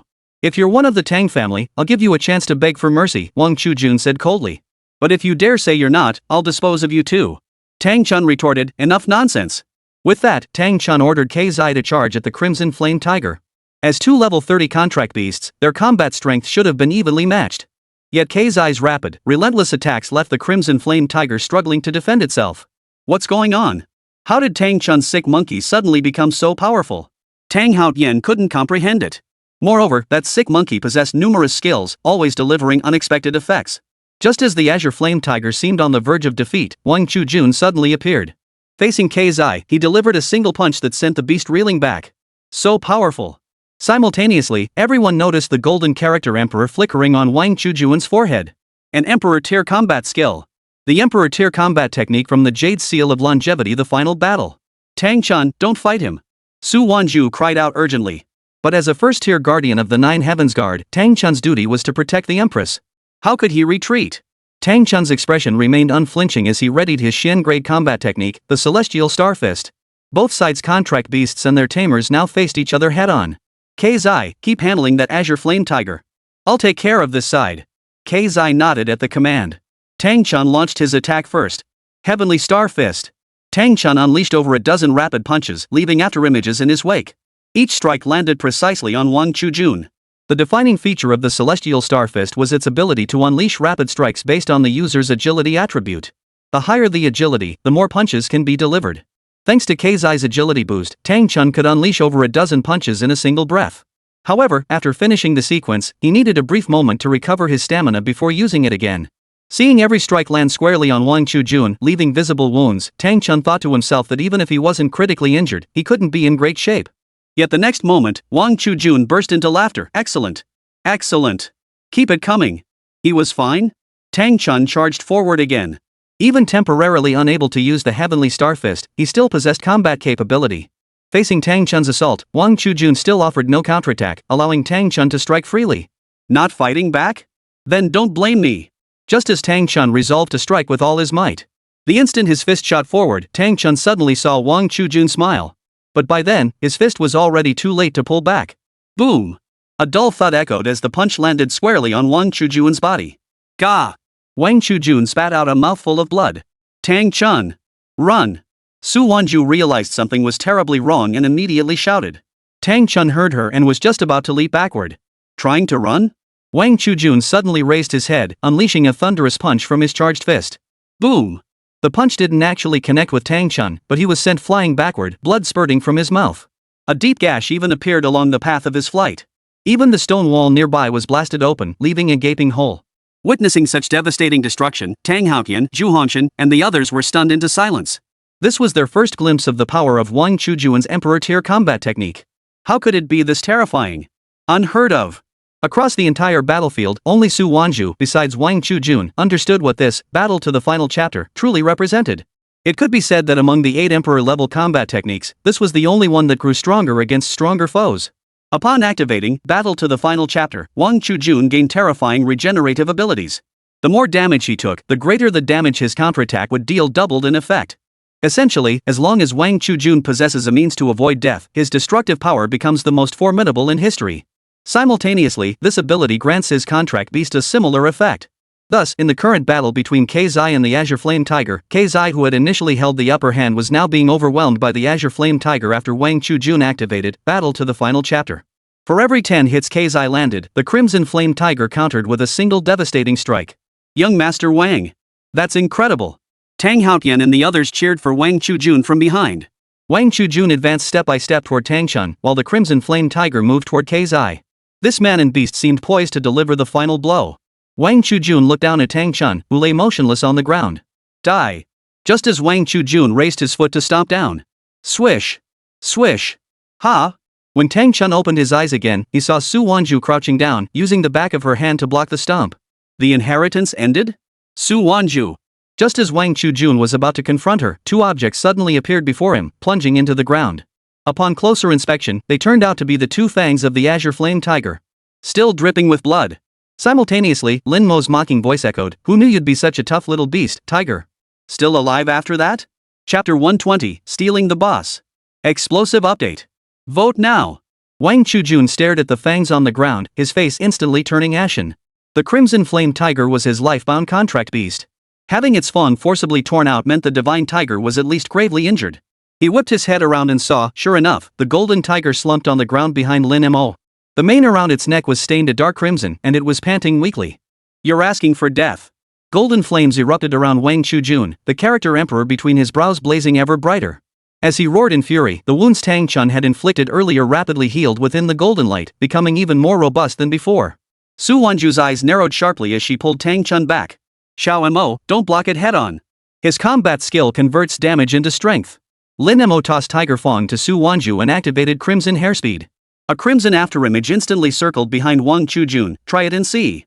His fist, carrying a powerful gust of wind, slammed toward the opponent's back, only to be repelled by a golden aura. Instead, he was knocked back 3 steps. Useless. Wang Chujun cackled, spinning to deliver a punch straight at Lin Mo's face. The more wounds I bear, the harder my fists strike. You injured my tiger, now pay with your life. Lin Mo ducked to evade the fist's wind, only to be sent flying by the shockwave. Su Wanzhu leapt into the air with a moonstep, savage rampage. She dove downward, slamming both palms into Wang Chujun's shoulders. To her surprise, he didn't flinch or dodge, taking the full force of the strike. Well played. Wang Chujun grinned savagely, gathering power as golden light surged around him. But Su Wanzhu didn't fully follow through with her strike. Though she now possessed 2 Emperor-tier combat techniques and the inheritance of the 9 Heavens Empress, she couldn't unleash even 20% of her power. Fighting like this was essentially acting as Wang Chujun's power bank. That previous strike had merely been to buy Xiao Mo a moment to catch his breath. To break through his battle to the final chapter, we need power so overwhelming he can't withstand it. Upon hearing Su Wanzhu's words, Lin Mo's mind immediately conceived a solution. That solution was to unleash the earthquake fist, cleaving the heavens. Combined with the dragon binding gauntlet in his hand, triple the force damage, plus the spatial rupture effect. That equates to over 7,000 strength. Wang Chujun would never be able to withstand it. The only drawback was that this punch couldn't land squarely on Wang Chujun's front. If he dodged even slightly, the damage wouldn't reach such a high level. If absorbed by the final battle, the return damage would be unimaginable. I have a plan. Lin Mo instructed Su Wanzhu to take Tang Chun and Keizai to a safe distance while he activated I technique, Heaven's Derivation. As his health bar steadily depleted, Lin Mo continuously simulated possible outcomes. Wang Chujun noticed the change in Lin Mo's eyes but dismissed it. His battle to the final chapter was practically invincible. Suddenly, Lin Mo moved. His form transformed into a crimson lightning bolt, abandoning flanking maneuvers to charge directly at Wang Chujun's front. Wang Chujun roared with maniacal laughter at the sight. Fool! You dare meet my battle to the final chapter head-on? Today, I'll show you what true despair feels like. He spread his arms wide, golden flames forming a shield before him as he waited for Lin Mo to walk straight into his trap. When the distance between them narrowed to less than 3 meters, Lin Mo suddenly sidestepped. His red hairspeed surged to its peak, leaving 3 afterimages in his wake. The instant Wang Chujun's attention was drawn to the afterimages, Lin Mo had already circled around to his side. His left hand seizing Wang's wrist as the dragon binding gauntlet on his right hand flared with light.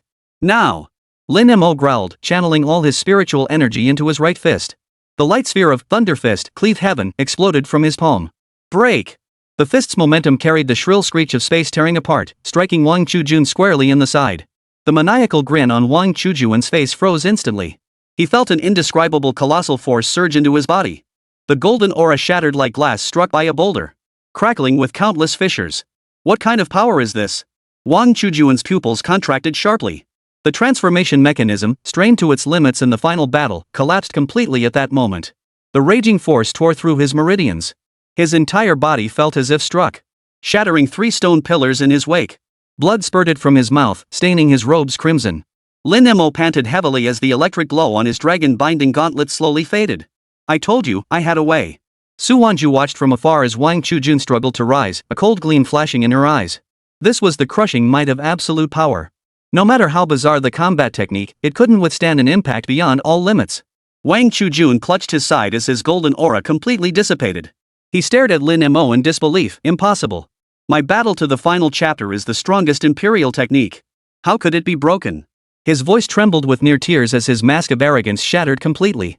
You're just a contract beast, how dare you? Yet, after that single punch, Wang Chujun was merely critically wounded, he hadn't died? What was happening? Wang Chujun stared at Lin Mo's raised fist, then suddenly pulled a dark jade pendant from his robe. The pendant bore a fierce dragon engraving. It's the ancient dragon jade. Su Wanzhu gasped. It can instantly block a fatal strike. No wonder. By now, the jade pendant was useless. Wang Chujun flung it away violently. As a flash of golden light erupted, Wang Chujun glared at Lin Mo with murderous intent. I remember you. Next time we meet, I'll grind your bones to dust. He snatched up the gravely wounded Sung Yin tiger. The token's radiance enveloped them both, and in the blink of an eye, they vanished from the spot. Tang Haotian, Zhu Hongshan, and the others, seeing this, dared not linger. They scrambled and crawled after the vanishing direction, terrified of being dealt with casually. Xiao Mo. Su Wanzhu rushed over with Tang Chun, her eyes fixed on the blood seeping through his fingers. She quickly pulled out healing medicine. How are you? I'm fine. Lin Mo shook his head, his gaze sweeping the surroundings. Tang Chun leaned against Keizai's embrace, his complexion slightly improved. Su Wanzhu instructed K to carry Tang Chun. Let's find a safe place to rest first and see if there are any buff items nearby. Lin Mo nodded, having just restored 20% of his stamina with prayer. Let me carry you. Su Wanzhu crouched down without waiting for a response. Lin Mo paused, staring at her slender yet upright silhouette before suddenly smiling. My weight might just crush you. Su Wanzhu said nothing, simply hoisting him onto her back. How's that? Told you I could, Su Wanzhu remarked. Yeah. Lin Mo chuckled helplessly, both his feet firmly planted on the ground. Deep within the dense forest, Wang Chujun leaned against an ancient tree, clutching his side and gasping for breath. The crimson flame tiger lay sprawled on the ground, tongue hanging limply, blood still seeping from the wound on its neck. Lin Mo. Wang Chujun gritted his teeth. If not for that life-saving jade pendant, he would have died right there. Just you wait. You'll pay for this. When Su Wanzhu and the others emerged, they found no trace of Wang Chujun and the others. You can ignore me for now. Go start the boss fight. Tang Chun sat down on a rock and pointed toward the valley. Su Wanzhu shook her head. This secret realm boss fight isn't important. I sense something we need to find. Let's go look for Ho Cheng and the others first. They continued onward, leaving the area. What Su Wanzhu referred to was the single character jade seal hidden within this secret realm, the very same seal that had belonged to her in her previous life. After Su Wanzhu and the others departed, the ground beneath them suddenly shifted slightly. Not far away, Wang Chujun and the others were resting. Shu Hongshan's contract beast, Big Tooth, returned at that moment and whispered something in his ear. Young Master Wang, Su Wanzhu seems to be searching for something. Hearing this, Wang Chujun had no intention of snatching it, but he also didn't want Su Wanzhu to succeed. There was only one solution. Rest for half an hour, then start the boss battle. That way, Su Wanzhu won't have time to search. By the time the boss battle ends and news spreads, she won't be able to enter without a challenge ticket. And if we succeed, we'll get the boss battle rewards. Chapter 121, Has She Reborn? Votes sought. While Wang Chujun and the others rested, not far away, Su Wanzhu and Lin Mo hadn't gone far. Soon after, a rock mole emerged from underground and relayed the eavesdropped information to Ho Cheng. It turned out that not long ago, Su Wanzhu had contacted Ho Cheng, instructing them to come over and also ordering the rock mole to track down Wang Chujun and the others. Big sis, they're about to challenge the boss. What should we do? If they succeed, we'll all get teleported out. From the very beginning, Ho Cheng and his group had been searching for the Yajing stone, during which they had also spotted Chen Biao and Huang Wenxiang. They had been pursued relentlessly by the pair, forcing Ho Cheng to split up the group. Su Wanzhu considered for a moment before replying, Don't worry. Even if they had 5 hours, they wouldn't be able to clear it. Why? Tang Chun and the others were baffled. You'll see when they actually start the boss fight. Su Wanzhu then instructed Tang Chun, who had mostly recovered, to accompany Ho Cheng and the others. Tang Chun, you cover them while they continue treasure hunting. Keep those two troublemakers, Huang Wenxiang and his partner, from interfering. Yes. Tang Chun responded immediately. Su Wanzhu, meanwhile, led Lin Mo toward another direction. 20 minutes later, Lin Mo realized Su Wanzhu had led him to the highest peak in the entire Sky Vale secret realm. We're climbing up? Lin Mo asked, looking up. The mountain peak before them was shrouded in layers of mist, its summit completely obscured. Yes, we need to hurry. Su Wanzhu's gaze was unwaveringly resolute. Upon that summit lay what had always belonged to her. The Jade Seal of Heaven. Su Wanzhu led the way, Lin Mo followed behind. Once they climbed above the cloud cover, the view before them gradually sharpened. Lin Mo gazed at the sheer cliffs and sea of clouds beside him. The sight was beyond magnificent. Several more minutes passed. Just as they neared the summit. Boss battle activated. Note, this secret realm boss battle has no domain effect. The boss battle has begun. No need to guess, it's definitely Wang Chujun and his crew. The absence of a domain means the boss is up for grabs. Lin Mo glanced at Su Wanzhu. Not a trace of worry could be seen on her face. Upon reaching the summit, Su Wanzhu first sent a message to Tang Chun via her bracelet. Immediately after, Lin Mo followed Su Wanzhu to the very center of the area. And there, he spotted something familiar. That's the Imperial Jade Seal? Lin Mo stared at Su Wanzhu in utter astonishment, but her expression remained utterly unchanged. She stepped forward, and soon the surroundings began to shift. The mountaintop vanished, leaving them feeling as if they were standing on clouds. Before Lin Mo could react, an old man appeared. I am. Could there be immortals in this world? Before Lin Mo could process his shock, Su Wanzhu dashed forward and landed 2 solid punches on the old man. When the surrounding clouds transformed into dragons to attack Su Wanzhu, she effortlessly dodged them using the moon step technique even without looking. Lin Mo stood by, completely uninvolved. Suddenly, a deep crimson glow erupted from Su Wanzhu's entire body. The 9 heavens empress armor materialized. She raised one fist and a dark purple starlight appeared. The old man, upon seeing this, immediately knelt down before vanishing along with the cloud dragons. This. Lin Mo was utterly dumbfounded. Did this have anything to do with him? No. Something feels off about this. Looks like Su Wanzhu had planned to come here all along. She moves with such familiarity, as if she's been here before even knowing exactly what lies within. Could it be she's a reincarnated soul? This suspicion not only resurfaced but now gave Lin Mo a 90% certainty that Su Wanzhu was indeed a reincarnated soul. If that were true, it would be utterly mind-blowing. 2 cheaters. Ding. Assisted Su Wanzhu in obtaining the 9 Heavens Empress's inheritance and mastering the power of the 9 Heavens.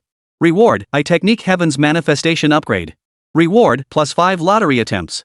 Reward, HP plus 2400, Strength plus 120, Defense plus 80, Agility plus 60. The Heavens Derivation I Technique upgraded already?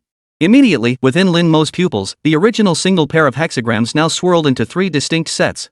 Gazing at their reflection in the water, Lin Mo felt an overwhelming urge to exclaim, "Holy crap! This is way too cool." Before, with just 1 pair, he hadn't thought much of it. But now, 3 sets of trigrams? It was just too cool. Meanwhile, Su Wanzhu had already obtained the Heavenly Jade Seal. As for that old man, he was the guardian of the Heavenly Jade Seal. In her previous life, Su Wanzhu had challenged him for over 10 hours before finally defeating him. But now, not only did she possess 2 Emperor-tier combat techniques, more importantly, she had already secured the 9 Heavens Empress's inheritance. Ding! Assisted Su Wanzhu in obtaining the Heavenly Jade Seal. Reward, plus 5 lottery attempts. Reward, reduced stamina cost by half or Heaven Shattering Fist. Stamina reduced by half? Lin Mo couldn't help but calculate in his mind. Originally, it consumed all remaining stamina. Now it consumes only half of the remaining stamina. So if he had 4 stamina points left, using it once would leave him with 2 points. Using it again would leave him with just 1 point. This feels suspiciously like fight to the final chapter? Even with 50 stamina points remaining, half would be 25, then half of that is 12, and so on. And so on. The less stamina I have left, the stronger I become? Now looking at the lottery situation, there are currently 10 draws remaining, but I need to leave now. I'll draw again after things settle down. Name, Lin Mo. Race, Panda Adult. Attributes, none. Level, LV.22. Health, 14980, 14980. Strength, 2182 plus. Defense, 344 plus. Agility, 251 plus.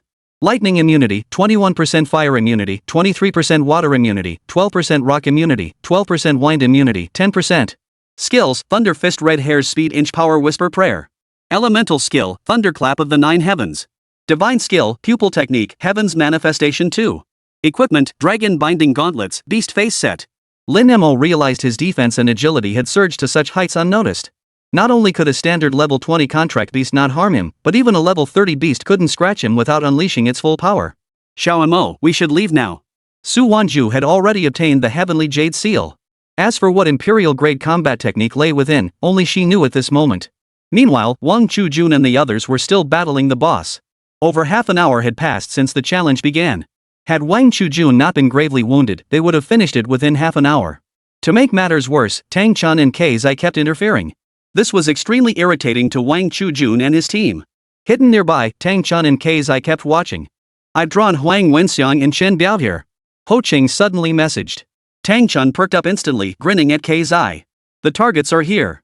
Get ready, we can't let Her Majesty the Empress down. The thought of what was about to unfold made Tang Chun chuckle uncontrollably. Chapter 122, Disgusting. Pathetic. Votes needed. Don't you dare run, you coward. At that moment, Chen Biao and Huang Wenxiang were chasing Ho Qing. Not long ago, while searching for treasures and planning revenge against Su Wanzhu, Chen Biao and Huang Wenxiang had been careless. The combat technique stone they'd worked so hard to find was stolen by a rock rat. This instantly enraged them, driving them to chase Ho Qing all the way to the central area. Mr. Huang, that looks like the boss area. When they said the boss battle started, it must be Su Wanzhu and her crew. Ho Qing deliberately lured us here. If Su Wanzhu intentionally fails the challenge, she'll attack us immediately. Hearing Chen Biao's words, Huang Wenxiang immediately halted his steps.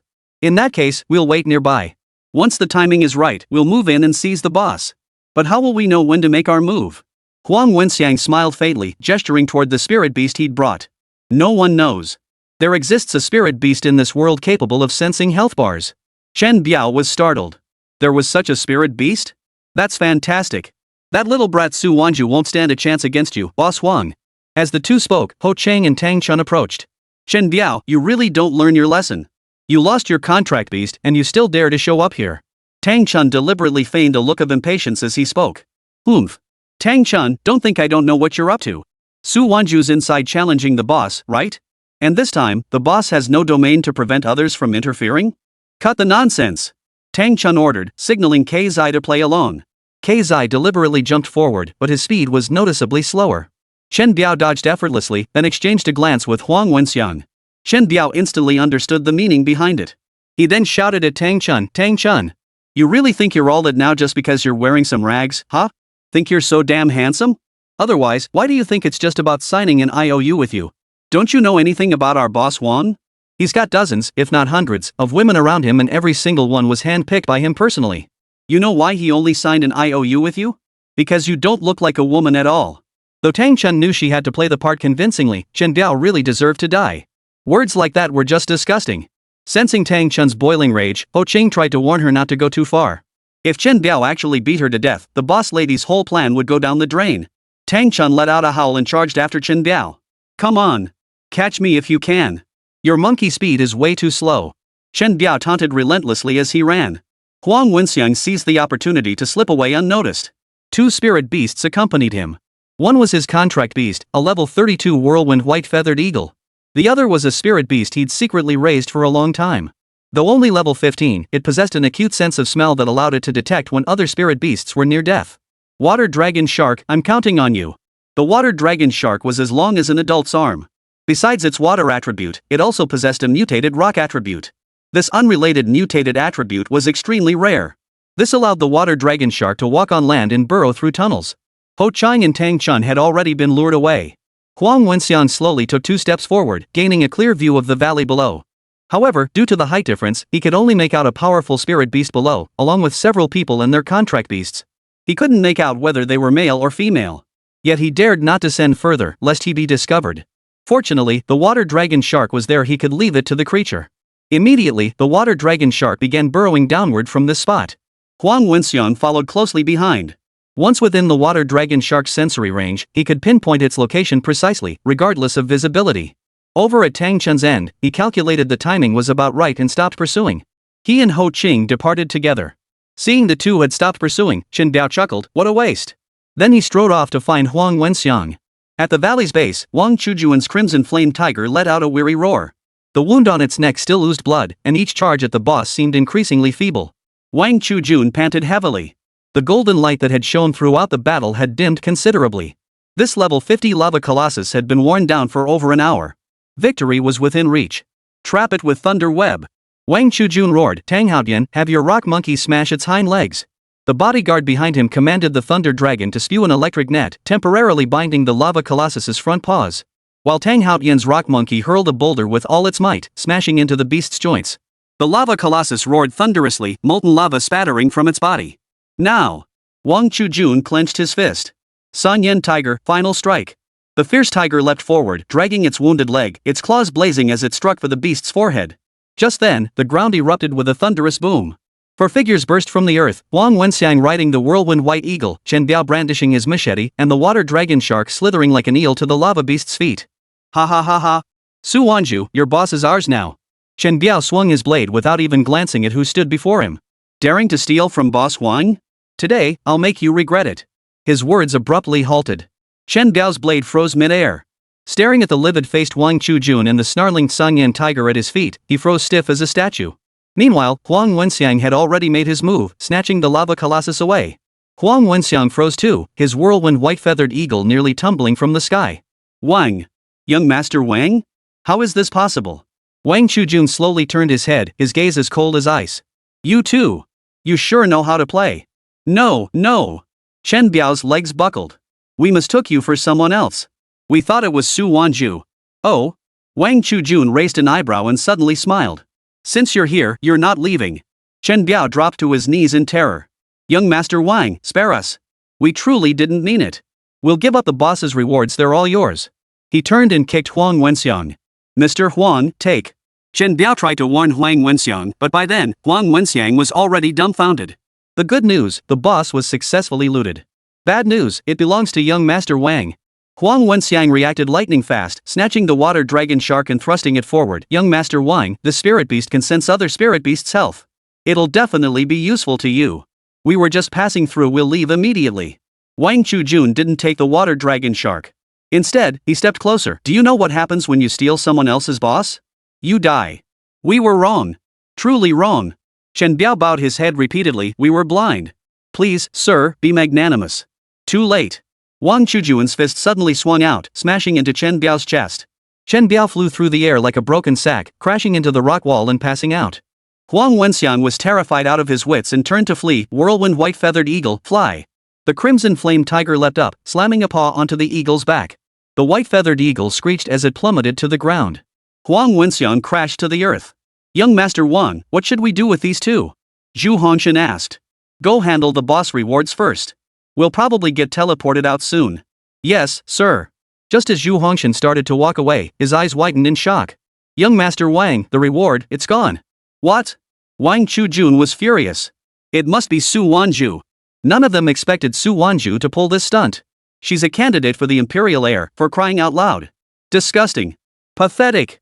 Just then, Huang Wenxiang suddenly shouted, she took it. Following the direction of his finger, it was Tang Chun. Heh, Mr. Huang, does this scene look familiar? See ya later. Tang Chun took off running, never looking back. Chapter 123, The Real Boss Explosive Update. Vote now. What the hell was that? Only Qin Biao recognized this scene instantly, though he was already unconscious. Back when the bald giant had his contract beast skill stone snatched by Tang Chun, it had unfolded in exactly the same way and Chen Biao had been right there to witness it. Tang Chun! Huang Wenxiang shouted. Who could have imagined the final reward would be snatched away by Tang Chun? Wang Chujun stood rooted to the spot, staring at Tang Chun's retreating figure as he called out, I'm giving you a chance, return the reward. But the only response he got was Tang Chun's echo, I already snatched it. Why would I give it back? Are you out of your mind? Those words left Wang Chujun utterly humiliated. That someone from Su Wanzhu's faction would do such a thing. After all, he was a candidate for the imperial heir. Young Master Wang, something's off here. Tang Haotian cautioned. What's strange?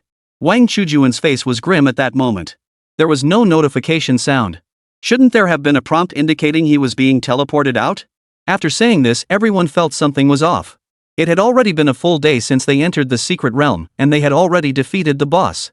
But no alert sound came. Could this boss be fake? I recall when Su Wanzhu tackled two previous secret realms, hidden second layers appeared both times. Could this Skyvale secret realm have one too? Wang Chujun exclaimed, then let's search. The rewards for an SSS tier secret realm like this can't be ordinary. Whether there was a hidden second layer or not, Wang Chujun was determined to claim it. Meanwhile, Tang Chun had successfully reunited with Su Wanzhu. This is the reward from that boss. Ho Cheng approached at that moment. Big sis, you're amazing. You deliberately lured Huang Wenxiang and Chen Biao away and actually snatched the boss. Big sis, how did you know Huang Wenxiang could snatch it? Tang Chun had originally addressed Su Wanzhu as empress. But Su Wanzhu had suggested sticking with big sister for now. Unconsciously, she had grown accustomed to the nickname herself. I obtained some intel earlier. Huang Wenxiang secretly keeps a special spirit beast. Su Wanzhu's explanation made perfect sense to Ho Cheng and Tang Chun, which only reinforced how formidable her intelligence network truly was.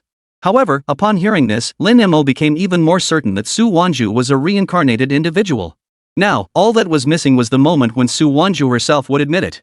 In her previous life, Su Wanzhu had indeed known that Huang Wenxiang possessed a spirit beast capable of detecting the life force of other spirit beasts. But that was merely a minor detail. This time, encountering Huang Wenxiang, especially since he brought Chen Biao into the secret realm with him, made Su Wanzhu immediately guess what Huang Wenxiang intended to do. But big sis, you messaged me earlier saying it wouldn't matter even if they defeated the boss.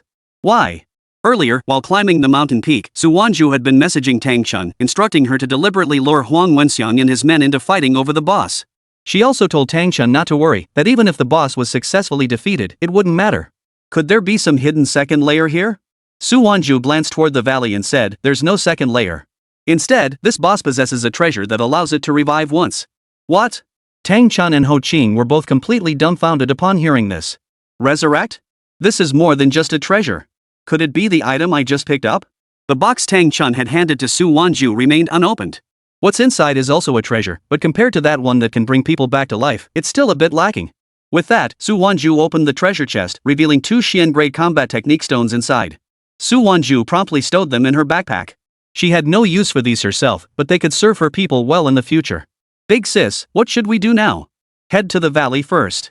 Upon reaching the valley, Su Wanzhu didn't rush down immediately, as Wang Chujun and the others were still searching for the second hidden layer below. I have two plans. One is to engage the boss directly, but will need to constantly guard against Wang Chujuan's group. The other is to wait for an opportunity, like Huang Wenxiang and his group did to snatch the boss. But we don't know when that chance will come, so we need to keep an eye on the water dragon shark's movements. The moment both plans were laid out, it was obvious the second one was the better choice. Since it involved snatching the boss, Lin Mo found himself intrigued. He could see the health bar. A commotion suddenly erupted from the valley below. What's going on? Before Wang Chujun and the others could react, the ground began to shake violently. Immediately after, the previously slain level 50 lava colossus reappeared. This time, it was twice as large as before, as big as half a mountain. What the hell? Shu Hongshan stared in disbelief at the scene before him. No way. It's coming back again? Wang Chujun, however, sensed something amiss. Something's wrong. The crimson flame tiger recognized its aura. It's the same lava colossus from before. Then why did it reappear? Could it be that the previous one was its brother? Wang Chujun pondered for a moment before suddenly shouting with delight, there must be some treasure. Rest for 10 minutes, then we'll move in. Everyone sat down, while Huang Wenxiang summoned the water dragon shark. However, the water dragon shark was merely a spirit beast. Huang Wenxiang kept not a contracted beast and could choose to disobey. Tang Haotian stepped forward and warned, if you don't come over now, I'll stew you up and eat you. Huang Wenxiang tried to intercede, don't this. The next second, the water dragon shark burrowed underground. Oh dear. He's a spirit beast. I feed him the finest food and drink, but he has a temper. You shouldn't scold him like that. Huang Wenxiang looked utterly helpless, unaware that this was all part of his plan. In his view, Wang Chujun hadn't attacked him earlier precisely because of the water dragon shark's influence. Who knows? Maybe he could even join Wang Chujun's faction in the future. Now that the water dragon shark had fled, and since he was the only one who could communicate with it, Wang Chujun would surely find a way to curry favor with him. Just as Huang Wenxiang was basking in his delusions of grandeur. Wang Chujun gave a single glance, signaling his bodyguards to kill Huang Wenxiang. Useless trash. Keeping him around would only get in the way. 10 minutes later, Wang Chujun and his team had regrouped and were ready to resume their battle against the boss. No need to panic. Stick to the original plan. Ready. Battle. At Wang Chujun's command, the group unleashed their contract beasts into battle. They unleashed the same skills as before, but this time, when they struck the lava colossus, it seemed to have no reaction whatsoever. After a flurry of attacks, the contract beasts were panting heavily. The lava colossus, however, didn't even lose a single stone from its body. Something's wrong, young Master Wang. Its defense stats seem to have skyrocketed, we can't even scratch it. Wang Chujun finally checked his wristband. Only to discover with shock that the lava beast's defense stats had doubled compared to before. Over 800 defense points. What the hell is this? Is it even a spirit beast anymore? Tang Haotian stared at the data on his wristband, completely stunned. What the hell kind of fight is this? Even his own contract beast was nearly smoking from the effort, yet still couldn't break through the defenses. Under these circumstances, only Wang Chujun had a fighting chance. And that's exactly what Wang Chujun did. The lava colossus relied almost entirely on brute force. Its strength stat barely exceeded 1000. He should be able to withstand that. Once he absorbed its attack, activating Battle to the Final Chapter would unleash maximum damage. So Wang Chujun stepped forward to face the colossus. Chapter 124, One Punch, 20,000. Explosive update. Vote now. As Wang Chujun stood before the lava colossus, Lin Mo, hiding in the shadows, couldn't help but chuckle.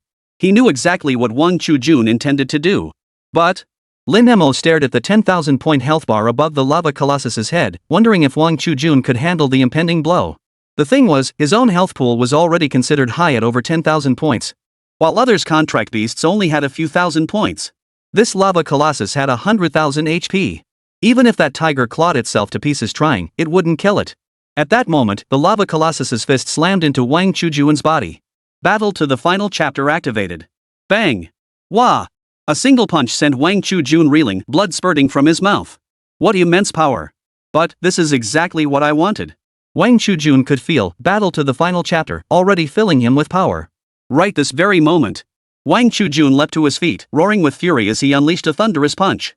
This double strength return made Wang Chujun feel this punch was far more powerful than the panda's. Tang Haotian and the others nearby were equally stirred. They too sensed the terrifying power behind Wang Chujun's punch. Got it. Definitely got it. Young Master Wang's got this. Su Wanzhu, Tang Chun, and Ho Qing watched intently. In the previous life, this lava colossus had been slowly worn down to death with everyone participating. Now, Wang Chujun's punch seemed powerful, but sure enough, after Wang Chujun's fist slammed into the lava beast's body, the entire body of the lava beast began to tremble and rocks fell off. But that was all. Wang Chujun was stunned. That punch had delivered at least 2,000 points of damage. If not fatal, it should at least have been severely injured. Yet the lava beast didn't even stagger. Young Master Wang. Watch out. Shu Hongshan rushed forward, shoving Wang Chujun out of the way before getting knocked flying by the lava beast himself. In that instant, Shu Hongshan felt as if he were already dead. After crashing to the ground, he coughed up blood repeatedly. Only then did Wang Chujun react, scrambling to create distance. The group immediately began retreating, carrying the gravely injured Shu Hongshan. We can't fight it. We just can't fight it. We're not dealing any damage. Wang Chujun shook his head repeatedly. This was the first time he'd encountered a boss like this since becoming famous. This was absurd. There was no way they could win. Su Wanzhu was beginning to waver as well. She possessed 3 Emperor-tier combat techniques and the 9 Heavens Empress's legacy. Yet none could unleash their full destructive potential. She planned to wait until Wang Chujun and his crew had fought for a while before making her move. Who could have guessed they'd actually flee? If she led her men down to attack now, it would give Wang Chujun time to rest. If he turned around and seized the opportunity to attack, it would be a case of losing more than she gained. While Su Wanzhu was still deliberating, Lin Mo had already charged down the slope. Xiao Mo. Su Wanzhu, Tang Chun, and Ho Cheng all stared wide-eyed. Why did Xiao Mo suddenly go down? Looking back at where Xiao Mo had been standing, a hole had suddenly appeared. Huang Wenxian's laughter echoed nearby. Ha ha ha. It was the water dragon shark. Earlier, Huang Wenxiang had deliberately let the water dragon shark hide, but unexpectedly, it had found their position. Shen Biao, having regained consciousness, roared with laughter. Su Wanzhu. So you were hiding nearby watching. I'll make you watch. Now your contract beast has fallen before the lava colossus. He's as good as dead. After saying this, Shen Biao turned to Wang Chujun with a smirk. Ha ha. Young Master Wang, what do you think? Shen Biao had thought he was doing Wang Chujun a favor, but to his surprise, Wang Chujun shook his head with utter disdain. Useless piece of trash. The bodyguards immediately understood and disposed of Shen Biao. After the disposal, Wang Chujun noticed Su Wanzhu and the others had already gone into the valley to rescue the panda. Young Master Wang, should we wait?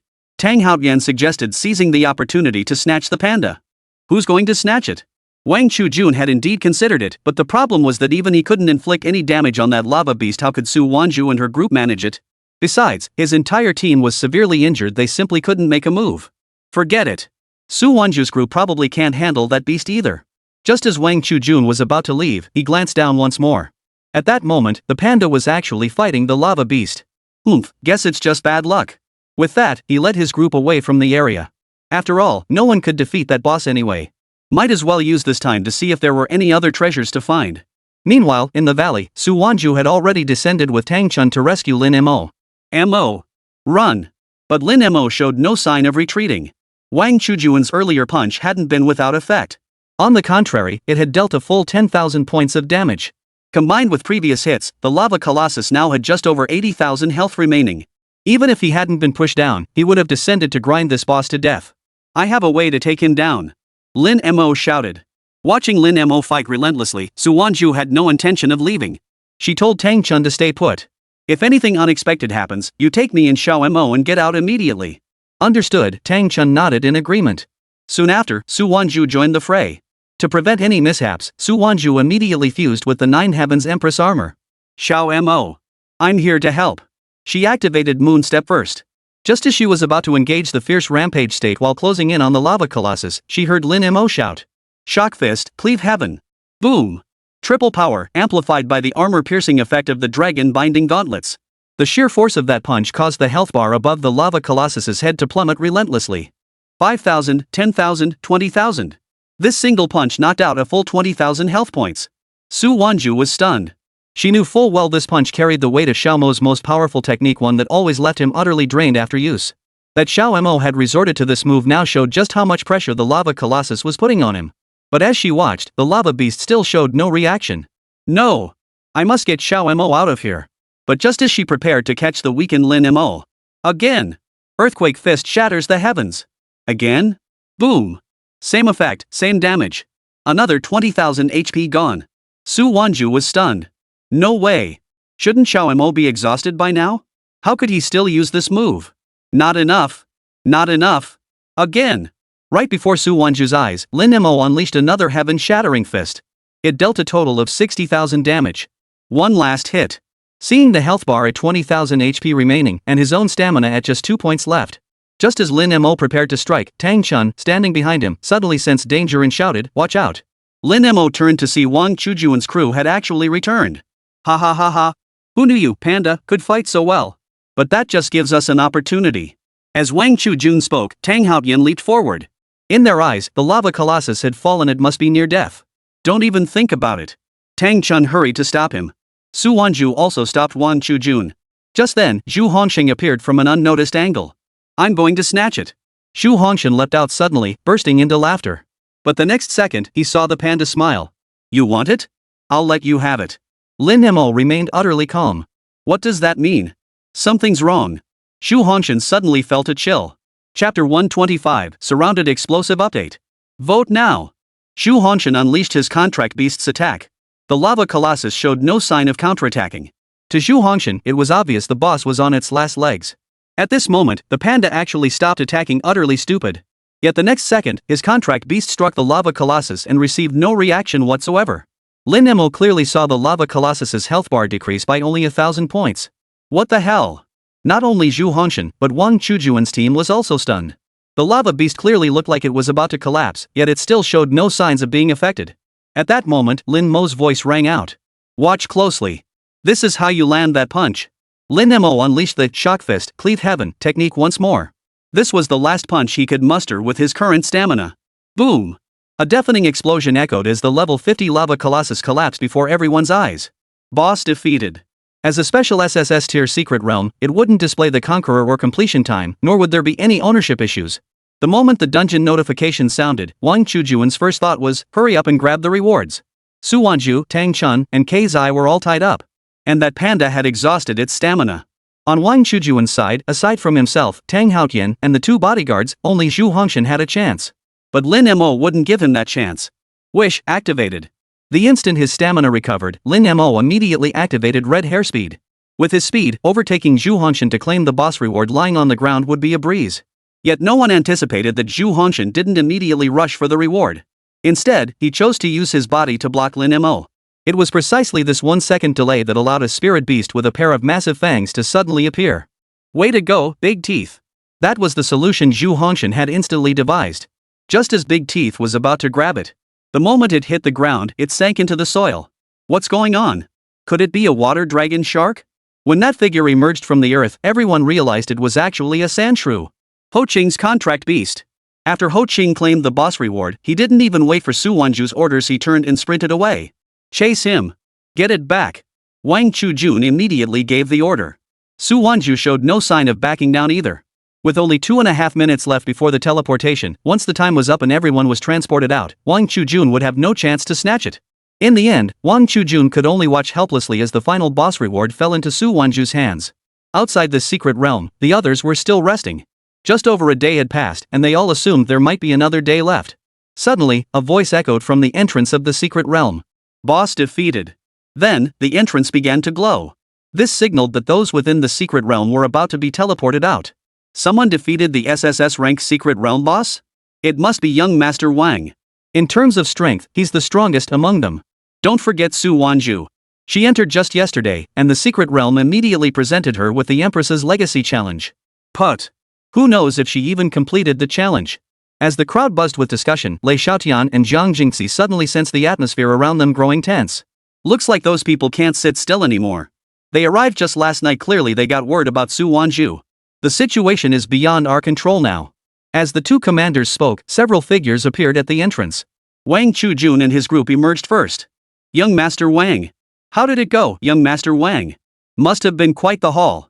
Someone stepped forward to curry favor, only to meet Wang Chujuan's dark and sullen expression. What's going on? Wang Chujun went in with a full team and came out with everyone present. Logically, they should have made a substantial haul. Look, Su Wanzhu's group is also complete. It's the other two-person team that's missing. The teleportation time had arrived, yet the people were nowhere to be seen. It was obvious they had perished within the secret realm. When Su Wanzhu and Tang Chun emerged, they suddenly sensed something unfriendly in the crowd's gazes. This was something that hadn't happened in Su Wanzhu's previous life. And among the crowd were some members of the Wang family. It seemed trouble was brewing. Sister Su. Guqi was the first to rush over upon seeing Su Wanzhu emerge. Xiu Ran, Meng Xiaoi, and Hu Jiai followed closely behind. As they greeted each other, Hu Jiayi whispered into Su Wanzhu's ear, "North City, things have changed. The Hu family is withdrawing from North City." Hearing this, Su Wanzhu instantly formed her judgment. By now, Wang Chujun and the others had returned to the Wang family's vicinity. Moreover, those around them had already learned that Su Wanzhu was the one who had obtained the SSS grade secret realm boss reward. It was also nearly certain that this reward was a treasure capable of resurrection. Regardless of who obtained it, the news would spread instantly.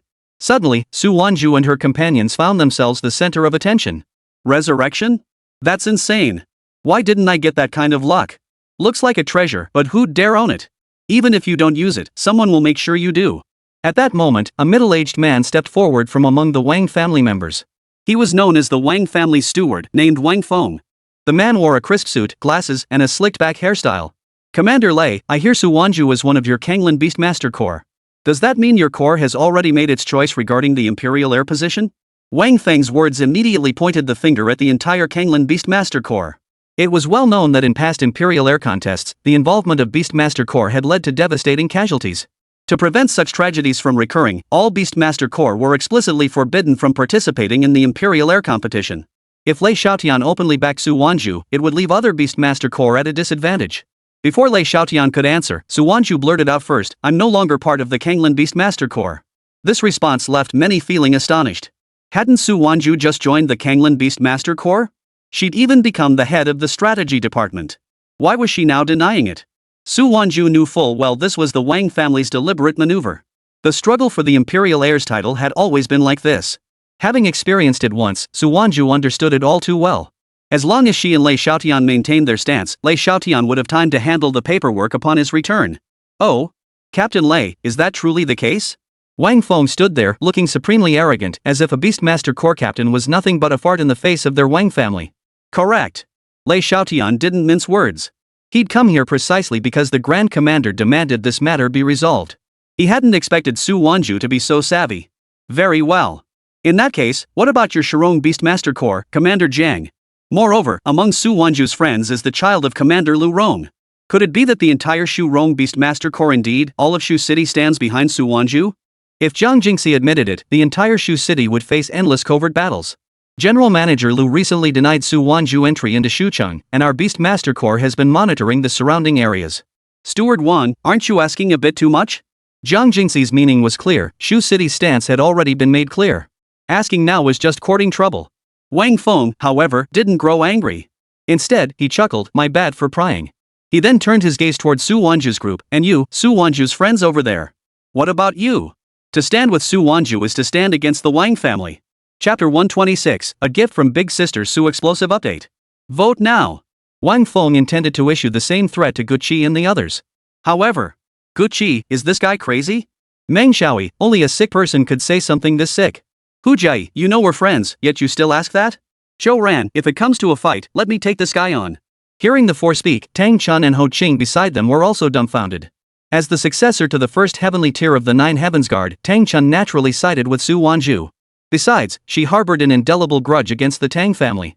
As for Ho Qing and his brothers, they had privately discussed this matter over drinks after learning Su Wanzhu was the Imperial Heir candidate. They all worried their brothers might harbor ulterior motives. But it turned out they were all trying to persuade each other. Having chosen to follow Su Wanzhu, they were determined to stick with her, especially since the rewards were substantial. Seeing that the others paid him no mind, Wang Feng felt rather humiliated. After all, he was the steward of the Wang family. Hey! You lot better think this through. The struggle for the Imperial Heir's title is brutal. History books tell the tale. Hu Jiayi, your grandfather led the Hu family out of North City and openly declared support for Su Wanzhu. From now on, your Hu family and our Wang family are sworn enemies. And Guqi, Lu Rong's daughter you. Before Wang Feng could finish, a sudden gust of wind swept through. Smack! Smack! Wang Feng was struck twice across the face and fell to the ground. Who? Who? His glasses shattered. Clutching his face, he scanned the area frantically. The Wang family's guard dog dares to point its claws at my daughter? As the voice fell, Lu Rong appeared. Without so much as a glance at Wang Feng, Lu Rong called out to Guqi, "Good girl, come to mommy." No! I stand with Sister Su. I'm part of the... Hu Jiayi reminded her, there's no conquest squad anymore. Oh, right. Guqi finally realized. Su Wanzhu wasn't part of the Kanglan Beastmaster Corps, so neither did they have to be. We stand with Empress Su.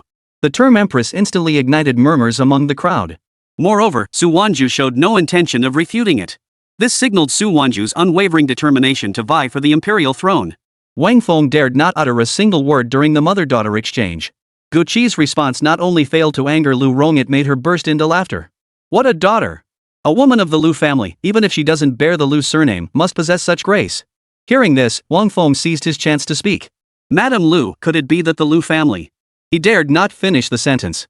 After all, the Lu family was different from other clans.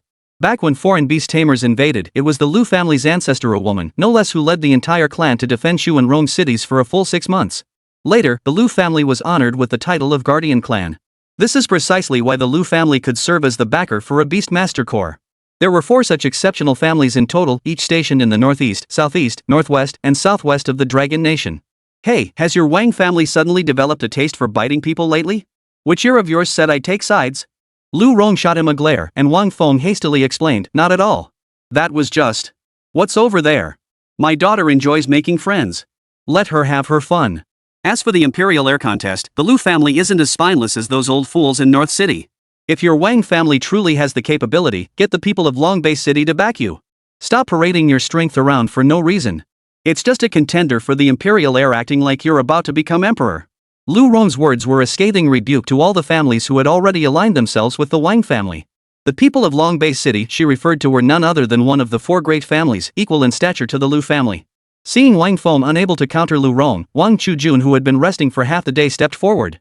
Greetings, Madame Lu, Wang Chujun said politely, though his body language betrayed no hint of respect. Get to the point. Wang Chujun smiled. Since you won't intervene, the Wang family won't antagonize yours. But the Imperial Air competition is clear. Su Wanzhu and I are bound to be rivals. So, if we clash shortly, you won't intervene, right? Hearing Wang Chujun's words, Lu Rong's expression finally shifted slightly. Of course not. Good. Wang Chujun finished speaking, then turned to face Su Wanzhu and shouted, Su Wanzhu. Since the Imperial Air candidates must inevitably test their strength, why not settle it right now? Tang Chun shouted, competed what? You were beaten to a pulp in the secret realm, and now you want to fight again? Clearly, Wang Chujun knew Lin Mo was running low on stamina and wanted to seize the chance to salvage some pride. It's just a test of strength. Besides, I won't be the one fighting. As an Imperial Sun candidate, it would look rather weak if I didn't step up personally. Wang Chujun's words were a direct jab at Su Wanzhu, implying she had only a handful of friends backing her, unlike him, where nearly every major and minor family in North City currently aligned with the Wang clan. Even if that panda was powerful, could it possibly outmatch so many clans? Fine. I'll fight. Xiao Ran immediately shouted. Su Wanzhu had just been looked down upon, and Xiao Ran had long wanted to teach these people a lesson. Wang Chujun chuckled, you'd better reconsider. Only Su Wanzhu herself has a chance. As Wang Chujun finished speaking, a figure emerged from behind him. Hu Jiayi recognized the figure and gasped, Zhang Jinqi. Sisu, is this guy really that good? Guqi asked curiously. Hu Jiayi's smile froze. He's more than formidable. He's only 26, yet his contract beast is already LV.42. What? That's as high as some deputy leaders of Beast Master Corps. He contracted at 18. What kind of genius grows to that level in just 8 years? Did he take steroids? Hu Jiayi explained, back then, the president of North City University said calling him a genius was an insult to him. He was recruited early by the North Star Beast Master Corps during his sophomore year. After that, he participated in various battles with them and consistently ranked first in performance. But didn't they say Beast Master guilds don't participate in the Imperial Air competition? Guqi asked again. That's precisely what puzzles me. At that moment, Wang Chujun chuckled. Zhang Jinqi withdrew from the North Star Beast Master Corps a month ago and has joined the Zhang family in supporting our Wang family. Oh, and he has a nickname, the Genius Terminator. Anyone ever called a genius inevitably gets a lesson from him. Not only that, but after he became a partner of our Wang family, we presented him with a Mystic Grade Battle Technique Stone. A Mystic Grade Battle Technique Stone. The Wang family is so generous. The crowd gasped in astonishment. Who could have imagined such generous treatment? After all, combat technique stones had only recently appeared, and Xian grade was second only to Emperor grade. With a combat technique stone, a beast tamer can fight alongside their contracted beast. That's why, among you, only Su Wanzhu could stand against him. Wang Chujun finished with an air of superiority, simultaneously touting the benefits of joining the Wang family's faction. However, Xian grade battle technique stone? That's it? What's so impressive about that? Ho Cheng spoke, and instantly, the character Xian appeared between his eyebrows. It was clearly a Mystic Grade Battle Technique Stone. At the same time, Tang Chun experienced the same phenomenon. Both of them possess Xian grade combat techniques. Where did they get them? The crowd gasped once more. Ho Cheng chuckled, what's the big deal? We were just partners back then. Big sister Su gave them to us. What? Chapter 127, how could he still be lightning explosive update?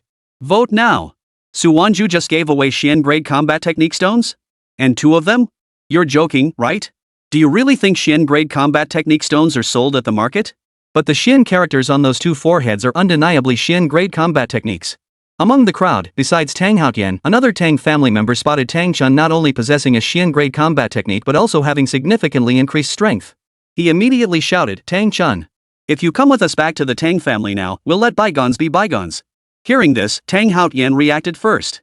After all, he was the top talent among the younger generation of the Tang family, nurtured with the best resources. This was clearly an attempt to bring Tang Chun back for retraining. If they succeeded, what place would he have left? The Tang family? I do intend to go. Tang Chun's response caught everyone completely off guard. But what truly stunned them was what Tang Chun said next. I will make the entire Tang family pay for my parents' deaths. Tang Chun now knew the Tang family was responsible for her parents' deaths. This grudge, she would not let go. Seeing this, Tang Haotian felt a wave of relief wash over him. At least his position within the Tang family remained secure. As for Tang Chun's vow to seek vengeance against the Tang family, Tang Haotian dismissed it as sheer folly. Not only was the Tang family vast in numbers, but they now had the backing of the Wang family. That was Wang Chujun, the one most likely to become the next emperor. Enough! Cut the nonsense. Do I have the right to fight now? Tang Chun turned his gaze toward Zhang Jinqi. Both possessed Xian grade combat techniques, though the disparity in their contract beasts' ranks was significant. But that didn't dampen Tang Chun's resolve to fight. After all, the people here were determined to make things difficult for Su Wanzhu today. Sister Tang, I'll need you to stall them for a bit, Guqi whispered. They all understood that Su Wanzhu and Xiao Mo were their most crucial combat assets right now. Since Xiao Mo's stamina hadn't fully recovered yet, Guqi pulled out all the stamina restoring potions from her backpack. Zhang Jinqi wasted no time, launching his contract beast into the fray first.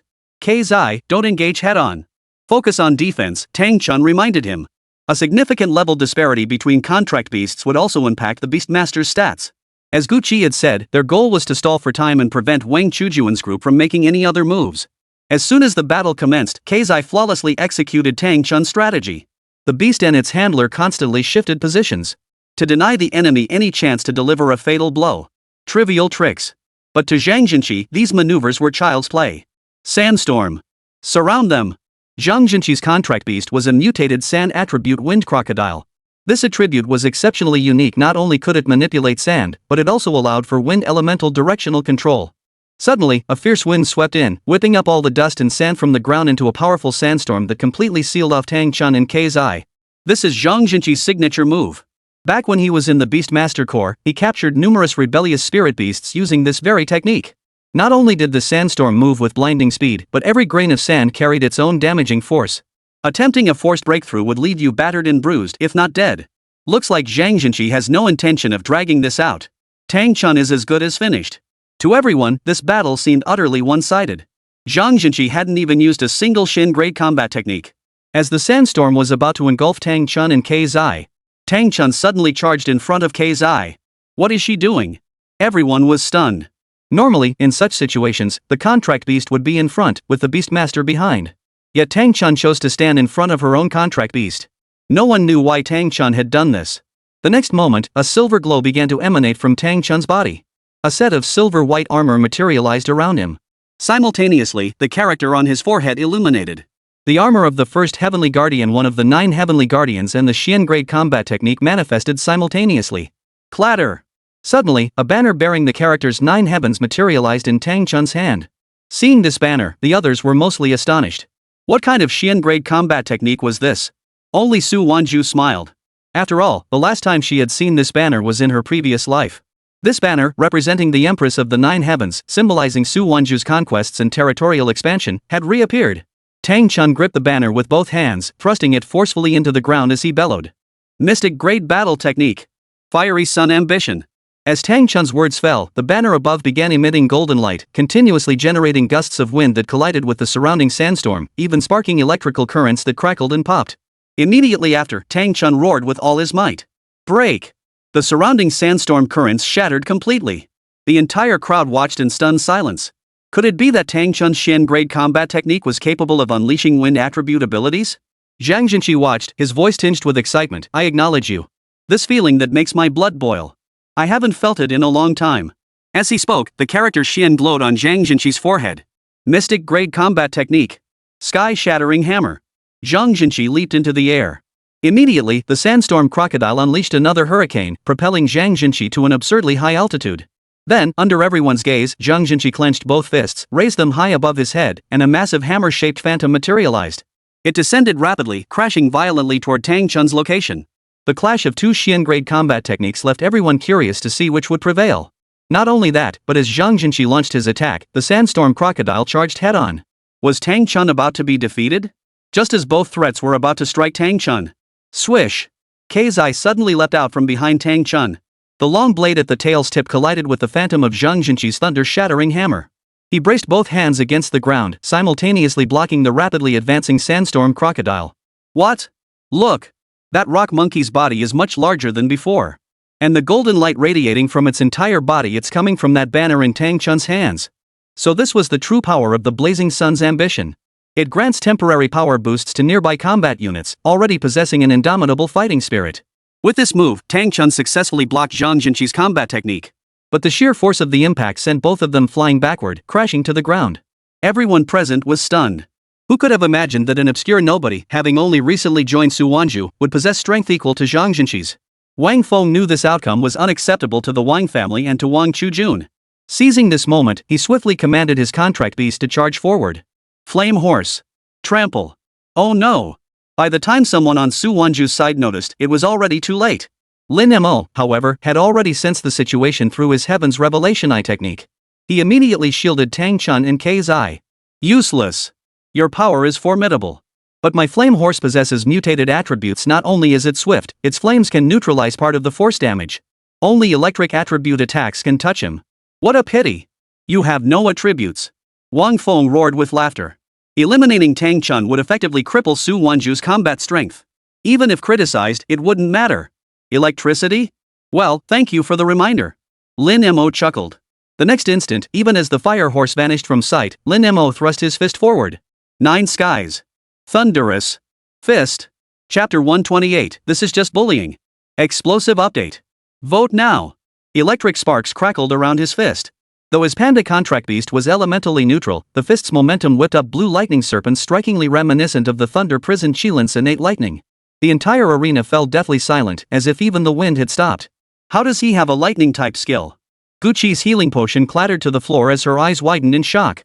Su Wanzhu reacted similarly, staring at the lightning coiling around Lin Mo's fist. She murmured, that lightning, it feels like the Nine Heavens Thunder Phoenix. She finally grasped what had happened. The Nine Heavens Thunder Phoenix must have failed to possess him, instead granting Xiao Mo a lightning attribute skill. But who would have thought that Xiao Mo, being attributeless, could unleash a lightning attribute skill? The others were equally stunned. What's going on? Wasn't Su Wanzhu's contract beast supposed to be elementless? Could it be that Su Wanzhu deceived everyone? That seems unnecessary. Besides, while ordinary people might not notice, other contract beasts can sense it. Wang Feng's smile froze on his face as he watched the flame horse transform into a crimson streak charging forward. Yet the moment it collided with Lin Mo's fist, it let out a piercing shriek. Lightning coiled around its body like a flesh-eating ulcer, instantly scorching its mane black. The charging momentum halted abruptly. Impossible. Wang Feng screamed, my horse is a mutated dual attribute. Lin Mo said nothing, raising his fist once more. The lightning flashes of the Nine Skies Thunder Punch intensified, coalescing mid-air into the phantom of a thunder dragon. It opened its massive jaws, lunging for the fire horse's neck. The horse's eyes widened in terror as its front hooves frantically pawed at the ground, yet it remained firmly locked in the dragon's grasp. Stop! Don't touch my horse! Wang Feng drew the dagger at his waist and charged forward. It's a rare breed cultivated by the Wang family. Kill it, and I'll make you pay with your life. Lin Mo sidestepped the dagger as the thunder dragon's phantom surged forward. With a sharp snap, the fire horse's neck snapped clean off. Its charred body crashed to the ground, the flames extinguished completely. Wang Feng trembled violently, staring at the fallen horse's corpse before collapsing to the ground, wailing, my horse. He shook the electric sparks from his fist and looked at Wang Feng, whose eyes were bulging with rage. You said it yourself. The struggle for the imperial heir has always been like this. You're asking for death. Wang Feng lunged forward, eyes bloodshot, thrusting his dagger straight at Lin Mo's heart. Su Wanzhu moved to intervene, but Lin Mo's piercing gaze halted her. With his contract beast dead, Wang Feng was no different from an ordinary person. Not just a dagger, even a gun might not scratch Lin Mo. Lin Mo sidestepped, seized Wang Feng's wrist, and with a slight twist, sent the dagger clattering to the floor. Lin Mo's fist halted inches from Wang Feng's face. Smack! Smack! Smack! 3 consecutive slaps sent Wang Feng crashing unconscious. Then, as if discarding trash, Lin Mo tossed Wang Feng at Wang Chujuan's feet. Hey! Your dog, remember to take him back. Wang Chujuan's face darkened to an extreme degree. With just that single move, the astonishment he'd sparked among the onlookers yielded a significant reward for Lin Mo. Ding! Total value gained, plus 686. Lin Mo was quite satisfied with this outcome. It was precisely because of Lin Mo's forceful display that the internal comparisons within the crowd began to shift. Originally, everyone believed that if Su Wanzhu and Wang Chujun were competing, Wang Chujun would win 99% of the time. Yet who could have imagined that during this secret realm expedition, Su Wanzhu not only obtained the inheritance of the 9 Heavens Empress, but her people also acquired the inheritance of a heavenly guard. Essentially, she had received dual inheritances. Beyond that, there was Su Wanzhu's terrifying contract beast. It was no longer merely a symbol of immense power, it could now unleash lightning attribute attacks. This was nothing short of a complete upheaval of conventional wisdom. Wang Chujuan's 99% certainty had plummeted to a mere 60%. That extra 10% was solely due to the power behind Wang Chujun. If their factions were evenly matched, Su Wanzhu might just stick to Wang Chujuan's heels. But perhaps precisely because Su Wanzhu lacks backing, Wang Chujun has consistently held the upper hand. Still, after this incident, major factions across the nation will likely become aware of it. And they would all take action. Everyone thought this matter had finally come to a close. Yet another figure arrived. Young Master Chu, what's going on here? Everyone turned to see none other than Qin Badian, the head of the Qin family from North City. Grandfather Qin. Wang Chujun was also taken aback. Su Wanzhu is in big trouble now. The Qins and the Wangs are bound by marriage ties. Word is the Qins have long planned to marry Qin Baishan's granddaughter to Wang Chujun. Wang Chujuan's been humiliated this time. Qin Badian made a special trip here, he'll definitely restore Wang Chujuan's honor. Qin Badian had already learned of the situation here on his way over. Stroking his white beard, he looked toward Su Wanzhu. So that's the attribute-less panda? Qin Baishan's first point of focus was actually that panda. He didn't even mention Su Wanzhu once. This clearly showed that in Qin Baishan's eyes, Su Wanzhu posed absolutely no threat. The next moment, Qin Badian turned his gaze to Su Wanzhu. Little girl, since you're also a candidate for the imperial heir, I won't interfere. This will be good practice for my grandson-in-law. But if you don't keep your contract beast in line, I'll have to discipline it for you. As Qin Baishan's words fell, a sudden wave of pressure descended, this time from the heavens. Ha! No need to be surprised that is this old man's contract beast. The Qin family's mightiest contract beast. A level 46 Kuanping. Someone spoke up for Qin Badian. Very good. Very good. So someone actually knows my contract beast. It said this wind Kuanping was originally quite small, but after devouring and digesting spirit beasts, it gains 1/10 of their stats and attributes. So that means this Kuanping. It can grow in all attributes. Such a contract beast capable of infinite growth can essentially keep getting stronger as long as the beastmaster lives long enough. And this Kuanping has already served 3 generations of the Qin family's patriarchs. It took 3 generations to nurture it into such a massive beast. Hearing this, Lin Mo scoffed dismissively. Infinite growth? Who doesn't? And you still need to digest it. 3 generations, nearly 300 years, and this is all you've got? System, if I kill this Kuanping, how many points will I gain? Can increase value points plus 66? Only 66? Lin Mo looked down on it even more. But Su Wanzhu and the others had already taken up their stances. What? You youngsters want to challenge this old man? No need. I'm just a bag of bones. Bullying you lot? That wouldn't look good if word got out. In Qin Baishan's eyes, Su Wanzhu and the others were no more than 3-year-old children. The next moment, the Kuanping in the sky moved, aiming to stop Lin Mo. So fast. A mere contract beast, and it knows about speed. Lin Mo replied, it is fast, but among all opponents I've faced, it would barely crack the top 5. Top 5. Qin Badian laughed coldly, talking big, aren't you? Qin Badian then gave a command, and the Kuanping turned to deliver a fatal blow to Lin Mo. But just as it charged forward, Lin Mo, Su Wanzhu, and the others vanished. Right before his very eyes. What just happened? Grandfather Qin, this. Wang Chujun was equally stunned. Qin Badian, however, remained unperturbed. If any contract beast could achieve such an illusion. As he spoke, Qin Badian turned to Lu Rong behind him. Only the Lu family of Shu City could possess such power. Lu Rong, is your Lu family making a declaration? Chapter 129, The Era of Conquest Explosive Update. Vote now. All eyes turned to Lu Rong. Could it be that after witnessing Su Wanzhu, her contract beast, and the others' performance just now, the Lu family of Shu Cheng had begun to harbor other intentions? Facing Qin Baishan's accusatory question, Lu Rong smiled calmly. Old Qin, you're really putting us in an unfair light. Unfair? A phantom realm of this scale across the entire nation, who else besides your Lu family could possibly create it? Of course there are. Have you forgotten about something called the Water Sky Waterfall? Many of the younger attendees were unfamiliar with Shuetian Waterfall, but someone of Qin Baishan's generation knew it well. Shuetian Waterfall? That thing vanished ages ago. Well, it's been found again. And coincidentally, we discovered it. Wang Chujun asked in confusion, Grandpa Qin, what exactly is the Water Sky Waterfall? Qin Badian explained, 50 years ago, someone discovered a treasure in a hidden realm. Armed with this artifact, they committed thefts everywhere without anyone detecting their trail. It took several members of the Beastmaster Corps to finally capture him. As for the Water Sky Waterfall, it can create massive illusions within dozens of meters without any preparation. Wang Chujun remained puzzled, so when Su Wanzhu and the others vanished just now, they should have still been in their original positions. Why did you stop then? I initially suspected the Lu family was behind that illusion. If it truly was them, we'd need to carefully strategize our response. After all, it was the Lu family. Now that I know it was Shui Tianpu, I should have kept fighting. If you say your Lu family acquired it, how can you claim it has nothing to do with you? Lu Rong smiled. It was indeed acquired by the Lu family, but we sold it to someone else. That makes it none of our business. To whom? As Qin Badian finished asking. Why, it was me, old Qin. Long time no see. A voice rang out. Everyone turned to see none other than Hu Quanfeng, the old prankster from North City. Hu Quanfeng now leaned on his cane with one hand while dragging a transparent sphere with the other. And they could see that the scene inside the sphere was identical to their current surroundings.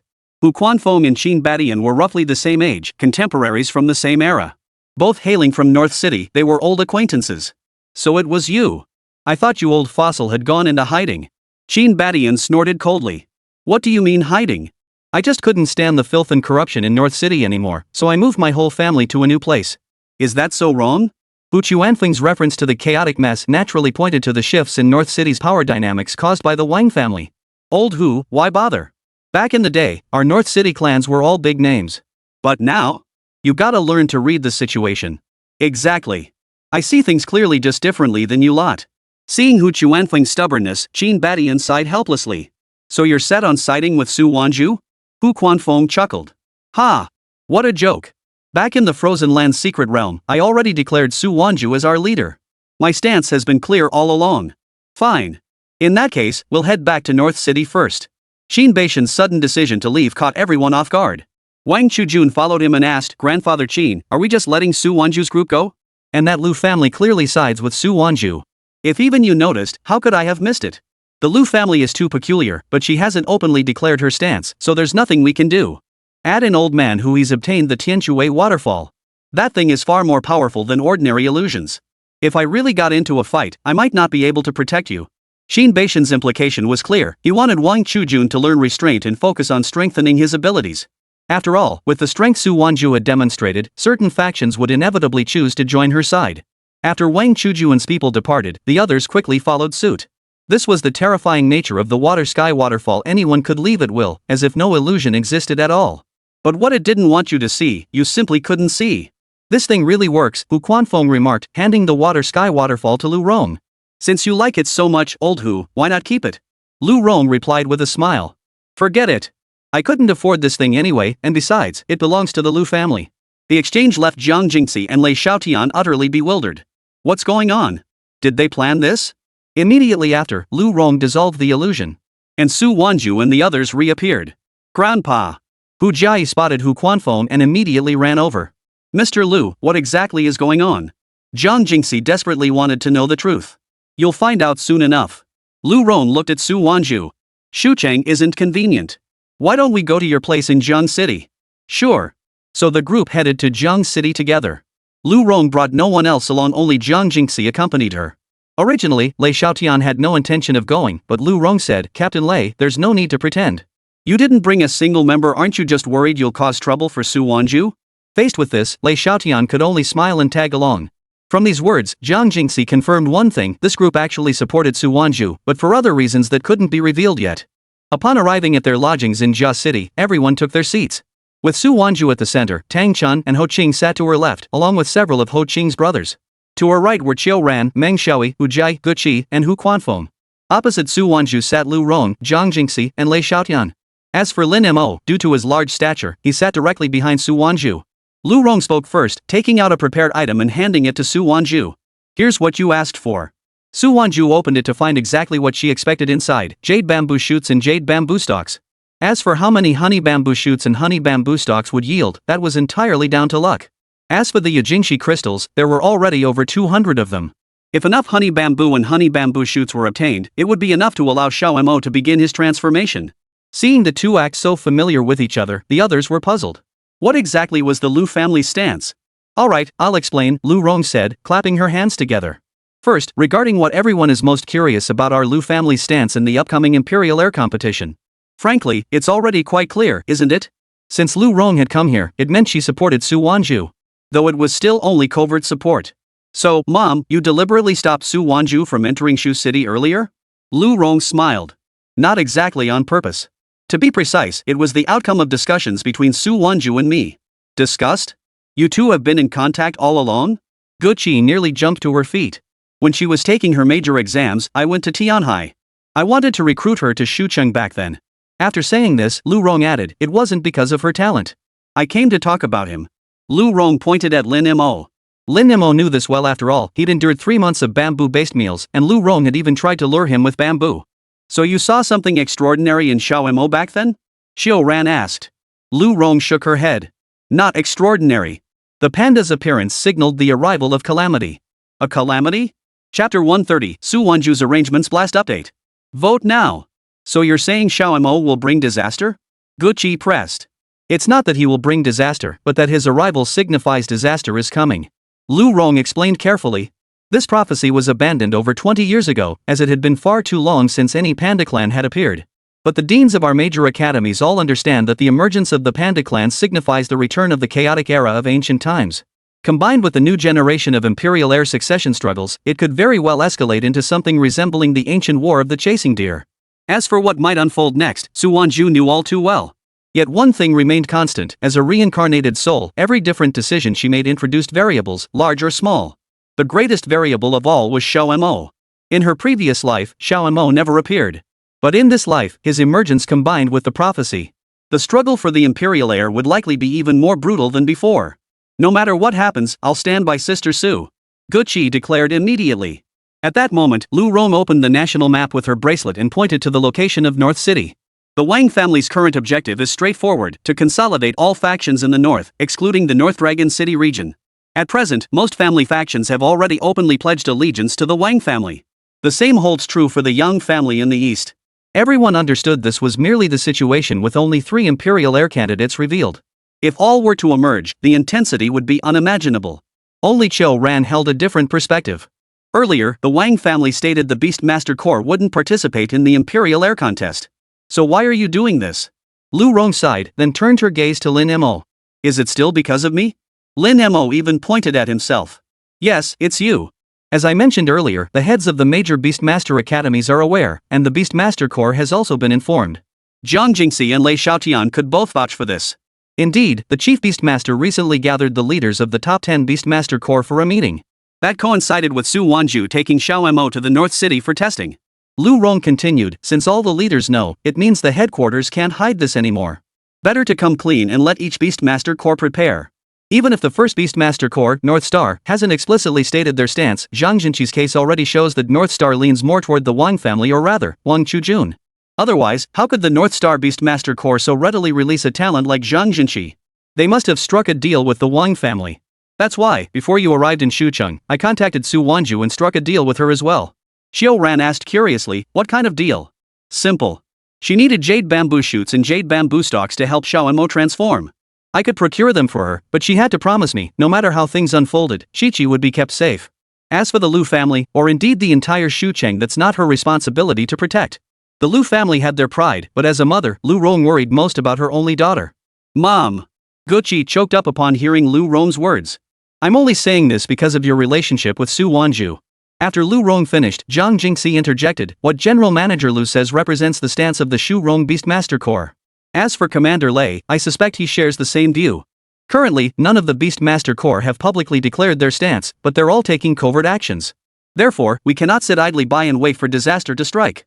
Lei Xiaotian nodded in agreement. They all understood that whoever dared to be the first to openly support a candidate would inevitably become a target.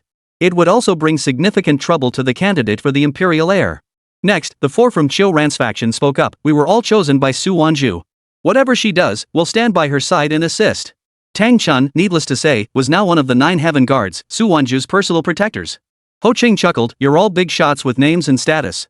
Us guys are just street punks. Truth be told, we've been busted by the Beast Control Corps more times than we can count. But since meeting Big Sister Su, our lives have improved. We understand our place and responsibilities. We won't cause trouble for the boss and will focus on treasure hunting. With that, everyone had made their stance clear. Su Wanzhu, what about you? Lu Rong turned to Su Wanzhu. Though Su Wanzhu was barely 18, in this moment, she was the empress in everyone's eyes. I won't let you down. Su Wanzhu's 4 words spoke volumes. Having endured the Imperial Heirs contest once, she would not let them off lightly. So what's your plan? Attack the secret realm. The moment those words left her mouth, the others were stunned. This Su Wanzhu truly had a special fondness for the secret realm. But Su Wanzhu continued, you've all witnessed Tang Chun's situation. After all, he inherited the 9 Heavens Guard legacy from the Empress of the 9 Heavens. After receiving the 9 Heavens Empress's inheritance, I learned that the 9 Heavens Guard's legacy consists of 9 distinct lineages. Therefore, I intend to help Qiu Ran and the others each obtain one of these legacies. Becoming one of the 9 Heavens Guardians meant serving as the Empress's personal protector's future commanders. Sister Su, does that mean I could also obtain a powerful Xian grade combat technique like Sister Tang Chun? Lu Rong chuckled, silly girl, that's not some Xian grade combat technique. Ah, not Xian grade? Isn't everything below Emperor grade considered Xian grade? Everything below Emperor grade is indeed Xian grade, but Tang Chun's Xian grade combat technique differs from Zhang Jinqi's. Tang Chun's technique is called quasi-emperor grade, that is, above Xian grade but below emperor grade. Such techniques appeared in ancient times and are extremely rare. Only the Empress's personal guards can possess them. After hearing Lu Rong's explanation, Guqi felt even happier. She was already the weakest among everyone. If she could become one of the 9 heaven guards, she dared not even imagine it. Alright, now that I understand your thoughts, Jinxi and I will take our leave. Lu Rong rose to leave, Zhang Jinxi following closely behind. Lei Xiaotian also stated he would return to the Kenglin Beastmaster Corps. Before departing, he addressed Su Wanzhu and the others, I'm truly fortunate to have members like you. If one day, and I mean if the Kenglin Beastmaster Corps were to fall, I hope you would raise the banner of the Kenglin Beastmaster Corps and show the world just how formidable it once was. To others, Lei Xiaotian's words sounded like a hopeful wish. But to Su Wanzhu's ears, they carried a deeper meaning. After all, the conflicts of the ancient era, regardless of which side was involved, had profound implications for the entire nation. This was especially true for the Beastmaster Corps, who were always on the front lines. Su Wanzhu then announced her intention to prepare Xiao Mo for shapeshifting. After a few days' rest, they would all journey together to another secret realm. There, we'll find the legacy of the second heaven of the 9 Heavens Guard. Chapter 131, Xiao Mo's Transformation Double Update. Vote for me. After the group retired for rest, Su Wanzhu began unpacking the jade bamboo shoots and jade bamboo stalks. Xiao Mo, the rest is up to you. Both Solomon seal and bamboo shoots are exceptionally tough plants. Only Xiao Mo could manage to open them. Be careful with the force when opening them, don't damage the insides. Su Wanzhu instructed while keeping a close watch. After Lin Mo pried open the first jade bamboo, the pink substance inside immediately caught everyone's attention. It's honey bamboo. The very first one produced honey bamboo. That's fantastic, Xiao Mo. Su Wanzhu excitedly hugged Lin Mo. Lin Mo smiled too, surprised by his own luck. Well then. Snap, snap, snap. He opened 3 more in a row, but none of them were honey bamboo. Su Wanzhu kept cheering him on, but Lin Mo was nearly out of patience. Since the first jade bamboo yielded honey bamboo, he'd opened 13 in total and not a single one. Transformation requires 10. When the 14th one finally yielded honey bamboo again, hope flickered once more, only for reality to deliver another harsh blow to Lin Mo. Lu Roni traded 70 jade bamboo stalks with Su Wanzhu. After opening them all, only 6 honey bamboo stalks appeared. It's okay, Mo. That's actually a pretty good rate. Next came the jade bamboo shoots. Jade bamboo shoots were relatively scarce. According to Lu Rong, the conditions for their formation were far more stringent. But after opening all the jade bamboo shoots, she actually got 11 honey bamboo shoots. Still 6 honey bamboo shoots short. I guess I'll have to ask Lu Rong if we can buy some more. Although Su Wanzhu had used protecting Guqi as part of the deal, she still ended up paying a hefty sum. After passing through the Sky Veil secret realm, Su Wanzhu's funds were depleted. To purchase more, she'd have to sell off the surplus beast cores and other items she carried. Such matters were naturally best handled by Guqi. She summoned Guqi immediately. Big sis, I think we should sell them in Jiang City first. No need to go to Shu City. These beast cores are high grade, so the price difference between regions won't be too significant. Besides, Jiang City is a small town. Even if someone knows you need them, they won't try to inflate the price or cause trouble. It must be said, Gucci possessed a talent in this area far surpassing the average person. Alright. We'll proceed as you suggest. Understood. While waiting for the results, Lin Mo chose to rest. After all, since emerging from the Skyvale secret realm, he still had over 800 unused points in the system, along with 10 lottery draws. After the incident where he was forcibly confined last time, Lin Mo had learned his lesson. This time, he used only about 600 points, saving the remaining 200 for unexpected needs. Strength, 2182 2875 up. In the past, approaching 3000 points in strength would have thrilled Lin Mo, making him eager to find an opponent to test his newfound power. But after witnessing Qin Baishan's power, Lin Mo felt it still wasn't enough. System, 10 draws. Use them all. Ding. Congratulations on winning, strength plus 15, agility plus 20. Ding. Congratulations on winning, health plus 240, defense plus 18. Ding. Congratulations on winning, health plus 160, agility plus 13. The first 3 draws were all stat boosts. Then came the 4th draw. Ding. Congratulations on winning, special reward health potion plus 1. HP potion, restores plus 3 HP per second for 90 seconds. This is a real gem. Restoring HP means I can recover 180 HP over a minute and a half, essentially using the Heaven's Eye technique for 4 minutes without any cost. Keep going. Keep going. Lin Mo felt his luck was finally returning. Ding. Congratulations on obtaining, level up. Ding. Congratulations on obtaining, defense plus 18, agility plus 16. Ding. Congratulations on obtaining, strength plus 20, health plus 140. Ding. Congratulations on gaining, level up. Ding. Congratulations on gaining, level up. Ding. Congratulations on obtaining, inch-powered whisper damage increased to 1.5 times strength damage. After 10 draws, the rewards were quite substantial. My level also jumped from LV.22 to LV.25. Name, Lin Mo. Race, Panda adult. Attributes, none. Level, LV.25. Health, 15520, 15520. Strength, 2207 plus. Defense, 380 plus. Agility, 300 plus. Lightning immunity, 21% fire immunity, 23% water immunity, 12% rock immunity, 12% wind immunity, 10%. Skills, Thunder Fist shatters the heavens, Red Hair's speed inch power whisper prayer. Elemental skill, Thunderous Fist of the 9 heavens. Divine skill, Pupil technique, Celestial manifestation 2. Equipment, Dragon binding gauntlets, Beast face set. Remaining available stat points, 230. Just as Lin Mo thought things were looking up. Notice, you have reached 50 draws. Activate 1 divine tier draw. A golden, shimmering wheel then appeared before Lin Mo's eyes. The rewards displayed upon it had already left Lin Mo numb with excitement. God tier skill. God tier skill. Pupil technique, Tianyan upgraded to max level. All attributes 3. What kind of God tier rewards are these? And there were a whopping 81 of these types of rewards. At this moment, Lin Mo desperately wanted to shout, I want them all. Begin. As Lin Mo's words faded, the system wheel began to spin. No matter which one he landed on, it would be a huge win for Lin Mo. Soon, the pointer slowed to a stop. Ding. Congratulations on drawing, God tier skill, Beast God Descent Beast God Descent, enter second form, sprout Shiyu horns on head, body size increases tenfold, all stats simultaneously boosted. Any attack below 1500 strength points is ineffective, but consumes 10 HP per second. Whoa! Lin Mo read the description and thought, is that all a God tier skill does? But then he saw the part about any attack below 1500 strength being ineffective. Any attack, whether physical strength or elemental damage. What did 1500 points even mean?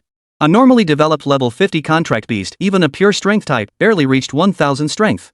Even with special effects or intensive training, it would only reach around 2000 points. And this was merely phase 1 of Beast God's Descent. This guy is unstoppable. Tip: God tier draw requirements, reach level 25 and complete 50 draws. System: does the previous statement about needing 100 points to draw once count as part of this? Yes. Well, I'd better earn more points now. On one hand, I need to boost my stats, on the other, I need to increase my draw attempts. Isn't there any way to pay to win? Just then, Gucci returned from outside. As Su Wanzhu turned to look, she suddenly noticed something different about Xiao Mo. Xiao Mo, you leveled up to LV.25? Su Wanzhu was stunned. She hadn't done much all day. 3 levels in one go. Xiao Mo. Tell me honestly, did you cheat? Su Wanzhu extended a finger, leaning her entire body onto Xiao Mo, her face nearly touching his. Chapter 132, Departure. Seeking the second heaven explosive update. Vote for me. Maybe it's because I'm about to transform. Lin Mo offered a casual excuse, hoping he wouldn't arouse suspicion. Su Wanzhu was a bit skeptical, but everyone said Xiao Mo was special, so this sudden leap in development actually made sense. Just then, Gucci pushed open the door and entered. Sister Su, over there. The moment she entered, Gucci saw Su Wanzhu lying on top of Lin Mo. Instead of quickly stepping aside, Gucci chuckled, Su sister, you really do adore Xiao Mo, don't you? Is lying like this comfortable? Let me try it too, okay? Lin Mo was speechless. If he hadn't known he wasn't human right now, he'd seriously wonder what the next scene would be. It really is comfortable, ahem. Su Wanzhu actually answered directly. Alright, Gucci, what were you going to say? I already disposed of all those beast cores you gave me earlier. That fast? Su Wanzhu was a bit surprised. It had only been a few hours, and those were all quite expensive beast cores. Hee, of course. One of the buyers even said he'd like to meet you to discuss if you have any other beast cores he could purchase. Gucci said, transferring the entire amount to Su Wanzhu. 8 high-grade beast cores sold for a total of 30 million. This was entirely within the normal price range. Su Wanzhu had originally thought that in Jiang City, selling them for over 20 million would be a decent outcome. I won't be appearing. You handle everything. After saying this, Su Wanzhu not only gave Gucci over 10 more high-grade beast cores but also handed her 500,000 yuan as operational funds. Got it. Just watch me. But we'll be leaving Jiang City in a couple of days and might not return. Su Wanzhu added this reminder to guide Gucci on the right course of action. Understood. Now that they had funds, it was time to address internal team matters. The 9 Heavens Guard wasn't limited to 9 members, there were simply 9 commanders. Tang Chun had already become a first Heaven Guard, while the remaining members included Qiu Ran, Meng Xiaoi, Gucci, and Hu Jai. As for Ho Qing and the others, their roles were already quite clear. Thus, by this reckoning, 4 positions within the 9 Heavens Guard remained vacant. The selection of candidates would have to wait for later. Over the next 2 days, Gucci lived up to expectations by selling all the beast cores and even gained fame in Jiang City. Sis Gucci is amazing. Those shop owners bowed and scraped before her. Ho Chang and the others, who had accompanied Gucci back, couldn't stop praising her. Adding the previous 30 million, Su Wanzhu now held approximately 80 million yuan. Before leaving Jiang City, Su Wanzhu summoned Ho Chang and the others. She explained she was leaving Jiang City. Ho Chang and the others thought this meant a permanent farewell. Big sister Su, rest assured.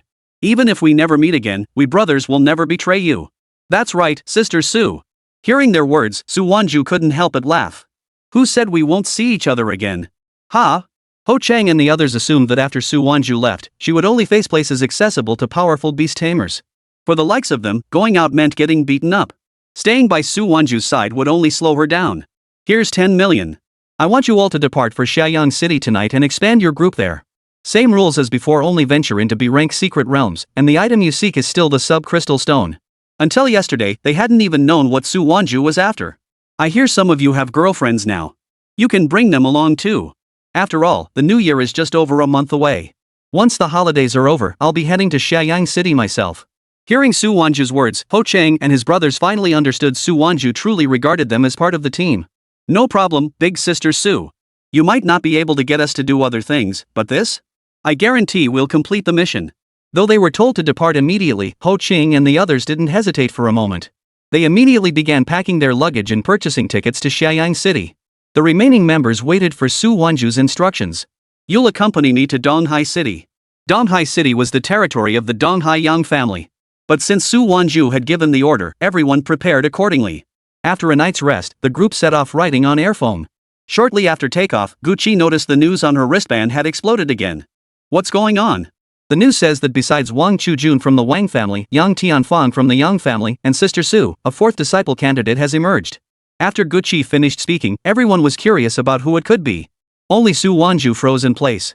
Because this newly emerged candidate for the Imperial Sun should have appeared a month later. How could it be a month early? What's his name? Gucci replied, Zhu Guangquan from the Zhu family of Shaoyang City. He received the show character Jade Seal. Zhu Guangquan? That can't be right. Su Wanzhu recalled that Zhu Guangquan should have received the U character Jade Seal, the one originally appearing in the Dantai family's secret realm. The recipient of the show character Jade Seal should have been his older brother. Even if she had taken the U character Jade Seal, the show character one shouldn't belong to him. It seemed this lifetime had witnessed significant upheaval. But overall, the differences weren't too great. Moreover, since she had acquired 3 single character Jade Seals, 2 individuals would inevitably alter their circumstances due to not obtaining one. Sending Ho Ching and the others to Shaoyang City was precisely to prepare for the appearance of the show character Jade Seal a month later.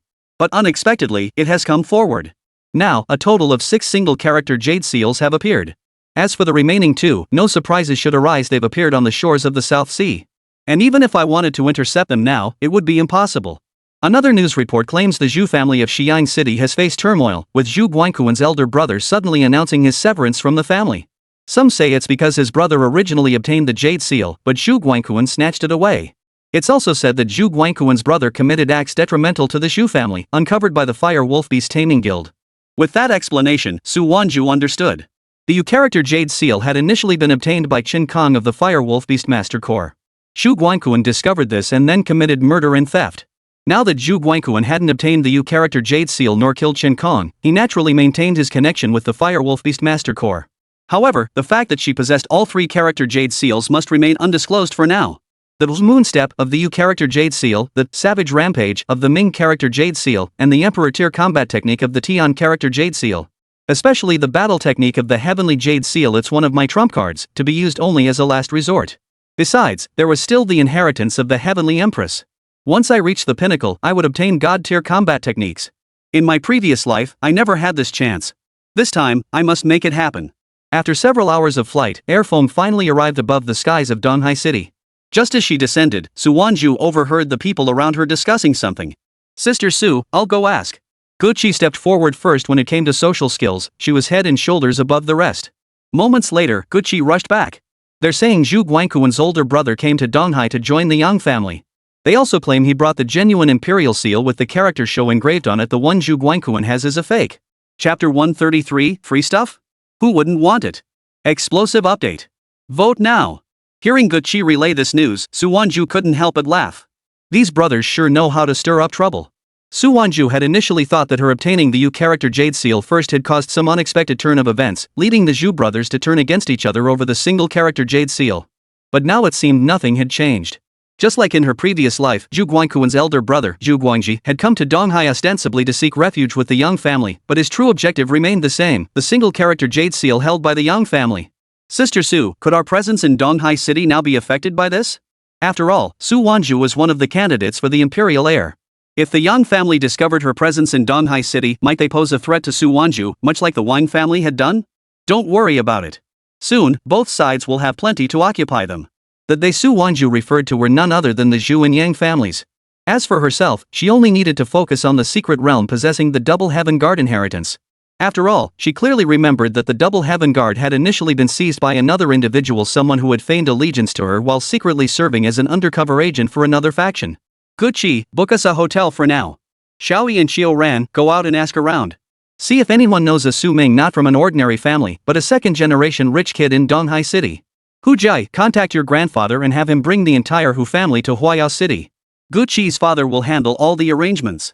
Regarding the Hu family's arrangements, Su Wanzhu had already discussed them with Gu Mingyuan on the way here. Gu Mingyuan was naturally more than willing to assist, and he wouldn't charge a single penny. Su Wanzhu also mentioned there was no need to deliberately conceal the Hu family's presence in Huayao. After all, the more people knew, the less likely anyone would dare to pull any tricks.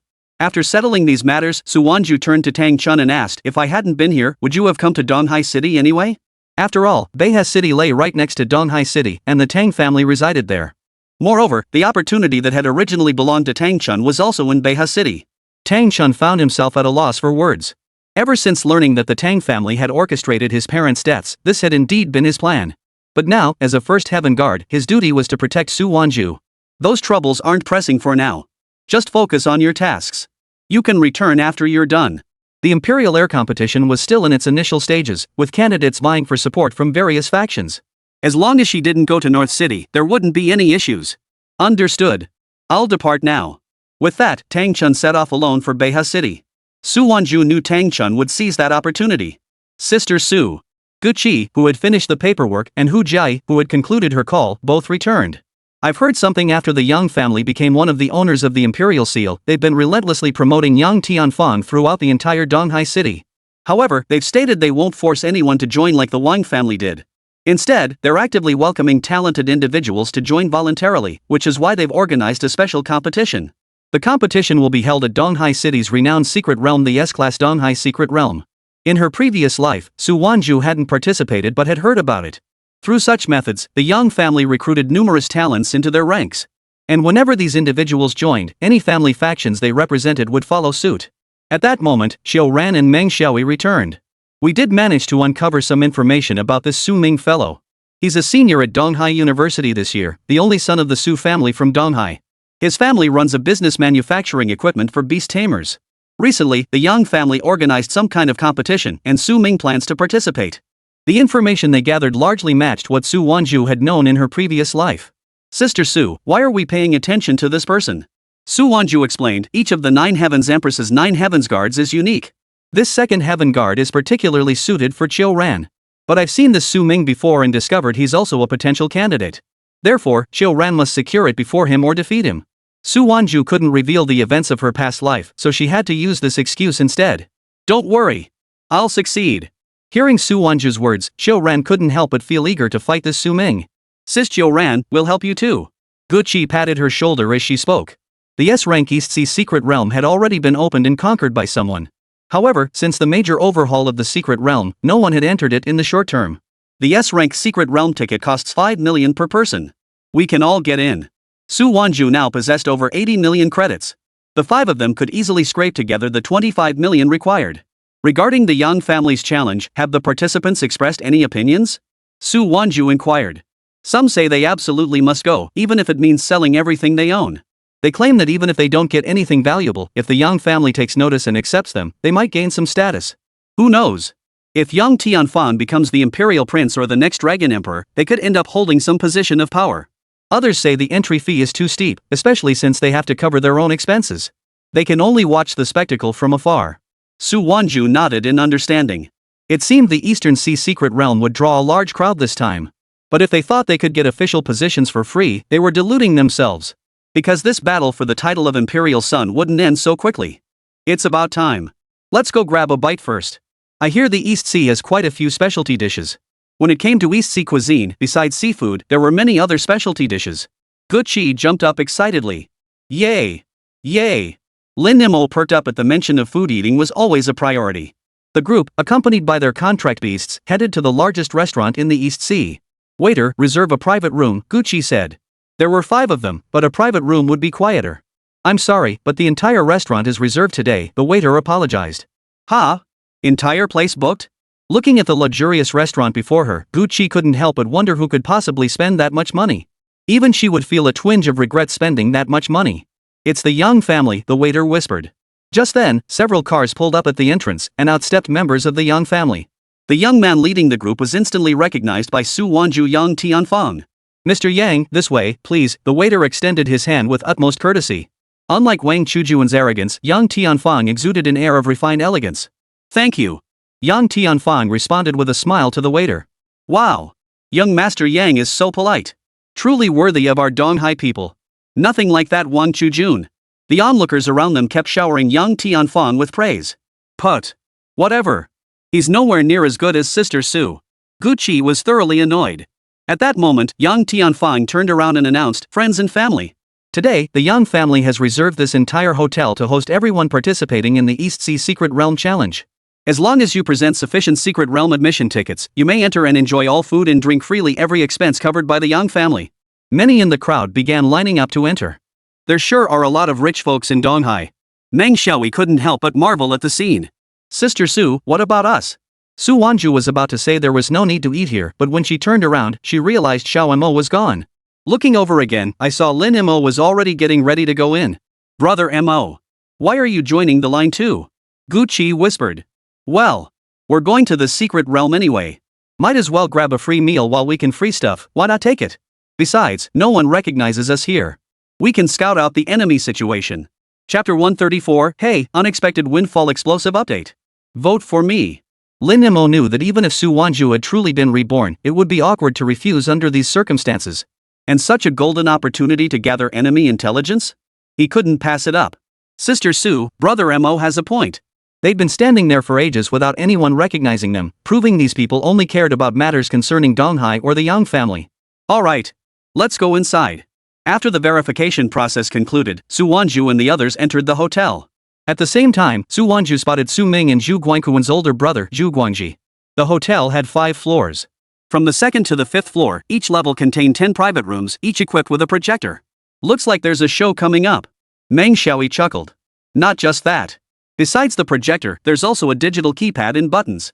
Everyone in every private room noticed this, except for Su Wanzhu and her group. Soon, a waiter entered, first turning on the projector, then asking Su Wanzhu and the others what dishes they wanted.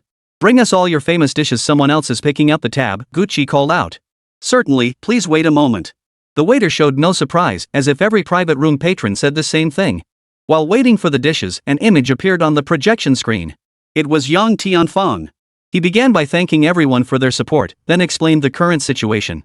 Each private room is filled with those who came together, relatives and friends. For guests who came alone or in smaller groups, I've already arranged separate seating. I'm sure you're all curious about this projection and the buttons beside it. Let me explain. Shortly, the Yang family will present some small gifts for you to bid on. I can assure you these are rare items, offered well below market price. Hearing this, Gucci scoffed, "It's just an auction. Why all the mystery?" Yet at that moment, Yang Tian's laughter echoed from the projection. Some of you might be thinking, "It's just an auction. Why all the fuss?" Gucci froze. Could there be surveillance in the private room? Yang Tianfang continued, "I'm sure some of you are wondering if we've installed surveillance. Rest assured, there are absolutely no cameras. As for why I'm only mentioning this now, it's because I'm concerned that certain individuals with ulterior motives might cause unnecessary trouble for the Yang family and the people of Donghai. The auction will commence in 1.5 hours. For now, please enjoy the delicacies."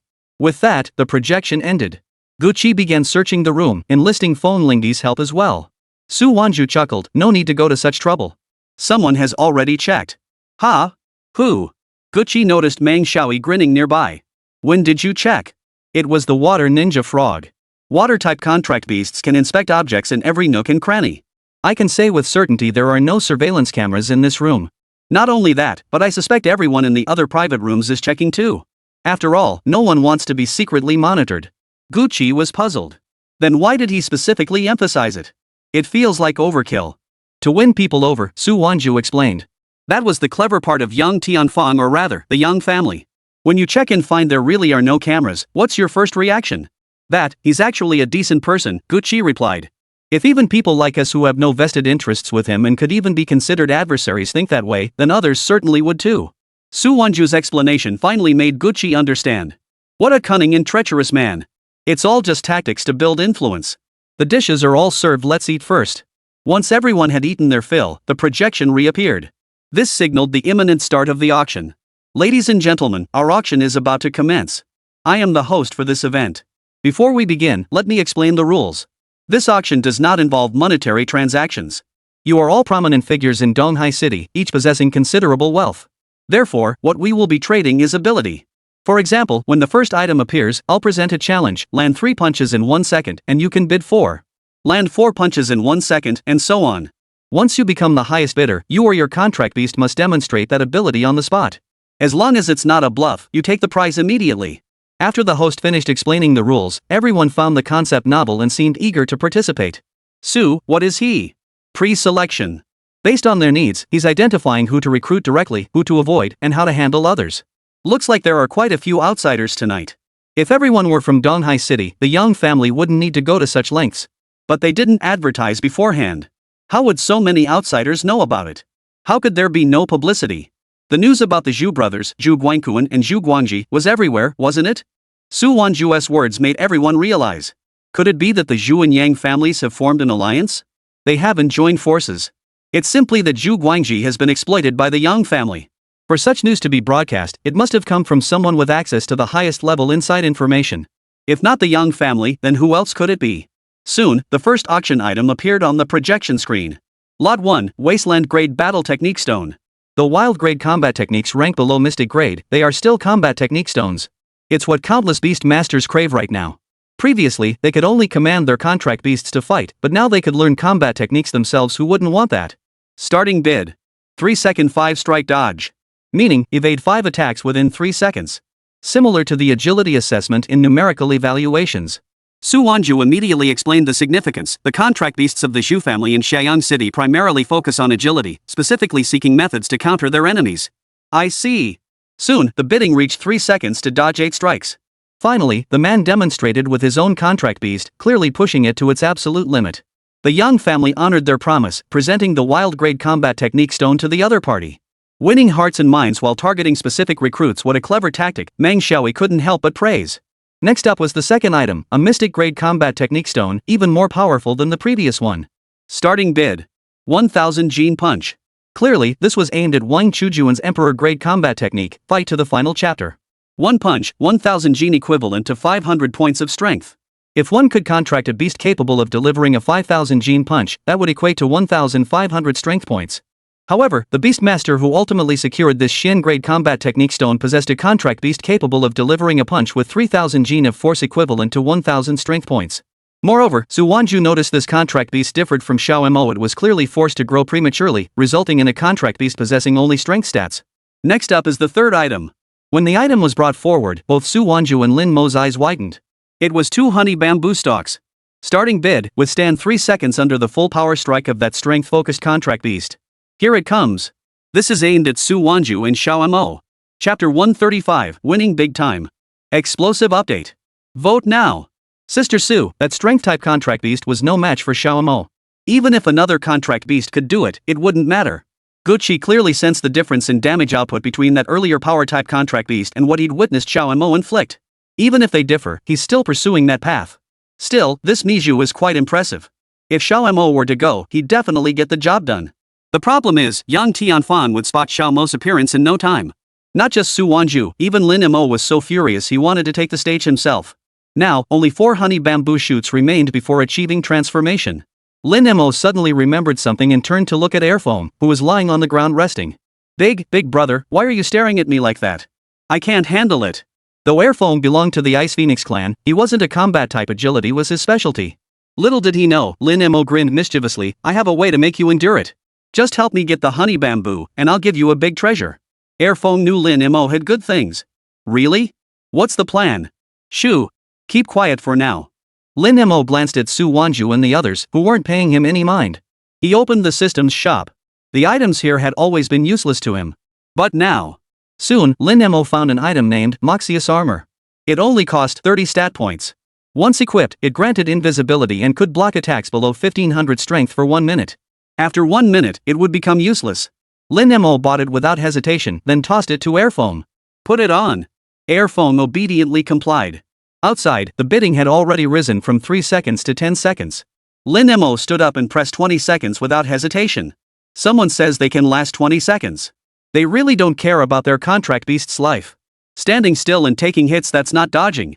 Amidst the crowd's discussion, someone else raised the bid to 23 seconds. Lin Mo pressed 30 seconds without hesitation. Lin Mo. Su Wanzhu froze in shock. Could he be planning to challenge it? Brother Mo, why not send Water Ninja Frog instead? Meng Xiaoyi urged. Everyone knew that while the audience might not recognize him, Yang Tianfan had definitely seen Xiao Mo's photos. I never said I was going, Lin Mo chuckled. Right. I'll go in Big Brother's place. Airfoam stood up, head held high. Airfoam? You? No need to worry, I've got this. Airfang's confidence came from Lin Mo. If Big Brother said the thing he just put on was useful, then it must be useful. Seeing this, Su Wanzhu had no choice but to agree. After all, the bid had already been placed. Chi-Chi and Jia Yi are also easily recognizable. Little E, you go instead. Just say Erfing is your contract beast. Got it. Meng Xiaoyi agreed decisively.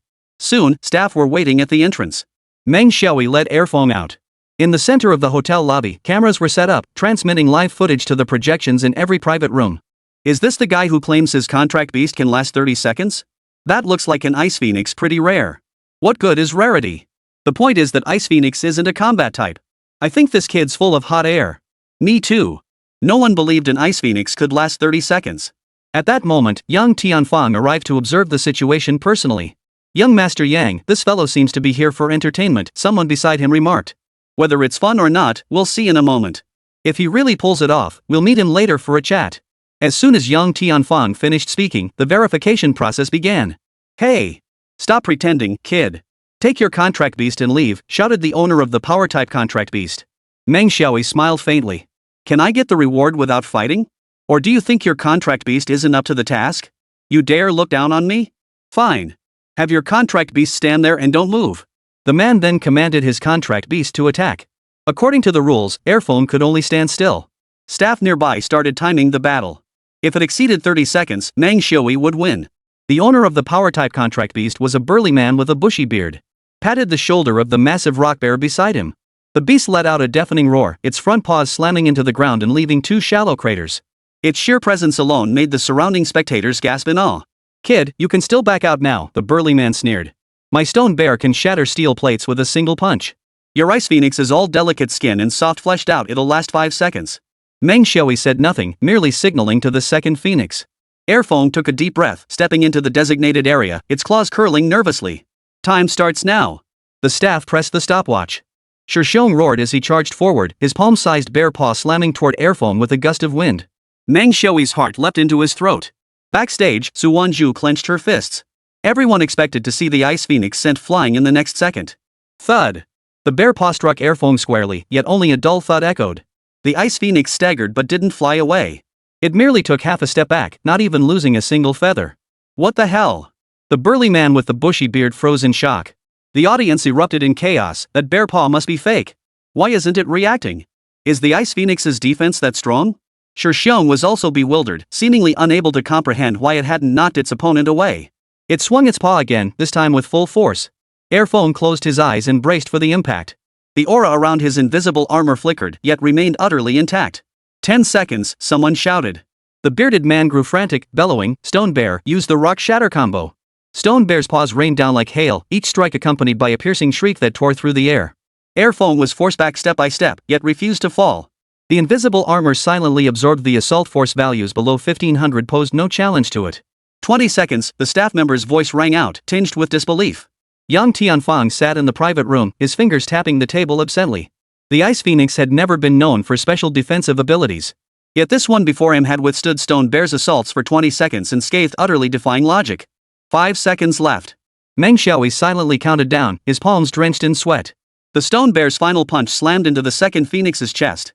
This blow carried significantly more force than before, yet the Phoenix still stood its ground. 30 seconds. The moment the stopwatch halted, the entire arena fell silent. Seconds later, thunderous cheers erupted. She actually held out.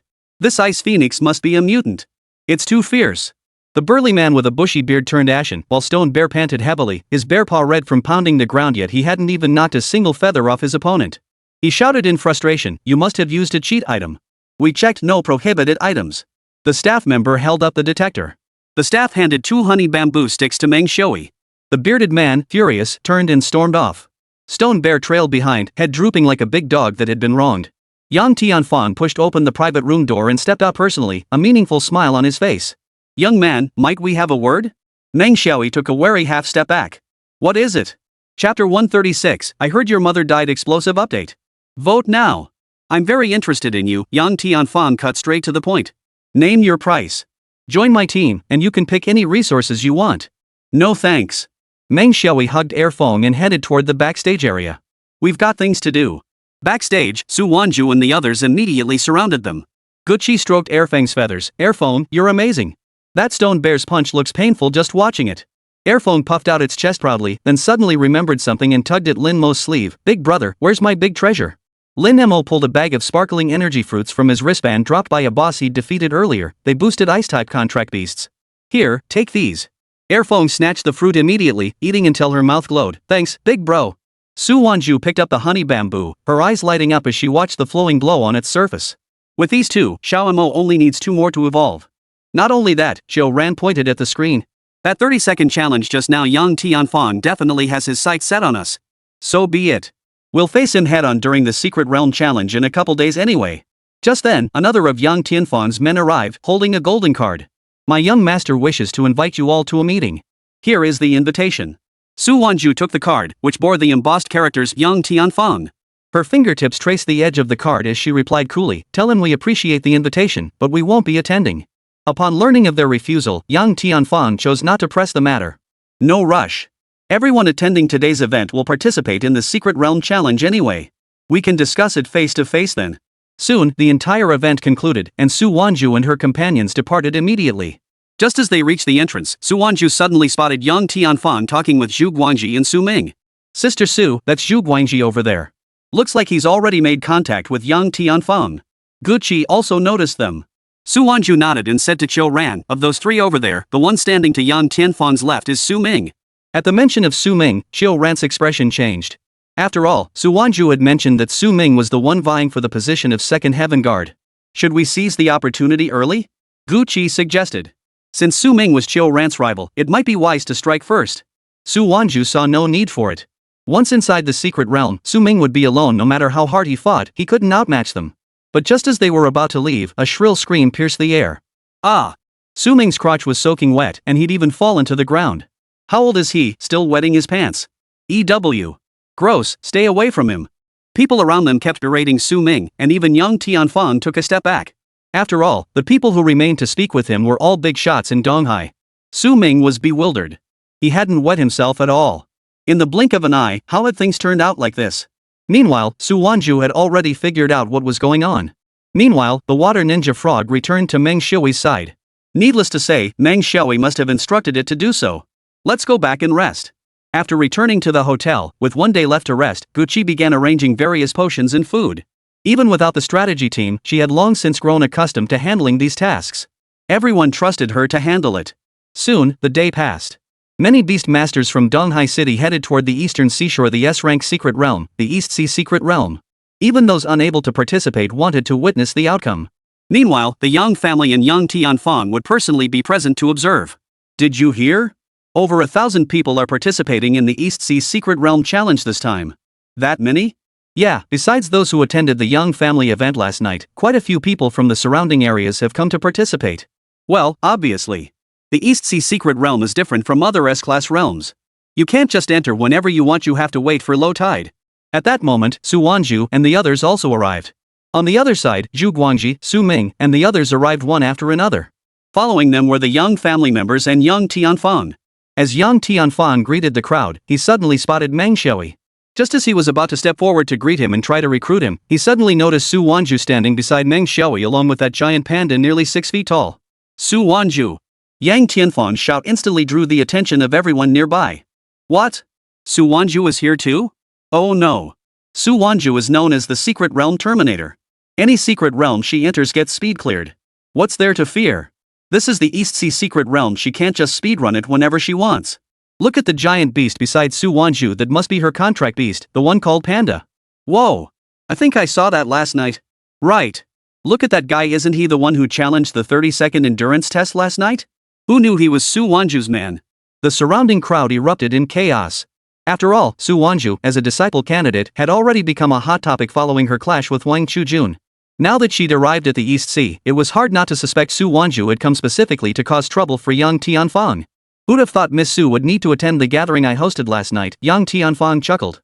It couldn't be helped. Those people only had eyes for you, they didn't even recognize us when we entered. Lin Mo knew the other party wanted to say something. And Su Wanzhu wasn't one for words, so he'd take the lead. I've long heard that Su Wanzhu's contract beast not only possesses a unique bloodline but also speaks almost indistinguishably from a human. I've never seen one before.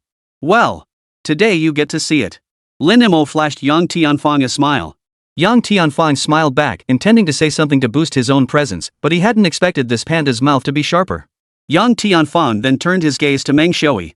About joining my side last night, the terms remain unchanged. You're welcome anytime. After that, he looked at Airphone and the contract beast. Hearing this, the group gathered around Su Wanzhu all burst into laughter. What are you laughing at? Who wouldn't want to join if they had the ability? Besides, my terms are better. Airphone interjected, you've got it wrong. I'm not his contract beast. I'm just the flying spirit beast for the big sister and the others. Big sister? That's right. Su Wanzhu is my big sister, and Xiao Mo, that panda you mentioned, he's my big brother. Flying spirit beasts were generally utility-type creatures, rarely participating in combat and holding the lowest status within a team. Yet young Tianfang had invited Su Wanzhu's flying spirit beast, instantly making it the talk of the town. Young Tianfang froze in place, feeling utterly humiliated. But with so many people present, he couldn't say anything and could only retreat. At that moment, the entrance to the East Sea Secret Realm opened. Just as Su Wanzhu was about to enter, she suddenly looked startled and said to Zhu Guangji, I heard your mother died in the East Sea, and it had something to do with the Young family? With that, Su Wanzhu immediately led her group into the portal. Only Zhu Guangji and young Tianfang were left, exchanging awkward glances. Then, young Tianfang ordered his men, investigate this matter immediately. Chapter 137, Leave not a single one standing. Explosive update. Vote now. Young Master Yang, could Su Wanzhu have said that on purpose? Young Tianfang replied, though Su Wanzhu and I are both Imperial Air candidates, she knows nothing about my dealings with Zhu Guangji. Do you think I wouldn't be wary when she brings up Zhu Guangji's mother at this moment? Besides, we still don't know whether the show Jade Seal in Zhu Guangzhu's possession is genuine or fake. By now, everyone who had paid their fees had gradually entered the secret realm. Is this the East Sea secret realm? It's so beautiful. It feels like walking underwater, and there are fish. Guqi gazed curiously at her surroundings. Even Xiao Ran and Hu Jiayi marveled at how different this secret realm was from any they'd seen before, truly breathtaking. The unique feature of the East Sea secret realm was that it could only be entered during low tide. Moreover, once inside, one could walk directly on the seabed as if there were no water at all. Sister Su, are we going for a speed run this time? Guqi asked. The East Sea secret realm holds many treasures. This time, let's focus on treasure hunting. As for whether other teams would come in and challenge the boss directly, Su Wanzhu wasn't worried. Although the boss of the East Sea secret realm wouldn't be like the ones they'd encountered before, it wouldn't respawn or have a second layer or anything like that. But the boss was hidden within the Dragon Palace of the East Sea secret realm, and the Dragon Palace was like a maze. Finding the boss wouldn't be easy. It would have been great to have Ho Qing and the others here now. Su Wanzhu couldn't help but think that with Ho Qing and his team around, they'd surely uncover plenty of treasures. Did you notice Su Ming's position just now? He's heading southeast. Xiao Ran kept his eyes on Su Ming's direction. We're heading that way too. Su Ming hadn't come alone this time, he was part of a 6-person team. Su Wanzhu didn't know where the second Heaven Guard inheritance was, but following Su Ming would surely lead them to it. Xiao Ran, Meng Xiaoyi, you two follow Su Ming. The moment you spot the second Heaven Guard inheritance, seize it immediately. Send us the location in real time. Got it. Xiao Ran and Meng Xiaoyi set off immediately, while Su Wanzhu led Guqi and Hu Jiayi in a slow, methodical search for the treasure. Xiao Mo, pry open that rock over there. Xiao Mo, grab that fish up there and take a look. For anything she couldn't reach herself, Su Wanzhu would ask Lin Mo for help. They found some good stuff too. Wow! Look here, a golden treasure chest. Guqi suddenly spotted not only a chest in the trench ahead but also an octopus guarding it. Level 30. Let Guqi and I give it a shot, Hu Jiayi volunteered. After this period of food shortages, Guqi's contract beast, the wind spirit butterfly, had also leveled up to LV.15. Such rapid growth was entirely due to Su Wanzhu sharing every valuable item she obtained with them. After all, Xiao Mo's condition meant he couldn't use any of those items. Hu Jiayi's fire phoenix had also reached LV.33. Alright, you two go ahead. Su Wanzhu and Lin Mo sat down on a nearby sea rock to watch the battle. Hu Jiayi's fire phoenix flapped its wings and soared upward, its crimson gold feathers slicing through the water with streaks of light. The level 30 octopus clearly didn't take this firebird seriously. 8 tentacles suddenly shot out from the ocean trench, lashing through the air like whips. Wind spirit butterflies, use hurricane to lift its tentacles. Guqi shouted. The swarm of cyan blue spirit butterflies instantly formed a vortex, trapping the 2 foremost tentacles at its center. The octopus recoiled in pain, but its remaining tentacles lashed out at the spirit butterflies. They were repelled by the fiery blast from the fire phoenix. Though water-type spirit beasts weren't as vulnerable to fire, in this unique secret realm, the flames could still scorch its suction cups. Now! Hu Jiayi's fingertips flashed with runes. Fire phoenix, flame dive. A fiery bird's phantom, enveloped in intense heat, charged toward the octopus's head, its claws striking precisely at its compound eyes. The octopus emitted a shrill screech, its tentacles flailing wildly, only to be entangled by the wind spirit butterfly's whirlwind, leaving it no time to defend. With a sharp pop, the fire phoenix's claws ripped open the octopus's eyeball, sending dark green blood mixed with seawater spraying everywhere. Nice! Su Wanzhu clapped from the sidelines. These two girls were growing more and more in sync. The octopus erupted in fury, violently spewing a cloud of ink. Guqi was ready, wind spirit butterfly, disperse it. Turquoise wind blades instantly sliced the ink into fine particles. Fire phoenix seized the moment to strike again, its flames coiling around the octopus's body like chains. Final strike! Hu Jiayi and Guqi shouted in unison. The whirlwind of the wind spirit butterfly and the blazing flames of the fire phoenix converged upon the octopus, forming a swirling vortex of blue and red. The octopus's body stiffened within the vortex, eventually dissipating into a white light, leaving only a golden treasure chest in the ocean trench. Guqi excitedly jumped down and carefully opened the chest. Wow! A water-type combat skill stone and 3 deep sea pearls. One of these can fetch 8 million. We've hit the jackpot. She handed the combat technique stone to Hu Jiayi. This is perfect for Fire Phoenix. Thanks. Hu Jiayi accepted it with a smile. Her fingertips barely touched the stone when Lin Mo suddenly shouted, "Watch out behind you." Everyone whipped around to see 3 shark-like spirit beasts silently gliding toward them, their sharp teeth glinting coldly in the shadows. All were around level 28, clearly drawn by the earlier battle. Xiao Mo, this is yours. Su Wanzhu took a step back. Lin Mo flexed his wrists, activating the speed of the red hair. His figure darted between the shark-like spirit beasts. With just a few punches and kicks, all 3 sharks floated belly up to the surface. That was insane. Guqi's tongue shot out in awe. Lin Mo's strength now made dealing with spirit beasts of this level as easy as slicing vegetables. Su Wanzhu opened her bracelet to check the location Xiao Ran had sent. They're in the northeast coral forest. Seems like they've discovered something. The four quickened their pace, casually dispatching a few more spirit beasts that blocked their path along the way. They gathered quite a haul of sparkling shells and unidentified herbs. Gucci stuffed everything into her backpack, muttering, "This'll get me tons of snacks when we get back." Passing through swaying sea grass, a vast expanse of vibrant coral reef came into view ahead. Xiao Ran and Meng Xiaoyi were crouched behind a boulder. Su Wanzhu signaled for everyone to crouch low as they crept cautiously forward. Su Ming's team is at the altar up ahead. Xiao Ran whispered, "There's a glowing stone tablet in the center engraved with the words Second Heaven Guard." Su Wanzhu peered over and indeed saw 6 men in matching uniforms surrounding the altar, with Su Ming leading them. "Should we move?" Lin Mo clenched his fists, knuckles cracking. "Wait a bit longer." Su Wanzhu fixed her gaze on the crystal in Su Ming's hand. "That looks like the key to activate the formation. Let's wait until he triggers it before we move in. That way, we won't have to waste energy breaking it ourselves." Before long, Su Ming successfully embedded the crystal into its recess. The altar suddenly trembled. The character's Second Heaven Guard on the stone tablet glowed golden, and a shadowy figure slowly emerged from it. A female general clad in silver armor, spear in hand, radiating an aura far more powerful than Tang Chun's first heavenly guardian. "Now!" Su Wanzhu hissed. Lin Mo shot forward like an arrow released from its string. The air current generated by his blazing speed swept away the 2 spirit beasts at the outer perimeter. Xiao Ran's thunder dragon followed close behind, its blue lightning instantly coiling around Su Ming's arm, preventing him from touching the stone tablet. "Su Wanzhu?" Su Ming roared, both shocked and furious. "You followed me?" Chapter 138, Second Heaven Guard. "Spear Guard? Same goes for you." Su Wanzhu walked to the altar, gazing at the faint image on the stone tablet. "We're taking this Second Heaven Guard inheritance." Su Ming's teammates snapped into action, unleashing their contract beasts, daring to steal our stuff? "You're asking for it." A level 32 electric eel spewed currents, only to be blocked by Hu Jia's fire phoenix's flames. 2 turtle-like spirit beasts attempted to ram with their hard shells, only to be blown sideways by Guqi's wind spirit butterfly. Meng Xiaoyi's water frog leaped in, spewing streams of water to disrupt their attack. "Su Ming, hand over the key now. Don't blame us if you don't." Su Wanzhu's tone turned icy. Su Ming watched his teammate get knocked flying by Lin Mo's punch, then glanced at the fading apparition on the stone tablet. Gritting his teeth, he declared, "Impossible. I discovered this inheritance first." Suddenly, he drew a dagger from his robe not to attack Su Wanzhu, but to stab his own contract beast, a level 35 shark spirit beast. "If I can't have it, neither can you." Su Ming roared as the dagger pierced the shark's heart. The spirit beast let out a piercing scream as blood flowed along the altar's engraved patterns. The faint image on the stone tablet suddenly erupted with fury, black mist seeping from its silver armor. Su Wanzhu's expression darkened. "He's desecrating the legacy. Xiao Mo, stop him." Lin Mo punched towards Su Ming, but the enraged apparition blocked the strike. The phantom wielded a spear, its tip trailing black mist as it lunged toward Lin Mo. "Wind Spirit Butterfly, disperse the black mist." Guqi shouted urgently. Cyan wind blades sliced at the black mist, only to be instantly consumed. Hu Jia's fire phoenix unleashed its most potent karmic flames, which collided with the phantom, forcing it back half a step. "This phantom is corrupted," she cried.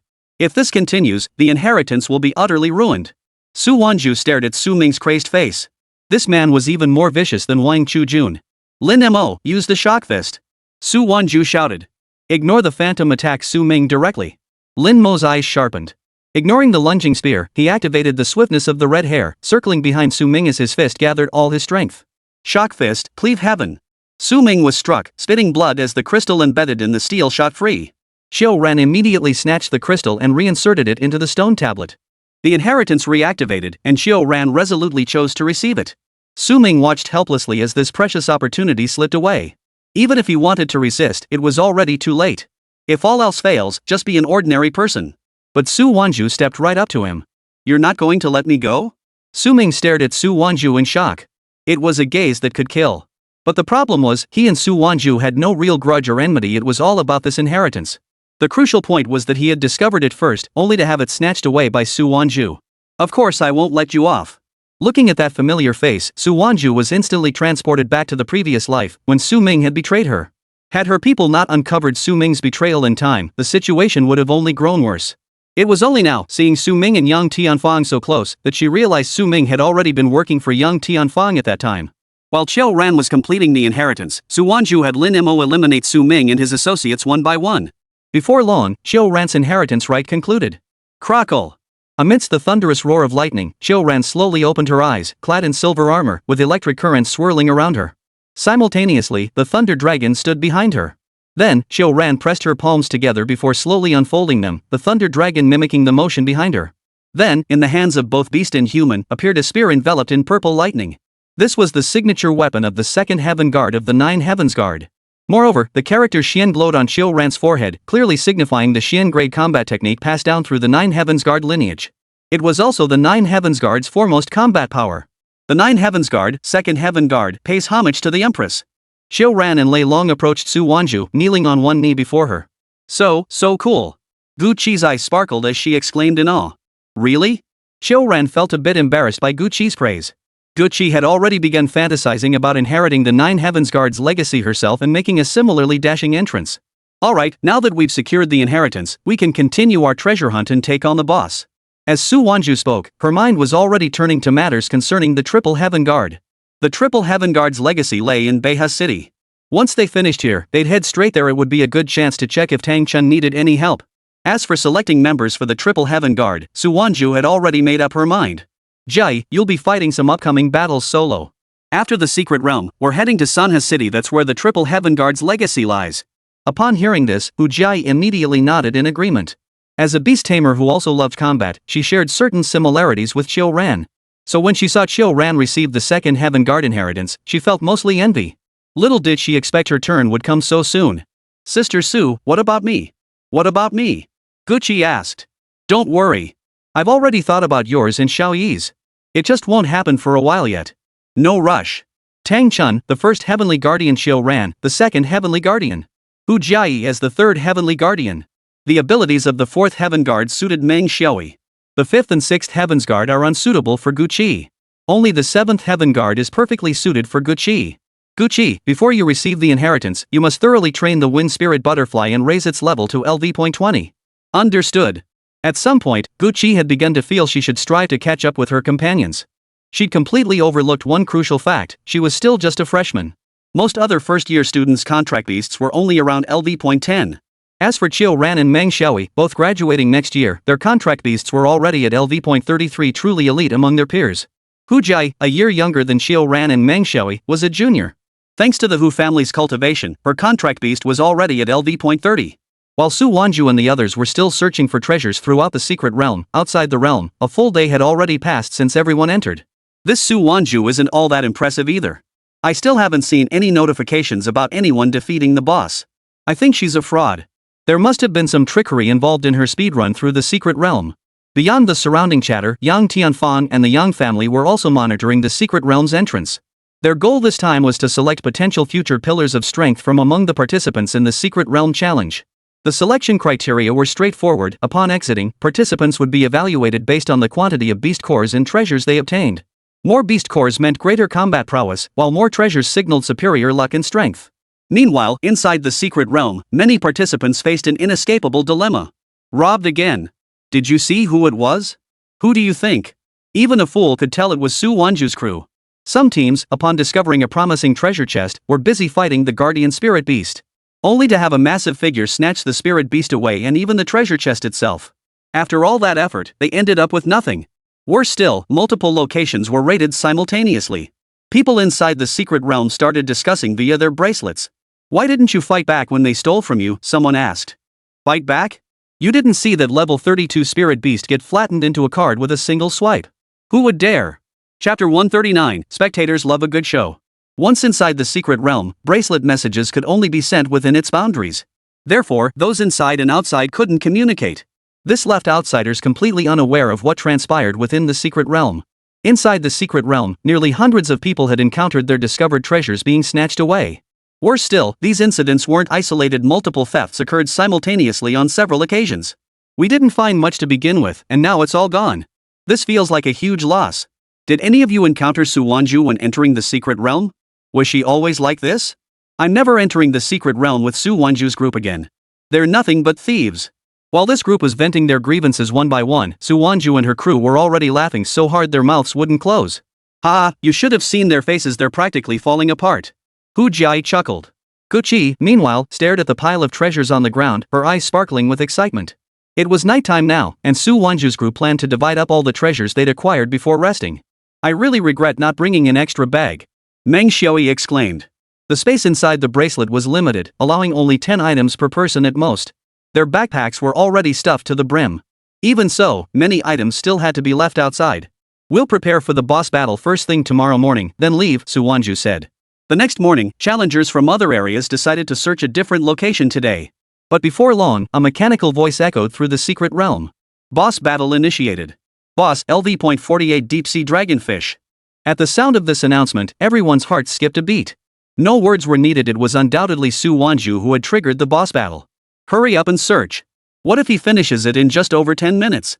Then this whole trip will be for nothing. Those who understood the situation immediately began searching. Meanwhile, those outside the secret realm noticed the words, boss battle initiated, appear above the entrance. Starting the boss battle in just one day? This person must be incredibly confident. The previous record holder for clearing the East Sea secret realm was young Master Yang's older brother, 36 minutes and 27 seconds. Both Yang brothers are the pride of Donghai. Back then, young Master Yang's brother was already a Shen grade beast master, with a contract beast reaching LV.41. Wonder how things will turn out this time. No way we'll break the record. I heard the boss in the secret realm is level 48, super tough to take down.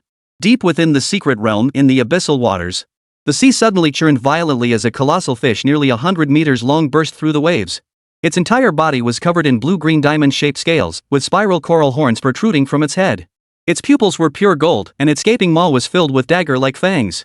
With every breath, it expelled a column of water laced with ice shards. This was the level 48 deep-sea dragonfish. That size, twice as big as the records describe. Xiaoran sucked in a sharp breath, while Lei Long beside him nervously swished its tail. The deep-sea dragonfish lashed its tail violently, raising a towering wall of water dozens of meters high that crashed towards Su Wanzhu and her 4 companions.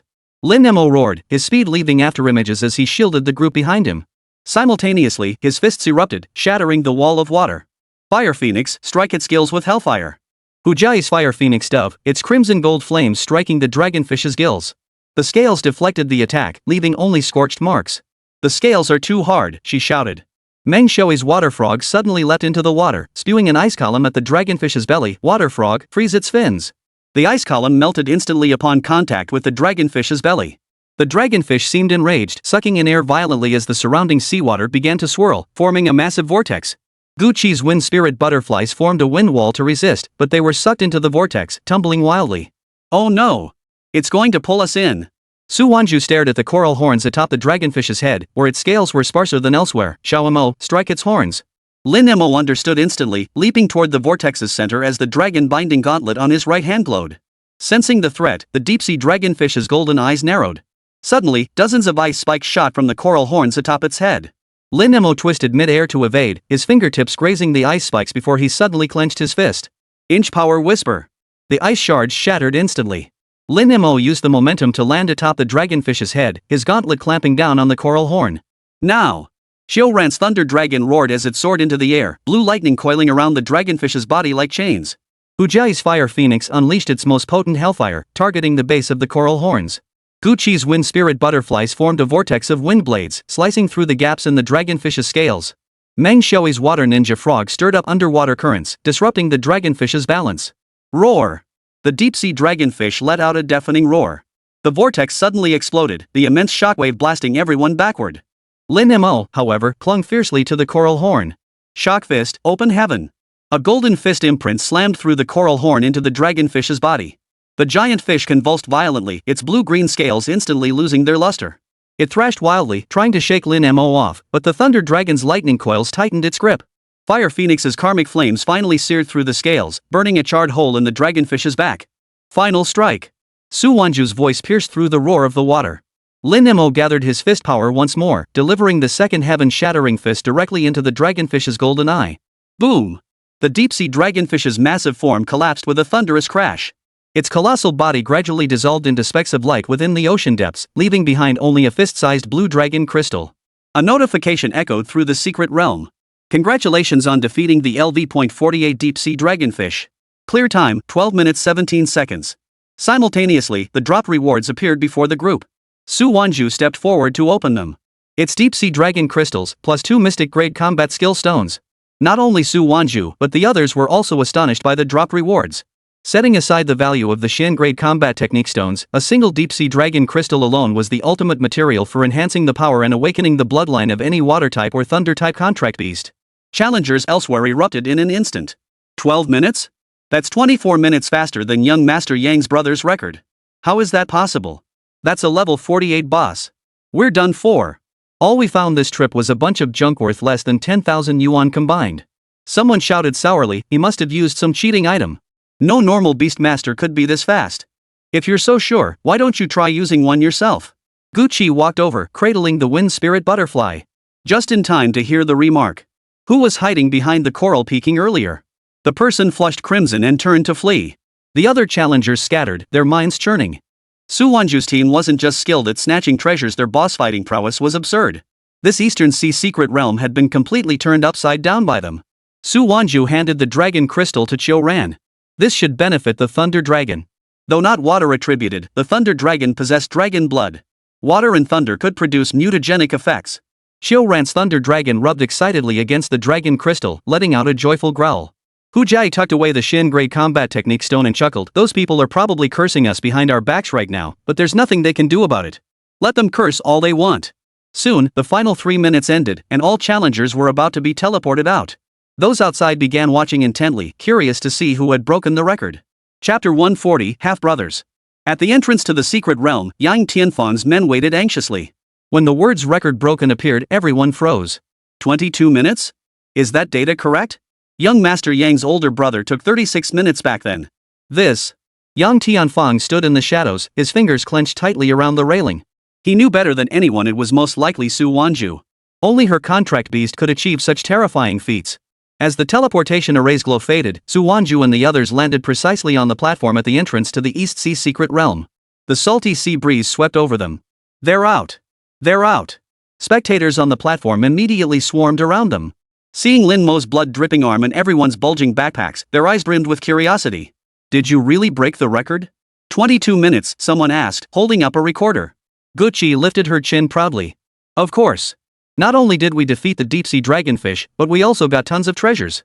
She deliberately jiggled her backpack, the shells inside clinking sharply. Yang Tianfang stood atop the steps, flanked by over a dozen guards in the Yang family uniform. His gaze swept over the challengers emerging from the secret realm one by one, a confident smile playing on his lips. Well done, everyone, he announced, his voice amplified across the platform. For those who excelled in the secret realm this time, the Yang family is prepared to offer resources and support. Mystic-grade combat technique stones, rare evolution materials, whatever you need, will provide it. Yet below, silence reigned. The challengers, fresh from the secret realm, hung their heads in dejection. Some carried empty backpacks, others clutched only a few worthless shells. Hearing the words resource support, their faces showed not joy but bitter resentment. Young Master Yang, it's not that we don't want to join you, someone finally blurted out. The treasures in the secret realm were all snatched up by Su Wanzhu's team. The words sparked an immediate chorus of agreement. Yeah. The deep-sea pearls we finally found? That panda snatched them the moment we got our hands on them. The ambergris I discovered in the coral forest? The wind spirit butterfly snatched it before I could even warm it up. Forget the treasures, they even ransacked our healing potions. This trip was a complete waste. Yang Tianfang's smile froze on his face. He had intended to use the secret realm to recruit promising independent cultivators and strengthen the Yang family's influence. He never expected Su Wanzhu to claim all the benefits for herself and push others into such a miserable state. Where's Su Wanzhu? He demanded in a low voice, his gaze sweeping toward the platform entrance. No sooner had the words left his mouth than Su Wanzhu and her group emerged. Lin Mo carried a bulging backpack, half a blue glowing dragon crystal peeking out. Gucci cradled a pile of colorful shells, while Qiu Ran's Thunder Dragon held a coral branch in its jaws, clearly another prized find. Were you all waiting for us? Su Wanzhu raised an eyebrow, her tone tinged with teasing. I thought I heard someone mention wanting to recruit talent earlier? Yang Tianfang's expression darkened as he suppressed his anger. Su Wanzhu, you've snatched everyone's treasures. Aren't you afraid of stirring up public resentment? Treasure without an owner belongs to the capable. Lin Mo stepped forward, the dragon crystal in his backpack emitting a faint glow. Besides, we didn't steal it, we earned it fair and square. The challengers exchanged glances. How was that not stealing? Some wanted to back Yang Tianfang, but feared incurring Su Wanzhu's resentment, so they reluctantly kept quiet. Yang Tianfang stared at the dazzling pile of treasures belonging to Su Wanzhu's team, his heart feeling like it was being clawed by a cat. Realizing further persuasion was futile, he was about to order his guards to disperse the crowd when a sudden commotion erupted behind him. Young Master Yang, beware! Two young family guards lunged forward, shielding young Tianfang from behind. Put! Two jets of blood spurted out. A bone blade, tempered with a green glow, pierced the guards' chests. At the other end of the blade, a pitch-black scorpion was gripped. Su Guangji's contract beast, a level 35 venomous stinger scorpion. Su Guangji? Young Tianfang was both shocked and furious. Have you lost your mind? Su Guangji stepped out of the shadows behind young Tianfang, clutching a cold, gleaming dagger, the rare corrupted bone blade he'd seized in the secret realm. His face was expressionless, save for the hatred churning in his eyes. It's your Yang family that's gone mad. Didn't you already pledge your allegiance to us? Yang Tianfang's guards immediately unleashed their contract beasts, surrounding Su Guangji completely. We promised to investigate your mother's murder. Investigate? Su Guangji suddenly laughed, his laughter filled with bitter sorrow. My mother was killed by your Yang family. You disguised it as an accident. He raised the corrupting bone blade, its tip pointed at young Tianfang. I deliberately fabricated the news of defecting from the Shu family and chose to side with you all for this day. Regarding the corrupting bone blade, Su Guangji had learned through extensive inquiries that it could be found within the Eastern Sea secret realm. And it was precisely this blade that offered him the chance to avenge his mother. Everyone on the platform was stunned. Everyone knew Su Guangji was a traitor to the Shu family, recently hunted down with a bounty on his head. Who could have imagined he had defected to the Yang family solely for revenge? Nonsense!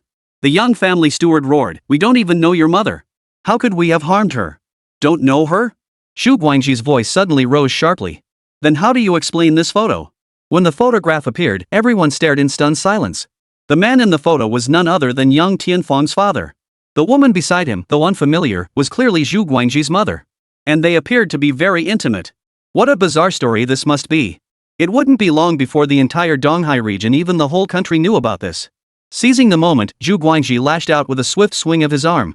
The venomous scorpion launched another attack, spraying green venom toward young Tianfang. This time, the Yang family guards reacted faster. Three contract beasts charged forward simultaneously, forcefully blocking the venom, though they were corroded and let out agonized howls. Su Guangji, you dare attack on Yang territory? Don't you fear death? Young Tianfang's face darkened completely. He never imagined he'd been harboring a venomous snake. He had been on guard, but never anticipated Su Guangji would strike so swiftly. Death? Su Guangji's venomous scorpion suddenly self-detonated, engulfing the entire scene in a choking cloud of dark green poisonous mist. Taking you down with me? Worth it. Amidst the chaos, Su Guangji vanished into the toxic haze. The young family guards were busy dispersing the poisonous mist, none noticing he had already slipped into the crowd under cover of the smoke. Chase him! Chase him! Young Tianfang roared, but the steward pulled him back. Young Master Yang, pursuing him now would alert the enemy, the steward whispered. If he dared to strike, he surely has a fallback. We should secure the scene first and strategize later. Young Tianfang stared at the two fallen guards' bodies on the ground, then glanced at the receding figures of Su Wanzhu's team in the distance, his teeth grinding audibly. Not only had they failed to recruit talent, but Su Guangji had also played them for fools, a humiliating defeat. Gucci and the others stared wide-eyed. Oh whoa, this is explosive. Do you think young Tianfang and Su Guangji might be half-brothers? Even though Su Wanzhu had known about this all along, she still felt a jolt of surprise. She hadn't expected Su Guangji to make his move so quickly. No wonder he came to Donghai City, it was all for the corrupting bone blade. She had heard of this blade, highly unusual. Not particularly sharp, but possessing a special effect. And that effect was precisely what could counter young Tianfang's Emperor tier combat technique. Let's go! Catch up to Su Guangji and seize that corrosive bone blade. Chapter 141, an opportunity exclusively for Tang Chun. The young family's guards had barely taken 3 steps when they were completely swamped by a tidal wave of media. Dozens of cameras were thrust in young Tianfang's face as reporters fired questions like a barrage of machine gun fire. Young Master Yang. Su Guangji claims your father killed his mother, is that true? Online rumors claim you and Su Guangji are half-brothers. Is this true? Why was the rotten bone blade found in the East Sea secret realm? Is it connected to the Yang family's forbidden arts? Young Tianfang's face turned beet red. His butler frantically waved his arms beside him. No comment. Please make way. But the reporters, like sharks smelling blood, blocked his path relentlessly. The incessant clicking of camera shutters captured every awkward moment of the young family's predicament. Follow. Su Wanzhu acted decisively. Lin Mo's speed of the red hair activated instantly, a crimson afterimage darting forward like an arrow released from its string. Su Wanzhu followed closely behind, with Qiu Ran and the others hot on their heels.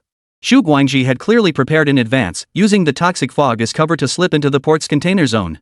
The area was stacked with discarded metal crates, their crisscrossing passages forming a labyrinth. His figure darted and weaved between the boxes, his speed showing no sign of slowing. I smell blood. Pursue. Su Wanzhu shouted. Lin Mo nodded, his nostrils twitching as he quickly locked onto a scent to the northwest. Zhu Guangji had been cut by a young family guard's contract beast during the earlier skirmish, and the scent of blood was distinct in the salty sea breeze. After passing through 3 containers, Lin Mo abruptly halted, his fist smashing violently into a nearby steel crate. Thud! The metal box dented inward, and Zhu Guangji's muffled groan echoed from within. He had been hiding behind the container, preparing to ambush them with his corrupting bone blade. You're faster than I thought. Zhu Guangji leapt out from behind the box, twirling the corrosive bone blade in his hand. The green glow from its tip reflected off his crazed face. But the next moment, Lin Mo knocked him down with a single punch. Is that all you've got? Lin Mo stepped forward, sensing Zhu Guangji's chaotic aura. Zhu Guangji laughed instead, bone-corroding blade. Soul-devouring. The ground suddenly cracked open, black mist surging from the fissures. Wherever it passed, the metal sheets of the container began to corrode. Su Wanzhu's pupils contracted sharply. That's the corrosive bone blade's special effect. It contaminates the surrounding environment. Without hesitation, Lin Mo unleashed, shock fist, cleaved the heavens, a golden fist imprint smashing into the black mist. Zhu Guangji seized the moment to turn and flee, quickly vanishing deep within the container. Pursue! Su Wanzhu picked up a shard of rock from the ground and hurled it forcefully in Zhu Guangji's direction. The rock exploded at his feet, leaving a distinct mark. The group followed the trail to the edge of the harbor, where an abandoned fishing boat lay moored. Zhu Guangji stood at the bow, the corrupted bone blade gleaming coldly in his hand, churning seawater surging behind him. Su Wanzhu, do you really think you can take what's mine? Zhu Guangji's voice was laced with madness. This corrupted bone blade is the only memento my mother left me. No one takes it. It turned out the corrupted bone blade had been left behind by Zhu Guangji's mother when she entered the Eastern Sea secret realm. Besides the young family members, there was another person with her at the time. It was precisely this person who emerged alive and relayed the news to the Zhu family. So you couldn't avenge her, yet you blame me instead? Su Wanzhu halted in her tracks. Zhu Guangji froze. You? He never imagined Su Wanzhu would utter such words. He abruptly raised the corroded bone blade, its tip aimed at his own heart. This blade will either sink to the ocean floor with me, or... Smack! Lin Mo suddenly appeared behind him, delivering another punch that sent Zhu Guangji to meet his maker. Simultaneously, the corrupting bone blade fell into Lin Mo's hand. Here. Lin Mo handed it to Su Wanzhu. For Shaoyi. His water ninja frog will need it. Let's go. We're heading to Beha City. As soon as Su Wanzhu finished speaking, Lin Mo suddenly remembered something. He used his claw to draw a mark at the spot where young Tianfang had dyed the distinctive emblem of the Young family. Su Wanzhu laughed at the sight. Who'd have thought you'd have such a devious mind? She hadn't expected Xiao Mo to have learned how to frame others. This way, regardless of how obvious the setup was, the Zhu family would undoubtedly blame the Young family upon hearing the news. Meanwhile, outside the Tang family villa in Beha City, Tang Chun stood in the shadows, backpack slung over his shoulder. Kai's lurked in the darkness, the large blade once strapped to his tail now transformed into a golden circular blade. Both his hands now gripped identical golden circular blades. These were the relics of his father, the golden wheels, that Tang Chun had discovered after arriving in Beha City. His father had once mentioned that there were 3 golden wheels in total, but each contract beast of the Tang family could wield no more than 2 at a time. For the rock monkey to wield all 3 simultaneously, its tail would need to be trained as well. And Tang Chun's contract beast, Kai's happened to be a special rock monkey. Dad, Mom, tonight I'll avenge you both. Tang Chun played a photo of himself with his parents on his wristband. Tang Chun murmured softly, glancing at the time display showing 3 a.m. the moment when the Tang family's security guards were most lax. Kai's proceed with the plan. Kai's low growl echoed from the shadows. The next second, a muffled boom reverberated from the western wall of the villa. Tang Chun seized the opportunity to sneak in from the east side. The guards, drawn by the commotion on the west side, rushed over en masse. Tang Chun moved through the courtyard like a ghost, while Kai took out the isolated guards from the shadows. Each strike of his golden circular blade delivered a silent, deadly blow. Current Tang family patriarch Tang Hongyuan sat in his study, flanked by several core Tang family executives. Tang Hongyuan stated, the intelligence regarding Donghai and Shucheng has been largely compiled. You are all aware of the situation. The others nodded in unison. As the Wang family's vanguard, the Tang clan naturally needed to alleviate their concerns. Head of the family, Su Wanzhu's faction is performing exceptionally well, and that includes that fellow Tang Chun. At the mention of Tang Chun, the others turned to Tang Hongyuan, inquiring whether they should seize the opportunity to recall her back to the Tang family. Head of the family, if we recall Tang Chun, she could become a crucial pawn in our hands. Specifically to counter Su Wanzhu. Tang Hongyuan, seated in his study, lifted his teacup, a cold smile playing at the corners of his mouth. Recall Tang Chun? A bastard child expelled from the family, does she even deserve to be called a pawn? He set the cup down, his gaze darkening. Her parents were personally dealt with by me for harboring the secrets of the Golden Wheel. Keeping that girl alive is a curse. She must be eradicated completely, sooner or later. No sooner had the words left his mouth than a loud crash echoed as the study door was kicked open. Tang Chun stood in the doorway, the photo in her bracelet still glowing. Her parents smiled tenderly in the picture, a jarring contrast to the bloodshed unfolding before her. Tang Hongyuan, who do you call a bastard? Tang Hongyuan leapt to his feet, his pupils shrinking at the sight of Tang Chun. What are you doing here? Where are the bodyguards? They're all waiting downstairs to join you in the grave. Tang Chun's voice was as cold as ice. Keizai stepped out from behind her, 3 golden wheels gleaming menacingly in the moonlight. My parents never hid any secrets. They told you about the golden wheels, yet you slandered them, accusing them of plotting against the Tang family. And now you want the golden wheels? Nonsense! Tang Hongyuan shouted, his anger masking his inner fear. Seize her! Chapter 142, The Tang Family's Downfall. The 4 high-ranking officials beside him immediately unleashed their contract beasts, a level 32 poison rock monkey, a level 30 fire rock monkey, a level 29 iron arm ape, and Tang Hongyuan's own level 35 bloodthirsty mad monkey. All were mutated species. Keizai, golden wheel spinning kill. Tang Chun shouted.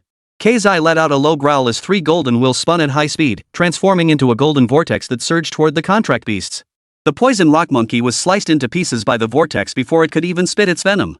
The fire rock monkey's hard shell shattered like paper under the spinning golden wheels. The iron arm ape's fist was blocked by the wheels, the recoil shattering its bones. How is this possible? A high-ranking official stared in disbelief. They had never witnessed such an unorthodox weapon. Tang Chun seized the moment to charge forward, thrusting her dagger straight at Tang Hongyuan. The bloodthirsty mad monkey lunged violently, its claws carrying a foul wind as they slashed toward her neck. The golden wheel on Keizai's tail suddenly shot out, striking the rabid wolf's flank with pinpoint accuracy and forcing it back. Your contract beast is rather interesting.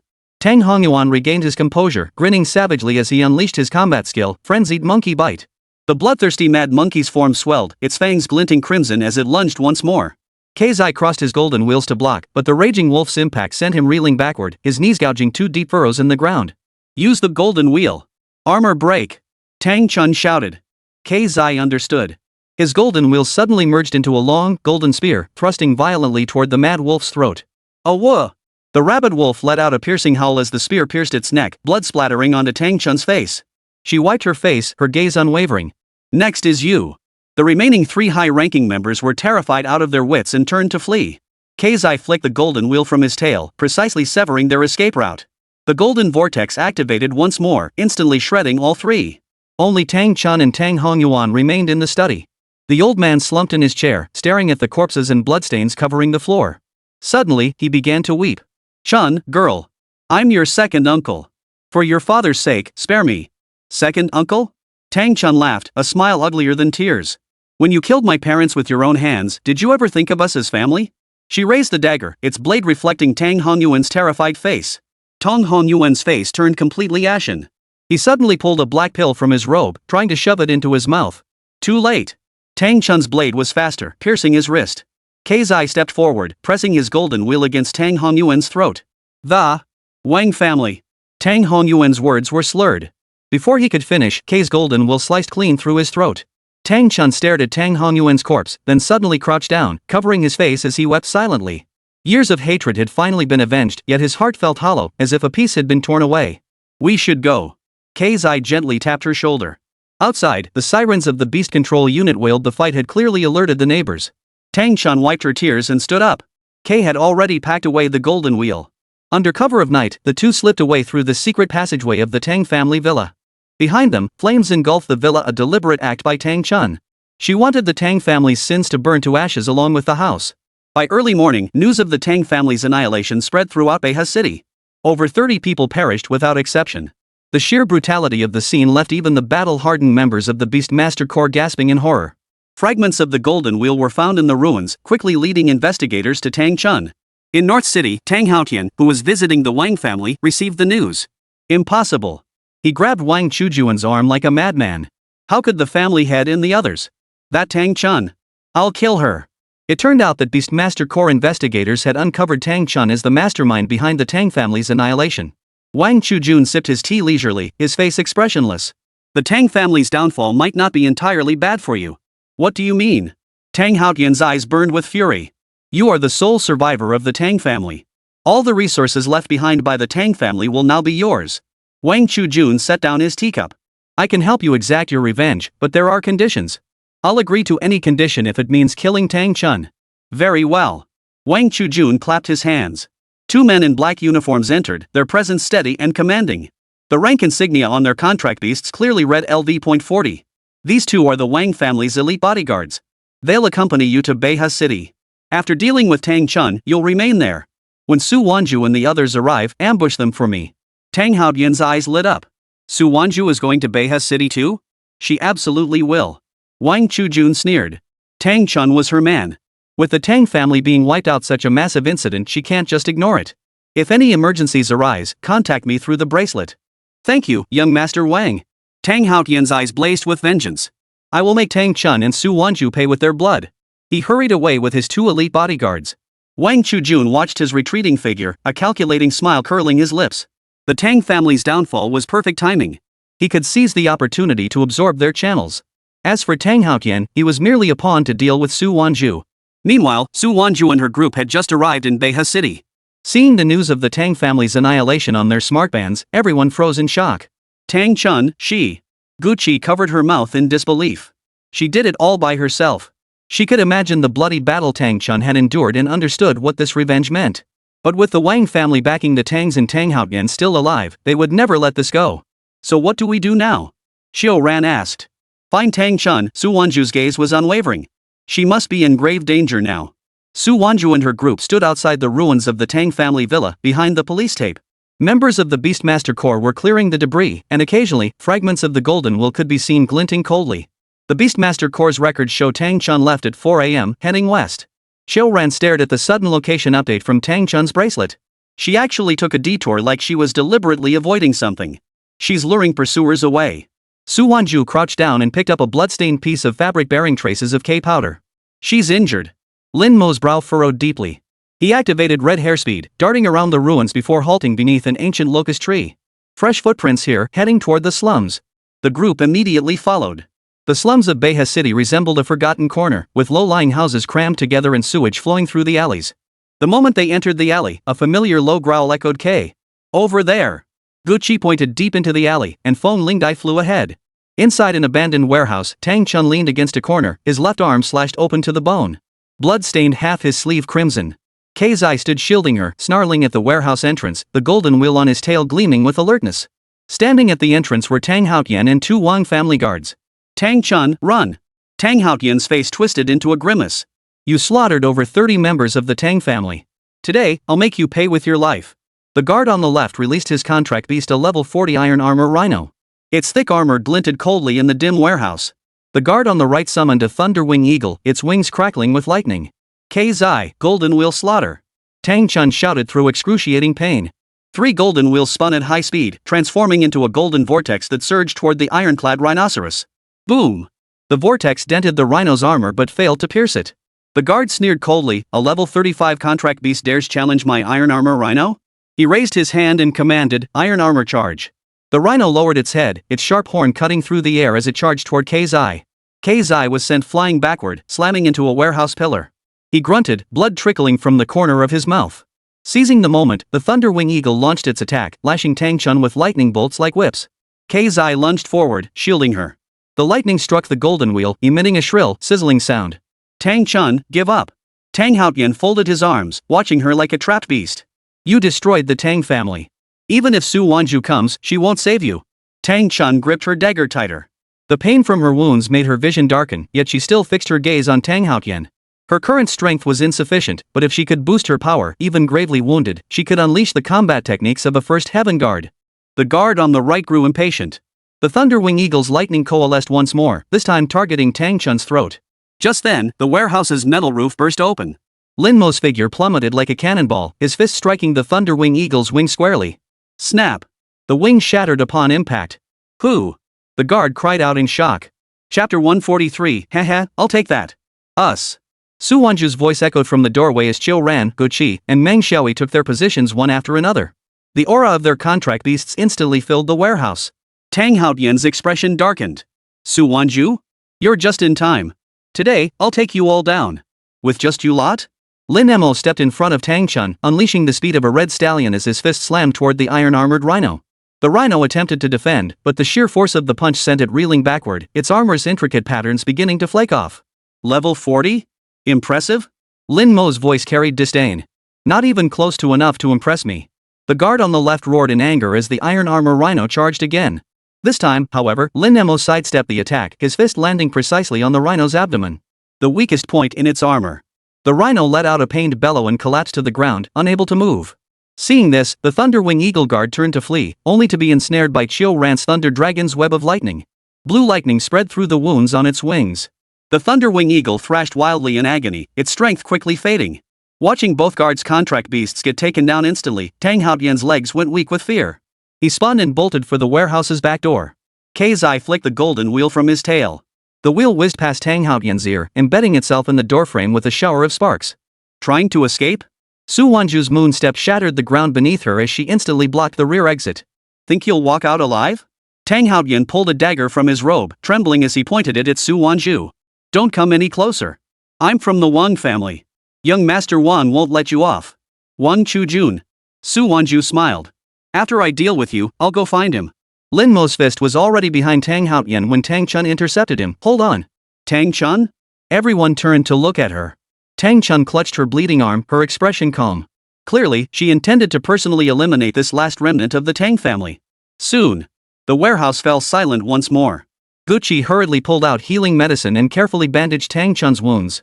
Sis Tang, you scared the life out of us. Tang Chun looked at Su Wanzhu, then suddenly lowered her head. Thank you. We're companions. Su Wanzhu sat beside her. What do you plan to do about the Tang family? There's one more golden wheel. It's hidden in my father's old residence. Tang Chun's voice was faint. Once we find the last one, Zai will fully awaken. Then, she trailed off, but everyone understood that would be the moment to confront the Wang family head-on. Lin Mo stepped outside the warehouse, his brow furrowed. Those two guards survived. They'll definitely inform Wang Chujun. Perfect. Su Wanzhu stood up. We'll wait right here in Beha City and see what tricks Wang Chujun has left up his sleeve. Xiao Ran suddenly pointed at her bracelet. The news says the Wang family is taking over Tang family assets and has put out a bounty for Tang Chun. Wanted? Gucci fumed. What gives? Calm down, Su Wanzhu patted her shoulder. The higher the bounty, the more afraid they are. She turned to Tang Chun. Where is your father's old residence? We'll go retrieve the final golden wheel first. Tang Chun gave the address a courtyard house in the old district of Beha City. The group set off immediately. Lin Mo carried Tang Chun on his back, and their swift pace allowed them to evade all patrolling Beastmaster Corps members. The courtyard house in the old district was quiet, ivy climbing thickly over the walls. Tang Chun pushed open the slightly ajar wooden door. Sure enough, an antique wooden box sat on the stone table inside the courtyard. Opening the box, the final golden wheel lay undisturbed inside a solid, golden sphere engraved with intricate patterns. Zai let out an excited growl upon seeing the golden wheels. All three flew into its hands, while its tail deftly coiled around the last one. The three golden wheels resonated together, bathing Zai in a golden glow. The giant ape's form surged in size, golden scales covering its entire body, and its level bar shot up from LV.35 to LV.38. Zai awakened its complete form, the golden battle ape. It also unlocked the combat skill, three-wheel boundary breaker. Tang Chun gazed at the evolved Zai, his eyes suddenly reddening. Dad, Mom, did you see that? Su Wanzhu and the others quietly exited the courtyard, leaving her alone. Xiao Ran stared at the constantly refreshing newsfeed on his wristband and murmured, Wang Chujun is making his move again. He's ordered all Tang family affiliate forces to relocate to Beha City. Looks like he intends to turn this place into the main battlefield against us. Then we'll see it through to the end. Su Wanzhu gazed at the distant skyscrapers. It's time to clean up Beha City. Tang Chun stood before the stone table, her fingertips gently tracing the final golden wheel. Its patterns shimmering in the moonlight, just as her father had taught her to recognize them years ago. Time to go, Su Wanzhu's voice carried from the courtyard entrance. 7 of the Wang family's affiliated forces have arrived. They're all in the warehouse district south of the city. Tang Chun handed the golden wheel to Zai. The giant ape deftly stowed 3 golden wheels on his back, their golden scales glowing softly in the moonlight. To the warehouse district? Her voice was still hoarse. Strike first. Lin Mo flexed his shoulders, crimson gold spiritual energy swirling within his fists. They want to turn Beha City into their main battlefield? We'll dismantle their camp first. Xiao Ran opened his wristband and pulled up the warehouse district's security map. The largest warehouse holds 500 crates of potions stocks the Tang family hoarded years ago, now managed by the Wang family. Then we start there. Su Wanzhu's finger tapped the red marker on the map. Gucci, your wind spirit butterflies handle reconnaissance. Meng Xiaoyi, have the water ninja frogs set traps along the waterways surrounding the warehouse. Xiao Ran, prepare the lightning dragon's electric net to prevent their escape. Roger that. With their roles clearly defined, the group slipped into the southern part of the city under cover of night. The streets of Beha City were deserted, broken only by the occasional footsteps of patrolling Beastmaster Corps. The warehouse perimeter was enclosed by a 3-meter-high wall topped with electric fencing. Gucci's wind spirit butterfly landed lightly on the wires. As its wings fluttered, azure wind blades severed the power supply. We can go in now. Lin Mo was the first to scale the wall, landing without a sound.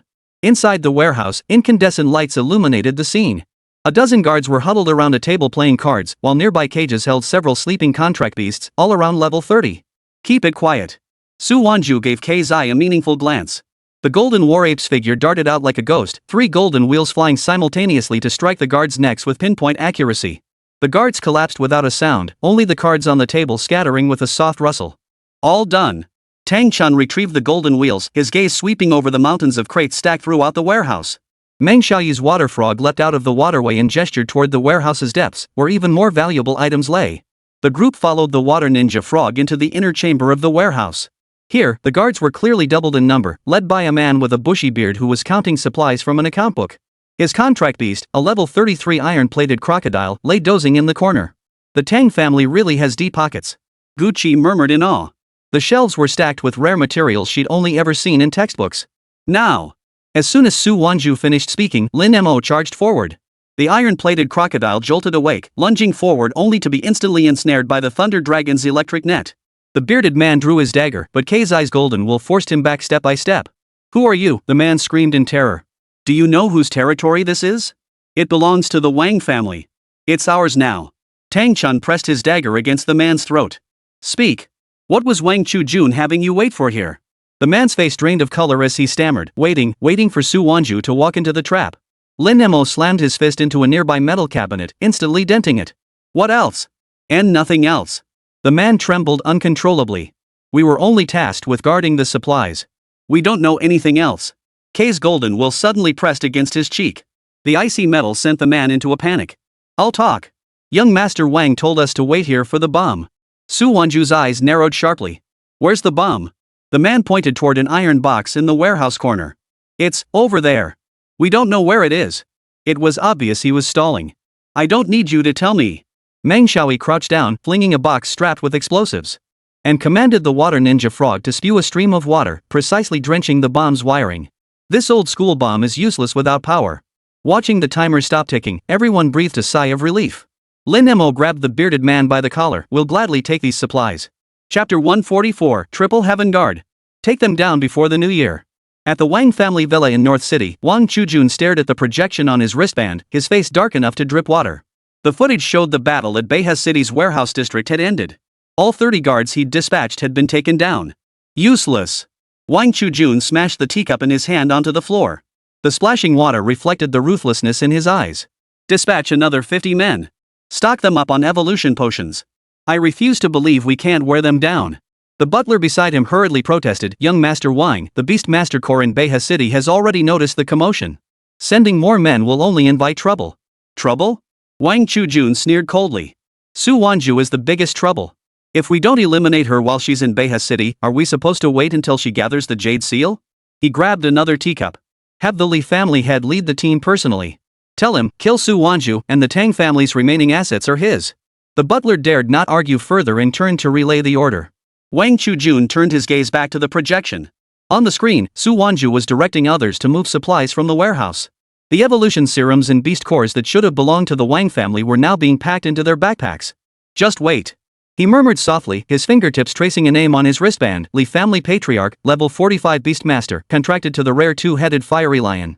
In Beha City's warehouse district, Su Wanzhu surveyed the mountains of loot piled before her, a faint smile curling her lips. Xiao Ran was tallying the count, just the beast cores above LV.40 alone, number 20. We've hit the jackpot. This is just the beginning. Su Wanzhu pointed at the alert on her bracelet. If I'm not mistaken, Wang Chujun has definitely sent more people members of the Li family, led by some LV.45 old geezer. Su Wanzhu knew full well that the only people Wang Chujun could currently rely on were the Li family members also in Beha, but their overall strength wasn't formidable. Tang Chun's K's eye suddenly let out a low growl. The fully evolved golden war ape's senses were exceptionally keen, already detecting a powerful aura approaching from the distance. How many are there? Lin Mo flexed his fists, crimson gold spiritual energy gathering at his knuckles. 30. All fire-type contract beasts. Gucci's wind spirit butterfly descended from the sky, sparks clinging to its wings. They deliberately set fires around the warehouse perimeter to force us out. Saves us the trouble of hunting them down. Su Wanzhu's eyes sharpened. Xiao Ran, prepare the Thunder Dragon's electric net. Meng Xiaoi, use water vapor to create a fog. Tang Chun, have Keizai handle that old man. Xiao Mo, you take care of the grunts. Roger. The team sprang into action. Lei Long's lightning fused with the mist created by the water ninja frog, instantly blanketing the warehouse area in a thick, white fog. The firelight refracted within the mist, obscuring any movement inside. When the Li family patriarch charged in with his men, all he saw was a sea of white mist, his ears filled with the shouts of his own men. You fools! Gather together! He roared, unleashing the twin-headed fierce lions. The left lion blasted flames to disperse the fog, while the right lion pricked up its ears, listening intently to pinpoint their location. The moment the fog lifted, Lin Mo's figure shot out like lightning.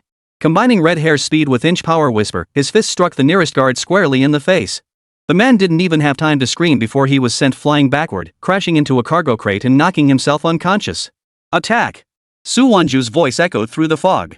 Keizai's golden wheels suddenly shot forth, forming a triangular array in midair. A flash of golden light tore through the twin-headed fiery lion's flames, the newly unlocked triple-wheel boundary breaker. What? Li family patriarch gasped in shock. He'd never witnessed a skill capable of forcibly shattering the twin-headed fierce lion's flames. Tang Chun seized the moment to charge forward, thrusting his dagger straight at the Li family head side. The old man reacted with lightning speed, sidestepping the attack just as the right lion of the dual-headed beast lunged forward, its claws blazing with fire as it reached for Tang Chun. Watch out! Lin Mo kicked a guard aside, spinning to deliver a punch aimed squarely at the lion's head. The fist collided with the lion's claw, producing a sharp metallic clang. The fiery lion was actually forced back 3 steps. This spirit beast. The Li family patriarch's pupils contracted sharply. You're Su Wanzhu's contract beast. Lin Mo wasted no words, unleashing the Thunder Fist, Cleave Heaven, strike. A golden fist imprint pierced through the mist, striking the two-headed fiery lion squarely in the chest. Both lions let out piercing screams, flying backward to crash into the warehouse's iron pillars, knocking them unconscious.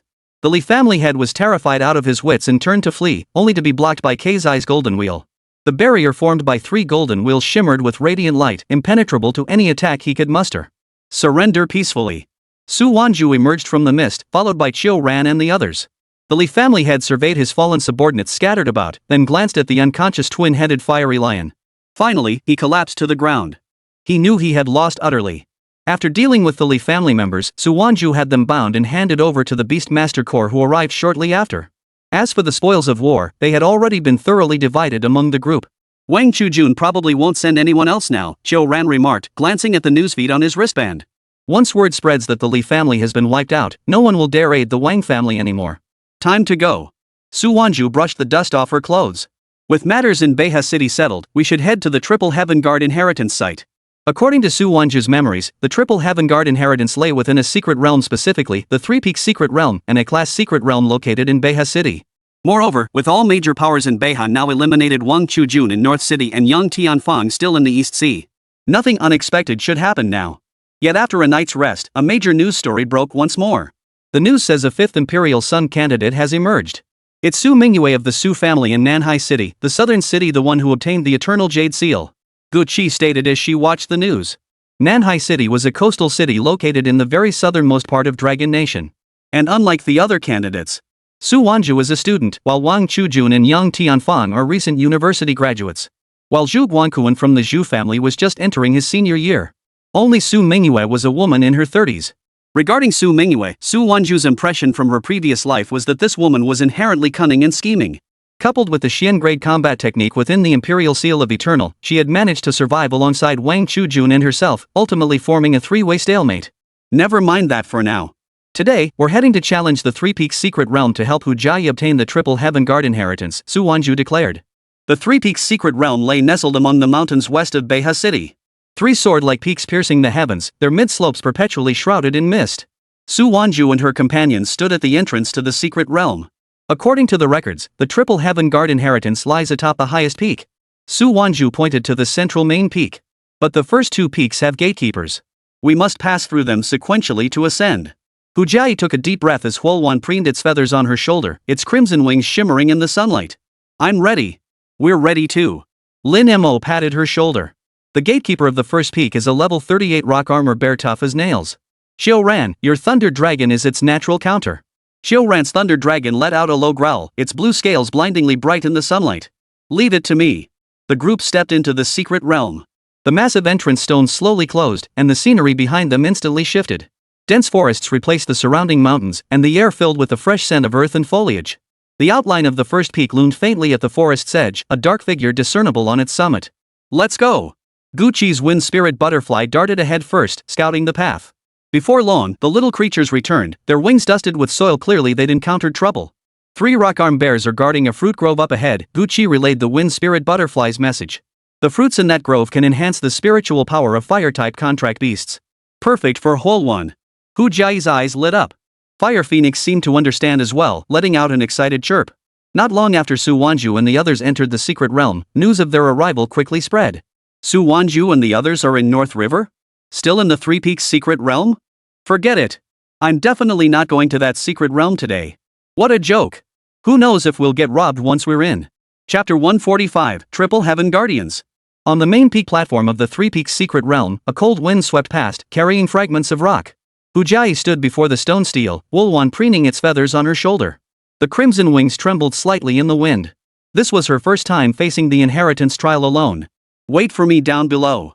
She turned to wave at Su Wanzhu and the others gathered at the platform's edge, her voice tinged with tension. Su Wanzhu nodded, her eyes brimming with trust. Be careful. We believe in you. Tang Chan and the others also stepped back several paces, leaving the entire platform to her. Hu Jiayi took a deep breath and turned toward the stone tablet. The moment her fingertips touched the characters Triple Heaven Guard, the steel erupted in a blinding crimson light. A heroic spirit clad in crimson battle armor emerged from the light, his spear pointed straight at the heavens. The heat radiating from him was intense enough to ignite the air. I am the Triple Heaven Guard, master of blazing flames. The spirit's voice boomed like a furnace exploding. To inherit this legacy, you must overcome 3 trials alone. Should you retreat midway or seek aid, the inheritance shall be nullified. I understand. Hu Jiayi clenched her fists. The fire phoenix suddenly spread its wings, crimson flames blazing around its form. First trial, the fire of burning hearts. The spirit waved its spear, and the platform's surface cracked open. Crimson flames surged from the fissures, forming a ring of fire beneath Hu Jiayi's feet. Stand within the circle for the duration of a tea break. No defensive items may be used. Rely solely on your contract beast's flames to withstand the heat. The heat within the circle surged instantly. Hu Jiayi's skirt hem quickly curled from the intense heat, and her skin pricked with stinging pain. Gritting her teeth, she refused to retreat an inch. Whispering to Huolwan, she commanded, use your most powerful flames to shield us. Hu Wang let out a cry, and crimson flames spread like a cloak, enveloping both of them. The crimson flames clashed with the fiery ring, producing a sizzling sound. Hu Jiayi could feel Huolwan rapidly depleting its energy. Even the luster of its wings dimmed slightly. Hold on. She gently stroked Huolwan's feathers. Sweat beaded on her palm and dripped onto Huolwan's back, somehow making the flames burn brighter. Time ticked by, and Hu Jiayi's consciousness began to blur.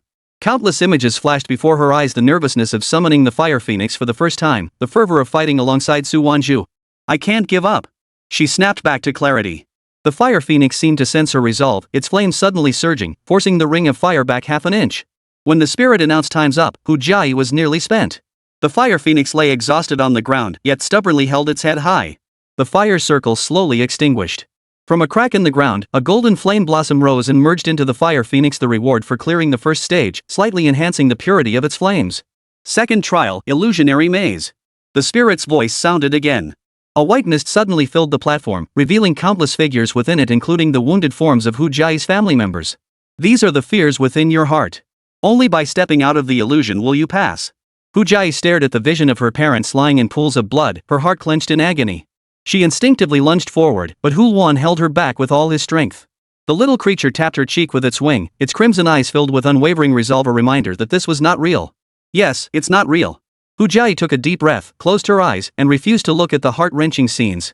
In her mind, she silently recited the mantra Su Wanzhu had taught her: follow where your heart leads, walk the path with simplicity. When she opened her eyes again, the figures in the illusion began to warp. Her parents' forms were now snarling and lunging toward her. Don't you dare deceive me! Hu Jiayi roared, and Huolwan unleashed a torrent of flames, incinerating the illusion into ashes. The white mist receded like a tide, leaving only her and the fire phoenix on the platform. A flicker of approval passed through the spirit's eyes. Third trial, bear the burden of guardianship. The spirit raised its spear, its flame-tipped lance coalescing into a phantom, a colossal black bat, the level 45 Shadow Bat King. Defeat it to prove you have the strength to protect the Empress. The Shadow Bat King emitted a shrill screech. As its black wings flapped, countless shadow blades shot toward Hu Jai. Fire Phoenix spread her fiery cloak, deflecting every shadow blade, though the force of the impact sent her staggering backward. Use the purifying flame. Hu Jai recalled the new combat technique she had mastered on the second peak. Huan understood, and golden light suddenly surged within the crimson flames.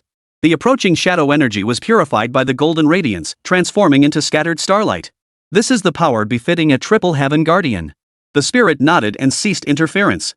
Seeing the shadow blades ineffective, the Shadow Bat King plunged downward, its claws trailing black mist as it lunged at Hu Jai.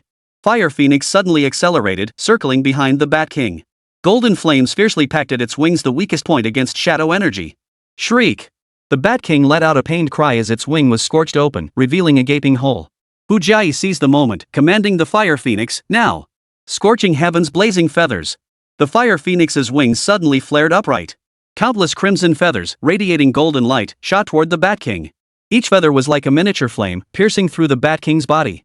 The Shadow Bat King struggled briefly before dissolving into black smoke. The crimson light on the platform flared once more.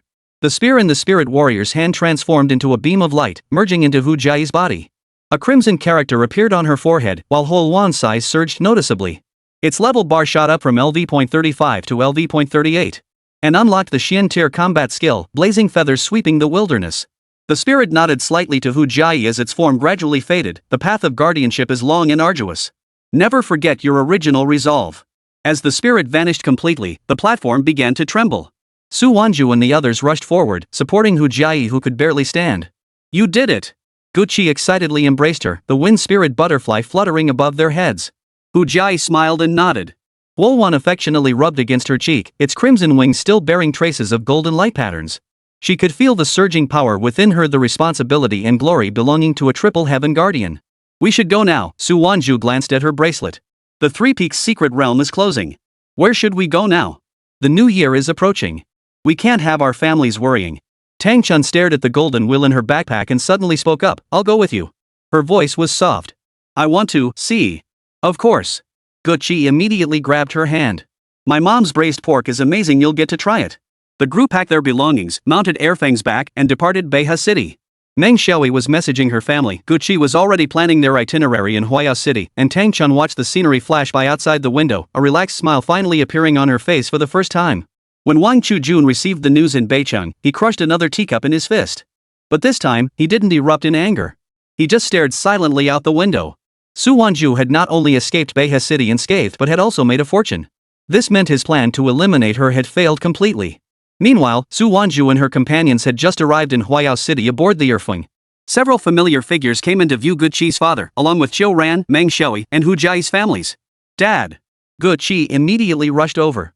Originally, Su Wanzhu had planned to leave immediately with Xiao Mo and return to Tianhai. But both Gu Mingyuan and Hu Quanfeng, along with the Hu family, insisted she wait 2 more days before leaving. Chapter 146, Returning Home for the New Year. Dad! Why did you come in person? Guqi lifted her head from his embrace. Feng Lingdai landed on Gu Mingyuan's shoulder, affectionately brushing his cheek with her antennae.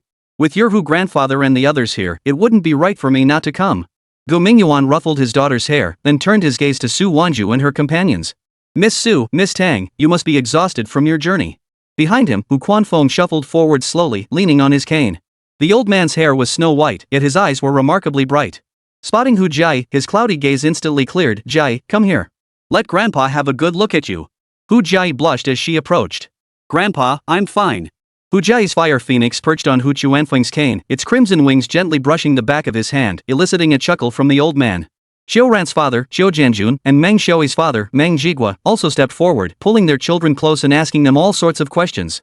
Su Wanzhu stood nearby, watching the lively scene, a smile unconsciously curving her lips. This was the kind of reunion she had never experienced. Gu Mingyuan laughed heartily. Enough talk. I've reserved a private room at Jinshou Pavilion. Let's eat and chat. He patted Su Wanzhu's shoulder. You absolutely must join us today. Consider it my way of thanking you on behalf of Chi-Chi's mother. Jinshou Pavilion was Huayao City's most prestigious restaurant, perched atop the Lakeview Tower in the city center. Through its floor-to-ceiling windows, the entire nightscape of Huayao City unfolded. As the group entered the restaurant, the waitstaff immediately bowed in greeting, clearly familiar with Gu Mingyuan as a frequent patron. "Mr. Gu, your private room is ready in the Moonview Pavilion." The manager respectfully led the way, his eyes discreetly appraising Su Wanzhu and her companions. Those who could warrant a personal welcome from Huayao City's wealthiest man were clearly no ordinary guests. The moon-gazing pavilion at the Brocade Pavilion was as large as half a basketball court, its floor-to-ceiling windows framing Huayao City's dazzling nightscape. Waiters streamed in with dishes: chilled tiger grouper, baked king crab, rock sugar stewed blood. Each dish was as exquisitely crafted as a work of art. As Huayao City's wealthiest man, Gu Mingyuan's banquets were always of the highest caliber. Just as Gucci picked up her chopsticks, her eyes widened in shock. "Mom? What are you doing here?" Seated on the sofa in the corner of the private room, Lu Rong smiled as she held her teacup. "Your father said you'd gotten into trouble in Beha City. How could I not come see for myself?" She set down her cup and rose, the hem of her shoe brocade cheapao sweeping across the carpet, leaving behind a faint scent of gardenias. "Mom!" Gucci rushed forward and hugged her, nearly knocking over the teacup in Lu Rong's hand. "Didn't you say you couldn't leave Shucheng? No matter how busy, I had to come celebrate the new year with my daughter." Lu Rong pinched her daughter's cheek, then turned her gaze toward Tang Chun, her smile softening slightly. Tang Chun instinctively straightened her back. Lu Rong was the matriarch of the Lu family in Shucheng. Her appearance in Huayao City at this time inevitably drew connections to Shucheng and Su Wanzhu. As if reading her thoughts, Lu Rong explained with a smile, "I'm spending the new year with my family. Reunions are essential. Besides, who says I can't return to my in-laws' home for the holiday?" Tang Chun finally exhaled, her tense shoulders relaxing. Su Wanzhu served her a piece of crystal shrimp. "Try this. I heard Uncle Gu specially had it air-freighted from the South China Sea." "Thank you." Tang Chun murmured her gratitude. The shrimp shell was crisp yet tender, the meat sweet and succulent, a flavor she'd never experienced before. Hu Quanfeng watched his granddaughter Hu Jai awkwardly feeding the fire phoenix shrimp and couldn't help but laugh. "Slow down, don't burn it." Hu Jai stuck out her tongue, blowing on the shrimp to cool it before offering it to Huolwan's beak. The bone dish before Lin Mo quickly piled up like a small mountain. Gu Mingyuan watched him wolfing down the food with great satisfaction. "All he knows is eating," Su Wanzhu teased, though she promptly pushed a plate of grilled lamb chops toward him. Lu Rong observed their interaction as she ladled soup into Tang Chun's bowl. "Try this. It's angelica and black chicken soup, good for replenishing qi and blood." "You look so thin, child." Tang Chun cradled the bowl, its warmth seeping through her fingertips.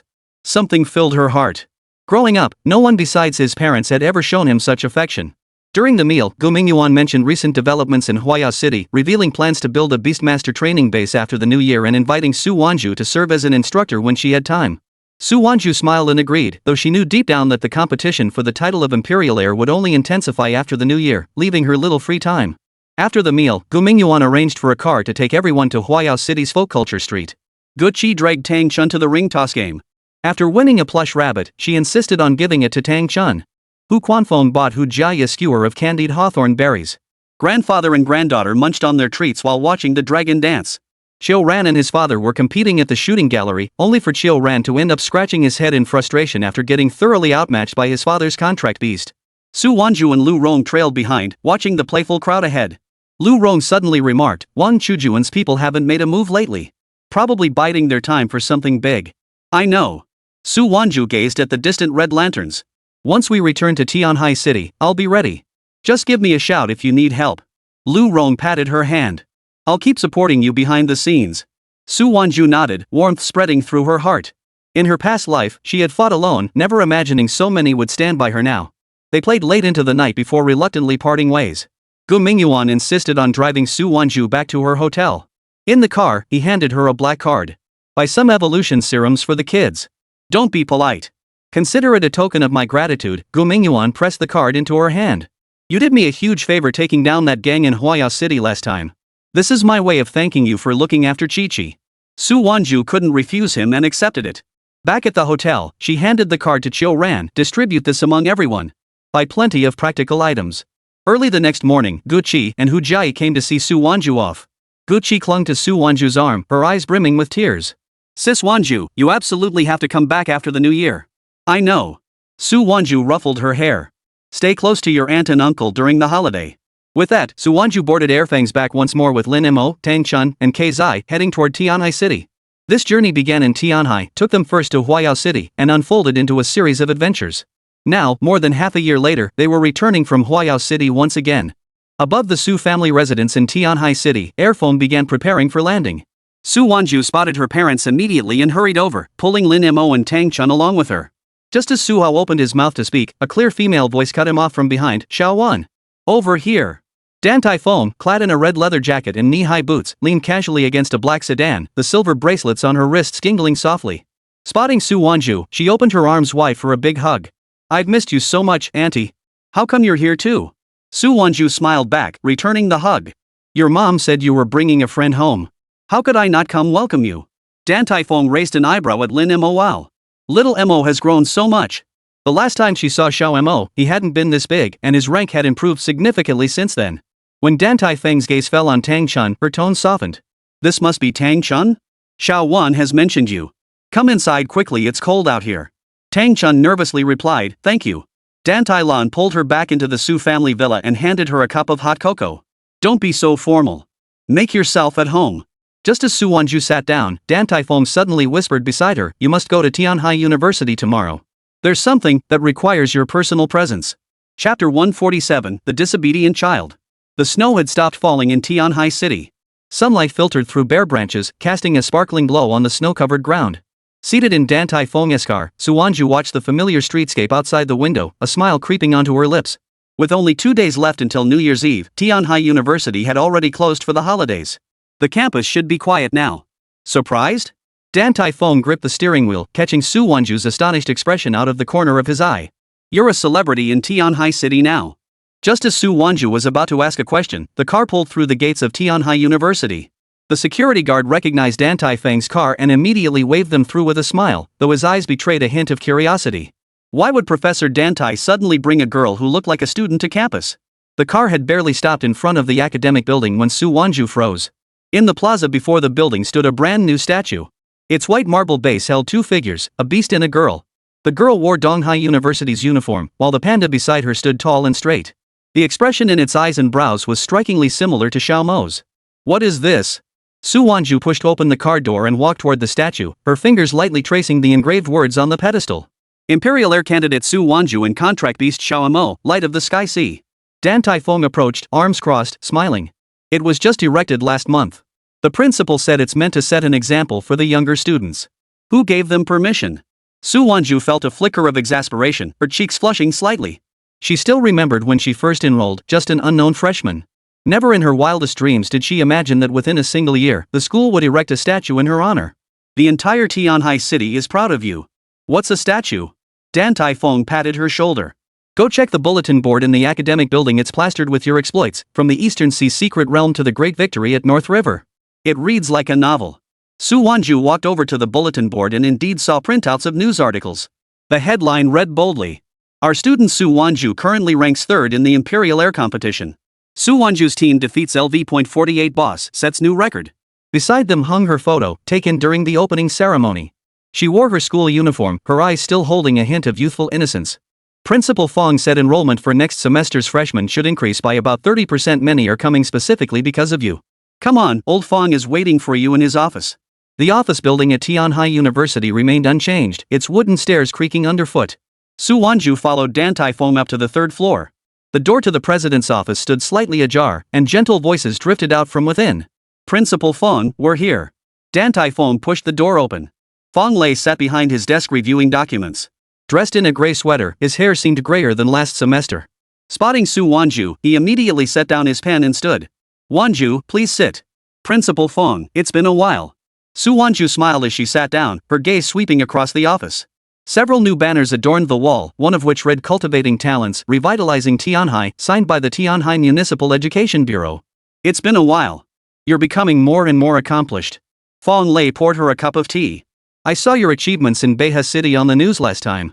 It got this old man excited. Dan Tai Feng teased from the side, old Feng, cut the chit-chat. We didn't bring Xiao Wan here just for reminiscing. Feng Lei chuckled, scratching his head. You really know me, Feng. His expression turned serious. Xiao Wan, I asked you back because I need your help. Go ahead. There's a freshman at the academy named Li Meng. She enrolled in the same batch as you.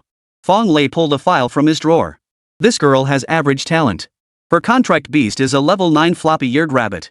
She hasn't even mastered all the basic combat techniques, yet she's been pestering us daily to drop out and conquer the secret realm. She says she wants to become an Imperial Sun candidate just like you. Su Wanzhu flipped through the file. The photo showed a girl with a ponytail and large eyes, yet her gaze held a stubborn resolve. Her academic records showed scores hovering just above the passing threshold, while her contract beast's growth data was downright dismal. I've talked to her several times, but she won't listen. She says school is useless and she'd rather go explore the secret realm. Fong Lei sighed. Her parents are desperate too, begging at the school every day. I'm at my wit's end. I thought maybe you could talk some sense into her since you're both first-year students, she might listen to you more. I'll go see her. Su Wanzhu nodded. Where can I find her? She should be in the training building. Fong Lei glanced at the time. At this hour, she's probably staring blankly at the illusion simulator again. Su Wanzhu rose to take her leave. Dan Taifeng stayed behind in the office to chat with Fong Lei, letting her go alone. Walking toward the training building, Su Wanzhu passed that statue again. The sunlight on her face felt almost unreal. Several students staying behind for study spotted her and immediately surrounded her, notebooks in hand, begging for autographs. Senior Su. I'm a huge fan, exclaimed a bespectacled boy excitedly. I followed your tactical guide and finally cleared the B-rank secret realm last month. Senior, how did your contract beast break through? Any advice? Su Wanzhu patiently signed their books and briefly answered a few questions before finally shaking off the enthusiastic juniors and entering the training building. Inside the training building, a girl stood before the illusion simulator, wielding a wooden stick at a virtual level 10 boar. A snow-white lop-eared rabbit cowered in the corner, trembling so violently it couldn't even summon the courage to unleash its skills. Li Meng? Su Wanzhu called softly. The girl jumped in surprise, dropping the wooden stick. Her eyes lit up instantly upon seeing Su Wanzhu, but she quickly lowered her head and whispered, Su Wanzhu, can I talk to you? Li Meng nodded, pulling Su Wanzhu down onto a bench. The lop-eared rabbit cautiously climbed onto her lap, eyeing Su Wanzhu warily. You want to drop out to conquer the secret realm? Su Wanzhu cut straight to the point. Yeah. Li Meng's voice was soft yet stubborn. School is so boring. Every day it's just memorizing theories and practicing basics. When will I ever be as strong as you? I heard there are tons of treasures in the secret realm. If I could just get my hands on one, I could get stronger fast. Do you know how dangerous the secret realm is? Su Wanzhu interrupted. Li Meng's shoulders trembled. But you went to the secret realm as a freshman too. Li Meng lowered her head, tears falling onto the stuffed rabbit. I don't want to go to school. My parents always say I'm useless, that I'll never measure up to others. Who says not going to school guarantees success? Su Wanzhu handed her a tissue.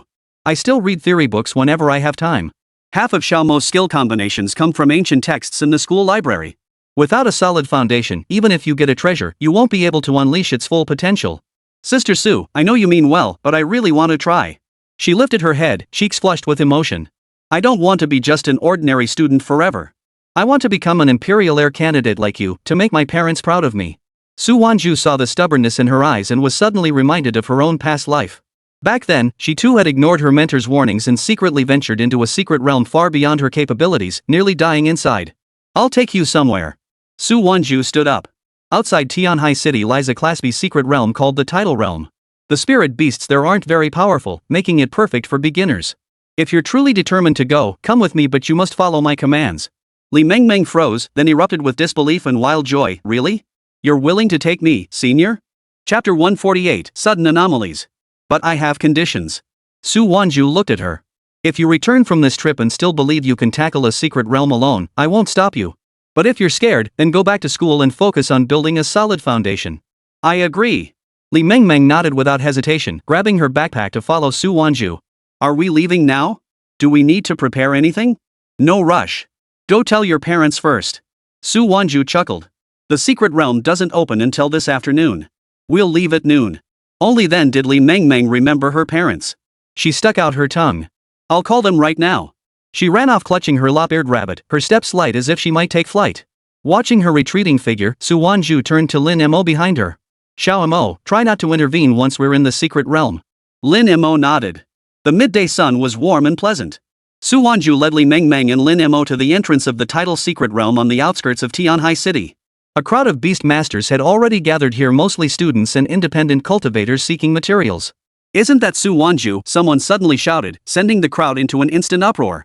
It really is her. The Imperial heir candidate. And that's Panda Xiao Mo beside her, right? They say he can knock out a level 40 spirit beast with a single punch. What are they doing in the tidal secret realm? Isn't this place child's play for them? Amidst the murmurs, someone asked. Su, are you entering the tidal secret realm? Yes, to train a newcomer. Su Wanzhu gestured toward Li Mengmeng beside her. Li Mengmeng felt uncomfortable under the stares of those around her. She clutched Su Wanzhu's sleeve tightly, her ears drooping like a rabbit as she hid in Su Wanzhu's embrace, not daring to lift her head. So she's bringing a newbie. This newbie's got incredible luck getting personally mentored by Su Wanzhu. That girl's contract beast looks like a floppy-eared rabbit? Level 9? Isn't she just walking into a slaughterhouse? Hearing these remarks, Li Mengmeng's cheeks flushed, yet her resolve to prove herself only strengthened. Ignoring the surrounding chatter, Su Wanzhu instructed Li Mengmeng, stay close. The title's secret realm's flood times are unpredictable. Most spirit beasts here are water or earth elemental. Watch out for quicksand beneath your feet. Got it. Li Mengmeng nodded vigorously, following Su Wanzhu closely into the realm's entrance. Lin Mo brought up the rear. The title's secret realm was filled with salty sea air. The sand beneath their feet shifted with the tides, and occasionally, transparent jellyfish-like spirit beasts emerged from the sand, their tentacles carrying faint electrical currents. These are LV.15 tidal jellyfish. They aren't highly aggressive, but their stings cause paralysis. Su Wanzhu explained as they walked. Up ahead in the mangrove forest, there are level 20 ironclad crabs. Their claws can crush rocks, try not to provoke them. Li Mengmeng listened intently, scribbling furiously in her notebook.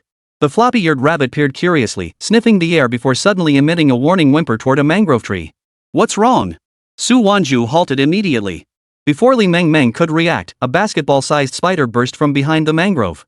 Its black carapace was dotted with white spots, a level 22 shadow venom spider. Its fangs glowed green, clearly fixated on the unsuspecting floppy-eared rabbit. Watch out! Su Wanzhu yanked Li Mengmeng behind her. Lin Mo had already charged forward, his crimson gold fist slamming into the spider with a gust of wind. With a pop, the spider shattered into pieces. Green venom splattered onto the sandy ground, corroding it into small pits. Li Mengmeng turned pale with fright, her lap rabbit trembling in her arms, too shaken to even use its skill. This is the secret realm, Su Wanzhu said, looking at her. If we'd been a second slower, your rabbit would have been poisoned. Li Mengmeng opened her mouth to insist she could handle it, but the corrosive marks on the sand made her throat tighten. It gets even more dangerous ahead, Su Wanzhu continued, walking forward. Deep within the title's secret realm lies a level 25 title lord. Its water arrows can pierce through steel plates. Li Mengmeng's pace slowed, the excitement in her eyes gradually replaced by tension. Watching Su Wanzhu and Lin Mo effortlessly dodge quicksand and hidden spirit beasts, she realized she lacked even the basic ability to recognize danger. If Su Wanzhu hadn't warned her earlier, she would have stepped right into the quicksand. Deep within the mangrove forest, an ironclad crab suddenly burst from behind a tree, its massive claws swinging toward Li Mengmeng. This time, Su Wanzhu didn't intervene. She simply shouted, use your rabbits, bounce, skill to dodge. Li Mengmeng panicked, frantically commanding, Xiaobai, jump. Jump now. But the lop-eared rabbit was cowering in fear, completely ignoring the command. Just as the claw was about to strike, Lin Mo suddenly intervened, punching the iron-shelled crab away until it landed in the distant sea. Your rabbit can't even follow basic commands. How did it venture into the secret realm alone?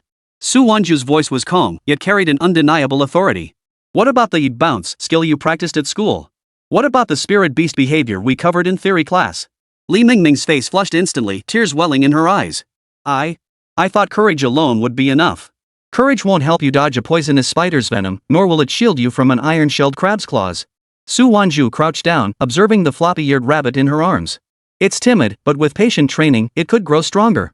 Just like you, your foundation is too weak now. Even if you obtained a treasure, you wouldn't be able to protect it. The distant roar of the title lord sent a shiver down Li Mengmeng's spine. She suddenly realized how laughable her previous thoughts had been. She couldn't even handle a level 22 poisonous spider, let alone a lord-level spirit beast. Let's go back, Li Mengmeng's voice trembled with tears. I guess. I really am not cut out for dungeon raiding. Su Wanzhu smiled. Come to your senses? Yeah. Li Mengmeng nodded vigorously. I'll go back to school and work on my basics first. Once Little Bai gets stronger and I can spot traps, I'll come back to ask Sister Su for guidance. The floppy-eared rabbit seemed to understand, gently nuzzling her palm and letting out a soft whimper, as if apologizing. Lin Mo was already sorting through their spoils. The venom sacs from the poisonous spiders and the claws from the iron-shelled crabs were both excellent materials. These are for you. Su Wanzhu handed the materials to Li Mengmeng. Consider it today's haul. Sell them back at the village to buy some evolution potions. Raise your rabbit well. Li Mengmeng took the materials, clutching them tightly in her hand as tears finally fell. Thank you. I'm sorry for causing you trouble earlier. Knowing your mistake is what matters. Su Wanzhu patted her shoulder. Come on, we should head back. If we're late, we'll miss dinner. Just as Su Wanzhu was about to finish off the secret realm boss and leave, the sky within the realm suddenly turned blood red. What's happening? Everyone in the secret realm looked up in confusion. Su's sister, what's happening? Su Wanzhu narrowed her eyes as she gazed upward. Beast uprising. Monsters are breaking through the secret realm's boundaries, trying to escape into the real world. Chapter 149, The Incident Before the Beast Tide Explosive Update. Vote now. The blood-red sky hung like a heavy, crimson curtain, suffocating everyone within the tidal secret realm. The once calm sea churned with black waves crashing onto the shore. The spray that splashed onto their skin carried a bone-chilling cold. Sister Su, those spirit beasts. Li Mingming's voice trembled as she pointed toward the nearby mangrove forest. Iron-shelled crabs, normally slow-moving creatures, now charged about like mad, their claws snapping mangrove branches with a relentless clatter. Even the most docile tide jellyfish now glowed with an eerie red light along their tentacles, stinging a seabird that dared to approach until it froze rigid. Su Wanzhu's gaze locked onto the easternmost edge of the secret realm. There, the air warped and a transparent barrier flickered in and out of view, the very boundary separating the secret realm from the real world. At that moment, spiderweb-like cracks were spreading across the barrier. Deep within the fissures, a massive claw covered in black scales could be faintly seen, relentlessly pounding against the surface. "It's a level 25 sea splitter," an experienced beastmaster cried out. "It's ramming the boundary. How dare this beast?" Before he could finish, a sharp crack echoed. The fissures on the barrier suddenly widened, spewing forth a foul-smelling black mist. Wherever it touched, the sand on the beach instantly turned grayish-black. The closest ironclad crabs, upon contact with the black mist, swelled to nearly double their size. Their eyes turned completely blood-red, and their targets became chaotic. They began tearing at each other. "This isn't a normal uprising." Su Wanzhu's expression hardened like iron as she yanked Li Mingming behind her. "It's mutated. Something is corrupting the spirit beasts' minds, forcing them to smash through the boundary." The lop-eared rabbit in Li Mingming's arms suddenly thrashed violently, emitting a shrill, piercing squeal toward the boundary. Su Wanzhu's heart sank. Even the timidest rabbit sensed mortal danger, proving this uprising far exceeded their expectations. "Lin Mo, hold the western flank. Don't let a single mutated spirit beast approach the boundary near the residential area." Su Wanzhu made a swift decision. Tianhai City's residential areas lay just beyond the western boundary of the tidal secret realm in the real world. If that boundary were breached, the consequences would be unimaginable. "Li Mingming, use your bracelet to signal the Tianhai City Guard. Make it clear this is a Grade B secret realm uprising." Lin Mo charged forward at the command, his crimson gold fist slamming into a mutated iron-shelled crab attempting to breach the defensive line. The crab's claws were astonishingly hard, managing to withstand the blow entirely, though it was knocked back several steps. Lin Mo's eyes narrowed. He swung again, this time channeling the subtle power of the shock fist. His fist struck the crab's joint with a sharp crack, snapping the claw clean off. But the mutated beasts were too numerous. No sooner had he dealt with the iron-shelled crab than a dozen tidal jellyfish drifted toward him, their crimson tentacles coiling like venomous snakes toward Lin Mo. He could only retreat continuously, repelling them with his fists, unable to eliminate them completely. "Sister Su, the rift sea beast on the east side is crashing through again." Li Mingming pointed skyward. Beneath the blood-red canopy, the fissure had widened enough for an adult to pass through. Should we run first?" "Run?" Su Wanzhu scoffed coldly, swiftly stabbing a mutated jellyfish lunging at Li Mingming. "Do you know which district of Tianhai City this B-rank secret realm connects to? It's the South City. Home to 300,000 residents. Once these mutated beasts break through, do you think we'll stand a chance?" Li Mingming's face drained of color. She finally understood that Su Wanzhu's warning of catastrophic destruction wasn't an exaggeration. A single level 25 mutated beast could destroy half a street. And right now, there were at least 5 such creatures in the secret realm, not to mention the vast numbers of lower-level mutated beasts. Then what do we do?" Li Mingming's voice trembled with tears. The floppy-eared rabbit in her arms suddenly grew still, nudging her palm with its head as if to comfort her. "Hold the line. Hold it until the Beastmaster squad arrives." Su Wanzhu's voice was unusually calm, yet carried an undeniable authority. "Xiao Mo, use red hairspeed to flank them and disrupt the crack sea beast's attack rhythm. Not a single one must slip through." Lin Mo shot around like a crimson gold lightning bolt, circling behind the sea splitter. His fist, channeling all his spiritual energy, slammed viciously into its scaled nape. The cracksea beast roared in agony, its assault on the barrier momentarily halted. But it quickly recovered, its thick tail whipping through the air toward Lin Mo. "Get lost." Lin Mo countered with a backfist. While Su Wanzhu commanded Li Mingming, "Have your rabbit use confusing mist. Spray it into the sea splitter's eyes." Li Mingming froze for a second before snapping to attention. She shouted urgently, "Xiao Bai, spray it." Though trembling with fear, the lop-eared rabbit obediently released a cloud of white mist. The mist landed on the sea splitter's eyes. While it didn't inflict damage, it temporarily impaired its aim. When it slammed into the barrier again, it veered off course and crashed into the nearby reef. It worked! Su Wanzhu's eyes lit up. "Keep it up!" Just then, a cry of alarm erupted from the western boundary. A smaller mutated iron-shelled crab had somehow slipped through an inconspicuous crack and emerged on the other side of the barrier. Though swiftly killed by the arriving Beastmaster squad, that brief breach pierced through everyone's last shred of hope like a needle. See that? Su Wanzhu's voice carried a chill as she pointed at the iron-shelled crab's corpse. This is merely a level 20 spirit beast. Had it breached the residential zone, it could have destroyed at least 3 families.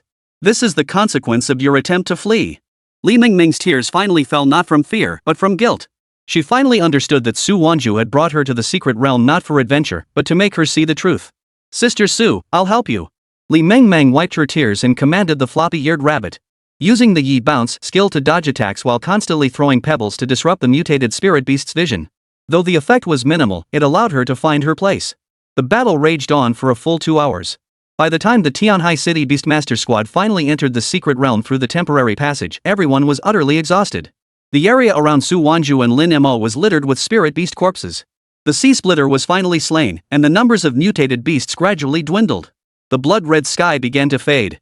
Though the fissure at the secret realm's boundary hadn't vanished entirely, it ceased expanding and stabilized. It's over. Someone slumped to the ground, their voice brimming with relief at surviving the ordeal. Su Wanzhu, however, remained alert. She walked to the most severe crack and gently touched the boundary with her fingertip. It's not over. She turned. So, the spirit beast uprising truly began today. No wonder her memories from the previous life mentioned small-scale beast waves only appearing years later. It seems signs are already emerging now. By the time they left the secret realm, night had fallen completely. Li Mingming remained silent the entire journey. Only as they neared home did she suddenly say to Su Wanzhu, Sister Su, I'm returning to school tomorrow. I need to study theory diligently and practice my fundamentals. Li Mingming's voice was soft yet unusually resolute. Once I can make Xiaobai proficiently use confusing mist, once I can identify which cracks might let spirit beasts escape, only then will I consider coming back to the secret realm. Su Wanzhu nodded, saying nothing more. Some things needed to be experienced firsthand. Just then, a member of the Beastmaster Corps approached. Hello, I'm Wang Miao, the combat squad leader of the Kanglan Beastmaster Corps' Tianhai City branch. Thank you very much for stepping in. As a native of Tianhai City, Wang Miao naturally recognized Su Wanzhu and was aware of her previous affiliation with the Kanglan Beastmaster Corps. However, regarding this unexpected incident, I still need to return to the branch to report the situation. Chapter 150, Heading to Xiaoyang City Blast Update. Vote for me. The Kanglan Beastmaster Corps Tianhai City branch office building was brightly lit. Su Wanzhu sat in the interrogation room, a cup of tea now cold as ice sitting on the table before her. Wang Miao sat across from her, his pen gliding swiftly across the recording board. So, the mutated energy manifests as black mist, and contact causes spirit beasts to swell in size and become more aggressive? Wang Miao looked up to confirm, his expression grave. Yes, and it's contagious. Su Wanzhu nodded, her fingertips tracing the tabletop absent-mindedly. The mutated spirit beasts have only one objective, to smash through the secret realm's boundary. Su Wanzhu's words were meant to signal that a small-scale beast tide was imminent. That concludes the record. Thank you for your time, Miss Su. Wang Miao put away his recording board and rose to see her out. The division headquarters will report this situation to Central Command. We'll notify you immediately if there are any new developments. Thank you. Su Wanzhu stood up. Lin Mo and Tang Chun were waiting in the corridor. Let's go. On the way home, should we head to Xiaoyang City early? Lin Mo broke the silence, sensing Su Wanzhu's thoughts. Yes. Su Wanzhu nodded. The upheaval in the tidal secret realm wasn't a coincidence. According to the timeline of her previous life, a small-scale beast tide would appear in just over a month. She had to obtain the 4th Heavenly Guardian's inheritance before then and make preparations. The New Year's Eve dinner was eaten in a hurry. Dan Tailan packed a full box of New Year's provisions for Su Wanzhu, constantly reminding her to stay safe. Early on the second day of the new year, Su Wanzhu and her companions mounted Airfeng's back. Hold on tight, we're heading to Huayao City to pick someone up. Su Wanzhu patted Airfeng's neck. The giant bird let out a clear, resonant cry and spread its wings, soaring toward Huayao City. Outside the Gu family villa in Huayao City, Guqi was already waiting at the gate, laden with bags and packages. Xiu Ran, Meng Xiaoyi, and Hu Jiai were also present. As Airphone landed, Guqi rushed forward first, Sis Wanzhu. Guqi lifted her chin triumphantly as the wind spirit butterfly danced gracefully on her shoulder. Let's go Xi'an City. This inland city felt more rustic than Tianhai City, with its downtown clock tower said to be over a century old. Airphone landed in a valley outside the city, where Ho Chang and his 4 men were already waiting. Big sis. Ho Qing's dark face broke into a smile, and the 4 brothers behind him greeted her in unison. After over a month of running errands in Xiaoyang City, they had all tanned considerably. What's the situation? Su Wanzhu cut straight to the point. The situation in Xiaoyang City is a bit complicated. Ho Qing handed over a map marked with red pen to indicate several locations. He paused, his tone turning serious. But the Zhu family of Xiaoyang has set their sights on this place too. When are they moving? Within the next couple of days. Ho Qing pointed to another red dot on the map. The Zhu family rented a mountain villa at the foot of Huayan Mountain. They have over 20 bodyguards alone, all beast masters above LV.35. Meng Xiaowei stared at the Huayang secret realm marked on the map, her eyes sparkling. The legacy of the 4 heavenly guardians. Is it really inside? Yes. Su Wanzhu nodded, pointing to the villa on the map. Ho Qing, keep monitoring the Zhu family's movements. The moment they depart, notify us immediately. Roger that. Everyone else, Su Wanzhu's gaze swept across the group, rest well today. Tomorrow morning, we challenge the Huayang secret realm. As night fell, the stars over Xiaoyang City shone brighter than those over Tianhai City. Su Wanzhu sat by the campfire in the valley, watching her companions gather around, chatting and laughing. Early the next morning, Su Wanzhu and her group were ready to depart. Air Feng stays behind in the valley.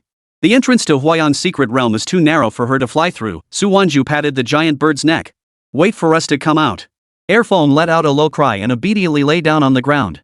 Following Ho Qing's lead, the group trekked along the winding mountain path toward the entrance of Huayan's secret realm. The closer they got to the entrance, the more humid the air became.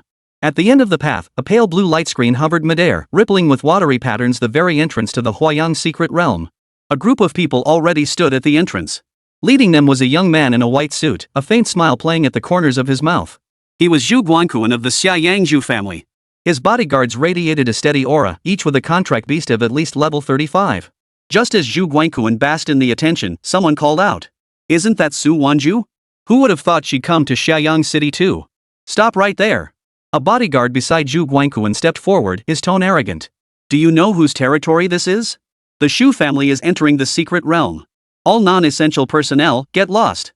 Lin Mo suddenly moved, his figure blurring into a mere afterimage. A sharp crack echoed through the air. The bodyguard flew backward, clutching his cheek, crashing to the ground and unable to rise for a long while. You dare touch him? Lin Mo's voice carried a chill as his fist tightened slightly.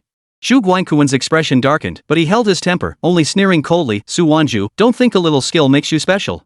Being an Imperial Prince candidate doesn't give you the right to run wild in Xiaoyang City.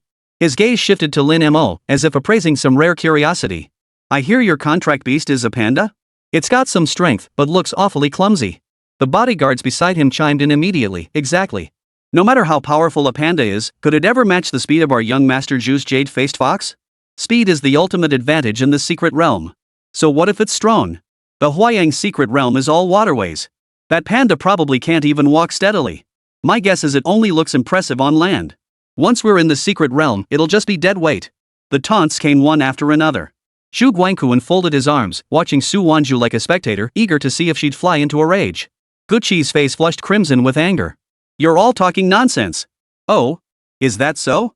Zhu Guangquan raised an eyebrow, deliberately goading her. Why don't we make a bet? Whoever finishes the secret realm boss battle first wins. How about it? Su Wanzhu finally halted her steps and turned to face him, her gaze calm and unruffled. A wager is acceptable, but the stakes are too low. Then what do you want to wager? A calculating gleam flashed in Zhu Guangquan's eyes. Su Wanzhu's voice carried clearly throughout the entrance. If you lose, you hand over that Beastmaster material market in the southern part of Xiaoyang City. Zhu Guangquan's expression changed instantly. Are you out of your mind? That market's worth over 100 million. What? Afraid? Su Wanzhu's lips curved into a smirk. Or is it that you lack confidence in your jade-faced fox? That you doubt the Zhu family's strength? Pushing my buttons won't work. Zhu Guangquan forced himself to stay calm, inwardly cursing Su Wanzhu's arrogance. But if he backed down in front of all his men, he'd never hold his head high again in Xiaoyang City. Fine. I'll take your bet. Zhu Guangquan gritted his teeth. But if you lose, you must publicly declare that you, Su Wanzhu, voluntarily joined the Zhu family and become my subordinate. Agreed. Su Wanzhu nodded and stepped into the secret realm entrance first. We'll meet inside. Lin Mo shot Zhu Guangquan a cold glance before following closely behind. Guqi and the others hurried to keep pace. As they passed the Zhu family members, Guqi deliberately stuck out her tongue at Zhu Guangquan. Zhu Guangquan watched their figures vanish into the light screen, his expression darkening completely. His bodyguard whispered, Young Master Zhu, Su Wanzhu is being too arrogant. Should we? No need. Zhu Guangquan cut him off, a flash of ruthlessness in his eyes. I have people stationed in the Huayang secret realm. She wants to win? She can dream on. He waved his hand. We're going in too. Let her see what real power looks like. The light screen at the secret realm's entrance rippled slowly, swallowing both groups whole. Inside the secret realm lay a vast expanse of water. The clear lake bottom revealed schools of fish and shrimp swimming freely.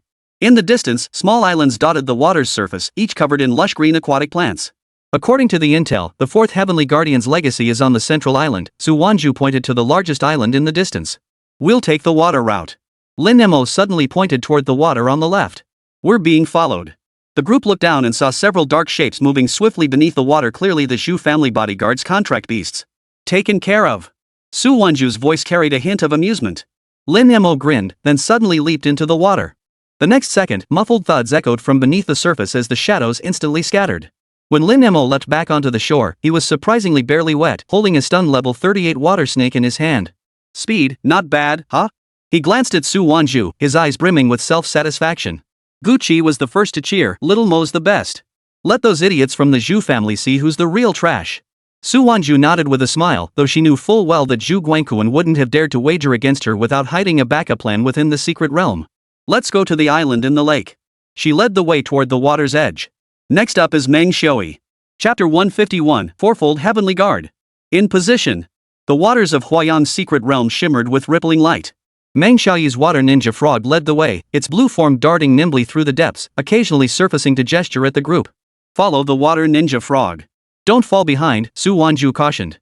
She could sense the Zhu family members lurking not far behind, hesitating to draw closer, clearly biding their time for the right moment to strike. Lin Mo stayed by her side, crimson gold spiritual energy swirling in his palms as he scanned the surrounding waters vigilantly. The contract beasts they'd just dealt with were mere pawns. Zhu Guangquan's true killing blow was surely lurking behind. Gucci's wind spirit butterfly suddenly darted toward the small island on the right.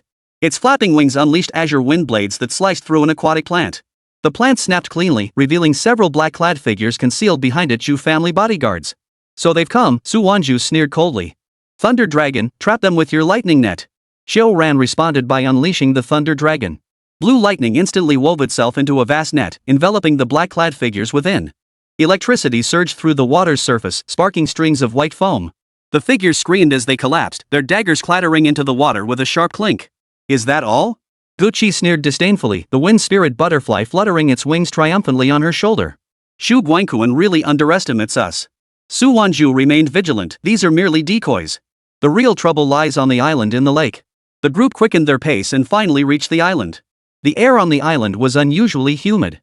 At its center stood a stone stele engraved with the ancient characters Fourfold Heavenly Guardians. The surrounding ground was etched with intricate water-based formation patterns, the very source of the inheritance. Meng Xiaoyi stared at the stele, his eyes sparkling. Can I start now? Go ahead. Su Wanzhu patted his shoulder. Remember, no matter what happens, don't lose focus. Meng Xiaoyi took a deep breath, stepped before the stele, and gently touched the ancient characters with his hand. Suddenly, the stele glowed blue. A shimmering curtain of water enveloped him as the water array activated, countless droplets coalescing into intricate patterns in the air. Just then, the sound of hurried footsteps echoed across the island. Zhu Guangquan charged forward with over a dozen bodyguards. The lead guards released their contract beasts, all water-type spirit beasts of level 38 or higher. Su Wanzhu, we are your opponents. Trying to interfere with Meng Xiaoyi? Su Wanzhu's eyes sharpened. Xiao Mo, take care of them. Leave it to me. Lin Mo leapt forward, his crimson gold fist carrying a powerful gust of wind as it slammed into the nearest water-type spirit beast, a level 36 megalodon shark. The shark had just leapt from the water when the fist struck its head. Its massive body flew backward instantly, crashing heavily onto the sand and knocking it unconscious. That panda. Zhu Guangquan's bodyguards froze in shock. They never imagined this seemingly clumsy panda possessed such terrifying speed and strength. What's there to fear? It's just luck, shouted the lead bodyguard, releasing his contract beast, a level 35 tidal eel. Everyone, attack together. Tie him up. Over a dozen water-type spirit beasts launched simultaneous attacks: water arrows, ice spikes, water tornadoes. A barrage of skills descended upon Lin Mo. Gucci covered her mouth in fright. Xiao Ran's Thunder Dragon quickly unleashed an electric net for defense, only to have it torn apart effortlessly by the water tornado. Just as Su Wanzhu moved to assist, Zhu Guangquan stopped her. Your opponent is me. He released his contract beast, a snow-white fox with a tail as fluffy as a ball, none other than the level 42 jade-faced fox. I hear your contract beast is quite swift? Why not let my jade-faced fox race it? The jade-faced fox emitted a soft chirp, its form suddenly blurring. The next instant, it appeared behind Lin Mo, its claws gleaming coldly as they lunged for his nape. Watch out! Su Wanzhu shouted. Lin Mo, however, seemed to have eyes in the back of his head. His body ducked sharply as he simultaneously swung a backfist punch.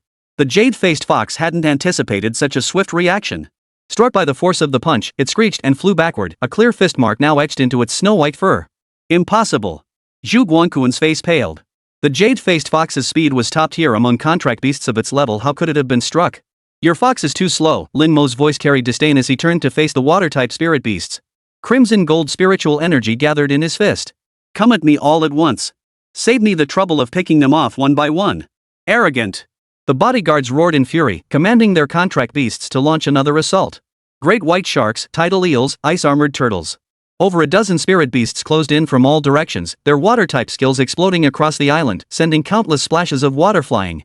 Lin Mo showed no fear, weaving nimbly between the beasts with the speed of a red hare pushed to its limits. His movements appeared clumsy, yet he always evaded attacks at the last possible moment, simultaneously delivering punches to the beast's weak points. The megalodon shark skills, the tidal eel's vital spot, the ice-armored turtle's belly. Thud. Thud.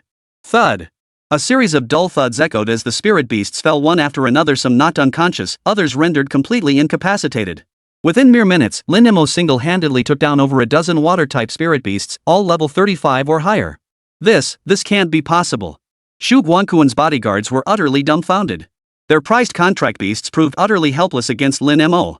One bodyguard, refusing to accept defeat, pointed at Lin Mo and sneered, You're only relying on brute strength. Got the guts to race us? I don't believe this clumsy panda can catch up to the jade-faced fox. Lin Mo said nothing, but suddenly moved. All they saw was a crimson gold afterimage flash by. The next second, the bodyguard was clutching his stomach on the ground, writhing in agony, unable to speak. Lin Mo stood towering over him, looking down with disdain. Now what? The bodyguards backed away in terror, not daring utter another word. This panda wasn't just strong, its speed far exceeded expectations. Their earlier taunts had been nothing but inviting humiliation. Zhu Guangquan stared at the fallen contract beast and bodyguard, his face alternating between pale and ashen. He never imagined his meticulously arranged forces would be defeated by a beast. Even his pride and joy, the jade-faced fox, was injured. Zhu Guangquan, you've lost. Su Wanzhu walked up to him, her gaze calm and unruffled. Zhu Guangquan gritted his teeth, yet no words came out. His defeat was utterly complete. He had lost not only the wager, but his very dignity. Just then, the light screen at the center of the lake island suddenly erupted with a blinding blue light. Meng Xiaowei emerged from the light, a blue character now etched upon his forehead. The water ninja frog's body had swollen to twice its size, its blue skin glistening with a watery sheen. Its level had skyrocketed from LV.30 to LV.35. Acquired the fourfold Heavenly Guard legacy. Unlocked Xian grade combat technique, 10,000 streams returned to the source. I did it! Meng Xiaowei shouted excitedly. By the time they left Huayang's secret realm, the sky outside had grown dark. Ho Chang and his brothers waited at the entrance. Spotting Su Wanzhu and her group, they immediately approached. Big sis, did it work? MHM. Su Wanzhu nodded. Notify the Zhu family. We'll go to the market tomorrow for the handover. Got it. Ho Qing replied excitedly. He'd long grown tired of Zhu Guangquan's arrogant demeanor. At the Zhu family's residence. Young master, are we truly handing over the market? The South City market dominated the majority of Shaoyang City's contract beast trade. But Su Wanzhu wasn't even from Shaoyang City. Why on earth would she want this? Chapter 152, The Final Imperial Heir Candidate. The South City market in Shaoyang City was bustling with activity. Ho Cheng stood at the market entrance with his four brothers, staring at the Su family trading house sign hanging above the entrance. His palms were sweaty with excitement. Big sis, this is really being handed over to us? Ho Ching rubbed his hands together, unable to believe what was happening before his eyes. The South City market was Shaoyang City's largest trading hub for beast mastering materials, with its daily turnover equaling half a year's worth of their previous earnings. Su Wanzhu nodded, gesturing toward the dazzling array of stalls within the market. From now on, this place is yours to manage. Remember, conduct business with integrity, especially toward independent beast tamers. Keep your prices fair. You can count on us, big sis. Ho Ching pounded his chest in assurance. We'll run this market like clockwork and never bring shame to your name. Of course, Su Wanzhu wanted this place not only for profit but also for a crucial purpose, to have Ho Chang and his crew expand operations and continue their treasure hunting expeditions in the secret realms. Meng Xiaowei's water ninja frog swam cheerfully through the market, its blue form darting between stalls, drawing laughter and praise from the merchants. Just then, commotion erupted from the western side of the market. Several burly men in black vests were overturning a stall selling beast cores, cursing loudly, "What the hell is this junk? You dare sell counterfeit goods to me?" The stall owner, a white-haired old man, stamped his feet in frustration. These are from legitimate sources. They're not fakes. Not counterfeit? The leader kicked the stall over. Smash it. Let him learn the consequences of deceiving the Zhu family. Ho Chang's expression darkened instantly. He immediately rushed over with his men. Stop. This is Su Family Trading Company territory. Who dares cause trouble here? Su Family Trading House? Never heard of it. The burly man sneered, brandishing the steel pipe in his hand. Get lost if you know what's good for you, or you'll get beaten too. Just as Ho Qing was about to summon his contract beast, Meng Xiaoyi stopped him. Brother Ho, let me handle this. The youth stepped before the burly man, his tone calm. You broke something. You pay for it. Compensate? My ass. The burly man raised the steel pipe, aiming it squarely at Meng Xiaoyi's head. Just as the pipe was about to strike, Meng Xiaoyi murmured softly, Water Ninja Frog, return to the source. A blue water ninja frog leapt from the nearby water barrel. Water from the surrounding stalls instantly coalesced into a wall, firmly blocking the steel pipe. Immediately, the water surged like a living creature, coiling around the burly man's arms and binding him tightly. What's going on? The burly man gasped in shock, struggling desperately only to find the water's grip tightening, squeezing his bones with agonizing pressure. Seeing this, the other burly men rushed to help, only to be forced back by water arrows fired by the water ninja frog. Though the water arrows lacked great force, they struck precisely at their joints, immobilizing them completely. Is this a Xian-grade combat technique? A gasp of astonishment escaped them. Who is this youth? To master a Xian-grade combat technique at such a young age? Meng Xiaoyi ignored the surrounding murmurs, fixing his gaze on the bound man. Speak. Who sent you? The burly man tried to put up a front, but the water flow choked him, leaving him gasping for breath. He had no choice but to beg for mercy. It was the Zhu family's steward. He sent us to cause trouble and disrupt the market. The truth laid bare, the surrounding merchants erupted in fury. The Zhu family has no shame. Losing a bet and resorting to dirty tricks. Exactly. Support the Su Family Trading House. Ho Qing had the troublemaker bound and handed over to the Beastmaster Corps, who had arrived upon hearing the commotion. Meng Xiaoyi commanded the water ninja frog to restore the overturned stalls with its currents. Scattered beast cores were gently lifted by the water and returned to their places. Meng Xiaoyi, you were so cool just now. Guqi ran over, her wind spirit butterfly fluttering excitedly on her shoulder. That 10,000 streams return to the source technique was absolutely awesome. Meng Xiaoyi scratched his head sheepishly. It's the power of the legacy. Su Wanzhu watched the scene unfold, a satisfied smile touching her lips. After handling the market affairs, Su Wanzhu gathered everyone. Our business in Xianyang City is mostly settled. It's time for us to depart. Where to? Guqi's eyes lit up. South Ridge. Su Wanzhu pulled up a map and pointed to a marked location. The Seven Heavens Guard's legacy lies within the Misty Cloud's secret realm of South Ridge. Its environment suits wind elemental contract beasts perfectly ideal for you. Guqi's wind spirit butterfly immediately chirped joyfully, the azure blue glow on its wings intensifying. Just as everyone was packing their belongings and preparing to depart, Xiu Ran's bracelet suddenly buzzed. He glanced at the message, his expression instantly turning grave.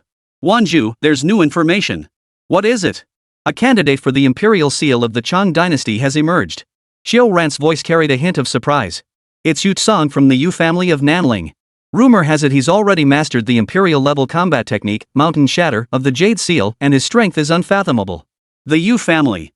Tang Chun murmured, I've heard they're quite close to the Shu family. Su Wanzhu's gaze sharpened. We're heading to Nanling. For now, we won't provoke conflict with those people. Yet another thought crossed Su Wanzhu's mind. That was the moment when all 8 pieces of the one-character Jade Seal would appear. The Imperial Air competition would commence immediately. At that time, the fact that she possessed 3 single-character Jade Seals would also be revealed. Calculating the timeline, it would be exactly 1 month. Ho Chang approached and handed Su Wanzhu an account book. Big sis, I've sorted out the market's accounts. You can head to Nanling with peace of mind. We'll keep an eye on things here and ensure nothing goes wrong. All right. Su Wanzhu took the ledger. If you encounter anything you can't handle, contact the Tianhai Su family. They'll assist. Got it. As they departed the South City market, the merchants lined the doorway to see them off. The white-haired elder clutched a bag of beast cores, insisting on pressing them into Meng Xiaoyi's hands. Young man, thank you for saving me. Take these as a token of my gratitude. Meng Xiaoyi couldn't refuse and accepted it. The water frog bowed to the old man, causing everyone to burst into laughter. Perched on Airfang's back, the outline of Xianyang City gradually faded into the distance. Is Yu Tsang really that strong? Guqi couldn't help asking. Very strong, Su Wanzhu nodded. His contract beast is a level 45 earth-splitting tiger. Combined with the mountain shattering combat technique, it can easily tear through defenses. In the previous life, many had fallen victim to him. Meanwhile, at the Yu family estate deep in the southern mountains, a young man clad in black robes stood by the window, fingering a jade seal engraved with the character. Behind him, a trembling subordinate knelt. The young man's voice carried a hint of amusement. If our target aims to become an imperial son or even seize the throne, he must establish his reputation. We must ensure every power in the Southern Ridge region submits to the Yu family. Especially the Wuwang Beastmaster Corps of our 3 Southern Ridge provinces. Ranked 5th nationally, the Wuwang Beastmaster Corps controlled the 3 southwestern provinces bordering the 4th-ranked Firewolf Beastmaster Corps to the northeast. And the northwest, which falls under the 2nd Beastmaster Corps, the Shu Rong Beastmaster Corps, covering the 3 provinces of Shu Rong. Young master, it's impossible. The imperial heir succession is off limits to Beastmaster Corps. That's an order from above. Yu Tsang chuckled upon hearing this. They say no, so it's no? We're in the southern mountains. What authority do the General Association or the General Corps have over us? Besides, I've heard the Yang family from the East Sea is courting the Kanglan Beastmaster Corps support, while the Su family from the South Sea has already secretly formed an alliance with the 6th Nanning Beastmaster Corps. Chapter 153, The Unexpected Niju, on the verge of transformation. Night deepened on the highway leading to the Cloud Mist secret realm. Su Wanzhu glanced at the navigation and pointed toward the city silhouette ahead. We'll rest for the night in Shangfang City. Shangfang City was a medium-sized industrial town. Streetlights cast a cool white glow along the roads, and uniformed beast tamers patrolled occasionally. The group checked into a chain hotel, Starway Inn, booking 3 rooms. Just as they set down their luggage, Xiao Ran received a local news push notification. Urgent announcement: a temporary secret realm, Fluorescent Valley, will open in the western part of Shangfang City tonight at 8 p.m. sharp. It will remain accessible for 4 hours. Shangfang City Beastmaster Administration. Below was a pinned private notice from the Sun family. Seeking swift flower due to save my grandson's life. The Sun family will exchange any item from our estate for this item obtained within Fluorescent Valley, including but not limited to a level 45 Wind-type East Core and rare-grade combat technique scrolls. Sun Qiming. Swift flower due? Gucci leaned in to read. Never heard of such a thing. Su Wanzhu swiped through the screen, unconcerned. Some rare medicinal herb. Never mind that. Let's go eat. The bustling crowd at the fireworks stir-fry restaurant downstairs filled the air with lively chatter. No sooner had they sat down than the conversation of 2 middle-aged beastmasters at the next table drifted over. The Sun family is really going all out this time. They even put up those 2 honey bamboos as stakes. Honey bamboo? The other man raised his voice. I heard they're unique to Shu City and incredibly precious. Back in the day, Old Master Sun risked his life to bring back just 2 from the Bamboo Sea secret realm. Su Wanzhu's heart skipped a beat. Ever since leaving Shucheng last time, Xiao Mo had been just 2 honey bamboo stalks short of completing his transformation. The table next to them was still discussing the Sun family's wealth. Perhaps sensing their attention, they quickly paid the bill and left. Owner, the bill, please. Su Wanzhu sprang to her feet. Where is the Glow Valley in the western part of the city? The owner wiped his spatula and pointed westward. It's at the abandoned auto factory. Opens at 8. You'll make it if you go now. Back at the hotel. What about the Misty Cloud secret realm? Xiao Ran asked while researching. Let's handle Niju's situation first. Su Wanzhu looked at Lin Mo. Her transformation can't wait. At 7:50 p.m., the perimeter of the abandoned auto factory was already packed with people. The Sun family had set up a makeshift stage. A gray-haired elder held up a holographic projection of the swift flower dew. Everyone, observe this. It resembles a translucent lily of the valley, with silver-speckled petals. It grows only beneath the 1,000-year-old banyan trees in the Glow Valley. The flower in the projection matched the one Su Wanzhu had seen in the news. It's 8 o'clock, someone shouted. A pale purple light pattern suddenly illuminated the central clearing of the car factory. A circular light screen, 10 meters in diameter, slowly rose. Within the screen, the shimmering fluorescent plants of the Fluorescent Valley secret realm could be seen. It was open. Let's go. Su Wanzhu and her group followed the crowd into the secret realm. Inside, it resembled an overturned bottle of glow-in-the-dark liquid. Ancient trees towered overhead, their trunks entwined with luminous vines. The grass on the ground glowed with a blue-green shimmer, and the air carried a sweet, delicate fragrance. The wind spirit butterfly said the eastern part has the most luminous plants. Gucci called out. As they headed east, Lin Mo suddenly stopped beneath an ancient banyan tree, pointing into a hollow. There. Inside the hollow, a translucent little flower lay quietly.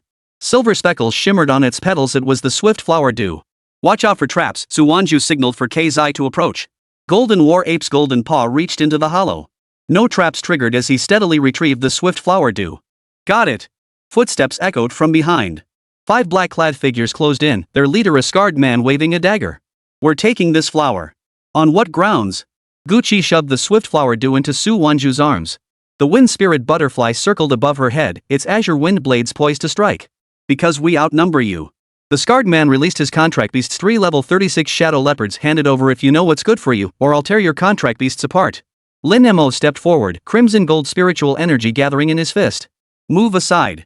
A fat bear dares to be so arrogant? The scarred man sneered. Attack!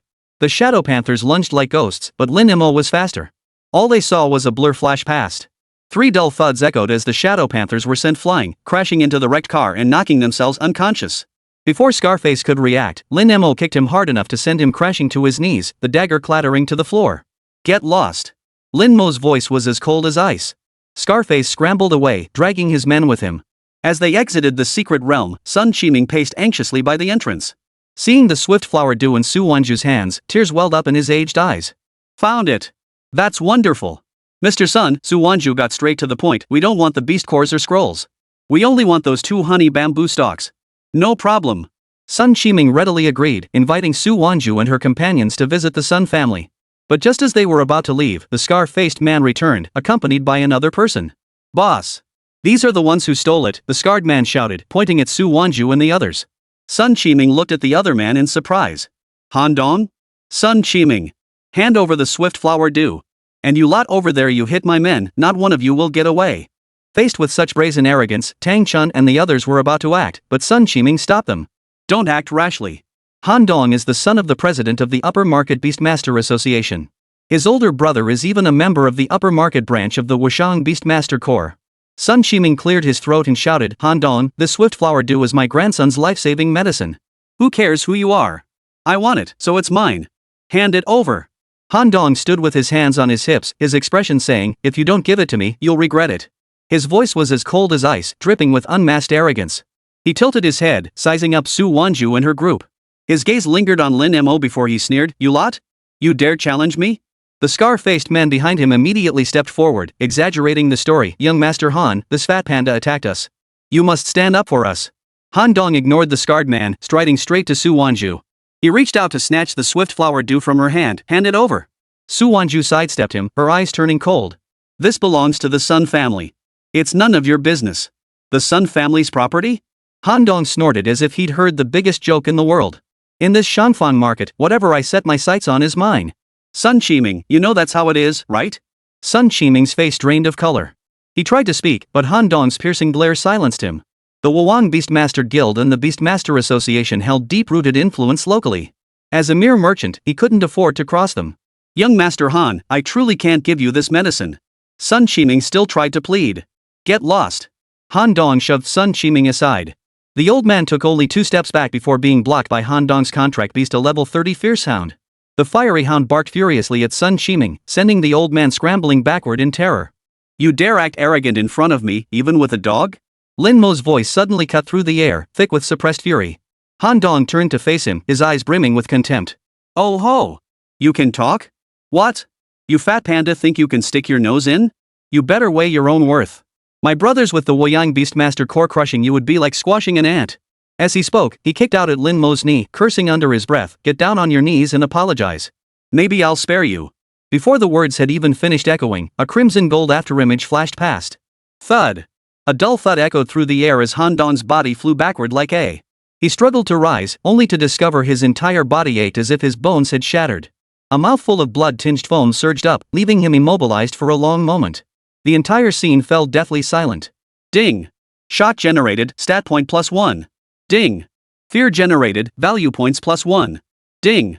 Anger generated, value points +1. Still got the nerve to get angry? Lin Mo sneered, walking over to land 2 more punches on Han Dong. Chapter 154, Handling Minor Trouble Explosive Update. Vote for me. Scarface and his crew were so terrified their legs went weak. They scrambled over to Han Dong, stammering, Young Master Han. Young Master Han, are you okay? Gritting his teeth in pain, Han Dong pointed at Lin Mo, his voice hoarse yet still defiant. You just wait. My brother won't let you off. The Wuwang Beastmaster Guild won't let you off either. I'll make sure you can't stay in Longhua.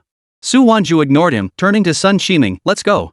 Sun Qiming snapped back to reality, glancing at Han Dong sprawled on the ground and then at Lin Mo's expressionless face. Wiping sweat from his forehead, he stammered, all right. He ordered his men to pack up immediately, leaving even the contract beasts on the ground behind. He grabbed Su Wanzhu and her group, hurrying them away. On the way, Sun Qiming voiced his concerns, Miss Su, you should leave Shangfang Market immediately. Han Dong's older brother, Han Lei, is a core member of the Wuwang Beastmaster Corps' Shangfang Market branch. He's a level 40 beastmaster who holds grudges. It's nothing, Su Wanzhu replied calmly. He's just a petty troublemaker. He won't cause much trouble. Seeing his pleas fell on deaf ears, Sun Qiming sighed and quickened his pace, leading them back to the Sun residence. The Sun residence was an old-style two-story house with several osmanthus trees planted in the courtyard. Though not extravagant, it was kept clean and tidy. Sun Qiming led them into the living room, had the servants prepare tea, and brought out some pastries. My apologies, he said apologetically. The place is a mess. Please rest here while I take medicine to my grandson. Please go ahead. We're fine here. After Sun Qiming hurried off, only Su Wanzhu and her companions remained in the living room. Gucci looked around curiously, her gaze settling on a calligraphy scroll hanging on the wall. The writing is truly beautiful. Su Wanzhu followed her gaze to see 4 bold, vigorous characters on the rice paper. Adhere to the fundamentals, yet achieve the extraordinary. The moment she saw those 4 characters, Su Wanzhu felt as if something had struck her heart. These 4 characters were all too familiar to her. In her previous life, she had encountered a young man named Sun Xiang at the inheritance site of the 5th Heavenly Guard. Though his talent was average, he was exceptionally diligent, constantly repeating adhere to the fundamentals, achieve the extraordinary as the life principle his grandfather had taught him. He was the most suitable candidate Su Wanzhu had ever seen for the 5-fold Heaven Guard inheritance. Tragically, he sacrificed his young life protecting civilians during a beast tide. Su Wanzhu had grieved for him for a long time afterward. She remembered Sun Xiang mentioning that his grandfather was from the upper market district, where his family ran a small business. Uphold the orthodox, yet achieve the extraordinary. Su Wanzhu murmured to herself. Sun Xiang?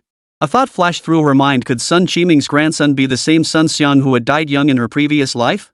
Sister Wanzhu, what's wrong? Gucci noticed her distraction. Is there something wrong with the calligraphy? Nothing. Su Wanzhu shook her head, though her mind was churning with turmoil. If Sun Xiang truly was Sun Qiming's grandson, then he should still be alive. The legacy of the 5 Heaven Guard required someone with unwavering resolve and a protective spirit.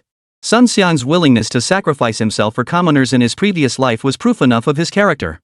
If he could inherit the legacy, not only would it avert the tragedy of the past life, but it would also become a tremendous asset to her. Who wrote this? Su Wanzhu asked the servant casually. The maid, tidying the tea table, replied with a smile, it was written by our young master. He's loved practicing calligraphy since childhood. Uphold the principles while seeking the extraordinary that was taught to him by the master. He said that's how one should live. It was him, after all. Su Wanzhu's heartbeat quickened. She forced herself to calm down.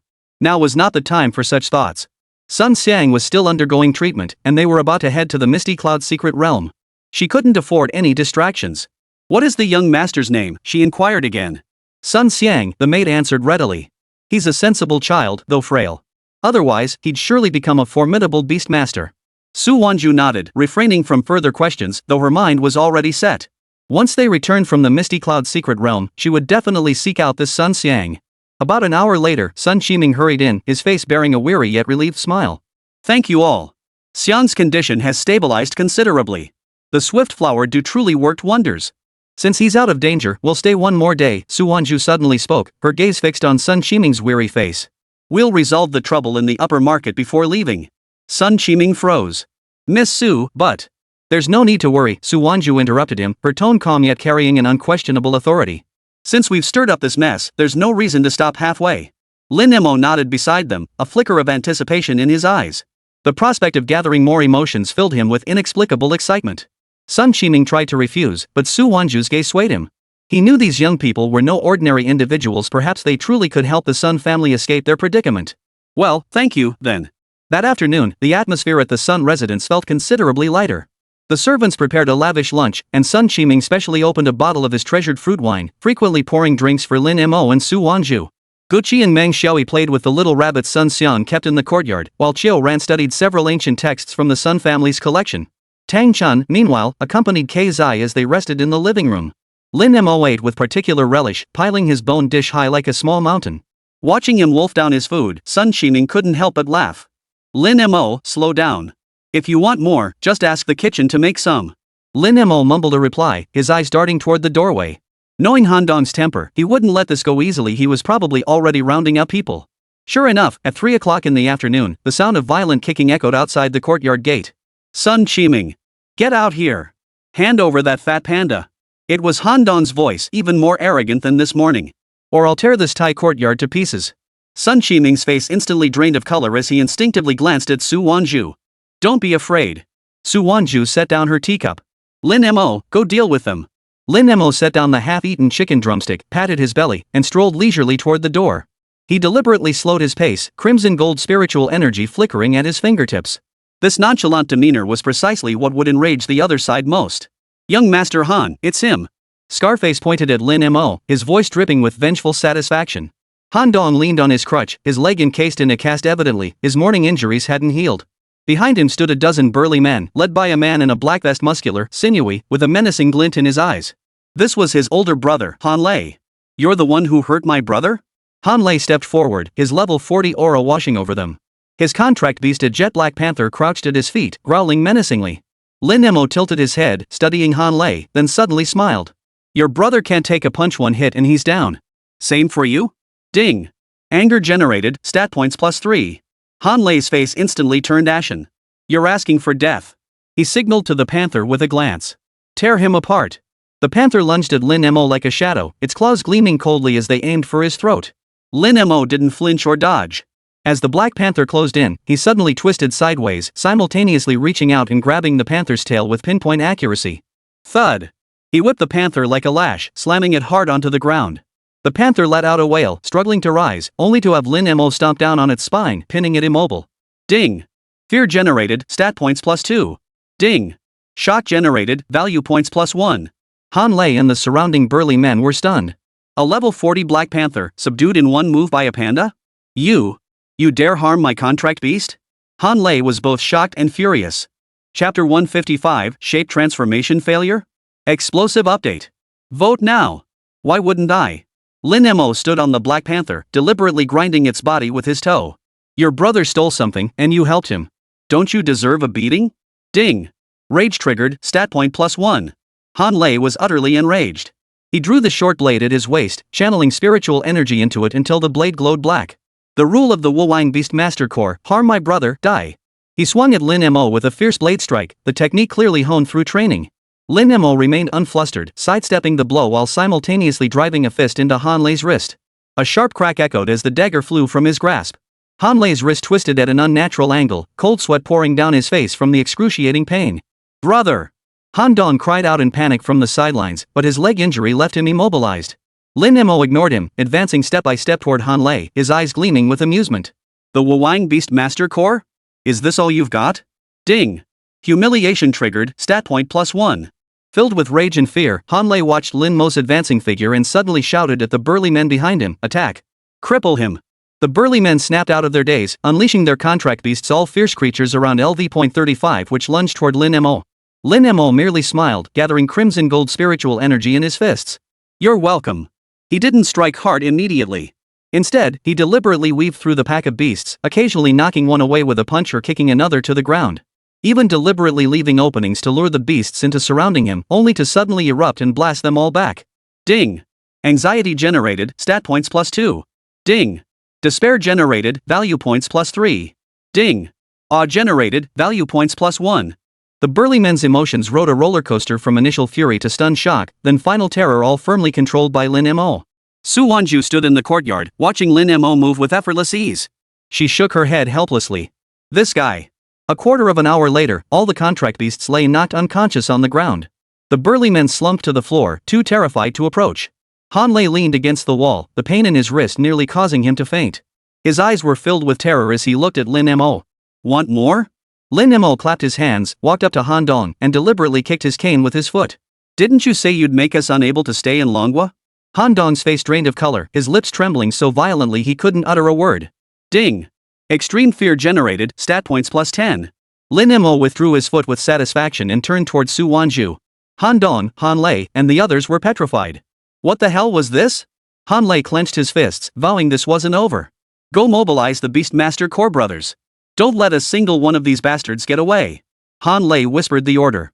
After Han Lei and the others left, Sun Qiming handed the 2 honey bamboo stalks they had agreed upon to Su Wanzhu. Old Sun, we'll be away for a while. We should be back in a couple of days. Once Sun Xiang wakes up, have a talk with him. Now that all the items were gathered, it was time to prepare for Xiaomo's transformation. Very well. Take care on your journey. It was already morning. Su Wanzhu and the others temporarily left Shangfang Market, intending to first help Xiao Mo undergo transformation before heading to the Cloud Mist secret realm. Xiao Mo, everything is here. Get ready, Su Wanzhu said. Lin Mo nodded and gathered all the items into his arms. Shape-shifting materials complete, preparing to transform. Su Wanzhu deliberately chose a secluded spot to ensure Lin Mo wouldn't be disturbed during his transformation. Sister Su, brother Mo will be fine. Don't worry, Gucci could tell Su Wanzhu was a bit nervous. Su Wanzhu nodded in agreement. Though she'd lived 2 lifetimes, for some reason, Xiaomo's transformation made her feel incredibly anxious. Even with all the required materials, there was no guarantee of a successful transformation. Mutations could occur during the process. Lin Mo, however, felt no anxiety whatsoever. He had the system to assist him. Soon, Lin Mo's entire body began to glow.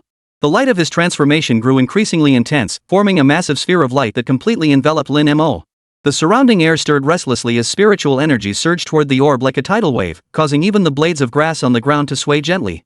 Su Wanzhu clenched her fists, her fingertips turning slightly white. Guqi and Meng Xiaoyi held their breath, staring intently at the orb without blinking. Tang Chun's Zai in her arms let out a nervous growl. It'll work, right? Guqi whispered, the wind-spirit butterfly fluttering its wings restlessly on her shoulder. It will, Su Wanzhu replied, her voice dry as she fixed her gaze on the orb. She had witnessed too many failed transformations. Spirit beasts often exploded from uncontrolled spiritual energy or reverted to the lowest grade beasts. Inside the orb, Lin Mo felt his body being reshaped by a warm, powerful force. Bones cracked softly, muscles stretched beneath fur, and spiritual energy flowed joyfully through his meridians, smoother than ever before. Absorbing honey bamboo spiritual energy. Bloodline activation in progress. Shape-shifting program activated. Energy conversion rate 100%. Detecting extreme bloodline suppression. Shifting transformation mode to gradual evolution. The system's prompt sounded in his mind, but Lin Mo paid it little mind.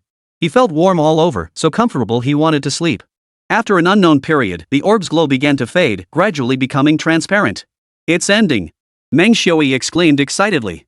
All eyes fixed intently on the figure at the core of the orb. It was a towering silhouette, easily standing at 1.9 meters tall, broad-shouldered with a narrow waist, appearing exceptionally upright. Wow! He must be a total hottie. Guqi covered her mouth, her eyes sparkling with anticipation. Su Wanzhu's heart skipped a beat, her fingers unconsciously twisting the hem of her shirt. The moment the light completely faded, everyone froze. Standing in the same spot was the familiar panda. Its black and white fur, round belly, and fiery golden eyes remained unchanged. Even its height was identical to before, still a towering 1.9 meters. What just happened? Guqi's voice was thick with disappointment. No change? Su Wanzhu felt as if an invisible hand had clenched her heart, a chill rising from her feet. Had the transformation failed? She rushed forward, her hand reaching out to touch Lin Mo's fur, yet hesitating mid-air for fear of disturbing him. Xiao Mo? Her voice trembled. Lin Mo froze too. He looked down at his paws, then rubbed his round belly, utterly bewildered. What about the promised transformation? Why was he still in this form? System, what's going on? He asked inwardly. Host's bloodline detected as ancient panda. Bloodline power is excessively potent. Single instance transformation would cause bodily collapse. The system's mechanical voice sounded.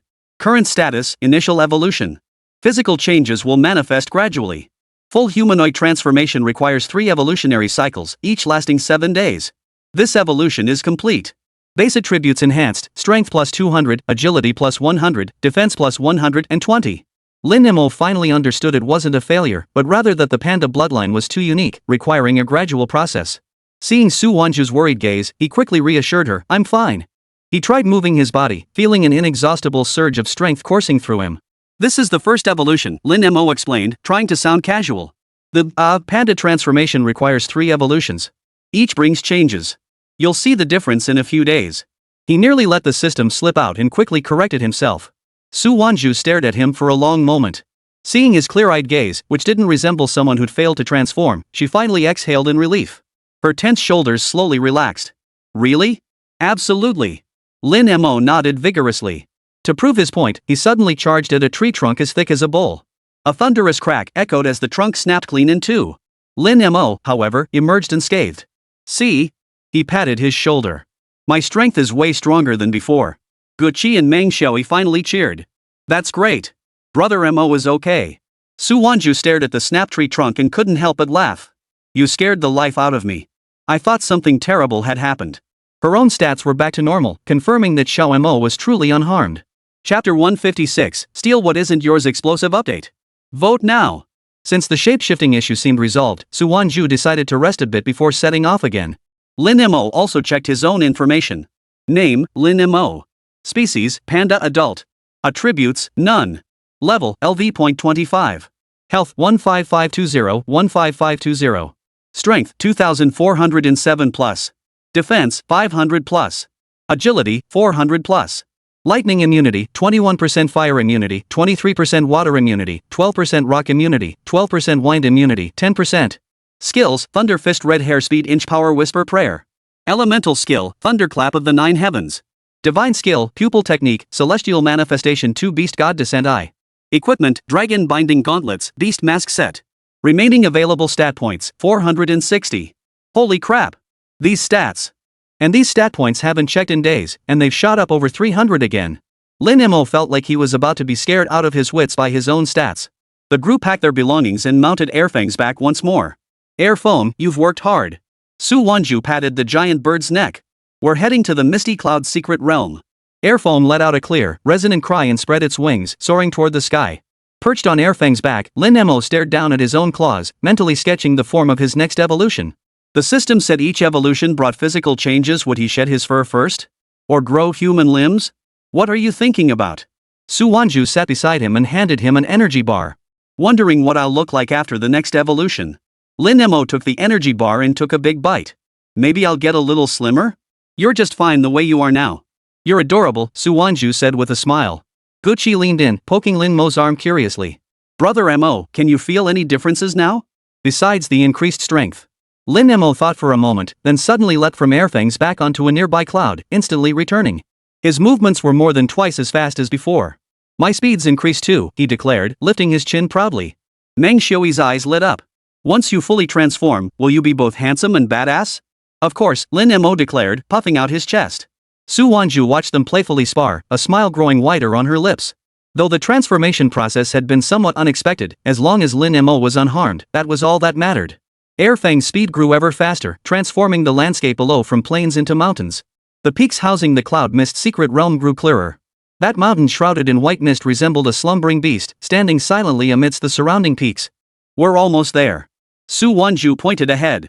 According to the intel, the entrance to the cloud mist secret realm is at Eagle's Beak Cliff. Xiu Ran opened his wristband and pulled up the latest intelligence. Word is the Wuwang Beastmaster Corps sent men into the mountains and even set up sentries near Eagle's Beak Cliff. Looks like they want to monopolize the secret realm. He's dreaming, Gucci snorted, her wind spirit butterfly circling above her head. The seventh heaven guard inheritance is mine, no one can take it from me. Su Wanzhu's gaze sharpened.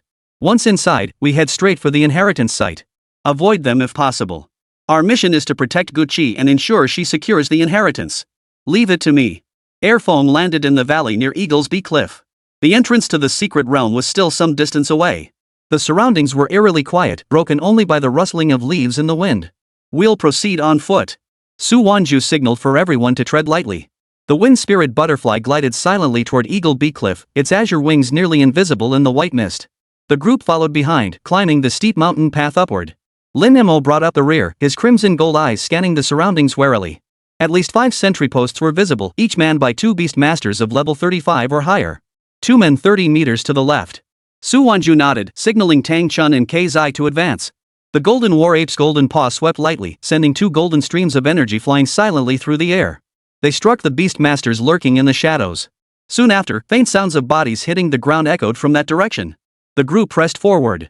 With Lin Mo's perception and Kei Zai's stealthy strikes, the sentries along the way were silently neutralized without alerting anyone. The legacy of the 7th Heaven Guard, here I come! Gucci exclaimed excitedly. The interior of the cloud mist secret realm proved far more vast than imagined. Beneath their feet lay a sea of flowing clouds, soft and spongy underfoot, like walking on cotton.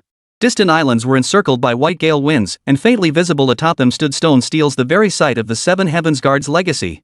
Pick up the pace. Su Wanzhu led the way toward the nearest island, her feet gliding effortlessly over the cloud sea, supported by spiritual energy as if walking on solid ground. Gucci's wind spirit butterfly flew the fastest, its azure blue wings slicing through the gale winds, leaving trails of afterimages. It frequently turned back, chirping at the group as if urging them on. Just as they passed 3 islands, a group of people suddenly appeared ahead.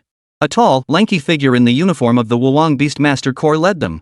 Spotting Su Wanzhu's group, he immediately blocked their path. Halt! We discovered this inheritance site first. You are not permitted to pass.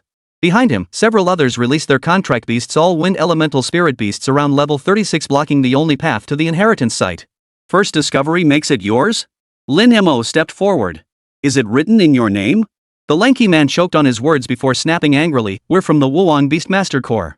The inheritance of the Cloud Mist secret realm belongs to us. If you know what's good for you, get out of the way now. Otherwise, don't blame us for being rude. Judging by their appearance, they weren't from the Upper District faction. Wuwang Beastmaster Corps? Gucci scoffed. That useless group whose Black Panther got knocked out by Xiao Mo with a single punch? The lanky man's face flushed crimson. Nonsense. Do you have any idea how powerful our Beastmaster Corps is? He pointed at Gucci. Especially you, little brat. Hand over the wind spirit butterfly now, and maybe we'll let you leave without a fight. Lin Mo's gaze turned icy. He detested anyone targeting Gucci or her contract beast. Before Su Wanzhu could speak, he moved. Whoever found it first doesn't matter, it's ours now. A crimson gold figure shot forward like lightning. Lin Mo's fist, carrying a powerful gust of wind, slammed into the nearest wind-type spirit beast, a level 37 wind blade bird. The bird had barely spread its wings when the fist struck it squarely. It let out a mournful cry, flying backward and crashing into a distant cloud island, knocking itself unconscious. You dare attack? The lanky figure roared in shock and fury. Attack! Take down that fat panda! Other spirit beasts launched their attacks simultaneously. Wind blades, tornadoes, gale winds. A barrage of wind element skills descended like a storm. Lin Mo neither dodged nor retreated. Activating red hair speed, his figure darted nimbly through the gaps between skills. Wherever his fist struck, spirit beasts were sent flying, unable to come anywhere near him. Zhou Ran, help Xiao Mo clear the left flank. Su Wanzhu shouted. Simultaneously releasing his contract beast, a wall of ice blocked the wind blades striking from the right. Tang Chun, protect Gucci. Don't let her get caught in the crossfire. Xiu Ran's thunder dragon unleashed an electric net, blue currents spreading across the sea of clouds and stunning several windblade birds attempting a sneak attack. Tang Chun's Kai's whirled its golden wheel, forming a barrier of radiant light around Gucci that completely blocked the gale force winds. The lanky figure watched his contract beasts get knocked flying one by one, sweating profusely with rage. The Wuwang Beast Control Corps won't let you off the hook. Lin Mo had just finished off the last spirit beast, his fist clenching tighter. So you're just another lackey. Should have said so earlier, I would have hit harder. He suddenly leapt forward, landing before the lanky man. His crimson gold fist loomed large before the man's eyes. The tall, thin man was terrified out of his wits.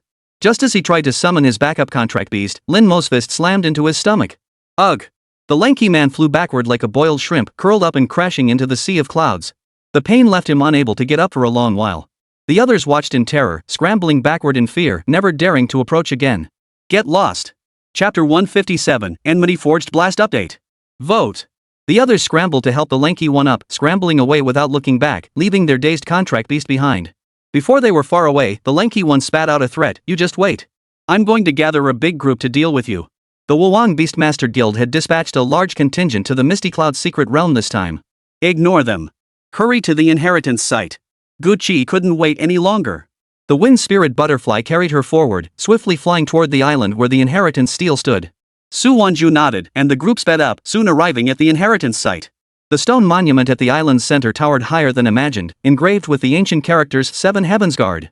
The surrounding ground was etched with intricate wind elemental formations, where countless green wind elements swirled, forming miniature tornadoes. This is the place. Gucci excitedly ran to the monument and gently touched the ancient characters with her hand. Suddenly, the stele erupted with a blinding green light. A barrier of gale force winds enveloped Gucci. The wind element formation activated at high speed. Azure wind elements surged toward the light barrier like a tidal wave, coalescing around Gucci into phantom forms of various wind element combat techniques, the inherited imprints of the 7 Heavens Guardians. Secure the perimeter. Don't let anyone approach, Su Wanzhu instructed Lin Mo and Tang Chun. She and Xiu Ran remained at the outer edge of the light screen, vigilantly monitoring the surroundings. Lin Mo stood before the light barrier, his crimson gold eyes scanning the island's edge. Quite a few have arrived. About 20 or so, all beast masters above level 35. Let them come, Su Wanzhu's voice remained composed.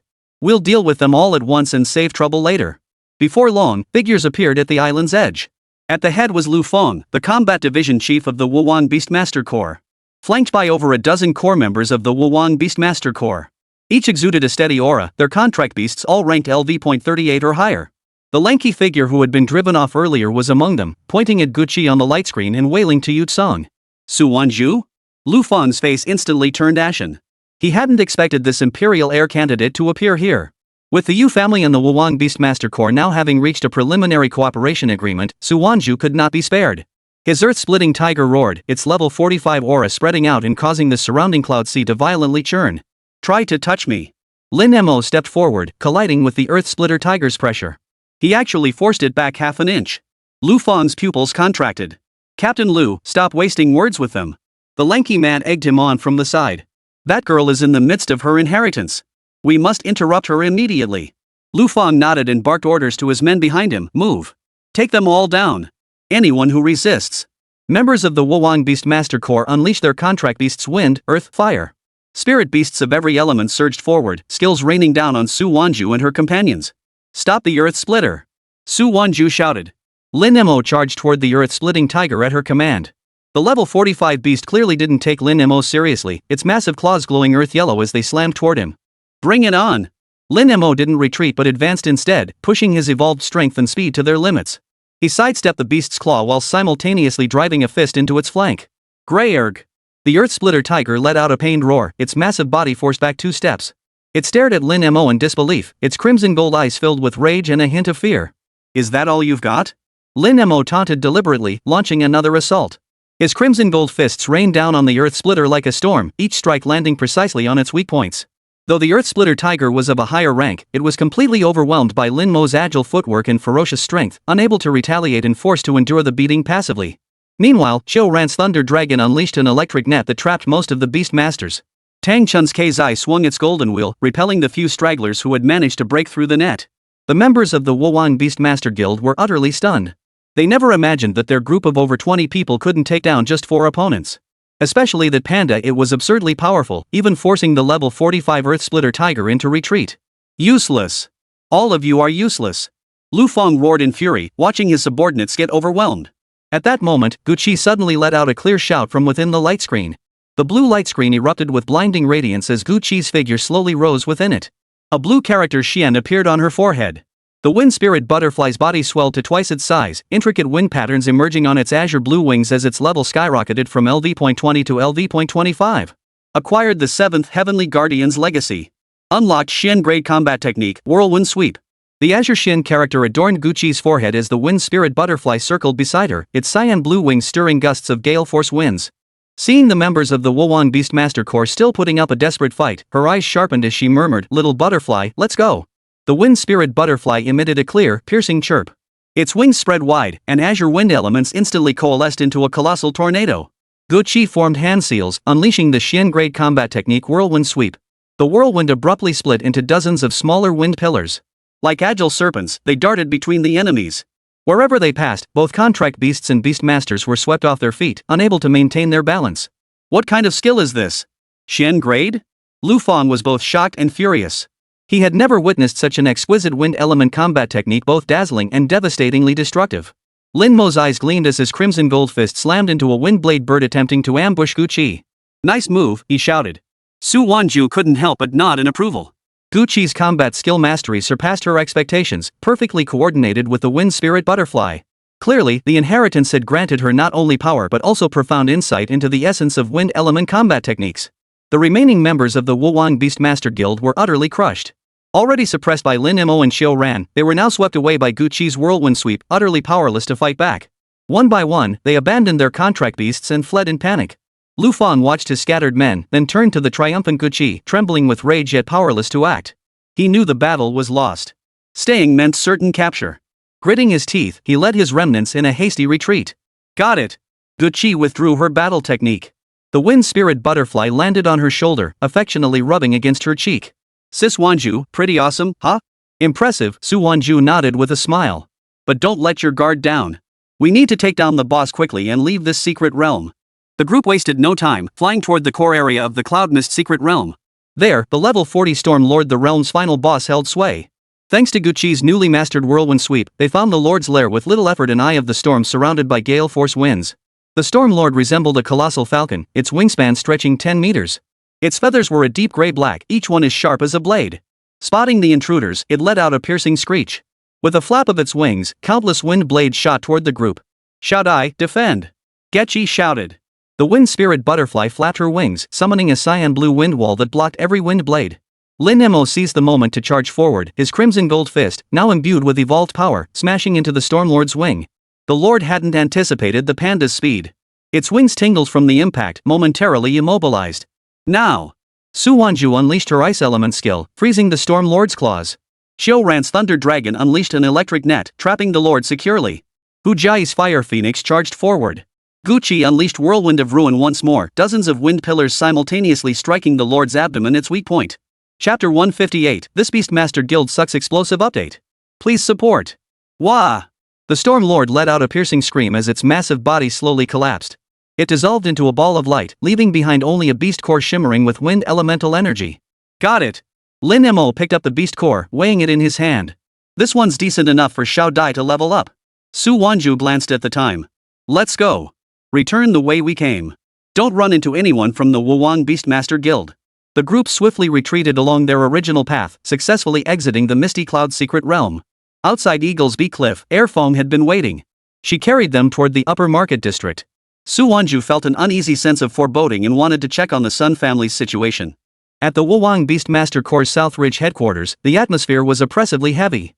Lu Fong knelt on the ground, his uniform caked in dust, his face bruised and battered, clearly wounded by the aftereffects of the Storm Lord's attack.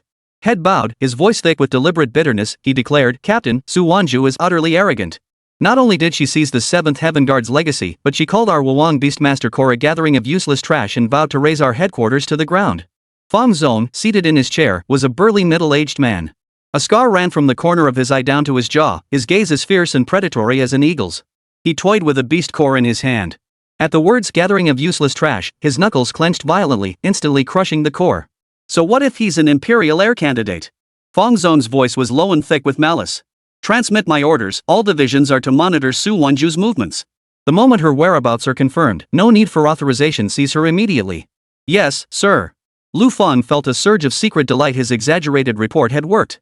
Fang Zong turned to his deputy commander, contact the Yu family. Let them know of Su Wanzhu's insolence. Since we're partners, we must unite against a common foe. At the Sun family compound in Shangfang Market, the courtyard gate shattered with a loud crack.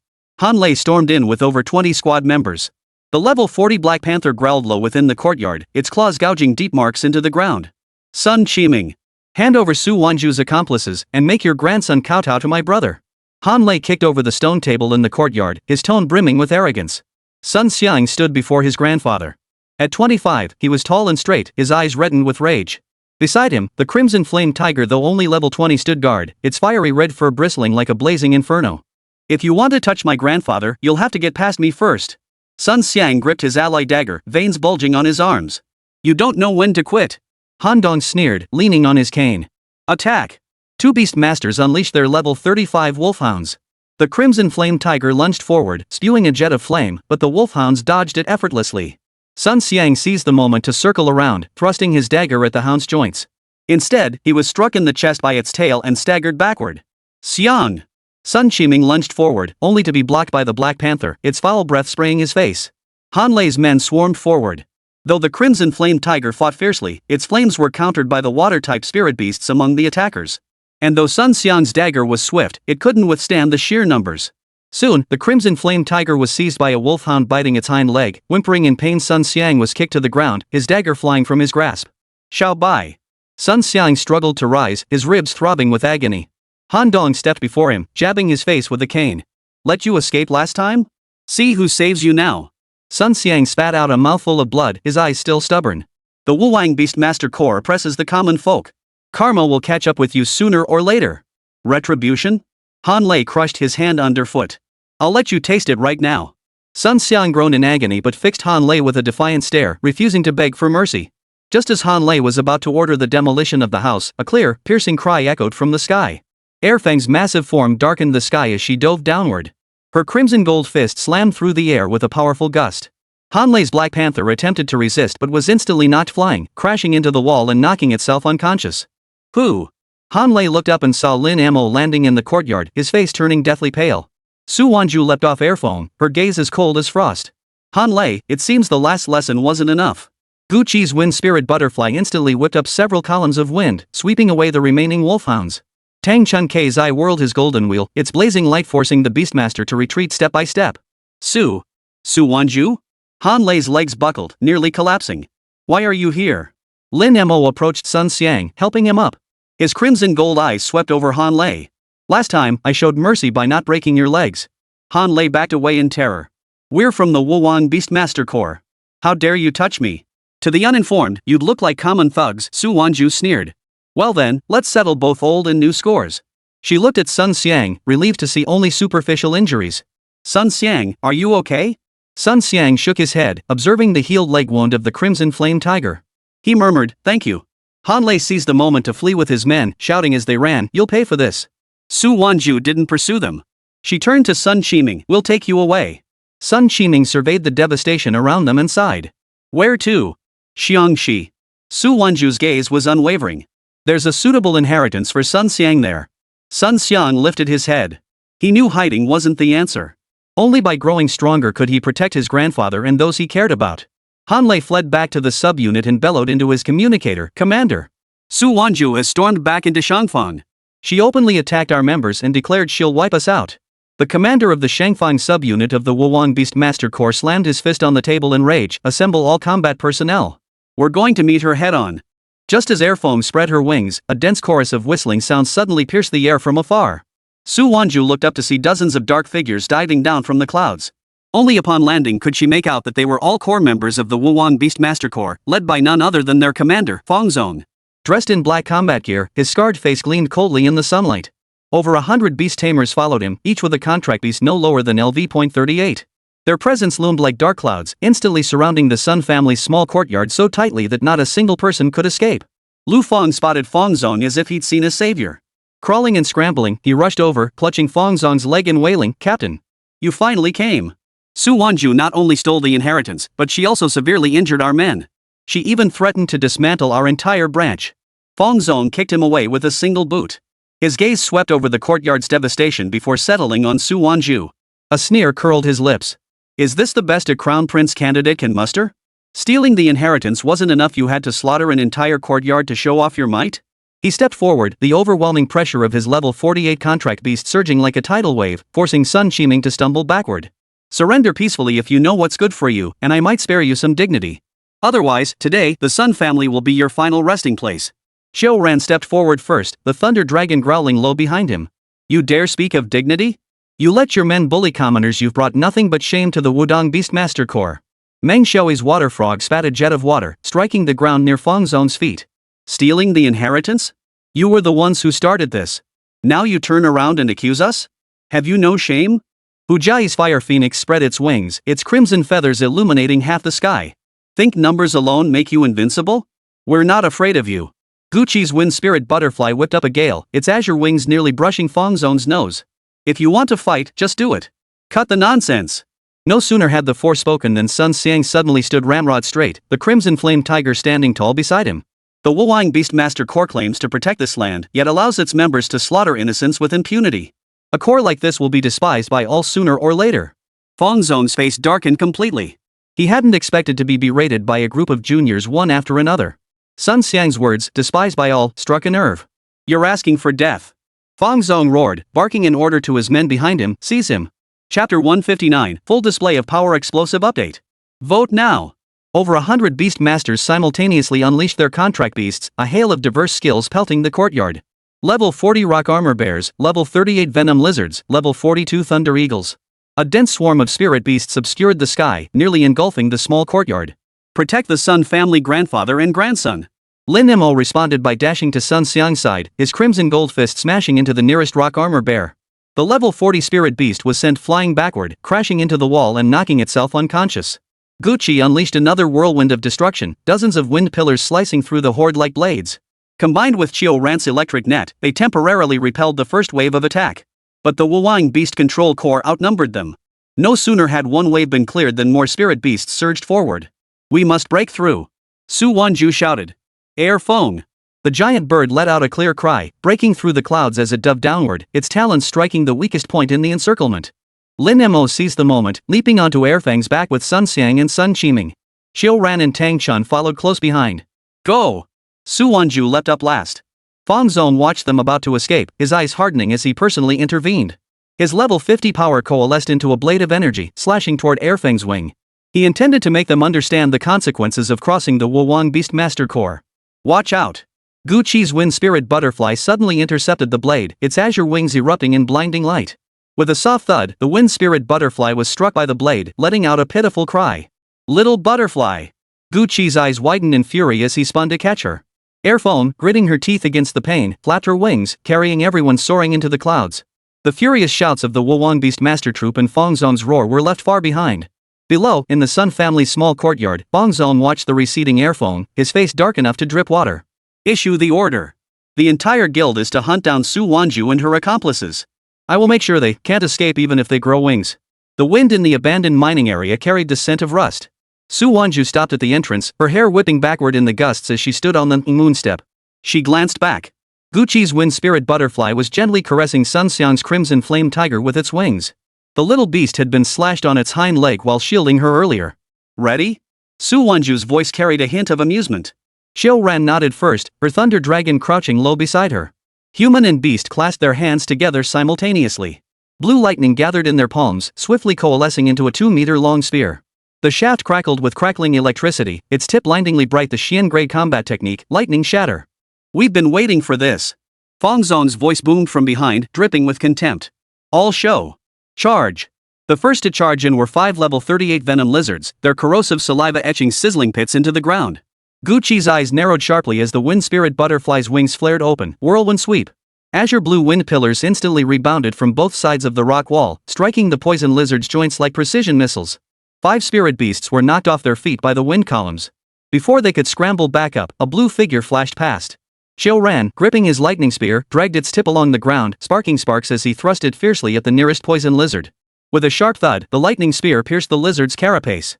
Blue currents instantly surged through its body. The spirit beast twitched twice before falling still. That combat technique. Sun Xiang couldn't help but whisper. He had never witnessed such a condensed elemental weapon. Fangzong's expression shifted slightly, yet he remained defiant, nothing but flashy tricks.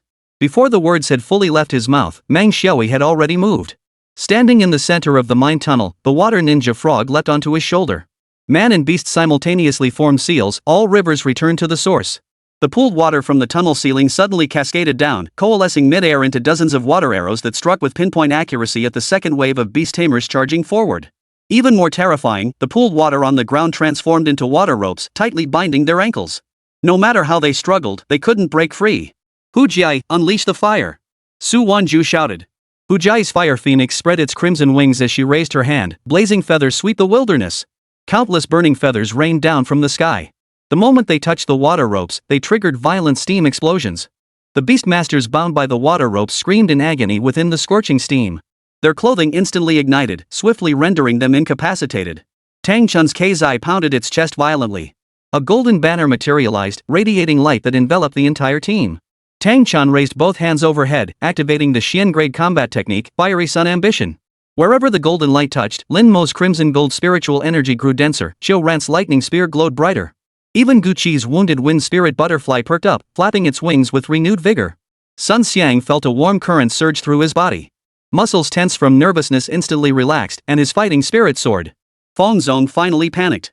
He watched his men fall like wheat being reaped, the enemy exerting barely any effort. Especially that panda bare-handed, it tore into a level 40 rock armor bear. Each fist smashed against the bear's shell with a dull thud, forcing the creature to howl and retreat with every blow. What kind of monster is this? Fangzong's deputy commander asked, his voice trembling. Before the words had fully left his mouth, Lin Mo suddenly spun around. His crimson gold eyes locked onto a thunder eagle lunging toward Sun Xiang. He didn't close in. Instead, his fist clenched violently, and blue lightning erupted from his palm. Nine Skies Thunder Fist. A serpentine bolt of lightning leaped several meters, striking the thunder eagle's wing with pinpoint accuracy.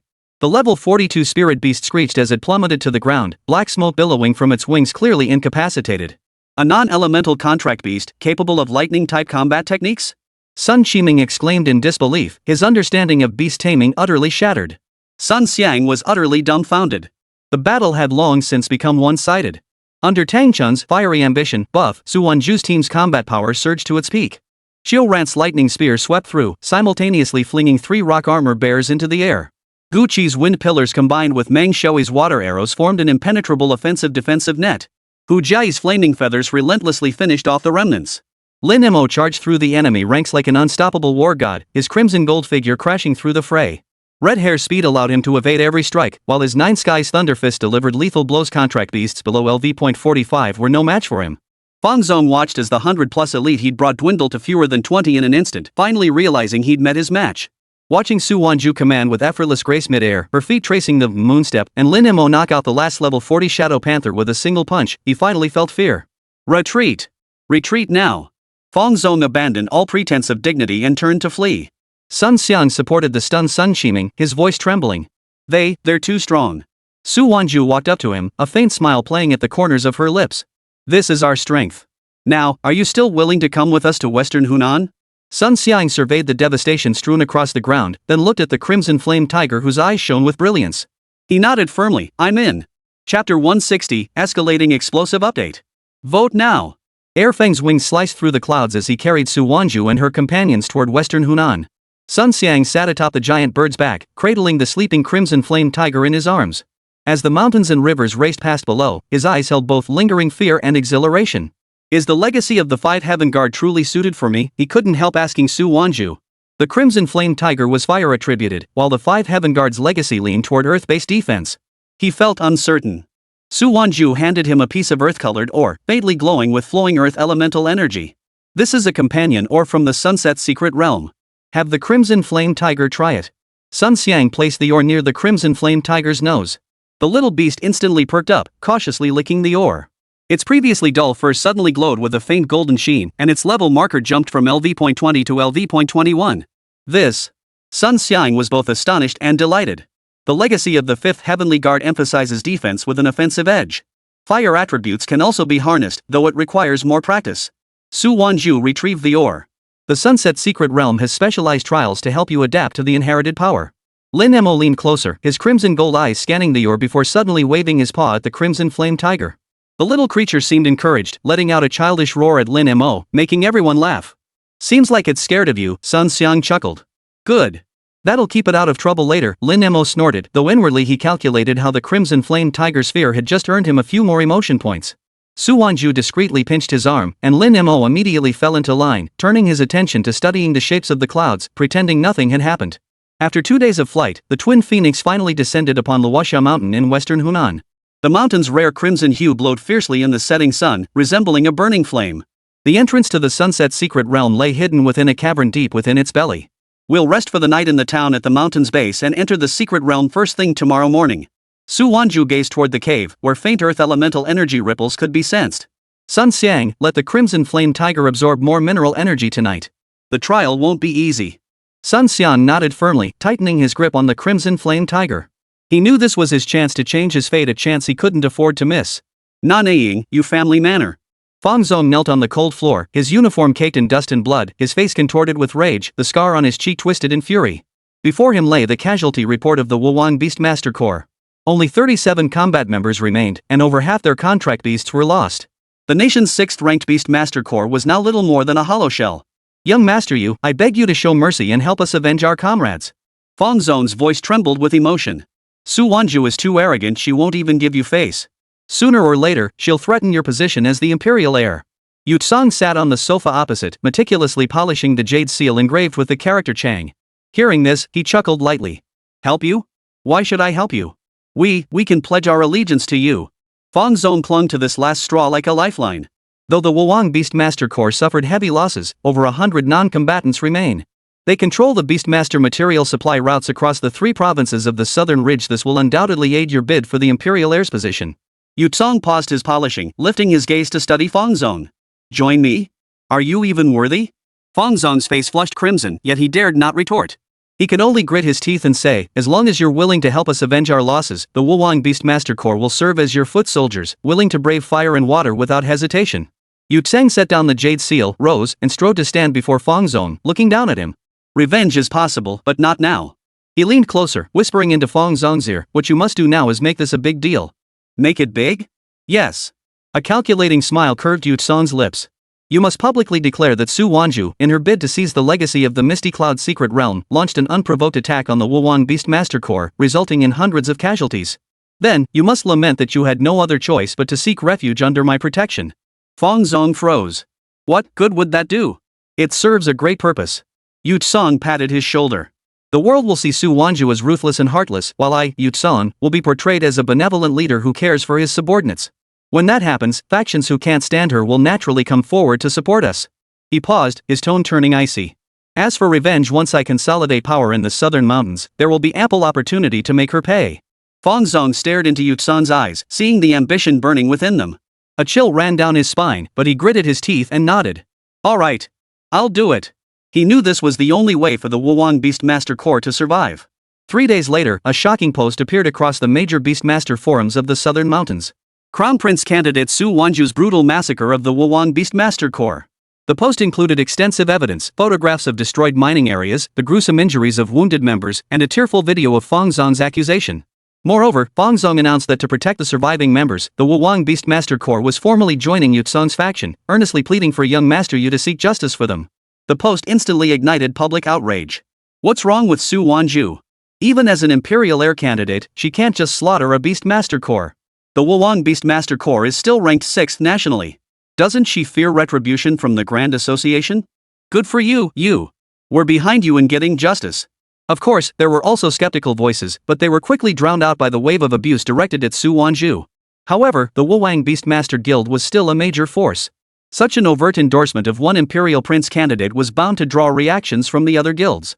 Xiangxi, Luoxiao Mountain Town.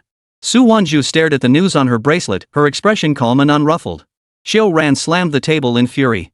This is outrageous. They're twisting the truth. Exactly as expected. Su Wanzhu turned off her bracelet. Yutsong wants to use this to win over hearts and minds, while also pinning a brutal label on me to scare other factions away from cooperating with us. So we just let them spread lies? Gucci snapped, her wind-spirit butterfly flapping its wings angrily on her shoulder. Of course not. Su Wanzhu turned to Sun Xiang. Soon, we'll be facing them head-on. The 3 jade seals within Su Wanzhu's bracelet reacted strongly. Needless to say, the Imperial Heirs contest was about to officially begin. Sun Xiang clenched his fists. As if sensing his resolve, the crimson-flamed tiger let out a resolute roar. Lin Mo approached Su Wanzhu.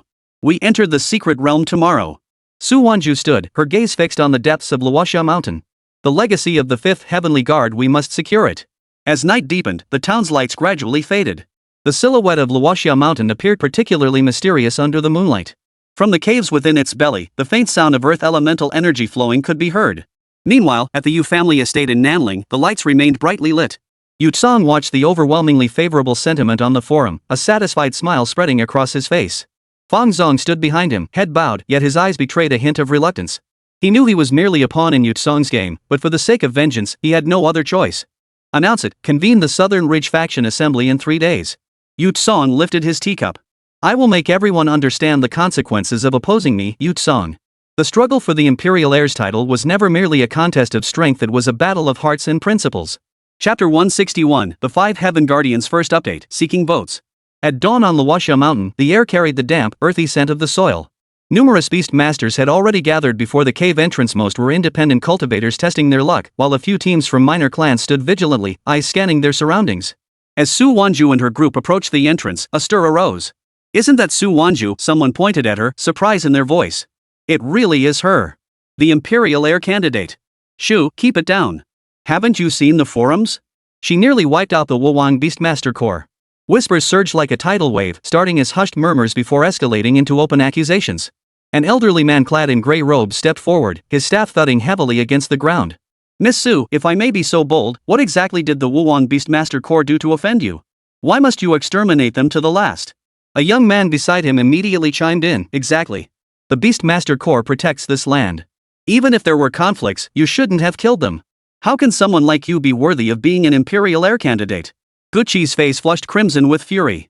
The wind-spirit butterfly circled above her head, emitting angry screeches. You're lying. The Wuwang Beastmaster Corps attacked first, trying to seize the inheritance and silence witnesses. We were defending ourselves. Self-defense, someone sneered. Does self-defense require slaughtering over 100 non-combatants? Su Wanzhu, dare you claim those dead beast masters deserve their fate? Xiao Ran dismissed the accusation with disdain. The situation back then wasn't what you think. The Wuwang Beastmaster Guild did the wrongdoing first, we had no choice but to act. Wrongdoing? Who saw it? A man with a sharp, monkey-like face sneered sarcastically. Looks to me like you wanted to hoard the treasures of the Cloud Mist secret realm all for yourselves and just made up excuses to kill people. Now you're here at the Sunset Glow Secret Realm probably planning to snatch more treasures, huh? Most who came to the Sunset Secret Realm were after its treasures. Hearing it was Su Wanzhu now, they instantly grew wary, their gazes filled with hostility. Throw them out. Such brutal people don't deserve to enter the secret realm. Right. Throw them out. The Wang Beastmaster Guild is ranked 6th nationally. If she kills without mercy, doesn't that make us mere ants in her eyes? The crowd grew furious, many already releasing their contract beasts, their stances hinting at imminent conflict. Sun Xiang stood trembling with rage behind Su Wanzhu. He had witnessed the Wang Beastmaster Corps' arrogance firsthand, and he had seen how Su Wanzhu and her companions protected his grandfather and him. For these people to twist the truth based on mere hearsay was utterly outrageous. You don't know the truth. Sun Xiang couldn't hold back, shouting as the Crimson Flame Tiger roared at the crowd. The Wang Beastmaster Corps oppresses civilians and steals medicinal herbs. Su Wanzhu is helping us. Helping you? More like she's been paid off, sneered the man with the sharp features. Kid, don't let her fool you. She dared to kill members of the Beastmaster Guild. Killing you would be a piece of cake. You. Sun Xiang was so enraged he couldn't speak. At that moment, Su Wanzhu stepped forward. Her gaze swept over the crowd. No anger, no defense. Only calmly, she stated, whether you believe me or not is your business. But the Luoxia secret realm isn't anyone's private property. If you want in, prove yourselves. Arrogant. The gray-robed elder roared, unleashing his contract beast, a level 38 Earth-type rock lizard. Today we'll teach you, this lawless imperial heir candidate, a lesson. The rock lizard lunged at Su Wanzhu, its massive claws glowing earth yellow as they slammed toward her head. Lin Mo's eyes flashed with cold determination. Before Su Wanzhu could react, he had already stepped in front of her. His fist slammed into the rock lizard's claw with a whistling wind. Boom! The level 38 spirit beast staggered back 3 steps, its claw scales cracking open. A panda dares to be so arrogant? The old man was both shocked and furious. Lin Mo said nothing, merely curled his claw at the rock lizard, his eyes brimming with unmasked defiance. Enraged, the rock lizard lunged again, only to be easily dodged by Lin Mo. Lin Mo's figure danced around the rock lizard, landing occasional punches, each striking a weak spot yet never fatal, clearly toying with its opponent. This is incredible, someone gasped. Only then did they realize that Su Wanzhu's massacre of the Wang Beastmaster Corps was no fluke. The speed and power of this contract beast far surpassed those of its peers. Xiao Ran seized the moment, raising his lightning spear and pointing its tip at the crowd. Anyone else want to try? Guqi's wind spirit butterfly and Meng Xiaoi's water ninja frog were also primed for battle. The commotion in the crowd gradually subsided. Many watched Lin Mo effortlessly toy with the rock lizard, then glanced at Xiao Ran's crackling lightning spear before silently recalling their contract beasts. They had merely been stirred up by the crowd's hype, they weren't actually eager for death. The gray-robed elder watched his rock lizard whimper in defeat, finally facing reality. He hastily recalled his contract beast and slunk back into the crowd. The sharp-featured man tried to speak, but Lin Mo's icy glare silenced him. He quietly retreated into the crowd. Does anyone else have objections? Su Wanzhu's voice rang out again, calm yet carrying an undeniable authority. The crowd fell utterly silent. Just then, a tremor rippled from the depths of the cavern. A sand-colored light screen slowly rose from the cave floor, its surface flowing with patterns of earth elemental energy. The Sunset Secret Realm had opened. Let's go. Su Wanzhu led the way toward the light screen, Lin Mo following closely behind. Before departing, he deliberately pumped his fist at the crowd, causing several timid individuals to stumble backward. Xiao Ran and Guqi suppressed their laughter as they trailed behind. Sun Xiang took a deep breath, glanced at the still whispering crowd, clenched the crimson flame tiger's claw, and quickened his pace to catch up. The moment they passed through the light screen, a thick, earthy elemental aura washed over them. Inside the secret realm lay a vast subterranean cavern. Crystal clear stalactites hung from the ceiling, while the floor was strewn with earth-yellow crystals emitting a soft glow. Against the distant rock wall, 5 massive stone figures were faintly visible, the statues of the 5 heavenly guards. That's the inheritance site, Su Wanzhu pointed toward the statues. Sun Xiang, see the trial platforms before the statues? You must lead the Crimson Flame Tiger through the trials on each of the 5 platforms in sequence to claim the inheritance. Sun Xiang followed her gaze and indeed saw 5 stone platforms before the statues. Each platform bore different runes, emitting waves of varying intensity. Can I do this? Sun Xiang felt a surge of nervousness. The aura emanating from those runes weighed heavily upon him. Lin Mo patted his shoulder, her crimson gold eyes brimming with encouragement. Don't be afraid. Su Wanzhu added, you must face the trials alone. Trust yourself and trust the Crimson Flame Tiger. The trials you've endured will be enough to see you through this test. Sun Xiang glanced at the Crimson Flame Tiger beside him. The little beast nodded at him and let out a resolute roar.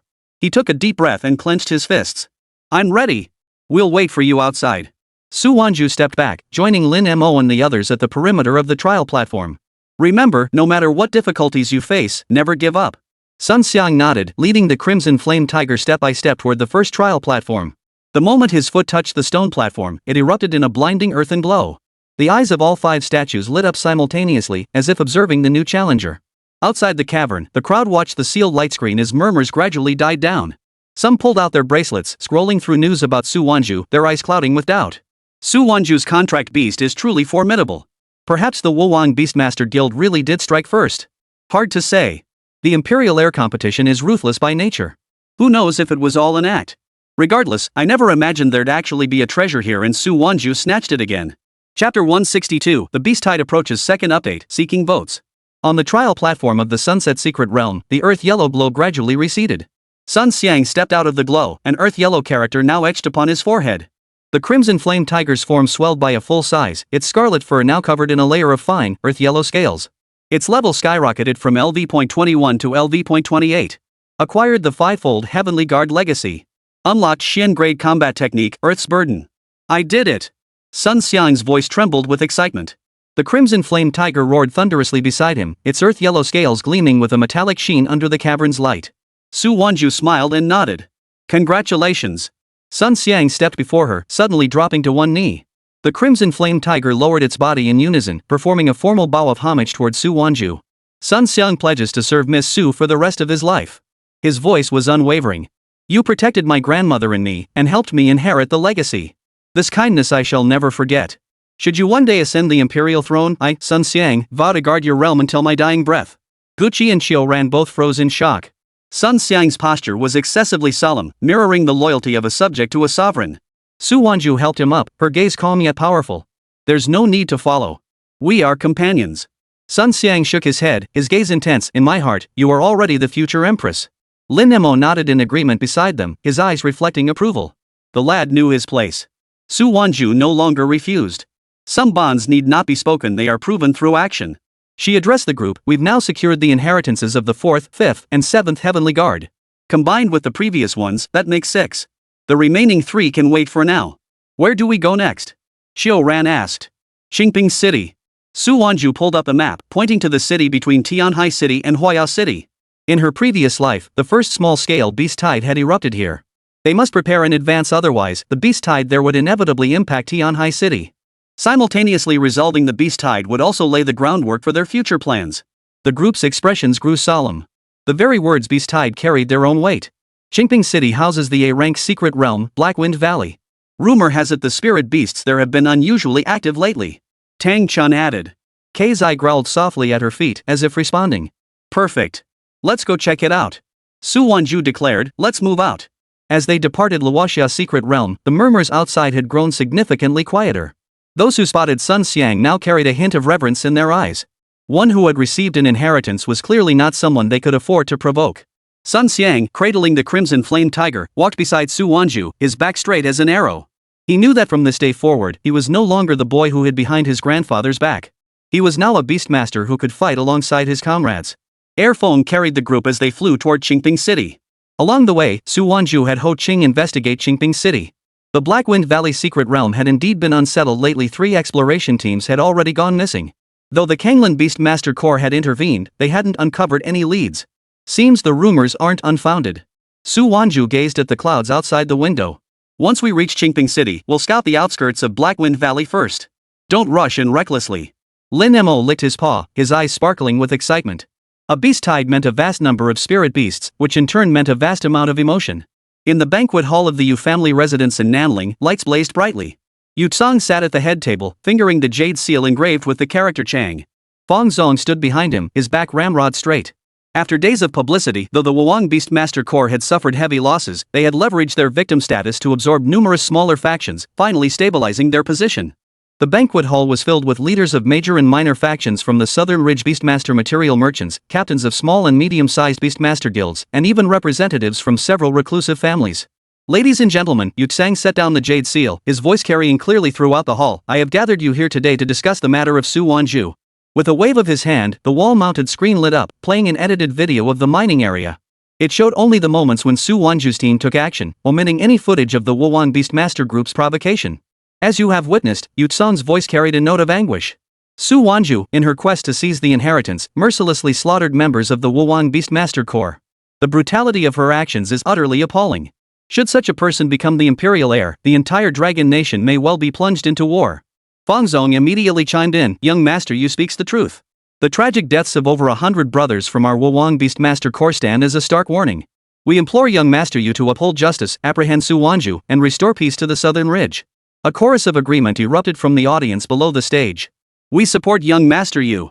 Su Wanzhu is far too brutal, she must not be allowed to succeed. Our guild pledges 1,000 beast cores to support young master you in capturing this criminal. Our Greenstone Beastmaster Corps stands ready to follow young master you's command." These factions, whether allied with the Yu family, wary of the remnants of the Wuwang Beastmaster Corps, or seeking to curry favor with the future imperial heir, all rushed to declare their support. Yu Song smiled with satisfaction. This was precisely the effect he had sought. Just then, a subordinate hurried in and whispered something in his ear. Yu Song's eyes lit up instantly. "Everyone, I have good news to share. Su Wanzhu is currently in Qingping City." The room erupted in commotion. Qingping City? What's she doing there? Blackwind Valley hasn't been peaceful lately. Could she be planning something there? Yu Song rose to his feet, his voice carrying an unquestionable authority. "Whatever she intends, we won't let her succeed. Pass on my order, all forces in Nanling are to enter a state of alert immediately. Whoever captures Su Wanzhu and her accomplices will become the backbone of our faction." The temptation was immense. This represented power. Should Yu Song truly ascend to the imperial throne, their status would soar dramatically. The faction leaders below the stage erupted in fervor, vowing to mobilize troops and march to Qingping City at once. Fang Zong watched the scene of frenzied excitement, a cold smile curling his lips. "Su Wanzhu, this time I'll make sure you can't escape." Qingping City, situated between Tianhai City and Huayao City, was renowned as a manufacturing hub. The Blackwind Valley secret realm lay in the mountainous northern outskirts, its forests perpetually shrouded in dark mist, hence its name. Su Wanzhu and her group settled into a hotel in Qingping City. No sooner had they unpacked their luggage than a message arrived from Ho Qing. "Big sis, things have stirred in Nanling. Yu Song has convened a faction meeting, calling on all forces to capture you. At least 5 medium-sized Beastmaster Corps are heading to Qingping City right now." Exactly as expected. Su Wanzhu showed no surprise. "What's the status on Blackwind Valley?" "Confirmed. All 3 missing expedition teams lost contact 2 hours after entering the secret realm. Their final messages mentioned black mist and mutated spirit beasts." "Black mist?" Su Wanzhu frowned. This sounded suspiciously similar to the title Secret Realm. Lin Mo suddenly looked up, his gaze fixed on the north. Following his gaze, the group saw faint black mist rising from the direction of the northern suburbs. Even from dozens of kilometers away, they could sense an oppressive aura. "Looks like we came to the right place." Su Wanzhu stood up. The area was rural with few inhabitants. Su Wanzhu was about to proceed directly when suddenly a group of people emerged and surrounded them. "Su Wanzhu, you've come to wreak havoc on our Qingping City." "Huh?" Hearing this, Su Wanzhu and the others were utterly baffled. Chapter 163, You're Not Welcome. Third update, vote request. The road from Qingping City to Blackwind Valley was a winding concrete path flanked by expanses of farmland and low-lying dwellings. As Su Wanzhu's group approached the city outskirts, they were blocked by a group of villagers wielding farming tools. Leading them was a gray-haired elder leaning on a jujube cane, his cloudy eyes brimming with wariness. "You cannot go to Blackwind Valley." Su Wanzhu halted, her tone calm. "Elder, we've come to investigate the anomalies in Blackwind Valley to prevent any accidents." "Accident? You lot are the biggest accident I've seen." A middle-aged man stepped forward, slamming his hoe heavily onto the ground. "The Wuwang Beastmaster Corps broadcasted it clearly. Wherever you go, Su Wanzhu, trouble follows. You even dismantled the nation's 6th-ranked Beastmaster Corps. Our little Qingping City can't handle your meddling." The surrounding villagers chimed in agreement. "Exactly. We've finally had a few peaceful years. You show up and nothing good comes of it. Blackwind Valley may be dangerous, but it's our Qingping City's problem. No outsiders need to meddle. Get out of here. One more step and we won't be polite." Amid the crowd, several youths raised their poles and shovels. Children were pulled behind adults, timidly eyeing Lin Mo. At 6 feet 6 inches tall, his imposing frame seemed more terrifying to ordinary villagers than the Blackwind Valley spirit beasts. Guqi's face flushed crimson with anger. "How could you believe the lies of the Wuwang Beast Taming Guild? They're the villains." "Villains?" The old man sneered coldly. "At least they didn't destroy our families. But you?" "Su Wanzhu, the broadcast said it clearly. You killed over 100 people just to snatch some worthless inheritance. Our Qingping City can't withstand your slaughter." Sun Xiang couldn't hold back and shouted, "We were forced into it." "Forced?" a woman clutching a child shrieked. "Who saw that?" "All I saw was you, her little lackey, defending her. You're all in cahoots. Trying to trick us into stepping aside so you can bring Blackwind Valley's calamity upon our peaceful city." The words ignited the crowd like a spark to dry grass. The villagers' emotions flared instantly. Some began hurling mud at their feet, cursing under their breath. Get out of Qingping City. Don't think a few vicious beasts can scare us. We Qingping City folk aren't afraid to die. Right. We'll fight to the death today, but we won't let you pass. Lin Mo's expression darkened. Su Wanzhu raised her voice. The spirit beasts of Blackwind Valley have begun mutating. They'll break out of the secret realm soon, and then the entire Qingping City will be in danger. We came here to solve problems, not create them. Solve the problem? The old man snorted derisively, his cane pointing toward the northern suburbs. Blackwind Valley has been causing trouble for decades, yet no spirit beasts have ever breached its walls.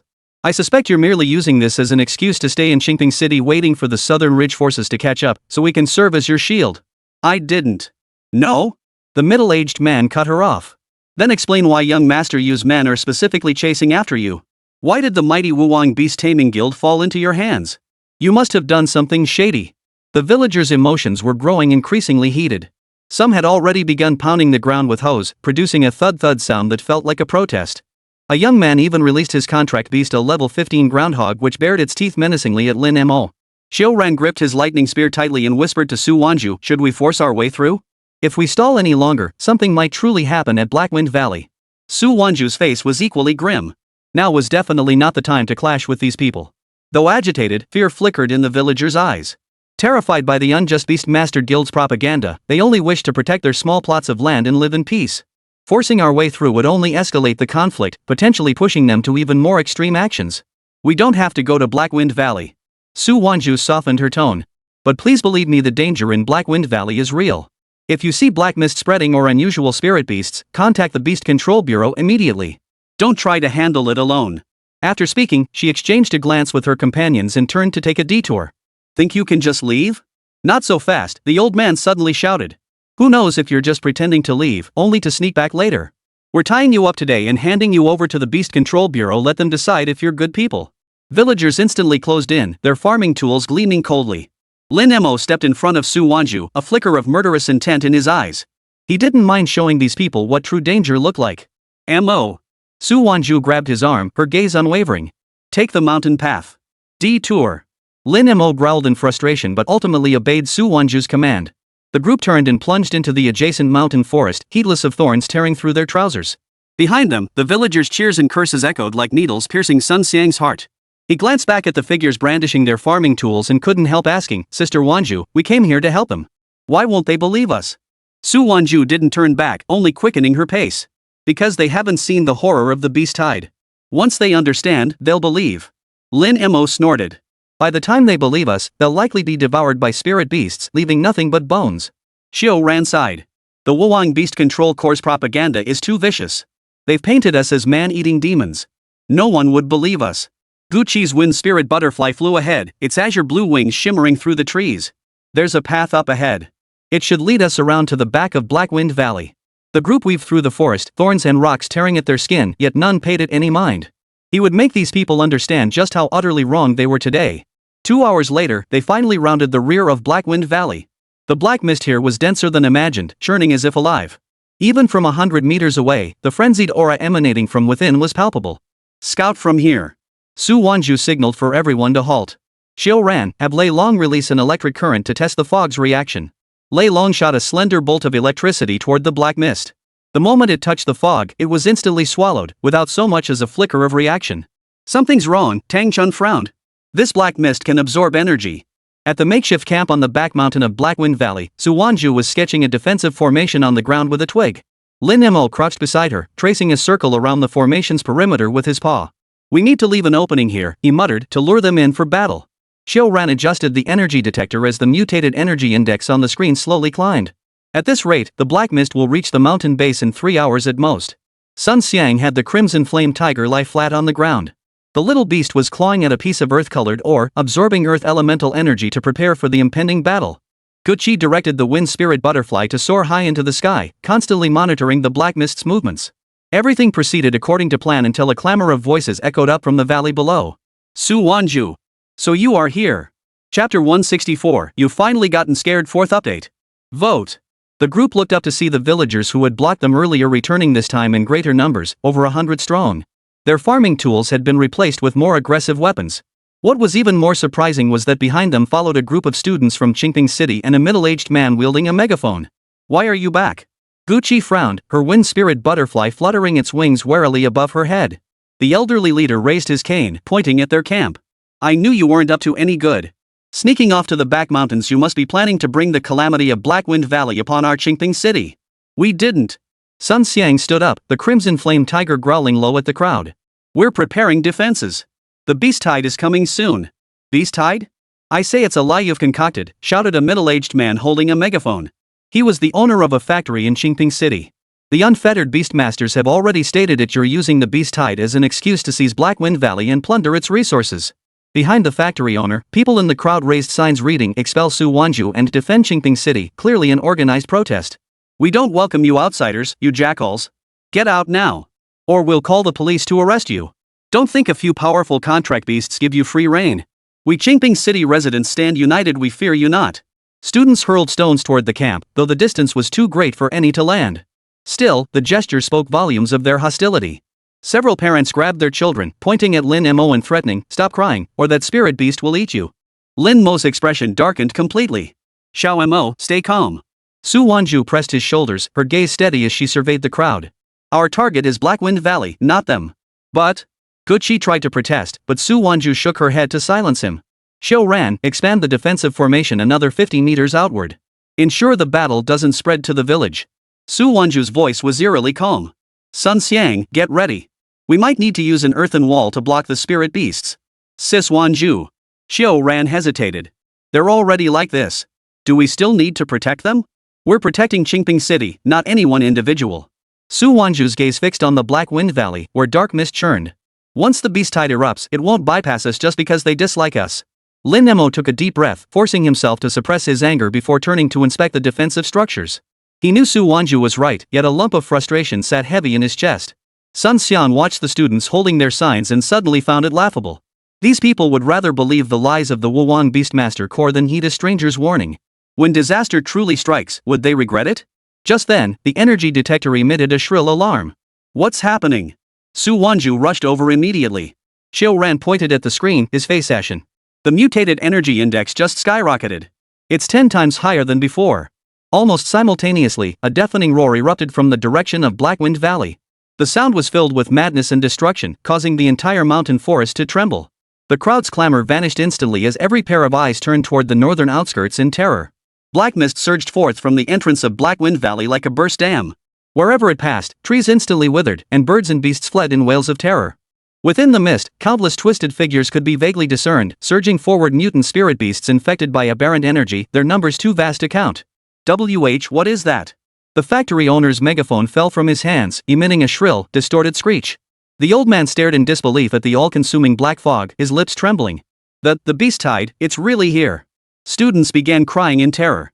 Parents hurriedly pulled their children close, yet had no idea where to flee. Su Wanzhu's eyes sharpened as she shouted to her companions, "Everyone to your positions. Prepare for battle." Lin Mo's crimson gold figure shot toward the forefront of the black mist like lightning. Xiao Ran's thunder dragon coiled at the apex of the defensive formation, blue lightning coiling and ready to strike. Gucci's wind spirit butterfly whipped up gale force winds, Hu Jiai's fire phoenix spread its crimson wings. Tang Chun's Kei enveloped the entire field in golden auxiliary light. Sun Xiang's crimson flame tiger crouched low, amber light gathering before it to form a thick earthen wall. The black mist drew ever closer, the roars of mutated spirit beasts growing distinct. Fear spread through the crowd like a plague. Some began screaming and fleeing toward the city center, others collapsed in terror, while still others instinctively looked toward Su Wanzhu's camp, the only place with defensive fortifications. Su Wanzhu didn't look back, only clenching her fists as the air currents of the moon step surged beneath her feet. The beast tide erupted. A churning black fog engulfed half the mountain forest, the screams of mutated spirit beasts reverberating painfully in the ears. Leading the charge was a pack of level 30 black wind wolves. Their fur had mutated into an eerie purple-black hue, and corrosive saliva dripped from their fangs. Wherever they passed, the ground was scorched into deep craters. Following closely were level 35 rotbone lizards. Their massive bodies crushed trees beneath their weight, while their tails swept aside boulders, shattering them into dust. "Run!" someone shouted. The crowd that had been surrounding the camp instantly scattered. Cries and screams mingled as people sprinted toward the city center. Some panicked and fell into ditches, others were knocked down by their companions. Amidst the chaos, a child's wails pierced the air separated from his parents.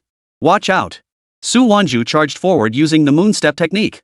Just as the black wind wolf lunged at the child, she scooped him into her arms and sidestepped the wolf's bite.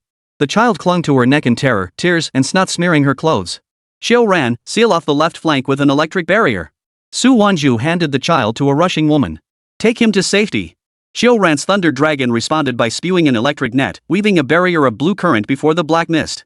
The black wind wolves slammed into the barrier, letting out piercing screams as their bodies froze instantly. Yet they were quickly trampled into pulp by the rotten bone lizards following behind. The barrier won't hold long. Xiao Ran's voice strained as his dragon scales charred from overloading. They're evolving. Su Wanzhu gazed into the depths of the black mist, where a stronger aura surged at least LV.40 or higher.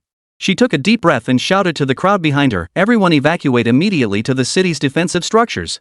The Kanglin Beastmaster Corps is stationed there. This time, no one questioned her. People scrambled toward the city center, rolling and crawling as they went. The student who had held up the expulsion sign earlier lowered his head in shame as he ran past Su Wanzhu. The factory owner ran while contacting the Kanglin Beastmaster Corps via his wristband, his voice trembling with fear. Hello? Kanglin Beastmaster Corps? Blackwind Valley, a beast tide has erupted in Blackwind Valley. Send reinforcements immediately. The old man, leaning on a scavenged branch, watched Su Wanzhu's retreating figure, tears streaming down his weathered face. What a tragedy.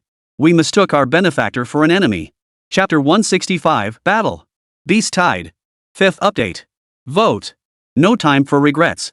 Sun Xiang shouted.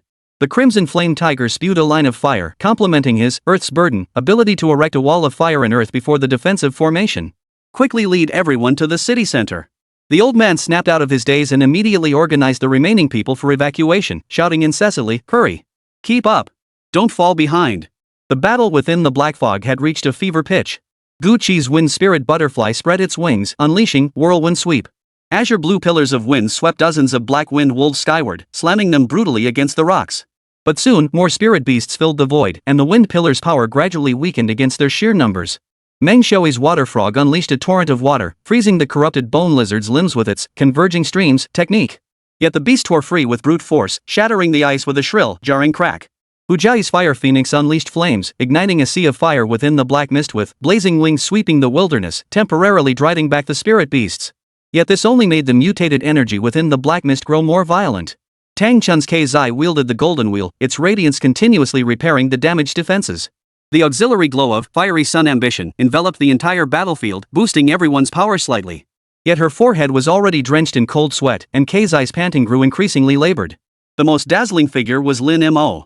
Like an untiring war god, his crimson gold figure charged relentlessly through the horde of beasts. A level 38 poison lizard lunged, snapping its jaws at his shoulder, only to have its skull crushed by a backfist. Green venom splattered him, yet failed to corrode even his fur. The panda's physical defense, after evolution, had become absurdly formidable. Heaven-shattering fist. Lin Mo leapt high into the air, his crimson gold fist tearing through the air as it slammed into the ground. A massive shockwave radiated outward from his center, instantly blasting away all spirit beasts within a 10-meter radius. The sound of shattering bones rained down like a storm. Nine Skies Thunder Fist. He swung a fist toward the depths of the black mist. Blue lightning coalesced into a colossal serpent, tearing through the darkness to strike a level 42 mutant thunder eagle with pinpoint accuracy. The hawk let out a mournful cry as its massive form plummeted from the sky, crashing into the ground and kicking up a cloud of dust. The spirit beasts watched the seemingly indestructible, absurdly powerful panda, and fear finally flickered in their eyes.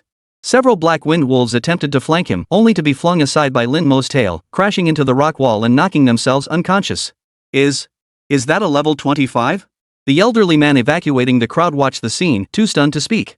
Sun Xian crushed a venomous lizard lunging at Gu Qi. Don't lose focus. Hold the formation. Lin Mo suddenly charged at a level 40 mutated black bear. The beast's paw, crackling with black energy, slammed toward his chest. Lin Mo didn't flinch or dodge, taking the blow head-on. Thud.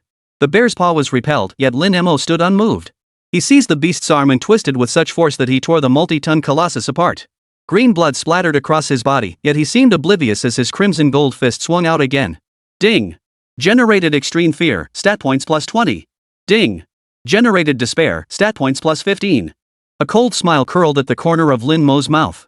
This fear? Perfect fuel to enhance his strength.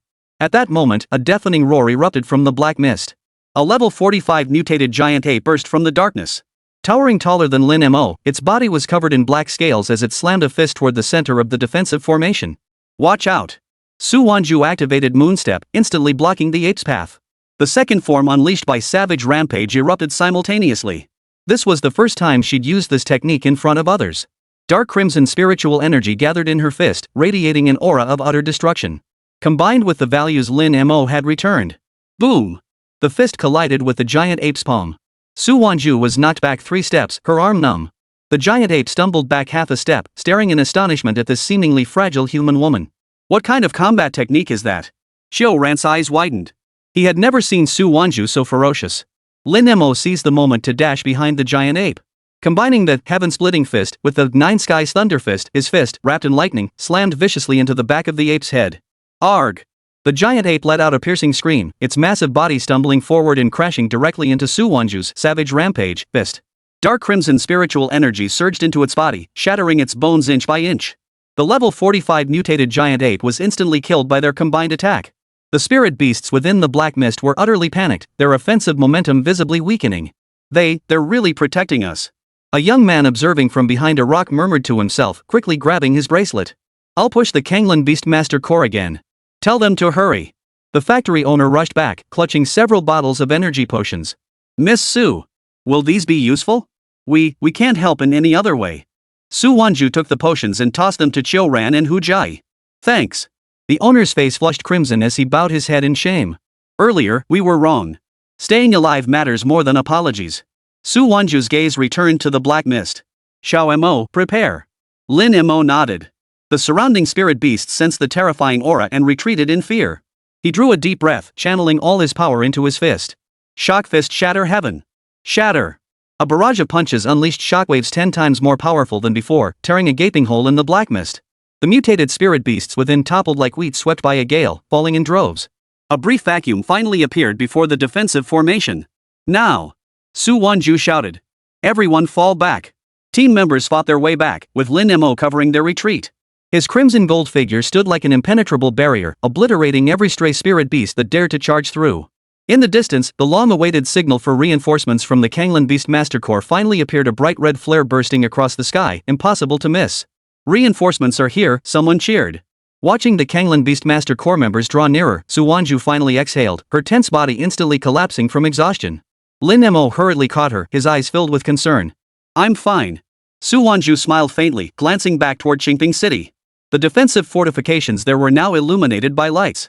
The black mist still churned, but its onslaught had weakened. With the main force of the Kanglin Beastmaster Corps arriving, they swiftly took control of the battlefield, allowing Su Wanzhu's team to finally rest temporarily.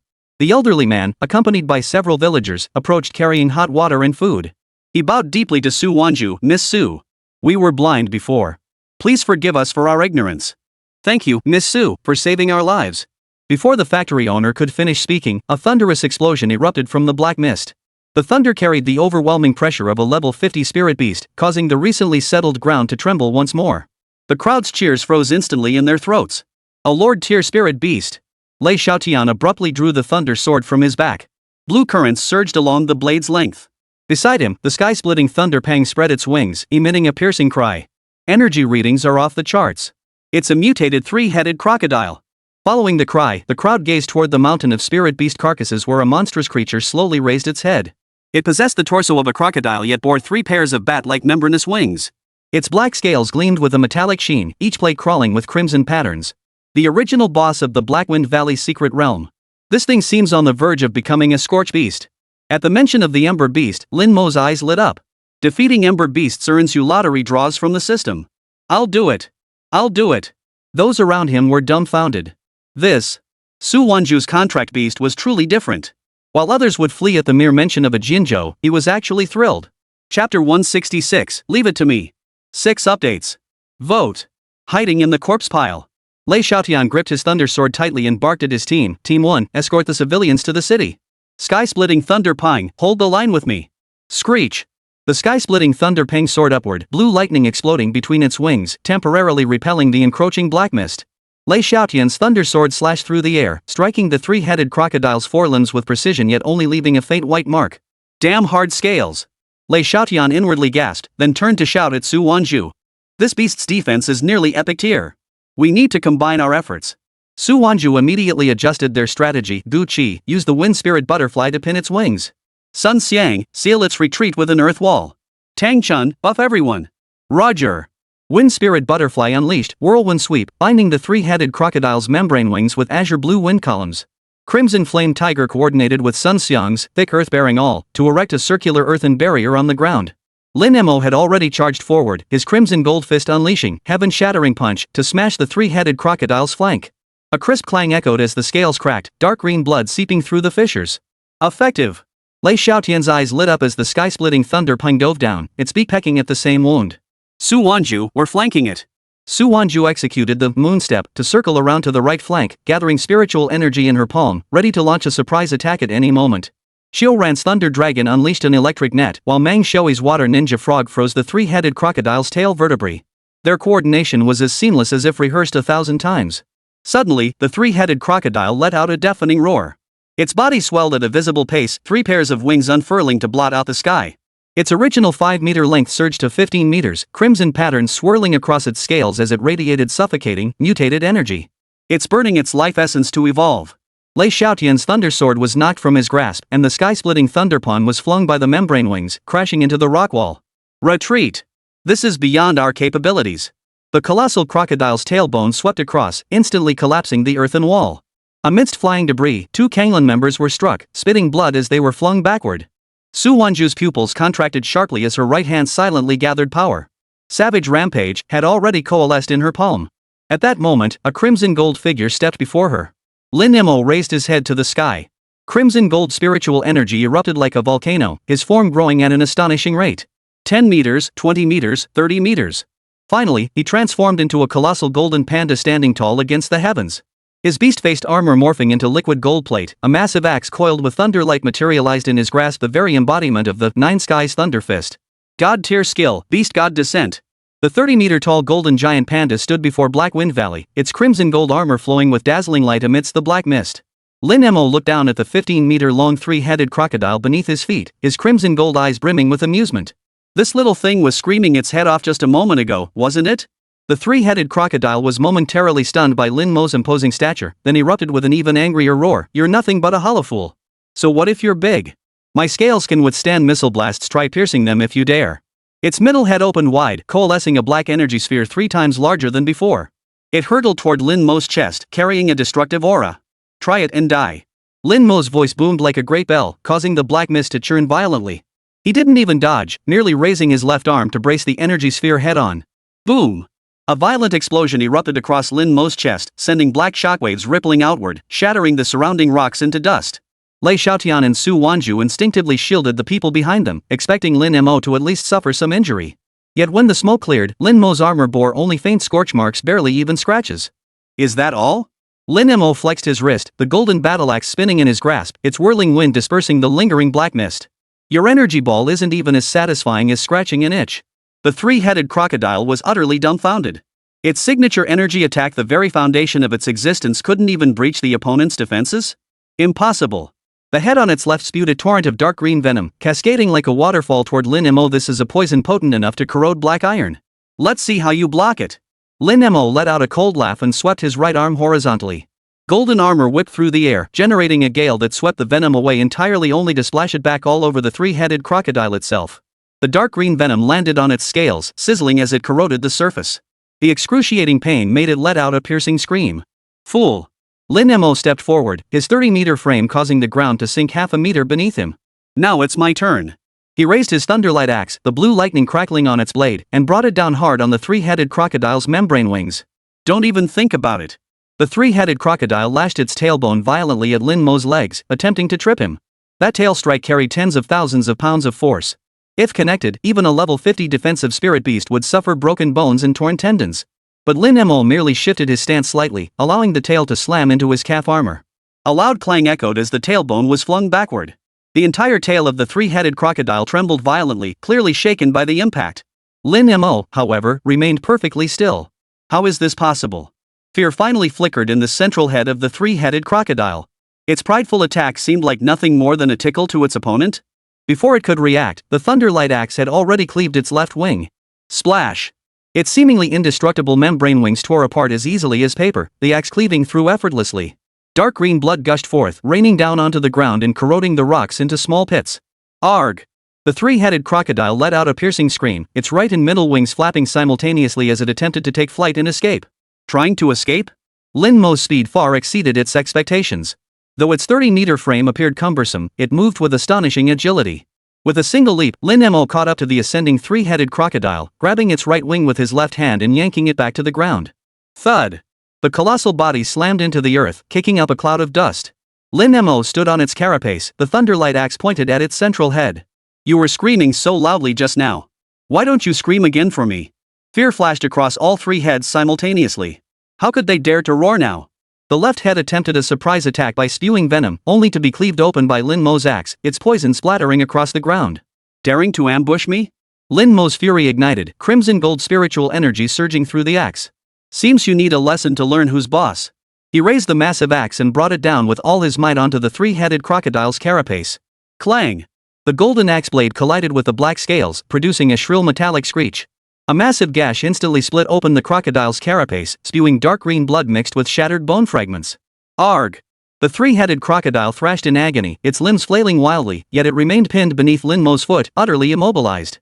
Su Wanzhu stood on the ground, gazing up at this one-sided battle, a faint smile curling at the corners of her lips. Lei Xiaotian's jaw dropped. In his 40-plus years, he'd never witnessed such a formidable contract beast. A level 50 Lord-tier spirit beast being beaten like a toy? Is this really that same little Mo? Lei Xiaotian muttered to himself.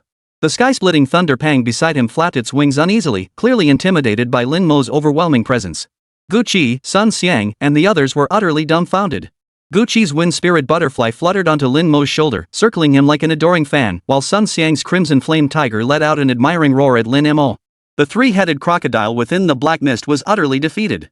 Its limbs were crushed beneath Lin Mo's feet, two of its three pairs of wings shattered, its carapace cracked open, and its internal organs damaged. It clung to life by a thread. Surrender? Lin Mo's voice boomed like thunder, echoing through Blackwind Valley. All three heads of the three-headed crocodile bowed simultaneously, clearly conceding defeat. But Lin Mo showed no intention of sparing it. He could sense the mutated energy within the beast rapidly dissipating. If he didn't act now, he might miss his chance to draw the prize. Too late. Lin Mo raised his thunderlight axe high. Crimson gold spiritual energy intertwined with blue lightning, forming a dazzling pillar of light. Heaven-shattering fist, thunderous roar of the nine skies. The colossal axe, carrying world-shattering force, crashed down upon the central head of the three-headed crocodile. Splatter! Without a shred of doubt, the three-headed crocodile's skull split cleanly in two, its dark green brain matter splattering across the ground. Its massive body twitched a few times before losing all signs of life. Ding! Defeated LV.50 Beast, earned +5 lottery draws. Chapter 167, Utterly Convinced 7th Update. Vote. A system notification chimed in Lin Mo's mind. A flicker of excitement danced in his crimson gold eyes. Draw attempts. Finally, draw attempts. He glanced down at the corpse at his feet, then surveyed the stunned crowd around him. His crimson gold armor gradually faded away, and his massive frame began to shrink, ultimately reverting to his 1.9-meter panda form. Only the dark green blood still clinging to his fur gave him an exceptionally fierce appearance. Got it. Lin Mo clapped his hands and walked over to Su Wanzhu, acting like a child seeking praise. Pretty impressive, huh? Su Wanzhu smiled as she wiped the blood from his face. Impressive.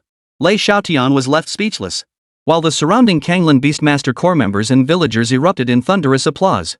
The earlier misunderstandings and fears had long since vanished, replaced by admiration and gratitude. Long live Su Wanzhu. We're safe. The factory owner rushed over carrying a box of energy potions, respectfully presenting it to Su Wanzhu. Miss Su, this is a small token of our gratitude. Please accept it. The elderly man also approached, holding a brocaded box. This is a specialty of Qingping City Xian Iron Essence. It strengthens the bones of contract beasts. We hope it will benefit your beasts. Lin Mo's eyes lit up as he eagerly accepted the box. Thank you. Su Wanzhu was unusually polite for once. Su Wanzhu addressed Lei Xiaotian. The three-headed crocodile has been dealt with, but the black mist in Blackwind Valley hasn't dissipated yet. There might still be residual mutated spirit beasts inside. Please have team leader Lei send men to clear it out. We need to rest. Understood. Lei Xiaotian immediately gave orders. Second squad, follow me into the valley for cleanup. First squad, stay here on guard to protect Su Wanzhu and the others. Yes, sir. Simultaneously, the system voice sounded again in Lin Mo's mind. Ding. Congratulations on leveling up.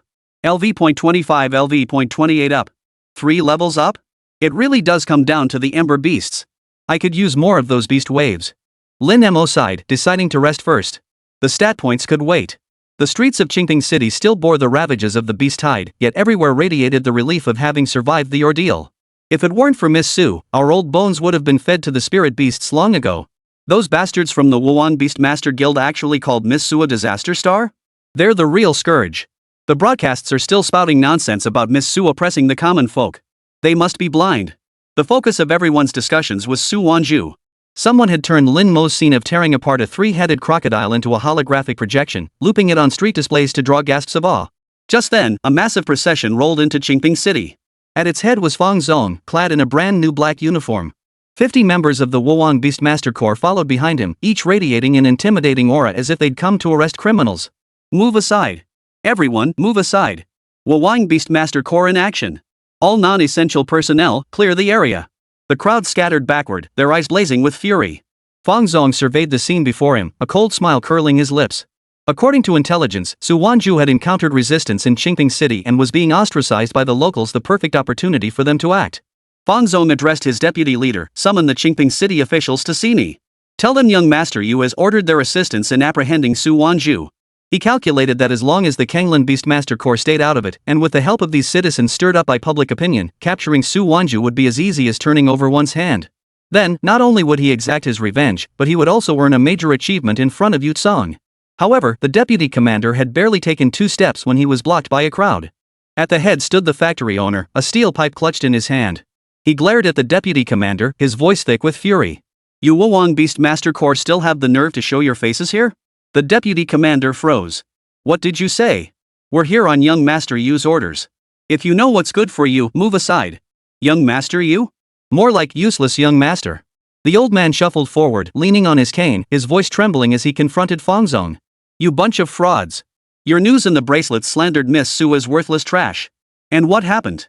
She risked her life protecting us in Blackwind Valley while you hid in the shadows spreading lies. Do you even have a conscience? Fang Zong frowned. Old man, you can eat whatever you want, but you can't just spout whatever you want. Su Wanzhu was brutal and merciless. She slaughtered our Wuhan Beastmaster Corps, that's an ironclad fact. Facts? More like your shameless lies, a young man shouted. When the beast tide erupted just now, it was Miss Su's contract beast that tore apart that level 53-headed crocodile and saved all of us. Where were you? You were spreading lies in Nanling. Exactly. We saw it with our own eyes. Miss Su and her companions nearly died in Blackwind Valley, yet here you are spouting nonsense. The Wuhan Beastmaster Guild get out of Qingping City. Don't let them defile the ground Miss Su fought upon. The crowd grew increasingly agitated, with some hurling rotten vegetables and stones at Fang Zong's team. Fang Zong's uniform was splattered with filth, and every member behind him looked utterly bedraggled. Fang Zong was utterly bewildered. Wasn't Su Wanzhu supposed to be facing resistance in Qingping City? Weren't the locals supposed to be shunning her? How had this turned into a citywide rallying cry? You, what did you say? Beast tide? Fang Zong grabbed a young man's arm. What beast tide? A beast tide erupted in Blackwind Valley. Level 50 Lord-class spirit beasts have emerged. The youth shook off his grip and spat with disgust. If it weren't for Miss Su, Qingping City would have been razed to the ground long ago. And you still have the nerve to talk about arresting her? You must be out of your mind. Fang Zong's mind went blank. A beast tide? Su Wanzhu handled the beast tide? No wonder these people were rallying behind her. No wonder they were cursing him. So this huge event had happened here, yet his intel was still stuck at Su Wanzhu was blocked. That's impossible. Fang Zong muttered. How could she possibly handle the beast tide? You must have been fooled by her. She's the best at putting on a show. Showmanship? If you're so sure, why don't you go put on a show for us in Blackwind Valley, the factory owner shouted, pointing his finger right at Fang Zong's nose. While she's fighting on the front lines, you're stabbing her in the back. The Wuhan Beastmaster Corps is nothing but a bunch of cowards. The surrounding crowd echoed his words, a tidal wave of curses and accusations crashing over Fang Zong. Members of the Kanglin Beastmaster Corps had also rushed to the scene upon hearing the news. Lei Xiaotian stood with his arms crossed, coldly observing Fang Zong, clearly showing no intention of intervening. This was the spontaneous anger of Qingping's citizens, no need for him to speak out. Fang Zong surveyed the scene before him, knowing that lingering would only make things more humiliating. Gritting his teeth, he shouted to his followers behind him, retreat. Let's go. The group turned and fled in disarray, leaving Qingping City under a hail of curses and scorn. As they passed through the city gates, Fang Zong glanced back at the city ravaged yet pulsing with life, his eyes burning with resentment and fury. Commander, what do we do now? The deputy commander asked cautiously. What else can we do? Return and report to young Master Yu. Fang Zong roared that Su Wanzhu, using such underhanded tactics to win people over. The more Fang Zong thought about it, the angrier he became, yet he was powerless to do anything. He opened his wristband and dialed Yu Tsong's number. Young Master Yu, we've failed. Fang Zong's voice carried a note of dejection. Failed? Yu Song's voice carried displeasure. I gave you so many people, and you tell me we failed? It's not our incompetence, Su Wanzhu is just too cunning. Fang Zong hurriedly explained. A beast tide erupted in Qingping City. She resolved it and won the locals' support. We couldn't make our move. Those people even called us the Wuwang Beast Control Corps shameless. A beast tide? Yu Song paused. She resolved the beast tide? Yes. I suspect she knew about the beast tide all along and deliberately waited for this chance to put on a show. Fang Zong gritted his teeth. Young Master Yu, I think we can do the same. Find a place with potential for a beast tide, prepare in advance, then step in to resolve it when it erupts. The people will naturally rally behind us. Silence hung on the line for a moment before Yu Song's laughter echoed through the phone. Interesting. Fang Zong, that's a good suggestion. Chapter 168, Open and Covert Struggles First Update. Vote request. Fang Zong's heart leapt with joy. Young Master Yu thinks it's feasible? Feasible. Yu Song's voice carried a hint of amusement. If she can win people over with this tactic, why can't I? Come back first. We'll strategize properly and find a suitable location. After hanging up, Fang Zong exhaled in relief, a cold smile curling his lips. Su Wanzhu, you think a beast tide alone will secure your victory? Just wait, young master Yu knows how to play this game better than you. Near the frozen canyon, Changyang City. Dad, did you see the news? Something major happened in Qingping City. A teenager in school uniform rushed into the family grocery store, waving a wristband. The shopkeeper set down his ledger, his expression turning grave as he took the wristband. There were also unusual movements in Frozen Canyon yesterday. The patrol team said the ice wolves inside have become abnormally aggressive. Could it be? Before he could finish, the street loudspeaker blared, emergency notice, abnormal energy fluctuations detected in icebound canyons class as secret realm. Residents in the vicinity are advised to prepare for evacuation. Repeat, residents in the vicinity are advised to prepare for evacuation. The customers in the general store instantly panicked. Evacuate? Is a beast tide coming? My house is right on the edge of the canyon. Is it still possible to get out now? Hurry up and stock up on supplies. Canned rations, bottled water, first aid kits, get me one of each. Panic spread like a plague. Supermarkets in Changyang City instantly filled with long queues, shelves stripped bare as supplies were snapped up, and roads leading into the city became gridlocked. More people frantically shared news about Qingping City on social media, praying the disaster wouldn't reach them. Shaoyang City, outskirts of the toxic mist forest. The square's large screen broadcast Qingping City's press conference. The mayor faced the camera, his tone grave. Test results show the miasma concentration in the toxic mist forest's Class B secret realm has risen 30% within 24 hours, exceeding safe thresholds. Citizens are advised to avoid non-essential travel to the forest area. Another secret realm. A man in work clothes slammed his fist down. The beast tide just hit Qingping City, and now it's our turn? Did they know about this all along and deliberately keep it from us? Those around him echoed his anger. Of course. 3 expedition teams died in the toxic mist forest last time, and they called that an accident too. My cousin works at the Beast Control Bureau. He said the spirit beasts in the toxic mist forest are mutating just like the 3-headed crocodile in Qingping City. Mutations? That means they're turning into ash beasts. Run for your lives. The crowd instantly scattered. Some sprinted toward the train station, others rushed home to pack their bags. Only the mayor remained on the square's large screen, still urging, citizens, please remain calm. Donghai City, Coastal Wharf. Fishermen gathered along the shore, staring out at the murky sea. The once bustling harbor now felt eerily quiet, with only a few patrol boats cruising the waters.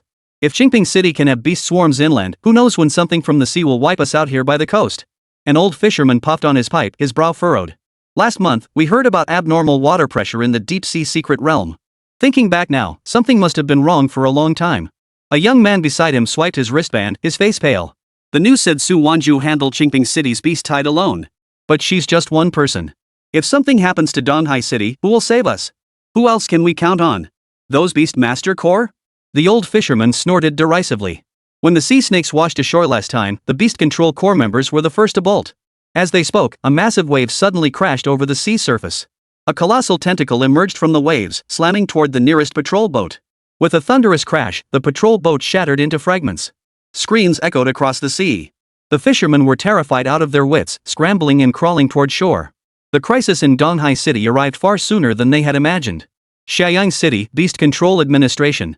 The director's hair had turned mostly white as he reviewed the emergency reports pouring in from across the country. The beast surge in Qingping City had toppled the first domino. Within half a day, 7 cities nationwide reported disturbances in secret realms, and panic on social media was spiraling out of control. Director, the Wuwang Beastmaster Corps has contacted us, offering to assist in stabilizing order in Shaoyang City. The secretary's voice trembled with hesitation. But they demand we publicly endorse young Master Yu and condemn Su Wanzhu. Condemn Su Wanzhu? The director slammed his fist on the table. She saved tens of thousands in Qingping City and they're exploiting the chaos? Tell Fong Zone to get lost. Besides, our Shaoyang city has its own imperial son candidate. Just as the secretary was about to respond, his wristband vibrated with an urgent communication from Changyang City. Xiaoyang, support needed. A small-scale beast surge has erupted in Frozen Canyon. Level 35 ice wolves have breached the defense line. Nanaying, Yu family estate. Yu Tsang watched the chaotic news feeds from various regions on his wristband, a cold smile curling his lips. Fong Zong stood behind him, head bowed, holding his breath. Look, Yu Tsang waved his wristband, the screen displaying images of Shaoyang citizens gathering in protest. Panic is the best weapon. Su Wanzhu may have handled Qingping City, but can she really contain the beast tide across the entire Dragon Nation? Fong Zong quickly agreed, young Master Yu is absolutely right. Once the people's patience runs out, they'll realize only you can give them a sense of security. Therefore, our plan must be accelerated. Yu Tsang rose, walked to the window, and gazed out at the torrential rain. Issue the order, tomorrow, hold a nationwide live press conference. Announce that I, Yu Tsang, will personally lead a team to Frozen Canyon to resolve the beast tide. But young Master Yu, the Ice Wolf King in the Frozen Canyon is a level 48 Lord-class beast. Wei? Fong Zong hesitated. What are you afraid of? Yu Tsang sneered. I don't want to just resolve the beast tide. I want everyone to see who is protecting them while Su Wanzhu hides. Fong Zong snapped to attention and nodded urgently. I'll make the arrangements immediately. Watching Fong Zong's retreating figure, Yu Tsang's gaze turned sinister. Su Wanzhu, you think resolving one beast tide will win the people's hearts? How naive. The people's hearts are never won by waiting they're seized. Qingping City, temporary shelter. Su Wanzhu stared at the news of Yu Tsang's press conference on her wristband, her gaze icy. We can't just sit here and wait for disaster, Su Wanzhu told her team members. Qingping City is under control. We're heading to Changyang City. Lin Mo's eyes lit up instantly, his crimson gold irises sparkling with excitement. The Ice Wolf King? Is it stronger than the three-headed crocodile? We won't know until we see, Su Wanzhu replied with a smile. Xiao Ran opened the map. Changyang City is 1,000 kilometers from here. If air phone flies at full speed, we can reach it by nightfall. Then let's depart. Su Wanzhu stood up. Small-scale beast surges had erupted across numerous regions nationwide. And relying solely on local Beastmaster Corps to handle them proved difficult. It was precisely at this moment that the various Imperial air candidates had all chosen to follow Su Wanzhu's lead and march out to confront the beast tide. In the North City, there was Wang Chujun of the Wang family in the East Sea, Yang Tianfang of the Yang family. In Xianyang, Zhu Guangquan of the Shu family in the South Sea, Su Mingyue of the Su family, and in the Southern Mountains, Yu Tsang of the Yu family. But 5 individuals could only handle 5 locations simultaneously. Beyond their spheres of influence, they would not proactively intervene. As Wang Chujun put it, these regions hadn't truly pledged allegiance to their factions. Chanyang, however, was unique, a city straddling Nanling and Shirong. Su Wanzhu intended to assist in Changyang primarily due to her collaboration with Lu Rong. Moreover, Changyang's geographical position served as a passageway between Nanling and Shirong. Whoever could seize control of it held significant importance. Yu Tsang's objective was no different. Chapter 169, Watch My Performance Second Update, Seeking Votes. Outside Changyang City's Frozen Canyon, the biting cold pierced the bones. Level 35 ice wolves surged like a white tidal wave, breaching the hastily erected defensive line. Their razor-sharp claws carved deep gashes into the snow-covered ground. Members of the Shirong Beastmaster Corps fought fiercely amidst the bloodshed. Corps leader Jiang Jingxi's contract beast, the level 48 Azure Phoenix, scorched the ice wolves' formation with flames. Yet overwhelmed by sheer numbers, the azure blue fire gradually succumbed to the encroaching white ice mist. Captain Jiang. The left flank is collapsing, a member roared, his contract beast already fallen, his own arm torn open by an ice wolf bite, the wound deep enough to see bone. Jiang Jingxi's expression hardened like ice. Xingluan's flames erupted once more, temporarily repelling the wave of attack. Everyone, tighten the formation. Prioritize protecting the civilian evacuation route. Just then, the sound of hurried footsteps echoed through the air. Yu Tsang appeared at the edge of the battlefield, accompanied by Fong Zong and members of the Wuwang Beastmaster Corps. Dressed in a black coat embroidered with gold thread, he toyed with the Chang character Jade Seal in his hand. Watching the Shirong Beastmaster Corps members fighting fiercely in a bloodbath, a faint, contemptuous smile curved his lips. Commander Jiang, you've worked hard. Yu Tsang's voice was not loud, yet it carried clearly across the entire field. However, Changyang City falls within the jurisdiction of the Southern Ridge faction. By the rules, it should be taken over by our Wuwang Beastmaster Corps. Jiang Jingxi turned to face Yu Tsang, her gaze instantly turning icy. Young Master Yu, you jest. Changyang City lies at the border between Shirong and Nanling. Per the Beastmaster Alliance's regulations, it should be jointly defended by both regions' Beastmaster Corps. Joint defense? Fang Zong stepped forward, his tone brimming with arrogance. Captain Jiang seems to have forgotten that the Wuwang Beastmaster Corps has been incorporated under young Master Yu's command. Now, whatever young Master Yu says falls under our jurisdiction. Members of the Wuwang Beastmaster Corps behind him unleashed their contract beasts: a level 38 Earth-type rock lizard, a level 37 Wind-type falcon. Though fewer in number than the ice wolves, their presence overwhelmingly dominated that of the Shurong Beastmaster Corps. The surrounding crowd murmured. It's young Master Yu. He really came to save us. Wasn't the Wuwang Beastmaster Corps decimated by Su Wanzhu? How can they still have so many experts? The Shurong Beastmaster Corps is on the verge of collapse. Let young Master Yu give it a shot. Yu Tsang basked in the crowd's attention, lifting his chin toward Jiang Jingxi. Captain Jiang, if you know what's good for you, take your people and leave. You're just getting in the way. Jiang Jingxi clenched her fists, the flames of the Azure Phoenix blazing fiercely. If young Master Yu truly wishes to assist, I welcome it. But to think you can snatch the Shurong Beastmaster Corps' battle achievements with a mere word? Impossible. Achievements? Yu Tsang scoffed. With your pathetic state? You dare speak of achievements? He suddenly raised his hand, unleashing the Emperor tier combat technique, Mountain Shatter. Earth-yellow spiritual energy coalesced into a colossal stone axe, carrying the force to cleave mountains and shatter rocks. It slammed down with brutal force into the densest cluster of ice wolves. Boom! The axe struck the ice, shattering the surface. Dozens of ice wolves were instantly crushed into pulp, and the white ice mist was scattered by the force of the impact. Emperor tier combat technique. Yu Tsang's contract beast, the level 38 jade-faced fox, seized the opportunity to strike. It transformed into a white blur, weaving through the ice wolves' formation. The wind blades whipped up by its claws precisely sliced through the wolves' throats, a movement as elegant as it was deadly. Too powerful. Is this the true power of young Master Yu? Far more formidable than what's shown in the news. The Shurong Beastmaster Corps really should step aside. Jiang Jingxi watched as Yu Tsang effortlessly tore through the ice wolves' formation, her expression darkening further. She had to admit that Yu Tsang's mountain shattering combat technique was astonishingly powerful, and the jade-faced fox's coordination was nothing short of perfect, achieving more in an instant than they had in half an hour of grueling battle. Withdraw, Jiang Jingxi ordered through gritted teeth. We're securing the evacuation route. Though reluctant, the Shurong Beastmaster Corps members had no choice but to obey, watching helplessly as the members of the Wuwang Beastmaster Corps took control of the battlefield's core.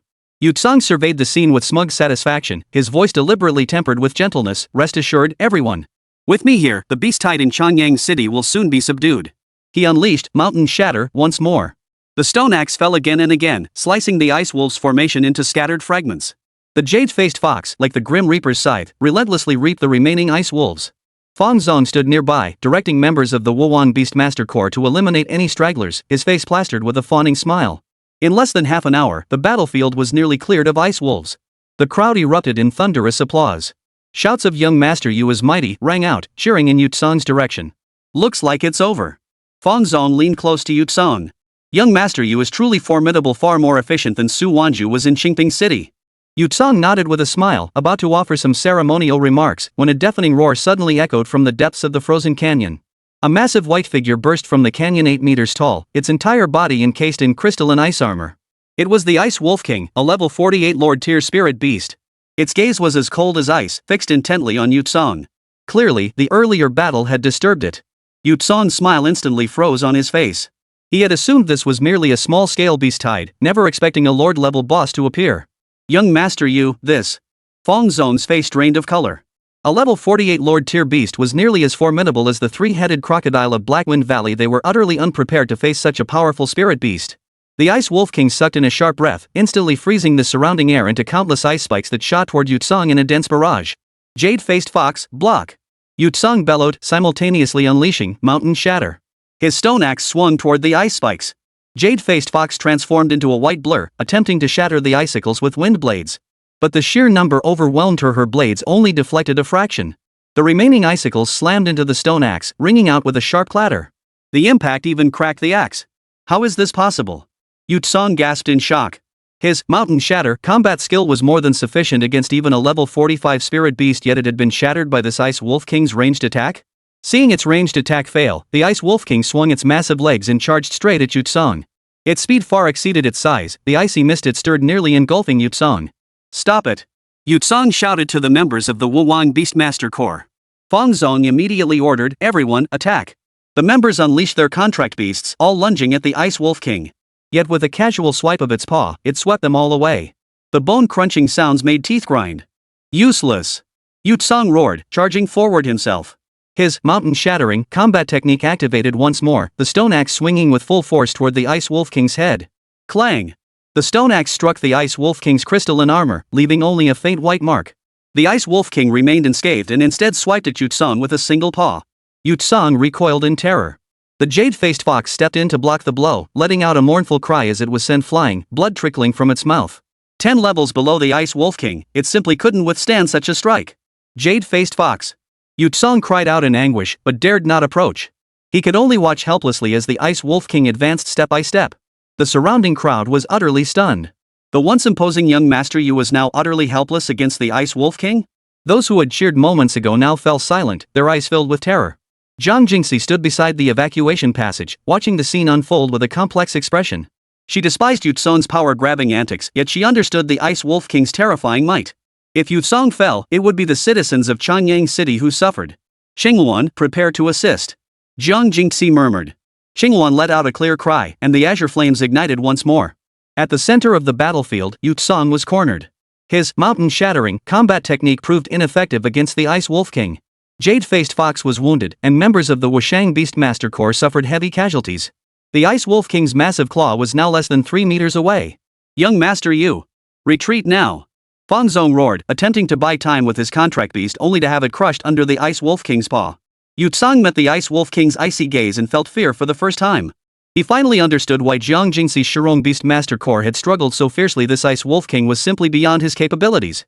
Just as the Ice Wolf King's massive claw was about to strike, a streak of cyan blue flame suddenly shot forth, striking the beast's flank. Oh whoa! The Ice Wolf King turned in pain, its gaze fixed on the source of the flame. Chapter 170, Is Lin Mo done for? Third update. Vote. Yu Tsang seized the chance to retreat, his back drenched in cold sweat. He looked at Zhang Jingxi, his eyes filled with complex emotions, anger and resentment. Zhang Jingxi didn't look at him, instead commanding Xingluan, Flame Storm. Xingluan's wings unleashed roaring flames, temporarily driving back the Ice Wolf King. Zhang Jingxi addressed Yu Tsang coldly, now, do you still think we don't need to intervene? The Ice Wolf King's massive form crashed onto the snow-covered ground of the frozen canyon. Zhang Jingxi leaned on her shattered longsword. Xingluan's wings, encrusted with shards of ice crystals, emitted agonized cries with every flap. We won! Members of the Shirong Beastmaster Corps slumped onto the snow, their cheers trembling with the relief of having survived a catastrophe. Yet in the next instant, every smile froze on their faces.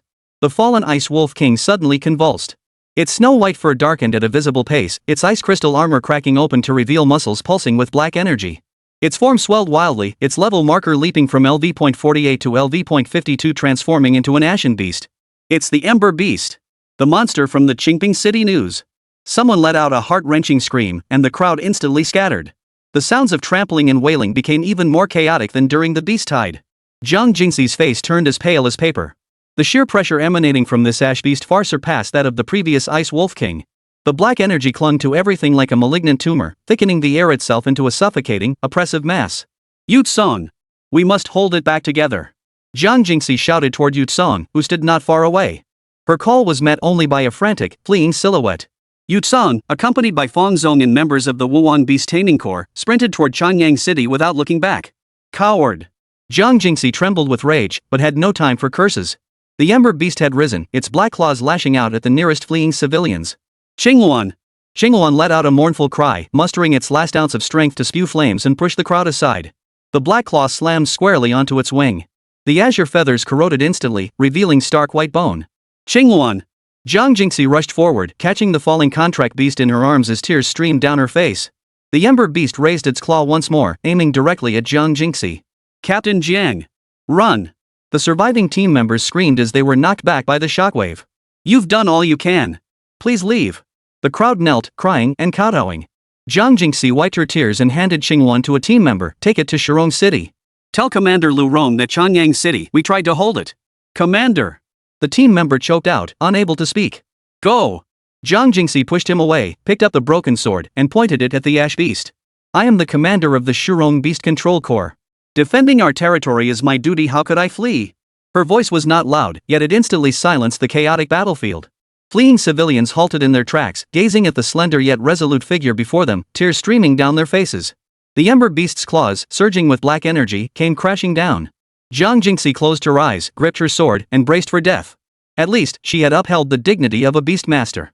Just then, a crimson gold shadow plummeted from the sky, crashing heavily before her. The beast god descends. A deafening roar echoed through the canyon. The shadow swelled wildly, crimson gold light piercing the black mist. In an instant, it transformed into a colossal panda 30 meters tall. Its black and white fur gleamed with a metallic sheen, enveloped in spiritual energy. Its crimson gold eyes shone brighter than the sun, while the fur on its chest billowed without wind, like a battle banner. Boom! The ember beast's claws slammed into the panda's back. Golden spiritual energy armor erupted in a blinding flash, repelling the claws. Yet the panda remained utterly still, not a single hair disheveled. Lin Mo lowered his head, his crimson gold eyes sweeping over the stunned Jiang Jingxi before fixing on the bewildered Jinzhou. A cold smile curved his lips. Bullying women, what kind of skill is that? His voice boomed like a temple bell, causing snowflakes to shiver and fall. Jiang Jingxi looked up at the colossal panda towering over the sky, her mind going completely blank. This is Xiao Mo, Su Wanzhu's contract beast, the one that tore apart 3 crocodiles in the Qingping City news. What are you standing there for? Lin Mo raised his right foot, gathering spiritual energy beneath it, and slammed it down onto the ember beast's foreleg. Snap! The bone-crunching sound was piercing. The ember beast roared in agony as black energy gathered in its mouth. Captain Jiang! Run, the crowd cried out.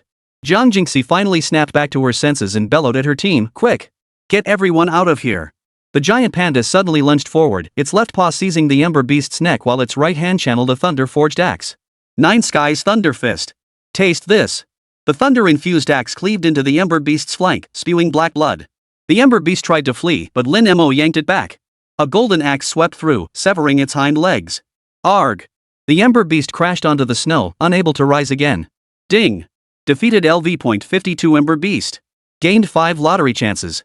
Su Wanzhu leaped off air foam and handed Jiang Jingxi a healing potion. You okay? Jiang Jingxi took the potion, looked at Su Wanzhu, then glanced at the panda, now back to its 1.9 meter form. Her eyes welled up. Thank you. The surrounding crowd gathered, bowing despite their fear of Lin Mo's imposing size. Thank you, Miss Su. Thank you, Lord Lin Mo. You are the true heroes. The subsequent tasks were handed over to the Shirong Beastmaster Corps. Jiang Jingxi was rushed to the hospital in Chanyang immediately, with Su Wanzhu and the others accompanying her. Lin Mo remained outside the hospital room. Having consecutively slain 2 ember beasts, he earned a total of 10 lottery chances. System. Draw. 10 draw sequence initiated. Ding. Congratulations on obtaining Strength plus 78, Defense plus 63. Ding. Congratulations on obtaining Strength plus 120, Agility plus 30. Ding. Congratulations on obtaining Next Draw Doubled Reward. Ding. Congratulations on obtaining Strength plus 260, Health plus 640. 9 consecutive draws, all yielding numerical bonuses. One last draw left. Let's get a golden legend. Lin Mo prayed. Ding. Congratulations on obtaining Water Resisting Pearl. Water Resisting Pearl allows free breathing underwater. Ha! Great! This is awesome.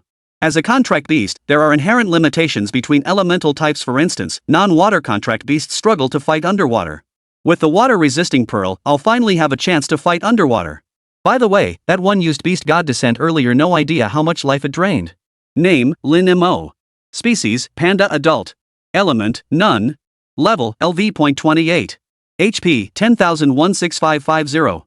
Strength, 2,687 plus. Defense, 613 plus. Agility, 489 plus. Lightning immunity, 21% fire immunity, 23% water immunity, 12% rock immunity, 12% wind immunity, 10%. Skills, Thunder Fist, Red Hair Speed, Inch Power, Whisper, Prayer. Elemental skill, Thunderclap of the 9 Skies. Divine skill, Pupil Technique, Celestial Manifestation 2, Beast God Descent Eye. Equipment, Dragon Binding Gauntlets, Beast Mask Set, Water Repelling Bead. Remaining stat points, 687. That just cost 6,000 HP points? Fortunately, it regenerates 1 HP per second. Let it slowly recover. Xiao Mo, why does it feel like you're not really treating us? Gucci noticed Lin Mo's unease. Su Wanzhu, who was talking to Jiang Jingxi in the ward, rushed out upon hearing the news. Nurse. Nurse. Chapter 171, Call Me Master. 4th update. Vote request. Chanyang City, a discreet tea house. Yu Tsang stood by the window, watching the black mist dissipate toward the frozen canyon. The teacup in his hand shattered under his grip. Useless. All of you are useless, he growled. Fang Zong stood behind him, head bowed even lower. Young Master Yu, Su Wanzhu's power is too bizarre. That panda. Fang Zong stammered, we should retreat first. Once we gather our strength again. Retreat? Yu Tsung whipped around, his eyes dark and menacing enough to drip venom. When have I, Yu Tsung, ever endured such humiliation? If she, Su Wanzhu, can slay a Jinzhou, so can I. Am I weaker than her? Lin Mo stood outside the hospital room, the excitement from his recent prize draw still fresh when a sudden wave of dizziness struck him. It wasn't illness, his life points hadn't fully recovered from using the god-tier combat skill, Descent of the Beast God, and his body was issuing a warning. He shook his head, about to find a chair to rest, when his wrist was suddenly seized. Why do you look so pale? Su Wanzhu's voice carried a rare hint of panic, her fingertips icy cold. Are you feeling unwell? Did you injure your internal organs when using that skill earlier? A barrage of questions came at him. Lin Mo was about to explain he was just tired. But Su Wanzhu half dragged, half pulled him toward the examination room. Enough talk. Come get checked. I really don't need. You absolutely must. Su Wanzhu glared at him, her tone firm, yet her eyes betrayed unmistakable worry. Captain Zhang's Qingluan was injured that badly. You used such a powerful skill, how could you possibly be fine? Lin Mo watched her tense profile and swallowed the words on the tip of his tongue. Fine, let her see. At least it would spare her needless worry. Inside the examination room, cold probes swept back and forth across Lin Mo's body. The doctor stared at the data stream on the screen, his brow furrowing deeper. Strange. All physiological indicators are normal, but his life energy fluctuations are abnormally weak. It's as if a large portion was suddenly drained away. Drained by more than half? Su Wanzhu's voice shot up. Is that dangerous? Not exactly dangerous, but the depletion is beyond imagination. The doctor pushed his glasses up. It's like a bucket full of water suddenly getting a huge hole punched in it. Now there's barely a drop left. We need to replenish it quickly, or else. Otherwise what? Su Wanzhu pressed. The doctor sighed. At best, a week of unconsciousness. At worst, it could impact the contract beast's future evolution. Lin Mo rolled his eyes inwardly. How exaggerated. His health was clearly recovering slowly, increasing by +1 every second. But Su Wanzhu clearly believed it. Her face instantly drained of color as she grabbed the doctor's arm. Doctor, no matter what it takes, you must cure him. Money is no object. Use the best medicine. The highest grade energy chamber. As long as he can recover, I'll do anything. Startled by her intensity, the doctor nodded urgently. We'll do everything we can, Miss Su. Please try not to worry too much. Lin Mo was transferred to a VIP ward, a white room crammed with various energy supplementing devices. Su Wanzhu never left his side, constantly adjusting his blanket, offering him water, or staring blankly at the energy monitor, looking every bit like an overly anxious parent. I'm really fine. Lin Mo couldn't hold back any longer and moved his arm. See? I can lift my arm. Don't move. Su Wanzhu immediately pinned him down. The doctor said you need rest. Are you stupid? Is your life more important than proving yourself? Her tone was fierce, yet her eyes were red. Seeing the red veins in her eyes, Lin Mo's heart suddenly softened. This was the first time he'd ever seen Su Wanzhu lose her composure like this. It turned out he meant so much to her. Got it. Lin Mo obediently lay back down, like a scolded elementary school student. Su Wanzhu finally exhaled in relief, picking up the energy nutrient solution beside her and carefully bringing it to his lips. Drink this. It'll replenish your energy. Lin Mo opened his mouth and drank it down. The sweet, viscous liquid slid down his throat as the system prompt sounded at the perfect moment, HP +50. He stole a glance at Su Wanzhu. She was watching him intently, her long lashes lowered, concealing the emotion in her eyes. I'm sorry, Mo, Su Wanzhu murmured softly. With the beast tied in constant battles, I never properly checked on you. Were you exhausted all alone? Did I push you too hard? Seeing Xiaomo's condition, Su Wanzhu couldn't help but recall her past life. She had sworn never to do that again. Lin Mo froze. He never imagined Su Wan would say such words. In his eyes, she was always that cool-headed, decisive, and seemingly invincible Su Wanzhu, never showing weakness, let alone uttering I'm sorry. No. Lin Mo shook his head, his tone earnest. I don't feel tired.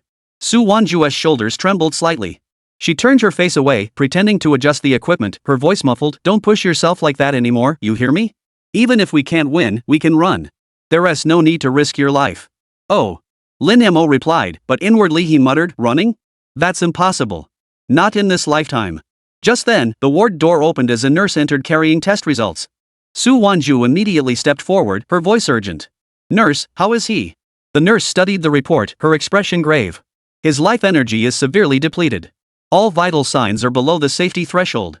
During the last scan, his life signs nearly vanished. He was truly so close to. The nurse didn't finish the sentence, but the implication was clear. Su Wanzhu's face drained of color in an instant. She staggered backward, stumbling until she found support against the wall. Her eyes brimmed with disbelief and self-reproach. It was her fault.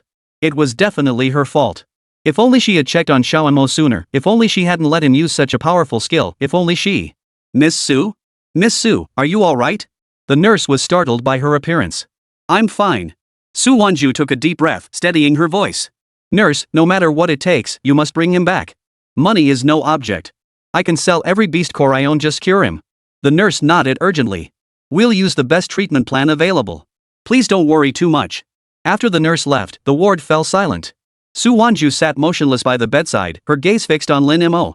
The pain in her eyes was almost palpable. Lin Mo felt slightly uncomfortable under her gaze and cleared his throat. I'll get you some water. Su Wanzhu immediately stood up, fumbling to grab a cup, nearly tripping over a chair in the process. Lin Mo couldn't help but laugh, then quickly covered his mouth and pretended to cough. Ahem. Su Wanzhu returned with the water, glaring at him. Stop laughing. What's so funny at a time like this? She carefully fed him the water, her fingertips accidentally brushing his lips. She jerked back as if electrocuted, her cheeks flushing slightly. Lin Mo's heart skipped a beat. He teased her deliberately. Wanzhu. Call me master. Hee, if I call you master, will there be a reward? Chapter 172, Something Feels Off 5th Update. Vote for me. Of course there is. Su Wanzhu turned her head away. Then, master? Why are you so concerned about me? Lin Mo's use of the word master made Su Wanzhu's face flush instantly. She grabbed a pillow and threw it at him. What nonsense! I'm your contract partner, isn't caring about you the least I should do? The pillow was soft and didn't hurt at all when it hit him. Lin Mo caught it, smiling as he replied, yes. It is. Su Wanzhu couldn't help but laugh, the tear stains at the corners of her eyes still wet. Once you're better, you can have anything you want to eat. Lin Mo watched her smile, his heart warming. Suddenly, he felt that being mistaken for seriously injured wasn't such a bad thing after all. At least, he'd seen a side of Su Wanzhu no one knew, how she could be anxious, how she could blame herself, how she could laugh, how she could blush, just like any ordinary girl. Seeing the radiance in his eyes, Su Wanzhu's worries eased slightly, though she still insisted, go lie down and rest. Lin Mo obediently lay down. Su Wanzhu tucked the blanket around him, smoothing the edges with a tenderness that seemed out of character for her. Lin Mo suddenly said, thank you. Su Wanzhu paused, then turned her face away. What are you thanking me for? Just go to sleep. Lin Mo closed his eyes, but a smile still crept onto his lips. He could sense Su Wanzhu hadn't left. She sat quietly by his bedside, keeping him company. The hospital room was quiet, broken only by the faint hum of medical equipment. Lin Mo's health was slowly recovering. 10,516,550. 10,616,550. He cautiously opened his eyes and saw Su Wanzhu slumped to sleep beside the bed, her brow still slightly furrowed as if tormented by a bad dream. Lin Mo reached out and gently smoothed her furrowed brow. Moonlight streamed through the window, casting a soft, tranquil glow upon them both. Lin Mo yawned and closed his eyes. Never mind. For now, he'd simply savor this special treatment. The VIP ward's monitors emitted a steady beep-beep rhythm as sunlight filtered through the blinds. He had actually been awake for quite some time, his vitality already restored to 80%. But he remained still. Su Wanzhu was slumped over the bedside, sleeping deeply. Her long lashes resembled two small fans, occasionally fluttering lightly. Her hair was slightly disheveled, and faint dark circles lingered beneath her eyes, clear signs she hadn't slept well the night before. Lin Mo's heartbeat inexplicably quickened. He couldn't resist reaching out to tuck a stray lock of hair behind her ear, but his hand paused midway. You idiot, he murmured softly, yet couldn't bring himself to wake her. After an unknown amount of time, Su Wanzhu suddenly jolted awake. Seeing Lin Mo staring at her with open eyes, she startled. You're awake? Why didn't you wake me? You looked so peaceful, Lin Mo shrugged, feigning weakness. I'm a bit hungry. Hungry? Su Wanzhu immediately sat up, pulling out a pile of snacks from her storage pouch. I brought energy bars, dried spirit fruits, and these fiery flame fruits specially sent by Commander Jiang. They replenish energy super fast. She picked up a bright red fruit, peeled it, and held it to Lin Mo's lips, open wide. Lin Mo. He wasn't a 3-year-old child. But meeting Su Wanzhu's expectant gaze, he obediently opened his mouth and took a bite.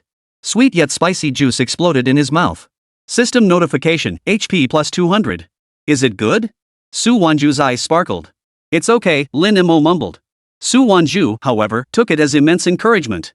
She picked up another piece, ready to feed him again. This time, Lin Mo didn't open his mouth. Instead, he reached out and took it himself. I'll do it myself. Su Wanzhu paused, then smiled. Looks like you're feeling much better, even strong enough to snatch food now. She sat on the bedside, watching Lin Mo devour the fruit in big bites, her gaze so tender it could melt ice. After a moment, as if remembering something, she cleared her throat. Mo, you have to be good from now on, understand? Lin Mo looked up. The doctor said you only survived this time by sheer luck. Su Wanzhu stiffened her expression, trying to look stern. You're not allowed to recklessly use life-draining combat techniques anymore, unless I give you permission. Why? Lin Mo protested. That's my skill. Because I'm your contract holder.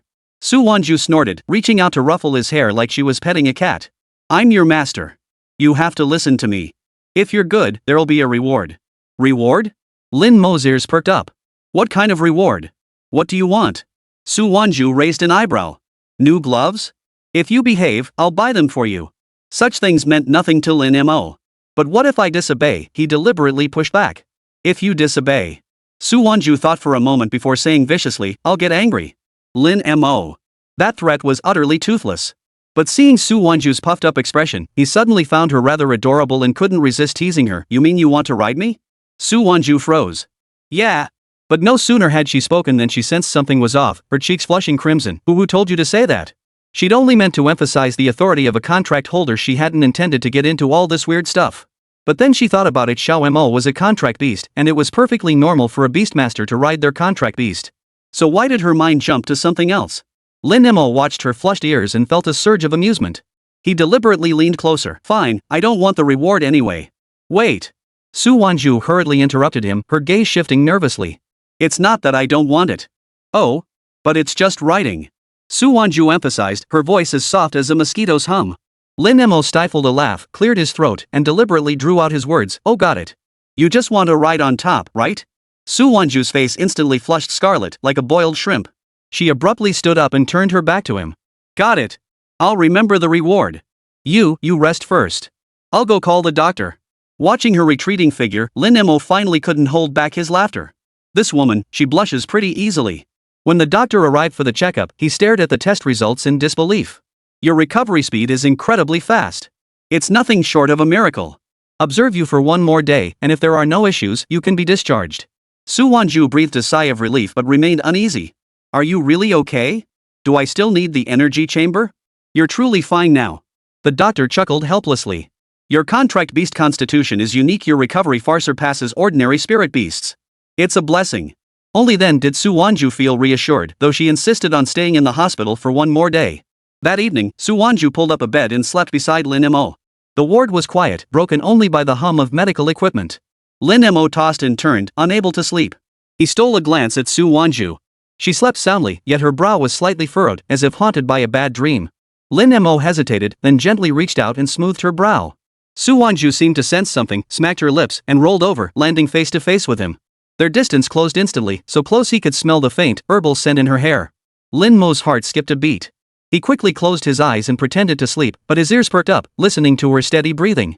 After an unknown amount of time, as he drifted toward sleep, he heard Su Wanzhu whisper softly, I'm sorry, Xiao Mo. I always made you fight before and never took good care of you. Lin Mo's heart clenched sharply. It won't happen again, her voice thick with nasal congestion. I'll protect you from now on. I won't let you suffer such severe injuries again. Lin Mo opened his eyes. In the dim glow of the medical equipment, he saw tears glistening at the corners of Su Wanzhu's eyes. Suddenly, all his past teasing and jabs felt excessive. He reached out and gently took her hand. Su Wanzhu's hand trembled. She opened her eyes and met Lin Mo's earnest gaze, startled. Xiao Mo? I'm fine. Lin Mo's voice was soft. Tears suddenly spilled from Su Wanzhu's eyes, not from sadness, but from an indescribable mix of emotions. She turned her hand to grasp Lin Mo's, her grip a little too tight. From now on, I'll do the fighting. You just cover me. All right. Lin Mo nodded with a smile, letting her hold his hand. Hand in hand, neither spoke. The hum of the hospital equipment seemed to soften.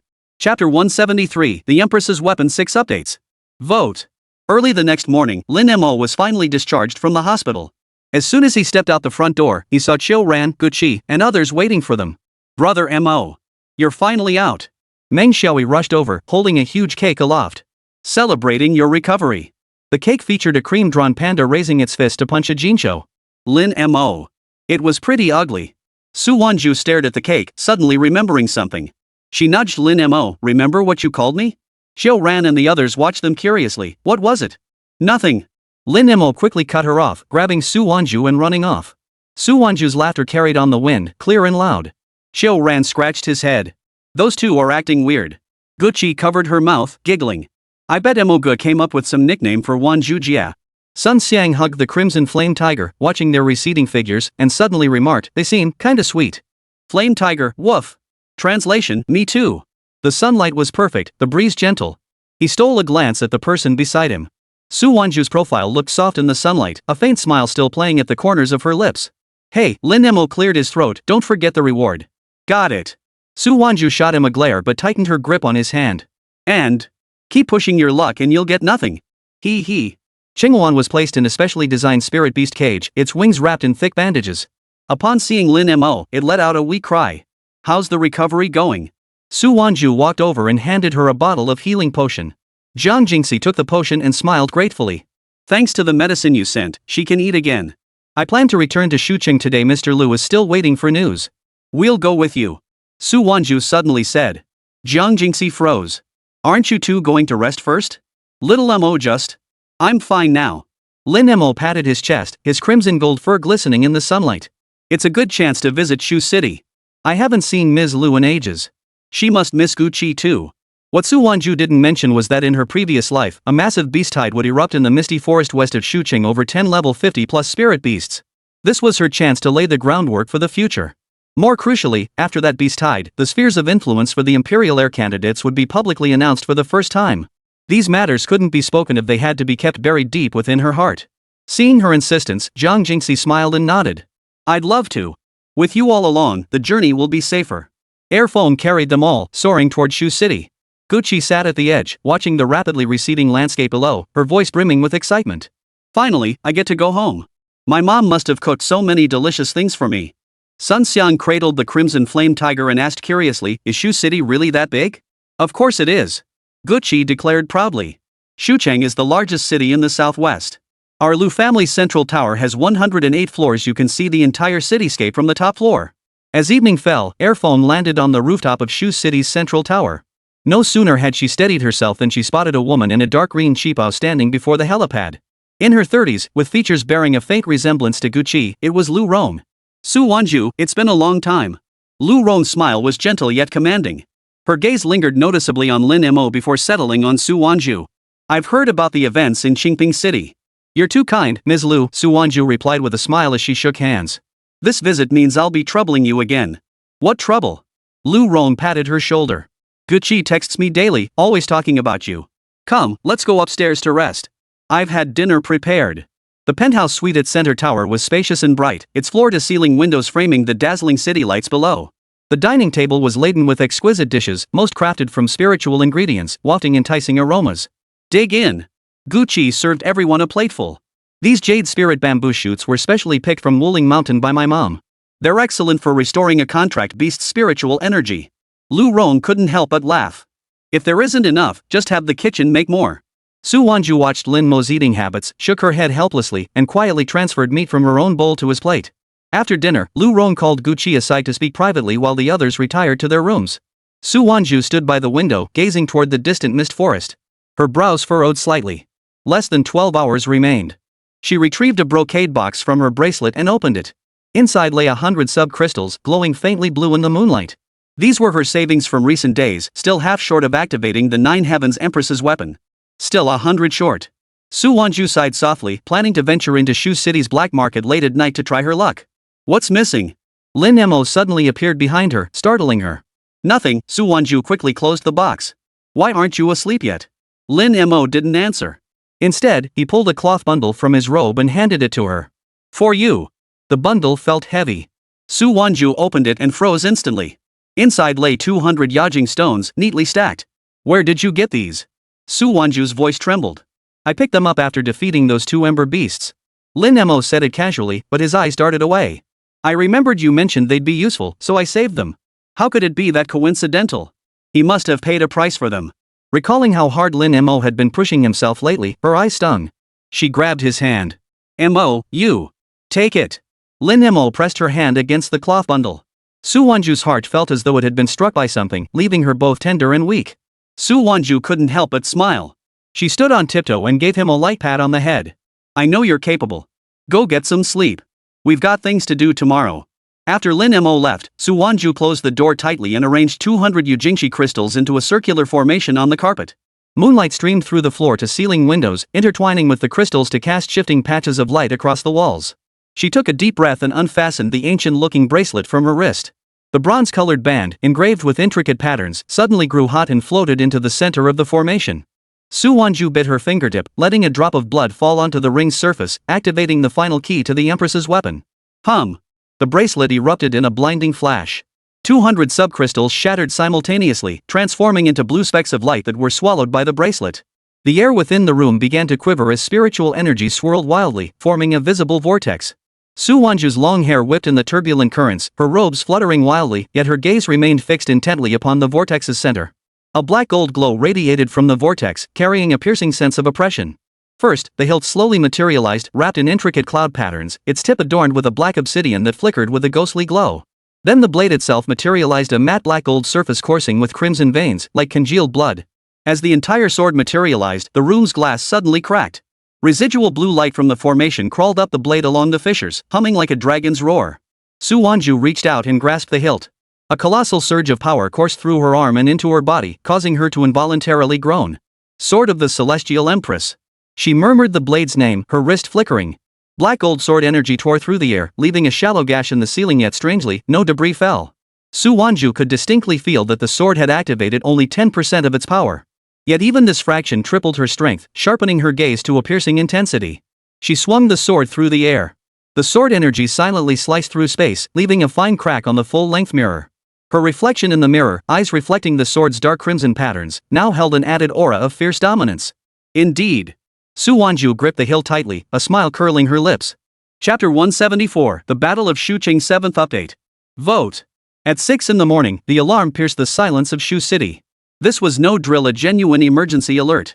In the conference room atop the central building, Lu Rong stood before the holographic map, her finger tapping heavily on the location of the mist forest. The red dots there had merged into a continuous expanse, like a spreading crimson plague. President Lu, the energy barrier of the mist forest has been breached. The urgent voice of the monitor crackled through the communicator. Preliminary scans indicate at least 300 spirit beasts have breached the sanctuary. Among them, over 15 are level 50 or higher. Lu Rong's expression hardened like iron. She crumpled the hem of her dark green shipao in her grip.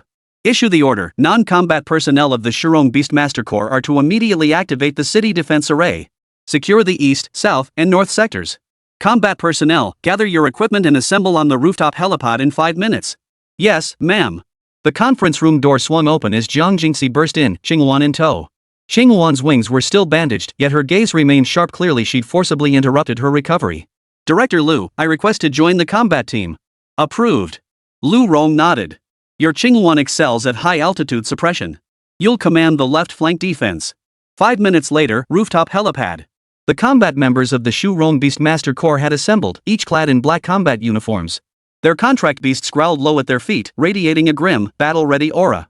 The most striking sight was the 18 figures positioned at the squad's flank.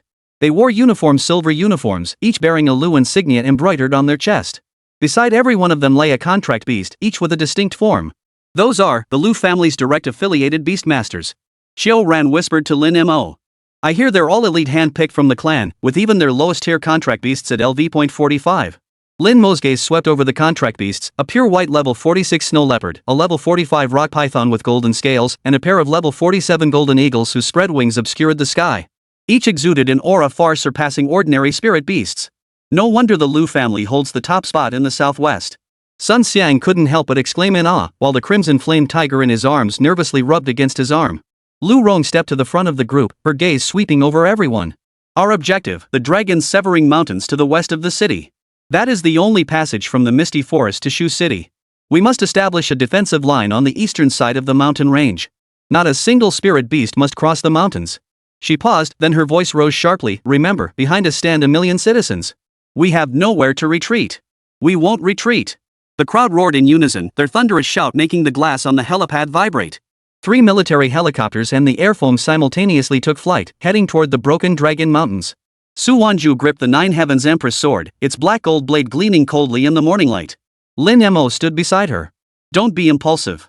Sensing his restlessness, Su Wanzhu gently tapped his arm. This beast tide is too massive. Follow orders. Understood, master. Lin Mo's expression was serious. But Su Wanzhu felt something off. Out of sight, she pinched him discreetly. The dragon-severing mountains, 50 kilometers from Shu City, formed a natural barrier. By the time the group arrived, chaos had erupted across the eastern plains. From the direction of the misty forest, black mist churned violently. Countless spirit beasts burst forth from the fog, surging toward the mountains like a dark tide. Level 30 wild wolves, level 35 venomous lizards, level 40 giant bears, even several level 50 mutated tigers were frantically clawing at the mountain walls, trying to break through. Engage! Lu Rong's voice boomed across the battlefield through the megaphone. 18 Lu family beast tamers charged forward. The snow leopard transformed into a white streak, instantly tearing through the horde. The gale from its claws sliced over a dozen wolves clean in half at the waist. Rock pythons surged forward, their massive bodies coiling at the mountain's base to form a living wall. Golden eagles dove down, using both beak and talons to rip an entire wing from a mutated tiger. Too powerful.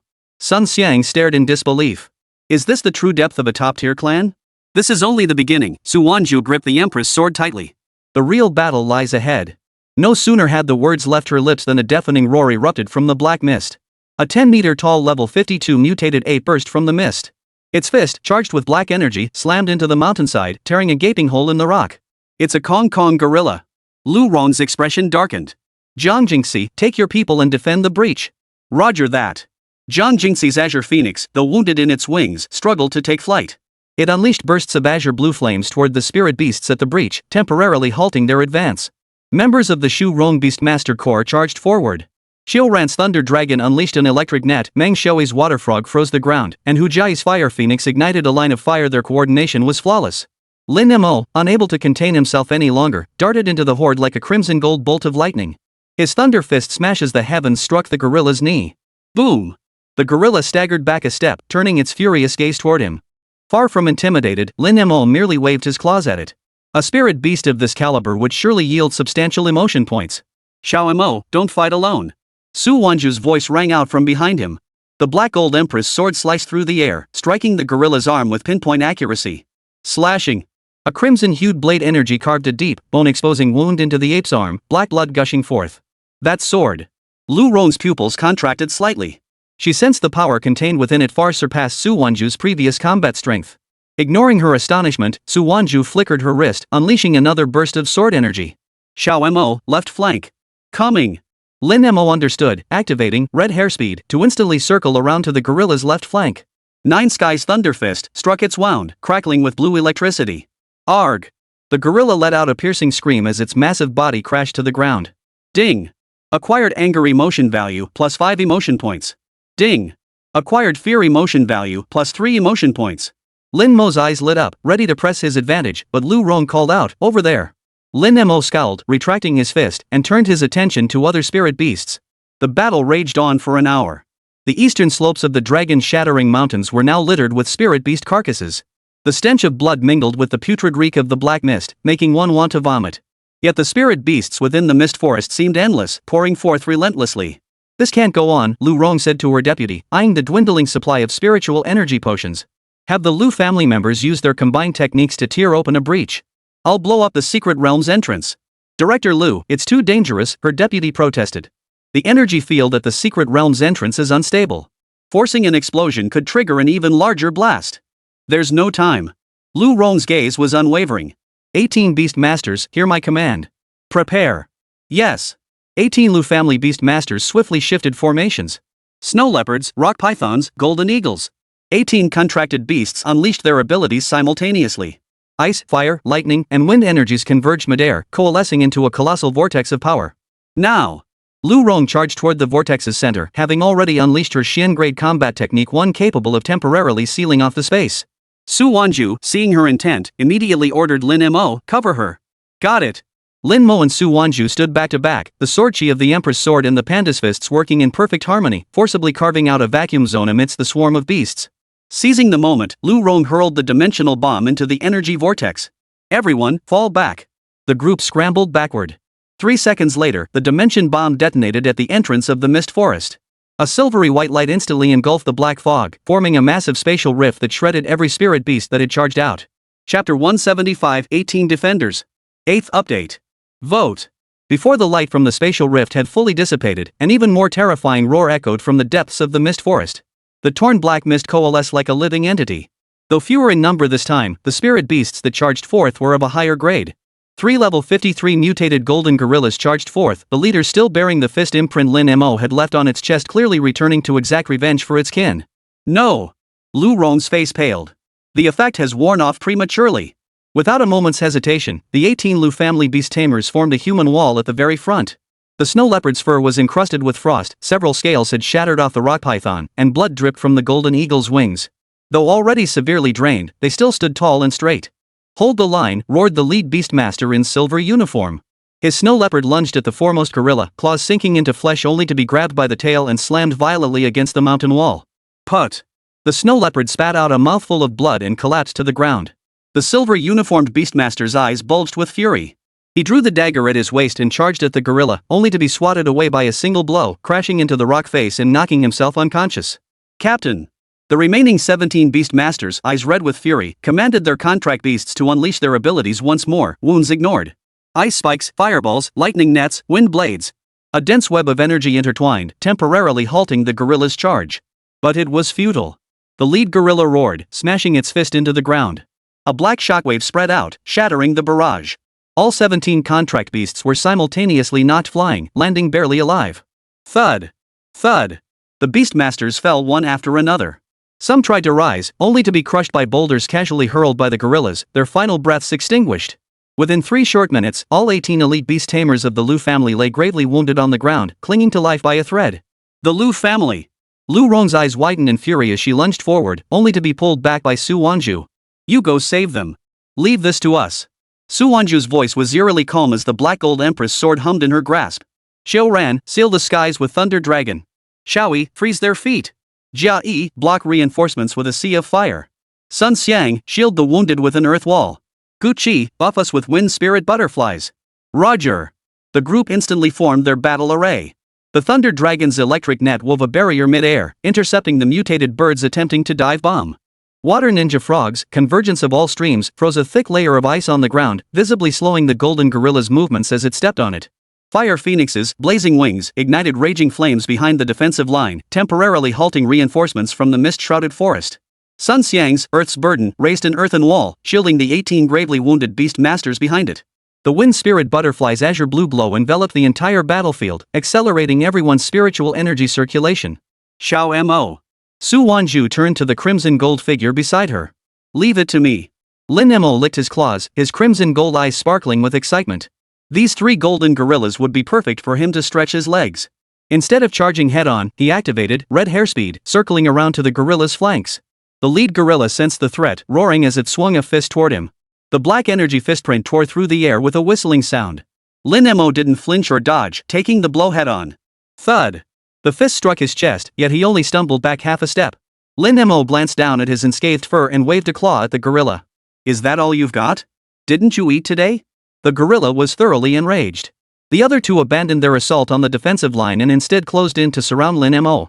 3 level 53 Lord tier spirit beasts attacked simultaneously.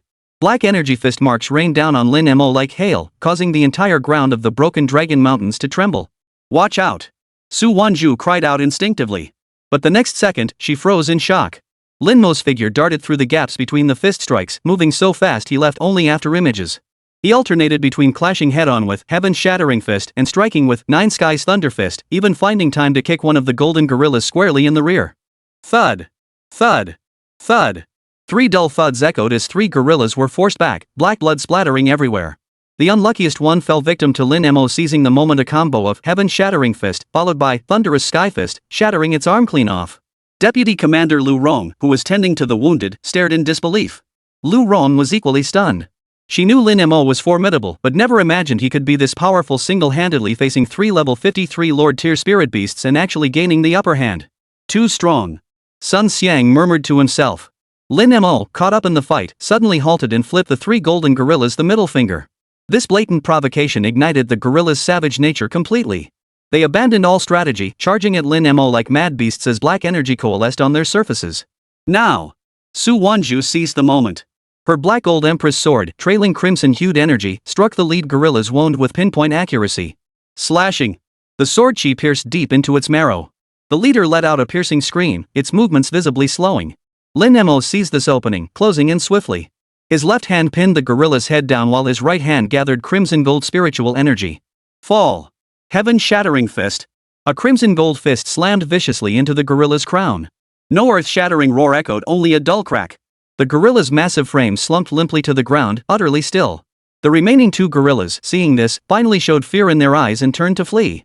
Trying to run? Lin Mo wouldn't let them escape. He caught up to the one on the left, delivering a Nine Skies thunder punch to its nape.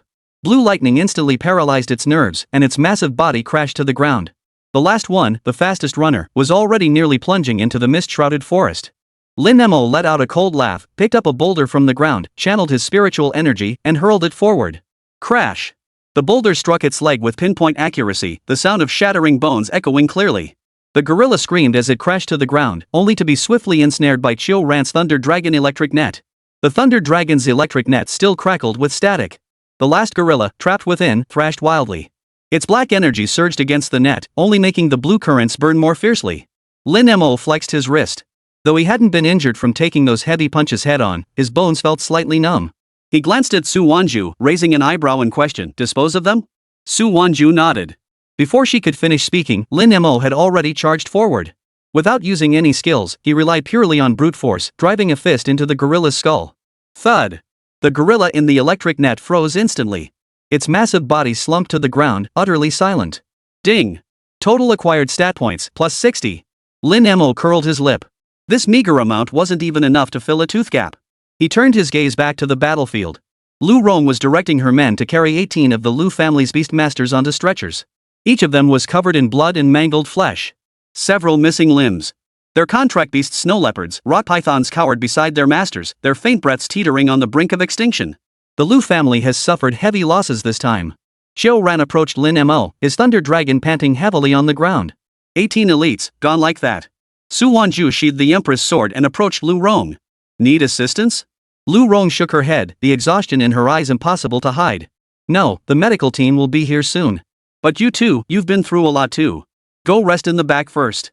Her gaze swept over the black gold longsword in Su Wanzhu's hand, then lingered on Lin Mo. Her expression grew complex. The speed at which these two had grown far exceeded her expectations. Su Wanzhu relented and led the group toward the temporary rest stop. Stop fooling around. Let's tend to your wounds. I'm not hurt. Lin Mo tucked the beast core into his chest, yet obediently sat still as Su Wanzhu examined his fur. Just then, a brilliant white light suddenly illuminated the sky. It was neither the sun nor lightning, a pure, soul-piercing white light. The light was so blinding it scattered the black mist of the forest of mists. The entire city of Shu, and even Yucong in the distant southern mountains, Yang Tianfang in the East Sea, and Wang Chujun in the northern city. Everyone in the entire Dragon Nation witnessed this blinding light. What is that? Gucci pointed at the sky. Even more eerily, everyone bearing the one-character jade seal felt the jade in their possession grow hot, pulsing as if alive. Su Wanzhu narrowed her eyes. It's coming. Chapter 176, The Imperial Heir Struggle. Commences. 9th update. Vote. As all eyes focused on the white light in the sky, an ancient voice echoed across the heavens. The single-character Jade Seal has emerged, and the Imperial heir candidates have gathered. The battle for supremacy begins. Yet the white light in the sky did not fully fade. Instead, it gradually coalesced into 6 brilliant stars, suspended in different directions, forming a 3-dimensional celestial map. The entire Dragon Nation erupted in excitement. Those are the star markers for the Imperial heir candidates. The northern one must be Wang Chujun. She's always been stationed in the northern city. The one on the right with the blue glow must be Yang Tianfang from the East Sea. Those two close together in the south must be Su Mingyue and Yucong, right? The one slightly higher on the left must be Zhu Guanquan. The one closer to the right must be Su Wanzhu. Amidst the murmurs, someone suddenly noticed something amiss. Wait a minute. On the square of North City, a young man wearing glasses pointed at the star chart.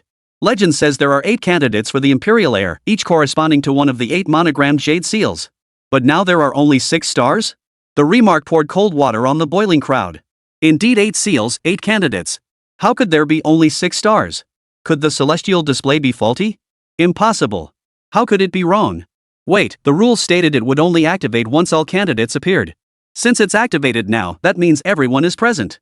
An even more startling theory surfaced. Could it be someone holds more than 1 jade seal? This theory sent a collective gasp of shock through the crowd. 1 jade seal represented 1 candidate's qualification.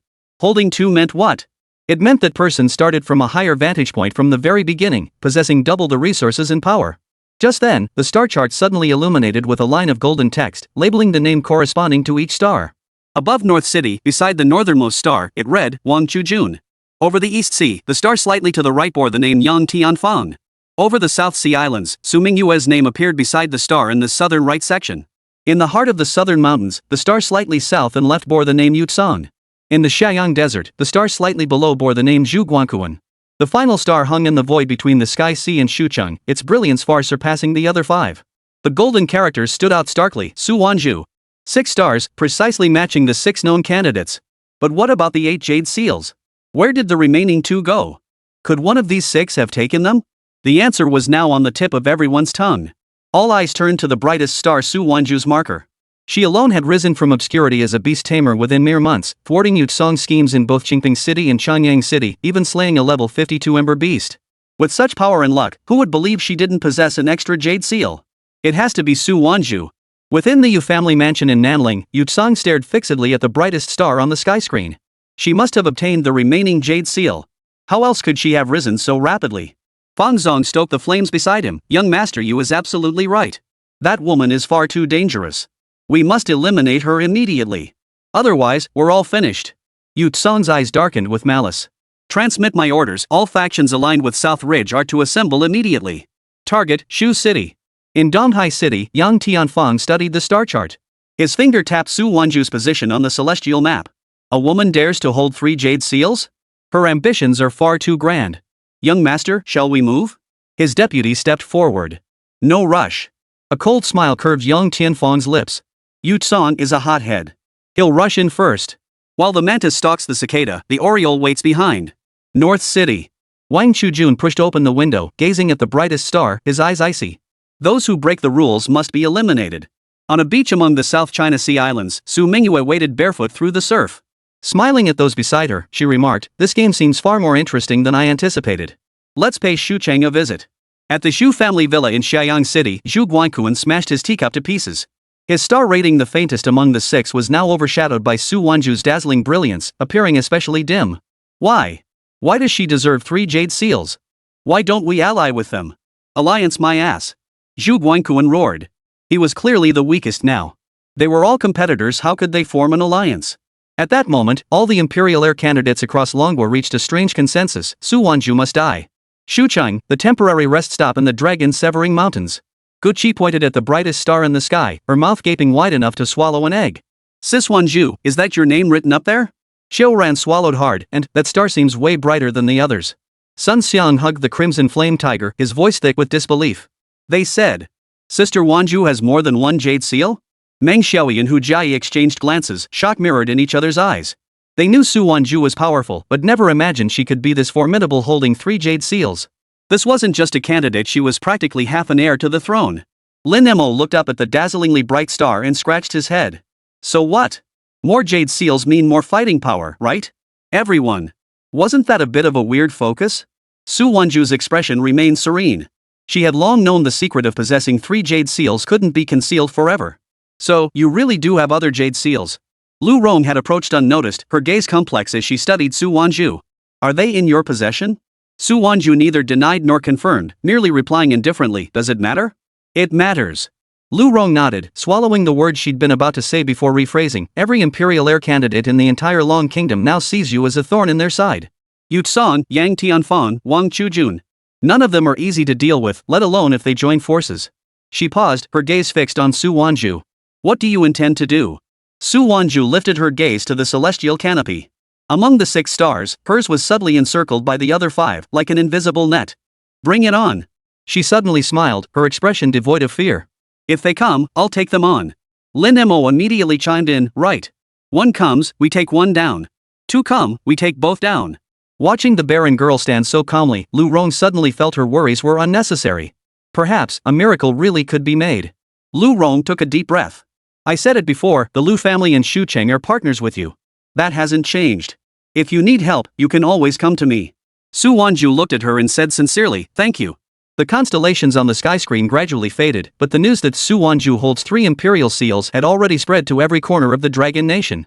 Her supporters saw her as having the bearing of an emperor, her detractors accused her of ambition, while the majority remained watchful. Night fell. Su Wanzhu sat by the campfire, watching the dancing flames as she sank into deep thought. The days of tranquility were over. What are you thinking about? Lin Mo sat beside her. Just what to eat tomorrow, Su Wanzhu replied with a smile. Lin Mo. Thinking about food at a time like this? Don't worry, Su Wanzhu smiled at his puzzled expression. If they want to snatch the imperial seal, they'd better hope they have the guts to back it up. Her gaze settled on Lin Mo, softening. Besides, I'm not alone. Lin Mo, funny, I'm not human either right now. Chapter 177, The Divine Pearl of the Sea First Update, Seeking Votes. News of the Imperial Air Contest spread like wildfire, reaching every street and alley of the Dragon Kingdom overnight. Whether in bustling metropolises or remote villages, people discussed only one topic, the 6 Imperial Air candidates, especially Su Wanzhu, who held 3 jade seals. Did you catch the news? Su Wanzhu's star rating just shot up again. Heard Yutsong has already set out with the Southern Ridge Army, heading straight for Shu City. I'll bet 5 beast cores that Su Wanzhu wins. She even slew the Ember Beast, why would she fear Yutsong? Don't be foolish. Yutsong has the entire Southern Ridge backing him. Besides, there's Yang Tianfang and Wang Chujun, they won't just stand by and let Su Wanzhu dominate. Yet atop Shucheng's central skyscraper, the atmosphere remained eerily calm. Guqi scrolled through the news on her wristband, pacing anxiously. Sis Wanzhu, look. Netizens say Yutsong could reach Shu City tomorrow. Shouldn't we prepare? Like reinforcing defenses or redeploying personnel? Xiaoran chimed in, yeah, Yutsong brought at least 500 people this time. Sun Xiang, clutching the crimson flame tiger, was sweating nervously. How about we leave first? Lie low for a while? Meng Xiao and Hu Jiayi remained silent, but their eyes betrayed obvious worry. Lin Mo sat on the sofa, eating heartily. He mumbled indistinctly, run? Why? Let him come to us. Saves us the trouble of hunting him down. Everyone. Only you would think a fight is a good thing. Su Wanzhu leaned against the window, watching the bustling traffic of Shucheng. Holding a cup of hot tea, she appeared calm and composed, hardly like someone about to be ambushed. Sis Wanzhu, say something. Guqi stamped her foot impatiently. Su Wanzhu set down her teacup and smiled faintly. What's the rush? If Yutsong dares to launch a full-scale assault on Shu City, Lu Rome will be the first to refuse. Don't forget, this is Lu family territory. But what if he plays dirty? Xiao Ran frowned. What wouldn't the Wuwang Beastmaster Corps do? Then let him come. Su Wanzhu's gaze sharpened. What we need now isn't panic, but rest. We must conserve our strength to face the troubles ahead. She paused before adding, besides, I'm certain Yutsong won't make his move now. Why? The others asked in unison. Because he lacks certainty, Su Wanzhu explained. His 2 defeats in Qingping City and Changyang City have made him wary of me. Moreover, he doesn't know how much Lu Rong will aid me. Acting rashly carries too great a risk. Just then, Lu Rong's secretary knocked and entered. Miss Su, news from Nanling, Yutsong's forces have halted 50 kilometers outside Shu City and aren't advancing further. Just as I thought, Su Wanzhu murmured, a knowing smile curling her lips. He's waiting. Waiting for what? Guqi pressed. A legitimate reason. Su Wanzhu lifted her teacup, gently blowing away the steam. He wants to seize the imperial seal, yet he doesn't want to be branded as one who bullies the weak. After all, the entire Long Kingdom is watching him now. No sooner had she spoken than Su Wanzhu's bracelet vibrated. An unknown number, originating from a signal tower in Nanling. She pressed the answer button, and Yutsong's arrogant voice boomed through the speaker. Su Wanzhu, stop hiding like a coward in Shu City. Got the guts to come out and settle this once and for all? How do you propose to settle this? Su Wanzhu's voice was calm and unruffled. In 7 days, the sunken ship's secret realm in the South Sea will open for a limited time. Yutsong's voice carried a hint of smugness. It's an S-level secret realm. Inside lies the divine pearl of the sea, said to amplify the power of an imperial seal. I'm sure you're already aware. Let's settle this there. Whoever claims the divine pearl wins. He paused, his tone sharpening. The loser surrenders 1 jade seal. Do you dare accept? The room fell silent. Sunken ship secret realm? S rank? Divine pearl of the sea? The stakes were astronomical. A jade seal was practically half the life of an imperial air candidate. Su Wanzhu hesitated not a moment, agreed. But I have one condition. Speak.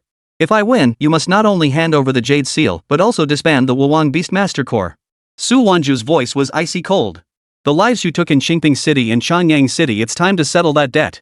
Yutsong fell silent for a moment, clearly not expecting Su Wan to propose this condition. But soon, he sneered coldly, fine. I accept. Meet at the entrance to the sunken ship secret realm in 7 days. Whoever doesn't show up is a coward. The call ended abruptly. Guqi was the first to jump up. Sis Wanzhu, why did you agree? It's too dangerous. And Yutsong will definitely try something shady. Exactly. The divine pearl of the sea sounds incredibly powerful, what if he steals it? Xiao Ran protested urgently. Su Wanzhu looked at them and suddenly smiled. Do you really think hiding in Shu City will keep him away? If he doesn't come today, he'll come tomorrow. Better to strike first than wait to be hit. I know the sunken ship's secret realm. Xiao Ran opened the holographic map, pointing to a stretch of sea in the South China Sea. It's a gathering spot for ancient shipwrecks. The magnetic field is chaotic, and most spirit beasts there are water type or dark type, generally level 45 or above. The biggest hassle is that we might have to fight underwater. Water type spirit beasts? Lin Mo's eyes lit up as he pulled out the water repelling bead from his chest. I have this. I'm not afraid of water. Su Wanzhu watched the water-repelling pearl in his hand, her eyes flickering. This was an unexpected bonus. The sunken ship secret realm, the divine pearl of the sea, she had known about these long ago. In her previous life, it was Yu Tsong who had obtained the divine pearl of the sea, greatly enhancing the power of his jade seal bearing the character Chang. This had granted him an absolute advantage in the early stages of the imperial air competition. Seems the pearl of the sea needs a new owner this time, Su Wanzhu murmured to herself. Guqi hadn't caught her words and asked curiously, Sister Wanzhu, what did you say? Nothing. Su Wanzhu tucked away the bracelet. We'll depart tomorrow. Tomorrow? So soon? Xiao Ran froze. Don't we need to prepare? Prepare what? Lin Mo mumbled, chewing on an energy bar. You don't need prep for a fight. Just bring your fists. Everyone. It seemed logical, yet something felt off. Su Wanzhu shook her head and began assigning tasks. Xiao Ran, Xiaoyi, Jai, Guqi, Sun Xiang, the five of you head to the South China Sea tomorrow. We go first? Guqi froze. What about you and brother Mo? I'm taking Mo back to Tianhai City. Su Wanzhu explained, the sunken ship secret realm is in the Su family's territory in the South Sea. Su Mingyue is cunning. You go ahead and scout the situation, gauge her stance on the secret realm and look for any signs of her teaming up with Yu Tsong. She paused before adding, remember, don't reveal your strength. Focus on reconnaissance. Understood, the five replied in unison. Sun Xiang voiced his concern, when will you join us? 3 days at most, Su Wanzhu said. Once we handle matters in Tianhai City, we'll join up with you. After assigning tasks, everyone returned to their rooms to pack. Lin Mo followed Su Wanzhu into her room and asked curiously, why go back to Tianhai City? A new secret realm. Su Wanzhu pointed to a small island near Tianhai City on the map displayed by her wristband. The day after tomorrow, a newbie-grade secret realm will appear there. The spirit beasts inside aren't very powerful, making it perfect for you to level up. Chapter 178, Using a Cannon to Swat a Mosquito. Second update, Seeking Votes. Finally back. Su Wanzhu took a deep breath. Lin Mo followed behind her. His crimson gold fur stood out strikingly in the crowd, yet no one dared approach to gawk. This panda's imposing stature was simply too intimidating. The two-story house in the old quarter remained overgrown with vines, its stone lions at the gate worn smooth by time. As soon as Su Wanzhu pushed open the gate, Dan Tailan's voice drifted out from the kitchen. Old Su, did you hear that? Is it Wan coming back? I'll go check. Su Hao's voice followed closely behind. The couple emerged one after the other from the house. Spotting Su Wanzhu at the doorway, Dan Tailan dropped the spatula in her hand with a clatter. Her eyes instantly welled up. Wan. Mom, Dad. Su Wanzhu stepped forward and was swept into Dan Tailan's arms. Lin Mo stood nearby, scratching his head. Little Mo's here too. Dan Tailan released Su Wanzhu, grabbed Lin Mo's hand, and pulled him toward the house. Come in. I saved your favorite spare ribs. Thanks. Lin Mo's eyes lit up as he scampered after her, leaving Su Wanzhu and Su Hao standing there. Su Hao watched his daughter and smiled helplessly. This panda is more like our child than you are. Just glad you're back. Su Hao patted her shoulder, his voice tinged with relief. You must have suffered out there. I saw the news. What you did in Qingping City and Changyang City was commendable. It was only my duty. Su Wanzhu lowered her head, unable to meet her father's gaze. In her previous life, she hadn't been able to protect her family. Hearing her father's praise this time made her nose suddenly sting. Come inside first. Your mother has the meal ready. Su Hao turned toward the house, his voice carrying a barely perceptible catch. The dining table was laden with dishes, all Su Wanzhu's favorites. Dan Tailan kept piling food onto Lin Mo's plate, heaping it high like a small mountain. Eat more, Mo. You're so thin. You and Wan must not be eating properly out there. Oh, right. Su Hao set down his chopsticks. Yesterday, energy fluctuations were detected on Crescent Moon Island, east of Tianhai City. It seems a new secret realm is about to open. I know. Su Wanzhu nodded. This time I came back specifically for this secret realm. You're going? Dan Tailan looked concerned. I hear secret realms are quite dangerous. Don't worry, Mom. It's a Class B secret realm. The spirit beasts inside aren't very powerful. I'll take Xiao Mo along to gain some experience. Su Wanzhu reassured her. We'll be back soon. Early the next morning, Su Wanzhu and Lin Mo prepared to depart for Crescent Moon Island. At the coast of Crescent Moon Island, mist churned like living creatures. A group of beast tamers, drawn by the news, stared greedily at the sea surface. where a blue energy vortex was slowly forming the very entrance to the B-rank secret realm. I heard there's a level 35 deep-sea demon whale inside. Bull. My cousin says it's max level 32 perfect for small to medium teams like us to farm resources. Isn't that Su Wanzhu? What's she doing here? Amidst the murmurs, Su Wanzhu stood at the edge of the crowd, hand in hand with Lin Mo. Lin Mo's crimson gold fur stood out vividly in the mist, drawing many curious glances. Everyone knew this panda contract beast had torn apart a level 52 ember beast in Qingping City. Here it comes, someone shouted. The blue vortex suddenly expanded, emitting a powerful suction force. The surrounding beast masters abandoned their chatter, releasing their contract beasts. Some formed teams, others went solo, all rushing headlong into the vortex. Let's go. Su Wanzhu pulled Lin Mo along as they joined the throng surging into the vortex. The moment they passed through the vortex, a salty, fishy stench hit them. Inside the secret realm lay an undersea canyon. Sunlight filtered through the crystal-clear water, casting dappled patterns of light and shadow across the rock walls. Schools of luminous fish swam past, illuminating the shadowy outlines of enormous figures in the distance. So many fish. Lin Mo's eyes lit up, his claws itching to grab them. Stop playing around. We have important business to attend to. Su Wanzhu patted his arm and pointed toward the depths of the canyon. Head that way. The spirit beasts are higher level there. Barely a few steps into their journey, a swarm of silver fish, each about the size of a palm, suddenly burst from the rock crevices. Their sharp teeth glinted coldly. Level 20 soul-devouring fish, though not high level, they compensated with sheer numbers, swarming like a dense silver tide. Watch out, a lone beast master nearby cried out. His contract beast, the ironclad turtle, had barely opened its shell when spirit-devouring fish began gnawing at it with a loud crunch, crunch. Lin Mo paid it no mind. Crimson gold spiritual energy gathered in his palm as he casually unleashed the heaven-shattering fist. Boom! An invisible shockwave exploded outward, instantly shattering the silver tide. It dissolved into specks of blue light, vanishing into the sea. The lone beastmaster stared in disbelief, nearly dropping the spirit potion in his hand. A single punch? Su Wanzhu ignored his shock and told Lin Mo, keep moving. Lin Mo nodded and charged forward in long strides. His red hair speed remained agile in the water. His figure streaked like lightning, dispatching any spirit beasts blocking his path, either smashing them with a fist or slamming them away with a claw. His movements were crisp and decisive, without a hint of hesitation. A level 22 electric ray had just unleashed its electric net when Lin Mo grabbed its tail and flung it against the rock wall. A level 23 sawtooth shark opened its gaping maw, only to be met head-on by Lin Mo's Nine Skies Thunder Fist, stunning it as it floated belly up in the water. Even a level 25 octopus monster, attacking with all 8 tentacles simultaneously, had 7 of them ripped off by Lin Mo.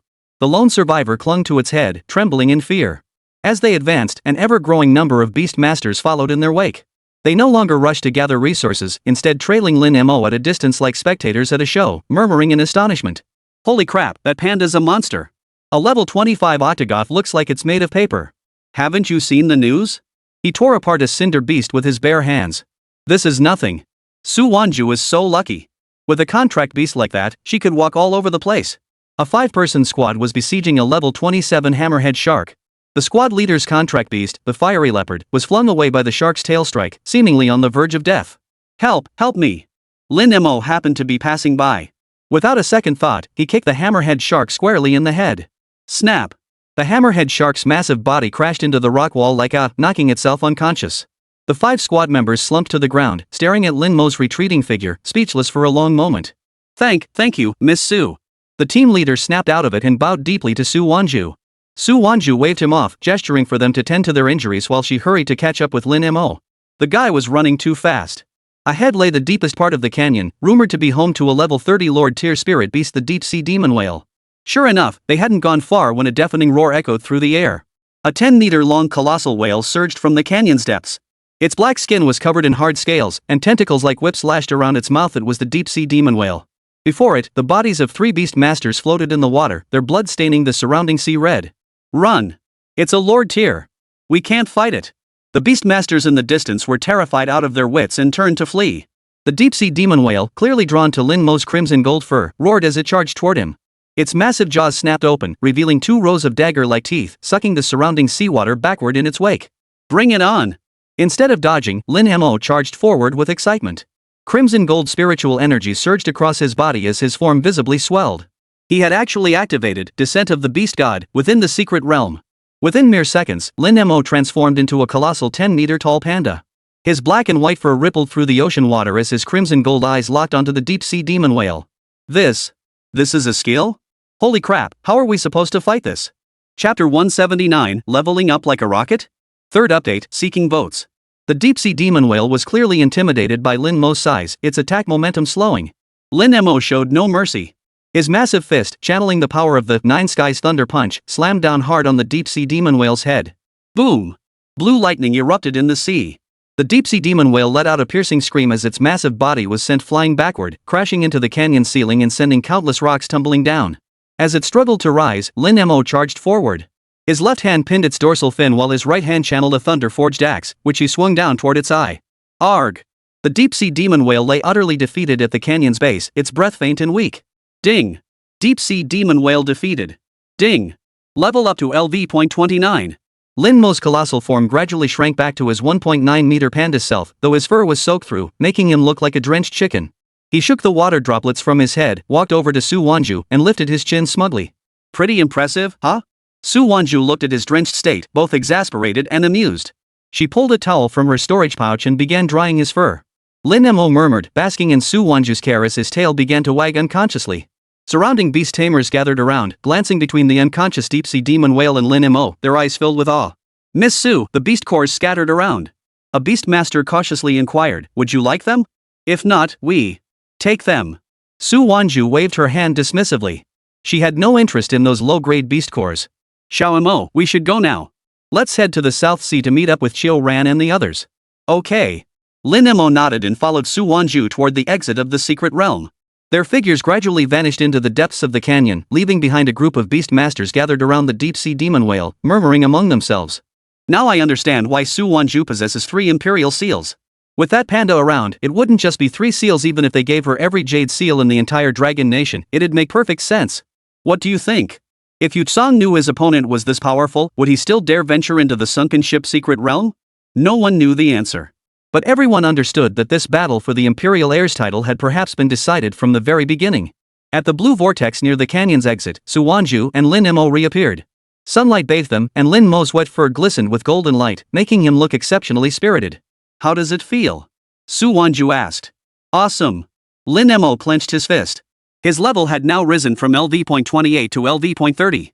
Consider this, it had only been about half a year since Lin Mo was contracted by Su Wanzhu. The other disciple candidates? Each had been a beastmaster for several years. Even those beastmasters Su Wanzhu's age had contract beasts hovering around LV.20 or even LV.10. Moreover, Lin Mo had one distinct advantage, while other contract beasts required beast cores to level up. But he only needed to kill spirit beasts to level up. Combined with the spirit beasts from the previous 2 waves, he could advance 2 levels already in exceptionally rapid pace. As soon as Su Wanzhu and Lin Mo dismounted from Airfang's back, they spotted Qiu Ran and the others waving from the corner of the dock. Guqi was the first to rush over, nearly colliding with Su Wanzhu. Sis Wanzhu. You're finally here. Did you have a smooth journey? Qiu Ran followed closely behind, his gaze casually sweeping over Lin Mo before suddenly freezing. Brother Mo, you seem stronger? At this remark, Sun Xiang, Meng Xiaoi, and Hu Jia all gathered around, eyeing Lin Mo with curiosity. Lin Mo instinctively straightened his chest, his crimson gold fur glistening in the sunlight. Level, LV.30. 2 levels? Guqi's voice shot up like a cat whose tail had been stepped on. You say you leveled up twice? We've only been apart for 2 days. Qiu Ran sucked in a sharp breath. 2 levels in 2 days? Brother Mo, you're LV.30 now? Yeah. Lin Mo nodded, stating it matter-of-factly, as if leveling up were the most ordinary thing in the world. The group froze in utter shock. After all, it had taken their own contract beasts years to slowly climb the levels. But Lin Mo? He'd shot from LV.1 at the time of the contract to LV.30 in just over half a year. That speed was like riding a rocket. That's on par with the seniors contract beasts, right? Sun Xiang muttered under his breath. The crimson flame tiger in his arms shrank its neck, clearly startled by Lin Mo's assent. Meng Xiaoi pushed his glasses up. Ordinary contract beasts need to absorb beast core energy to level up, and there's always the risk of energy conflicts. Brother Mo's, this completely defies logic. Guqi grabbed Su Wanzhu's arm, her eyes sparkling. Sis Wanzhu, tell us, how did you train Brother Mo? Did you use some special energy potion? Or find some rare treasure? Share the secret. Su Wanzhu felt a bit dizzy from her shaking and laughed as she patted her hand away. No special methods. Little Mo is just special. Unique? Guqi clearly didn't buy it. No matter how unique, you can't possibly level up twice in 2 days. Look at Sister Qiu Ran, her Thunder Dragon took a full 3 months to level up. Qiu Ran. Can you stop using me as an example? Exasperated, Su Wanzhu could only offer a vague explanation. His constitution is different from other contract beasts. He doesn't need to absorb beast cores, he levels up just by fighting. Leveling up just by fighting? The group exchanged stunned glances. What kind of god-tier physique was this? Lin Mo listened from the side, finding it rather amusing. Truth be told, he didn't know why either. All he knew was that defeating spirit beasts granted him experience points. Maybe this was just the special treatment reserved for pandas. Alright, enough about that. Su Wanzhu changed the subject. Let's discuss the situation in the South Sea. Any movement from the Su family? At the mention of business, Xiu Ran's expression immediately turned serious. Things aren't looking good. Ever since the list of imperial heir candidates was announced, the major powers in South Sea seem to have coordinated their efforts. They're all flocking to the Su family. He opened the holographic map and pointed to the central area of South Sea City. Look, this is the Sea Shark Trading Guild. Just yesterday, they announced a 10 billion credit investment in the Su family. This is the Coral Island farm they gifted Su Wanzhu 10 years worth of rare spirit beast eggs. And shipwreck salvage? They handed over their ancestral secret realm map outright. That extreme? Su Wanzhu frowned. Su Wanzhu's pace of power expansion far exceeded her expectations. The real trouble is the Moonlight Beast Master Corps. Xiu Ran's tone turned grave. They held a press conference yesterday declaring the 3 provinces of South Sea their home territory, vowing never to let outsiders interfere.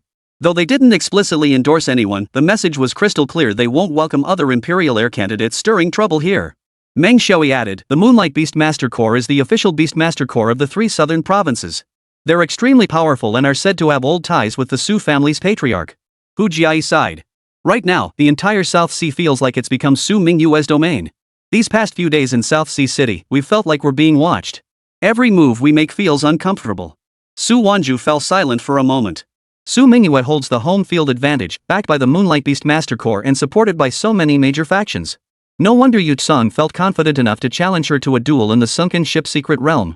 He likely believes he'll be isolated and helpless in the South Sea. What about Yutsong? Where is he? Su Wanzhu asked. At the Su family villa, Xiu Ran sneered. Someone saw him dining with Su Wanzhu yesterday. Who knows what they're plotting? Nothing good, Guqi retorted, her voice brimming with indignation. They're definitely plotting to team up against us. Lin Mo grew impatient listening and scratched his head. Whether they team up or fight alone, we'll find out once we settle this in a fight, won't we? Everyone. Su Wanzhu, however, found Lin Mo's reasoning sound. In this situation, worry and anxiety were useless. They could only meet force with force, adapt as they went. Let's find a place to stay first, Su Wanzhu decided. The sunken ship secret realm won't open for another 3 days. We'll assess the situation first, then make plans.